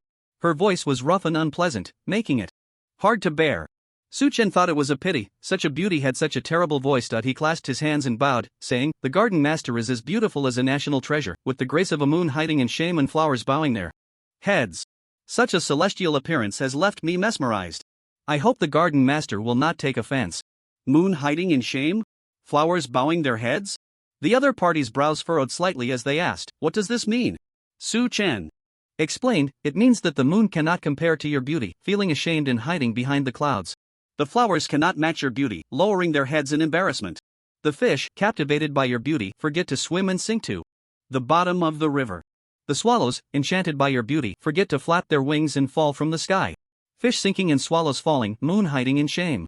The other party's eyes sparkled with interest as they lifted a bronze mirror, caressing their cheek and admiring the beauty in the reflection, utterly entranced, murmuring, "If I could have said such words while swimming in the lake that day, I surely would have won your favor." Su Chen felt uncomfortable listening to him speak. His voice was even more unpleasant than a duck's quack. Moreover, the meaning behind those words was somewhat strange, as if the beauty in the mirror were another person and he was conversing with them. Su Chen squinted and quietly observed, noticing the prominent Adam's apple on the other party's neck, resembling a juju, and he couldn't help but be startled. With such a large Adam's apple, how could this possibly be a woman? This is definitely a man. Su Chen felt a chill run down his spine. A grown man wearing a red dress, pitying himself in front of a mirror, didn't he find that disgusting? No wonder it felt off, it turned out he was cross-dressing. After a while of self-admiration in front of the mirror, the garden master said to Manager Jean, "Go fetch Shai Jin Yen." Manager Jean nodded, walked to the edge of the pavilion, and wrapped himself in mysterious energy before jumping into the lake with a splash. Su Chen watched in astonishment, unsure of what he was doing. May. Yushu pointed to a stone bench, signaling Su Chen to sit down. He tiptoed and stepped on the ground. Suddenly, the lotus leaves in the lake grew wildly, their branches twisting like snakes, sending pieces of lotus leaves into the lotus fragrance. Pavilion, weaving a screen between him and Su Chen. Su Chen was blocked by the screen and couldn't see what was happening on the other side, only hearing rustling sounds, as if someone was undressing. Before long, the lotus leaf screen retracted back into the lake. The person on the other side had transformed. This person was dressed like a young scholar, with delicate features, an elegant demeanor, and a handsome appearance mixed with a hint of nobility. The beauty from before had vanished without a trace. "I heard someone say you want to transfer to Yuan," the scholar asked casually, still with that raspy voice. He sat across from Su Chen, leisurely pouring a cup of wine from the stone table's jug. Su Chen then understood that this person was the true face of Mei Yushu, the master of Yuan. The woman he had seen earlier was merely a disguise. The current appearance was much more comfortable, without a hint of incongruity. His disguise technique did not rely on makeup, but rather involved a complete change in appearance. The size and shape of his features were entirely different. This indicated that the other party had used a technique capable of altering one's appearance or possessed a unique bone that could change looks. This left Su Chen feeling uncertain. The master of Yuan had such peculiar preferences, which hinted at a distorted personality. Such individuals are often capricious and extremely cruel in their methods. He pondered, could Mei Shan's words about this being a den of dragons and tigers refer to the master's eccentricities? To become a garden master, one must at least be at the second transformation realm. Su Chen felt he couldn't provoke him for now. He replied honestly, "The master of King Guiwen, Mei Ling, is a relative of Mei Ile. I have enmity with Mei Ile and have been oppressed in King Guiwen, so I wish to transfer to Yuan for refuge." The scholar nodded and said calmly, "Then come to Yuan."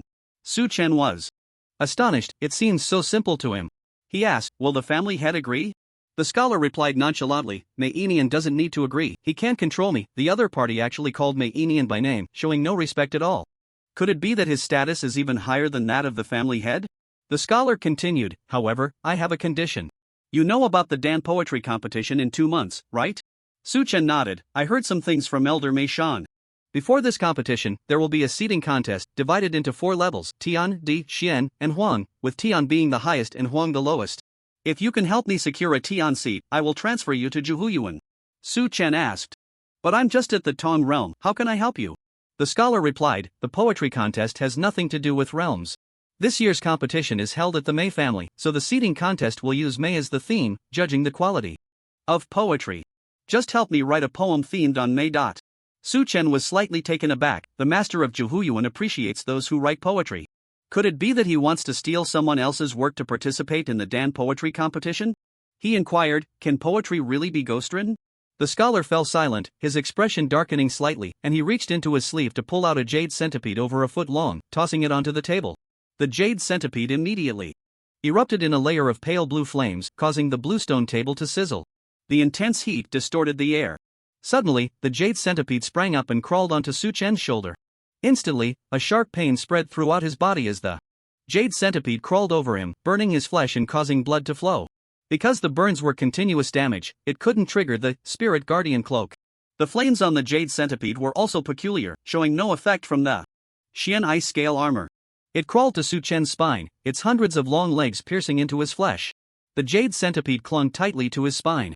Su Chen rolled on the ground in agony, trying to mobilize his Xian energy to fight back, only to find that all his Xian energy was sealed. He could only scream, hoping that someone from the Mei family would hear him and come to his rescue. The scholar, expressionless, flicked a pill into Su Chen's mouth. Instantly, a cool sensation spread from his throat throughout his body, alleviating the pain on his back. The burns caused by the jade centipede quickly healed as well. Once the pain subsided, Su Chen was drenched in cold sweat. He reached back to touch his spine, finding the jade centipede firmly embedded on the outside of his spine. No matter how much strength he exerted, he couldn't pull it off. This jade centipede is a 7th grade Xian jade artifact crafted by Master Tsang. It contains my innate divine ability, Blue Crystal Essence Fire. Even if Mei Inian were to fall for it, he wouldn't be able to break it. With this jade centipede on you, you will be my servant from now on. Your poetry will be my poetry. From now on, there will be no more young master Yangsheng. In this world. Su Chen was filled with rage, struggling to sit up, looking disdainfully at the scholar, raising his hand to point and saying, "What are you? A neither man nor woman freak, and you think I would be your servant?" Mei Yushu remained expressionless, lightly curling his index finger. Instantly, the jade centipede on Su Chen's back spewed forth pale blue flames again, burning his skin. The intense pain made him arch his body as if electrocuted. Mei Yushu coldly watched Su Chen struggle on the ground, saying lightly, "With just a flick of my finger, I can make you experience the torments of hell. My blue crystal essence fire can ruin your bone constitution. I advise you to be more obedient and not seek your own suffering." Su Chen lay on the ground, chuckling coldly, his laughter filled with unwillingness. He suddenly drew a knife and plunged it into his heart, then spat out blood, collapsing to the ground. Struggling, he said, "Even if I die, I will never be your servant. Have you committed suicide?" Mei Yushu suddenly stood up, panic flashing in his eyes, and hurried over to check. He turned Su Chen over and saw a strangely shaped short knife stabbed into his heart, blood gushing from the wound, soaking his clothes. Mei Yushu was in a panic. Su Chen was extremely important to him and could not die. He hurriedly grabbed Su Chen's hand, wanting to probe his internal energy to check his condition. Just then, Su Chen suddenly opened his eyes and flicked his fingers, launching a fine needle. This needle was formed from Night Lord, wrapped in ice crystals created by the Xuanbing scale armor, a new tactic developed by Su Chen using the Rainseer. With the enhancement of the Dart King, the needle had the force of 1,000 pounds and was as fast as lightning. At such a close distance, there was no time to prepare. Mei Yushu watched as the needle pierced into his shoulder. He immediately felt a wave of fatigue wash over him, a tumultuous tide, and his head grew heavy, nearly causing him to faint. In a panic, he shouted, "Contain the fire." His innate ability erupted, and the blue crystal marrow flame spread like wildfire, a pale blue flame enveloping his entire body, sweeping through every meridian. In an instant, it cleared out the Night Lord within him. Su Chen suddenly pulled out the short knife from his chest and swung it at Mei Yushu. Every pore of Mei Yushu was spewing fire, his body wrapped in a fiery armor, with blue flames surging high, rushing in all directions and engulfing Su Chen. Su Chen's knife struck the fiery armor. A chill suddenly arose in Mei Yushu's heart, as if an ice soul had exploded within him. In an instant, his organs were frozen, and all his internal energy ceased to flow, halting the surge of the fiery armor. Su Chen's throat erupted with 4 words, "Die for me." His insect knife broke through the fiery armor's defenses and plunged into Mei Yushu's shoulder, the mother insect in the handle screeching with excitement, as thousands of insect larvae charged in, burrowing into Mei Yushu's body. These larvae were different from before. After the mother insect fed on Su Chen's blood, it fell into a deep sleep, and upon awakening, it had evolved, along with its larvae. They evolved to possess the same immunity to toxins as Su Chen. Thus, Su Chen attempted to have the larvae carry poison, each one having gorged on the green ghost venom. These larvae were remarkable. They appeared no larger than specks of dust, yet their bellies held great power, each capable of consuming a jujube pit-sized amount of green ghost venom. Originally, these insects relied on biting to harm, but now, carrying this strange poison, their danger level increased 100-fold. Affected by the chill, Mei Yushu's internal energy was suppressed for half a second, allowing Su Chen to land a blow. By the time he recovered, there was already a larva inside him. Northern border insect knife? Mei Yushu recognized the knife embedded in his shoulder at a glance. He looked disdainful and muttered, "Needle." Instantly, millions of energy needles, 10 times thinner than mosquito legs, appeared within him, weaving through his blood vessels and meridians, piercing through both the larvae and the eggs into tiny fragments in an instant. The next second, the green ghost's strange poison erupted. Thousands of jujube pit-sized blobs of green ghost poison flowed out from the larvae's bellies, instantly bursting Mei Yushu's meridians and blood vessels. The intense toxicity burned his organs into a watery pulp, and in the blink of an eye, half of his body melted away. A foul stench rose into the air. Mei Yushu's eyes widened in shock as he looked down to see his bare skeleton, his flesh and blood gone. His consciousness scattered like the wind. His body collapsed with a thud. Su Chen clutched his chest and stood up, spitting on Mei Yushu's corpse, cursing, "In this world, no one dares to treat me as a servant." His entire body was charred, no longer resembling a human. The blue crystal marrow fire had only consumed him for a second, yet it nearly took his life. He didn't even have the strength to swallow a pill, and his consciousness began to fade, darkness closing in. The water rebirth should work, right? He thought to himself. At that moment, the surrounding space suddenly twisted, and all light was refracted into 7 colors. He felt as if he were in a kaleidoscope. Surrounded by a riot of colors, the world beginning to spin faster and faster, a wave of dizziness washing over him, making him feel nauseous. This chaotic state lasted only a few breaths before the world suddenly came to a halt, like a carousel that had abruptly stopped. He felt as if his soul had been flung away. As he gradually regained his senses, he found himself sitting in the lotus fragrance pavilion, completely unharmed. Opposite him, Mayushu was also unscathed, leisurely lifting a cup of wine to take a sip, and asked, "What did you just see?" Su Chen was somewhat at a loss. A voice came from behind him. "I saw him pretend to commit suicide, trying to ambush the owner of the garden." The voice belonged to Manager Jean. Su Chen turned to look and saw Manager Jean standing right behind him. Beside Manager Jean stood an old man, his entire body wrapped in iron chains, as if he had just emerged from water, dripping wet and still leaving puddles on the ground. He squinted his eyes and locked gazes with Su Chen. "Oh?" Mayushu said in surprise, "You have quite the audacity to dare ambush me? What was the outcome?" Manager Jean replied, "Naturally, he was easily subdued by the owner of the garden." Su Chen was completely confused. He touched his back, where the jade centipede was still embedded. The night wolf ice needle was still there as well. Inside the Yini warehouse, the northern border insect knife lay safely. He communicated with the mother insect through his thoughts. The mother insect responded that it had always been in the Yini warehouse and had never been taken out by Su Chen. Although living creatures cannot be stored in the Yini warehouse, the mother insect had become a part of the Du blood Gu technique, thus becoming Su Chen's skill and able to survive within the Yini warehouse. This left Su Chen utterly baffled. What had just happened? Manager Jean explained from behind him, "You just fell under my illusion, and everything you saw was merely a hallucination." Su Chen was dumbfounded. "When did I fall under your illusion?" Manager Jean said, "From the moment you encountered me on the illegal bridge, I planted a heart anchor in your mind. As long as you harbor malicious intent against the owner of the garden, you will fall into the illusion." Su Chen was very surprised. "You saw everything I just experienced?" Manager Jean replied, "That was my illusion, so naturally, I could see it. I saw you overestimating yourself, pretending to commit suicide to lure the owner of the garden closer, intending to attack with a poison needle, but unfortunately, it was easily resolved by the owner." Suddenly, a butterfly floated out of Su Chen's mind, speaking in the same voice as Manager Jean, saying, "Young Master Yangsheng, this butterfly is my second heart anchor. It is here to inform you that I am helping you. You must not mess up the act. You absolutely cannot say that you killed the owner of the garden in the illusion." Su Chen's shock was beyond measure. Manager Jean had planted a heart anchor in him the moment they met, and he had been completely unaware. This meant he had been under the other's control from the very beginning. How terrifying! Manager Jean said that the moment he harbored malicious thoughts, the illusion was created. This meant that from the moment he was implanted with the Yi Jade centipede, everything that followed was an illusion. No wonder he was now sitting at the table in good condition. Manager Jean concealed the fact that he had killed the owner of the garden in the illusion and seemed to be intentionally helping him, but why? Su Chen felt conflicted. His earlier ambush had been flawless. He believed that even in reality he would have had a chance to take down Mayushu. However, due to Manager Jin's interference, his intention to ambush had been completely exposed. Now, trying to kill Mayushu was absolutely impossible. After hearing Manager Jin's words, Mayushu coldly said, "The 10,000 poison cave is best at using such insidious tactics. However, you only have a single realm, and your mystical arts are still sealed by the Jade centipede. To dare to ambush me like this shows some spirit." Behind Su Chen, the old man, drenched from head to toe, laughed heartily. "How could someone who can write the line, 'If I were the Azure Emperor, I would make the peach blossoms bloom together,' lack spirit? He not only has spirit but also possesses a proud backbone. Young man from the Mei family, putting the Jade centipede on him is truly tarnishing a gem.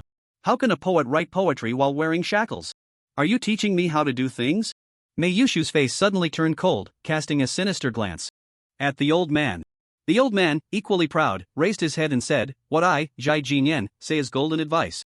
If you are unwilling to listen, just send me back to the bottom of the lake. I have no interest in conversing with someone like you who seeks fame and reputation." Mayushu let out a cold laugh, lightly tapping his fingers on the table.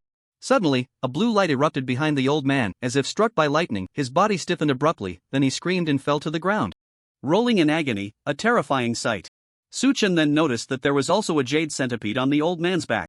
He called himself Jai Jinyan, the person whom Mayushu had ordered Manager Jean to fish up. From his words, it seemed he lived at the bottom of the lake. Just moments ago, Jai Jinyan had appeared as a figure of iron and steel, but after being tormented for a few breaths, he could no longer endure it, repeatedly begging for mercy. "Oh dear, master of the garden, please show mercy. This old bone of mine can't withstand the torment of the jade centipede.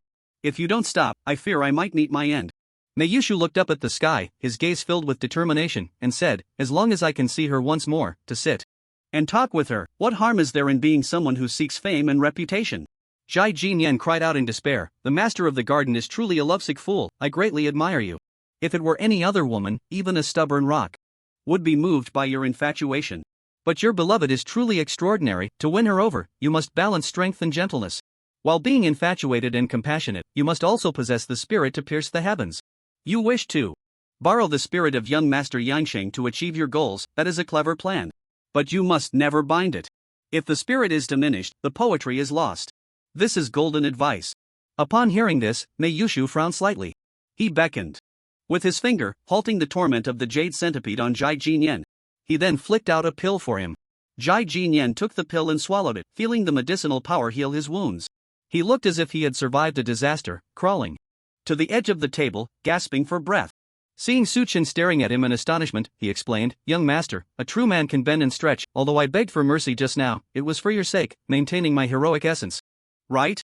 Suchen was a bit bewildered, pondering for a long time before complimenting, Senior is indeed a hero, I am immensely grateful. Jai Jinyan nodded in satisfaction and said, that is golden advice. Suddenly, Mei Yushu stood up and deeply bowed to Suchen, saying, young master Yansheng, I take back my words about making you my servant. I also promise that my borrowing of your poetry is only temporary. Once my wish is fulfilled, I will shed all my glory to help you make a name for yourself. The jade centipede on you cannot be removed for now. But rest assured, I will never use it to torment you. This is not a shackle, but a protective talisman. Only by wearing the jade centipede can I feel at ease, and so can the others. From the Mei family. Thus, you can live freely in the Nine Lakes Garden. Suchen did not expect Mei Yushu to suddenly lower his stance. He was curious about who the person Mei Yushu was infatuated with could be, to make him go to such lengths. He asked, if I come to the Nine Lakes Garden, how many times can I leave the Mingyu each month? Mei Yushu replied, your strength is too low, you can only stay on the 9th level. According to the rules, those on the 9th level can only leave Mingyu once every 3 months. However, I will grant you a privilege, allowing you to leave 4 times a month. Of course, you can only go to Yingwu town at most. 4 times a month was enough to exchange intelligence with the great Zhou. Su Chen's heart stirred. He didn't take the jade centipede seriously at all, removing it would be as easy as pie. The simplest method was to use thunderstorm alchemy, treating the jade centipede as a material to refine into another mysterious jade artifact. When Su Chen crafted the Night Lord, he had once used boy's urine as a material. He placed the gourd filled with boy's urine in the refining array. Once the array was activated, the boy's urine was transformed into the Night Lord. The gourd remained unharmed. Following the same principle, he just needed to lie in the refining array like that gourd, and the array would naturally use the jade centipede on his back as a material to refine into another mysterious jade artifact, while he would remain safe and sound. Since the jade centipede could be removed at any time, having it on him wasn't a big deal. Su Chen said, I hope my whole family can transfer to Yuan, and they will enjoy the same treatment as I do. Mei Yushu nodded.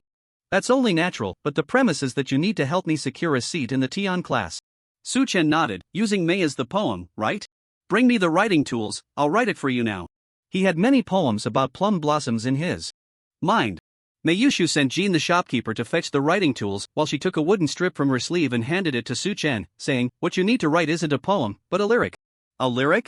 Su Chen took the wooden strip and saw that it was inscribed with snow-enveloping sand, plum. Su Chen's heart sank. This snow-enveloping sand couldn't possibly refer to a lyric title, could it?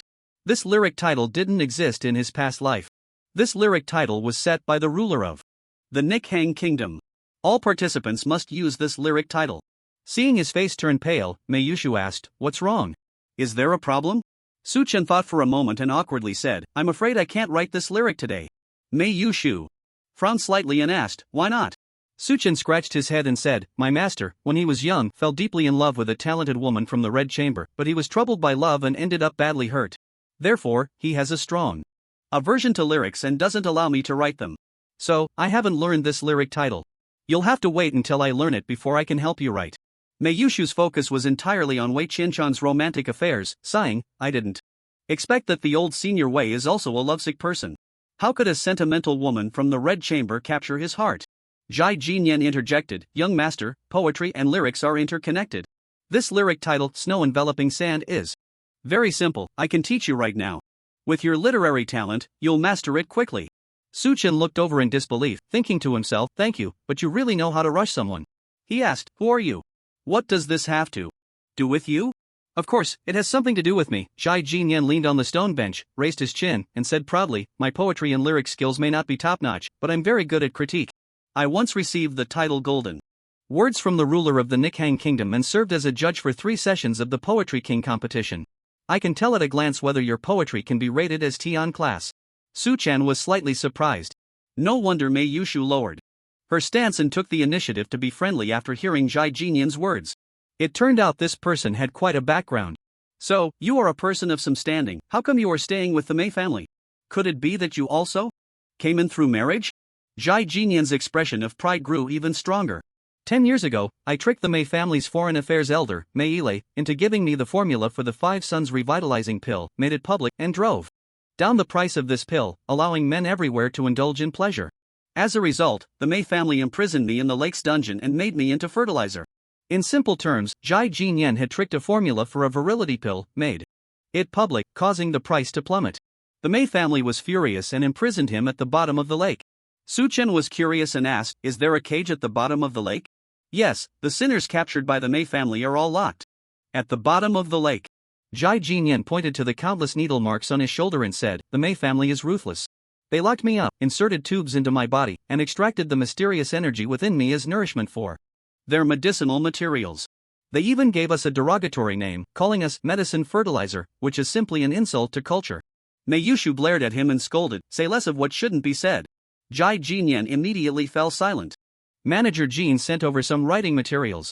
Mei Yushu said, I have already written a poem, let me take it out for the young master to appreciate, and it will be a good opportunity to teach the young master about the rules of poetry. He picked up the brush and wrote a poem. Snow enveloping the silk. May, in the mist, the flower branches lean, reflecting the dark and serene stillness. After the snow, one should pity the fallen flowers, the green lake retains the sparse shadows. My thoughts are withered and desolate, my thoughts are of the rainbow dress. Year after year, under the moon, the faint fragrance lingers, silver light invades the coolness of the flowers. After Su-chen read this poem, he was greatly impressed. The poem's language is graceful, its emotions intertwined, filled with sorrow and melancholy, flowing with sadness. On the surface, it describes plum blossoms, depicting an image of extreme coldness after the snow, under the moonlight, with silver light pouring down, making the plum blossoms feel chilly. In reality, it expresses one's loneliness, unrequited love, and the pain of longing. Especially the last line, year after year, under the moon, the faint fragrance lingers, silver light invades the coolness of the flowers, compares oneself to the plum blossom, quietly emitting fragrance under the moonlight to express one's affection, yet that moonlight only casts a silver glow, making the petals even more desolate. This line is truly exquisite. Su-chen said, this poem by the garden master is a rare masterpiece, can it not earn a heavenly seat? Zhai Jinyan replied, if it were 10 years ago, this poem would still have a chance to earn a heavenly seat. However, in recent years, the literary world has changed dramatically, everyone prefers bold and unrestrained, fresh and ethereal poetry. Compared to this poem, it seems a bit delicate and contrived.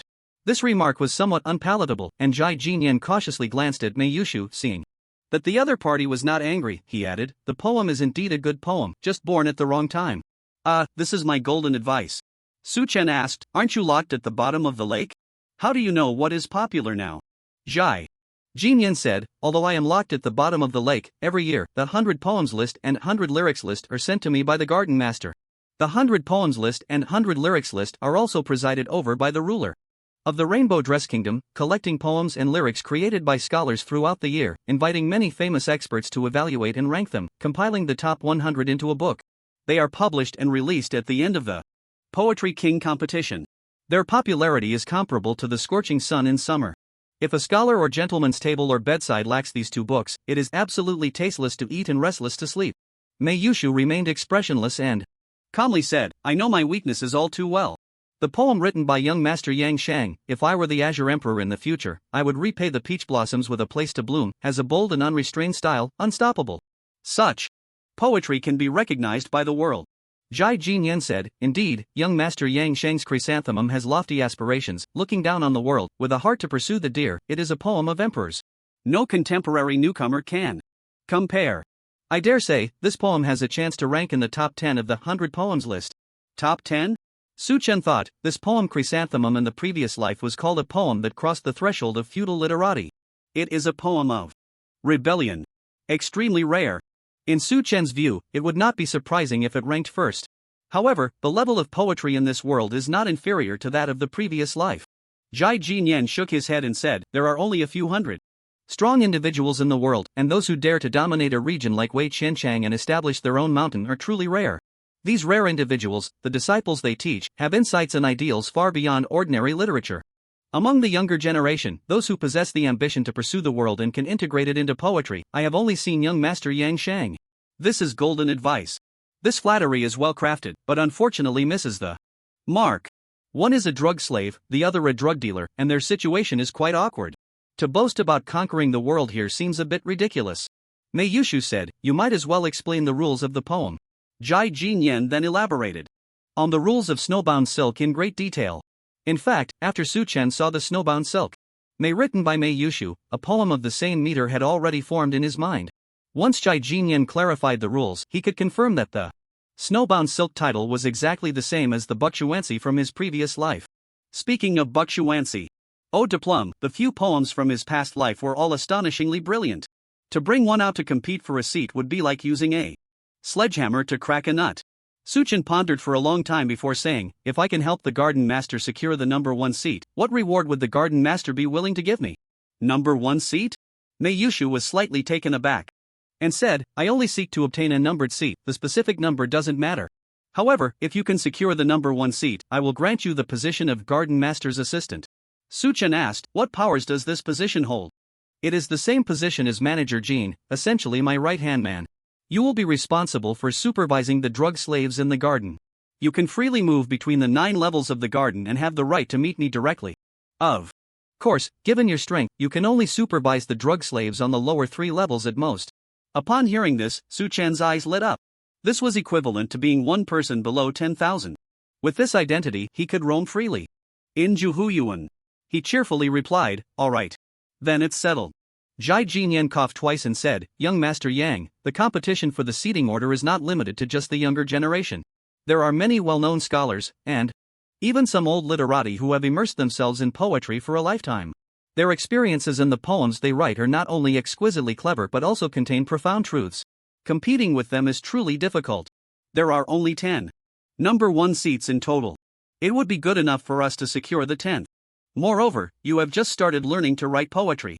Being able to express half of your ambitions is already commendable. Once you write it, the garden master and I will revise it together. With the strength of 3, we will surely secure the number 10 seat. Number 10? Who do you look down on? Su Chen frowned and said solemnly, the poem I write cannot be altered by anyone, nor does anyone have the right to change it. Not to mention this eastern radiant continent, even if you combine the other 4 continents, it would take 50,000 years before and 50,000 years after. And no one has the right to change it. Su Chen's words had become exceedingly arrogant. Jai Jinyan narrowed his eyes slightly, re-evaluating Su Chen. Initially, he was impressed by Su Chen's poem Chrysanthemum, which is why he had been speaking up for him. But seeing him so arrogant, he felt a bit disappointed. He said, young master has such bold words, which I admire. However, there are many heroes in this world, not just you.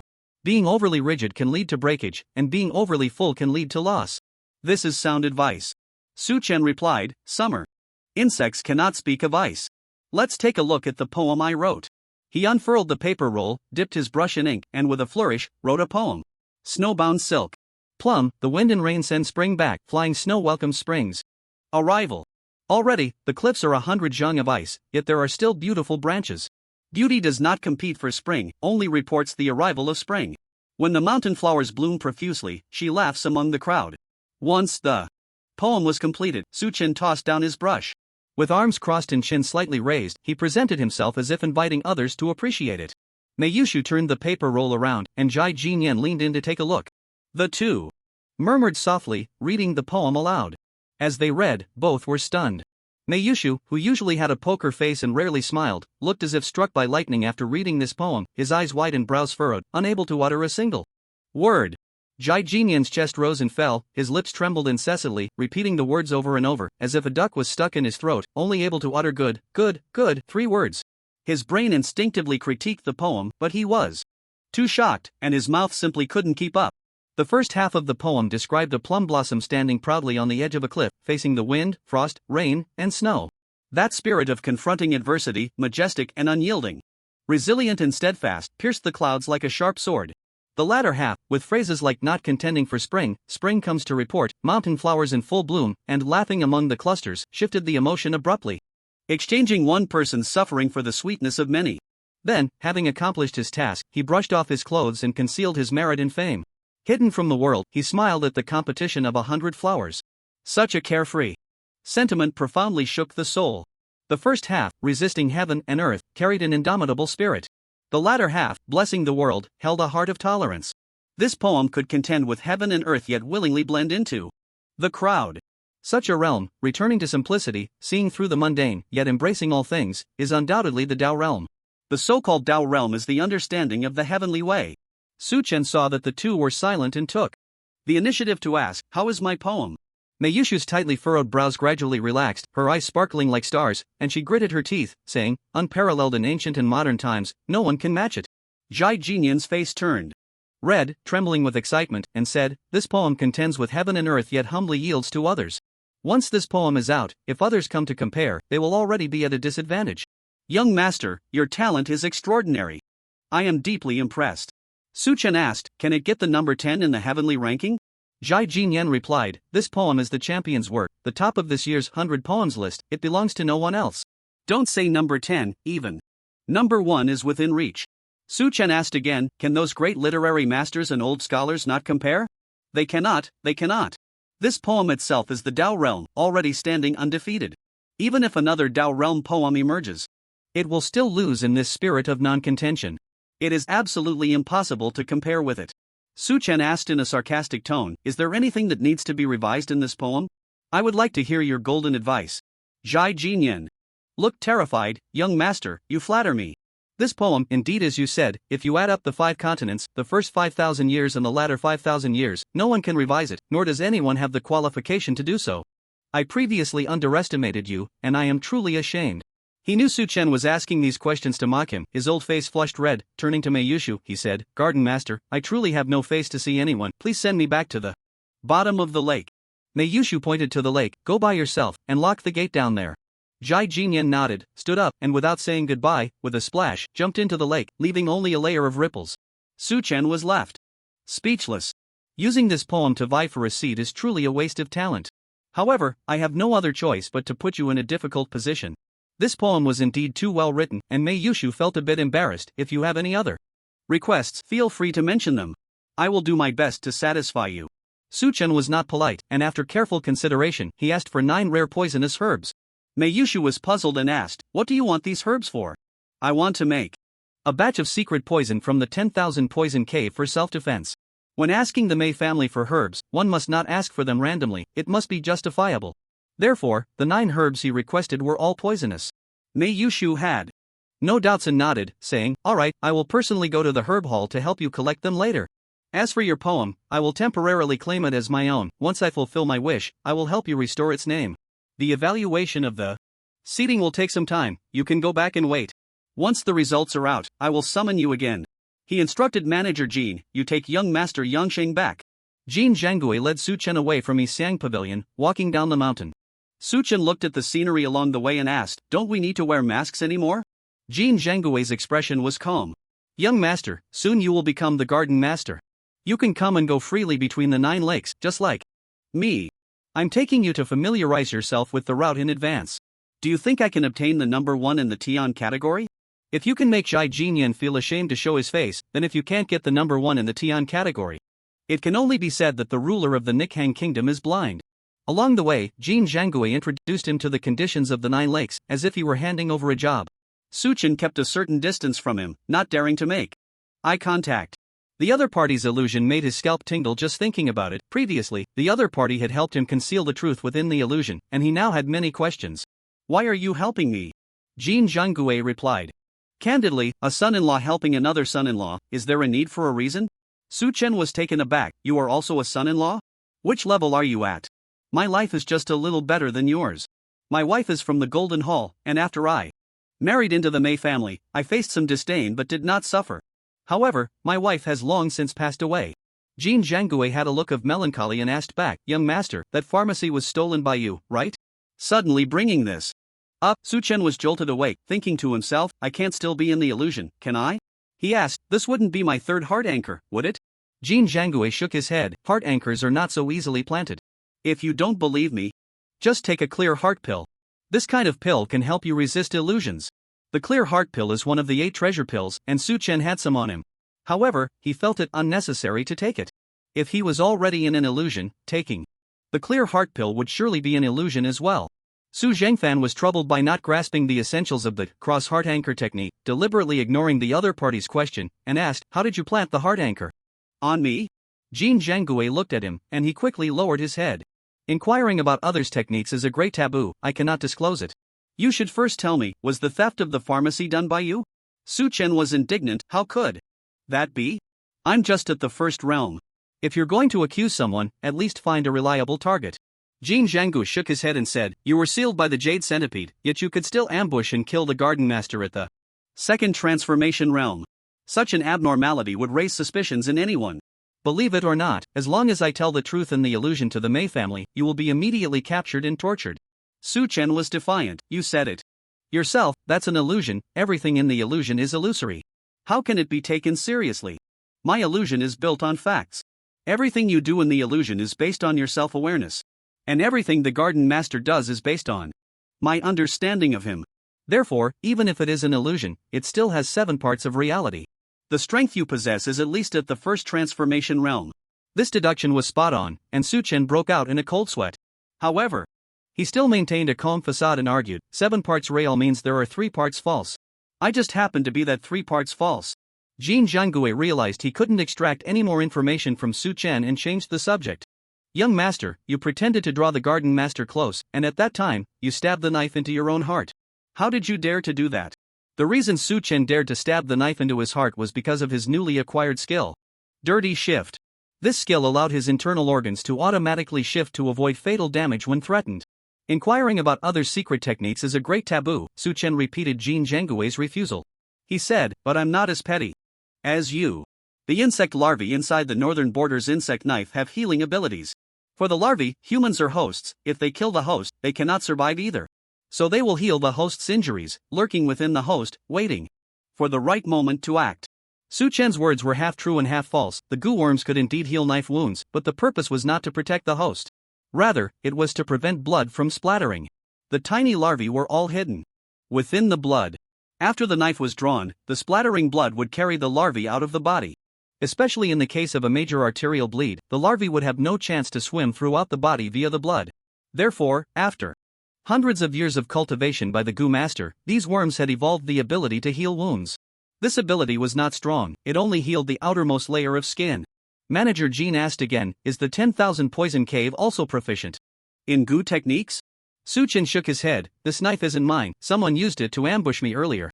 They tried to kill me and stabbed me twice. Fortunately, I had poison in my body, which is the nemesis of these goo worms, allowing me to escape.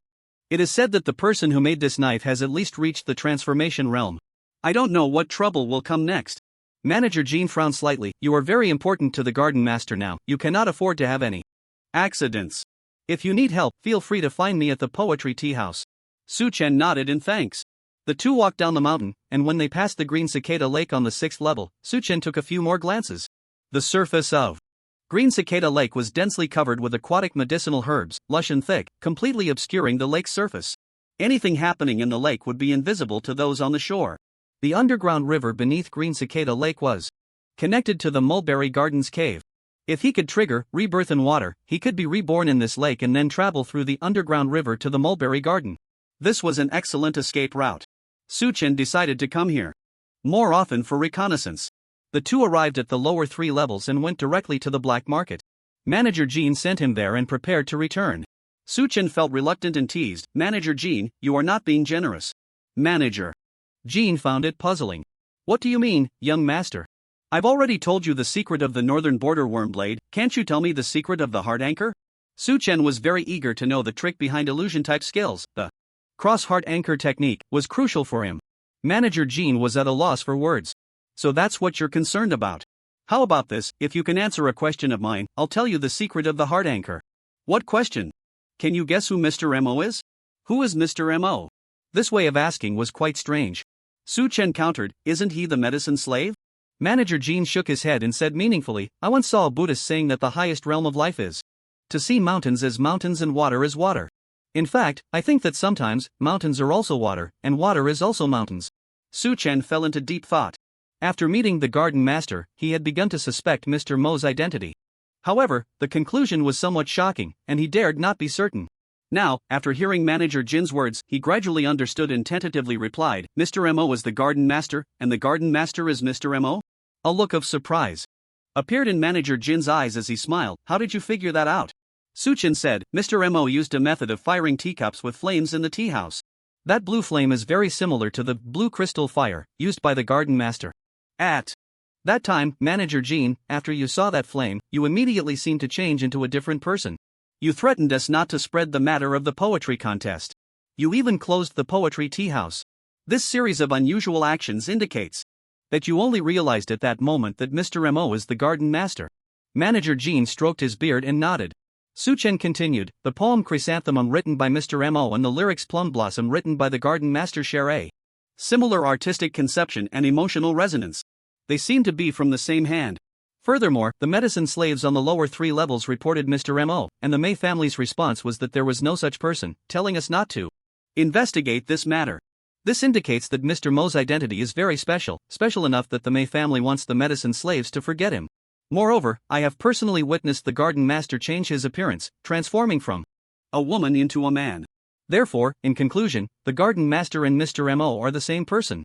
Manager Jin slowly nodded, admiringly saying, with such insight, it is worth my effort to help you.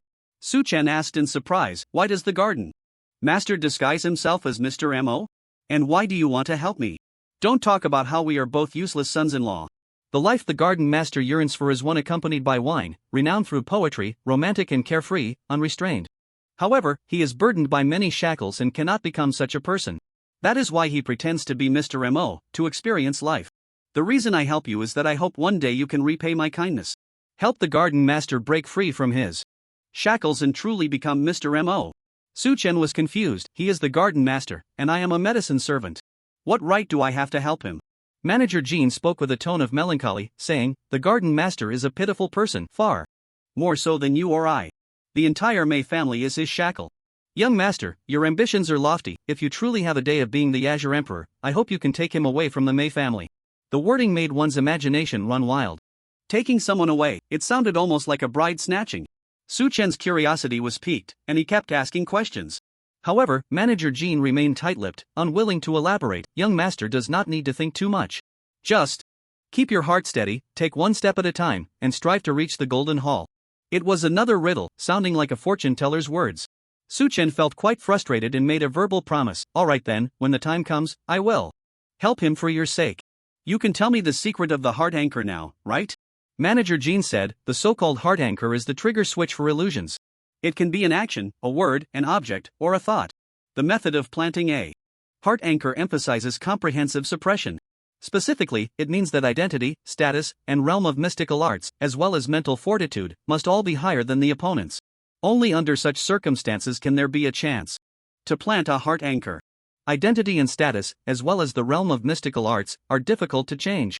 Therefore, the operable space lies in mental fortitude. When a person's emotions fluctuate anger, sadness, fear, guilt, during these abnormal emotional states, mental fortitude will decrease. This is the best time to plant a heart anchor. I planted the first heart anchor when I put a mask on you on the illegal bridge.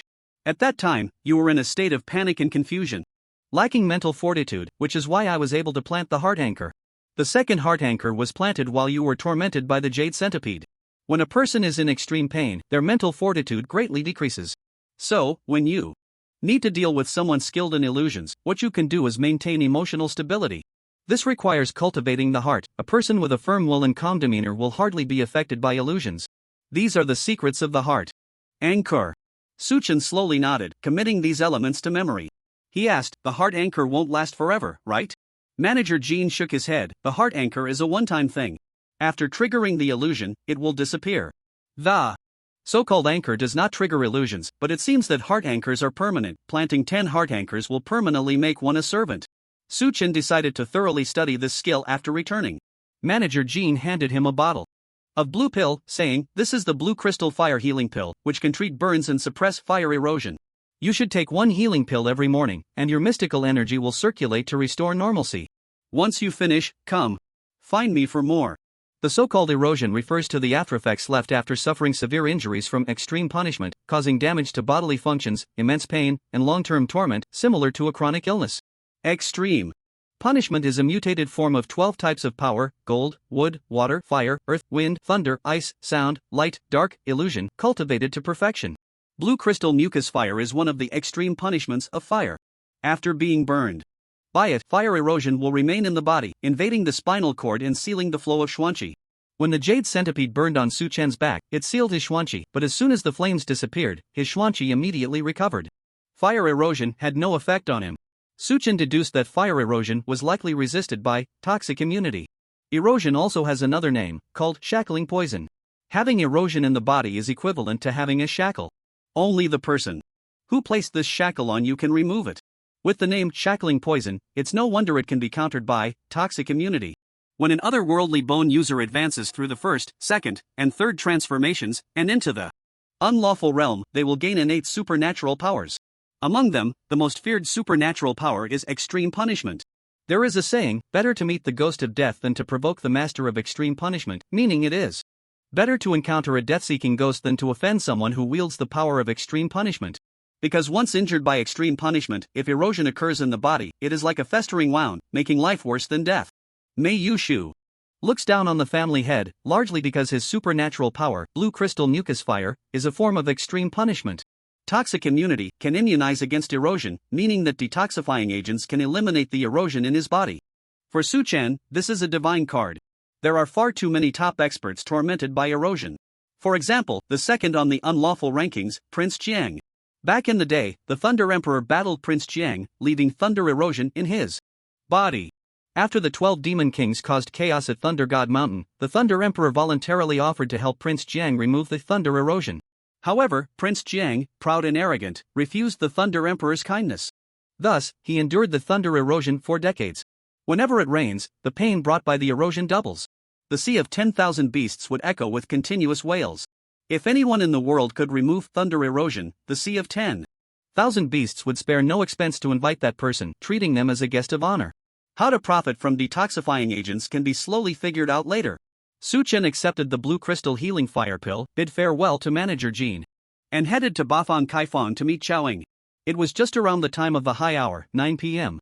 The black market had been closed for 3 days and just reopened today, so gamblers were itching to play, making Bafang Kaifang's business booming. With crowds in the casino, lively and bustling. As soon as Su Chen entered the casino, Steward Xiu waved to him from the second floor. Upon reaching the second floor, Steward Xiu sighed in relief. "Young master, you finally made it." The two entered the private room together, where Xiaoying, Dr. Yuan, and Steward Feng were all present, and they looked at Su Chen with surprise. Su Chen said, "Sorry, I was delayed by some matters and arrived late. Have you all seen Lianer?" Xiaoying shook his head and said, "We can't go to the cave yet, we have a big problem." Su Chen frowned and asked, "What problem?" For the past 2 days, Steward Feng has been eavesdropping on the Mei family's information using floating sound bone. The Mei family seems to be preparing to buy a blood spirit mouse from the 10,000 Beasts Villa to investigate the theft of the medicine store. Blood spirit mouse? Su Chen asked in confusion, "What is that?" Steward Feng explained, "It's a spirit beast that is exceptionally good at tracking blood trails. It is said that as long as it has smelled the scent of blood, it can chase down the culprit for miles." "Young master, I remember you were seriously injured in the medicine store." Su Chen waved his hand. "Don't worry, I specifically used green ghost to clean up the bloodstains.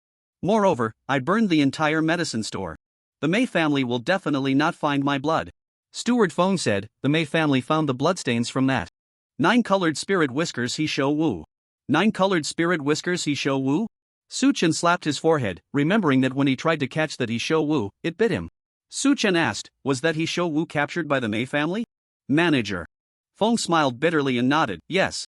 Damn it, after all the calculations, I overlooked he show Wu." Su Chen was speechless and asked, "When will the blood spirit mouse arrive at the Mei family?" "The day after tomorrow evening. The people from the 10,000 Beasts Manor will bring a blood spirit mouse to the Mei family for business." "The day after tomorrow evening? That's too urgent." Su Chen felt overwhelmed. "Do you have any solutions?" Dr. Yuan said, "I've been thinking for a day and a night, and currently, there's only one way." He pulled out a book from his sleeve and handed it to Su Chen, saying, "In blood technique." Su Chen took the book, opened it, and found it was a kind of mysterious martial art recorded with words and patterns. The first paragraph read, to practice this skill, one must first castrate oneself. Su Chen was taken aback. What the hell? The Sunflower Manual? He asked, what does this mean? Dr. Yuan explained, this Yin blood technique and burning blood divine skill share the same origin, obtained from the same secret tomb. Both are boundary-type mysterious martial arts.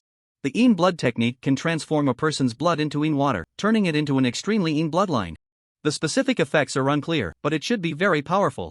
If you cultivate this, you can evade the tracking of the blood spirit mouse. Su Chen angrily retorted, are you kidding me? Such a good skill, why don't you practice it? Doctor.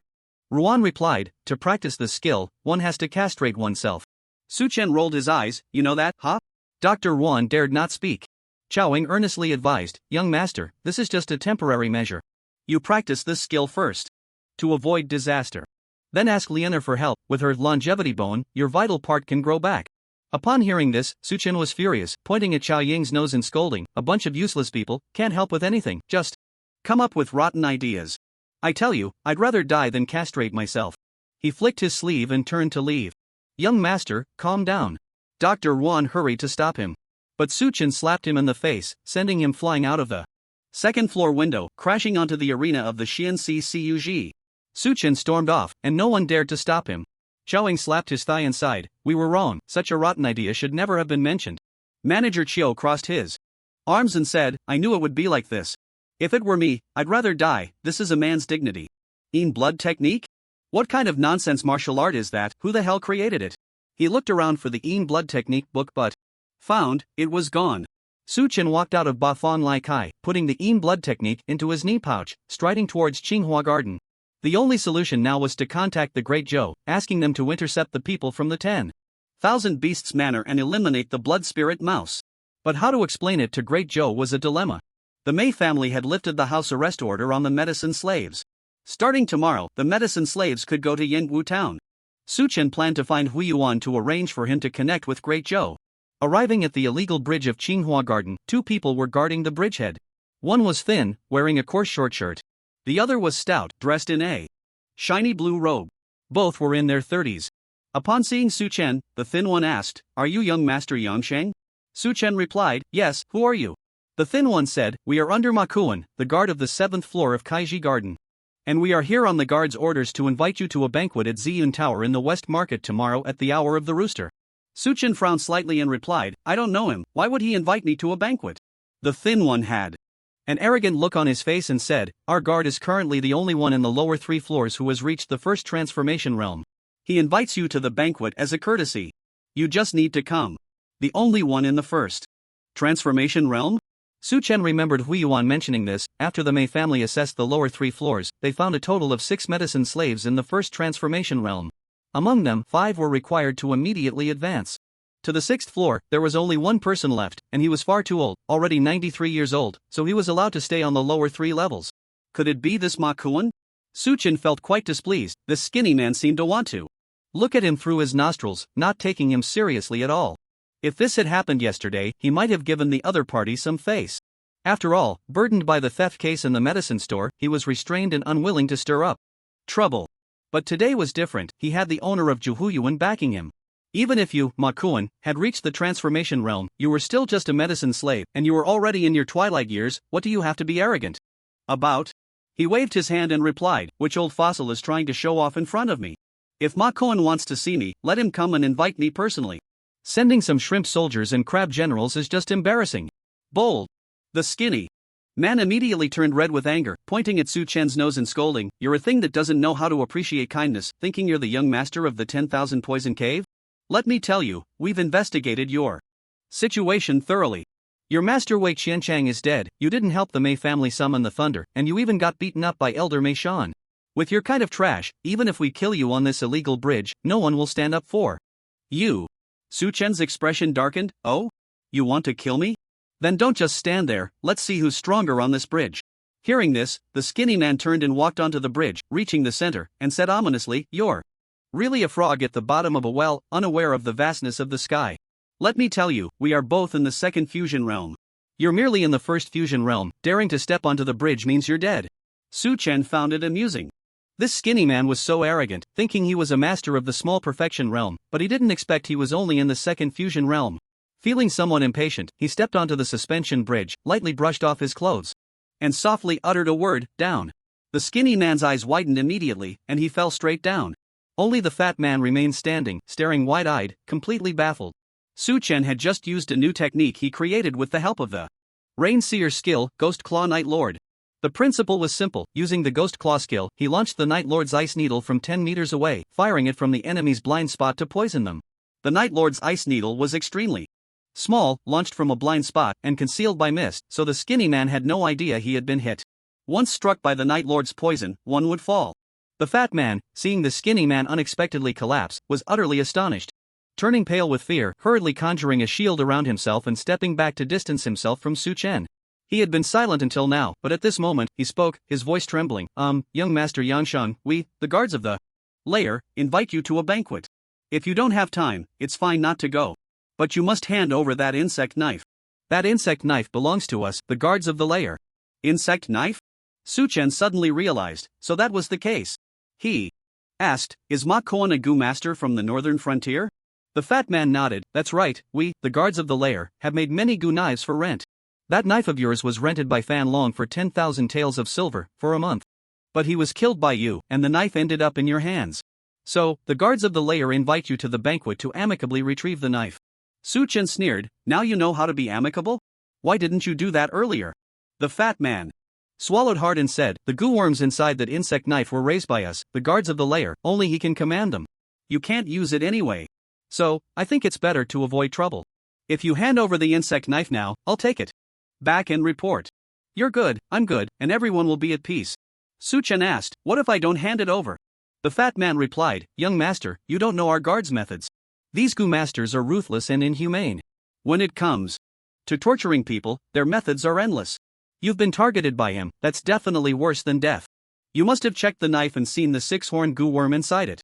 Just looking at that thing gives one goosebumps. There are far more terrifying goo in the hands of the people from the guard layer. There's even a 10-horned goo worm king. This worm king slaughters those at the minor perfection level like chopping vegetables. If you go against us from the guard layer, that would be a terrible decision. So, for your own good, you should hand over that knife. This fat man was eloquent, and Shen Ming was formidable, with a hint of intimidation. Su Chen pretended to be deep in thought, feigning a look of terror, his eyes showing a hint of panic. He nodded, took out the worm knife, and asked, I can hand over the worm knife, but what about this skinny guy? I knocked him out, he won't seek revenge on me later, will he? Just knocked out? The fat man noticed the fear in Su Chen's eyes and let out a sigh of relief, saying, then it's no problem. As long as he's not dead, it's just a minor issue, nothing serious. You just need to hand over the worm knife, and everything will be fine. Su Chen nodded, all right. I hope you keep your word.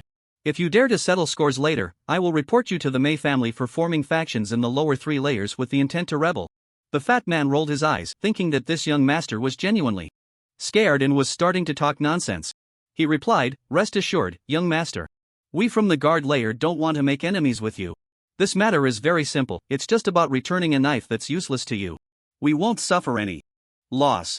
Su Chen then placed the worm knife on the bridge, saying, the knife is here, you come and take it and leave quickly. Don't linger here. The fat man nodded, bent down to carry the skinny guy, and walked towards the worm knife, his protective shield solid and not daring to be removed for a moment. When he reached the bridge, he reached out and pulled out the worm knife. After confirming the knife was fine, he tucked it into his bosom. He smiled at Su Chen, young master, I'll be leaving. Now, we'll meet again.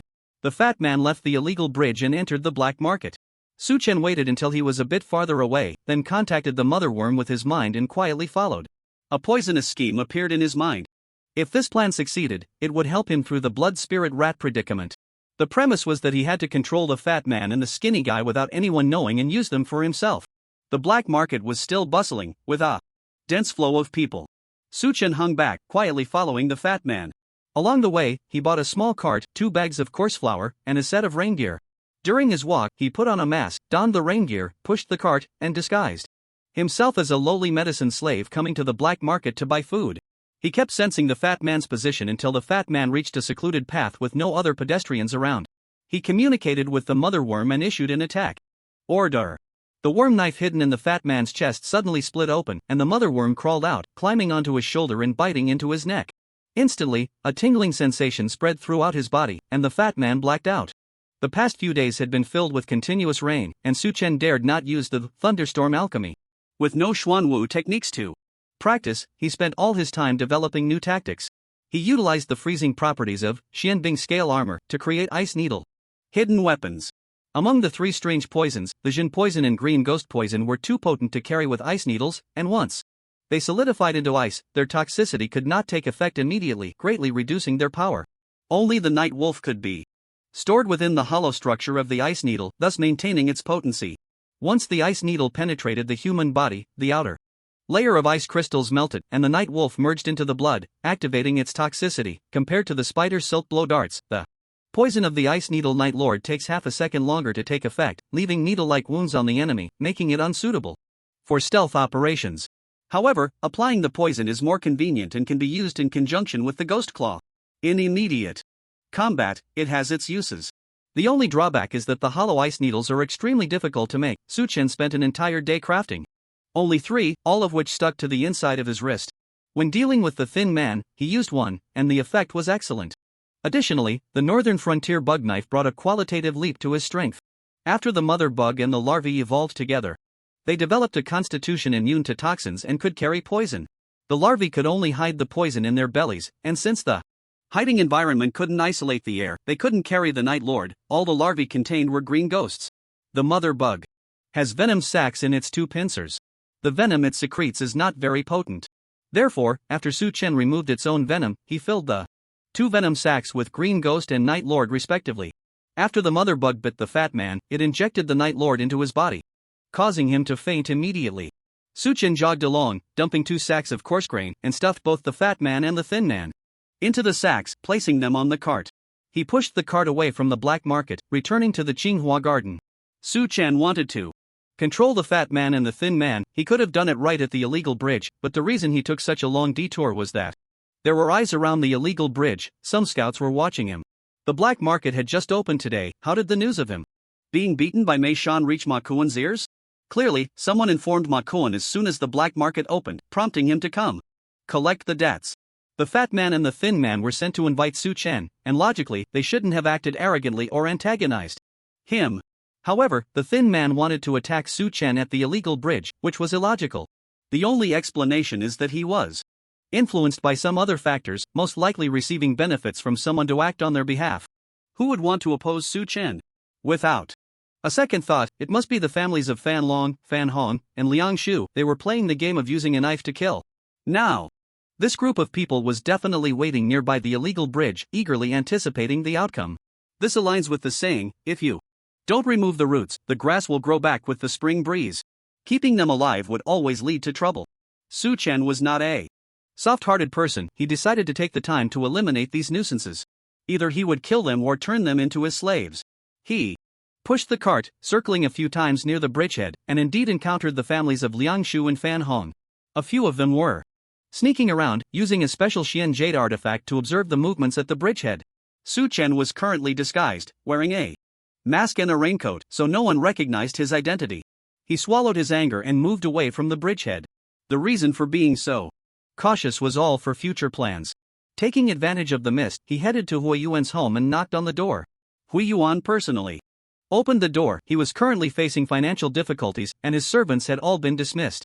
Su Chen took off his mask, revealed his identity, and pushed the cart into the courtyard. Seeing him in a raincoat, sneaky, Hui Yuan asked, "Young master, why are you dressed like this? What's in that sack?" Su Chen asked him, "Do you have a cellar at home?" Yes. Hui Yuan led him down to the cellar. Su Chen threw the 2 sacks into the cellar and instructed Hui Yuan to guard the door. He released the fat man and the thin man from the sacks. Both were poisoned by the Night Lord and would be unconscious for at least an hour. Su Chen couldn't wait. He bound the 2 tightly and suppressed their Xian methods with Ding Qi. Before long, the 2 woke up, looking around in sheer terror. Upon seeing Su Chen, they struggled to speak, but Su Chen didn't give them a chance to voice anything. He tightly bound their mouths with hemp rope. "Gentlemen, encountering me is your misfortune." Su Chen chuckled ominously. "My master once obtained a book from the secret realm, titled The 10 Most Cruel Punishments of the 5 Continents.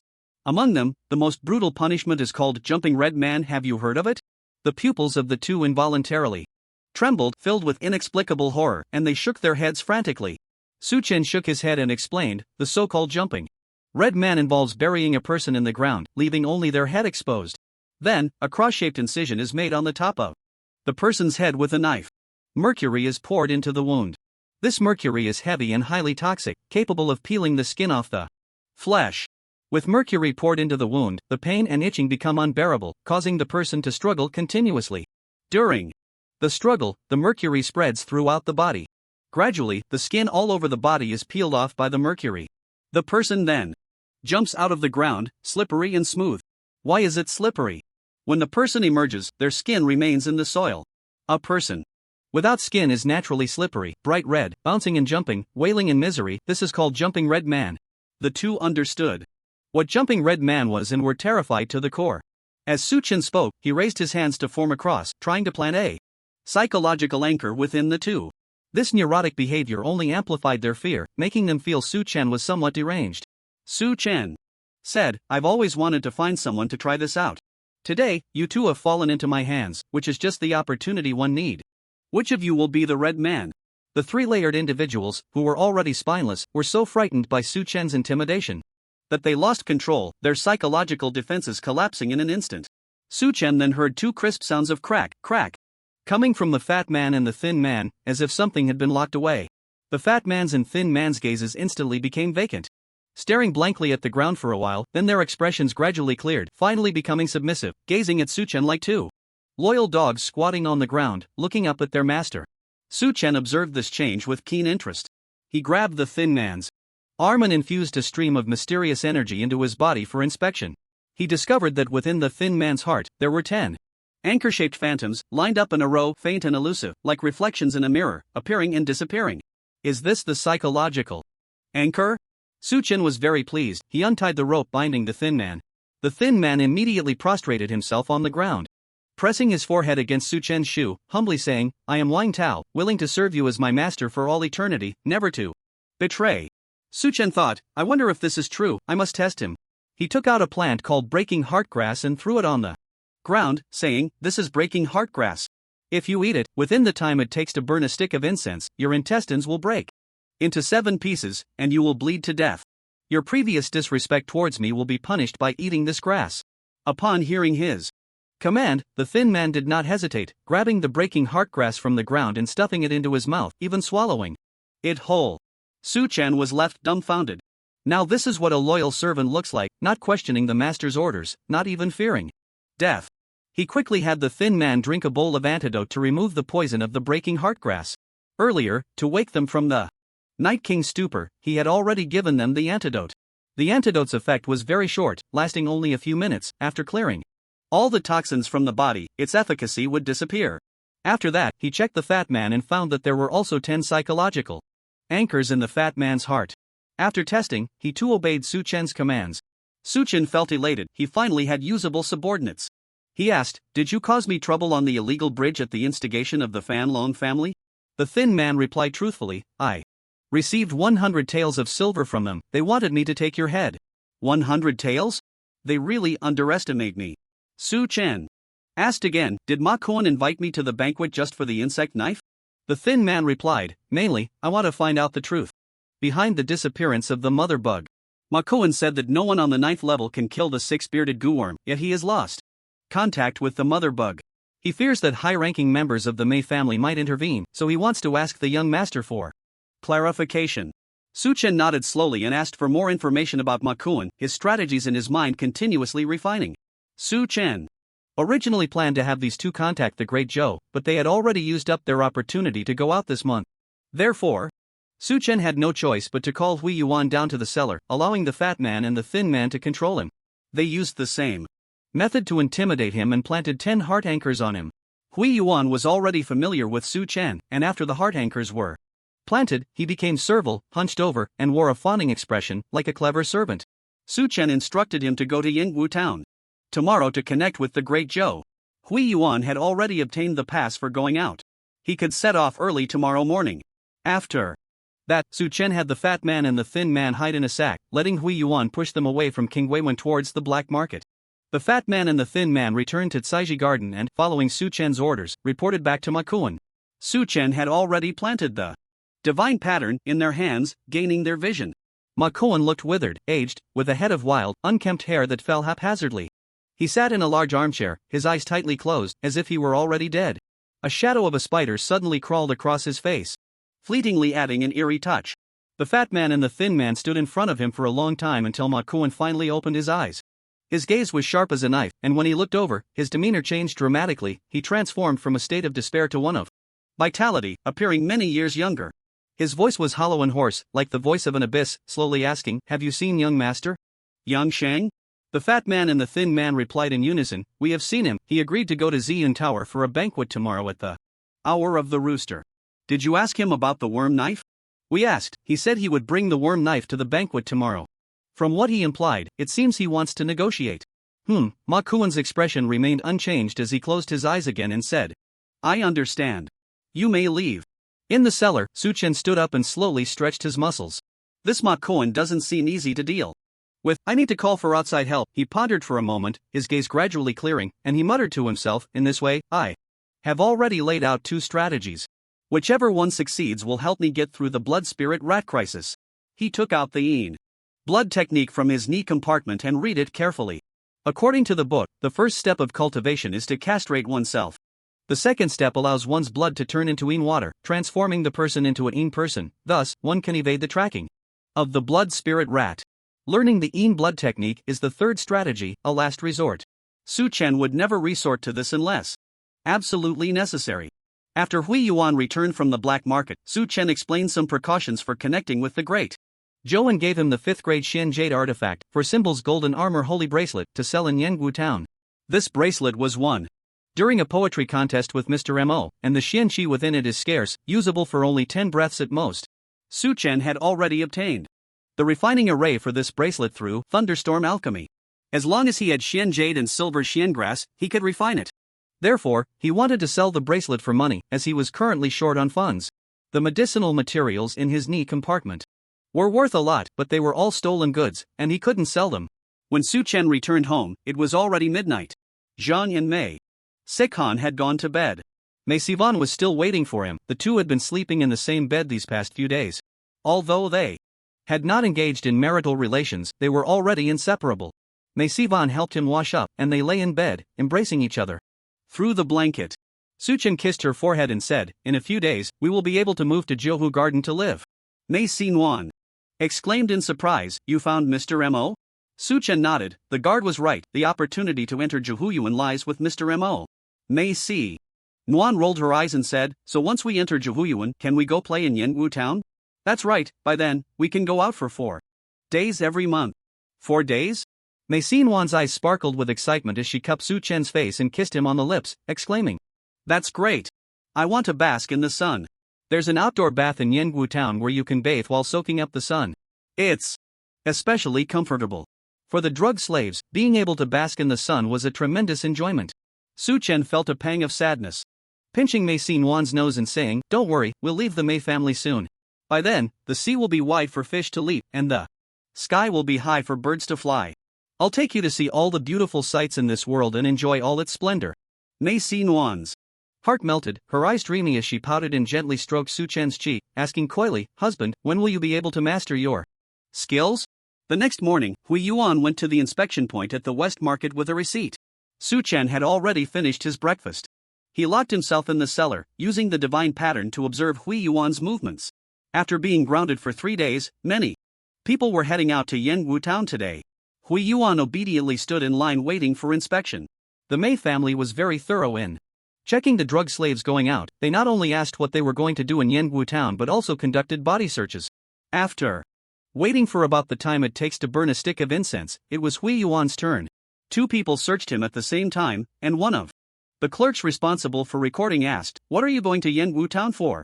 Hui Yuan replied, "Just to have a couple of good meals and soak up some sun."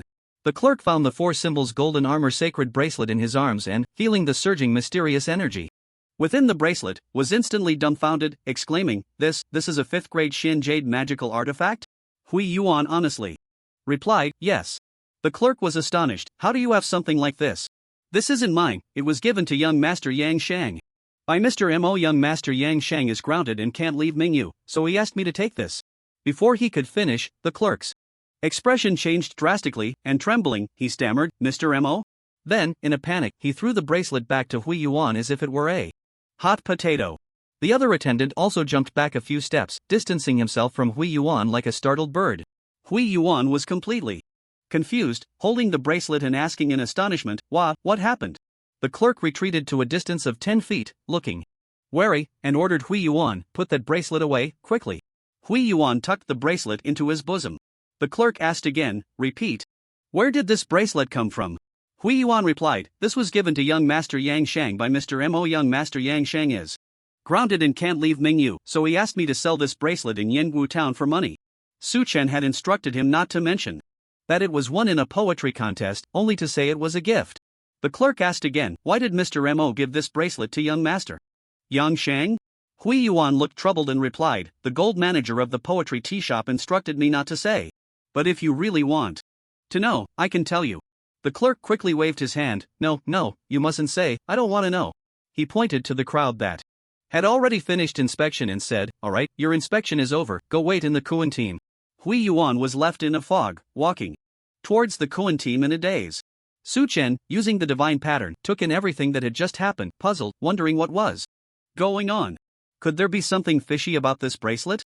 It shouldn't be. The thunderstorm alchemy had checked it, and it was indeed just a defensive Xian Jade magical artifact, the clerk said, keeping his voice low. "It's a good thing nothing happened.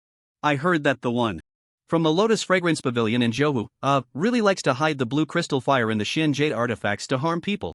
If even a little leaks out and we get touched by it, it would be worse than death." The steward who was responsible for searching alongside him sighed, "That's right, better to encounter the ghost of death than to provoke the extreme punishment lord." Unfortunately, this extreme punishment lord from the Mei family has a strange temperament and is hard to approach. Last time, Elder Qianxian's grandson offended him and got fire erosion planted on him. Elder Qianxian personally went to apologize and begged him to lift the fire erosion, but he didn't appreciate it at all, setting fire to drive him away and even burned Elder Qianxian. In the end, it was the family head who brought two supreme elders to his door, forcing him to lift the fire erosion. Elder Qianxian's grandson was tormented for a whole month. Yes, it is said that after the fire erosion was lifted, he was ruined. Now he urinates in 2 streams and has to squat to pee. The two of them discussed the past, their faces filled with horror. The clerk still felt uneasy and shouted to Yuan, "That monk, you must sell that bracelet today, and absolutely do not bring it back. I really don't want to check it a second time. Remember?" Yuan nodded, "Got it." Only then did Su Chen understand that this group of people was afraid of the blue crystal fire. He envied them greatly, thinking, if only I could master an extreme punishment technique. Talent and divine abilities can only awaken upon reaching the first transformation realm. It is said that at the moment of breaking through to the first transformation realm, one can glimpse a trace of the world's essence and, through some means, analyze this trace to comprehend their innate abilities. Su Chen was still 2 realms away from the first transformation, and it was too early to fantasize about innate abilities. By the time of the morning Chen hour, all the medicine slaves who were to go out had been checked and divided into 6 teams. Each team had over 100 people. They were all blindfolded, with their hands resting on the shoulders of the person in front. They were led in a line up the mountain. Along the way, the leading steward reiterated the rules. "Remember, when you reach Yangwu town, you can only play in the Mei family shops and can only talk to Mei family members. The Mei family shop signs have a plum blossom mark. They are easy to recognize. The Mei family members also wear plum blossom armbands on their chests. These armbands are specially made. When you squint your eyes, the plum blossoms will close. Except for selling pill tickets in the public mansion, you are not allowed to interact with outsiders. If an outsider approaches you, you cannot respond. Any information about the underworld is strictly prohibited from being mentioned. In Yangwu town, our inspectors and scouts are everywhere. They may disguise themselves as outsiders to fish for you. So, do not harbor any illusions. Once caught violating the rules, there is only one way out, death. That's all I have to say." They walked for a full hour, going up the mountain, then down again, and after bumping along in a carriage for another hour, they finally arrived at Yangwu town at noon. Yuan took off his blindfold and found himself standing in an inn, where the leading steward said, "This is the base of our Kun team. You must gather here before the Wu hour." "Alright, you can move freely now." Yuan exited the guest house, and outside was the bustling, noisy Yangwu town, a transportation hub with visitors from all directions, extraordinarily lively. The level of prosperity was not much less than that of the capital of the Great Zhou. However, Yuan had no mood to appreciate the human scenery and headed straight for the delicacy building. The connection methods of the Great Zhou were extremely complex and secretive. They were divided into several time periods, each with different connection methods. The connection point at noon was at the delicacy building. This delicacy building was set up by the Mei family, and most of the shopkeeper and staff inside were from the Mei family. Only one chef was an undercover agent from the Great Zhou. Yuan entered the delicacy building, found a quiet spot to sit down, and immediately a staff member came to attend to him. "Guest, what would you like to eat?" Yuan glanced at the plum blossom armband on the staff's chest. This person was also from the Mei family. He said, "1 sweet and sour egg-eyed fish, 1 roast chicken, half a pound of braised pork, 3 bowls of rice, a pot of sweet wine." The waiter was used to seeing monks who enjoyed meat and wine, so he paid no attention to his order of a table full of meat dishes, replying, "All right, esteemed guest, I'll have the chef prepare your meal right away." Yuan called him back and said, "Make sure to add more chili to that sweet and sour egg-eyed fish."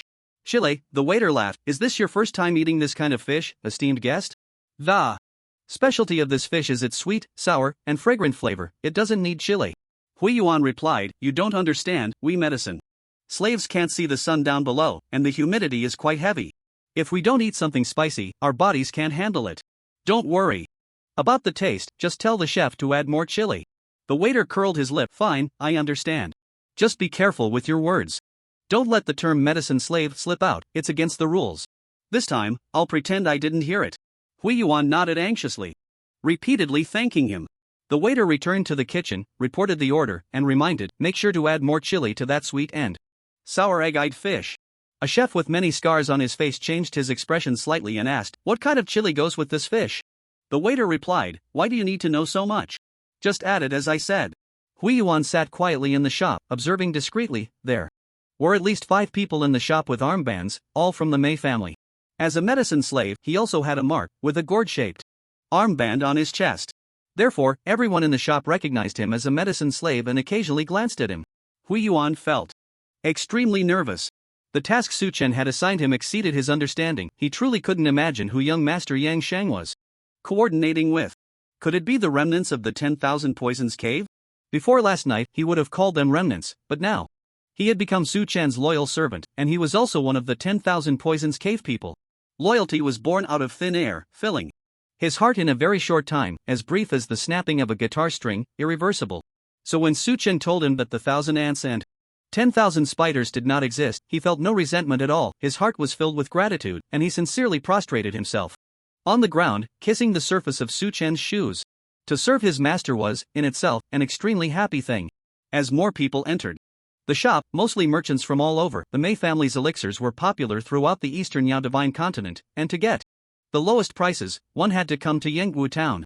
After nearly 100 years of operation, Yangwu town had expanded dozens of times compared to before, and some merchants simply settled here, hoping their children could marry into the Mei family. Unfortunately, the Mei family had always preferred distant matches over nearby ones. As the number of people in the shop increased, the shopkeeper and waiters became busier, and the attention on Yuan lessened significantly, relieving some of his pressure. The roast chicken, pork, rice, and sweet rice wine he ordered were already served on the table. Only the sweet and sour egg-eyed fish, which had a more complex cooking process, was still being prepared. After waiting for half an incense stick's time, the fish was finally brought out. This fish looked no different from ordinary fish, but its eyes were as big as eggs, hence the name. The most delicious part was indeed in those egg-sized eyes. Yuan picked up his chopsticks and grabbed a piece of fish, and sure enough, the fish had forgotten to add chili. This was right. It indicated that the chef inside had confirmed his identity. He extended the chopsticks into his mouth, pulled out a peach pit, and stuffed it into the fish's eye. This peach pit contained the information Su Chen had hidden. He had concealed the entire pit in his stomach, wrapped in a mysterious energy, preventing it from entering the intestines. Thus, even if the Mei family used mysterious energy to probe his body, it wouldn't raise suspicion. He had merely swallowed a peach pit. The peach pit was not small, barely fitting inside the fish's eye. From the outside, there was no sign of anything amiss. Yuan coughed twice, called the waiter over, and said with frustration, "Waiter, this fish is not prepared correctly. I mentioned to add chili. Come and take a look, there isn't even a single chili seed in this." The waiter glanced at the fish, his face full of apology, and said to Yuan, "Sir, please wait a moment, I'll have the kitchen prepare another one for you." Yuan replied. No need to cook it again, just take this plate over and stir-fry it with some chili. I don't want to wait for another incense stick's worth of time. The waiter nodded, took the fish, and angrily went to the kitchen. He placed the fish on the cutting board, kicked the scar-faced chef, and shouted, "You idiot, I specifically told you to add more chili to this fish. Did you not hear me? Or do you not take me seriously?" The scar-faced chef slapped his forehead and sighed, "Oh dear, look at my brain, I turned around and completely forgot about it. I'll add the chili now and stir-fry it again. Hurry up, don't keep the customer waiting." Table 6 at Kanzi. The waiter cursed as he left the kitchen. The scar-faced chef quickly stir-fried some chili, tossed the fish in, and seeing that the other chefs were busy with their tasks and no one was paying attention to him, he picked up a pair of chopsticks, poked into the fish's eye, and with lightning speed flicked the hidden peach pit into his sleeve. After he finished stir-frying the fish, he instructed his subordinate to serve the dish, shouted, "I need to take a leak," and then left the kitchen for the restroom. He stood in front of the urinal, urinating while whistling. Before long, a kingfisher flew in from outside and landed on his shoulder. He took the peach pit from his sleeve and stuffed it into the kingfisher's beak, which tilted its head back and swallowed the pit. Then it flapped its wings and flew south. At first, the kingfisher wasn't flying very fast, but once it left Yanggu town, it suddenly flew like it was on fire, flapping its wings frantically, like an arrow released from a bow, covering dozens of miles in the blink of an eye. This speed only lasted for a few breaths, it quickly exhausted itself and fell into a relay station. Someone in the relay station reached out to catch the kingfisher, which promptly spat out the peach pit. That person immediately whistled, and a falcon landed on his shoulder. He handed the peach pit to the falcon, which swallowed it whole and soared high into the sky, still flying south, flapping its wings with all its might, fast as the wind, swift as lightning. After flying 20 miles, the falcon could no longer maintain its speed. Exhausted, it landed in another relay station. Similarly, this relay station exchanged the bird, which swallowed the peach pit and continued to flap its wings desperately, flying south. This was the fastest communication method in the Great Zhou, known as Swift Wind Relay, claimed to spread news across the eastern radiant continent in a single day. Thus, every 20 miles, they exchanged birds to fly swiftly, and in just half an hour, the peach pit had traveled nearly 300 miles, delivered to the Great Zhou, and arrived at the Night Watch Army's camp. Half an hour later, in a dark room, King of Laizhou Changyi, Governor of Hedu Zhenghua, Director of Tianmiao Academy Wang Yu, Commander of the Night Watch Army's Dark Division Ying, and 2 military advisors under Changyi, a total of 6 people, gathered here. They held the peach pit over a candle flame, and the light shone through the carved gaps on the pit, illuminating the wall with dense writing. This method of carving messages on peach pits and projecting them with candlelight was a unique secret communication technique of the Great Zhou. Suchen detailed his experiences in the Mei family, the situation in the 9 layers of the underworld, and the predicament he was currently facing.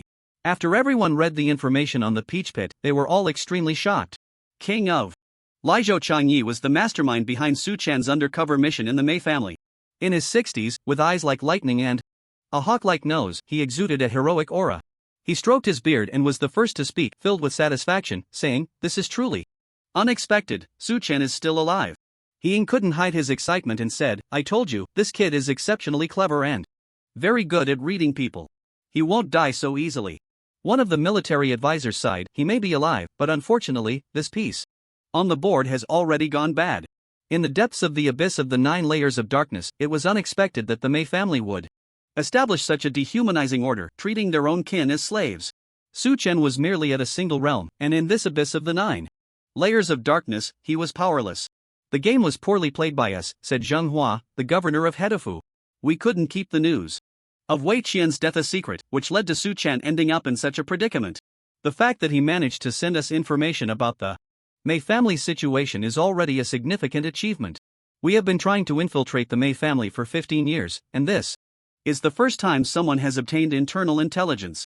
No matter the cost, we must protect this piece on the board." Another military officer remarked, "The 2 requests he made at the end are indeed difficult to fulfill." Su Chen wrote at the end of the letter, "Before dusk tomorrow, the 19th, we must intercept the merchant convoy heading from the Beast Mountain Manor to the Mei family, and we must kill the blood spirit rat among them. This matter is a matter of life and death, extremely urgent. Furthermore, I am trapped in the abyss of darkness, and the mission is difficult to continue. I implore you to find a way to rescue me." Everyone unconsciously overlooked the second request. It was hard to insert a piece into the game, how could they possibly rescue him? Their focus was entirely on the first request. Wang Yu frowned slightly. He only mentioned killing the blood spirit rat but didn't say why it needs to be killed. What is he hiding? He said. The blood spirit rat is used to trace bloodstains. It seems something has gone wrong with the Mei family, but recently, the Mei family has been extremely quiet, with no disturbances reported. Chang Ye's eyes gleamed with a bloodthirsty light as he said, no matter the reason, this group from the Beast Mountain Manor must die. Pass my orders, immediately scout all merchant convoys departing from the Beast Mountain Manor to the Mei family, and be sure to find the convoy carrying the blood spirit rat before midnight tonight. Wang Yu replied, the Beast Mountain Manor is one of the 8 great families. We must think carefully about how to intercept their convoy, ensuring our identities remain concealed. It would be best to act at 100 Dang's Mountain, disguising ourselves as bandits. He reminded, we should first discuss how to reply. Su Chen said it's not easy for those medicine slaves to come out. We must reply to that monk before the hour of the rooster. Cheng Yi laughed. This kid even made up something about thousands of ants and 10,000 spiders to control a subordinate. What? A ridiculous trick, I can't believe he thought of it. Su Chen specifically mentioned in the letter his relationship with Yuan, stating that he used thousands of ants and 10,000 spiders to control the other party, who obeyed him without any rebellious thoughts, assuring the great Zhou to rest easy. After discussing how to reply, they sent the letter back to Yangwu town using the swift wind post. After finishing his meal, Yuan left the delicacy building. When the fish was served again, the peach pit and the fish's eye was gone. Yuan knew that the information had been sent out. He felt a sense of relief and went directly to the jade weapon hall established by the Mei family to sell the 4 symbols golden armor sacred bracelet. Due to the lack of profound energy in the sacred bracelet, it was sold for only 8,000 taels of patterned silver. Yuan spent 100 taels in the shop to buy 4 sacks of profound jade powder, which he carried on a shoulder pole. He then went to the blacksmith shop to purchase 2 pieces of tempered iron. Tempered iron was needed for the potion skills 9. Unbreakable, and Fist of the War God. These items were all instructed by Su Chen for him to buy. He delivered these items back to the assembly point of the Mei family and then wandered around Yangwu town under the sun. Su Chen had told him that the person receiving the letter would actively contact him, so he should just loiter around Yangwu town. By the afternoon, at the hour of the monkey, a vendor selling candied hawthorns approached him and asked, "Candied hawthorn, would you like a skewer?" Seeing that the vendor did not have the Mei family's armband on his chest, Yuan dared not respond and waved his hand in a dismissive gesture. The vendor smiled at him and walked past. Suddenly, a voice echoed. In Yuan's mind, Qingmeian, west side of the toilet, under the half-green brick is a peach pit. The voice was exactly the same as that of the candied hawthorn vendor. Yuan turned back to look for the merchant, whose figure quickly disappeared among the crowd. Qingmeian, west side of the latrine, under the half-green brick lies a peach pit. Yuan understood, this was the location of the information. Qingmeian was the gathering point for the Mei family's medicinal servants. Yuan returned to the inn and found the half-green brick at the far west side of the latrine. He pried it open and indeed found a peach pit beneath it. Yuan cleaned the peach pit and swallowed it, then went to find the team leader's steward to request an early return to Mengyu. The steward found it strange and asked, people from the 9th level can only come out once every 3 months. It's only been 2 hours, and you want to go back already? Yuan chuckled awkwardly, I sold a 5th grade magical artifact and have a large sum of money on me, I'm not in the mood to play outside. The steward, aware of Yuan's sale of the bracelet, curiously asked, how much did you sell it for? Yuan honestly replied, 8,000 taels of silver. Only 8,000 taels? The steward looked astonished. To him, a 5th grade Shin jade artifact should be worth at least 100,000 taels. The shopkeeper said the spiritual energy in my bracelet was low, so it was only worth that much. Oh, the steward suddenly understood and teased, why don't you deposit the money with me first, and you can continue to have fun? Yuan smiled broadly, you jest. He pulled out a 300 tael dan ticket and handed it to the steward, saying, I still want to go back early. Please make an exception. Seeing Yuan so agreeable, the steward beamed, accepted the money, nodded, and called out to the coachman outside, Old Lu, when are you heading back? The coachman replied, leaving right now. Then take this monk with you. All the way, Yuan was still blindfolded, and the coachman only pulled him, moving at great speed. In just half an hour, they returned to Yangwu Mountain and passed through layers of checks. By the time it was a quarter past the hour of Shin, he finally returned to King Guiwen. Su Chen had been observing his movements through the divine pattern, and was waiting for him at home, welcoming him inside. Yuan handed the peach pit to Su Chen and said, Young master, I have fulfilled my mission and brought back the information. Su Chen was very pleased. He gave Yuan the jade curtain fan, and said, this is a reward for you. Yuan flattered, it is my honor to serve the young master, no reward is necessary. Su Chen insisted, take it, I am clear about rewards and punishments here. Working with me, you will never be treated unfairly. He went down to the cellar, asking Yuan to guard above, lit a candle, and checked the information in the peach pit. The reply from the Great Zhou was concise and divided into 5 parts. The first part praised his act of sending information to the Great Zhou in a desperate situation, promising to grant him titles and ranks in the future. The second part discussed the ambush of the Wanshou Mountain Villa merchant convoy, assuring him that the blood-spirit mouse would be dealt with by noon the next day. The third part informed him that the rescue would require careful planning, needing to know the map of the 9th level of Mingyu to proceed. He was urged to investigate the terrain and guard situation of Mingyu as soon as possible. The fourth part shared some intelligence collected by the Great Zhou regarding the Mei family, reminding him not to forget to investigate the Mei family's ancestor. The fifth part provided him with a new contact method. Finally, it mentioned the recent situation of Su Yunyang and Shower, stating that the two were living luxuriously in the Prince of Lizhou's residence, telling him not to worry. The reply from the Great Zhou was very detailed, considering all aspects. Su Chen's focus was on the second part. Seeing that the Great Zhou promised to eliminate the blood spirit mouse, he let out a sigh of relief. For him, overcoming the crisis with the blood spirit mouse was the top priority. Killing the blood spirit mouse was merely a temporary measure. To eliminate future troubles, a dual approach was needed. Ma Gung, an old face appeared in Su Chen's mind. He had caught a glimpse of the true appearance through the divine pattern last night. The pressure from that person was indeed considerable. He checked the time. There was still half an hour until the hour of you. At that time, he had to attend a banquet at Ziyun Tower in the West Market. This was a banquet of great importance, and he had to be fully prepared with the forged iron. He created the indestructible 9 and bare-handed war god. Indestructible 9, when you are bare-handed and engage in close combat, the 9 parts of your body, both hands, both elbows, both knees, both feet, and forehead, will become indestructible. Bare-handed war god, when you are bare-handed and engage in close combat, you will possess superb combat skills. When he first drank these 2 potions, he felt nothing, but when he sparred with Yuan, a flood of information surged into his mind. He could see every flaw in Yuan's moves, often striking at the opponent's vital points before Yuan could even launch an attack, defeating him with a single blow each time. The bare-handed war god's skill does not increase his strength or speed. However, it enhances his combat skills by thousands of times. Coupled with the indestructible 9 making the 9 extremities of his body indestructible, Su Chen felt like a colossal beast from ancient times, possessing the power to crush everything in close combat. In terms of combat skills, I am already invincible. From now on, I just need to increase my strength, speed, and focus. Su Chen was very satisfied with these 2 skills. He checked the time. It was already the hour of the rooster, time to meet his appointment. He first went to the black market, wanting to ask manager Jean for help. Upon arriving at the illegal bridge, he saw a few familiar faces waiting for him on the other side. First was Dr. Yuan, wearing a mask, hunched over, stretching his neck to look this way. Then there was manager Jean, sitting steadily on a stone chair, also watching him. Finally, there was Lu Wuwei, standing behind manager Jean with a simple smile, waving at him. Su Chen crossed the bridge, and Dr. Yuan immediately pulled him aside, saying urgently, "Young master, something big has happened." Su Chen frowned and asked, "What now?" Dr. Yuan replied, "The blood spirit rat isn't arriving tomorrow night." Ha! Manager Feng has found out new information. The blood spirit rat is arriving tonight. Su Chen was furious, kicking Dr. Yuan in the chest, knocking him to the ground, and scolding, "Are you messing with me?" Su Chen was genuinely angry. He had finally contacted the Great Zhou, and they had replied that they would intercept the blood spirit rat, assuring him that everything would be settled by noon the next day. And now you tell me the blood spirit rat is coming tonight? Isn't that a disaster?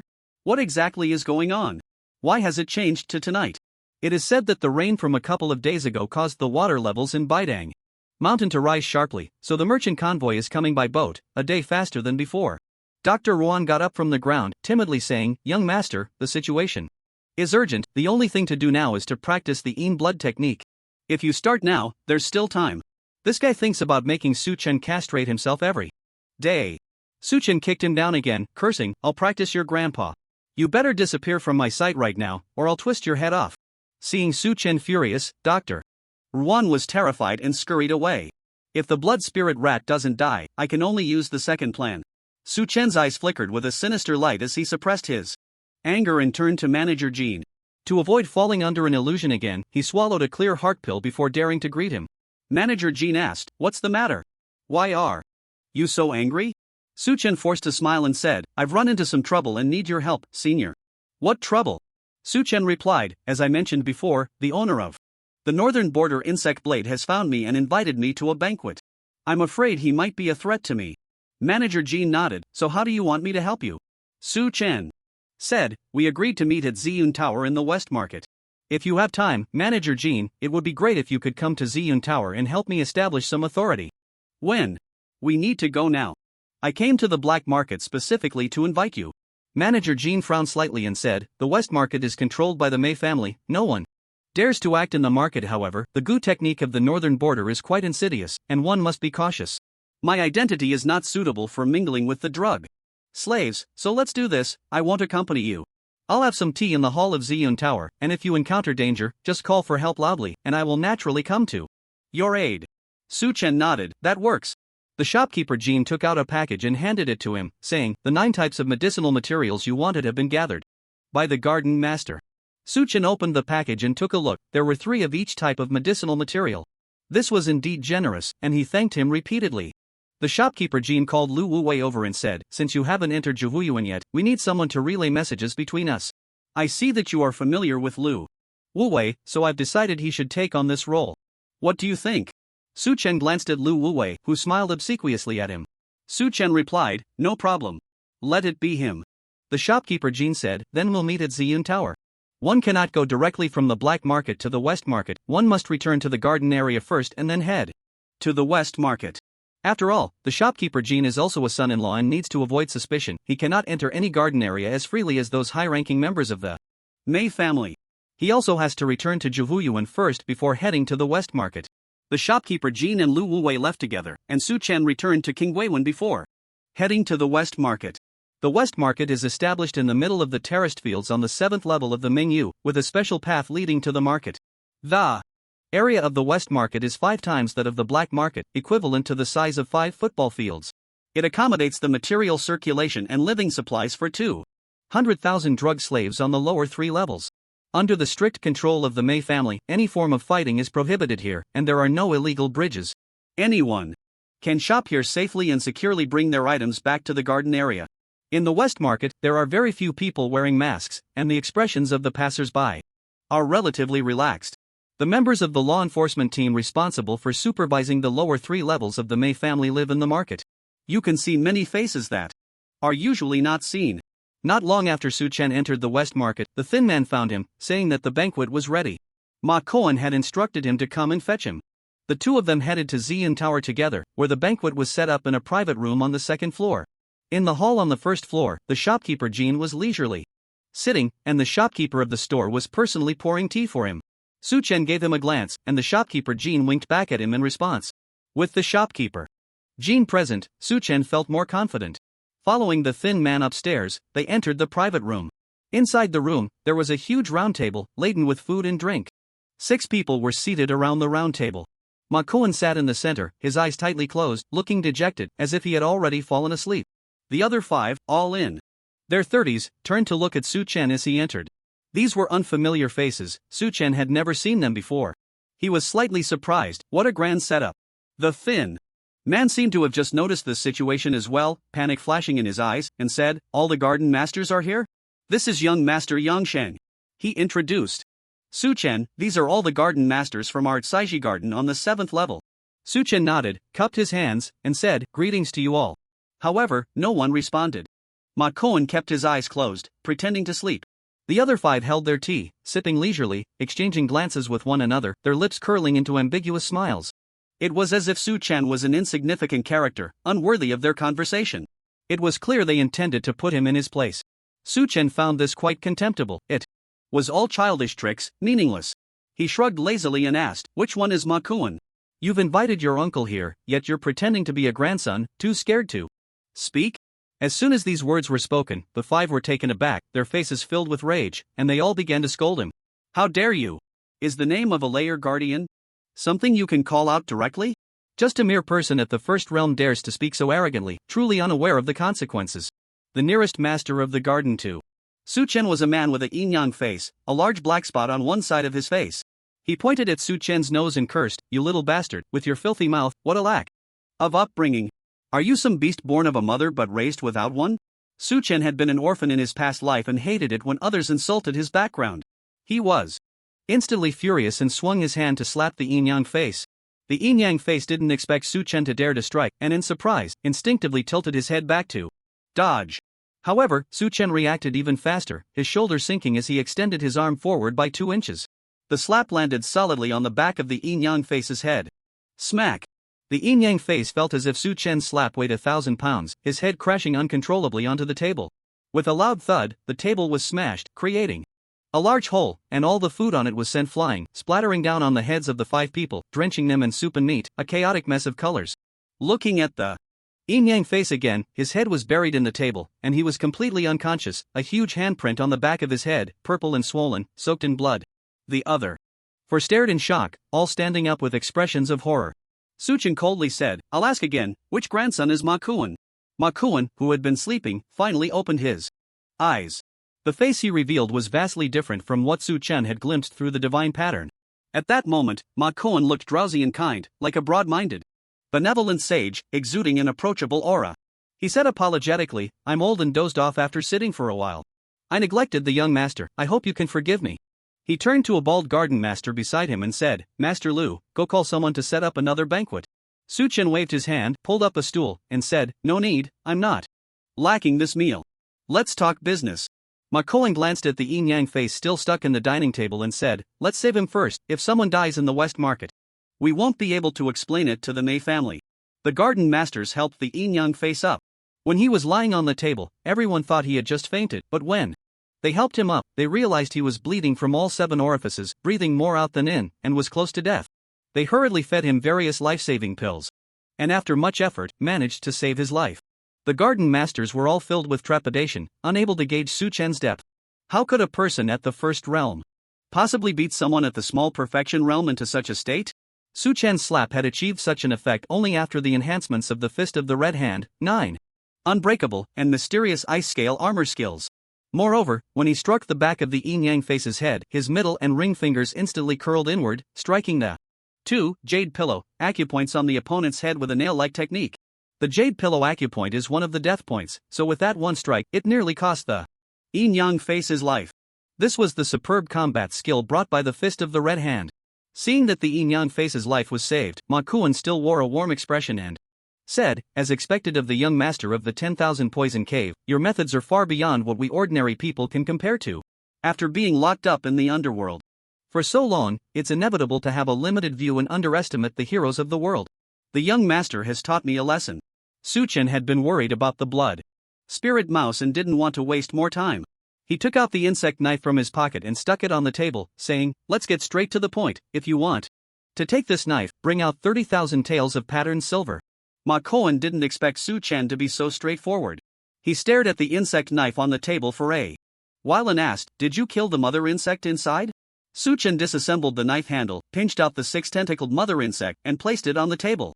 The mother insect lay there obediently, not moving at all, only its 6 tentacles slightly twisting, poking at Ma Kuan, then drooping weakly, as if signaling for help. Su Chen said, "You're quite a resilient little bug. After being soaked in the poison of the 10,000 Venoms cave for a whole day, you're still alive." Ma Kuan had been worried about the safety of the 6-whisker goo, and seeing it unharmed, he breathed a sigh of relief. He asked, "Can I check the mother bug?" Su Chen replied, 30,000 taels of silver. "If you bring it out, I'll give you the bug." Ma Kuan chuckled a couple of times, took out a square little package from under the table, placed it on the table, and pushed it towards Su Chen, saying, "Young master, you underestimate my sincerity." Su Chen frowned slightly, opened the package, and saw 6 stacks of Dan tickets, each stack containing 100 tickets, totaling 60,000 taels. He was taken aback and asked, "What does this mean?" Ma Kuan said, "Fan Long injured you with my knife, that was my fault. Fortunately, you have a natural poison body, a nemesis to the goo bugs, so there was no real danger. I feel deeply guilty, and this 60,000 taels of silver is my compensation to you." Su Chen was dumbfounded. He had offered 30,000 taels to make things difficult for Ma Kuan, but he didn't expect such a generous response. 60,000 taels was no small amount. Ma Kuan's eyes were filled with mirth, and his tone revealed a hint of arrogance. Money is something that, once you have status, you can have as much as you want. Right now, in the entire lower 3 layers, I am the only one who has reached the first transformation realm. With 200,000 drug slaves crawling under me, I can easily scrape together 82 100,000 at will. This little amount is nothing, there's a big gift coming later, also prepared for you. A big gift? This made Su Chen wary, the other party's goodwill Seemed a bit excessive. If it were someone else, they might have already been lost in such a sugar-coated shell. But Su Chen knew that Ma Kuan's true nature was far from the amiable facade he presented. He pushed the knife on the mother bug towards Ma Kuan and said, "The layer guardian's affection is overwhelming, making one feel uneasy." Ma Kuan picked up the mother bug and examined it. He found it intact and unharmed. However, the spiritual contract he had established with the mother bug had been severed. He wrapped the mother bug in red mysterious energy and quickly re-established the contract. He immediately felt the deep hatred the mother bug conveyed towards Su Chen. Ma Kuan stuffed the bug into the knife handle and tucked the knife into his sleeve. He said to Su Chen, "There's no need for you to feel uneasy, I have a request of you. I hope you can join us." Su Chen frowned slightly. "What do you mean? Who are you referring to?" Ma Kuan's demeanor suddenly changed, his sharp gaze sweeping like a blade, and he said with emphasis, "We are a group of people unwilling to be frogs at the bottom of a well. We are a group of people who do not wish to die in the dark. We are a group of people still filled with blood and fighting spirit, wanting to step out of Yangwu town in our lifetime and see the vibrant world outside." Su Chen never expected Ma Kuan to say such things. Astonished, he asked, "You want to rebel?" Ma Kuan shook his head slightly. "The Mei family is a colossal entity to us, the word rebel is utterly laughable. We just want to escape from the dark." He took out 2 rolls of parchment from his bosom and handed them to Su Chen, saying, "Please take a look, young master." Su Chen opened the 2 rolls of parchment and saw that the first parchment contained detailed information about all the and the lower 3 layers of the dark. Among them was Su Chen's name. It stated, Yang Shang, bone quality deteriorated, first transformation. Realm, strange energy. After his name, a plum blossom mark was drawn. Ma Kuan explained, "This time, the Mei family, in order to investigate the theft of the medicine store, compiled information on all the drug slaves. They looked down on us so much that they recklessly disclosed others' information during the compilation. I sent people to collect and integrate it, selecting those with strong abilities and like-minded individuals. I want to recruit people. You are one of them." Su Chen frowned slightly. "I'm just at the first transformation realm, why would you choose me?" Ma Kuan said, "If you can write the line, 'If I were the Azure Emperor, I would have the peach blossoms bloom together,' it shows that you and I are of the same kind. I have great admiration for you, young master." Su Chen squinted his eyes. When he wrote that poem, Manager Jean had issued a gag order and even intimidated him with illusions. Now, recalling the mountains of corpses and seas of blood in that illusion made him shudder.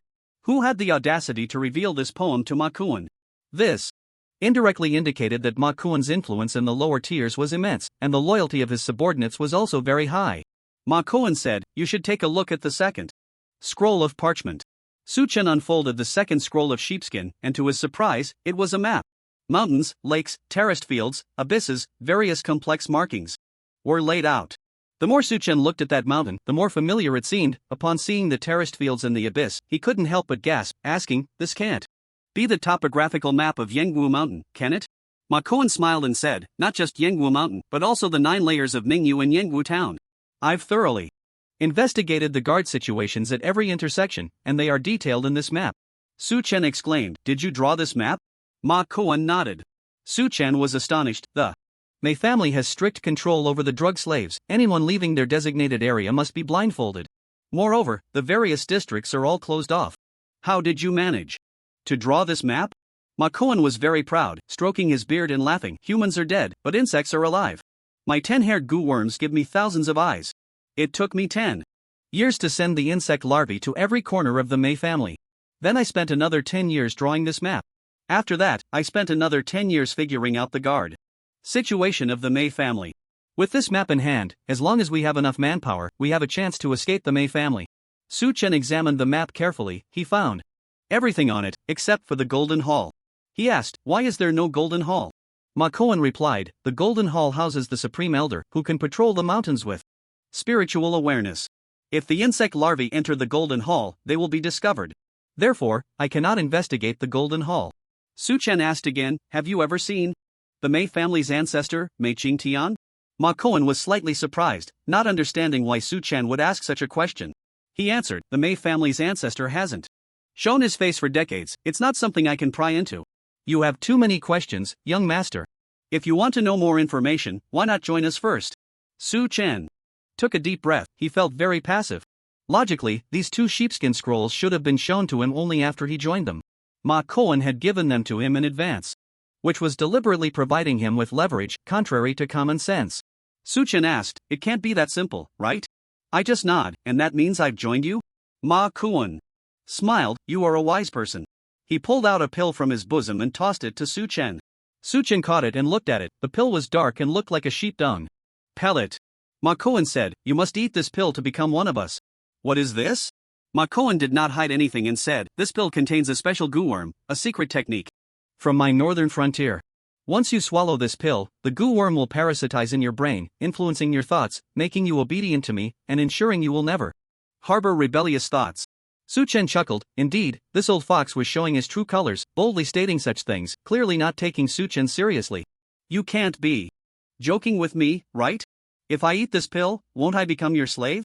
Ma Koan said, "This goo worm is the foundation of our mutual trust. Once everyone has swallowed the goo worm, we won't fear betrayal, and our actions will be worry-free. Rest assured, once we escape, I will help everyone remove the goo worms." Suchen thought to himself, "I wouldn't trust you." For a second, this kind of trick would only fool a 3-year-old.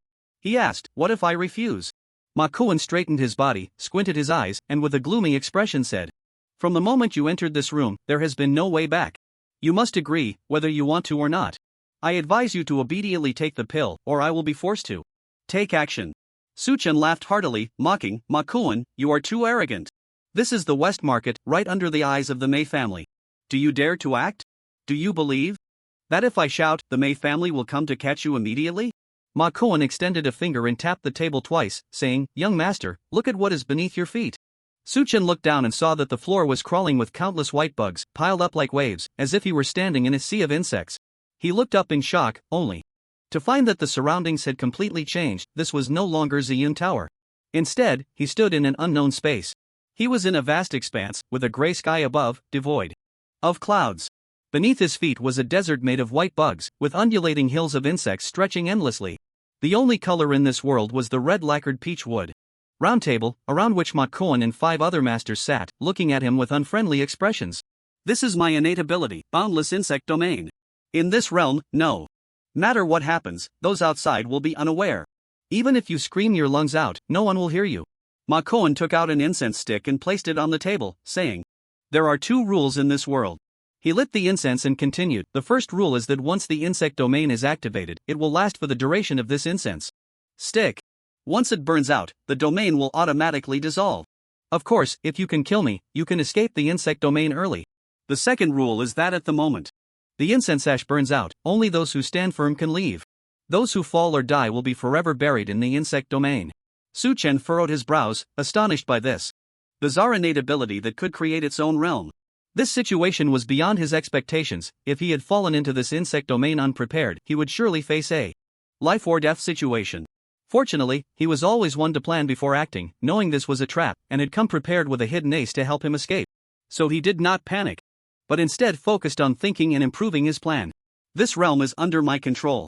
At my command, the bugs beneath your feet will engulf and devour you. You have no chance to fight back," Ma Koan calmly advised. "Young master, you might as well take the pill, sit down, have a cup of tea, and chat for a while. Once this incense burns out, we can leave safely." Suchen sighed and said, "If it were 7 days ago, I might have joined you. Unfortunately, it is too late now. I find myself in a desperate situation, and it will be hard to survive tonight." "Oh? What difficulties does the young master face? Feel free to speak. Perhaps we can help." Suchen leaned on the table, glanced around at everyone, and mysteriously whispered, "I have thought of a clever plan to switch things around, a way to turn the tables. However, the premise is..." Ma Koan and the others instinctively leaned forward, straining to listen. Suchen's tone shifted, and he smiled ominously. "The premise is that everyone present must die. Explode." Suchen shouted sharply. Suddenly, a large amount of green venom surged from Ma Koan's body. This venom was highly corrosive, instantly burning his clothes and melting his skin. In the blink of an eye, Ma Koan resembled a snowman scorched by the blazing sun, emitting thick white smoke, seemingly in great pain, and let out a piercing scream as he fell to the ground. This move was the work of the hidden ace Suchen had set up. He had long conspired with the 6-haired mother bug. After controlling the mother bug with blood goo technique, it became one of his skills, incapable of betrayal. Just after Suchen had finished with the knife, the mother bug was merely pretending to be subdued by Ma Koan. After Ma Kuan tucked the bug knife into his sleeve, the bug larvae crawled out. To avoid being discovered by Ma Kuan, they dared not touch his skin, instead crawling on his clothes, with thousands of larvae spreading to every corner of Ma Kuan's attire. At Su Chen's command, the larvae hidden in Ma Kuan's clothing simultaneously spat out the green poison from their bellies. Thousands of pea-sized droplets of green venom appeared out of nowhere, instantly engulfing Ma Kuan. As the larvae took action, Su Chen flicked his right hand, and 2 Night Lord poison needles shot out from the inside of his forearm, targeting the 2 nearest garden masters. The 2 were caught off guard and fell into a deep sleep, collapsing to the ground. The remaining 2 garden masters were terrified, hastily conjuring layers of shields to protect themselves. Su Chen extended both hands, each forming a golden pill, and shot them towards the 2. The skill star cluster had been used against the bean soldiers in the octagonal ghost prison, so he had refrained from using it outside. Now, in the boundless bug domain, he could use it without restraint. Hundreds of golden lights whistled through the air, shattering the 2's shields with a single strike, the immense force sending them flying into the white bug desert. Su Chen's star cluster was equivalent to a 5th-grade Xuanwu technique, a power only those in the transformation realm could master. Both garden masters were at the minor perfection realm, barely withstanding the blow, their bones shattered from the impact. Su Chen showed no mercy, launching 2 more golden pills that tore their bodies into pieces, blood staining the ground red. He drew out the 9-ring knife and killed all the garden masters, thoroughly looting their valuable possessions. Then he turned his gaze to Ma Kuan. The screams of Ma Kuan had long ceased. He lay on the ground, motionless, burned beyond recognition by the green poison. Su Chen felt he was not dead yet, as the boundless bug domain had not been lifted. The incense on the table was still burning, just a little bit.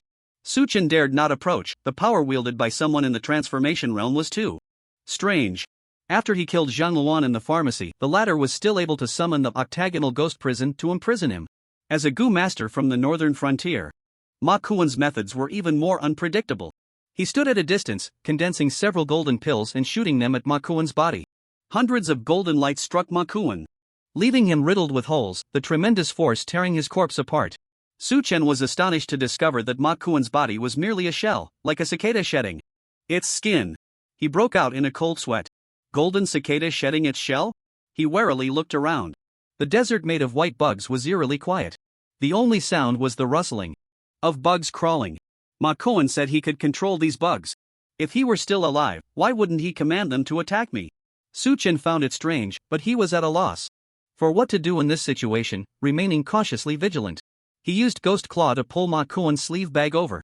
Inside his sleeve bag were a total of 6 bug knives. Su Chen opened all the knife handles and found 3 4-horned Gu and 3 5-horned Gu. Upon seeing these bugs, the 6-horned mother bug immediately became excited, chirping to Su Chen, conveying its desire to devour them. Su Chen then killed the bugs one by one and fed them to the mother bug. He grew increasingly vigilant. Ma Kuan had a 10-horned Gu bug king. Where had the bug king gone?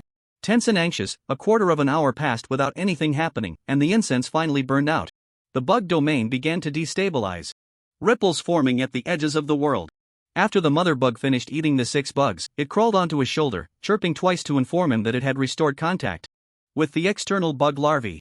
Su Chen thought, Ma Kuan's fate is uncertain, I can only take it one step at a time. He issued a command to the mother worm. The fat man and the thin man waiting outside Ziyun Tower suddenly felt a rhythmic stabbing pain in their chests, 3 long and 3 short. They exchanged glances and headed towards the enforcement team stationed at the Mei family in Shiji Market. Both of them had larvae implanted in their blood by Su Chen to facilitate communication. The larvae would bite their hearts in a certain pattern to convey different commands. After Su Chen entered the boundless insect domain, the connection between the mother worm and the external larvae was severed. This connection only resumed when the world was on the brink of collapse. When the fat man and the thin man reached the team leader, they knelt on the ground and bowed their heads, pleading, "Please save us, steward." The steward found it strange and asked, "What's going on?" The fat man replied, "We want to report the layer guardian Ma Kuan from Saiji Garden. He is a drug thief." The steward looked puzzled. The thin man continued, "That's right, Ma Kuan is indeed a drug thief. We have been implanted with goo worms, which could take our lives at any moment. Please, steward, save us." The steward finally understood, his expression darkening.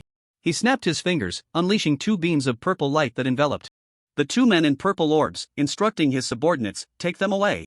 The fat man and the thin man were brought before Elder Meishan, who was responsible for investigating the theft from the medicine store. The steward explained the situation to Mei Shan, saying, I have used purple wood light to sever their connection with the outside world. I trouble Elder Mei Shan to exorcise the worms for them. Mei Shan grasped the arms of the two men and probed with his mysterious energy, discovering a large number of larvae and eggs within them. He used his energy to form needles, moving through their bodies and exterminating all the larvae and eggs. Then he said, the goo worms in your bodies have been removed. You need not hold back, tell me everything you know. The fat man was very excited, bowing several times to Mei Shan before resentfully saying, Ma Kuan is the drug thief. He stole from the medicine store to cultivate the goo worm king's offspring. Goo worm king? Mei Shan exclaimed in surprise, he has raised a goo worm king? The thin man replied. Everyone in Saiji Garden knows. He has been raising that goo worm since it was small, and it took him 90 years to evolve into a goo worm king. Mei Shan thought about Ma Kuan's age and nodded, I see. Please continue. The fat man said, we were originally his servants, but we only took care of his daily needs. 5 days ago, he suddenly captured us, implanted larvae in our bodies, and forced us to take a strange pill. At first, we didn't know what the pill was, thinking it wouldn't harm us, so we didn't pay much attention. Last night, under Ma Kuan's orders, we went to King Weiwen to invite young Master Yang Sheng to a banquet, and we returned late. Wait, Mei Shan frowned, interrupting him, who did you invite? Young Master Yang Sheng. Mei Shan's eyes widened as he asked, what is the relationship between Yang Sheng and Ma Kuan? Is he also involved in the theft from the medicine store? The fat man shook his head, saying, no, this has nothing to do with young Master Yang Sheng, Ma Kuan doesn't even know him. Previously, Ma Kuan rented out the insect knife, and Fan Long from King Weiwen rented it to kill young Master Yang Sheng. As a result, he was outmatched and was killed by young Master Yang Sheng, and the insect knife ended up in young Master Yang Sheng's hands. Therefore, Ma Kuan hosted a banquet to invite young Master Yang Sheng to retrieve the insect knife. Mei Shan suddenly understood. Muttering in disbelief, how is he everywhere? He gestured for the fat man to continue. The fat man said, that night when we found young Master Yang Sheng, it was already very late, and we were returning to report to Saiji Garden. We discovered that Ma Kuan was asleep in the armchair. Next to his chair, there was a scroll that had fallen. He is too old, so he often falls asleep in the armchair. Usually, when this happens, we just need to tidy up the room, there's no need to wake him. I picked up the scroll and discovered that it contained a secret technique for evolving the larvae of the goo worm king. The method involves raising the larvae inside a human body and then having the person consume a pill called Heavenly Silkworm Transformation, turning them into a furnace to nurture the larvae. After reading the scroll, we understood that we were the furnace. Once we had consumed enough Heavenly Silkworm Transformation and accumulated sufficient nutrients in our bodies, the larvae would devour us. The thin man continued, the scroll states that refining Heavenly Silkworm Transformation requires dozens of rare medicinal materials, and the quantities needed are enormous. Those materials cannot be found in the lower 3 levels, and it would be impossible to gather them in Yanggu town. Therefore, we believe that Ma Kuan is the thief who stole the medicine. After stealing from the pharmacy, he was able to refine Heavenly Silkworm Transformation. The fat man pulled a pill from his sleeve, presenting it with both hands, and said, Elder, please take a look. This is Heavenly Silkworm Transformation. We need to take 3 pills every day. Mei Shan took the pill, enveloping it with a stream of mysterious energy to examine its components. He was a 7th grade Wood King Bone, with a high affinity for plants. The refining technique of the Heavenly Silkworm Transformation pill was crude, and the integration of the medicinal materials was very low, making it easy to identify. He quickly determined the ingredients of the pill. 9-leaf black lotus, unyielding flower, moon-chasing grass, purple magnolia. Most of these were materials stolen from the middle 3 levels of the pharmacy. Mei Shan's eyes sparkled with intensity. Good, you are correct, the likelihood of Ma Kuan being the thief is extremely high. He was very excited and asked, where is Ma Kuan now? The fat man replied, he is at Ziyun Tower, dining with several garden masters from Saiji Garden, hosting young Master Yang Sheng. Mei Shan stood up, waving his hand, law enforcement team, heed my command, follow me immediately to capture Ma Kuan, and ensure he is taken alive. 10 minutes earlier, after Su Chen instructed the mother worm to relay commands to the fat and thin men, the boundless worm domain began to collapse. The world started to shrink, the boundaries closing in like waves towards Su Chen. Just as the entire world shrank to the size of half an acre, a hand suddenly emerged from the pile of worms. This hand looked just like a human hand, but instead of human skin, it was covered with a layer of smooth shell. An ancient voice echoed from underground. Set. With that command, the disintegrating world suddenly stabilized, the ripples at the boundaries vanished, and the sky lowered like a glass bowl, locking in a 10 zhang radius. Immediately, a second hand emerged from The ground, also covered in a smooth shell. Both hands pushed against the ground, and a figure crawled out. To be precise, it couldn't yet be defined as a person, the entire being was draped in a layer of smooth shell. It resembled a ceramic doll, yet also had the appearance of a humanoid arthropod. From his facial features, one could vaguely discern a hint of Makuan's visage, and this half-human, half-worm form sent shivers down Suchen's spine. As he was about to fully emerge from the ground, Suchen would not let him have his way. He quickly condensed a golden pill and shot it out. The immense impact of the starburst caused him to stagger. However, it did not inflict any harm. The shell on his body, made of an unknown material, withstood the starburst without leaving a mark. Young Master Yangsheng, what realm are you in? The half-human, half-worm creature steadied himself and suddenly spoke, his voice ancient and identical to Makuan's. The technique you used is at least a 5th grade Xuanwu skill, a power only achievable at the transformation realm. Suchen looked at the monster before him, every cell in his body tensed. The opponent's aura was incredibly condensed, as if he were a concentrated energy body, radiating vibrant life, rivaling even Lianer. You are Ma Kuan? The creature finally crawled out from the pile of worms. He was agile and tall, a stark contrast to his previously frail appearance. He tilted his head, reached up to dig in his ear, and casually pulled out a few worms, flicking them onto the ground, stretching his limbs and admiring his own body. He said slowly, "This is my secret technique from the northern frontier, the golden cicada technique. After merging with the Gu King cultivated by a Gu master, a new life is born." He sighed, "But look at this form, neither human nor ghost. I have always resisted using this technique. I never expected to be forced into a corner by you. I had to use this move." His expression was extremely grim, glaring fiercely at Su Chen, filled with unwillingness as he said, "Do you know that life has its worth, and lifespan varies? A mere little insect, born in spring and dying in autumn, lives only 3 seasons. My insect body defies fate, yet I can only live for 3 more seasons. 3 seasons." His voice suddenly rose, shouting angrily, "How unfair!" Su Chen felt a deep fear looking at his deranged appearance. A profound fear. He had the blood of a man from the Great Zhou, unflinching in the face of killing. But facing a half-human, half-insect creature, he instinctively felt a sense of repulsion, not wanting to engage in any conflict. He cautiously tried to comfort him. "You're already over 90 years old, you might just die in your sleep tonight. Now that you've changed into an insect body, living 3 more seasons is quite a blessing, isn't it? You should be grateful to me. Don't feel inferior, I think you look fantastic now." Ma Kuan might have thought Su Chen was mocking him, his face darkening further as he coldly replied, "My current strength is at least 30,000 pounds. Even if I encounter an immortal powerhouse, I would dare to fight. Young Master Yang, do you think you can block this strike?" Suddenly, he bent his legs like a grasshopper and leaped into the air, descending with his fists raised, aiming at Su Chen. Su Chen was taken aback. 30,000 pounds, what concept was that? With the enhancement of Xuanbing scale armor, he only had 3,000 pounds of strength. The opponent's power was 10 times his. However, Su Chen was not flustered at all. The Spirit Guardian Cloak was designed to handle all forms of defiance. He pretended to be overwhelmed and fled in panic. Ma Kuan's strike landed on the back of his head, the force unparalleled, the tremendous impact crushing a large number of insects beneath Su Chen's feet, a shockwave sweeping up a pile of insect corpses like rolling waves. However, the greater the force, the stronger the backlash. Delivering a 30,000-pound attack meant enduring a 9,000-pound recoil. Ma Kuan's arms were struck by the recoil, cracking loudly, and spiderweb-like fissures spread across his shell. He was shocked beyond measure, spitting out a mouthful of green blood. Seizing the opportunity, Su Chen turned around, drawing the 9-section blade and slashing at Ma Kuan's neck. The opponent's shell easily blocked the blow, but Su Chen's true aim was to trigger cold intent. As the 9-section blade made contact with Ma Kuan's body, he was immediately frozen by cold intent, his entire being becoming as stiff as an ice sculpture. Su Chen pulled out a poisoned smoke bomb from his knee warehouse, stuffed it into Ma Kuan's mouth, and then pushed it into his stomach with a palm strike. He quickly retreated a few steps, creating distance, and then shouted, "Explode!" A muffled bang echoed. The poisoned smoke bomb detonated. Ma Kuan immediately began to cough violently, smoke billowing from his mouth and nose as he collapsed to the ground. Su Chen moved both hands, unleashing over 10 golden pills, which bombarded Ma Kuan with thousands of golden rays. He only dared to stop after depleting a large portion of the energy within him. Where Ma Kuan was, black smoke billowed, and the surrounding insects fled in panic. The insect domain began to tremble. Again, the boundary space starting to collapse, the glass dome pressing lower and lower. Seeing the changes in this world, Su Chen let out a sigh of relief. He should be dead this time, right?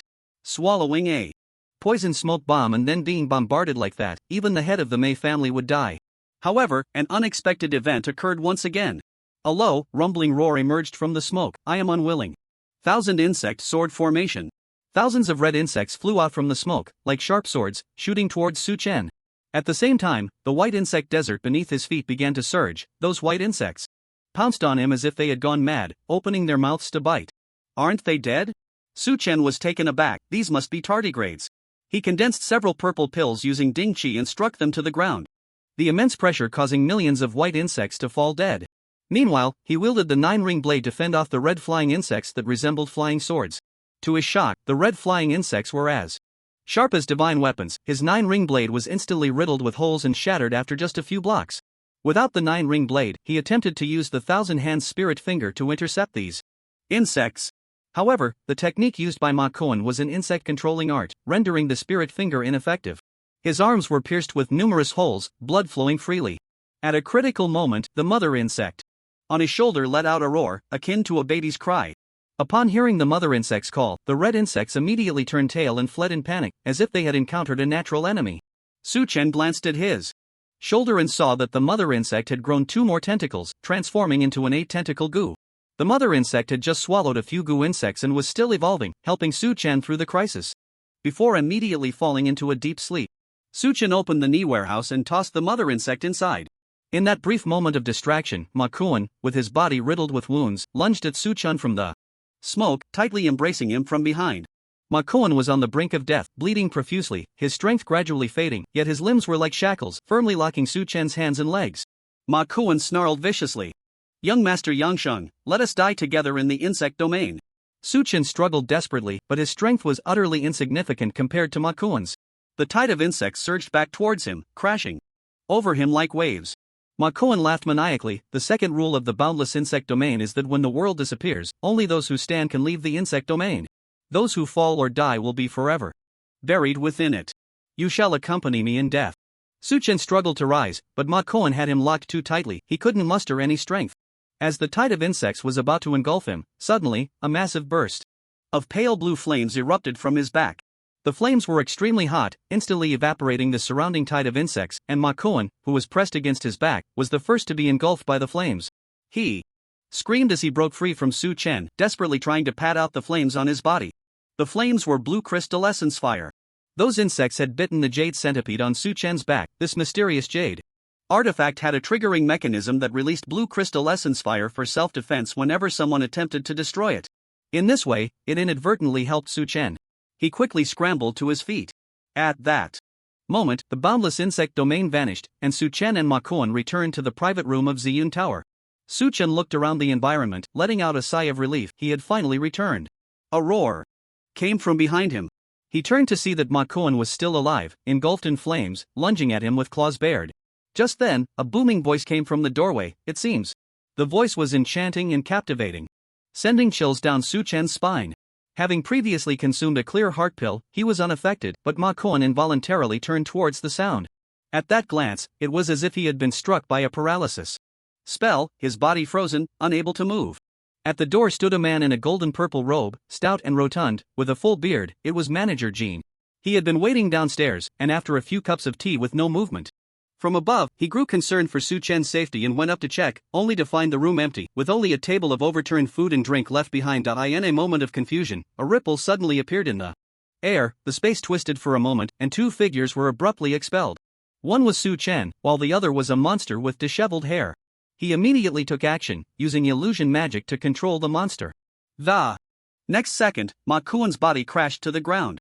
His body was riddled with wounds from the poison of the poison quail, and his exterior was scorched by the blue crystal marrow fire he had managed to hold on until now, solely due to the physiological instinct of insects that refused to die easily. After being controlled by Manager Jin's illusion, his spirit finally dissipated, leading to his immediate death.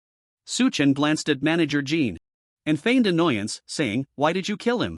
Manager Jin was somewhat baffled. "He died on his own. What does that have to do with me? Who is this?" He noticed blood streaming from Su Chen's arm and tossed him a golden wound pill. Su Chen swallowed the pill, and the wound on his arm quickly stopped bleeding and healed.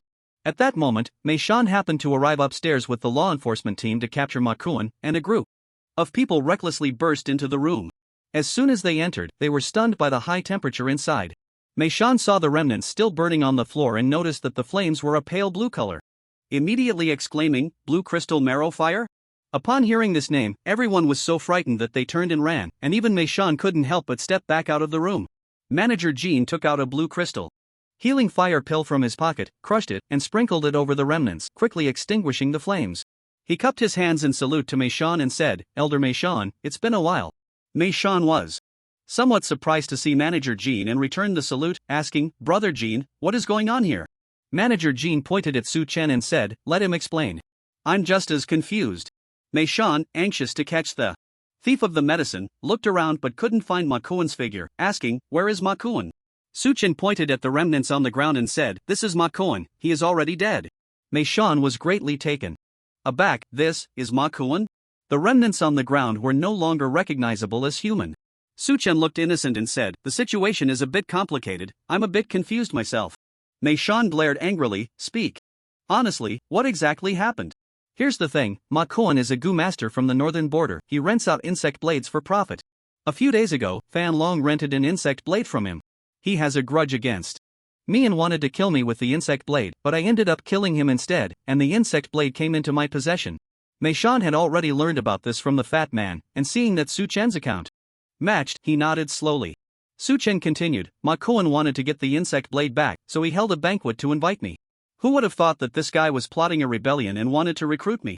He took out a piece of sheepskin parchment marked with information about all the lower 3 layers of and handed it to Mei-shan, saying, "The list on this parchment was collected by Makuan's people. The names marked with a plum blossom symbol are the ones he has his eye on, they might have already been taken under his wing. The elder just needs to check the list in order, and you'll see that what I said is true." Mei-shan looked over the list on the sheepskin parchment and was astonished by the detailed records, exclaiming, "How did he gather these names?" Su Chen scratched his head and said, "A few days ago, the medicine store was robbed, and the medicine slaves were all gathered in the square. When the elders were compiling the list, they were quite reckless, and everyone heard it." Mei-shan felt a bit embarrassed. They had revealed everyone's in realm to try to divide the medicine slaves and make them wary of each other. He hadn't expected someone to compile such a detailed list. Su Chen continued, "Makuan is extremely dangerous, and I don't want to associate with him, so I called for help, hoping Manager Jean would assist me. Before I came, I had already informed Manager Jean, asking him to come and maintain order, but he stayed on the first floor to avoid suspicion." Manager Jean nodded, confirming Su Chen's statement. "What I didn't expect was that Makuan actually used a technique called boundless insect domain to bring me to another world. That world was filled with a white tide of insects. If you fell, you would be swallowed by the swarm." He took out a dark pill and handed it to Mei-shan, saying, "He forced me to swallow this pill. He said it was a kind of cursed insect, and once ingested, I would become his slave." Mei-shan crushed the pill, revealing many finger-sized insects inside. He frowned slightly and used his mysterious energy to crush all the insects. Su Chen said, "I refused to comply, and a master gardener stepped forward to teach me a lesson. As a result, he touched the Yi Jade centipede on me, which caused the blue crystal marrow fire to erupt and consume him. The other masters, unaware of the fire's power, tried to extinguish it, but they were all ignited by the flames, and Makuan was also caught in it. I had the blue crystal healing fire pill given to me by Manager Jean, which helped suppress the flames on me, thus I escaped disaster. Several masters were burned to death, and Makuan was severely injured by the blue crystal marrow fire, unable to maintain the boundless insect domain, and we returned to this room. Then, Manager Jean killed him." Manager Jean said with a hint of exasperation, "I merely controlled him with an illusion. He was burned to death by the blue crystal marrow fire." He recounted what he had seen to Mei-shan. Su Chen attributed all the deaths to the blue crystal marrow fire. The blue crystal marrow fire had a fearsome reputation. It was so exaggerated that some people believed it. Mei-shan was initially skeptical of what Su Chen said. However, when he saw the jade centipede on Su Chen's back, all his doubts vanished. In his eyes, the jade centipede was a shackle that could never be opened. As long as one bore the jade centipede, they would undoubtedly be the most loyal servant of the Mei family, never harboring rebellious thoughts, let alone deceiving him. He looked at Su Chen with some pity and said, "Didn't I tell you? Juhuyuan is not a place you can go." Su Chen had a bitter expression. "I was captured by Manager Jean and taken to Juhuyuan. What could I do?" Makuan was actually dead, and Mei-shan felt a bit overwhelmed. This outcome was unexpected. Although there was already enough evidence to prove that Makuan was the thief of the medicine, it was still somewhat regrettable that he couldn't be captured alive to interrogate him for all the details. However, he soon received 2 surprises. First, he sent a team to search Makuan's residence and discovered a large amount of medicinal residue in Makuan's cellar, all of which were materials stolen from the 3rd-level medicine storehouse. This solidified Ma Kuan's identity as a thief. Second, a law enforcement officer from the guards at Ziyun Tower caught a suspicious person. This person was a master gardener from the 7th level of Tsaiji Garden, named Zhou Jia. Su Chen had killed 5 of the 6 masters from the 7th level of Tsaiji Garden in the insect domain. Zhou Jia was sent by Ma Kuan to prepare a grand gift for Su Chen. Ma Kuan had said that to express his apologies, in addition to the 60,000 taels of silver, he had prepared a grand gift for Su Chen. This grand gift was 16 bloody heads. The families of Fan Long, Fan Hong, and Liang Shu, both old and young, a total of 16 people, were deceived by Zhou Jia to an illegal bridge and all killed, their heads severed to report back. This was meant to please Su Chen and also to show him the consequences. As a result, he was carrying a bloody large sack, which was too conspicuous, and as soon as he arrived in front of Ziyun Tower, he was captured. Zhou Jia was brought before Mei Shan, and upon seeing that Ma Kuan was dead, he immediately confessed everything he knew. This included Ma Kuan's plan to escape the Mei family and how he had used cursed insects to draw a map of the Mei family. That map had already been placed into the Yingni warehouse by Su Chen. Mei Shan searched Ma Kuan's corpse and also searched Su Chen and manager Jean. As a result, no map was found. So it was inferred that the map had been burned together. The facts were basically clear. Ma Kuan's curse techniques were strange and unpredictable, with the ability to steal from the 3rd-level medicine storehouse. Numerous pieces of evidence proved that he was indeed the thief of the medicine Meishan, along with the fatty, slim, manager Jean, Su Chen, and Zhou Jia, ascended the mountain together, preparing to report back to the family head. Su Chen's plan to frame Ma Kuan as the thief of the medicine had, by now, been successful. His idea was simple: as long as they could catch the thief before the people from the Wan Beast Mountain Villa arrived at the Mei family would not need to purchase the blood spirit mouse anymore. He would naturally be safe. However, what he did not know was that, at this very moment, the people from Wan Beast Mountain Villa were already in the Golden Hall. The family head, Mei Enian, and the elder in charge of external affairs, Mei Yifeng, were receiving guests from Wan Beast Mountain Villa. Leading the group of 6 from Wan Beast Mountain Villa was Elder Hua Jing from the Hua family. As one of the 8 great families, the Hua family established Wan Beast Mountain Villa on the edge of the Endless Mountains, selling various materials such as the bones and furs of fierce beasts. Unlike the Mei family, which had a large population, they relied on the 10th grade beast tamer bone and 6th grade beast king bone to sustain themselves. With only 1,000 clan members, almost everyone raised fierce beasts, allowing them to cultivate alongside their beasts. The Hua family had only one powerful warrior but possessed dozens of semi-enlightened fierce beasts. Thus, their overall strength was much greater than that of the Mei family. Mei Enian discussed various cooperation matters with them and finally steered the conversation towards the blood spirit mouse. He asked, Elder Hua Jing, previously we sent a message via carrier pigeon to Wan Beast Mountain Villa, requesting a blood spirit mouse. I wonder if you brought one with you this time. Hua Jing laughed heartily and turned to a little girl beside him, saying, Xinger, take out your blood spirit mouse. The little girl, named Hua Yuqing, was the 3rd daughter of the Hua family head and had just turned 12 this year. Though young, she was clever and quirky, with a pair of bright, curious eyes that looked around. Hearing Hua Jing's command, she pulled up her left sleeve and called out, Zaor, come out. A red mouse scurried out from her sleeve, climbed up her arm, and settled on her shoulder, squeaking softly. Hua Jing pointed at the red mouse and said, This is the blood spirit mouse, extremely sensitive to blood. After smelling the scent of blood, it can track its owner for miles. Mei Feng then took out a piece of silk cloth from his pocket, which contained some red fragments. These were bloodstains he had scraped from the 9-colored spirit whiskers he showed Wu. He said, These bloodstains were left by the person we are looking for. Hua Jing took the silk cloth and said, Friendship is one thing, business is another. The price for the blood spirit mouse's tracking service is 30,000 taels. If the distance is too far and it takes too long, additional fees will apply. Mei Yifeng then took out a banknote worth 30,000 taels of silver and handed it to Hua Jing. Hua Jing accepted the money, beaming with joy, and immediately let the blood spirit mouse smell the silk cloth.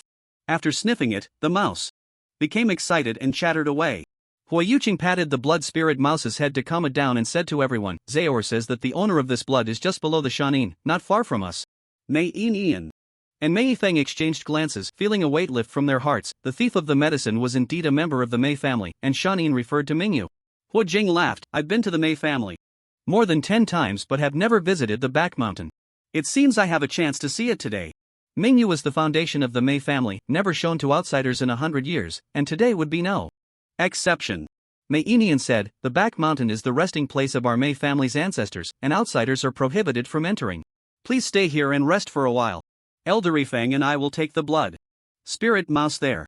Upon hearing this, Hua Jing was displeased. This blood spirit mouse is not a fully intelligent beast, it can only track under our control. If we don't go, relying solely on you to take this blood spirit mouse will absolutely not lead to finding the owner of the blood. Mei Yifeng smiled lightly. I remember that the Lei family once bought a blood spirit mouse from you to search for treasures in the secret realm. I saw it once. They controlled the blood spirit rat with the beast taming ring and did not need the assistance of the Hua family. Hua Jing stroked his beard, thinking that it seemed the Mei family's back mountain held unknown secrets. He said, that's right, the Lei family bought the blood spirit rat and we will naturally teach them how to control it. That beast taming ring was crafted by my own hands. If you are also willing to buy this blood spirit rat, I can make a beast taming ring for you. Mei Yinian asked, how much is it? Hua Jing held up 2 fingers, 2 million taels of patterned silver. When this price was announced, Mei Yinian was dumbfounded, exclaiming, how can it be so expensive? I inquired about the price from the Lei family. They only paid 300,000 taels of patterned silver for the blood spirit rat and the beast taming ring. Hua Jing rolled his eyes. Can you compare yourselves to the Lei family? The Thunder Emperor has great grace towards my Hua family. To repay that grace, we naturally sell it cheaply. 300,000 taels of patterned silver is just the price of the beast taming ring. The blood spirit rat is a gift from us. Your Mei family has no grace towards my Hua family, right? This was nonsense. The Thunder Emperor had no grace towards the Hua family at all. Hua Jing was clearly raising the price and extorting the Mei family. Mei Yinian's face showed slight displeasure. At that moment, a steward rushed into the hall, saying there was an urgent matter to report. Mei Yinian followed the steward outside to talk. The steward reported that Ma Kuan was the thief of the medicine, detailing everything. Mei Yinian was greatly surprised and asked repeatedly. The steward confidently said, Ma Kuan is indeed the thief. We found dozens of rare medicinal materials in his home, all from the third-tier medicine store. Moreover, we have 2 witnesses. This thief is a Gu master from the northern frontier, with very secretive methods, and even possesses a type of domain-like supernatural ability. Mei Yinian immediately recalled what Elder Luja had said. Those skilled in puppet techniques and Gu techniques need not act personally, they can simply send puppets or Gu insects to steal medicine. So it turns out to be a Gu master from the northern frontier. He suddenly understood and asked, where is Ma Kuan? The steward replied, Ma Kuan has already been captured. The others are being led by Elder Mei Shan and are on their way up the mountain. Good, tell them to wait in the back hall. Mei Yinian felt greatly relieved and returned to the guest hall, clasping his hands and saying, Elder Hua Jing, your price for the blood spirit rat is truly too high. My Mei family cannot afford it. Sai, let's just drop this matter. Hua Jing thought he was haggling and laughed. How about this, if the Mei family's pills can be sold to the Hua family at a 30% discount during this year's Danshire conference, I will give the blood spirit rat and the beast taming ring to the Mei family for free. How about that? Forget it, the Hua family has no sincerity, there's no need to continue this business. Yifeng, see them off. Mei Yinian turned his face and walked towards the back hall, leaving them behind. Hua Jing was baffled, asking helplessly, is the Mei family head angry? This price can still be negotiated. Mei Yifeng sensed that Mei Yinian was acting unusually and guessed that something had happened in the back mountain. Apologizing, Elder Hua Jing, you must be tired from your journey, why not return to the inn to rest? We can discuss this business another day. Mei Yifeng called 2 servants to escort Hua Jing and his party down the mountain, and he hurriedly rushed to the back hall. Hua Jing and Hua Yuqing walked side by side down the stone steps, feeling gloomy. When they reached halfway down the mountain, Hua Yuqing comforted, second uncle, don't be upset, have you forgotten, we just made 30,000 taels of patterned silver? Hua Jing smiled bitterly, this little money isn't enough for you to have fun for a day. Mei Yinian's attitude is so strange, they were so eager to send us a message to bring the blood spirit rat. Why did they suddenly change their minds? Hua Yuqing's eyes twinkled as she said, second uncle, I have a way to help us uncover the truth. Hua Jing asked her what the method was. Hua Yuqing tossed the blood spirit mouse to the ground and softly chanted, follow the scent of blood.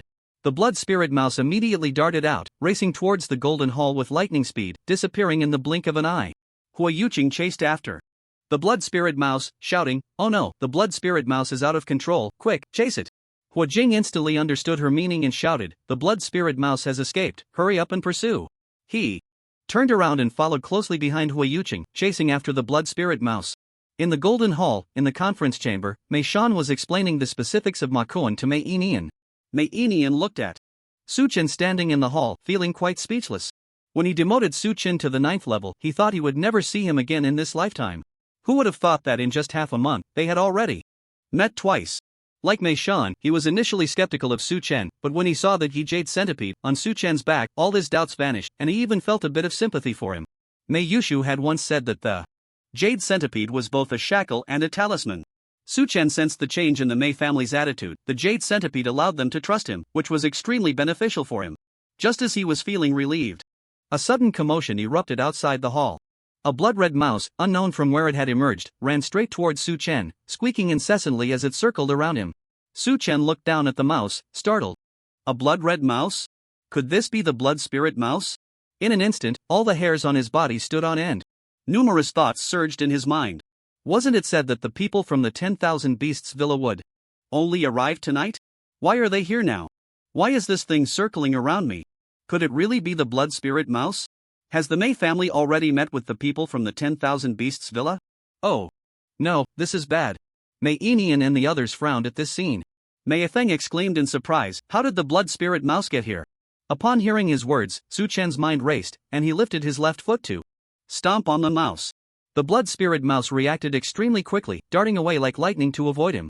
However, with the enhancement of the bare-handed war god, Su Chen had already anticipated its escape route. He swung his left foot down heavily, landing right on the blood spirit mouse's tail. The blood spirit mouse struggled incessantly, and without hesitation, Su Chen kicked with all his might.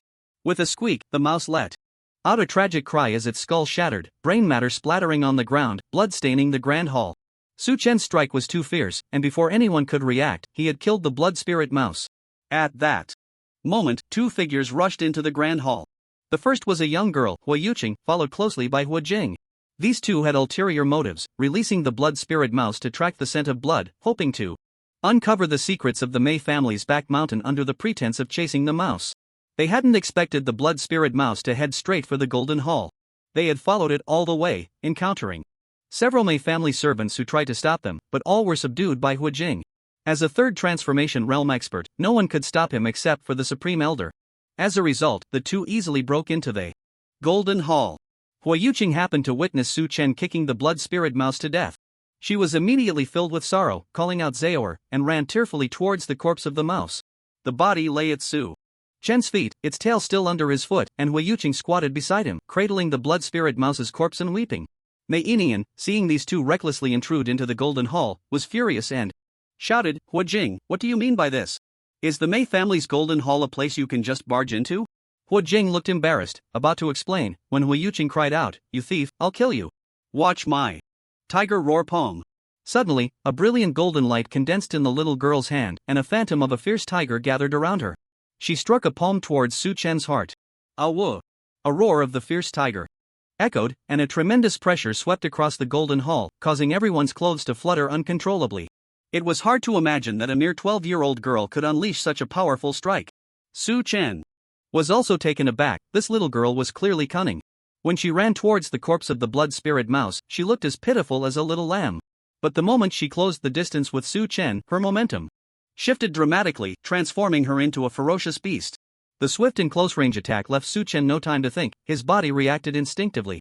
He stepped back with his right foot, tilted his body, and dodged Hua Yuqing's palm.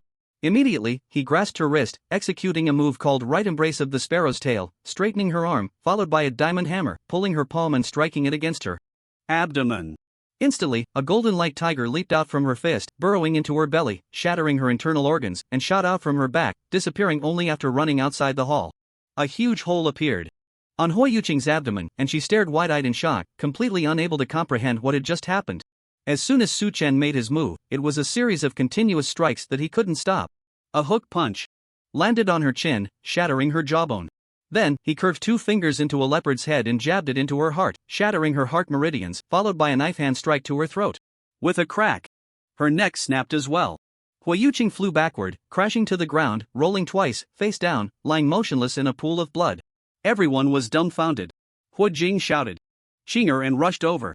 He turned Hua Yuqing over and held her in his arms, only to see her eyes rolling back, blood pouring from her mouth, her internal organs shattered, and her spine broken. She was completely dead. Hua Jing cried out in panic, frantically pulling out a pile of medicine bottles from his robe, opening them, and desperately applying the ointments on Hua Yuqing. Hua Yuqing's identity was not simple. Her father was the head of the Hua family, her grandfather was a powerful figure, and she herself was a 6th grade Beast King Bone, a precious gem of the Hua family, the future pillar. In the outside world, Hua Jing, as the elder in charge of external affairs, could die, but Hua Yuqing absolutely could not. Mei Enian also understood the importance of Hui Yuqing to the Hua family. If she died, the Hua family would regard the Mei family as a mortal enemy. The two families might even go to war. This was something the Mei family could not afford. Mei Enian's expression turned serious as he commanded, "Efeng, go get a Kaiyang Luyun pill." Mei Efeng immediately dashed outside the hall and soon returned with a medicine bottle. Mei Enian took the bottle, poured the pill into his hand. It was a dark blue pill, surrounded by dense medicinal mist. Mei Enian said, "Elder Hua Jing, you might as well put away your ointments. If you want her to come back to life, step aside." Hua Jing looked up at the pill in Mei Enian's hand, hope igniting in his eyes, and hurriedly moved aside. Mei Enian stuffed the Kaiyan Luyun pill into Hui Yuqing's mouth, saying, "She just died, her soul hasn't dispersed yet." The Kaiyan Luyun pill can lock the soul within the pill, and within 3 days, it can reshape the body and bring her back to life. He formed hand signs and shouted, "Break the lotus birth," and suddenly, many lotus plants sprouted from the floor, quickly covering the entire ground, as if the council hall was placed in a lotus lake. A massive lotus pod platform emerged from the ground, surrounded by numerous lotus leaves, lifting Hui Yuqing up. A surge of immense vitality erupted from the lotus seeds, spilling through the layers of lotus leaves, filling every corner of the golden hall. This vitality was so abundant that Su Chen had only felt a similar power from the 4th grade longevity bone. Of the lotus, Mei Enian tossed out 3 pills from his sleeve, the healing pill, the golden wound pill, and the bone nourishing pill. The 3 pills spun around and flew into Hua Yuqing's mouth one after another. Instantly, a series of sounds of bones knitting together echoed from her body, her damaged internal organs healed at a visibly rapid pace, and the flesh around her wounds grew like mushrooms after rain. The vitality from the lotus seeds flowed into her body like spring water. 1 incense stick passed, then 2. A full hour later, Mei Enian continuously consumed his own profound energy. All of Hui Yuqing's injuries were healed. Fine beads of sweat appeared on Mei Enian's forehead. This move, the Lotus Rebirth, was a 3rd grade Xuanwu technique that relied on the power of his 7th grade Wood King Bone to execute this bone martial skill. Its effect could rival that of a 2nd grade Xuanwu technique. This move was entirely for healing. The Lotus pedestal alone had the ability to bring the dead back to life. With the combination of several pills, the effect was immediate, and Hui Yuqing slowly opened her eyes. Hua Jing trembled all over and called out, Chinger, how are you?" Hui Yuqing opened her mouth but couldn't speak, her face weary, and her eyes slowly closed again. Mei Enian wiped the sweat from his forehead and said, "Elder Hua, don't worry, she's fine now. Just let her rest for a day and eat some nourishing food, and she'll recover as before." Hua Jing used his profound energy to check Hui Yuqing's body and found that she indeed had no injuries, finally letting out a sigh of relief. He glanced at Su Chen and said coldly, "Mei family head, you have quite the audacity. Not only did you kill our blood spirit mouse, but you also dared to lay hands on Chinger. You clearly have no regard for my Hua family." Mei Enian was furious and retorted, "Who exactly is disregarding whom? I want to ask, is my Mei family's golden hall a place you can just barge into?" Hua Jing knew he was in the wrong and turned his ire towards Su Chen. He scolded, "You young one, your strength far exceeds Chinger's. You only needed to avoid her attacks. Why did you have to resort to poison? Every move you made was lethal, leaving no room for mercy. Do you want to make the Hua family and the Mei family enemies?" Su Chen had already prepared his retort, unafraid, and said in a deep voice, "What a joke, I don't even know you, so why should I hold back? That girl is the real vicious one. She wanted my life over a mouse. I considered it mercy to have only beaten her to death. If I were in my 10,000 poisons cave, I would make her suffer endlessly." Su Chen deliberately brought up the name of the 10,000 poisons cave, hoping to use the Hua family's mouth to spread his news. 10,000 poisons cave? Hua Jing was taken aback upon hearing those 3 words and asked, "Are you Wei Qianchan's disciple? Young Master Yangsheng?" Su Chen nodded, "At least you have some knowledge." Hua Jing suddenly realized, "I thought you were a talent of the Mei family, but it turns out you are the disciple of the Poison King. No wonder your skills are exquisite. However, Wei Qianchang is dead. Staying in the Mei family makes you like a puppet. Why not come with me to the 10,000 Beasts Mountain Villa and see the scenery of my endless mountain range?" Hua Jing had his own thoughts that Blood Spirit Mouse was coming for Su Chen, indicating that the Mei family was looking for him. The Mei family had sent a letter from afar to purchase the Blood Spirit Mouse, yet it was shrouded in secrecy. There must be some unspeakable secret behind it. Mei Enian saw through his thoughts and spoke before Su Chen could. "Elder Hua, I have already healed Yuqing, you can take her down the mountain now. The Mei family's council hall never accommodates outsiders. That blood spirit mouse of mine is worth 170,000 taels of silver. Your Mei family must compensate me. If you can't afford it, then hand someone over as compensation." Hua Jing pointed at Su Chen and said, He killed the blood spirit mouse, so let him come with me. Mei Enian sneered, you privately released the blood spirit mouse and barged into my golden hall. The death of the blood spirit mouse is your own doing. You dare to ask the Mei family for money? I tell you, to save Hui Yuqing, we have expended many pills. The single Yanli falling star dan is worth 3 million taels of patterned silver. I will write to the head of the Hua family to demand this money. Hua Jing's face instantly turned pale. If the head of the Hua family found out about this, he would surely face severe punishment. Breaking into the Mei family's golden hall and nearly causing Hui Yuqing's death was an utterly foolish act. He forced a smile and said, 3 million taels is a bit excessive. After all, Yuqing was injured by your people, so you should bear half the responsibility. How about this? I won't pursue the matter of the blood spirit rat. Let's settle it 2 for 2. Mei Enian couldn't be bothered to argue with him and urged, then let's go. If you don't leave now, I'll lock you up and write to the head of the Hua family to come and fetch you personally. I'm going, stop threatening me. Hua Jing rolled his eyes and carried Hui Yuqing down the mountain. Once Hua Jing left, Su Chen became the target of everyone's scrutiny. More than a dozen pairs of eyes in the council hall turned to him. Mei Enian's face was clouded, and he coldly asked, what realm are you at? Su Chen scratched his head and said, you all have checked my realm, I'm at the first realm. Still dare to lie? Mei Enian questioned sharply. Ma Kuan is at the first transformation realm, and he has 5 other masters with him. How could you possibly kill them all? You must have used some secret technique to hide your strength. Su Chen, you killed Ma Kuan to divert suspicion. You are the real thief of the medicine. This barrage of accusations nearly scared Su Chen's soul out of his body. He put on a confused expression and said, Mei family head, what nonsense are you talking about? Those 5 masters and Ma Kuan were all burned to death by the blue crystal essence. Fire, Jin Zhanggui can testify for me. Also, what does the theft of the medicine store have to do with me? I don't even know where the medicine store is, how could I be the thief? Mei Enian sneered, if you are not the thief, then why is the blood spirit rat circling around you? Su Chen looked innocent. Family head, I don't understand what you mean. What? Blood spirit rat? I've never even heard of it. The rat you just stepped on is the blood spirit rat. This type of rat is best at tracking blood. It has already smelled the blood left by the thief, and circling around you means you are the thief. Su Chen still looked confused. I really don't know what's going on. How could I possibly be the thief? There must be some misunderstanding here. After thinking for a moment, he suddenly slapped his forehead and said, it could be this way. I once fought Ma Kuan in close combat. He was covered in blood from being burned by the blue crystal essence fire. I must have gotten some of his blood on me. That's why the blood spirit rat is circling around me. After his analysis, Jin Zhanggui spoke up to support him. Ma Kuan was indeed burned to death by the blue crystal essence fire. At that time, both of them were seriously injured. Young Master Yang Shang was even more severely injured and had no strength to fight back. After I saved him, I fed him a few pills to heal his injuries. Mei Enian pondered for a moment and then asked, since Ma Kuan was ignited by the blue crystal essence fire, how dare you engage him in close combat?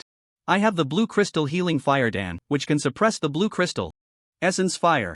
Su Chen took out the pill from his pocket to show Mei Enian and continued, moreover, close combat is my only strong suit. My bones are deteriorating, and my realm is stagnant, so my master told me to hone my physical body and study combat techniques. I have practiced for many years, and I am nearly invincible in close combat.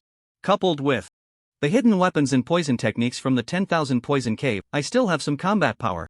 Earlier, when I defeated Hui Yuqing, it was also due to my superb combat skills, without using a shred of profound energy. Invincible in close combat? Mei Enian also noticed that Su Chen's method of defeating Hui Yuqing was extremely clever, but to claim invincibility was a bit too much. He signaled to Mei Shan and said, don't use profound energy, fight him and see how deep his skills really are. Mei Shan turned pale and reluctantly said, family head, I'm getting old, I'm not used to fighting in close combat. Moreover, he has the jade centipede on him.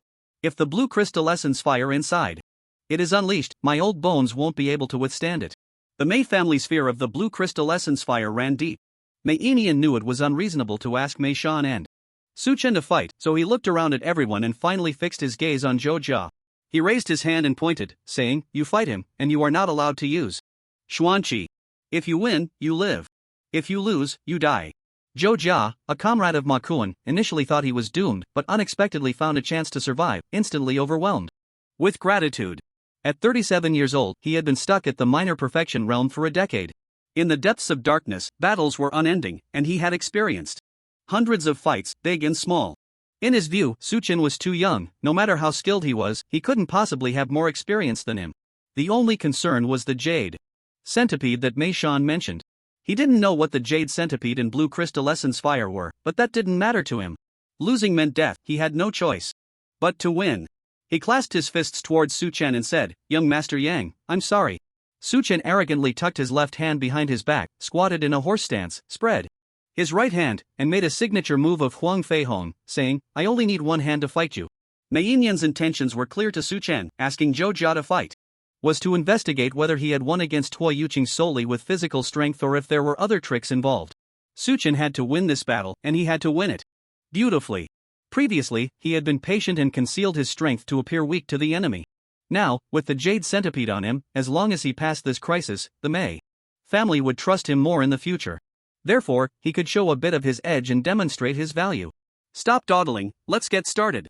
With Mei Yinyan's command, Zhou Jia immediately took the initiative, his body rebounding and arching, throwing his fists towards Su Chen, one forward and one back. This move was a blend of reality and illusion. With many variations, he didn't use all his strength at first, just to test the waters. Su Chen's response was simple. He remained unchanged amidst the changes, until Zhou Jia's fist wind brushed against his cheek, at which point he kicked up and struck Zhou Jia under the armpit. This kick arrived after the punch, with a leg length of 5 feet and an arm short by 3 inches, causing Zhou Jia's fist to stop just 3 inches from Su Chen's cheek, staggering him. Su Chen stepped forward, grabbed Zhou Jia's wrist, yanked him back, and kicked him in the groin. This kick had the force of 1,000 pounds, and Zhou Jia's groin was instantly shattered. Before he could scream, Su Chen unleashed a series of strikes. First, a knife hand strike hit his Adam's apple, blocking the sound in his throat. Then, he reached under Zhou Jia's armpit with a move called butterfly under the leaf, pulling him down and dislocating his right arm in the process. Next, he pressed his knee against Zhou Jia's throat, executing a move called carp spitting pearl, delivering a series of punches that landed squarely on his chest. Zhou Jia's neck was locked, his breath obstructed, and he was in unbearable pain, his sternum shattered, blood pouring from his mouth and nose. Seeing his life hanging by a thread, he instinctively wanted to use Xuanqi to defend himself. Su Chen didn't give him that chance. He stood up and kicked him in the back of the head, knocking him unconscious. The battle between the two lasted only an instant, and Su Chen had used only one hand throughout, leaving Zhou Jia without the power to fight back. His movements were fluid and graceful, employing techniques that no one had seen before. The onlookers were delighted, their hearts racing. Unfortunately, Zhou Jia was too weak, and the fight ended abruptly, leaving people wanting more. What a stunning punch! What beautiful footwork! Praise erupted. Mei Yinyan nodded, sighing inwardly, as expected of Wei Xianchang's disciple. He indeed has exceptional skills. It's a pity his bone structure is deteriorated, and his Xuanqi is scarce. Such martial arts are wasted on him. Mei Shan checked Zhou Jia's condition, saw he wasn't dead, and asked, "Head of the family, the man isn't dead yet, how should we handle him?" "Oh," Mei Yinyan was slightly surprised and looked at Su Chen. "Why didn't you kill him?" Su Chen replied, "He is a partner of Ma Kuan. We must interrogate him severely to uncover all of Ma Kuan's crimes. I can't be the scapegoat. The theft of the medicine store has nothing to do with me. I am innocent." Mei Yinyan waved his hand and said solemnly, "All right, I know you are not the thief." He was completely reassured. About Su Chen. Su Chen's explanation that the blood spirit rat was circling him because he had been tainted by Ma Kuan's blood was reasonable. With manager Jean as a witness for Su Chen, Mei Yinyan believed it to be true. The most crucial point was that Su Chen had the jade centipede. Mei Yinyan returned the list of the lower tier made by Ma Kuan to Mei Shan and instructed, interrogate Zhou Jia and find all of Ma Kuan's accomplices according to the plum blossom marks on this list. After the interrogation, kill them all. Mei Shan accepted the order. Mei Yinyan then dismissed everyone. Su Chen knew that the crisis with the blood spirit rat had finally been completely resolved. He breathed a sigh of relief and somewhat presumptuously asked, "Mei family head, you once said that if I could stand on the Golden Hall again, you would return my belongings." Mei Yinyan smiled lightly and said, "What I said was, if you can climb step by step to the Golden Hall by your own strength, I will return your belongings to you. It's not about being brought to the Golden Hall as a suspect." He changed the subject and said, "However, with Ma Kuan's downfall, you have made a contribution. Killing Hua Yuqing has also increased the prestige of the Mei family. I will reward you with an external affairs token. With this token, you can visit Yangwu town 2 more times each month, and you are also allowed to make purchases at shops outside the Mei family." Upon hearing this, Su Chen was inexplicably delighted. This truly was a case of the crying child getting milk. If you don't ask for it, you get nothing. If you ask for it, you get a reward. Going out 2 more days each month and being able to shop outside the Mei family, this token was simply tailor-made for his undercover identity. Su Chen was overjoyed and quickly cupped his hands in thanks. Mei Inian then instructed someone to bring the token to him. The token was cast from copper water, with the words external affairs engraved on it, adorned with various plum blossom patterns. Su Chen cherished it and directly hung the token on his waist, placing it in the most conspicuous position. Mei Inian rewarded Su Chen for 2 reasons. First, because Su Chen had the jade centipede, he could not betray them. Giving him some sweet benefits would win his loyalty, making it easier to command him in the future.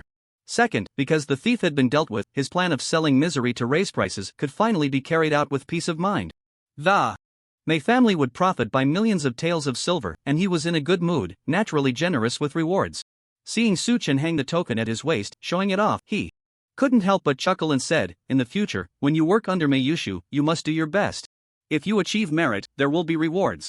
After a round of encouragement, he also gave some rewards to the fat and thin men, and then Mei Inian instructed Mei Shan to escort them down the mountain. Su Chen, Manager Jean, the fat man, and the thin man were sent to the West Market, while Zhou Jia was taken away by Mei Shan. Ma Kuan's corpse had been burned to ashes, of no value, and was scattered by Mei Shan in the pond to feed the fish. Su Chen went directly back to Qinghua Garden. By this time, it was already nightfall. He was too lazy to go to the black market to find Xiaoying, so he wrote a letter and had Yuan deliver it to Bafan Lai Kai. Earlier, Mei Shan had surrounded Ziyun Tower with a team and ultimately captured Su Chen. The commotion was so great that over 1,000 people in the West Market witnessed it, so the news spread quickly. Upon learning that Su Chen had been taken away, Xiaoying and the others were like startled birds, anxious and restless. Bafan Lai Kai closed its doors to guests, and the 4 of them discussed countermeasures in the shop, feeling powerless and anxious like ants on a hot pan. When Yuan arrived at Bafan Lai Kai and handed the letter to Xiaoying, informing them that Su Chen had safely returned to Qinghua Garden, Xiaoying opened the letter and saw only 12 words. Written, "All beasts retreat, the demon thief has been dealt with, do not worry." The 4 of them were completely baffled, unable to understand the meaning at all that they brought Yuan in for questioning, but Yuan kept his mouth shut and said nothing. They didn't dare to force him to stay, so they had to let him go. Xiaoying burned the letter over the candle flame, watching the black smoke rise to the ceiling, and all 4 of them fell into deep thought. Tonight was destined to be a sleepless night. Equally restless were the 6 high-ranking officials of the Night Watch army of the Great Zhou Kingdom. In the secret chamber, King of Kaizhou Changyi, Governor of Hedu Zhanghua, President of Tianmiao Academy, Wang Yu, Commander of the Night Watch Army's Dark Division Hiying, along with 2 military advisors under Changyi, were all present. The 6 of them looked grim. Changyi angrily slammed the confidential report onto the table and sighed, "One misstep leads to total defeat." The report stated, "The heavy rain from a couple of days ago has caused the dry river of Baidang Mountain to flow again. The people from Wanshou Mountain Villa arrived by boat a day earlier at Yangwu Town and have now ascended Yangwu Mountain. The blood spirit rat can no longer be eliminated." Hiying consoled, "Su Chen is clever and capable, perhaps he can turn the situation around?" Wang Yu shook his head and said, "You're just too optimistic." He previously wrote in the letter that it was a matter of life and death. Now that the blood spirit rat has gone up the mountain, with just a single realm of strength, how can he survive under the pressure from the Mei family? Zheng Hua frowned tightly. "What we don't know is why he wants to eliminate that blood spirit rat." The group fell silent for a long time. Changyi waved his hand and sighed. "Half a month ago, we thought he was undoubtedly doomed. Now it's just a false hope. We should redeploy our infiltration plan. Let's put Su Chen's side on hold for now." After Su Chen returned home, he locked himself in the cellar. Having passed the crisis with the blood spirit rat, he felt excited. He was also eager to improve his strength. "If I were a powerful cultivator, would I be in such a state today, like a lost dog, resorting to these schemes? Sigh, it's really exhausting." Su Chen felt very unlucky, with troubles piling up one after another, unable to settle down. He now longed for a stable life. To survive, to not be reckless, to develop quietly. With the skill of Rain Seer, he only needed to cultivate on rainy days to steadily improve his realm and strength, as long as he kept a low profile. However, fate always played tricks on him. He knew he couldn't afford to be complacent. He had to seize the time to enhance his strength. He took out the 9 types of medicinal herbs gifted by Mei Yushu and began to brew skill potions. These herbs helped him create 3 types of potions in total. The first potion was the Minor Perfection Potion. After Su Chen drank it, he immediately broke through to the minor perfection realm, and his control over the mysterious energy improved to a new level, allowing him to easily use the condense, separate, and stick technique. The amount of mysterious energy in his body also increased several times. Now, using it to condense over 1,000 golden pills was no problem. Meanwhile, his knee warehouse expanded tenfold, now as large as half a football field. The medicine rack he had stolen from the pharmacy only occupied a corner of the knee warehouse. The entire knee warehouse looked empty. The other two potions were Lucky Day and Straightforward Uppercut. Lucky Day, the 8th day of every month is your lucky day. On this day, you will be blessed with immense fortune, and your luck will be at its peak. Straightforward Uppercut. When you use an uppercut to hit an enemy's chin, the enemy will fall into a state of dizziness and blindness. The dizziness lasts for half a second, and the blindness lasts for 6 seconds. Skill cooldown time, 3 minutes. The Lucky Day skill will only take effect on the 8th of next month, and the specific effects can only be known through experience. Su Chen was looking forward to it. The Straightforward Uppercut skill was quite powerful, as it could inflict 2 negative states. In Su Chen's understanding, dizziness represented a person falling into an unconscious state, losing all combat ability. Blindness meant that a person's attack would miss the target when attacking the opponent. Both states were quite overpowered. Moreover, the cooldown time for this skill is the same as that of both being 3 minutes. If the two skills can be used in conjunction, one could deliver a sneaky uppercut from midair, leaving the target in a state of dizziness and blindness. This is undoubtedly a super skill. Just then, after Yuan delivered a message and returned to report, Su Chen pulled him into the cellar to use as a target for his experiment. He first activated, increasing the range of his punches by tenfold, then delivered an uppercut that struck Yuan's chin. Yuan's head snapped back from the impact, and when he lowered it again, his gaze was vacant, as if he were a frozen statue, standing still in place. After half a second, he shook his head and regained consciousness, but then he started waving his hands, groping around in panic, exclaiming, I can't see anything. Su Chen stood right in front of him and said, I'm directly in front of you. Try to target me and attack. Yuan immediately followed the sound and threw a punch at him. Bang! The punch landed solidly on Su Chen's chest. Su Chen frowned slightly. Blindness, it doesn't work, you can still hit me. A few seconds later, Yuan finally regained his sight. Su Chen asked him, what did you feel just now? Yuan touched his bald head, swallowing hard with lingering fear, and replied, it felt like I was hit on the chin by an invisible fist. Then, I lost consciousness, but I quickly came back to myself. I found everything was pitch black, and I couldn't see anything. I heard you telling me to hit you, so I followed the sound and punched you. Su Chen nodded. The dizziness effect was just as he understood, causing a loss of consciousness and inability to act. The blindness effect was quite literal, merely rendering someone blind, without preventing them from attacking. Half a second of dizziness, 6 seconds of blindness. Su Chen was very satisfied, and many combat scenarios flashed through his mind. In future fights, using in conjunction with the straight uppercut to take the initiative, knocking someone out first before delivering a fatal blow would definitely yield great results. His earlier encounter with Ma Kuan had left him feeling apprehensive. A person who had changed realms and mastered supernatural powers had a fighting style that was too unpredictable. No matter how well prepared one was, there was no guarantee of absolute safety. He had managed to kill Zhang Luan and Ma Kuan mostly due to the power of the poison smoke bomb. Earlier, in the pharmacy, he had wasted quite a bit of poison to destroy the octagonal ghost prison. Now, he only had 2 drops of poison left on him. The poison was a natural substance that couldn't be synthesized using thunderstorm alchemy. Once it was used up, it was gone, so Su Chen had to develop other killing moves. After sending Yuan away, he took out the Yama tablet of Xuanwu Lu to examine it. This was a 6th grade Xuanwu technique, and one could only learn it upon reaching a small perfection realm. This item was compensation given to him by the old man Kuei during a dispute to save his life. There was very little Xuanqi inside, enough for only one more use at most. Su Chen had already obtained the refining array for the Yama tablet of Xuanwu Lu, so he could refine as much as he wanted in the future. Thus, he decided to use this Xuanwu Lu.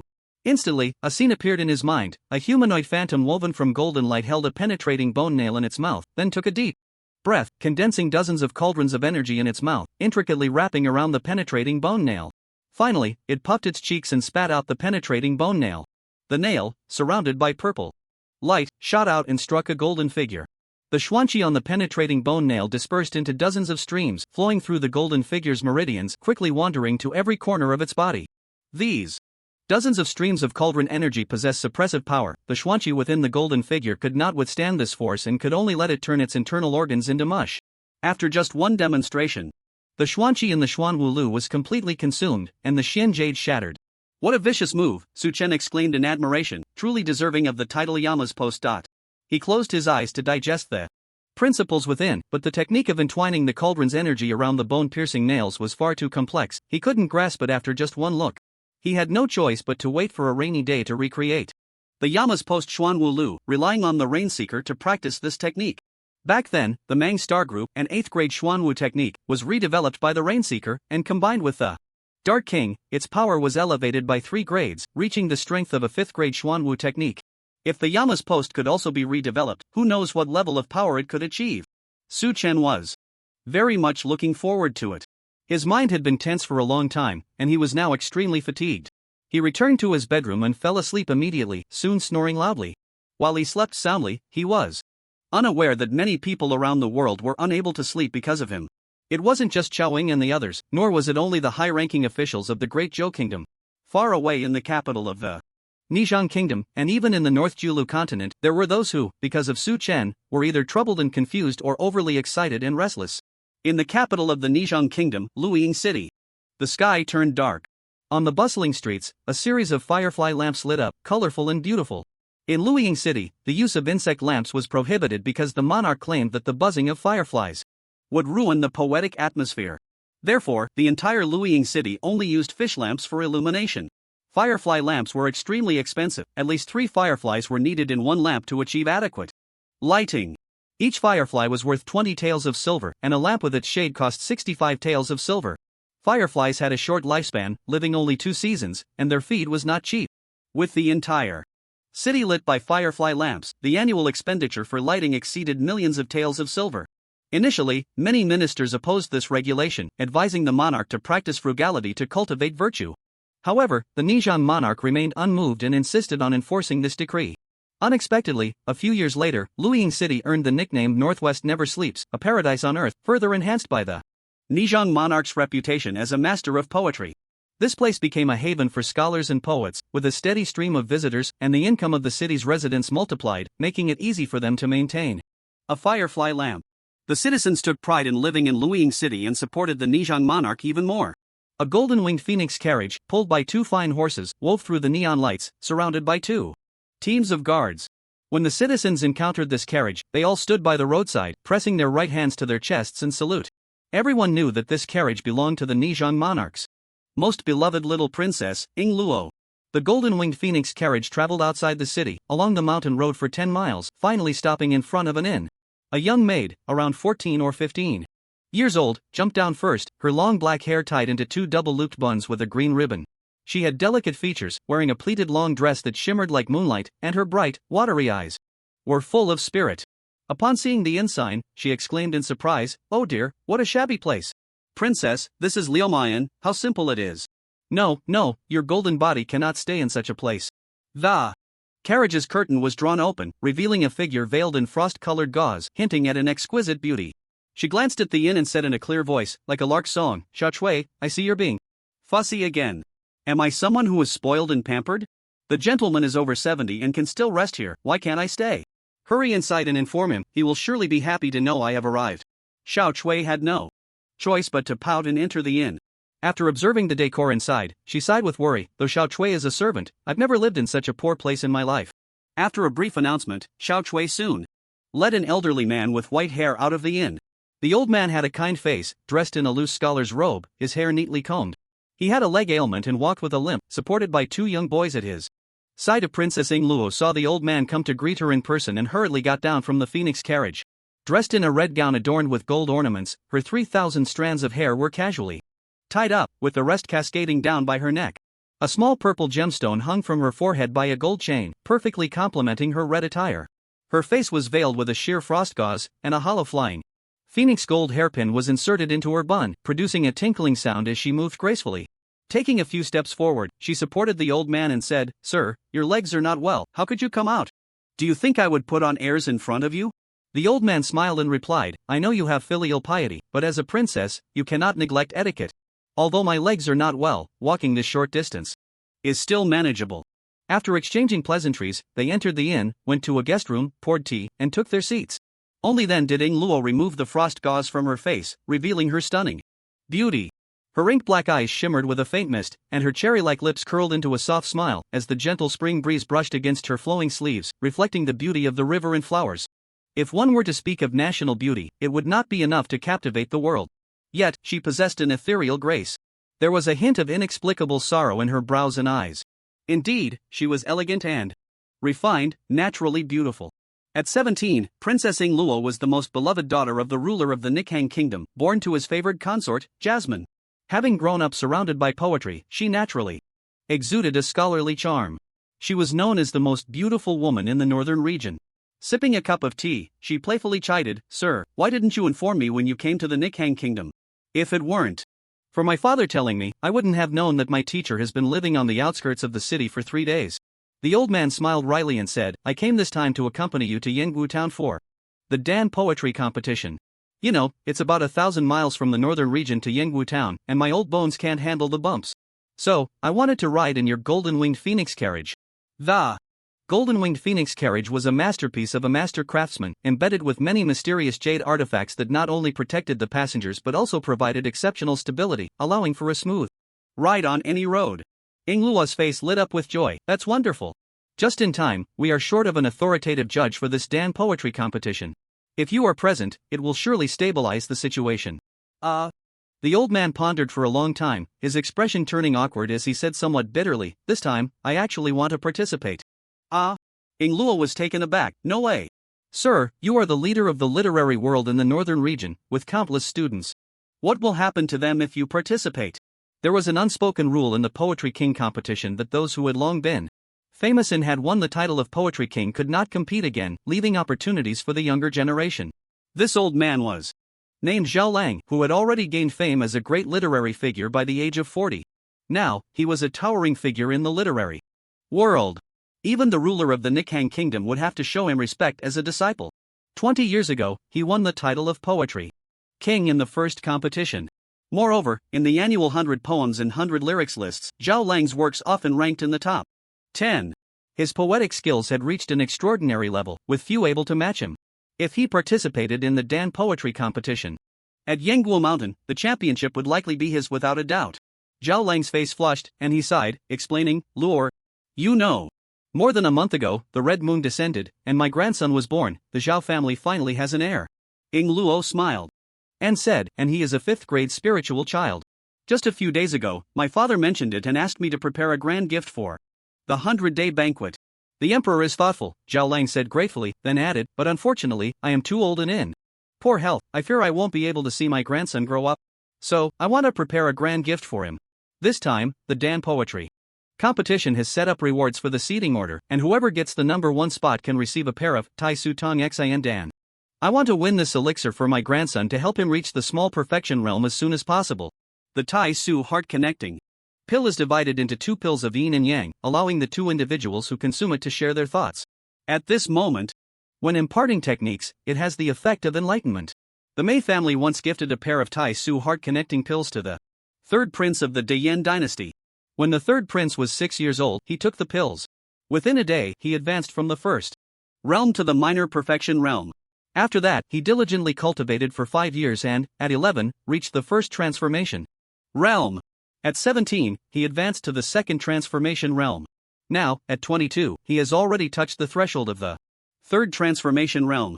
Such achievements are related to talent, and it is also thanks to that pair of Tai Su heart connecting pills. Zhao Lang continued, "You also know that the Mei family's 7 saints pills are never sold to outsiders. This time, offering the Tai Su heart connecting pills as a reward is truly a once-in-a-lifetime opportunity. Therefore, for my grandson's future, I have to lower my old face and participate in the Dan poetry competition.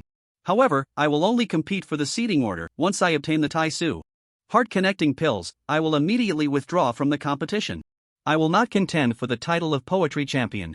Luo understood the situation, suddenly enlightened, and after a moment of thought, she mischievously smiled and said, "It is only natural to seek blessings for one's grandson.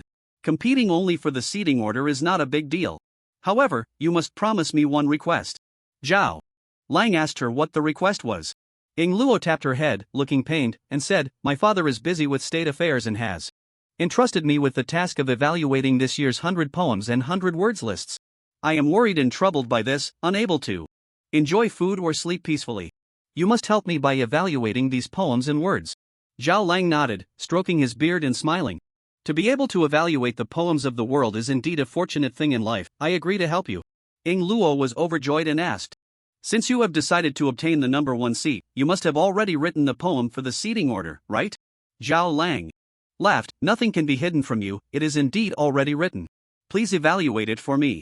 He pulled out an envelope from his sleeve and handed it to Ing Luo. She opened the envelope, took out the rice paper inside, and unfolded it to reveal a poem titled Snow. Enveloping the silk. Plum. Winter snow chills the red frost, spring breeze crosses the green attire. The melodious jade plum blossoms are renowned through the ages, yet cannot rival the affection of peonies. Breaking branches is better than the clear autumn, with chrysanthemums standing tall in the palace. Do not ask about the old dreams of the world, only the grandchildren waiting by the knees. This poem means that the plum blossoms bloom at the end of the old year and the beginning of the new year, standing proudly in the snow, carrying the name of a gentleman, and passing down through the ages. Yet, it can never compare to the delicate and affectionate peony or the majestic and noble chrysanthemum that are more pleasing. After experiencing the baptism of time, do not ask an elderly person what unfulfilled dreams they have. What they long for is merely the joy of their grandchildren by their side. Ing Luo's poetic accomplishments were extremely high. Although she was just a young girl who had not yet experienced the world, she could still understand the emotions within the poem. Zhao Lang compared himself to the plum blossom, saying he once had unmatched charm, pursued by the world, but talents emerge in every generation, and there will always be times when the glory fades. Now, having seen through the splendor, he only wishes to live with his grandchildren. This poem has a sense of returning to simplicity, expressing the most fundamental qualities of humanity, which is merely to uphold blood ties and pass on the lineage. Ing Luo sighed. Sir, this poem has already penetrated the heavenly way. It is truly a poem of the Tao realm. To use such a poem to compete for a seating order is rather excessive, isn't it? Upon hearing Ing Luo's evaluation, Zhao Lang picked up his teacup and took a sip, smiling. Only by writing a poem of the Tao realm can one ensure obtaining the number 1 seat. This opportunity only comes once. I have no choice but to do this. Ing Luo said, but once your poem is out, it will be difficult for any other poem to surpass yours in this Dan poetry competition. Wouldn't this competition become a mere continuation of the past? Cough, cough. Zhao Lang choked on his tea, coughed a couple of times, and said, do not underestimate the scholars of the world. There are indeed some young talents with extremely high poetic accomplishments. My poem may not necessarily overshadow their brilliance. Ing Luo smiled bitterly. Indeed, there were a few young people with high poetic skills, but she had never seen them write a poem of the Tao realm. The newcomers in this competition are destined to be overshadowed by Zhao Lang's poem. However, in the realm of poetry, there is no bullying of the young by the old, it is simply a matter of skill. It is also good for the younger generation to witness the elegance of their predecessors. After appreciating this poem, Ing Luo began to arrange for Zhao Lang to help him evaluate this year's 100 poems and 100 lyrics lists. Xiao Chui sent someone to bring in 2 large boxes from the carriage, filled with poems and lyrics, newly created by literati from various places. Xiao Chui is Ing Luo's personal maid and has studied alongside her, so her poetic skills are not shallow. The 3 of them spread out the poems from the boxes, appreciating and selecting them one by one. These poems are not all masterpieces, many are crude and unworthy of high regard, so after looking through a few dozen, Zhao Lang felt increasingly restless. Being older and lacking energy, he propped his head up with his hand and dozed off. Seeing their teacher asleep, Ing Luo and Xiao Chui exchanged a smile and did not disturb him, each continuing to select poems. Xiao Chui casually pulled out a book bag from the box, on which were written 3 large characters, Mei Yu Shu. Upon seeing these 3 characters, her eyes lit up, and she chuckled softly. Ah, it's the extreme executioner from the Mei family, that infatuated one. Ing Luo shot her a glance and did not respond. Xiao Chui opened the book bag and pulled out the letter paper, which surprisingly contained more than 10 poems. Xiao Chui read them one by one, and when she came across the poem Chrysanthemum, she laughed and said, Princess, the infatuated one from the Mei family is confessing to you again. Look at what this poem describes. Isn't it the scene of you 2 dating on a boat in the lake 2 years ago? Ing Luo tapped Xiao Chui's head with the pen and scolded, what dating on a boat? It was just a visit to the Mei family. Guests follow the host's lead. We took a boat to see the Lotus Lake. How could that be considered a date? Though she said this, she pulled the paper over to take a look at the poem Chrysanthemum. The golden chrysanthemum petals scatter on the lake. Who pays attention under the flowers and moon?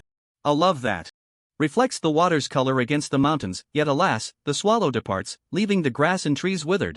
Xiao Chui pouted. Looking sad as she said, "Poor Mayushu, this poem is too tragic, isn't it? If this piece were placed among the 24 music houses, it would surely be called a masterpiece and sought after by the young ladies. Princess, why don't you feel moved by such infatuation? If someone were to be so devoted to me, I would definitely pledge my life to them." Ing Luo looked disdainful. Such pretentious poetry. Adopting a feminine posture is simply nauseating. A dignified extreme executioner, yet he is trapped in romantic feelings. What a waste of a man's spirit. Xiao Chui was astonished. Princess, isn't it a beautiful thing to like someone or to be liked by someone? Why do you speak of it so disdainfully? Could it be that you want to find a heartless prince? Ing Luo's eyes sparkled with expectation as she said, "The prince I want must have ambitions as high as the sky and a heart as vast as the sea. He should be able to stabilize the world with his pen and command it with his sword. Ideally, he should be a block of elm wood, uninterested in women." Xiao Chui giggled. "What you are doing is not choosing a prince, you are just seeking peace and quiet. It seems you are overwhelmed by those noble young men pursuing you." Ing Luo's gaze was bright as she twirled her slender index finger in front of her and said, "Yes, they are all just echoing insects, terribly boring. I want to find a piece of tempered steel that pays no attention to me, and then turn him into something soft and pliable. That would be interesting." Xiao Chui was already accustomed to this princess's unique way of thinking and continued to read the poems. "Oh, another chrysanthemum," she murmured as she read the poem aloud, and suddenly she was stunned, saying in astonishment, "Princess, you must take a look at this poem." "What now?" Ing Luo asked impatiently. "Mayushu's poems are all quite similar, just pick out a few good ones to let him make an appearance on the 100 poems list." "No, this one, it's different." Ing Luo heard Xiao Cui's voice was very anxious, so she leaned over, only to see that the paper still contained a poem titled Chrysanthemum. The west wind rustles, scattering leaves on the ground. The cold fragrance of the petals makes it hard for butterflies to come. If I were the green emperor, I would ensure the peach blossoms bloom together. Ing Luo's expression became serious as she softly murmured that line, "If I were the green emperor, I would ensure the peach blossoms bloom together," many times. She wondered, how could Mayushu write such a poem? How dare he compare himself to the green emperor? Could it be that he has advanced from 7th rank wood king bone to 4th rank wood immortal bone? Xiao Cui asked with a sly look. "Princess, what do you think of this poem?" Ing Luo nodded and replied honestly, "It's well written, only then does it have the spirit of a man, resembling a true gentleman." Xiao Cui asked again, "Then could such a Mayushu catch the princess's eye?" Ing Luo did not answer and continued reading. Below was a CI poem, Snow Enveloping Silk. Plum. At a glance, it was clear that this was a seating poem. Xiao Cui laughed. "I knew he would definitely participate in this Dan poetry competition. If he wins the championship, he can have a heart-to-heart talk with you, princess. At that time, if feelings are mutual, they can express their emotions." "Shut your crow's mouth," Ing Luo said without raising her head. "If you like him, I will betroth you to him." Xiao Cui's face immediately turned crimson, and she pouted. "Princess, what are you saying? I am your personal maid, destined to follow you and take care of you. I can never marry." Ing Luo ignored her and carefully read Mayushu's Snow Enveloping Silk. Plum. In the mist, the flowers lean, reflecting the quiet darkness. After the snow, one should pity the fallen flowers. The green lake retains the sparse shadows. My thoughts are desolate, my thoughts are of the rainbow dress. Year after year, the dark fragrance lingers, silver light invades the cool flowers. Another declaration of love. This CI poem is masterfully crafted, with deep emotions, truly a rare masterpiece. However, Ing Luo felt slightly disappointed inside. Another one of these lonely and desolate themes under the flowers and moon. I had some expectations for him. She pushed the paper away and instructed Xiao Cui. The previous poem Chrysanthemum should temporarily hold the top spot on the 100 poems list. This seating poem should temporarily hold the top spot on the birth seating list. Record it. Xiao Cui read this CI poem many times and sang it according to the rhythm several times, feeling her heart shatter. Wiping away a tear from the corner of her eye, she said, "Princess, I think this CI could enter the heaven category. Mayushu's poetic talent is definitely among the best of the younger generation. This CI is chillingly sorrowful, with profound feelings. It captures the pain of longing perfectly. If it were sung in the 24 music house, it would surely resonate with all the lovesick people in the world. If there is a vacancy in the heaven category, then let it enter." Ing Luo saw tears in Xiao Cui's eyes. Finding it amusing, she teased, "Indeed, you are the first lovesick person to resonate with it. It seems I really have to betroth you to Mayushu." This time, Xiao Cui only blushed and fell silent. She carefully folded Mayushu's poem and stuffed it into her book bag, only to find another piece of paper inside. It was fine sheepskin paper. She pulled out the scroll and saw it was written, Mayushu, seeding poem. Oh, another seeding poem? Snow enveloping. Silk. Plum, the wind and rain send spring away, flying snow welcomes spring's arrival. It is already 100-foot cliff of ice. Yet there are still beautiful branches. They do not compete for spring, only report its arrival. When the mountain flowers bloom in splendor. She laughs among the crowd. Xiaotsui looked at the CI poem, momentarily stunned, and in her panic, she reached out and grabbed the golden hairpin atop Princess Yingluo's head. Ding-a-ling-a-ling. The golden hairpin made a crisp sound. Yingluo's expression immediately changed, and she sternly shouted, Xiaotsui, I have spoiled you too much, how dare you be bold enough to touch my phoenix hairpin? Do you want to die? The golden hairpin on her head was a gift from the Empress Dowager, and without permission, even a personal maid could not touch it. Xiaotsui was startled by her question, her little face turning pale as she quickly knelt on the ground, pleading, Princess, spare me. I was just so shocked by Mei Yushu's poem that I lost my senses and accidentally touched the golden hairpin. Yingluo glared at her fiercely and scolded, You servant, you are simply bewitched. You've only met that Mei Yushu once, how could he have stolen your soul? You're truly bringing shame to our royal family. Xiaotsui shook her head repeatedly, explaining, No, it's not like that. It was Mei Yushu, he wrote a poem of Dao Realm. Dao Realm poem? Yingluo squinted her eyes, frowning as she looked at the parchment on the table. She read the words on the paper. After finishing the poem, Yingluo was dumbfounded. This poem, whether in technique or intention, possessed an unparalleled dominance. The poetic sentiment was free and bold, soaring higher than the midday sun, almost piercing the heavens. She could vaguely see an image of a sage standing atop a cliff, splashing ink and wielding a brush, with poetic feelings soaring to the sky, stirring up 1,000 piles of snow. No, it's impossible. How could Mei Yushu write such a poem? She was utterly shocked. Such a poem could not possibly be written by a mere mortal. Zhao Lang, who had been sleeping nearby, was awakened by the sound of the golden hairpin and happened to see Yingluo reprimanding Xiaotsui. He asked, Luo, what's wrong? Yingluo hurriedly said, Sir, you must take a look at this poem. She got up and spread the parchment on Zhao Lang's desk. Zhao Lang picked up his teacup, took a sip, and curiously began to read aloud. Snow enveloping the silk plum. Oh? Whose debut poem is this? Yingluo was anxious. Sir, please read the poem. First.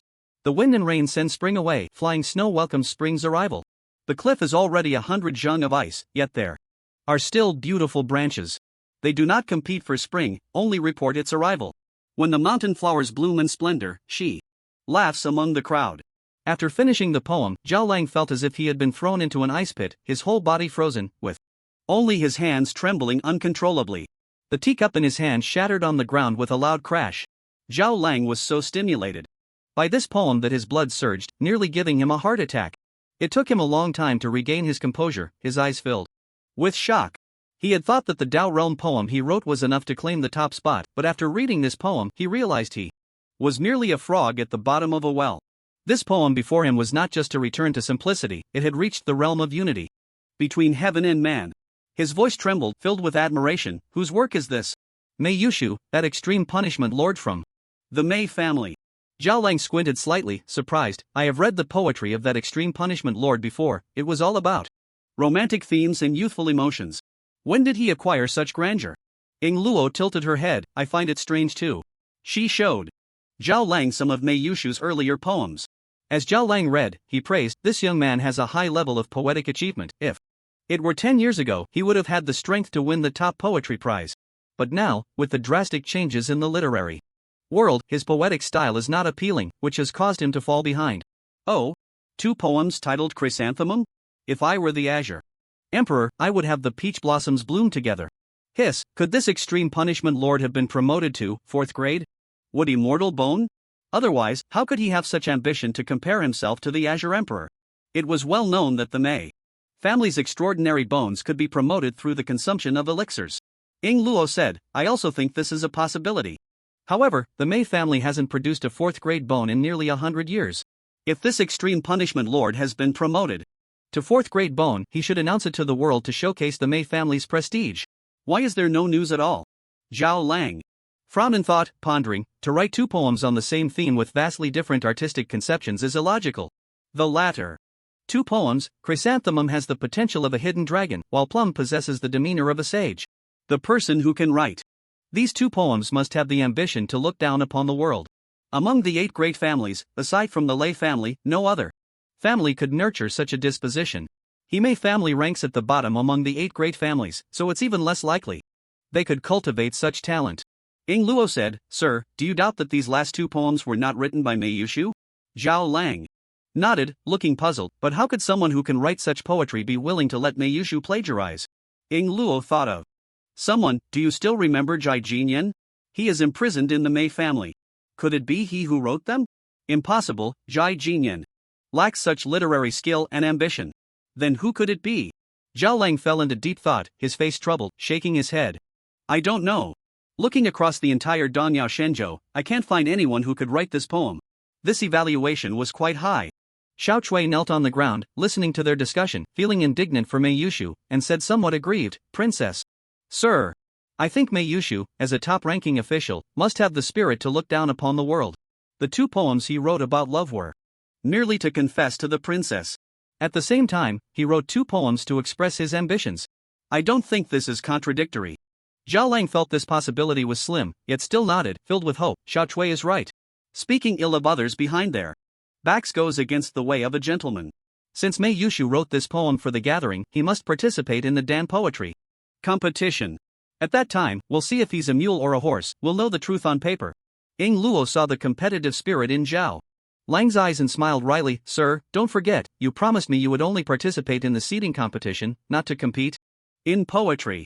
Zhao Lang blinked, then remembered the purpose of this trip, slapped his forehead, and sighed, "Oh no, I'm afraid I won't be able to get the Tai Su Tong Xin Dan." Ing Luo considered her tone and said, "Sir can write a new poem." Zhao Lang's eyes widened. "How can that be? A scholar must have pride. I truly lost with this poem. Moreover, even if I write another, I can't possibly write a better one. This poem embodies the spirit of looking at the world without contention, which already places it in an invincible position." Ing Luo had similar thoughts and comforted him. "How many of the world's strongest have taken the Tai Su Tong Xin Dan? Your precious grandson, with the bloodline of the Zhao family, must have exceptional talent and doesn't need such a hastily grown medicine." Ing Luo knew that once Mei Yushu's poem Snow Enveloping Silk Mei was published, it would definitely cause a sensation. She glanced at the sundial. It was already 1/4 past the hour of the dog. She intended to take advantage of the fact that the monarch had not yet gone to bed to show him the poem, so she called Xiao Chui and took her leave. After Ing Luo left, Zhao Lang could no longer sleep. Ignoring his leg ailment, he paced back and forth in the room. After a long time, he revealed a sly smile and muttered to himself, "It's really unpleasant to be the only one worrying here. Those about to meet their end, if they see this poem, might also have their blood surge and perhaps even be stimulated to their demise. Ha ha! It's been years since I've seen these old friends, I wonder how they are doing. It's time to gather together for a drink." He called for a young scribe to grind ink for him, wrote over a dozen letters, and handed them to the innkeeper, instructing them to send the letters out as quickly as possible. Su Chen had no idea that because of this poem from his past life, a gathering of literary talents was about to occur at Yangwu Mountain, North Juluzhou, the great hall of the northern ghost lord. Here, the air was thick with yin energy, and 100 ghosts roamed at night. Inside the vast palace, the ghost lord Wang Xiao leaned back on the dragon throne, holding a completely naked young woman in his arms. He was biting into the woman's neck, drinking her blood. On both sides of the hall, a group of ghost generals, clad in armor and wielding swords, stood proudly. In the center of the hall, a troupe of enchanting dancers twirled gracefully, their attire revealing and full of allure. Just as they were enjoying themselves, suddenly one of the dancers seemed to be choked, raising her head, mouth agape, her hands scratching at her neck incessantly. A pair of rough hands emerged from her mouth, prying her teeth apart and pulling them to the sides. With a rip, the entire head of the demoness was torn in half. A Taoist priest unexpectedly crawled out from the demoness' mouth. This priest was as thin as a stick, with hair like frost, dressed in a tight Taoist robe embroidered with a golden yin-yang 8 trigrams array in the center. His gaze was like lightning, and his face was ashen. He softly uttered a single word, "Scatter." The demoness beneath him instantly transformed into a wisp of blue smoke, dispersing in all directions, faintly accompanied by a mournful wail. The moment this person appeared, he emanated an aura 100 times more sinister than that of a ghost, surging like a tide into every corner of the great hall. The ghost generals standing on either side trembled, barely managing to withstand this aura. The numerous minions beneath the ghost generals, however, were all prostrated on the ground, pleading incessantly, "Spare us, master! Spare us. Master, please retract your powers, we can't bear it. On the dragon throne. The ghost lord Wang Xiao casually tossed the woman in his arms aside, stood up to straighten his clothes, and scolded with indignation. Ghost-eating master, you are truly rude.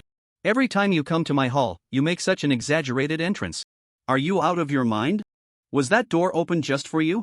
The ghost-eating master had a cold appearance, with a sinister glint in his eyes, and replied in a deep voice, this is merely a projection of my avatar, sent from the corpse border secret realm. Separated by thousands of miles, it can only last for half an hour. What do you want with your soul message? Corpse border secret realm? The ghost lord Wang Zhao's eyes revealed a hint of astonishment, and he slightly shrank his neck, saying, that cursed place, only you would dare to go. He glanced at the small ghost still prostrated on the ground and frowned, saying, can you tone down your aura? My subordinates can't handle it. The ghost-eating master remained expressionless and replied, this projection is something I just learned, I can't control it yet, and the aura leakage is unavoidable. Wang Xiao grinned and said, it's rare to see you in a situation where you're out of your depth. With a flick of his sleeve, 3 flags swirling with ghostly energy flew out, emitting a dizzying black light, tearing open a triangular spatial rift that sucked the small ghosts into it for protection. Wang Xiao said, I called you here to tell you some good news, I found your descendant. The ghost-eating master frowned slightly, I possess the Yama body, surrounded by the aura of death, and cannot produce offspring through union with others. How could there be descendants? Wang Xiao pulled out a thin piece of paper from his bosom and tossed it to the ghost-eating master, calling out, ghost servant Yuan, the clever ghost, come to the hall to speak. The ghost-eating master caught the thin paper and saw that it was written in blood, I am of the ghost-eating clan, aided by the clever ghost, escaping from the octagonal ghost prison. I hope the ghost lord will not punish me, I am immensely grateful. Upon smelling the blood in the writing, the ghost-eating master's eyes widened in shock. He pinched some of the bloodstains, gently rubbing them, his face filled with astonishment. Seeing his expression, Wang Xiao laughed heartily, how about that? The taste of this blood is exactly the same as your Yama bloodline. Do you dare say this isn't your descendant? The ghost-eating master quickly regained his composure and said solemnly, this is not my descendant, but it is my disciple. The 10 precepts saint monk beneath Buddha's foot mountain once divined for me. He said I would encounter someone of the same bloodline within 10 years who could inherit my teachings. I suppose this is the owner of that writing. He asked, where is the person? Wang Xiao had a playful expression on his face as he sat back down on the dragon throne, leaning lazily against the armrest, saying, don't you think you're being rude? Although we have a good relationship, information like this can't be given away for free.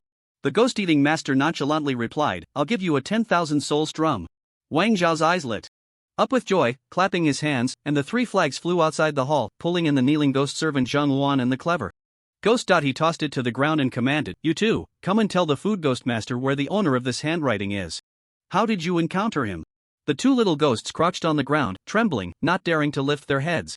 Back in the medicine store, Yuan used his own soul blood as a sacrifice to summon the octagonal ghost prison.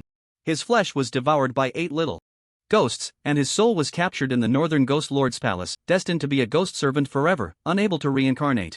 This painful process of directly transforming from a human into a ghost servant was accompanied by memory loss, so Yuan couldn't even clearly say who he was, only remembering that he was responsible for managing medicinal materials. Fortunately, the clever ghost had a clear mind and recounted the events in detail. The food ghost master understood what was going on, his face darkening as he thought, I didn't expect my disciple to be born in the Eastern Radiance Divine Continent, what a hassle. That place is suppressed by the 12 zodiac cauldrons, allowing exit but not entry. Wang Xiao said, so? The situation is clear now. Your disciple is in the Eastern Radiance Divine Continent, and you can't go there. In such a barbaric land, his future achievements will be limited, he might struggle his whole life to reach the ghost sovereign realm. Oh, by the way, over there it's called the non-law realm. Without reaching the non-law realm, he won't be able to come to the northern Julu continent, and you will never see him again. However, Wang Xiao changed his tone, rubbing his hands and adopting a scheming merchant's demeanor, grinning at the food ghost master. The food ghost master knew he was trying to extort him and slowly said, if you can bring him here, I will give you the yellow spring stone. Wang Xiao thought he had misheard, squinting and asking, the yellow spring stone? Are you talking about that divine stone that can infinitely reshape ghost bodies? The food ghost master nodded. Wang Xiao looked astonished, the yellow spring stone is the most cherished treasure of the southern ghost Lord. How did it end up in your hands? The food ghost master replied nonchalantly, I encountered him in the secret realm a few days ago. I happened to be severely injured and needed nourishment, so I caught him and ate him. Severely injured, caught him and ate him. Wang Xiao pondered these two sentences, feeling the hair all over his body stand on end. The southern ghost lord and he, the northern ghost lord, were equally powerful. The food ghost master was able to catch and eat the other while severely injured. Such strength was terrifying. For the first time, he felt a chill as a ghost. The hall was deathly silent. Wang Xiao sat up straight, his demeanor serious, and said earnestly, my plan is as follows. The next time the red moon descends, which is on October 20th, I will arrange for a ghost sovereign realm evil ghost to descend into the Eastern Radiance divine continent. He will find your disciple and protect him. Once his strength rises to the ghost sovereign realm, I will bring him through the secret realm to the northern Julu continent to meet you. What do you think? The food ghost master nodded, feasible. He extended a finger and drew several strange symbols in the air. Suddenly, a massive pressure surged from his fingertips, and an ancient-looking golden war drum emerged from the void, gently landing on the ground. The food ghost master said, this is the 10,000 souls drum, a token of my gratitude for the information I provided. Once you bring the person to the northern Julu continent, I will give you the yellow spring stone. After saying this, his figure twisted like a mirage and vanished without a trace. Wang Xiao knew he had left, let out a long sigh, and looked up to the sky, lamenting, since ghosts exist, why must there be Yama? Oh heavens, you are too unfair. The Yama bloodline feeds on ghosts, and the restraint on my ghost clan is too great. Originally, with just the food ghost master as Yama, we could barely survive, but now you've sent another one. From now on, our ghost clan will never be able to hold our heads high again. He got up, dejectedly walked to the center of the hall, looked at the 10,000 souls drum on the ground, and gently tapped it with a finger. Dong! The drum sound resonated melodiously. In an instant, countless souls surged out of the drum, flocking towards the sky with piercing wails, their appearance tragic. Wang Xiao curled his fingers and pulled all those souls back, stuffing them into the drum. He grinned and said, this 10,000 souls drum is quite good. Luckily, I'm friends with the food ghost master. I need to choose a clever ghost leader and make sure his apprentice is well taken care of. It's best to pick a seductive ghost with excellent skills in bed, so that his apprentice can enjoy the ultimate pleasure among ghosts. In the Tsinghua garden, Su Chen had a series of enchanting dreams, feeling dazed as he turned over, hugged Mei Sinyuan, and kissed her. The next morning, Su Chen sat in the courtyard, scooping clean water to wash his underwear. He tilted his head back, closed his eyes, savoring the scenes from last night's dream. In the dream, he had fought a stunningly beautiful woman, whose face he couldn't see, for 300 rounds. The experience left him yearning for more. I must find a way to get an evil ghost to replace the skill, Xianbing scale armor. Su Chen looked defeated. If he were a bachelor, it would be one thing, but with a beautiful girl by his side whom he couldn't touch, it truly felt like a year in prison. Su Chen tilted his head back, a look of reminiscence on his face, and sighed, flowers are not flowers, mist is not mist, coming at midnight, leaving at dawn. How long does spring rain last? Where does morning cloud go without a trace? After finishing breakfast, he locked himself in the cellar, took out the peach pit that Yuan had brought back, and held it over the candle flame to check the information inside. Yesterday, he had been preoccupied with how to survive the blood spirit mouse crisis and had only glanced at the information sent to him by the Great Zhou. After reviewing it again, he discovered that Great Zhou had assigned him 3 tasks. First, to create a detailed map of the Mei family. Second, to investigate how the Mei family recruits sons-in-law and wives, to facilitate Great Zhou in arranging more undercover agents into the Mei family. Third, the Mei family has been purchasing 4 rare medicinal materials, golden silk wooding, spider Buddha flame, formless immortal silk, and purple sun spirit stamen for many years. Moreover, every 7 years, they send people to various major forces to actively seek to purchase these 4 medicinal materials. They are willing to pay any price. 3 days ago, the Mei family had sent someone to Great Zhou to purchase these 4 medicinal materials. Great Zhou hoped he could find out why the Mei family was acquiring these 4 medicinal materials. After reading these 3 tasks, Su Chen was slightly surprised and smiled. Not bad, I already have the information needed for these 3 tasks. I can't just hand it over to Great Zhou so easily, I must extort them properly. For the first task, the map of the Mei family, he had obtained it from Ma Koan, and it was currently in his Ni warehouse. For the second task, the methods the Mei family uses to select sons-in-law and wives, the drug slaves all knew. The Mei family had an elder specifically responsible for this business, who roamed around Baidang Mountain, Beijiang, and the Endless Mountains, secretly observing and searching for targets. Baidang Mountain, Beijiang, and the Endless Mountains are unregulated areas, bustling with people and rife with bandits. Various countries exile criminals here, leaving them to fend for themselves. Over the centuries, a chaotic order has formed here. The Mei family elder takes advantage of the chaos, hiding among them, acting as a pimp to recruit people. They look for those with exceptional bone structure who are helpless or have been bullied, observing and assessing them for a long time, confirming their innocence before taking action, brainwashing and persuading them to come to the Mei family, either as sons-in-law or as wives or concubines. If they are rejected, they are immediately killed to silence them. In short, this way of doing things is no different from that of human traffickers. Because the targets are chosen randomly, the secrecy is extremely strong. It is impossible for Great Joe to insert undercover agents into the Mei family in a short time. As for the third task, the 4 rare medicinal materials collected by the Mei family, golden silk wooding, spider Buddha flame, formless immortal silk, and purple sun spirit stamen. These 4 rare medicinal materials happen to be the 4 main ingredients needed for the Kaiyan Lian pill in the 7 holy pills.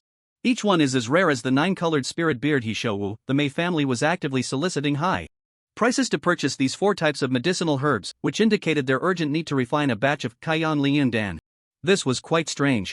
The Kaiyan Lian Dan is used to help extend a person's life. It locks the soul of a dying person within the pill for 3 days, buying time for treatment. Just yesterday in the Golden Hall, Mei Enian had used a Kaiyan Lian Dan to save Huayuqing. The Mei family was not engaged in any wars and rarely sent people to explore secret realms. So why were they in such a hurry to refine this pill? They were spending their financial resources on refining Longxiang Dan and Taisu Tongxing Dan to enhance the strength of the younger generation in the Mei family. Wasn't that a better use of their efforts? Just as he was pondering this, suddenly, from the peak of Yangwu Mountain, a wail erupted, sounding like thunder, echoing through the clouds. Su Chen, who was in the cellar, felt his eardrums throb painfully from the shock. He was bewildered and hurried out of the cellar. He saw Mei Sinuan, the Zhang family, and Mei Sikhan all rushing into the courtyard, covering their ears, looking at each other in fear. In the kitchen, Niu Er ran out, wielding a kitchen knife, wildly slashing around as if he had lost his mind, shouting, "Don't take my wife away, don't take my wife away." This Niu Er was the chef that Yuan had sent him, possessing the 10-rank taste bone, and he cooked exceptionally well. Su Chen had enjoyed various delicacies made by Niu Er over the past few days and praised his culinary skills. The only complaint was that Niu Er was a chain smoker. Aside from being awake during mealtimes, he was always lost in a haze of smoke, mumbling incoherently about things no one could understand. At that moment, he had just finished a bag of cigarettes, his mind clouded, and yet he managed to shout out, "Don't take my wife away," a complete sentence. Moreover, he seemed ready to fight. This was too strange. The wailing from the peak of the mountain lasted for the time it takes to burn an incense stick before finally stopping. Su Chen kicked Niu Er in the backside, knocking him to the ground. Turning his head, he asked Zhang, "What's going on? Who is wailing? At the top of the mountain?" Zhang's face was pale, and she patted her chest, letting out a sigh, still shaken, and replied, "That was the fog god awakening. Ah, it wakes up every 7 years and wails for a few hours. Every time I hear it, it makes my eardrums ache. It's terrifying." As soon as she finished speaking, the wailing sound erupted again, piercingly sorrowful, like a cuckoo crying blood. The sound was truly unpleasant and carried a hint of bewitching power. Su Chen felt his emotions surge, a mix of sadness and anger, wanting to find someone to stab. However, this bewitching power was not very strong. With a little concentration, he could resist it. Mei Sinuan patted his shoulder and stuffed 2 cotton balls in his ears. The wailing immediately diminished. After another incense stick's worth of time, the wailing abruptly ceased, never to be heard again. Zhang let out a sigh of relief and smiled. "All right, that was quick this time." Su Chen asked, "You just said it was the fog god calling? What is the fog god?" Zhang replied, "It is said to be a divine beast. It sleeps at the peak of Yangwu Mountain. No one has seen it except for the high-ranking members of the Mei family." Mei Sinuan interjected, "I heard my father say that our Yangwu Mountain is protected by the fog god. The mist is also exhaled by the fog god. The fog god loves to sleep and wakes up every 7 years, and after it has eaten enough, it goes back to sleep. Besides howling once, causing chaos in people's hearts and making some weak-willed individuals harbor murderous thoughts, it has nothing to do with us." Su Chen keenly caught the word 7 years. The Mei family sought to purchase the herbs for refining Kaiyan Lian Dan. Every 7 years. And the fog god also awakens every 7 years. There must be a connection between the two. However, the idea of a divine beast was too absurd, wasn't it? Su Chen had undergone systematic learning in the Great Zhou military camp, gaining knowledge of many high-level concepts far beyond what ordinary people could compare to. The thousand-eyed poison bird that Wei Qian brought out from the secret realm is already a top-tier existence among beasts. In the Wan Beast Mountain Villa, the batch of demon beasts trained to be close to the non-law strong are only referred to as beast kings. Why does your Mei family have a divine beast? The fog god? What exactly is that? Nyo Air's reaction was quite abnormal. Su Chen took him to the cellar and gave him a bowl of detoxifying potion. Soon, he regained consciousness. Su Chen asked, Nyo Air, what just happened? Do you know? Nyo Air held Su Chen in great respect and, looking somewhat confused, said, Master of the garden, I was just immersed in the smoke poison. I don't remember anything. Seeing that he didn't seem to be lying, Su Chen said, the fog god just woke up. Nyo Air was shocked, his lips trembling as he said, the fog god woke up again? Su Chen nodded, do you know what the fog god is? Nyo Air was very excited, his voice hoarse and his face flushed as he said, a devil, it is a devil. Su Chen frowned slightly, this description was different from what the Zhang family had said. Nyo Air explained, the Mei family says that the fog god is their divine beast, responsible for protecting Yangwu Mountain. But in reality, it is a man-eating devil. Every 7 years, the fog god wakes up, and the Mei family brings female medicine slaves up the mountain as food for the fog god. Su Chen frowned, food? Does the fog god eat people? Master of the garden, haven't you noticed? There are very few women over 50 in this menu. If he hadn't said it, Su Chen wouldn't have noticed. Once he mentioned it, he began to see the clues. People like Steward Xiu, Steward Feng, and Dr. Yuan, who were older, were all single men. Nyo Air said, the Mei family believes that women over 50 are no longer capable of bearing children. Moreover, their physical abilities decline. Everyone's face was filled with sadness, and faint sounds of crying could be heard among the group. Some women over 50 already knew their fate, unable to hide their fear of death, their legs weak as they were supported by family members. Zheng secretly felt fortunate, she was only 38 this year and could escape disaster. But what about 14 years from now? Along the way, Su Chen asked many medicine slaves about the fog god, and the information they provided was mostly the same, all saying that the fog god devoured people without leaving a bone, a true demon. The people of King Guiwen were terrified of Su Chen to the core. Yesterday, the families of Fan Long, Fan Hong, and Liang Shu, a total of 16 people, young and old, were all killed on the illegal bridge. Many who witnessed this scene believed it was Su Chen's retaliation. Thus, his infamous reputation was not inferior to that of the fog god. When they arrived at the black market, the square was already crowded with people. It was still the people from Qingweiyuan, Sangwon, Donganyuan, and Zhuhuyuan gathered together. Other districts had different assembly points.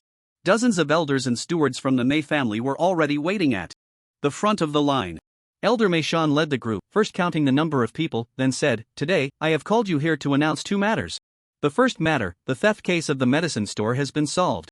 The guard on the 7th floor of Saiji Garden, Ma Kuan, colluded with an outsider who was an unregulated strongman to steal 5 medicine stores from the Mei family. Ma Kuan himself has already been executed, and that outsider is currently being hunted by the Mei family. What the hell? Su Chen was dumbfounded upon hearing this. Where did an unregulated strongman come from? We only stole 1 medicine store, how did it turn into 5? Xiaoeng and the others were equally stunned. The 4 of them had not slept all night, constantly pondering the meaning of the letter Su Chen wrote. After hearing Mei Shan's words, the 4 fell into a daze. Ma Kuan? Does this have anything to do with him? Didn't the blood spirit mouse go up the mountain last night? Could it be that the blood spirit mouse got the wrong person? Unregulated strongman?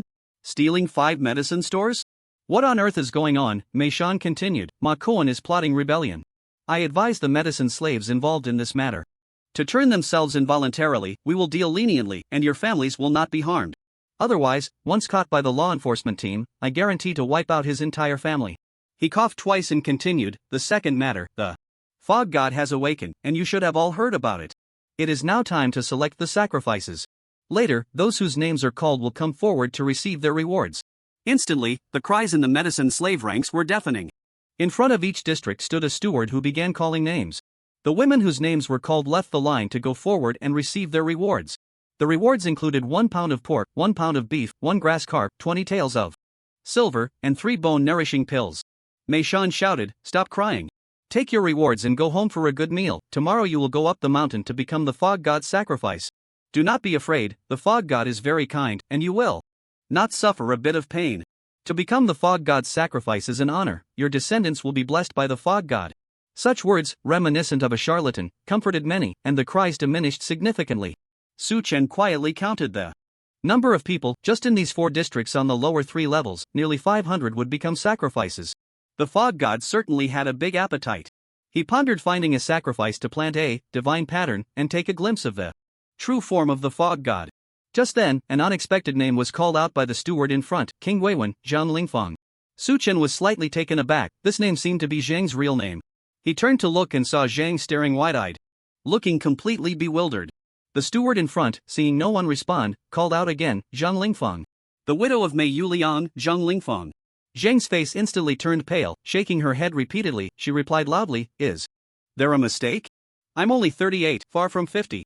The steward replied coldly, You're not mistaken, it's you. The name chosen by the garden master. Although you are not yet 50, you are a widow with no other bones in your body. You contribute nothing to the Mei family. What is the meaning of your existence? You might as well go down and accompany your husband. Upon hearing that the garden master had chosen him, Su Chen understood that this was Mei Ling, the master of Qinghua Garden, deliberately targeting him. After Su Chen was demoted to Qinghua Garden, Mei Ling had ordered him not to leave Mingyu. Now, she was seizing the opportunity to eliminate Zhang. Su Chen knew that as long as he stayed in Qinghua Garden, he would eventually suffer persecution. Zhang was so shocked that her soul seemed to leave her body. With a thud, she knelt on the ground, grabbing Su Chen's pant leg, and pleaded, Son-in-law, please save me. Sihan is still so young, he has already lost his father. And cannot lose his mother too. Su Chen had mixed feelings about Zhang. He knew well that she was a fair-weather friend, only willing to share joy, not hardship. But everyone has two sides. Despite all her faults, Zhang devoted herself wholeheartedly to her two children. In any situation involving the safety of Mei Xinwan and Mei Sihan, she would go through fire and water without hesitation. As she cried out, the steward's face darkened, and he scolded, If you dare to make another sound, I will have your children accompany you in death. Zhang immediately fell silent, covering her mouth and not daring to breathe. She looked pitifully at Mei Xinwan and Mei Sihan, her eyes filled with reluctance. Then she turned to Su Chen and pleaded, Son-in-law, I will trouble you to take care of the two siblings in the future. Sihan is still young and doesn't understand. If he does anything wrong, please bear with him. I don't ask for them to be rich and powerful, just for them to be safe and sound. Mei Sihan completely did not understand what was about to happen. He wiped the tears from Zhang's face and asked, Mother, what's wrong? Mei Xinwan's eyes also turned red as she held Su Chen's hand and anxiously said, Husband, can you save my mother? Su Chen was not heartless, he did not want to watch Zhang go to her death. He comforted her, Don't panic, go receive the reward first, and let me think of a way. Zhang went to receive the reward and returned just as Elder Mei Shan was patrolling this area. Su Chen quickly called out, Elder Mei Shan. Upon seeing Su Chen, Mei Shan nodded slightly at him. He held Su Chen in high regard. Both the Zhang Lei technique and Mekuan's punishment were related to Su Chen. Both matters had earned Mei Shan great merit. Therefore, he subtly regarded Su Chen as a lucky figure. Moreover, with the jade centipede on Su Chen's back, he was considered half a member of the Mei family in Mei Shan's eyes. Su Chen ran to Mei Shan's side, grinning, and pulled out a stack of talismans from his pocket, stuffing them into his sleeve, saying, Elder, I have a request. Mei Shan pinched the talismans in his sleeve. The thickness was at least 10,000 taels of silver. He was surprised and asked, What is it? Su Chen said, My mother-in-law, Zhang, is only 38 this year and is being treated as a sacrifice. This is Mei Ling from Qinghua Garden seeking revenge. Can you make an exception and remove my mother-in-law from the list, sparing her life? Upon hearing this, Mei Shan rolled his eyes and shoved the stack of talismans back to Su Chen. He said, I can't help you with this. The list of sacrifices was submitted in advance for review by the 17 elders. None can be missing. Even if you find the family head, it cannot be changed. He leaned in and advised, Let me tell you, the fog god ritual is a serious matter. It's best if you interfere as little as possible. If you do something presumptuous and anger the elders, no one can protect you. Su Chen pressed on, What exactly is the fog god? That's not something you should ask, don't ask. Mei Shan's eyelids drooped as he patted Su Chen's shoulder and left. Su Chen returned to the group, looking dejected. Zhang asked him what happened, and he just shook his head in silence. By the end of the hour, everyone had finished counting. Mei Shan announced loudly, Today we will take a day off. The work in the medicine garden can be set aside for now. The eastern and western markets can open early. Everyone had a day of fun, a day of celebration, a moment to honor their ancestors, and to pray for the protection of the fog god. All those named as sacrifices must cherish their bodies and must not engage in self-harm or suicide. If any sacrifice is found to have committed suicide, the entire family will be implicated. Remember this well, and do not test the law with your own body. All right, you may disperse now. Mei Shan left with a group of elders and stewards. Suddenly, the square was filled with cries. Su Chen told Mei Xinwan and the others to go home and wait. He took a clear heart pill and headed to the poetry tea house to ask Manager Jean some questions. Manager Jean had just opened his shop and was busy taking down the door panels. When he saw Suchen coming to find him, he quickly reattached all the door panels, led Suchen into the shop, closed the door, and asked, "What's the matter?" Suchen recounted the situation of the Zhang family becoming sacrifices, and he asked, "What exactly is the fog god?" Manager Jin's expression darkened as he replied, "You, the drug thief, what are you trying to do this time?" Suchen blared, "What nonsense are you talking about? Who is a drug thief? How can you slander someone without reason? Ma Koan is the drug thief. Elder Mei Shan just announced it." Manager Jin looked disdainful. "Others may not know the truth and have been deceived by you. How could I not know?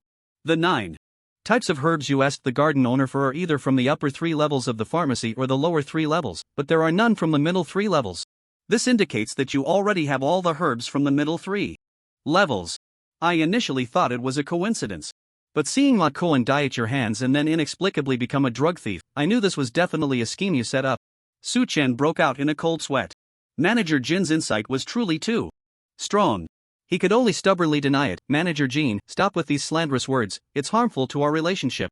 Why don't you tell me what the fog god is?" Manager Jin shook his head and said, "I don't know much either. If it weren't for opening a shop in this dark realm, I would have thought the fog god was a divine beast protecting the Mei family. Is there no way to save my mother-in-law?" Manager Jin was silent for a long time before saying, "If you could have her take a month's worth of sunflower juice in advance, she might have avoided this calamity. Unfortunately, it's too late now." "Sunflower juice?" Suchen exclaimed, "What does that mean? What is this used for?" "As far as I know, there's a condition for the sacrifices. Chosen by the Mei family, the sacrifice must have a body that is predominantly yin, meaning yin is strong and yang is weak. Therefore, only women can become sacrifices. Previously, an old woman suffered from stone woman disease, and her yin energy had already dissipated, with yang energy prevailing, so she could no longer be a sacrifice and thus escape disaster. So, if you could have Zhang take a month's worth of sunflower juice in advance, it would eliminate her yin energy and turn her into a stone woman. She would then be removed from the sacrifice list by the Mei family." Suchen's eyes lit up, meaning that as long as the person's yin energy was removed, they could avoid this calamity. He asked, "Is there anything that can quickly remove her yin energy now that time is pressing?" Manager Jin shook his head, "No. Even if there were, you couldn't use it. Zhang is already a sacrifice now. If you turn her into a stone woman tonight, tomorrow the Mei family will accuse her of ruining the sacrifice. At that time, your whole family will have to accompany her in death."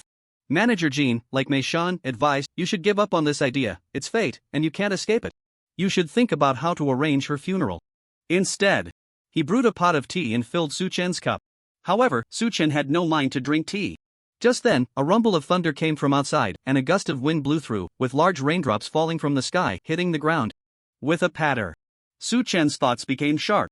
Once the rain seer skill was activated, some details he had not noticed before, like the candles without lampshades, became increasingly clear. A very complex plan of killing 2 birds with 1 stone began to take shape in his mind. The corners of his mouth curled slightly upward, revealing a confident smile as he sighed, "All right, Mist God, let's see what secrets the Mei family is hiding." Suchen left the poetry tea house. Manager Jin began to dismantle the door panel piece by piece, watching Suchen's departing figure, frowning and muttering, "Why has young Master Yang suddenly become so excited? Should I not have told him about the sunflower juice? It's really concerning." Suchen headed straight to the elixir shop. He purchased a large quantity of healing medicine there. As soon as he stepped out of the shop, he was blocked by Dr. Yuan. Suchen happened to be looking for him as well, so he asked, "Do you have the herbs needed for cultivating the yin blood technique?" Dr. Yuan was surprised. "Young master, you still want to cultivate the yin blood technique? Don't worry about that, just answer me, do you have those herbs? I've gathered them long ago." Dr. Yuan opened the package on his back and took out a small jar, handing it to Suchen, saying, "I've ground the herbs into powder, you can brew them directly." "Young master, what exactly is going on? How did the thief become Makuan?" Suchen revealed the whole story to Dr. Yuan. "I used the strategy of Li Dai Taojiang to frame Makuan, making him a scapegoat. The evidence is solid. This matter is settled, so you don't need to worry anymore." Dr. Yuan never expected things to be this way. He gasped in surprise and greatly admired Suchen. Although Suchen explained the situation in just a few words, the struggle behind it must be extremely complex. Framing Makuan as a drug thief is not something that can be done easily. "Your methods are simply unfathomable," Dr. Yuan praised, then asked, "What about Leonor? Can we dig her out?" Suchen thought for a moment and replied, "The Mei family has concocted a non-lawful powerhouse and claims that all 5 stores have been lost. I can't guess their intentions for now. So, it's better to be cautious, let Leonor stay buried for the time being." He asked Dr. Yuan how much he knew about the mist god. Dr. Yuan explained that when he married into the Mei family 40 years ago, there was no mention of the mist god. One day, the Mei family began to widely promote the existence of the mist god in the netherworld, calling it the guardian beast of Yang Mist Mountain. After that, Dr. Yuan's wife became a sacrifice, taken up the mountain, and never returned. 40 years ago. Su Chen keenly caught on to this time point and asked, when you married into the Mei family 40 years ago, what was the reputation of the Mei family's ancestor, Mei Qingtian? Dr. Yuan recalled, saying, 40 years ago, the ancestor had not yet entered seclusion. He was already over 120 years old at that time. He ranked 11th on the non-lawful list, very powerful. However, because he had already surpassed his heavenly lifespan, his ranking began to decline. In just a few years, he dropped from 11th to over 30th. After that, he entered seclusion and never appeared again. The heavenly lifespan refers to the predetermined lifespan. People in Dong Yao Shinzhou believe that mortals can live a maximum of 2 decades, or 120 years. Non-lawful powerhouses can defy fate, break through their heavenly lifespan, and live an extra decade, reaching 180 years. However, fate is hard to defy. Even if they break through their lifespan, their bodily functions will significantly decline, and their strength will be far from what it once was. Most non-lawful powerhouses, after breaking through their lifespan, suffer from numerous ailments and find it hard to live past 150 years. A very few special bones, like Lianer's 4th grade longevity bone and the Mei family's 4th grade wood immortal bone, have strong vitality and can live a bit longer. But they can never exceed 180 years. Su Chen then asked, did the mist god appear before or after the ancestor of the Mei family entered seclusion? Dr. Yuan replied, after he entered seclusion. That made it very clear, the mist god had a significant connection to the Mei family ancestor, which further solidified his desire to uncover the true identity of the mist god. Su Chen returned to the Qinghua garden and first visited the family selected as sacrifices within the 6th garden under his jurisdiction. Under the pretense of giving them a physical examination, he planted the divine pattern on the bodies of the sacrifices. Now, in Qinghua garden, no one dared to provoke him, and even fewer dared to question him. All 20 or so sacrifices in the garden had been marked with the divine pattern. After that, he returned home and went into the cellar. He took out the blood insect from the knee warehouse. The mother insect had been in the boundless insect domain, consuming several of Ma Koan's insects. It underwent evolution and then fell into a deep sleep, only waking up when it rained earlier. Su Chen communicated with it. The mother insect was now an 8-antenna insect, shedding its black attire, its body crystal clear, resembling a jade silkworm. It was now highly intelligent, with an IQ comparable to that of a 6-year-old child. When communicating with Su Chen, its logic was clear, and its thinking was agile. The larvae had also undergone evolution. Their size had shrunk hundreds of times, with thousands gathering together to be no larger than a sesame seed. Now, a single larva was no longer visible to the naked eye. Even using mysterious energy to scan, it was difficult to detect their presence. Moreover, these larvae had developed camouflage abilities like chameleons and jumping abilities akin to fleas. Previously, these larvae were black and could only crawl slowly. Now, they could change color at will and blend into their surroundings. They could also jump 3 feet high, greatly enhancing their mobility. The only drawback was that after shrinking in size, their biting ability was completely lost. Su Chen let a group of larvae gnaw at his skin, and after a long time, they only managed to penetrate a layer of epidermis, without even drawing blood. Fortunately, these larvae still retained the ability to store poison within their bodies. Although small, their internal capacity remained unchanged. And each larva could still store poison the size of a juju pit. Using these invisible larvae, which were extremely difficult to detect even with mysterious energy, to poison was simply advantageous. Since the mother insect needed to be fed with blood, he cut his wrist and let the blood drip into a bowl for the mother insect to consume. The mother insect drank the entire bowl of blood clean. After quenching its thirst, it jumped onto Su Chen's shoulder, rubbing its rear against his skin in a very affectionate manner. It now looked plump and adorable, and Su Chen named it Sugar Baby. In his previous life, Sugar Baby was a very cute insect that children loved to catch and play with. He stored Sugar Baby back in the knee warehouse and began to execute his plan. He called Nyo Air down to the cellar, got straight to the point, and asked, if I give you a chance to take revenge for your wife, would you be willing to sacrifice your life for it? Nyo Air looked somewhat confused. Revenge? The Mei family is a behemoth, how can I take revenge? Su Chen replied, we can't provoke the Mei family, but I have a way to eliminate that fog god. The price is that you must sacrifice your own life. Nyo Air's eyes widened in surprise, excitement flickering in his pupils as he said eagerly, I inhale smoke and poison every day to numb myself. I have long been living worse than dead. If I can eliminate the fog god, I would be willing to walk on a knife's edge or into boiling oil. Not just this life, but even the next life, I would give to you. Good, Suchen said, since you have this awareness, I will make you a promise. If you can help me eliminate the fog god, in the future, I will rescue your 2 sons. I will let them recognize their roots and establish a monument to honor you and your wife. Nyoer never expected Suchen would make such a promise. Having his 2 children recognize their roots was something he had never even dreamed of. Tears streamed down his face as he knelt on the ground, repeatedly bowing to Suchen. If I can have my 2 children recognize their roots, Nyoer will definitely repay the benefactor's kindness in the next life. No need for gratitude, we are just using each other, and no one owes anyone, Suchen said as he took out the jar of medicinal powder for cultivating the Yin blood technique given to him by Dr. Yuan, brewed it into medicine, and handed it to Nyoer, saying, "Drink this." Nyoer did not ask further and lifted the bowl to drink it all down. Suddenly, he felt his body temperature rapidly dropping, and gradually he lost all sensation, as if he had turned into a cold-blooded creature. Suchen took out the Yin blood technique and tossed it in front of Nyoer, saying, "If you want to kill the fog god, the first step is to practice this technique." Nyoer picked up the Yin blood technique and opened the first page, only to see the words, "To practice this skill, one must first castrate oneself." Nyoer shivered. Castrate? Suchen nodded. "So, what do you think? Do you dare?" Nyoer calmed down. Although he wanted revenge, he wasn't a fool. If he could truly eliminate the fog god, he was willing to sacrifice his life. But if you don't reveal any trump cards and only make empty promises, it's hard to convince anyone. He replied, "I have nothing to fear. But can you first tell me how exactly to kill the fog god? I need to know what I'm getting into." Suchen said, "To kill the fog god, you must feed the tiger with your own body." He took out a bug knife from his knee pouch and released thousands of bug larvae, lining them up to crawl on the ground. These thousands of larvae were only the size of a needle tip. If Suchen hadn't commanded them to change into extremely bright colors, Nyoer wouldn't have seen them at all. Suchen placed an iron pot on the ground and ordered the line of larvae to crawl into the pot, then shouted, "Scatter." The larvae immediately spread out, evenly distributed in the pot, changing color to blend in with the iron pot. Suchen said, "You try to see if you can find these bugs." Nyoer was a 10th grade taste bone and could also use Xuanqi, but he couldn't see the bugs with the naked eye, so he used Xuanqi to scan, only to find not a single bug. They seemed to have vanished into thin air. He exclaimed, "Where are the bugs?" Suchen grinned and called out, "Release." Instantly, the larvae scattered in the pot expelled the green ghost poison from their bellies. Thousands of jujube-sized green ghost toxins appeared out of nowhere, filling the entire iron pot. The corrosiveness of the green ghost was extremely strong. In the blink of an eye, the iron pot disappeared without a trace.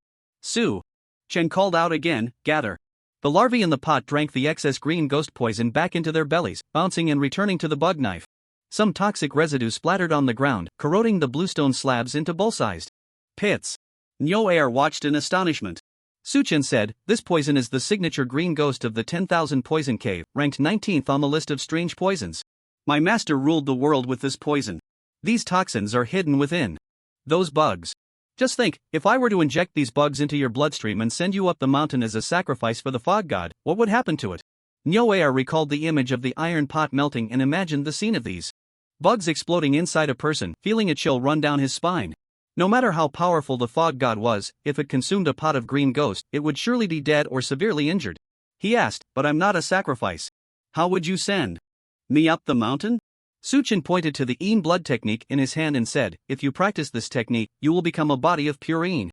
I will disguise you as Zhangshi, allowing you to take her place as the sacrifice." Nyoer suddenly understood Suchen's true intention. He wanted him to be a scapegoat to save Zhangshi. With this realization, he felt more at ease, and a determined look finally appeared in his eyes. "Young master, I understand now, but I can't bring myself to castrate myself. You should do it instead." Suchen said, "It's not too late to back out now. Do you want to reconsider?" Nyoer shook his head, "No need. I've lived for 7 years in vain, now I can take revenge for my wife. What is there to hesitate about?" Suchen then instructed him to take off his pants and lie on the ground, giving him a pain-relieving pill, saying, "A man lives half his life for this root. If this is cut off, living would be like being dead." Nyoer felt a chill in his heart. "Young master, at this critical moment, please be quick. Don't say such frightening things." As soon as he finished speaking, Suchen's hand moved swiftly, and he struck down. Nyoer felt a sudden chill below, as if he had entered an ice cellar, and he trembled as he asked, "Young master, is it cut off?" Suchen looked apologetic and replied, "The cut was a bit off, only a section was severed, I need to make another cut." Nyo Air wanted to cry but had no tears. Then please aim more accurately. Su-chen struck down again. Nyo Air hurriedly asked, was it cut off this time? Su-chen chuckled awkwardly, it was off again, only half was cut. There's still one more to go. Let me make another cut. Nyo Air's mentality completely collapsed. Young master, you aren't deliberately teasing me, are you? Su-chen raised both hands and kept gesturing across at him. A series of crack sounds echoed, and 10 heart anchors were instantly planted in Nyo Air's heart. Su-chen let out a sigh. In fact, the first cut had already completely castrated Nyo Air. He intentionally wanted to break Nyo Air's mentality to apply the cross heart anchor technique on him. He patted Nyo Air's shoulder and said, get up, it's all done. Nyo Air stood up and looked down. Between his legs, it was bare, and the wound had already healed. Su-chen handed a ceramic jar to Nyo Air and said, the stuff is in the jar, you handle it yourself. Nyo Air opened the jar and took a look, only to see it was bloody. And he immediately bent over and started to vomit. Su-chen noticed that once Nyo Air was cleansed, the Yin energy on him poured out like a flood that had burst its dam, filling the entire cellar. This Yin energy was 10 times colder than that of an ordinary woman. Once Nyo Air had finished vomiting, Su-chen checked his body. The male characteristics on Nyo Air quickly faded under the stimulation of this Yin energy. His coarse pores became fine, his beard and leg hair fell out, and his chest swelled. Even his voice became softer. Nyo Air noticed even more changes. He condensed the killing energy at his fingertips and gently poked the ground. The bluestone floor was easily punctured, and a thin layer of Yin water condensed on the walls of the hole, corroding the bluestone with a sizzling sound. He exclaimed, my mysterious energy has changed.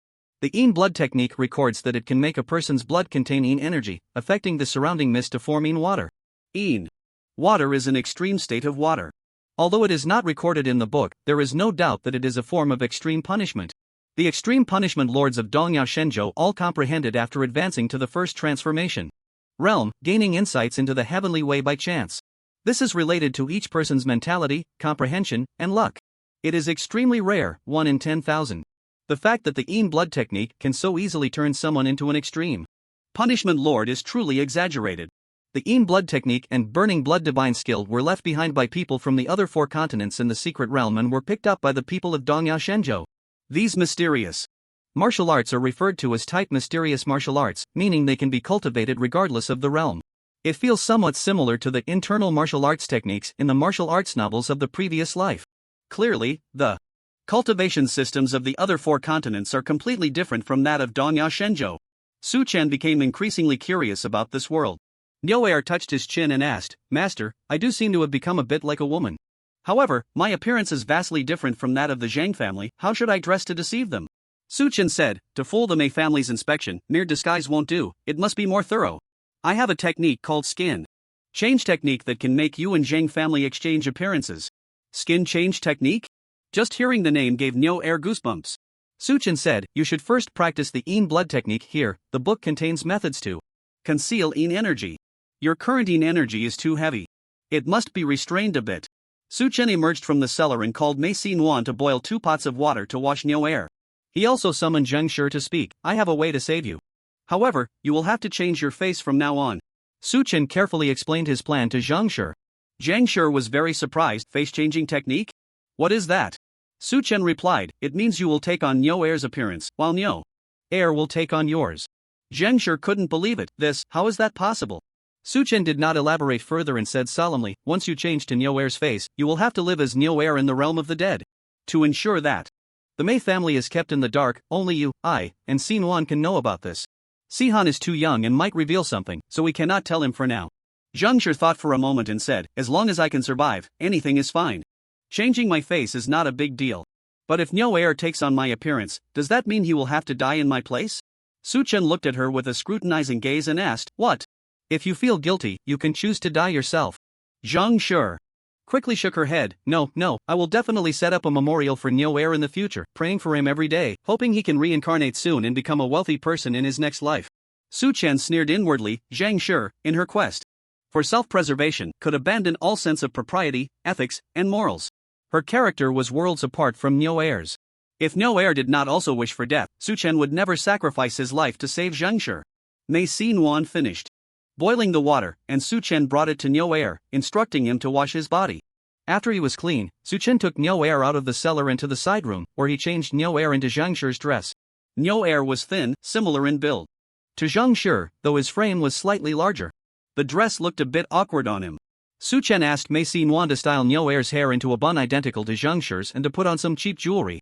With this change, Niu Er exuded more femininity. His gestures began to take on a softer quality, but his rugged face still stood out, appearing somewhat odd from the front. Su Chen then asked Zhang Shi to let her hair down, tousling it into a messy bun, and then to wear Niu Er's coarse short shirt. After the two exchanged outfits, their silhouettes were not much different from behind. Su Chen explained, "When night falls, I will use the face-changing technique to swap your appearances. For now, teach Niu Er how to speak like a woman. Be careful not to give yourselves away in conversation." The rain outside grew heavier, and everyone's mood became increasingly anxious. After practicing for most of the day, Niu Er's feminine demeanor showed no flaws. He gradually learned to contain the sinister energy in his blood, controlling the leaking dark aura to match Zhang Shi's level. Until the clock struck midnight, Su Chen called the three of them and instructed, "It's time to change faces. Yuan, you stay in the main room and watch, do not come out.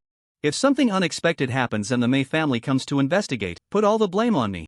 The face-changing technique must not be spoken of." He led Niu Er and Zhang Shi to the courtyard, tearing two strips of black cloth to blindfold them. Then he took a bamboo stick and drew a refining formation on the ground. Su Chen's face-changing technique was essentially the thunderstorm alchemy. When he first used thunderstorm alchemy, he had refined dozens of porcelain items, constantly altering their structure, shape, and material ratios to deduce the principles of alchemy. With the enhancement of the Rainseeker, he comprehended how to use the refining formation to change the appearance of an object. Therefore, using the refining formation to swap faces for the two was a piece of cake for him. However, thunderstorm alchemy had a taboo. The alchemical book stated clearly, prohibited from performing human transmutation, or it will bring disaster. Su Chen's understanding of human transmutation is to collect the basic elements that make up the human body: carbon, water, phosphorus, and so on, and combine these materials in certain proportions to forge a physical body. Alternatively, it involves piecing together various severed limbs and internal organs, even merging a soul into the mix to achieve rebirth. To take it a step further, one could implant a human soul into an animal's body, creating a chimera. These methods of transmutation violate human ethics and disturb the natural order, truly a forbidden path. It is no surprise that such actions would invite disaster. However, the nature of this disaster is not recorded in the pharmacological texts, nor can it be inferred. Su Chen held a sense of luck regarding the skin-swapping matter. He believed that changing the faces of Niu Er and the Zhang family was merely an adjustment of facial details, akin to giving them cosmetic surgery. Niu Er's flesh would not transfer to Zhang's face, nor would Zhang's flesh transfer to Niu Er's face. There was no qualitative change, so it could not be considered human transmutation, and thus should not invite disaster. He drew a massive transmutation array, within which were two focal points. He had Zhang and Niu Er lie in the two focal points respectively. At that moment, the rain poured heavily, and thunder rumbled ominously. Su Chen sketched the array, completing the final stroke. Suddenly, flashes of lightning flickered among the dark clouds, converging and gathering. One breath, two breaths, half a stick of incense passed. The lightning had yet to strike. Su Chen looked up at the sky, confusion filling his eyes. Why is this lightning taking so long to gather? A sense of foreboding rose from his heart. An anomaly appeared in the sky, forming a vortex among the dark clouds, within which countless bolts of lightning slithered like blue snakes. Suddenly, two bolts of lightning shot out from the vortex, racing towards each other and striking down together. One bolt was as thin as a chopstick, silently falling into the transmutation array. The other bolt, however, was as thick as a water barrel, resembling a golden dragon, fierce and imposing, crashing down towards Su Chen's head. Damn it! Su Chen had no time to dodge. He instinctively brought his heels together and then stood on tiptoe. In his previous life, he had learned that when one is struck by lightning, the only way to survive is to bring the heels together and stand on tiptoe. Boom! A tremendous sound echoed through the void. The entire Yingwu mountain shook 3 times. Su Chen was struck directly by the water barrel-thick lightning, charred on the outside and tender on the inside. His hair turned to ash, and his body covered in branch-like lightning scars, his face a deep crimson, looking extremely terrifying. His consciousness dissipated like smoke, and he collapsed to the ground. Mei Xin, witnessing this scene in the main hall, hurried out to check on Su Chen. She found that his skin was completely charred, and with a gentle touch, a piece of flesh fell away. He was gravely injured, but still alive, with a faint breath remaining. Mei Xin cried like a weeping willow, calling out Su Chen's name, prying open his mouth to feed him various healing pills, and after much effort, managed to save his life. Then she went to check on Zhang and Niu Er's conditions. The two were not seriously harmed, they were merely stunned by the thunder. Mei Xin tore off their eye masks and was shocked to discover that Zhang's face had transformed into Niuer's likeness, while Niuer's face had taken on Zhang's appearance. My husband succeeded. Mei Xin furrowed her brows tightly, deep in thought. She knew that the lightning just now would definitely attract the attention of the Mei family. They would soon send someone to investigate. Now, only she could turn the situation around. Calculating. In her mind, she wiped away her tears, gritted her teeth, and first carried Niuer, placing him in the west wing, pouring a bowl of wine over him, and settling him on the bed. Then she returned to the courtyard, carried Zhang, and took her into the woodshed. In the east wing, Mei Sihan called out loudly, "Mother, what happened outside? My door is locked, can someone help me open it?" Suchen had previously instructed that Mei Sihan must not know about this operation. So after Xin coaxed him to sleep, she locked him in the east wing room. Mei Xin ignored him, picked up a broom, and swept away the formation. Then she knelt beside Su Chen, crying out in despair, "Husband, husband, what's wrong? What happened?" At that moment, 3 figures descended from the sky, Mei Shan accompanied by 2 stewards, standing in the courtyard. Seeing Su Chen's condition, he sternly questioned, "What's going on?"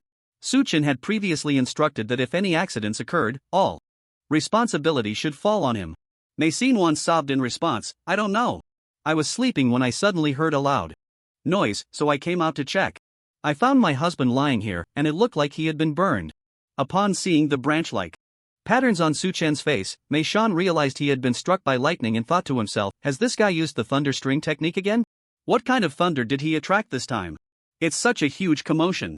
Because Su Chen had the Yi Jade centipede on him, he didn't dare to approach to examine him closely. He simply took out a pill and tossed it to Mei Xin, saying, "This is a cleansing stasis pill. It can alleviate the stagnant thunder energy in his body. You should give it to him." Mei Xin fed the pill to Su Chen. However, Su Chen was too severely injured to wake up anytime soon. After waiting for a while, Mei Shan felt suspicious. "Something's not right. Your family has a sacrificial offering. Where is Zhen?" Mei Xin replied, "My mother is sleeping in the house." "Nonsense," Mei Shan frowned and scolded. "This thunderclap could wake everyone in Yangwu Mountain. Moreover, as a sacrificial offering, she's supposed to go to the mountain to die tomorrow. How could she possibly be sleeping?" He strode into the main hall to look for Zhang, with the 2 stewards closely following.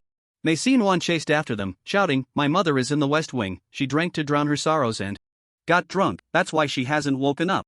Mei Shan reached the door of the west wing and kicked it open. As soon as the door opened, he was hit by a strong smell of alcohol. Stepping inside and taking a look, he was instantly dumbfounded. There, on the bed, sat a woman who seemed to have just woken up, one hand propped against the bed frame, the other rubbing her forehead, her brows tightly knitted, appearing to be in pain from a headache. It was undoubtedly Zhang. Her clothes were disheveled, exposing her chest. Mei Shan glanced at her and quickly turned his head away, stepping back out of the room. The 2 stewards also covered their faces and fled. Mei Shan, his face flushed, scolded, "Tell her to get dressed before we talk." Mei Si Muan hurried into the room to help the woman on the bed tidy her clothes. This woman was actually Niuer. After waking up, he felt a splitting headache and sat at the head of the bed to rest. Being a man, he didn't care about his disheveled appearance. Just then, he was seen in full by Mei Shan and the others who barged in. Mei Xin called out, "Mother, mother, wake up quickly, Elder Mei Shan wants to ask you something." Niuer shook his head, feeling dizzy, and leaned over to vomit on the floor. Mei Xin helplessly called out to the door, "Elder, my mother is too drunk, she won't wake up for a while." Mei Shan also felt embarrassed and replied, "Then let her sleep." The 3 of them left the main hall and returned to the courtyard. Just then, Su Chen happened to wake up, opening his eyes to see Mei Shan, and asked in confusion, "Am I alive or dead?" Mei Shan rolled his eyes, "Of course you're alive.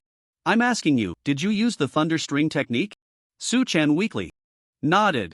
"You've got some nerve. I clearly told you last time to stop using the thunder string technique. Did you take my words as mere wind in your ears?" Su Chen tried to move his body, but he felt as if he had fallen apart, unable to move a single finger. He was anxious inside. What had happened to Niuer and Zhang? Had the face swap been successful? Did Mei Shan notice anything unusual? "Husband, you're awake?" Mei Xin ran out and directly threw herself onto Su Chen, grabbing his hand and crying, "You scared me to death. I thought you were going to die."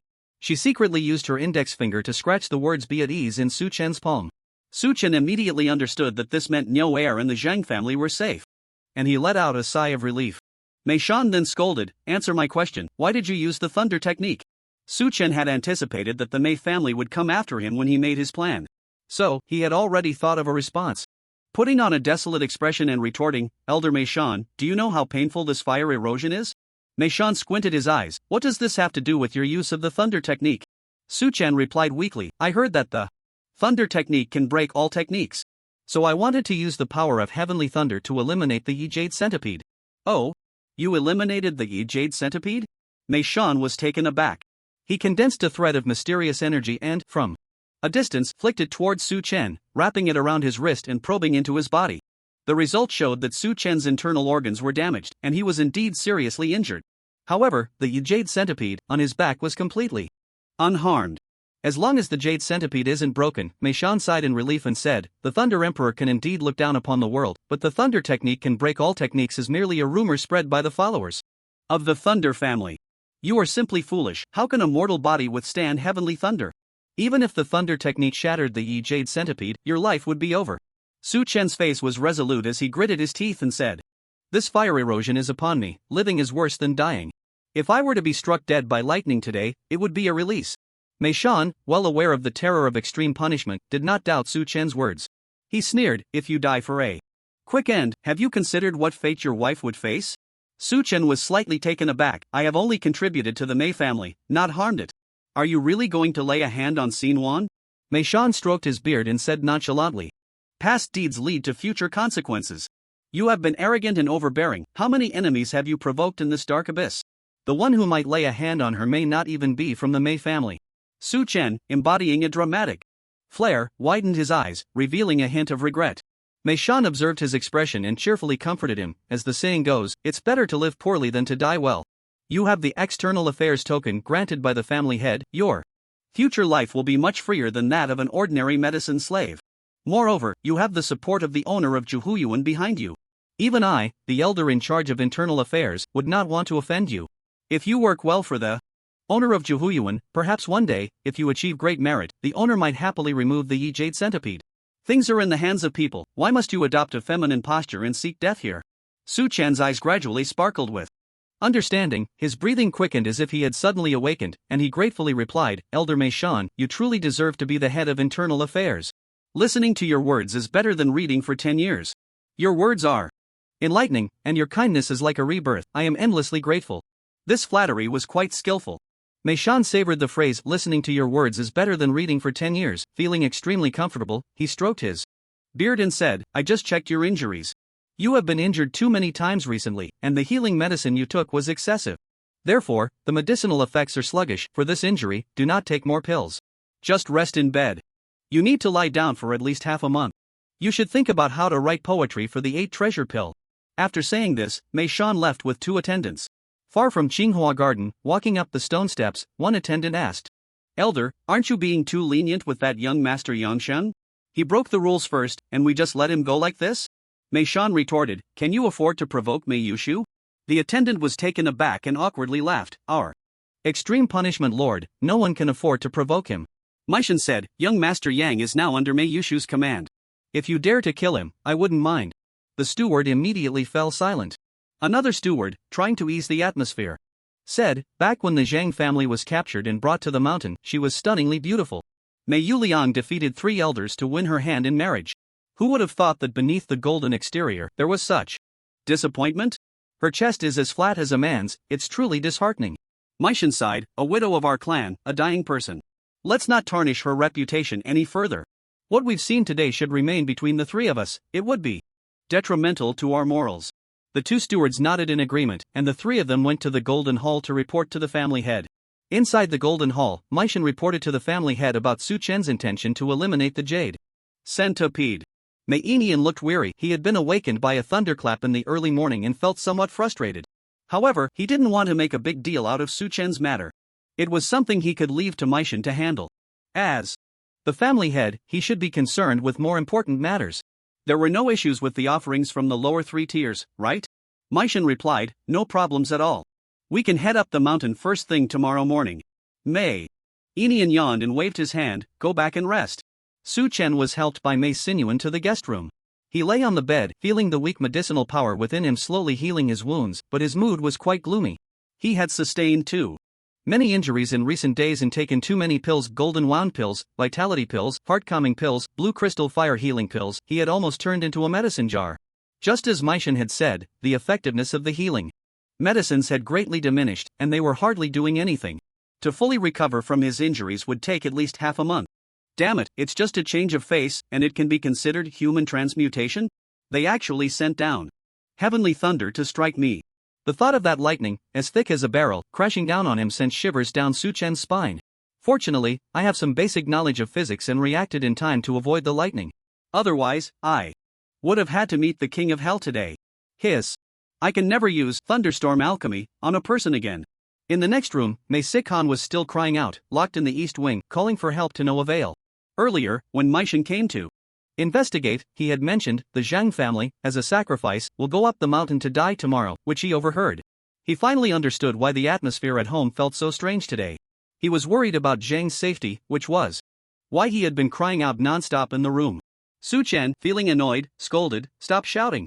If you dare to shout again, I'll cut out your tongue." Mei Sikhan immediately fell silent, pouting and sobbing in the room. Mei Sinyuan helped Zhang into the guest room and happened to hear Suchen scolding his brother. She gently said, "He's so young, don't scare him." Suchen sighed and replied, "He needs to be scared. The main event tomorrow revolves around him." Zhang was dazed, holding her head, and sat in the guest room for a long time before she regained her composure. Suchen scrutinized her from head to toe. Her appearance was no different from Nyo Air's. Only her demeanor still resembled that of a woman. Suchen thought the transmutation array still had an effect. This indicates that the human transmutation array is effective. It just brings disaster. If I had a sufficiently strong body to withstand the heavenly thunder, I could still perform human transmutation, but Nyo Air woke up a bit earlier, stumbling into the guest room with a copper mirror in hand. As soon as he entered, Zhang saw him. The two locked eyes, both falling into a daze. Zhang seemed to be greatly affected, tears streaming down her face as she choked out, "My face has grown on his face." She then touched her own face, seemingly trying to confirm what she looked like. Nyo Air handed her the copper mirror, and she took one look before nearly fainting, throwing the mirror to the ground. Mei Sinyuan comforted her until she regained her composure.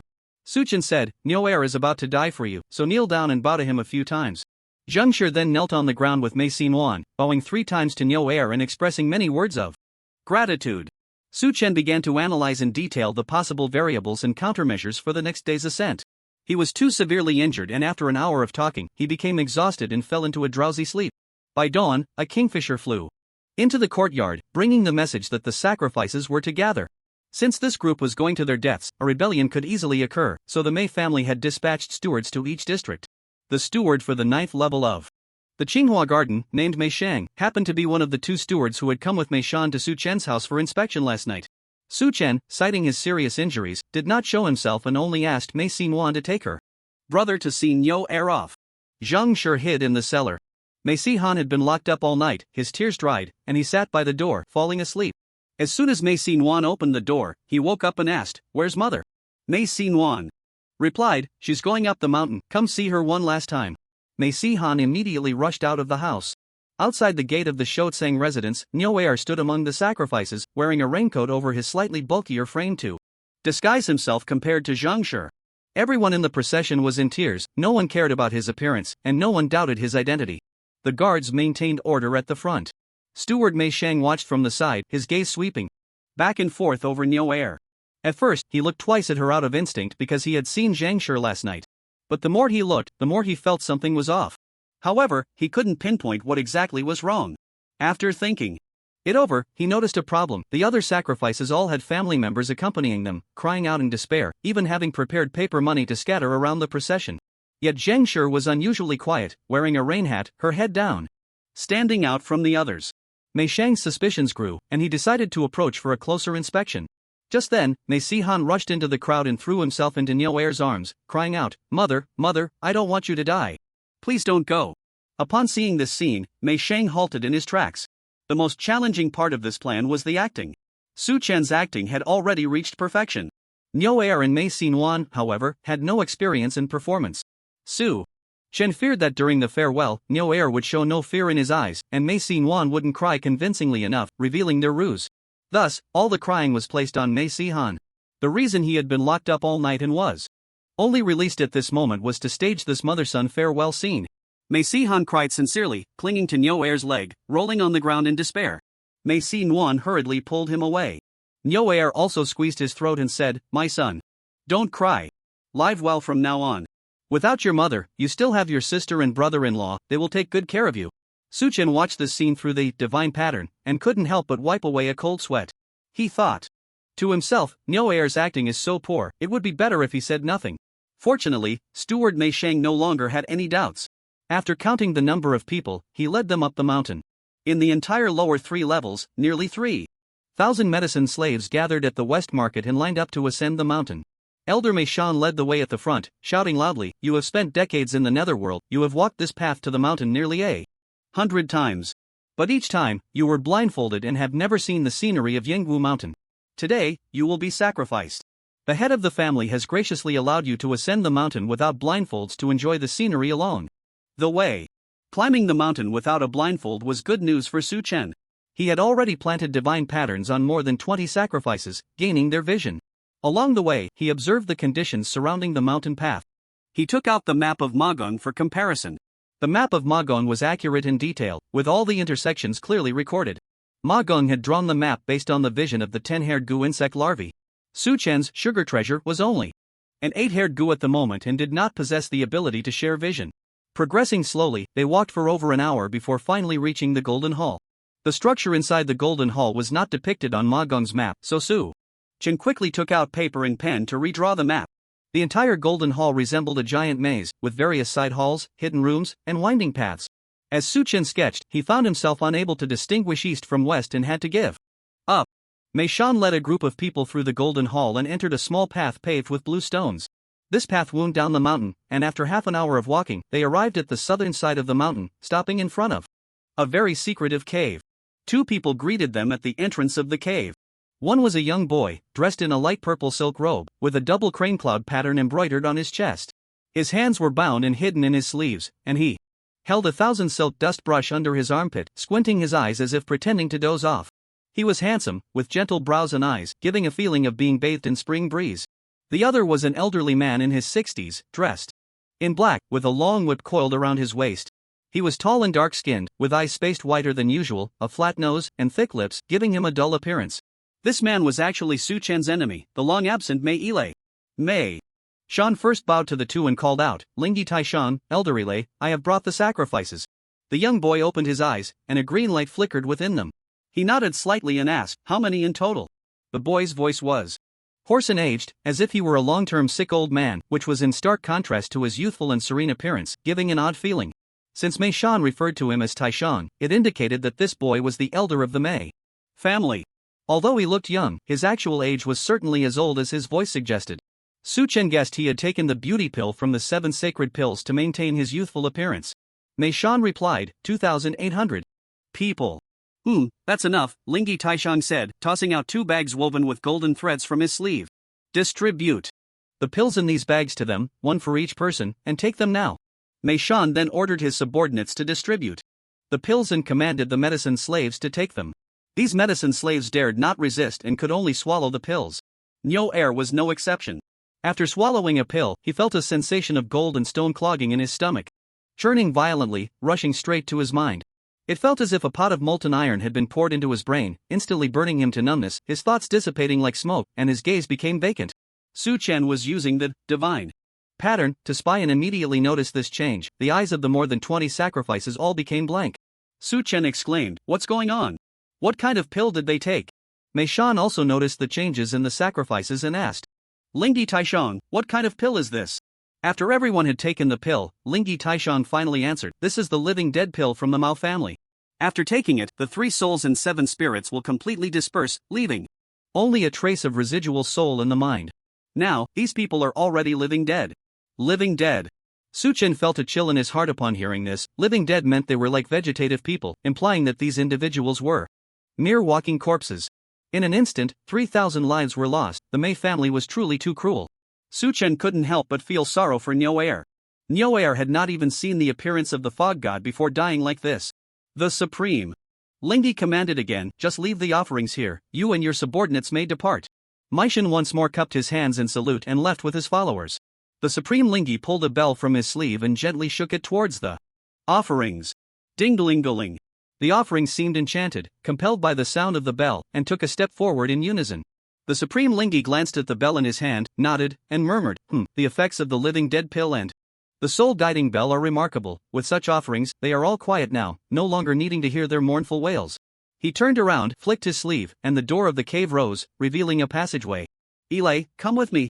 The Supreme Lingi led the way, shaking the bell in his hand. Mei Ilay followed closely behind him. The offerings lined up, following Mei Ilay in an orderly fashion, all entering the passageway. This passage was pitch black, nothing could be seen.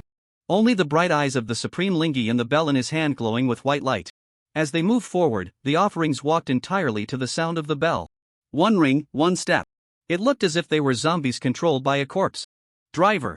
It seemed to be Mei Ilay's first time on this path as well. After walking for a while, he couldn't help but ask, Senior, how much longer do we have to walk?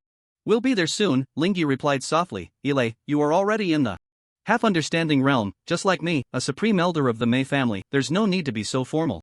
Lingi is my Dao name. You can call me Lingi Jinren. Mei Ilay has entered the half-understanding realm? Wow, that means the Mei family now has 18 supreme elders. Su Chen was greatly surprised. The last time he came to the mountaintop to perform the Jinlei technique, he had heard some younger members of the Mei family discussing how Elder Ilay had astonishing talent, reaching the threshold of the heavenly Tao at just 53 years old and beginning to seclude himself to break through to the half-understanding realm. And now, just a few days later, he had already broken through? Truly, a fool has his fortune. Mei Ilay then asked, May I ask, Jinren, what exactly is the Mist God? Lingi replied, in our Mei family, only those who reach the half-understanding realm and become supreme elders are qualified to see the Mist God. Ilay, let me test you, what do you think? The Mist God is? Mei Ilay scratched his head and replied, I once read a book called Yunmeng, which recorded a beast that could swallow clouds and spit mist, called Shin. I wonder if the Mist God is a Shin beast. Shin beast? Lingi was taken aback, then burst into laughter. You really dare to think that? How could such a beast, which lives in the sea, possibly reside in Yangwu Mountain? At that moment, a light appeared ahead in the passage. Lingi said, we're almost there. What? The Mist God truly is, you will witness for yourself. The passage ahead turned a corner, leading into an extremely bright space, the light so intense that it was blinding, as if 1,000 searchlights were shining from the other side, casting no shadows. Lingi reminded, ahead is the land of extreme yang, with a very high temperature, a mortal body cannot withstand it, you need to open a shield to protect yourself. Lingi opened a silver-white shield, around which ice crystals sparkled. Magnificent and extraordinary.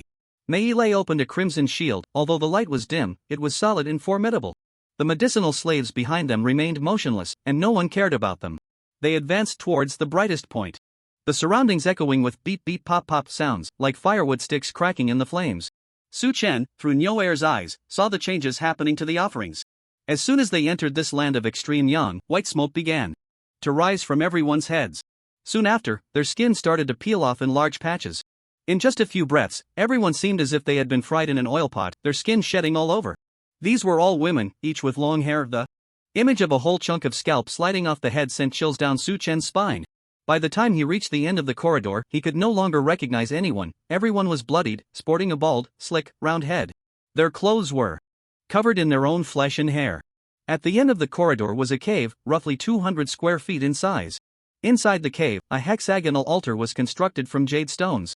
Over 2 feet high and more than 3 yards wide, its surface was intricately carved with complex patterns. Sitting atop the altar were 7 individuals. One person occupied each of the 6 corners, all sitting cross-legged, hands forming seals, heads bowed and eyes closed. In the very center of the altar, there was also one person sitting cross-legged. This person, Su Chen couldn't tell if he was truly human. From a distance, he appeared to be a massive banyan tree. As he got closer, he realized that this banyan tree had a nose and eyes, arms and legs, also sitting on the ground. However, his skin was rough tree bark, riddled with deep grooves, his limbs were thick branches, adorned with lush green leaves, his hair consisted of brown tendrils hanging down around him. This was clearly an ancient tree spirit. Su Chen thought to himself, could it be that this ancient tree spirit is the fog god? To his surprise, as soon as Mei Ilay saw the ancient tree spirit, he immediately knelt on the ground, prostrating himself, and fearfully exclaimed. Mei Ilay pays respects to the ancestor. Ancestor? The only one who could be called ancestor by Mei Ilay was Mei Qingtian. Su Chen sat up in shock from his sickbed, thinking he must have misheard. This ancient tree spirit was Mei Qingtian? Ling. He said, Ilay, you can get up now, the ancestor is in deep slumber and cannot hear you. Trembling, Mei Ilay stood up, looking up and down at the ancient tree spirit, astonished, is this really the ancestor? Indeed, this is the ancestor's divine ability, the immortal tree image. I didn't expect you to recognize the ancestor just by the features of this tree image, Ling he replied. Meile scratched his head and said, I have a portrait of the ancestor hanging in my room, and I see it every day. So, I recognized it at a glance. Damn, it really is Mei Qingtian. Suchen couldn't help but laugh heartily upon hearing their conversation. What a stroke of luck. I found Mei Qingtian without any effort at all. He had thought that the task of investigating Mei Qingtian's whereabouts was impossible to complete. Wei Qianchan's death had disrupted all plans. The various methods set by the Great Zhou could not be implemented, leaving him, a mere drug slave trapped in the nether, struggling to climb the Golden Hall. Investigating Mei Qingtian's whereabouts was as difficult as ascending to the heavens. Now, to see Mei Qingtian in this manner was truly unexpected. However, was this appearance of Mei Qingtian alive or dead? In the entire cave, there was only this one jade altar. The 6 individuals sitting in the hexagonal formation were the 6 supreme elders of the Mei family. Su Chen had seen 2 of them on the day of his wedding. All 6 were forming hand seals. Their eyes tightly shut, and a fine layer of sweat was seeping from their foreheads, occasionally causing their facial muscles to twitch. It seemed they were exerting themselves in silence. Although they remained motionless, the mysterious energy emanating from them continuously flowed along the carved patterns on the altar, moving towards the ancestor in the center. This was clearly a formation, but Su Chen did not know what kind of formation it was or what its purpose was. Mei Ile was equally puzzled and asked, what is the ancestor doing? And, where is the fog god? Ling Yi chuckled, the fog god does not exist, that was merely a fabrication we created to mislead others and placate the drug slaves. The only way to make people willingly sacrifice their lives is through a deification movement. The fog god is the god we created. However, in a certain sense, the ancestor protects the entire Yingguo mountain, he is the true god. Ling He, using the soul guiding bell to manipulate the offerings, approached the altar, forming several hand seals with his hands, pointing his index finger at the altar. The jade bricks at the bottom of the altar immediately shifted, arranged in an orderly manner, parting to reveal a pit the size of a well opening. The spirit crane manipulated the offerings, jumping one by one into the pit. The depth of this pit was unknown. Those who jumped in experienced several breaths of time before a muffled bang echoed. Su Chen could hear the continuous sound of falling and crashing, as well as the sound of bones breaking. Yet these drug slaves were already living dead, not a single wail escaping their lips.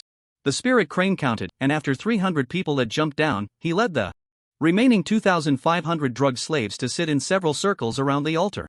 Due to the large number, most of the drug slaves remained in the passageway on standby. The spirit crane pulled out 2 cushions from his sleeve, tossed them on the ground, and said, sit down.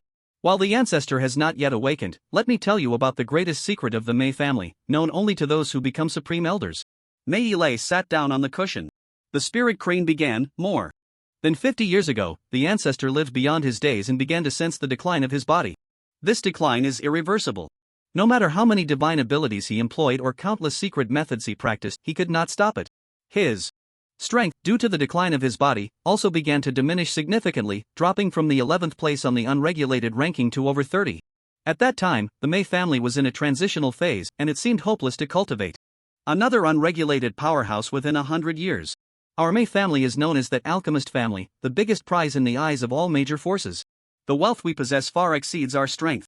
Without the ancestors' protection, the Mei family would surely face utter disaster.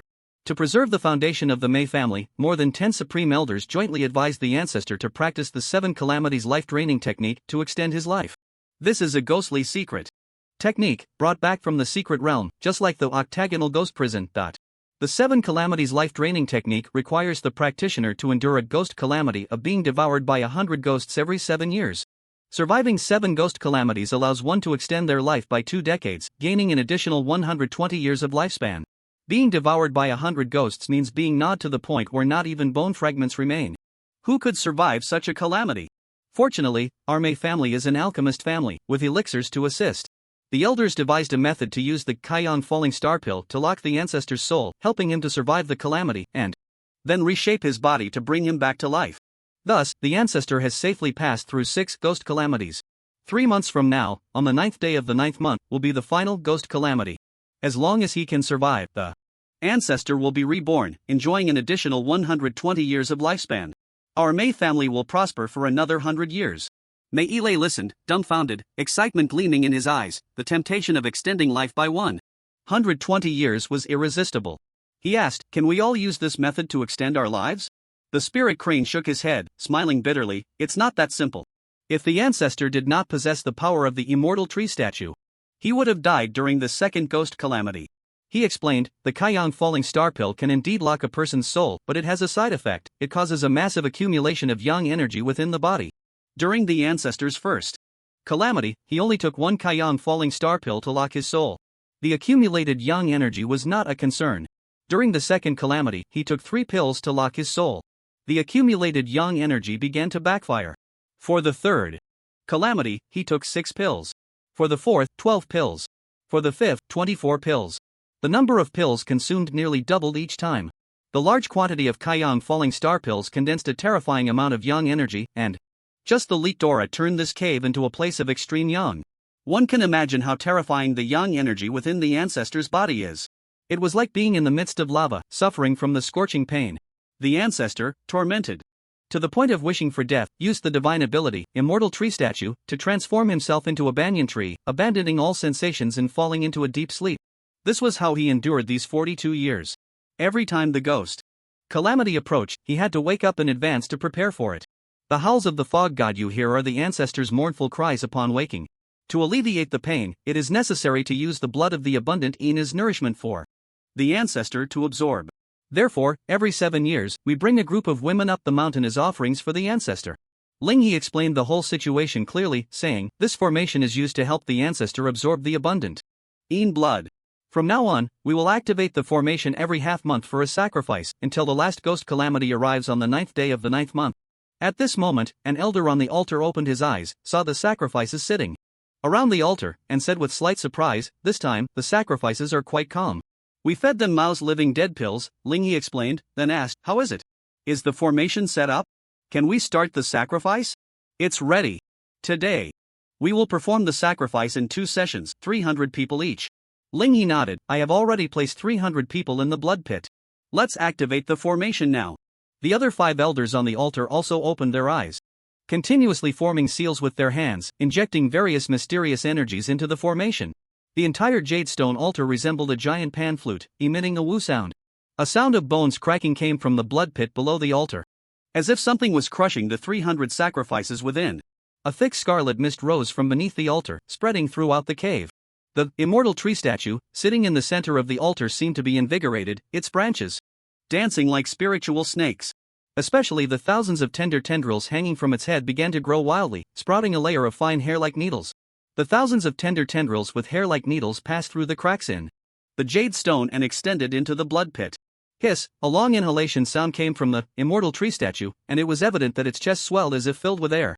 Those milky white tendrils acted like thousands of straws, sucking the blood from the blood pit and sending it into the statue's body. Su Chen observed this bizarre scene from the perspectives of more than 20 sacrifices, seeing it from various angles. He could clearly see the blood flowing along the veins of the branches and leaves, spreading throughout the statue, driving away all the greenery and dyeing the entire banyan tree in blood color. Another long exhalation sound. The blood color faded along the veins, like neon lights being extinguished, one by one, replaced by greenery. This repeated, and after an hour, the color of the absorbed blood became lighter and lighter.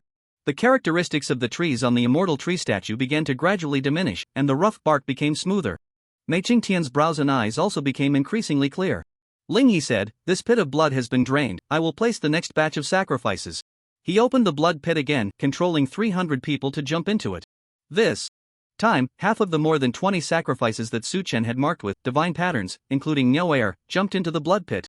Su Chen finally saw the scene inside the blood pit clearly. This blood pit was 10 zhang deep. The sacrifices fell from above and were immediately smashed to pieces.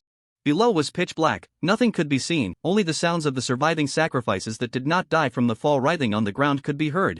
The ground seemed to be covered in blood plasma, so the writhing sounds resembled eels sliding through mud. The formation above was activated again, various mysterious energies converging and swirling in the blood pit, forming a tornado. The tornado was mixed with blunt hammers condensed from the fierce energy, sharp knives condensed from the murderous aura, and bullets condensed from the fierce energy. It swept up the 300 people in the blood pit, like a giant juicer, crushing everyone's bodies. In an instant, a stench of blood filled the air, and red mist rose. The scene in this blood pit was 10 times more terrifying than hell. The more than 10 visions that Su Chen possessed lasted only a few breaths before all perishing. He witnessed with his own eyes the sight of 300 people being torn apart, turning into blood and water. This scene was truly horrifying. Su-chen was so stimulated that his stomach churned and he leaned over the bed to vomit. It wasn't until he had emptied his stomach that he wiped his nose and cursed, "Damn it, the Mei family are a bunch of bastards, utterly inhumane." Nyoair was also crushed like the other sacrifices. His blood mixed with that of the other sacrifices. Su-chen had already placed thousands of larvae inside Nyoair's body, and these larvae dissolved in the blood, changing the color of the blood, making it impossible to detect. However, Su-chen was also somewhat worried. After all, Mei Qingtian was a powerful figure, and his methods could not be measured by common sense. Su-chen observed Mei Qingtian's condition through the remaining more than 10 divine patterns outside the blood pit. The tree statue seemed to have no perception, completely unaware of the larvae in the blood. Just like before, it hung down thousands of root tendrils, delving deep into the blood pit, absorbing all the blood water inside. This time, the immortal tree statue actually slowly opened its eyes, which seemed murky as if it hadn't seen the light of day for a long time. The 6 elders sitting around the altar all had joyful expressions, prostrating on the ground, calling out, "Welcome, ancestors' true form." As they shouted, the tender roots of the banyan tree began to retract, all drilling into the body of the banyan tree. The rough bark peeled off in pieces, revealing the smooth, tender skin inside. The limbs formed by the branches gradually thinned, developing distinct joints and fingers. Soon, the tree statue completely shed its form, replaced by a strong middle-aged man with a head full of black hair. He was completely naked, his muscles dense and firm, exuding vitality. This man was Mei Qingtian. The image of Mei Qingtian that Su-chen obtained from the Great Zhou was that of an old man with a white beard. Yet now, the Mei Qingtian sitting on the altar was young and robust.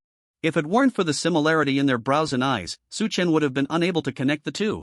He couldn't help but exclaim, "The Mei family's method of prolonging life is truly remarkable. They can actually make Mei Qingtian youthful again." Mei Qingtian's gaze cleared, gradually becoming sharp, an extremely fierce aura bursting forth from his eyes. He looked around, his gaze sweeping over the 6 supreme elders on the altar, over the kneeling Linghe and Mei Ile below, and over the sacrifices standing around the altar. Su-chen met his gaze through the vision of the sacrifices. When Mei Qingtian looked over, his eyes were like torches, exuding an indescribable majesty and overwhelming dominance. Su-chen suddenly felt an impulse to submit. "Ha! Mei." Qingtian frowned, reaching out to grasp the air, and the sacrifice that Su-chen had planted the divine pattern on was immediately pulled up to the altar. Su-chen was taken aback, hurriedly switching his vision. He could sense Mei Qingtian's intention with this action, as if the other party had noticed his presence after their eye contact. Where did this probing intention come from? Why did it suddenly disappear? Mei Qingtian examined the sacrifice up and down, a look of confusion on his face, then rubbed his forehead, a hint of pain flickering in his expression. One of the supreme elders asked, "Ancestor, what's wrong?" Mei Qingtian tossed the sacrifice aside and replied, "Someone has cast a secret method on the sacrifice. Just now through the sacrifice, they were spying on us." Ah! The elders were all taken aback. What they were doing was against the heavens, and if they were spied on by outsiders, it would be disastrous. What should we do? The elders were all flustered. "Don't panic," Mei Qingtian flicked his fingers, and a beam of green light shot into the ground. Instantly, a delicate sprout emerged from the earth, and in the blink of an eye, it grew into a massive peach tree, its branches laden with peaches, each one plump and glistening with a tender pink hue. Mei Qingtian reached out and broke off a peach branch, forming hand seals to communicate with the heavenly way, murmuring to himself, "Peach branch for divination, green wood to ask the heavens. I want to see who dares to pry into my affairs." As his words fell, mysterious and profound symbols burst forth from his body, soaring into the sky, and immediately, cracks appeared on the peach branch, subtly forming a pattern. Peach branch for divination, green wood to ask the heavens? He can even divine? Su-chen, witnessing this, was so frightened that his soul nearly left his body. Gritting his teeth, he cursed, "Damn it, I didn't want to provoke you, but you forced my hand. Die." He communicated with Tang Bao and issued commands to the insect larvae. Instantly, thousands of larvae hidden within Mei Qingtian's blood began to spit out the green ghostly poison from their bellies. After realizing that the fog god was Mei Qingtian, Su-chen abandoned the idea of using the green ghost and even felt a hint of worry, fearing that the other party would discover the larvae. In fact, all-powerful beings had reached the realm of unity of heaven and man, capable of sensing any foreign object within their bodies, regardless of size. However, Mei Qingtian, suffering from the scorching heat of yang energy, used 99% of his mysterious energy to suppress the yang energy within him and had sealed off 90% of his perception with the immortal tree statue, thus failing to notice the presence of the larvae. He held the peach branch, and a 7-star formation faintly appeared above his head, sprinkling a soft starlight that seeped into the peach branch. On the surface of the peach branch, a long, insect-like pattern gradually emerged, with 8 antennae sprouting from the insect's forehead. Mei Qingtian was taken aback. 8 antennate goo insect? Is the intent of prying related to the goo insect? Suddenly, red juice seeped from the peach branch, staining the insect pattern a blood-red color. Mei Qingtian's expression changed slightly, blood juice staining the divination. This is a sign of great misfortune. As soon as he finished speaking, he felt as if thousands of firecrackers had exploded simultaneously within his body, spreading throughout his organs and limbs. With a sweep of his divine sense, he understood his internal condition and hurriedly used his mysterious energy to protect his organs, while also allocating energy to suppress the green ghost. Powerful beings had long reached the realm where their thoughts could move their hair, and with each breath, they could weave thousands of spherical cages within their bodies using mysterious energy, wrapping every green ghost released by the goo insects within the cages. Mei Qingtian forced a goo insect out from his fingertip, examining it closely, and exclaimed in surprise, "Is this really a goo insect? There are actually over 1,000 planted within me? This goo insect can hide poison? Ha! This poison seems familiar, where have I seen it before?" Tang Bao chirped, reporting the situation of the larvae to Su Chen, saying that the larvae were trapped. Su Chen happened to hear Mei Qingtian's words through the divine patterns, his face turning pale with fear. No way, over 1,000 larvae releasing poison, and not a single one harmed him? He won't recognize this as the green ghost, will he? If he figures it out, I'm done for. Sensing Su Chen's worry, Tang Bao cleverly informed him that the space for hiding poison within the larvae was connected to the space within her body. She could control the larvae to retract all the green ghost poison. Retract? At this moment, what good would it do to retract the poison? Su Chen's face twisted in rage, and he said, "At this point, there's no turning back. Today, he must die from the poison." He took out a ceramic vial of poison from the knee warehouse, pouring the last drop of poison onto Tang Bao, instructing him to deliver it to the larvae. Tang Bao selected a larva located within Mei Qingtian's bone marrow and, through the internal space, sent the poison over. This larva was trapped within a walnut-sized cage of mysterious energy, soaking in the green ghost poison. The wooden energy cage was extremely refined, tightly wrapping the green ghost without a trace of leakage. Of the insect swam in the venom, reaching the cage wall, where it spat out a drop of poison onto the surface. The poison was the nemesis of the mysterious energy. Upon contact with the cage wall, it burned through like a charcoal-roasted snowball, causing the cage to collapse instantly. The green ghost broke free and immediately began to wreak havoc, directly burning a large hole in Mei Qingtian's lower back. Even more terrifying was that the drop of poison flowed into Mei Qingtian's spinal cord, like a tiger entering a flock of sheep, causing the mysterious energy within him to scatter in fear, triggering a series of chain reactions. Mei Qingtian had originally summoned 99% of his mysterious energy to suppress the overwhelming yang energy within him, but now, the mysterious energy was thrown into chaos by the poison. The yang energy within him erupted violently, as if more than 10 suns were scorching him from the inside. The intense pain making his head spin as he threw his head back and howled in agony. Ah! A scream that was 100 times more tragic than yesterday's fog god howling shook the entire Yang Mist Mountain. Meanwhile, within Mei Qingtian, the thousands of cages that had trapped the green ghost collapsed collectively. Thousands of green ghosts, the size of jujube pits, broke free, swirling in his blood, unstoppable and invincible. Mei Qingtian's body was immediately riddled with holes. Like a large candle melting in lava, visibly dissolving at an alarming rate. The yang energy erupted, the poison rampaged, and the green ghosts wreaked havoc. A triple blow, all originating from within. Even though Mei Qingtian had reached the realm of no law, he was utterly helpless. To him, the poison and the green ghosts were nothing, but the eruption of yang energy was simply unbearable. Half of his body turned to blood, and the yang energy within him surged forth like a flood that had burst its banks. If this yang energy leaked out, the entire Yang Mist Mountain would become a place of extreme yang, and the foundation of the Mei family would be destroyed in an instant. At the same time, once this yang energy, which fused with his original power, dissipated, he would undoubtedly die. Even the Kaiyan Liyun pill would be unable to save him then. He exerted all his strength and shouted hoarsely, "Activate the soul-binding great array, do not let this yang energy leak out, quickly. I need 100 Kaiyan Liyun pills. Treat this as the 7th ghost calamity, lock my soul, help me reshape my body." The 6 supreme elders sitting around the array platform saw the ancestor about to turn into a pool of blood and hurriedly activated the formation. Instantly, beams of light rose from the 6 sides of the array platform, forming a transparent cage that trapped Mei Qingtian within it, and all the yang energy surging out of his body was also imprisoned in this cage. The vast amount of yang energy gathered in the small space, compressed into golden sand, continuously pressed and rubbed against each other, making a creaking sound. Blinding golden light shone out from the cage, making it appear as if the entire cage had transformed into a sun, radiating scorching brilliance. One elder shouted, "Quick, send in the Kaiyan Liyun pills." The 6 Supreme Elders acted in unison, sending in over 100 Kaiyan Liyun pills into the cage.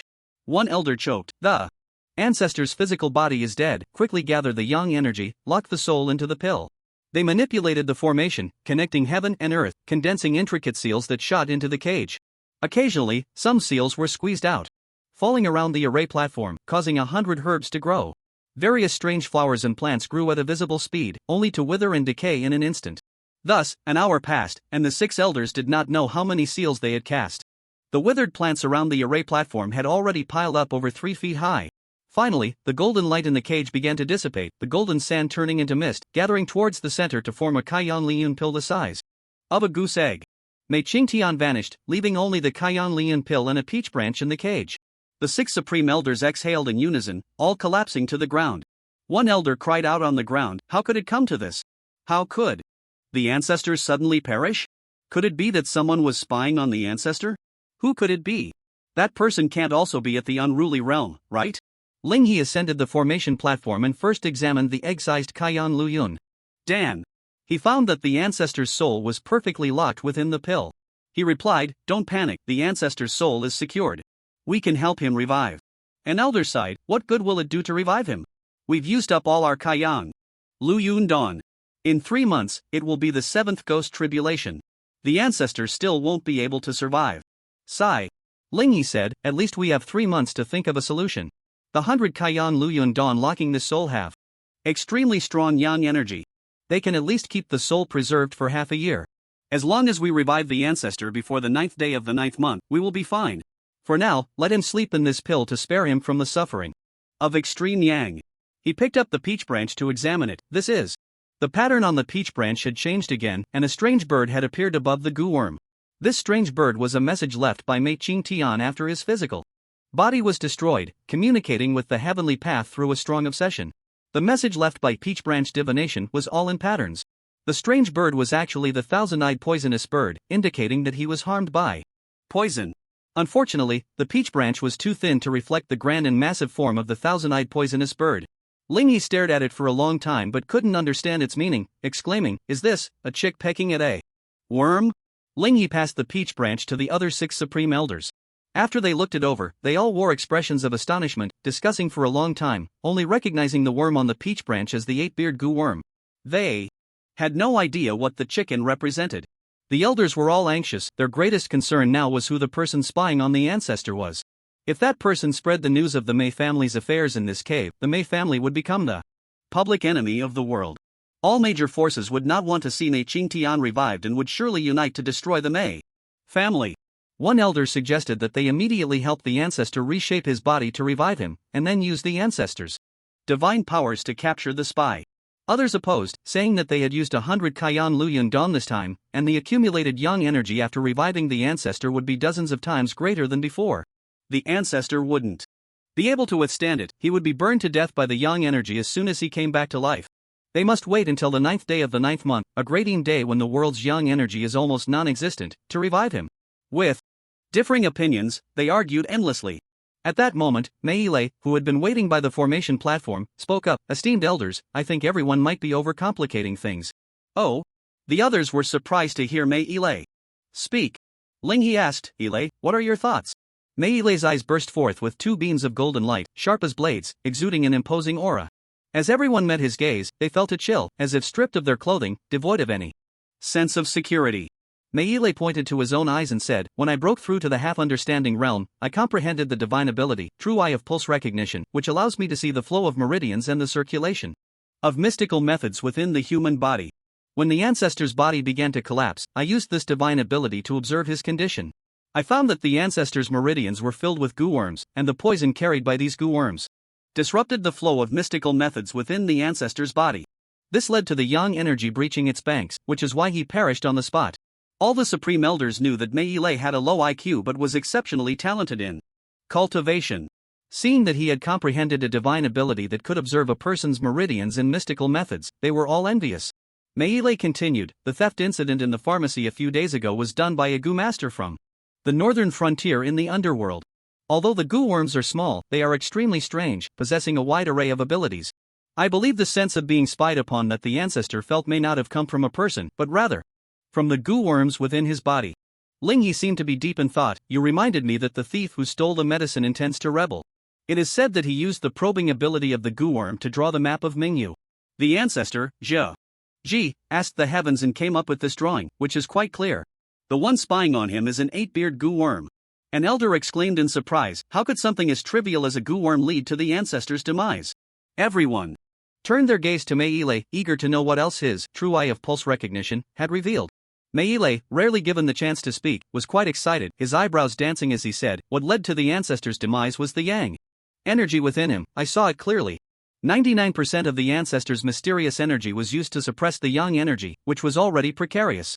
Those goo worms were the last straw that broke the camel's back. So ultimately, it was still a problem with the yang energy inside him. Everyone suddenly understood. Ling He struck his right fist into his left palm and said, so, until the day of Great Een, the ancestor cannot be revived. 100 pieces of Kai Yan Li Yun Dan. Gathered yang energy could burn a hole in the sky, the ancestor wouldn't be able to withstand it. Someone else asked, then what is the chicken drawn on this goo worm? Meile scratched his head, a bit puzzled, but soon his eyes lit up as he said. The chicken, well, it pecks at insects for food. The ancestor's meaning is quite clear, he wants us to find and eliminate these goo worms. Those goo worms entered the ancestor's body through the blood of the sacrifices. Perhaps the remaining 2,000 or so sacrifices also have goo worms inside them. This is a hidden danger that must be eliminated. Everyone suddenly realized and agreed deeply, immediately checking the remaining 2,200 sacrifices. As a result, they indeed found that many of them had goo worms inside. These goo worms varied in size and shape, and the mysterious energy they contained was also different. These goo worms were not planted by Su Chen but by other goo masters.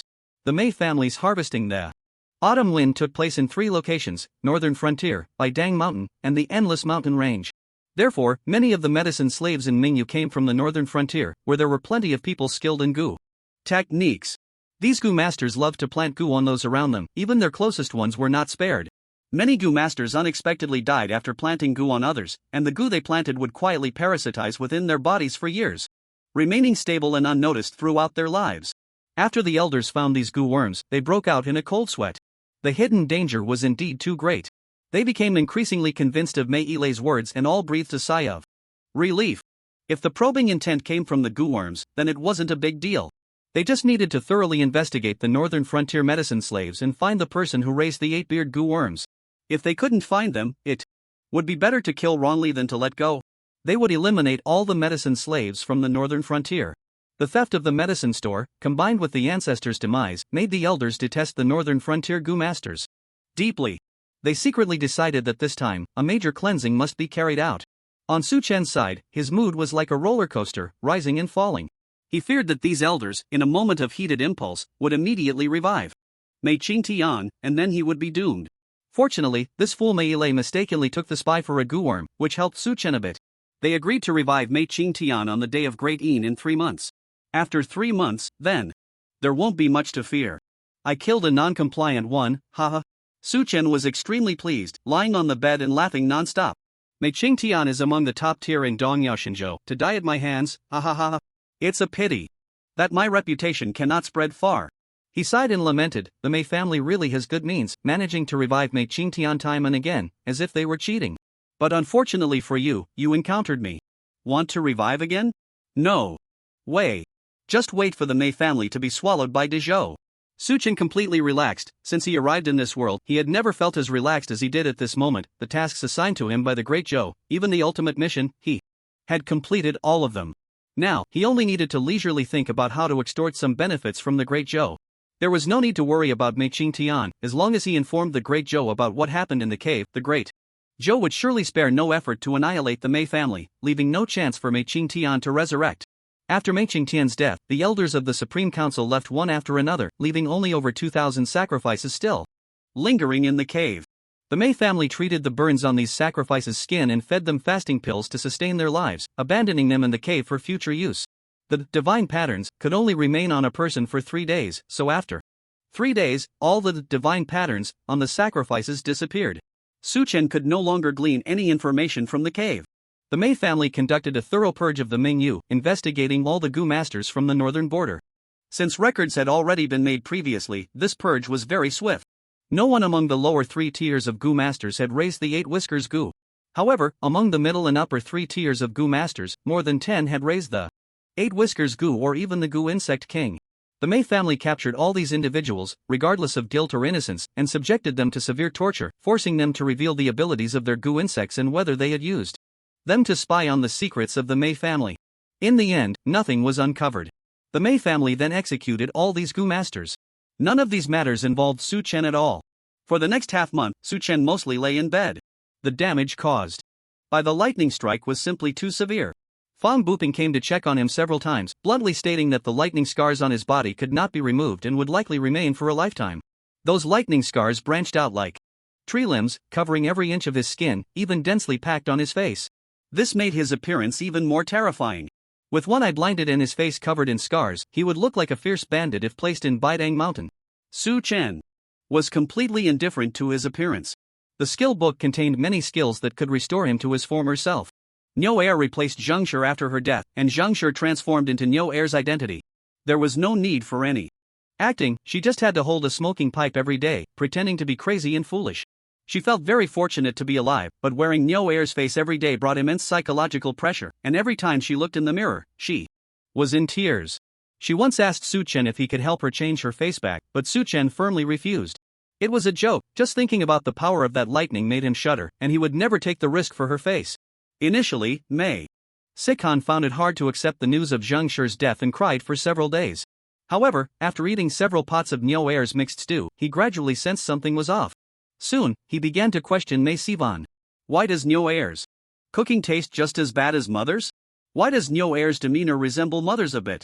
Why does Niu Er squat when he goes to urinate? As the saying goes, a mother and child share a bond, and such matters cannot be hidden. So, Su Chen asked Mei Sivan to tell Sikhan the truth.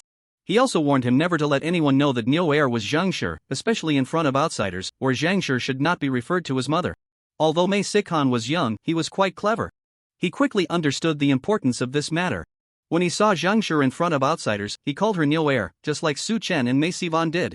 By early July, Su Chen's injuries had finally healed, and his physical condition had returned to normal. He then went to the black market, wanting to visit Lianer. After Mei Qingtian's death, Su Chen felt that the threat from Lianer had completely dissipated, so he asked Yuan to send a message to Chaoying, instructing them to dig Lianer out. He was also curious about Lianer's condition after being buried for several days. As a result, when he arrived at the illegal bridge, he saw Lu Wuwei waiting for him at the bridgehead, waving excitedly as soon as he spotted him. Crossing the illegal bridge, Lu Wuwei told him that Manager Jean was waiting for him in the shop previously. Manager Jean had appointed Lu Wuwei to be the messenger between the two of them. Su Chen asked him what Manager Jean wanted. Lu Wuwei simply said he didn't know. He mentioned that Manager Jean was in a good mood and had been waiting for him for 2 days, which should be a good thing. Su Chen then went to the Pincher tea house.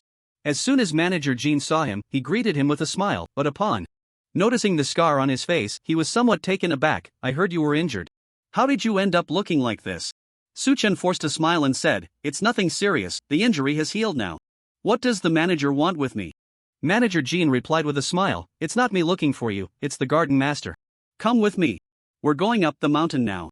He instructed Lu Wuwei to look after the shop and led Su Chen into Jovu Garden, guiding him up the mountain. When they reached a less crowded area, he said with a smile, the seating order for the Dan poetry competition has been announced. Su Chen guessed it was about this and asked, Did you get the number 1 seat? Manager Jean was somewhat surprised and exclaimed, You really are confident. From your tone, it sounds like you firmly believe you can get the number 1 seat. Of course. This poem is unmatched in the world. Su Chen was confident. This Busuanzi, Ode to Plum Blossoms, was a sage's work, and among all the poems about plums written in his past life, this one was unparalleled in both ancient and modern times, excelling in style, sentiment, and realm. Manager Jean shook his head with a wry smile, pulled out a piece of letter paper from his sleeve, and handed it to Su Chen, saying, It's precisely because it's so unmatched that this Dan poetry competition has produced a rare spectacle in 100 years. Ah. Su Chen opened the letter paper to take a look. This letter was the seating list. Number 1, the Mei family's extreme punishment lord, Mei Yushu. Number 2, the literary master of the northern region, Zhao Lang. Number 3, the literary master of Dian, Xinan. Number 4, the literary master of Yinshan, Lu Changwen. Number 10, the literary master of Dazhou, Zheng Hua. After Su Chen finished reading the list, he was stunned. What was going on? Why did all the participants have the title of literary master? Not just the number 1 seat. Even the 12 people in the number 2 seats were all literary masters. It wasn't until the number 3 seats that the younger generation of literati appeared. The so-called literary masters referred to the most outstanding writers. Those who could be called literary masters were mostly high-ranking officials and elite families from various countries. These individuals often had deep qualifications, numerous disciples, and were leaders in the literary world. Among the names on the list, there was one person. Su Chen was very familiar with Zheng Hua, the literary master of Dazhou. Zheng Hua was the grand scholar of the Longtu Pavilion in Dazhou and also served as the governor of Hedu. In Su Chen's undercover operation in the Mei family, Zheng Hua was the main planner, second only to the king of Laizhou, Changyi, making him the second in command. With such a status, he had long since seen through the struggles for fame and fortune, wholeheartedly serving the country and the people.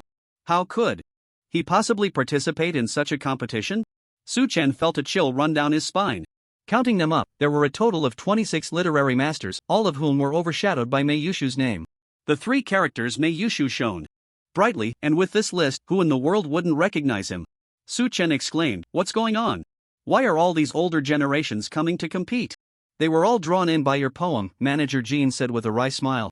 Before this list came out, there were rumors that a sage's work had emerged in this seating competition.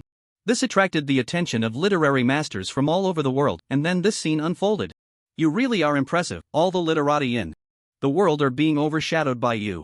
Su Chen's expression turned strange, his brows furrowing into a shape. How could he have predicted such a situation? These literary masters were indeed lacking in spirit, dragging their rusty bones to compete with the young. The spotlight was too bright. Mei Yushu would surely become the target of everyone's arrows. Without some mental fortitude, he probably wouldn't be able to sleep at night. Su Chen sighed, "It's not me who has overshadowed the literati of the world, it's the garden master who has overshadowed them."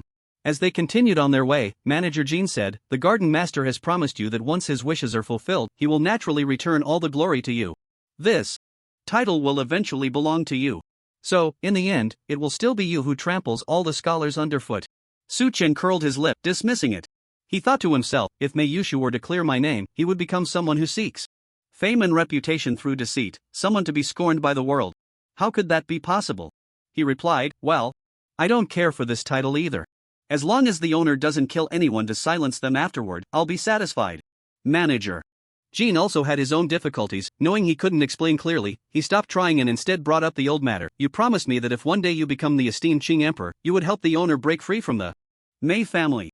Su Chen completely brushed this matter aside. He nodded and issued another empty promise. "Don't worry, if that day comes, I will naturally take action." The two climbed to the mountaintop, where Mei Yushu stood in the lotus fragrance pavilion. This time, he wasn't dressed as a woman. He wore a blue robe, facing the lotus lake, leaning on the railing, his hair flowing freely, lifted by the wind, dancing with his robe. Mei Yushu had an excellent appearance, with clear brows and deep-set eyes, exuding a melancholic aura. He looked like a fallen noble. Manager Jean led Su Chen into the pavilion, and Mei Yushu turned his face, smiled and nodded at Su Chen, pointing to a stone bench, saying, "Have a seat." His voice was still as hoarse as ever. When he wore a cold expression, he seemed burdened by worries, keeping others at a distance. But when he smiled, it felt warm and kind, drawing people closer. Yet this gentleness was fleeting, like a fleeting flower. Before one could savor it, he would revert to a deadpan expression. "Thank you, owner."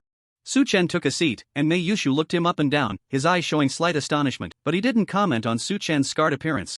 He personally poured tea for him, the liquid flowing into the cup with a soft sound. 2 strands of jade green tea leaves floated in the cup, and upon closer inspection, they turned out to be 2 slender, jade-like green worms. Mei Yushu explained, "This is the Qing silk worm tea from the northern frontier, the favorite tea of the ruler of the Nizhang kingdom. At first taste, the tea is quite bitter, but once it goes down, the lingering flavor between the lips and teeth is refreshing, making one feel at ease." Su Chen picked up the cup and took a sip. Indeed, as Mei Yushu had said, the tea was terribly bitter, somewhat reminiscent of the bitter tea from his past life. After the bitterness, it turned sweet and mellow, offering a unique flavor. After finishing a cup of tea, Mei Yushu asked, "You've seen the seating list for the Dan poetry competition, right?" Su Chen nodded, "I've seen it, quite a few old gentlemen are coming." Mei Yushu sighed, "These old gentlemen can't compare to you, this young gentleman." Su Chen had boasted when comparing poetry with Mr. M.O., claiming that even the ruler of the Nizhang kingdom would call him young gentleman upon seeing him. Mei Yushu had kept that in mind. Su Chen felt a bit embarrassed. The nonsense he had spouted before would likely not be believed if he tried to argue now. "Originally, I thought that if I could secure the number 10 seat, I would be satisfied. Now that it has turned into this situation, with my abilities, it's hard to compete with the other talents, and I fear I will become a laughingstock. Before fulfilling my wish, I absolutely do not want to be ridiculed. Therefore, I need your help, at least to help me secure a top 3 ranking. Ah? Su-chen was surprised. I can still ghostwrite the seeding words, after all, no one is supervising. But how can I help you compete in the competition, under everyone's gaze? Meiyushu took out a pair of pills from his sleeve, handed one to Su-chen while keeping one for himself, saying, "This is the Heart Uniting Pill, a simplified version I created based on the Taisu Heart Uniting Pill from the Seven Saints Pill. It doesn't have the effect of enlightening the mind, but it can briefly convey some information.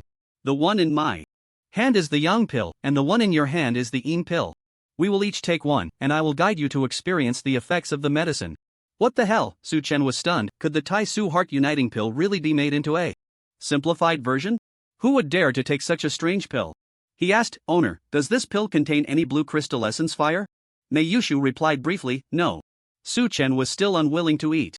He had many secrets in his heart, and if he ate it and Meiyushu found out, wouldn't that expose his identity? The shopkeeper Jean, noticing his thoughts, said, "Young master, even if it's the Tai Su Tong Xan Dan, what it can convey is merely some insights into cultivation. It will never transmit a person's memories or thoughts to another. You must understand that memories cannot be touched is one of the great rules. Otherwise, illusions would have long been invincible in the world." Su-chen knew this great rule of memories cannot be touched. It meant that among the countless secret methods in the world, there was not a single one that could peek into or alter a person's memories. Memories forge reincarnation, belonging to the realm of the Creator, and mortals cannot touch them. This was akin to Su-chen's thunderstorm alchemy prohibiting the refining of the human body. Meiyushu also explained, "After you consume the Tong Xin Dan, all the information you convey to me will be led by you. Any information you are unwilling to convey, I cannot obtain." After hearing this explanation, Su-chen felt somewhat relieved, but he still refused to comply, saying, "How about this, I'll first try it with shopkeeper Jean." Compared to Meiyushu, Su-chen trusted shopkeeper Jean a bit more. Meiyushu then handed the Yang Dan in her hand to shopkeeper Jean. Shopkeeper Jean swallowed the Yang Dan.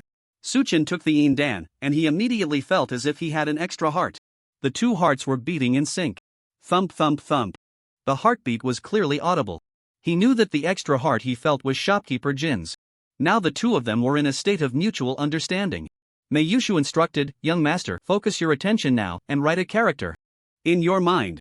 It must be clear and complete so that shopkeeper Jean can know what character you wrote." Su-chen and shopkeeper Jean locked eyes. He did not follow Meiyushu's instructions to write in his mind. Instead, he secretly cursed at shopkeeper Jean, "Your mother is dead." He wanted to test whether shopkeeper Jean could truly peek into his thoughts. As a result, shopkeeper Jean remained calm and showed no reaction. Su-chen then said, "Shopkeeper Jean, you are so loyal to Meiyushu, is he your illegitimate son?" Shopkeeper Jean still showed no reaction. So, Su-chen uttered the most vicious words, "Shopkeeper Jean, you are so supportive of Meiyushu, do you two have a thing for each other? Or is it that Meiyushu turned himself into a woman just to be with you?" Shopkeeper Jean remained unresponsive. Su-chen breathed a sigh of relief. Under such malicious words, with not even a twitch of his brow, shopkeeper Jean could not possibly have such good acting skills. He truly hadn't sensed his thoughts. Thus, Su-chen began to write in his mind. He wrote a slightly complex character, slowly and neatly. Shopkeeper Jean immediately sensed it and wrote the character on paper. Although the two characters looked similar, there was still a difference. Su-chen said, "You wrote it wrong. The character I wrote has in the middle, not." Shopkeeper Jean wiped the sweat from his forehead and replied, "It was too vague. You need to concentrate more. It's best to make the color of the writing brighter." Su-chen imagined the character in his mind as red and wrote the character. This time, shopkeeper Jean accurately wrote. Su-chen roughly understood the effect of the Tong Xin Dan. It was indeed not as powerful as he had imagined.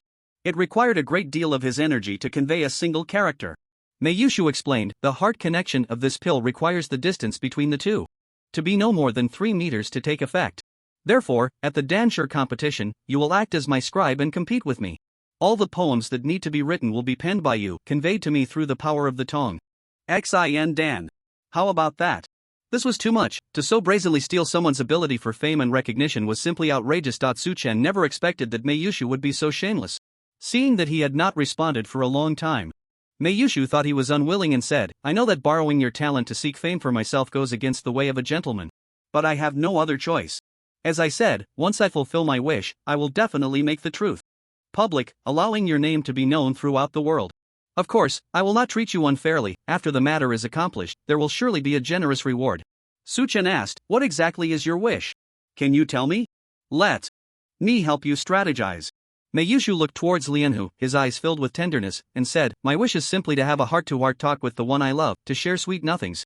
Originally, as long as I could secure a seat in the Tianzi section, she would look at me differently. But now it's different. I need to compete for a place among these literary giants to save face. It was actually because of Su Chen's poem, which was so well written that it raised the stakes too high, making it impossible to retract. Master of the garden, who is the one you love? Meiyushu did not hide it and said, the youngest daughter of the lord of the Nizheng kingdom, Princess Ingluo. Oh. Su Chen suddenly realized, no wonder he was going to such lengths. Princess Ingluo seemed to be one of the judges for this Dan poetry competition. Meiyushu wanted to show off in front of her. However, Meiyushu's status was completely incompatible with that of Princess Ingluo.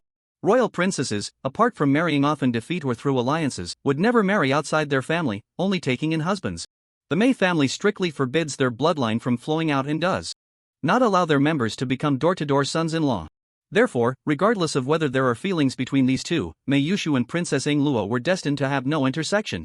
Su Chen said, among the younger generation, my poetry can still make a mark.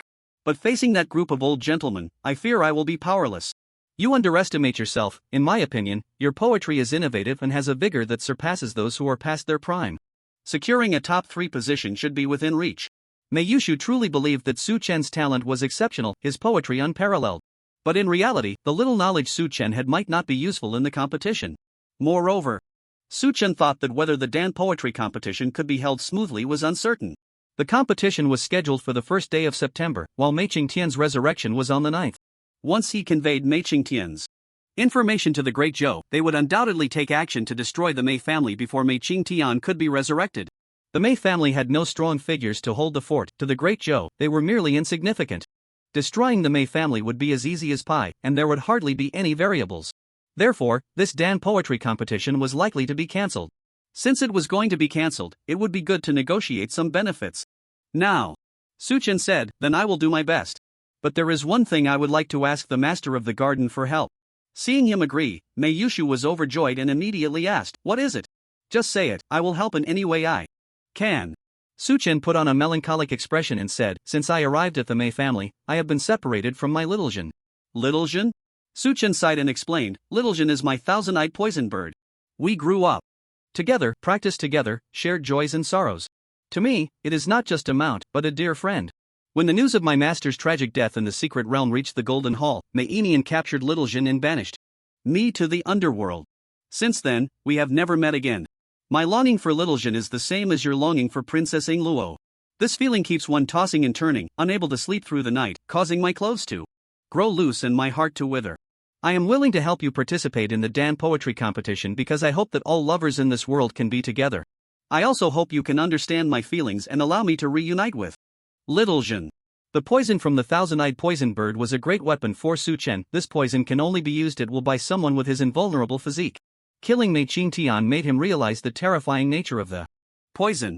Therefore, he must find a way to procure another batch of poison for self-defense. Speaking so eloquently, Meiyushu couldn't help but be moved. The thousand-eyed poisonous bird, he frowned slightly and said, if you wish to reunite with it, I'm afraid that's impossible. The poison is too dangerous. The elders would never allow you to bring the poisonous bird into the nether abyss. However, if you want to see it, I can arrange that. Su Chen replied, seeing it would be good. Meiyushu glanced at the geomantic compass and said, I have to attend the auction in the next 2 days, so I might not have time to take you to see it. How about we go now? Meiyushu was truly straightforward, handling matters cleanly and decisively, never dragging his feet. Su Chen was very pleased. Alright, I'll leave it to the garden master's arrangements. Meiyushu then instructed manager Jin to blindfold Su Chen, and the three of them ascended the mountain together, entering the winter fence hall among the 24 halls of Lingmei. This thousand-eyed poisonous bird had been kept in the winter fence hall ever since it was taken away by Mei Inian. This silly bird had a very gentle temperament. So as long as it was well fed, it was usually shy and quiet, not crying or making a fuss. The only troublesome aspect was that it only recognized masks, not people. It seemed to have a strange connection with the six-eared goathorn mask. Wherever the six-eared goathorn mask was, it would follow. Mei Inian originally wanted to monopolize the six-eared goathorn mask, but as soon as he put it on, this silly bird would break free from all restraints, run to him, and rub its head against him while licking its tongue, spraying poison everywhere. Who could stand that? Unfortunately, this silly bird was incredibly strong, making it very difficult to subdue it. Thus, Mei Inian had no choice but to send a servant from the Golden Hall, who had reached the transformation realm, specifically to take care of the thousand-eyed poisonous bird. The six-eared goat horn mask was worn by this servant, who was also dressed in greenwood clothes to resist the poison. The poison could harm both the vital energy and flesh, but it had no effect on plants. Therefore, wearing a full set of greenwood clothes and wrapping himself tightly, he had nothing to fear from the thousand-eyed poisonous bird licking and rubbing against him. When Su Chen's blindfold was removed, he immediately saw a lifeless servant being pinned under the wing of the thousand-eyed poisonous bird, using it as a cushion while it scratched itself, grunting and rubbing. Mei Yushu found the scene somewhat amusing and was also curious about the relationship between Su Chen and the thousand-eyed poisonous bird. He said to Su Chen, "You can go." Su Chen immediately lunged toward the thousand-eyed poisonous bird, looking excited as if they were reuniting after a long separation, shouting, "Little poison, I miss you so much." Unexpectedly, his shout startled the poisonous bird, which flapped one wing and knocked Su Chen to the ground with a single swipe. The atmosphere became somewhat awkward. The thousand-eyed poisonous bird was indeed quite strong, but fortunately, Su Chen had the Spirit Guardian Cloak for defense and was unharmed. Instead, it made the poisonous bird dizzy. Su Chen struggled to get up from under its wing, hugged its neck, and sighed sadly, "I've lost an eye and ruined my looks, you probably don't recognize me anymore." He stroked the back of the poisonous bird, inserting his fingers into its wings, hiding thousands of insect larvae beneath its feathers.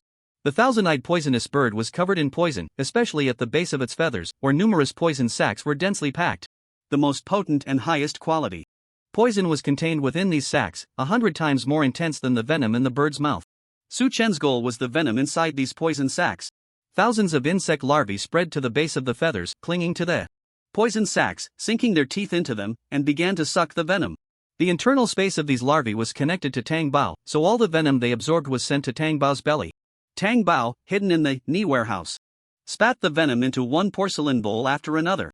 The servant watching over the poisonous bird took the opportunity to free himself from beneath the bird's body. Adjusting the mask on his face, he first bowed to Mei Yushu and called out, "Greetings, Garden Master," then looked at Su Chen with great surprise, exclaiming, "Garden Master, who is this? How dare he come into such close contact with the thousand-eyed poisonous bird?" Mei Yushu replied, "This is young Master Yangshang." The servant suddenly understood and added, "This place is off-limits to outsiders, and bringing poison out is strictly prohibited." So? Mei Yushu frowned and shot a cold glance at the servant. The servant immediately stopped speaking. As the extreme punishment lord of the Mei family, Mei Yushu held a status even higher than that of the family head. Therefore, no one dared to provoke him. Thousands of larvae were sucking poison under the feathers, and the thousand-eyed poisonous bird soon felt uncomfortable, becoming restless, and starting to rub its back against the stone pillars in the hall. It grew increasingly impatient with Su Chen, repeatedly pushing him away with its wings. Su Chen, feeling helpless, put on a wronged expression and said to Mei Yushu, "Garden Master, I've worn the six-eared goat horn mask since I was young. So, the little bird only recognizes the mask, not the person. It probably doesn't recognize me now. Could you return the six-eared goat horn mask to me, or at least let me wear it for a while?" This request was somewhat excessive, and the servant immediately retorted, "Nonsense, that mask belongs to the family head, how could it be given to you?" Su Chen cursed, "Nonsense. Everyone knows that young Master Yangsheng wears the six-eared goat horn mask, when did it become his?" Mei Yushu also knew that the six-eared goat horn mask and the thousand-eyed poisonous bird were the trademarks of young Master Yangsheng. The Mei family taking someone else's treasure as their own was quite disgraceful. His expression darkened as he said to the servant, "Take off the mask and let him wear it for a while." The servant looked unwilling, but had no choice but to remove the mask and hand it to Su Chen. Su Chen took the six-eared goat horn mask and put it on his face, feeling a hint of regret in his heart. What a pity, it didn't rain today, otherwise, I could have obtained the refining array for the six-eared goat horn mask. As soon as he put on the mask, the attitude of the poisonous bird towards him changed immediately. It leaned its back against him and chirped incessantly. Su Chen said, "Oh, you haven't itch on your back, let me scratch it for you." He reached out and began to scratch the back of the poisonous bird, while also controlling the larvae to move. The areas he scratched immediately stopped itching, but other spots began to itch again. The poisonous bird looked utterly content, tilting its head and pointing with its long beak to other areas. Su Chen then moved to another spot to scratch it again. His hand remained hidden beneath the lush feathers of the poisonous bird. The small actions he was taking went completely unnoticed by Mei Yushu and the others. Continuously changing spots to absorb the poison, he nearly drained the poison sacs on the back of the poisonous bird. Inside the knee warehouse, the poison spat out by Tang Bao filled more than a dozen large bowls. This efficiency surprised Su Chen. Previously, during the Great Zhou period, extracting poison was far from this simple, it was extremely difficult. It involved prying open the feathers piece by piece, even pulling them out. Then, using specialized tools, the poison liquid would be squeezed out of the sacs. Each poison sac was only the size of a pinhole.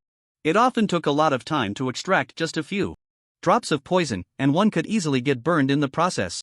The Mei family was no different. Initially, they expended a great deal of effort to obtain a few bottles of poison. However, they mostly used it for research, wanting to use it themselves, but no one had the ability to do so. So, once the novelty wore off, no one was willing to expend effort extracting poison anymore. Su Chen felt this opportunity was rare, so he was particularly ruthless, draining the poison sacs on the back of the poisonous bird, then began to reach under its belly to scratch, emptying the poison sacs there as well. In the eyes of Mei Yushu and the others, Su Chen seemed to be playing with the poisonous bird. Moreover, the poisonous bird was clearly more intimate with Su Chen than with the servant, constantly changing positions to let Su Chen scratch its itch. The servant was stunned and murmured, "No wonder he is the young master of the 10,000 poison cave, only he could tame this 1,000-eyed poison bird." In the end, he filled a total of 18 large bowls, having completely drained the poison sacs from the bird. Su Chen was quite satisfied. He retracted the insect and voluntarily left the 1,000-eyed poison bird, removing his mask. Just as he was about to return the mask to the servant, a flood of information suddenly appeared in his mind, and a refining array materialized out of thin air. Six-eared sheep horn mask, 4th rank. Xian Jade magical artifact. Refining materials: Xian Jade, tiger skin wood, red Xian grass, purple Xian grass, blue Xian grass, ancient sheep god essence, 4th rank gold jade bone powder. Su Chen was taken aback. Is this the composition? Materials and refining array for the six-eared sheep horn mask? How could this be? Could it be raining outside? He looked out of the hall, and indeed, fine rain was falling from the sky. It was so light that he hadn't noticed it. Su Chen felt delighted. Great! It's truly a timely rain. He suppressed his excitement and returned the mask to the servant. Then, he pretended to take out a 3,000-tael silver ticket from his bosom and handed it to the servant, saying, "From now on, please take care of the little bird. I hope you treat it well and do not mistreat it." The servant was a bit confused, not expecting Su Chen to give him money, and replied, "It's nothing. Taking care of it is my duty, as long as it doesn't mistreat me, that's enough." Su Chen then cupped his fists towards Mei Yushu and said, "I am satisfied just to see the little bird. Thank you for your kindness, master of the garden, we can go back now." Mei Yushu had the shopkeeper blindfold Su Chen again and led him down the mountain. Su Chen flattered him all the way, repeatedly assuring that he would do his utmost in the competition, even boasting that he would take the top prize in this grand contest. The flattery made Mei Yushu feel quite pleased. When they reached the Lotus Fragrance Pavilion, he took out 2 pills from his sleeve and handed them to Su Chen, saying, "These 2 pills are the Tai Su Tong Xin Dan. This is a reward set by the Mei family for the number 1 seat. I specifically asked the family head for them to give to you." Tai Su Tong Xin Dan? Su Chen was surprised. He had no idea there would be such rewards in the seat competition. Mei Yushu was indeed very generous. Additionally, there is a reward of 100,000 taels of silver, which I will have someone deliver to your residence later. I have prepared a house for you by Green Cicada Lake. You can move your family in. From today on, you will be the master of Yuan, with a status equivalent to that of the shopkeeper. However, you will only be responsible for managing the lower 3 levels. Su Chen was overjoyed. Mei Yushu was truly extravagant. He repeatedly thanked him and asked, "I have a cook at my place, can I bring him along?" Mei Yushu did not hesitate and said, "Of course. Go ahead, and have the shopkeeper take you to see the house. By the way, announce your identity throughout Yuan. From now on, no one can restrain you in Yuan. You can live freely and express your poetic nature, adjusting your mood to the best state." Everything was arranged perfectly. Settling by Green Cicada Lake was the most advantageous location for Su Chen. Green Cicada Lake was on the 7th level of the underworld, with an underground river connecting to the cave in Sangmu Garden. Building a secret passage here for escape was ideal. The shopkeeper led Su Chen down the mountain, and upon reaching the 7th level, they circled around Green Cicada Lake and stopped in front of a beautifully scenic and elegantly decorated residence.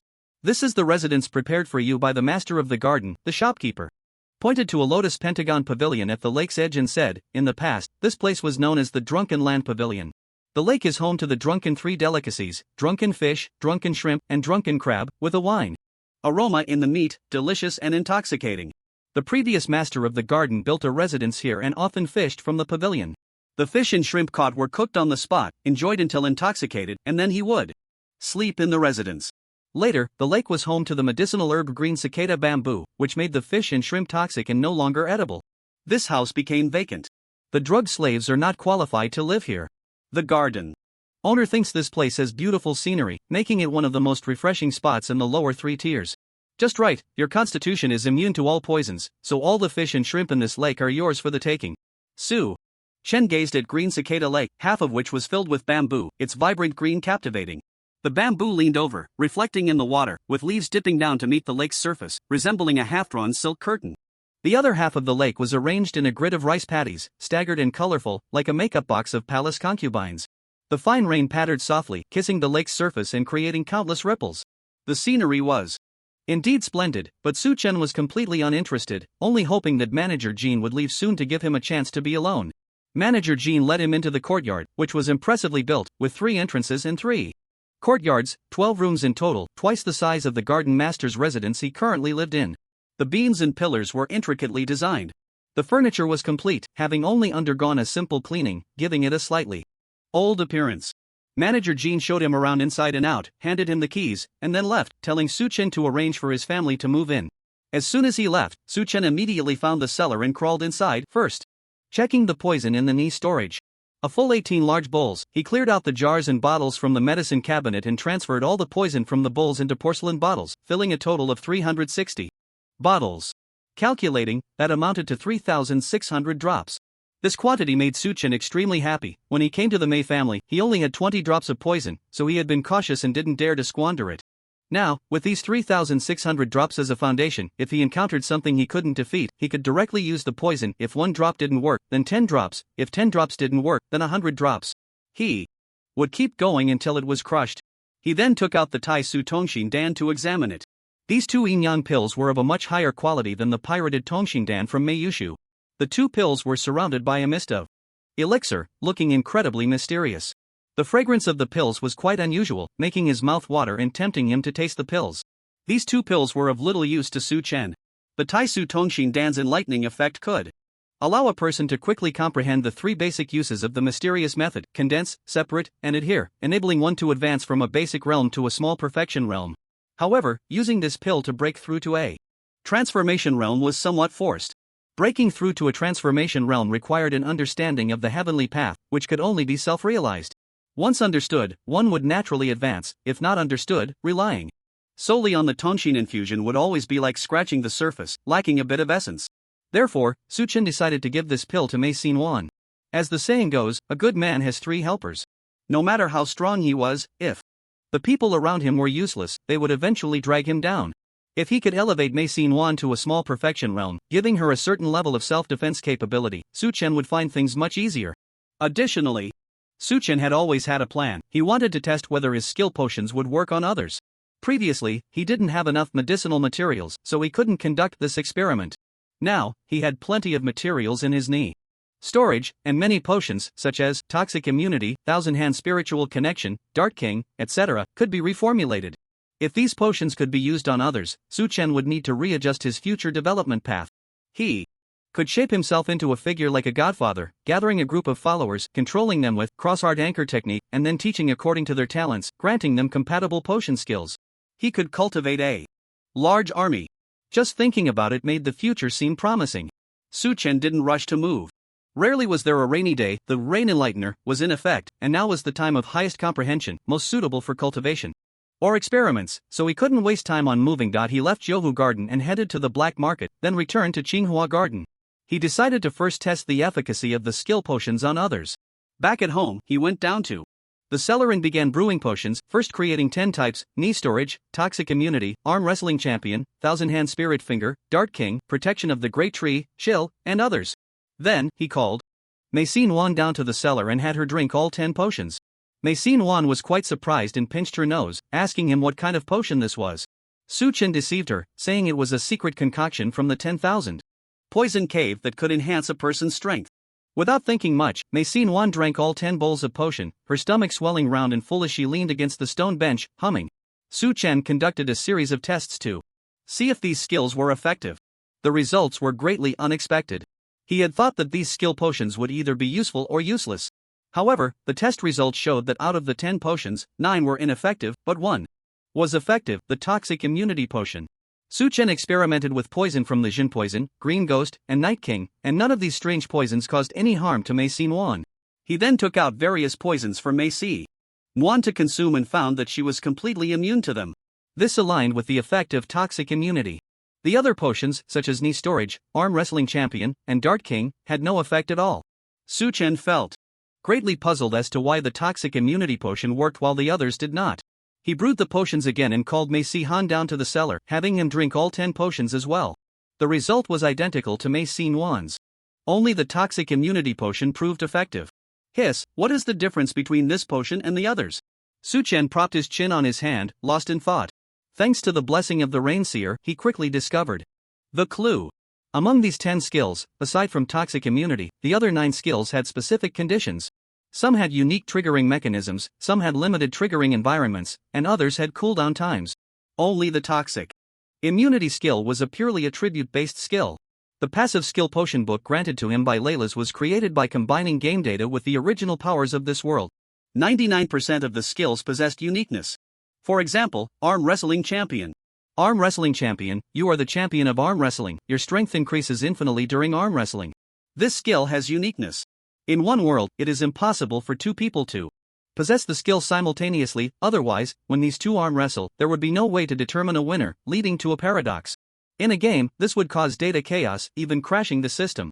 The same situation applies if 2 people with the Gravekeeper's cloak skill attack each other, contradictions would arise. Therefore, aside from a very few pure attribute skills like toxic immunity, other skills are designed to have uniqueness. This means that in one world, only one person can possess a particular skill. This left Su Chen somewhat disappointed. There were only 6 pure attribute skills in the potion book. So far, he had only created the toxic immunity skill. The materials for the other 5 skills had yet to be gathered. However, pure attribute skills are generally quite powerful. For instance, Dragon Blood grants one the bloodline of dragons, providing powerful recovery abilities. For example, God's right leg increases the strength of the right leg by 100,000 pounds. The materials for these skills are extremely rare, even gathering enough for one potion is quite difficult, making it impossible to use them to cultivate subordinates. The toxic immunity skill requires exceptional strength to maximize its effectiveness. She herself only had a single realm and had mastered the use of stickiness. The mysterious energy, like Su Chen, is also a strange energy. Because the is the lowest grade 10 grade with spirit bone, the amount of mysterious energy within is extremely limited. To enhance her strength, she must first elevate her realm.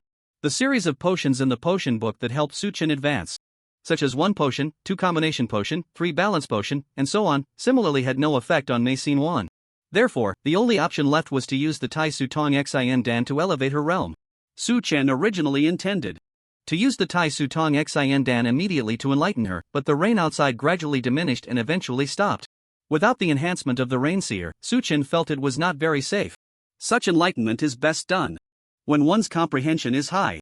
So, it was better to wait for a rainy day, preferably a day of heavy rain, before using the Tai Su Tong Xin Dan. Mei Yuan and Mei Han were pulled by Su Chen to conduct a series of experiments, all of which left them as confused as a monk who couldn't grasp the situation. Su Chen explained to them, just now, the potion you drank was a secret medicine from my 10,000 poison cave. It grants a person a body that is immune to all poisons. I have already conducted experiments with poisonous herbs, and now both of you have become immune to poison, just like me. Immune to poison? Mei Yuan's eyes lit up as she incredulously touched her body. The aftertaste of those poisonous herbs still lingered in her mouth.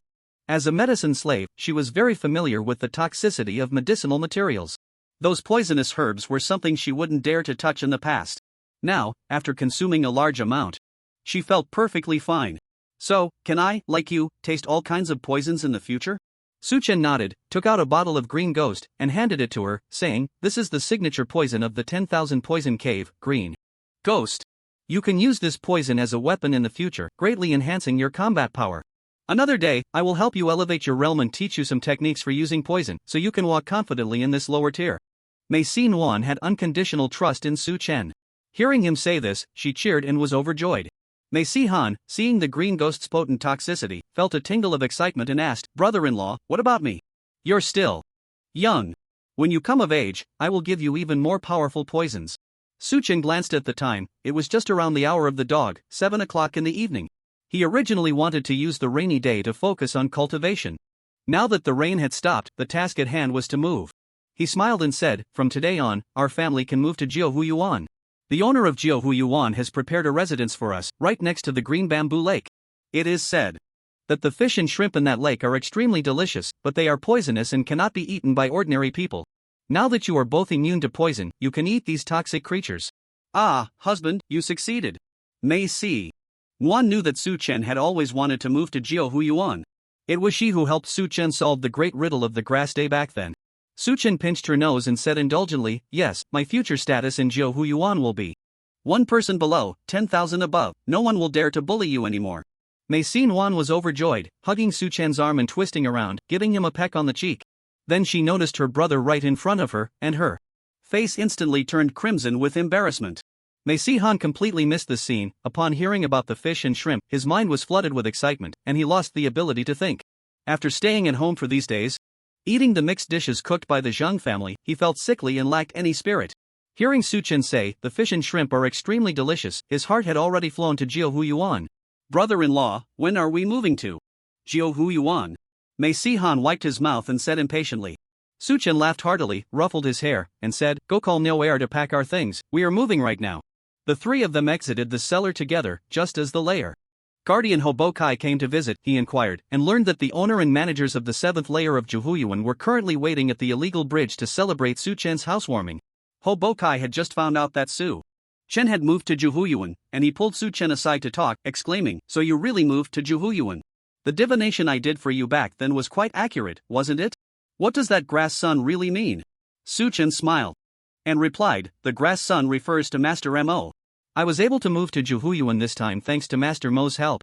Hobokai's eyes lit up as he suddenly realized, so it was him all along. But Master Mo is elusive, even the higher-ups of the Mei family keep it a secret. His identity must be quite extraordinary, right? Su Chen nodded. "His identity is very special. If you see him in the future, keep your distance as much as possible." Hobokai nodded and looked Su Chen up and down, saying in surprise, "You seem to have good fortune coming your way lately, but this good fortune can only last for a short time. It can't be held on to for long. How strange. Good fortune?" Su Chen recalled one of his skills. Lucky day. The 8th of every month is his lucky day, and on this day, he would be blessed with great fortune. The day after tomorrow is July 8th, which just happens to be his lucky day. The good fortune that Hobokai mentioned must refer to this day. Su Chen asked him, "What happens when good fortune arrives?" Hobokai's face was full of envy. "When good fortune arrives, it naturally means benefits come your way, wishes come true, and you can even pick up money while walking down the street." Su Chen was very pleased. His primary task now was to deliver intelligence to the Great Zhou. Sending intelligence on his lucky day should be foolproof. He invited Hobokai to drink, but was refused, saying he was afraid of falling into a drinking habit. After Hobokai left, Su Chen and the others began to pack their luggage. There wasn't much luggage, but the furniture was all given to him by the owners of the 9th layer of King Weiwen on the day he became the owner, all brand new. Zhengshi thought it would be a waste to leave it here, so she hired about 10 medicine slaves to load all the furniture onto a cart and take it to the black market. When they arrived at the illegal bridge, a group of people was there to greet them. The layer guardians of the 7th layer of Yuan, 6 owners, and 12 managers were all present. The gold shopkeeper conveyed that Su Chen had become the manager of Yuan, and they immediately gathered to hold a meeting. Su Chen's current identity was akin to a local emperor of the lower 3 layers of Yuan. He had to curry favor with them. So, they immediately took action and waited together in the black market. Lu Wuwei stood at the front. He was the most familiar with Su Chen, so they sent him to introduce. Upon seeing the several carts of furniture, Lu Wuwei said, "Young master, you don't need to bring this furniture. The layer guardians and the 6 owners have already sent people to the market to select new furniture, ensuring they buy the best to fill your new home." The layer guardian of Yuan, named Kongso, was a burly old man with a beard down to his chest. He stepped forward and said, "Young master, you don't need to worry about household matters. We have already set up a banquet at Zizhu Tower. We can go eat directly, and when we return after the meal, everything at home will be arranged properly." This group of people was truly considerate, not wanting Su Chen to exert even a little effort. Su Chen was also happy to have peace and quiet, so he rewarded all the medicine slaves who pulled the carts with the furniture. Then he followed Kongso and the others to the banquet. Because Zhengshi's current identity was quite special and could not show her face in public, Su Chen asked Mei Sinyuan to accompany her directly to Yuan's new home, leaving Mei Sihan to go with him to the banquet.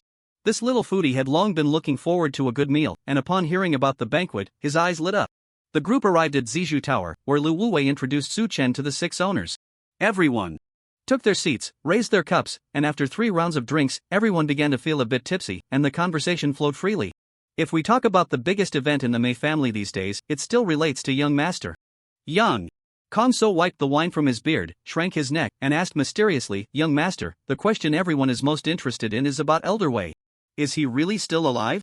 Su Chen was somewhat surprised. Why was this topic being brought up? He asked, "Why are you asking this?" "Ha?" Konso was slightly taken aback. "Young master, you don't know? There have been rumors in Yangwu town for a long time that Elder Wei is still alive." "Ah?" Su Chen was taken aback. "What's going on? Who spread this news?" Konso was also a bit astonished. "No way, you really don't know about this? I've been bedridden recently and haven't heard any news. Wei Qianchang is still alive? What a joke. If he were alive, how would Su Chen, this fake disciple, manage?" He grabbed Konso's sleeve and urgently asked, "You must tell me, what exactly is going on?" Konso recounted the rumors he had heard in detail, with other garden masters nearby adding their input. Su Chen quickly understood the ins and outs of the situation. This matter was somewhat ridiculous, and the developments were quite unexpected. Half a month ago, the Mei family issued an announcement in Yangwu town. It stated that their medicine store had been robbed, with all 5 stores losing their stock. It was confirmed that the thief was an outsider, a lawless expert colluding with an internal traitor from the Mei family. The Mei family issued a bounty to capture this lawless expert. Anyone providing relevant information would receive a reward of 100,000 taels of silver from the Mei family. Additionally, anyone who could capture him would be rewarded with 1 spirit pill, 1 Kaiyang falling star pill, 1 Taizu heart pill, 1 dragon elephant pill, and 1 youth retaining pill. Meanwhile, the Mei family also announced that due to the large-scale theft of medicinal materials and pills, the prices of their pills and materials would increase by 30% starting immediately. This news caused a huge uproar. It was rare to see a bounty for a lawless expert in 100 years. The rewards offered by the Mei family were indeed tempting, with 5 holy pills worth over 10 million taels of silver. This was enough to stir the interest of various major forces. However, the rise in pill prices led to widespread complaints. The Dan poetry competition was approaching, and pills were supposed to be sold at discounted prices. All major forces had sent merchant teams to gather at Yangwu Mountain, hoping to take advantage of the discounts. Now that the prices of pills had risen, what was the point of the discount? Thus, various major forces sent envoys to Yangwu Mountain to understand the situation regarding the Mei family's stolen medicine store. The Mei family had long since unified their statements, insisting that all 5 stores had been robbed and that the losses were severe. They also claimed that to ensure the transaction volume for the Dan poetry competition, they had mobilized all their stock of medicinal materials, even harvesting materials that were not yet ripe, working overtime to refine pills.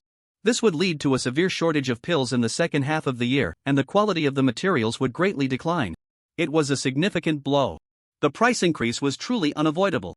The Mei family seriously announced some information they had gathered about the thief, stating that this person possessed spatial abilities, could suppress evil spirits, and was even proficient in the art of puppetry, asking all major forces to help track down this person's whereabouts. The act was well played, with no apparent flaws. The major forces had no way to counter it. 2 days later, news from the Yuan Beast Mountains merchant team said that the Mei family had previously rented their blood spirit mouse to find the thief. They had seen with their own eyes that the thief was the young master of the Yuan Poison Cave.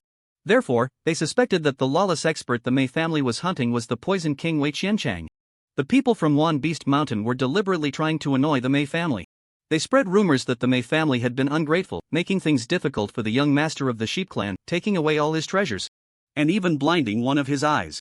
Who would have thought that Wei Qianchang was not dead? After escaping from the secret realm, he had contacted the young master of the sheep clan. The two of them worked together to completely loot the Mei family's medicine store and pill room. This rumor had many holes, but it was not entirely baseless. Elder Hua Jing from the Hua family had seen Su Chen in the Golden Hall, noticed he wasn't wearing the 6-horn mask, and that one of his eyes was blind. He guessed that Su Chen had suffered persecution from the Mei family. It is true that the rumors about the Mei family being untrustworthy are not unfounded. However, the notion that Wei Qianchang is still alive is nothing but nonsense. Anyone with a slightly discerning mind can see the flaws in this story. Wei Qianchang, known for his mastery of poison and his volatile temper, is fiercely protective of his own. If he were alive and learned that his disciple had been humiliated, he would surely turn Yangwu Mountain upside down. There's no way he would engage in such petty theft of a medicine store. Yet, the world is filled with ordinary people, and few can see through the truth. People prefer to believe in sensational tales, especially those involving a master avenging his disciples' disgrace, which are particularly popular. The Mei family initially thought such illogical rumors were not worth their attention. Unexpectedly, as the saying goes, 3 men can create a tiger, and the rumor grew more credible with each retelling, eventually embellished and even illustrated in a pamphlet circulating in Yangwu town, painting the Mei family as untrustworthy and greedy. If this momentum is not controlled, the Mei family will gain a notorious reputation. Mei Enian quickly issued a statement clarifying that young Master Yanshan was not a thief but a hero who captured the internal traitor. The reason he was pursued by the blood spirit rat was that he had been stained with the traitor's blood. The thief could not possibly be Wei Qianchang. The news of the Thunder Emperor's death could not be mistaken. That's about how things stand. After Su Chen figured out what was going on, he couldn't help but laugh and cry at the same time. He finally understood why the Mei family had fabricated a story about a thief at the non-law realm. The purpose was to attract attention and cover up their true intention of raising prices through pity. This tactic was indeed somewhat despicable. This incident also served as a wake-up call for Su Chen. When contacting the Great Zhou, he needed to think carefully about what to say, as the advisors of Great Zhou were likely still in the dark. The people of Great Zhou were indeed confused. Previously, Su Chen had instructed them to intercept the blood spirit rat, claiming it was a matter of life and death. They failed to stop the rat from ascending the mountain and thought Su Chen was doomed. After the Mei family issued a bounty, they immediately realized that the Mei family had summoned the blood spirit rat to catch the thief. Could it be that Su Chen was the thief? However, just 2 days later, the Mei family clarified that Su Chen was the hero who captured the internal traitor. This completely muddled the minds of the Great Zhou people. What role did Su Chen play in the theft of the medicine store? It was truly perplexing. Especially since the theft also involved another non-law realm expert, which sent chills down the spines of the Great Zhou people, leading them to speculate whether other forces were targeting the Mei family. Now, the people of Great Zhou were hoping that Su Chen was still alive and could send them some news. A dinner lasted for more than an hour before it ended. Faced with various questions, Su Chen was vague and evasive. After the meal, Su Chen asked Kong So to arrange for him to obtain a pass to Yangwu town. He planned to head to Yangwu town the day after tomorrow to convey the news to Great Zhou. That night, Su Chen and his family stayed in their new home. Mei Yushu sent him a reward of 100,000 taels of silver, all in pill vouchers, packed in a small box. This made Mei Xinyuan and the others extremely happy, saying that they had never seen so much money even when Mei Yulian was still alive. The next morning, Kong So delivered the pass for leaving the mountain. That day, Su Chen enjoyed a leisurely time, taking his family around Zhouvu Garden to familiarize themselves with their new territory. By evening, the family fished for fish, shrimp, and crabs in Green Cicada Lake and cooked them for dinner.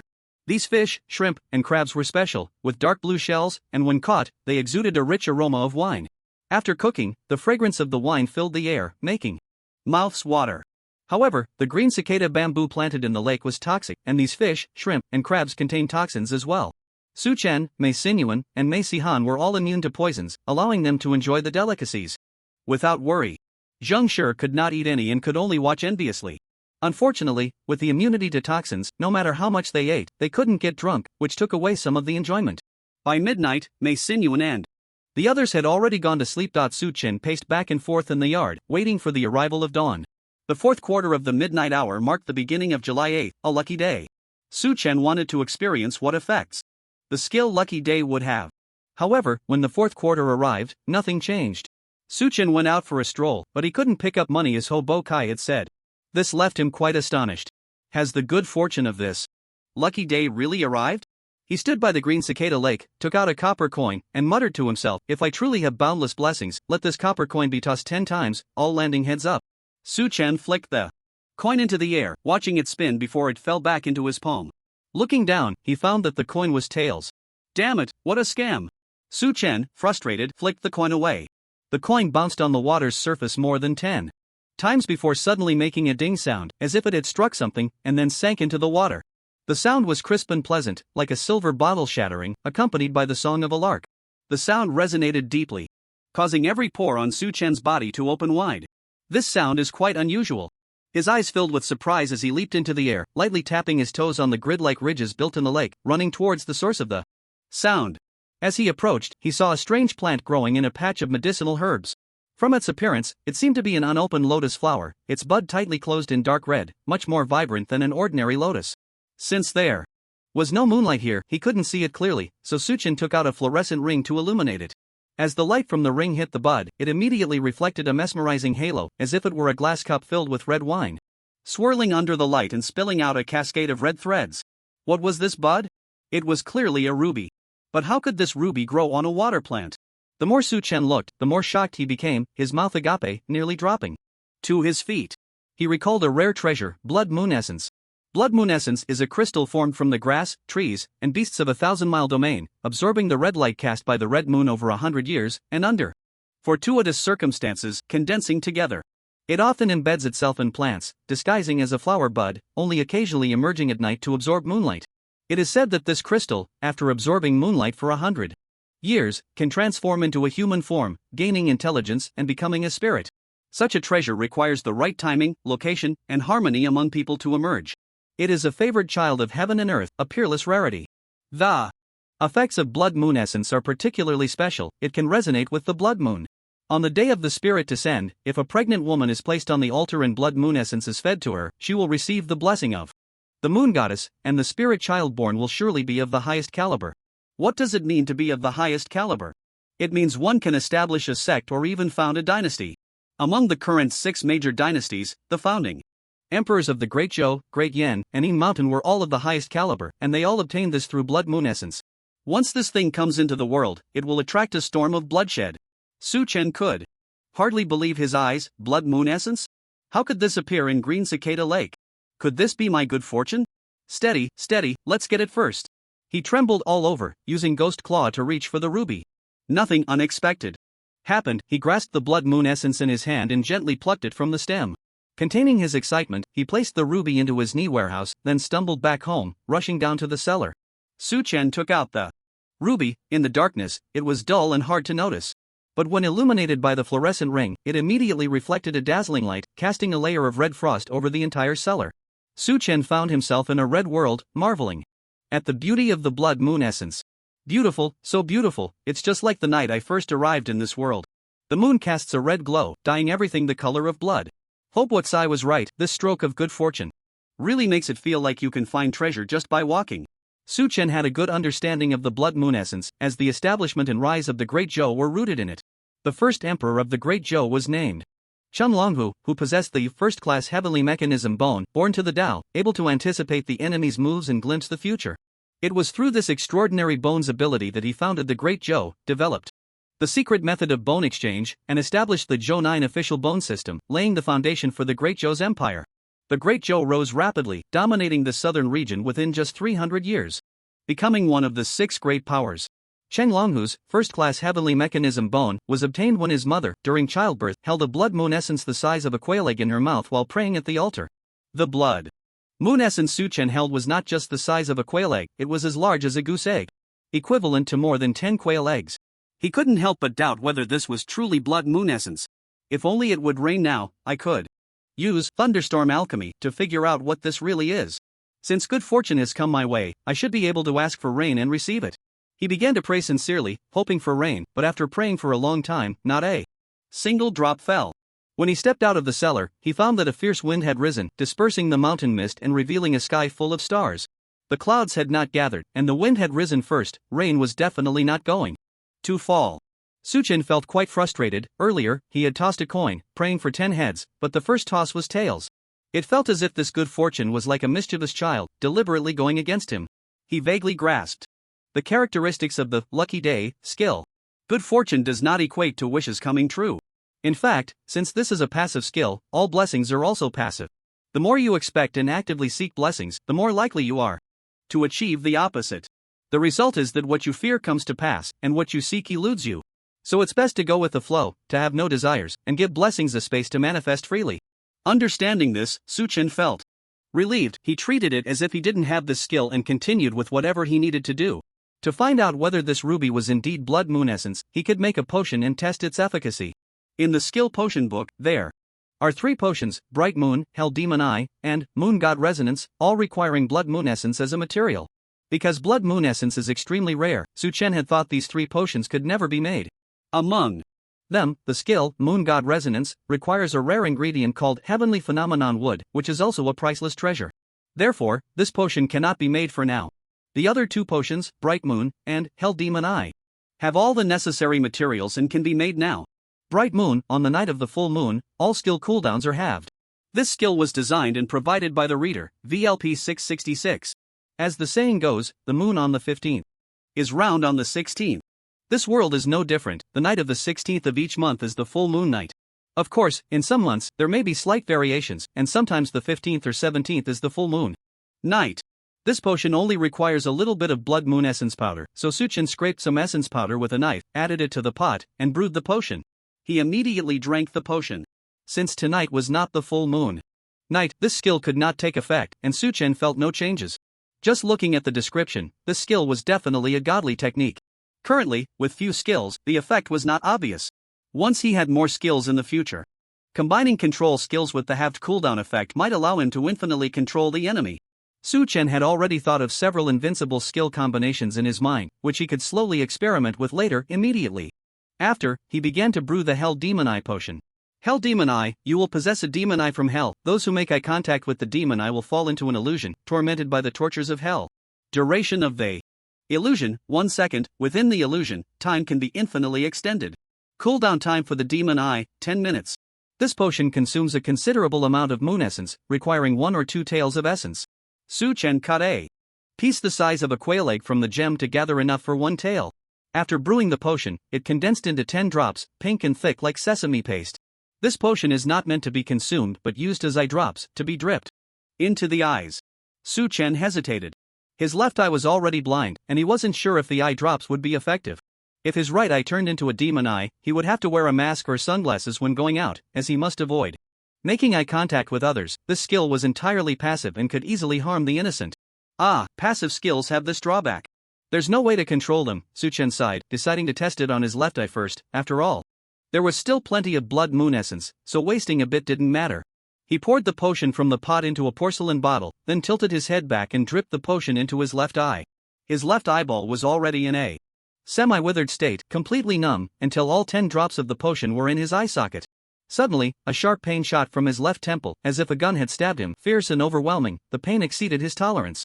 Suchen was caught off guard, unable to let out a scream, and immediately fainted.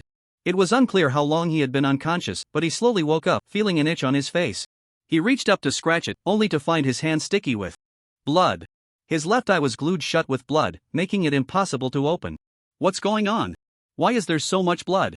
Is there something wrong with this potion? He took out a jug of clean water to wash the blood off his face, enduring the knife-like pain from his left temple, and opened his left eye. In an instant, everything became clear, his field of vision doubled, and this long-lost feeling jolted his spirit. He quickly covered his right eye and looked around with just his left eye, astonished to find that his previously blind left eye had regained its sight. My left eye can see? Suchen was overjoyed and quickly took out a copper mirror to check. He found that his once withered left eye was now full and bright, no different from his right eye. However, upon closer inspection, he noticed a shadow of an inverted pagoda swirling within the pupil of his left eye, spinning like a top. This pagoda resembled a spring bamboo shoot, slender and upright, with the base like a lid and the top like a bottle, its color resembling iron, with scales like frost. The tower was carved with thousands of fierce ghost statues, each with a different pose, all vividly lifelike. Suchen counted layer by layer and discovered that this inverted pagoda had a total of 18 layers. He concentrated, sending his mystical energy into his left eye, and his consciousness was immediately drawn into the pagoda. He felt tiny, standing beneath the towering pagoda that reached into the clouds. At the entrance, the great door stood open, with a plaque hanging high above inscribed with 7 large characters. First layer, tongue-pulling hell. This is the 18 layers of hell? Upon seeing the 4 characters tongue-pulling hell, Suchen understood this was the hell within the demon eye. It seemed that the ruby truly was blood moon essence. This skill had activated. He strode into the pagoda. Inside the pagoda, blood light obscured the sun, creating a grim, blood-colored world. Above was a blood-red moon. 7 or 8 massive mountains of withered bones towered, with a rolling river of blood flowing beneath them. On the riverbank, the ground glowed like burning iron, reflecting a terrifying red light, with layers of blood mist rising. Thousands of execution platforms stood along the bank, each bound with a prisoner, with little demons executing them nearby. The steward at the checkpoint was on high alert, but upon seeing the foreign affairs token awarded by the family head hanging from his body, he asked a couple of questions from a distance and let him pass. Mei Yuan and Mei Sihan were also looked down upon, as no one was willing to search them closely. They merely checked their exit passes and let them go. The three of them were blindfolded.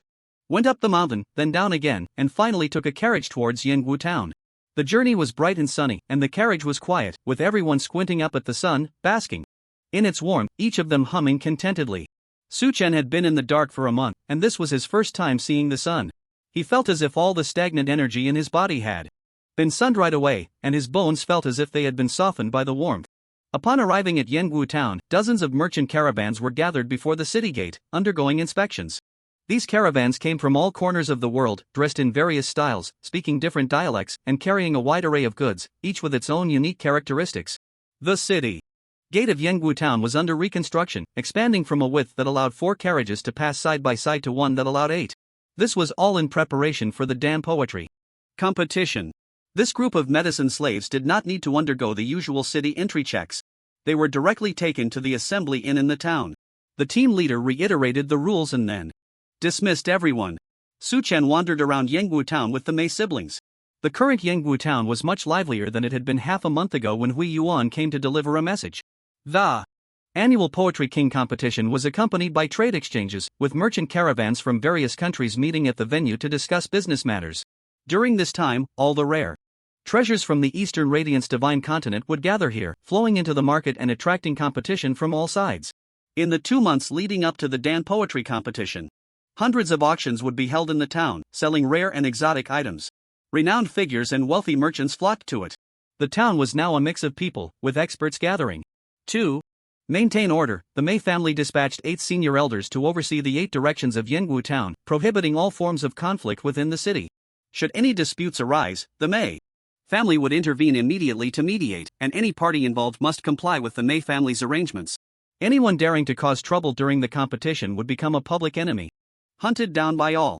Su Chen and the others basked in the sun in the town, admiring the dazzling array of goods on the streets, feeling immensely content. Yangwu town covered a vast area, and it would take 3 days and nights to walk around the city. The medicine slaves could only roam a small area in the north of the town, which accounted for just 1% of Yangwu town. However, though small, it was fully equipped with everything one could desire for eating, drinking, and entertainment. When they reached a Mei family's smokehouse, Su Chen stopped, entered the smokehouse, and bought a cart of tobacco.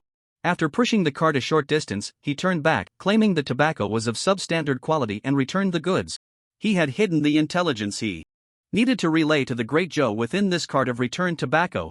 The method of transmitting this intelligence had been prearranged. After returning the tobacco, Su Chen entered a tavern across from the smokehouse, ordered a table of food and drinks, and while having lunch, observed the movements of the smokehouse. At noon, a window on the second floor of the smokehouse suddenly opened, and a shop assistant knocked 3 times on the window with a smoking pipe, scattering ash everywhere. This action of scattering ash was a signal, indicating to Su Chen that the message had been sent out of Yangwu town and was on its way to the Great Joe. Su Chen let out a sigh of relief, feeling overjoyed. He handed Mei Yuan a stack of Dan tickets, saying, "This is 10,000 taels of silver. Take it and buy whatever you want. Have a good time with Sihan. I have some matters to attend to, so I won't accompany you. If you encounter any danger, use the mother and child ring to notify me." Su Chen had already planted the divine pattern on both of them, allowing him to check on their movements at any time. With the foreign affairs token, his range of activities was much larger than that of other medicine slaves. He left the north of the town and headed towards the center, asking around as he searched for the auction venue. He wanted to see what treasures were at the auction. As he walked, Su Chen noticed that the Mei family was everywhere. There were people with the Mei family armbands patrolling all around. Many people's gazes lingered on him. Some would even walk directly towards him, but upon getting closer and seeing the foreign affairs token hanging from his waist, they would suddenly stop. One by one, they cast warning glances at him. After walking for a while, Su Chen put on a mask. The electric scar on his face made his appearance look fierce. Some children would scream in fright upon seeing him. In Yangwu town, there were more than a dozen auction venues, large and small. After half an hour of walking, he arrived at an auction venue called Yanheiji. This venue was cooperated by the Mei family and the Great Yan dynasty, and it was one of the 3 major auction venues in Yangwu town. Only reputable and influential regulars were allowed to enter here. Newcomers wishing to participate in the auction needed to be introduced by regulars. Su Chen did not have the qualifications to enter, so he could only circle around the venue, hoping to find some other way in. As a result, when he turned to the Back of the venue, he was drawn to a stall that had caught his attention. There were many people gathered around the stall, pointing and discussing animatedly. As he got closer, he took a look.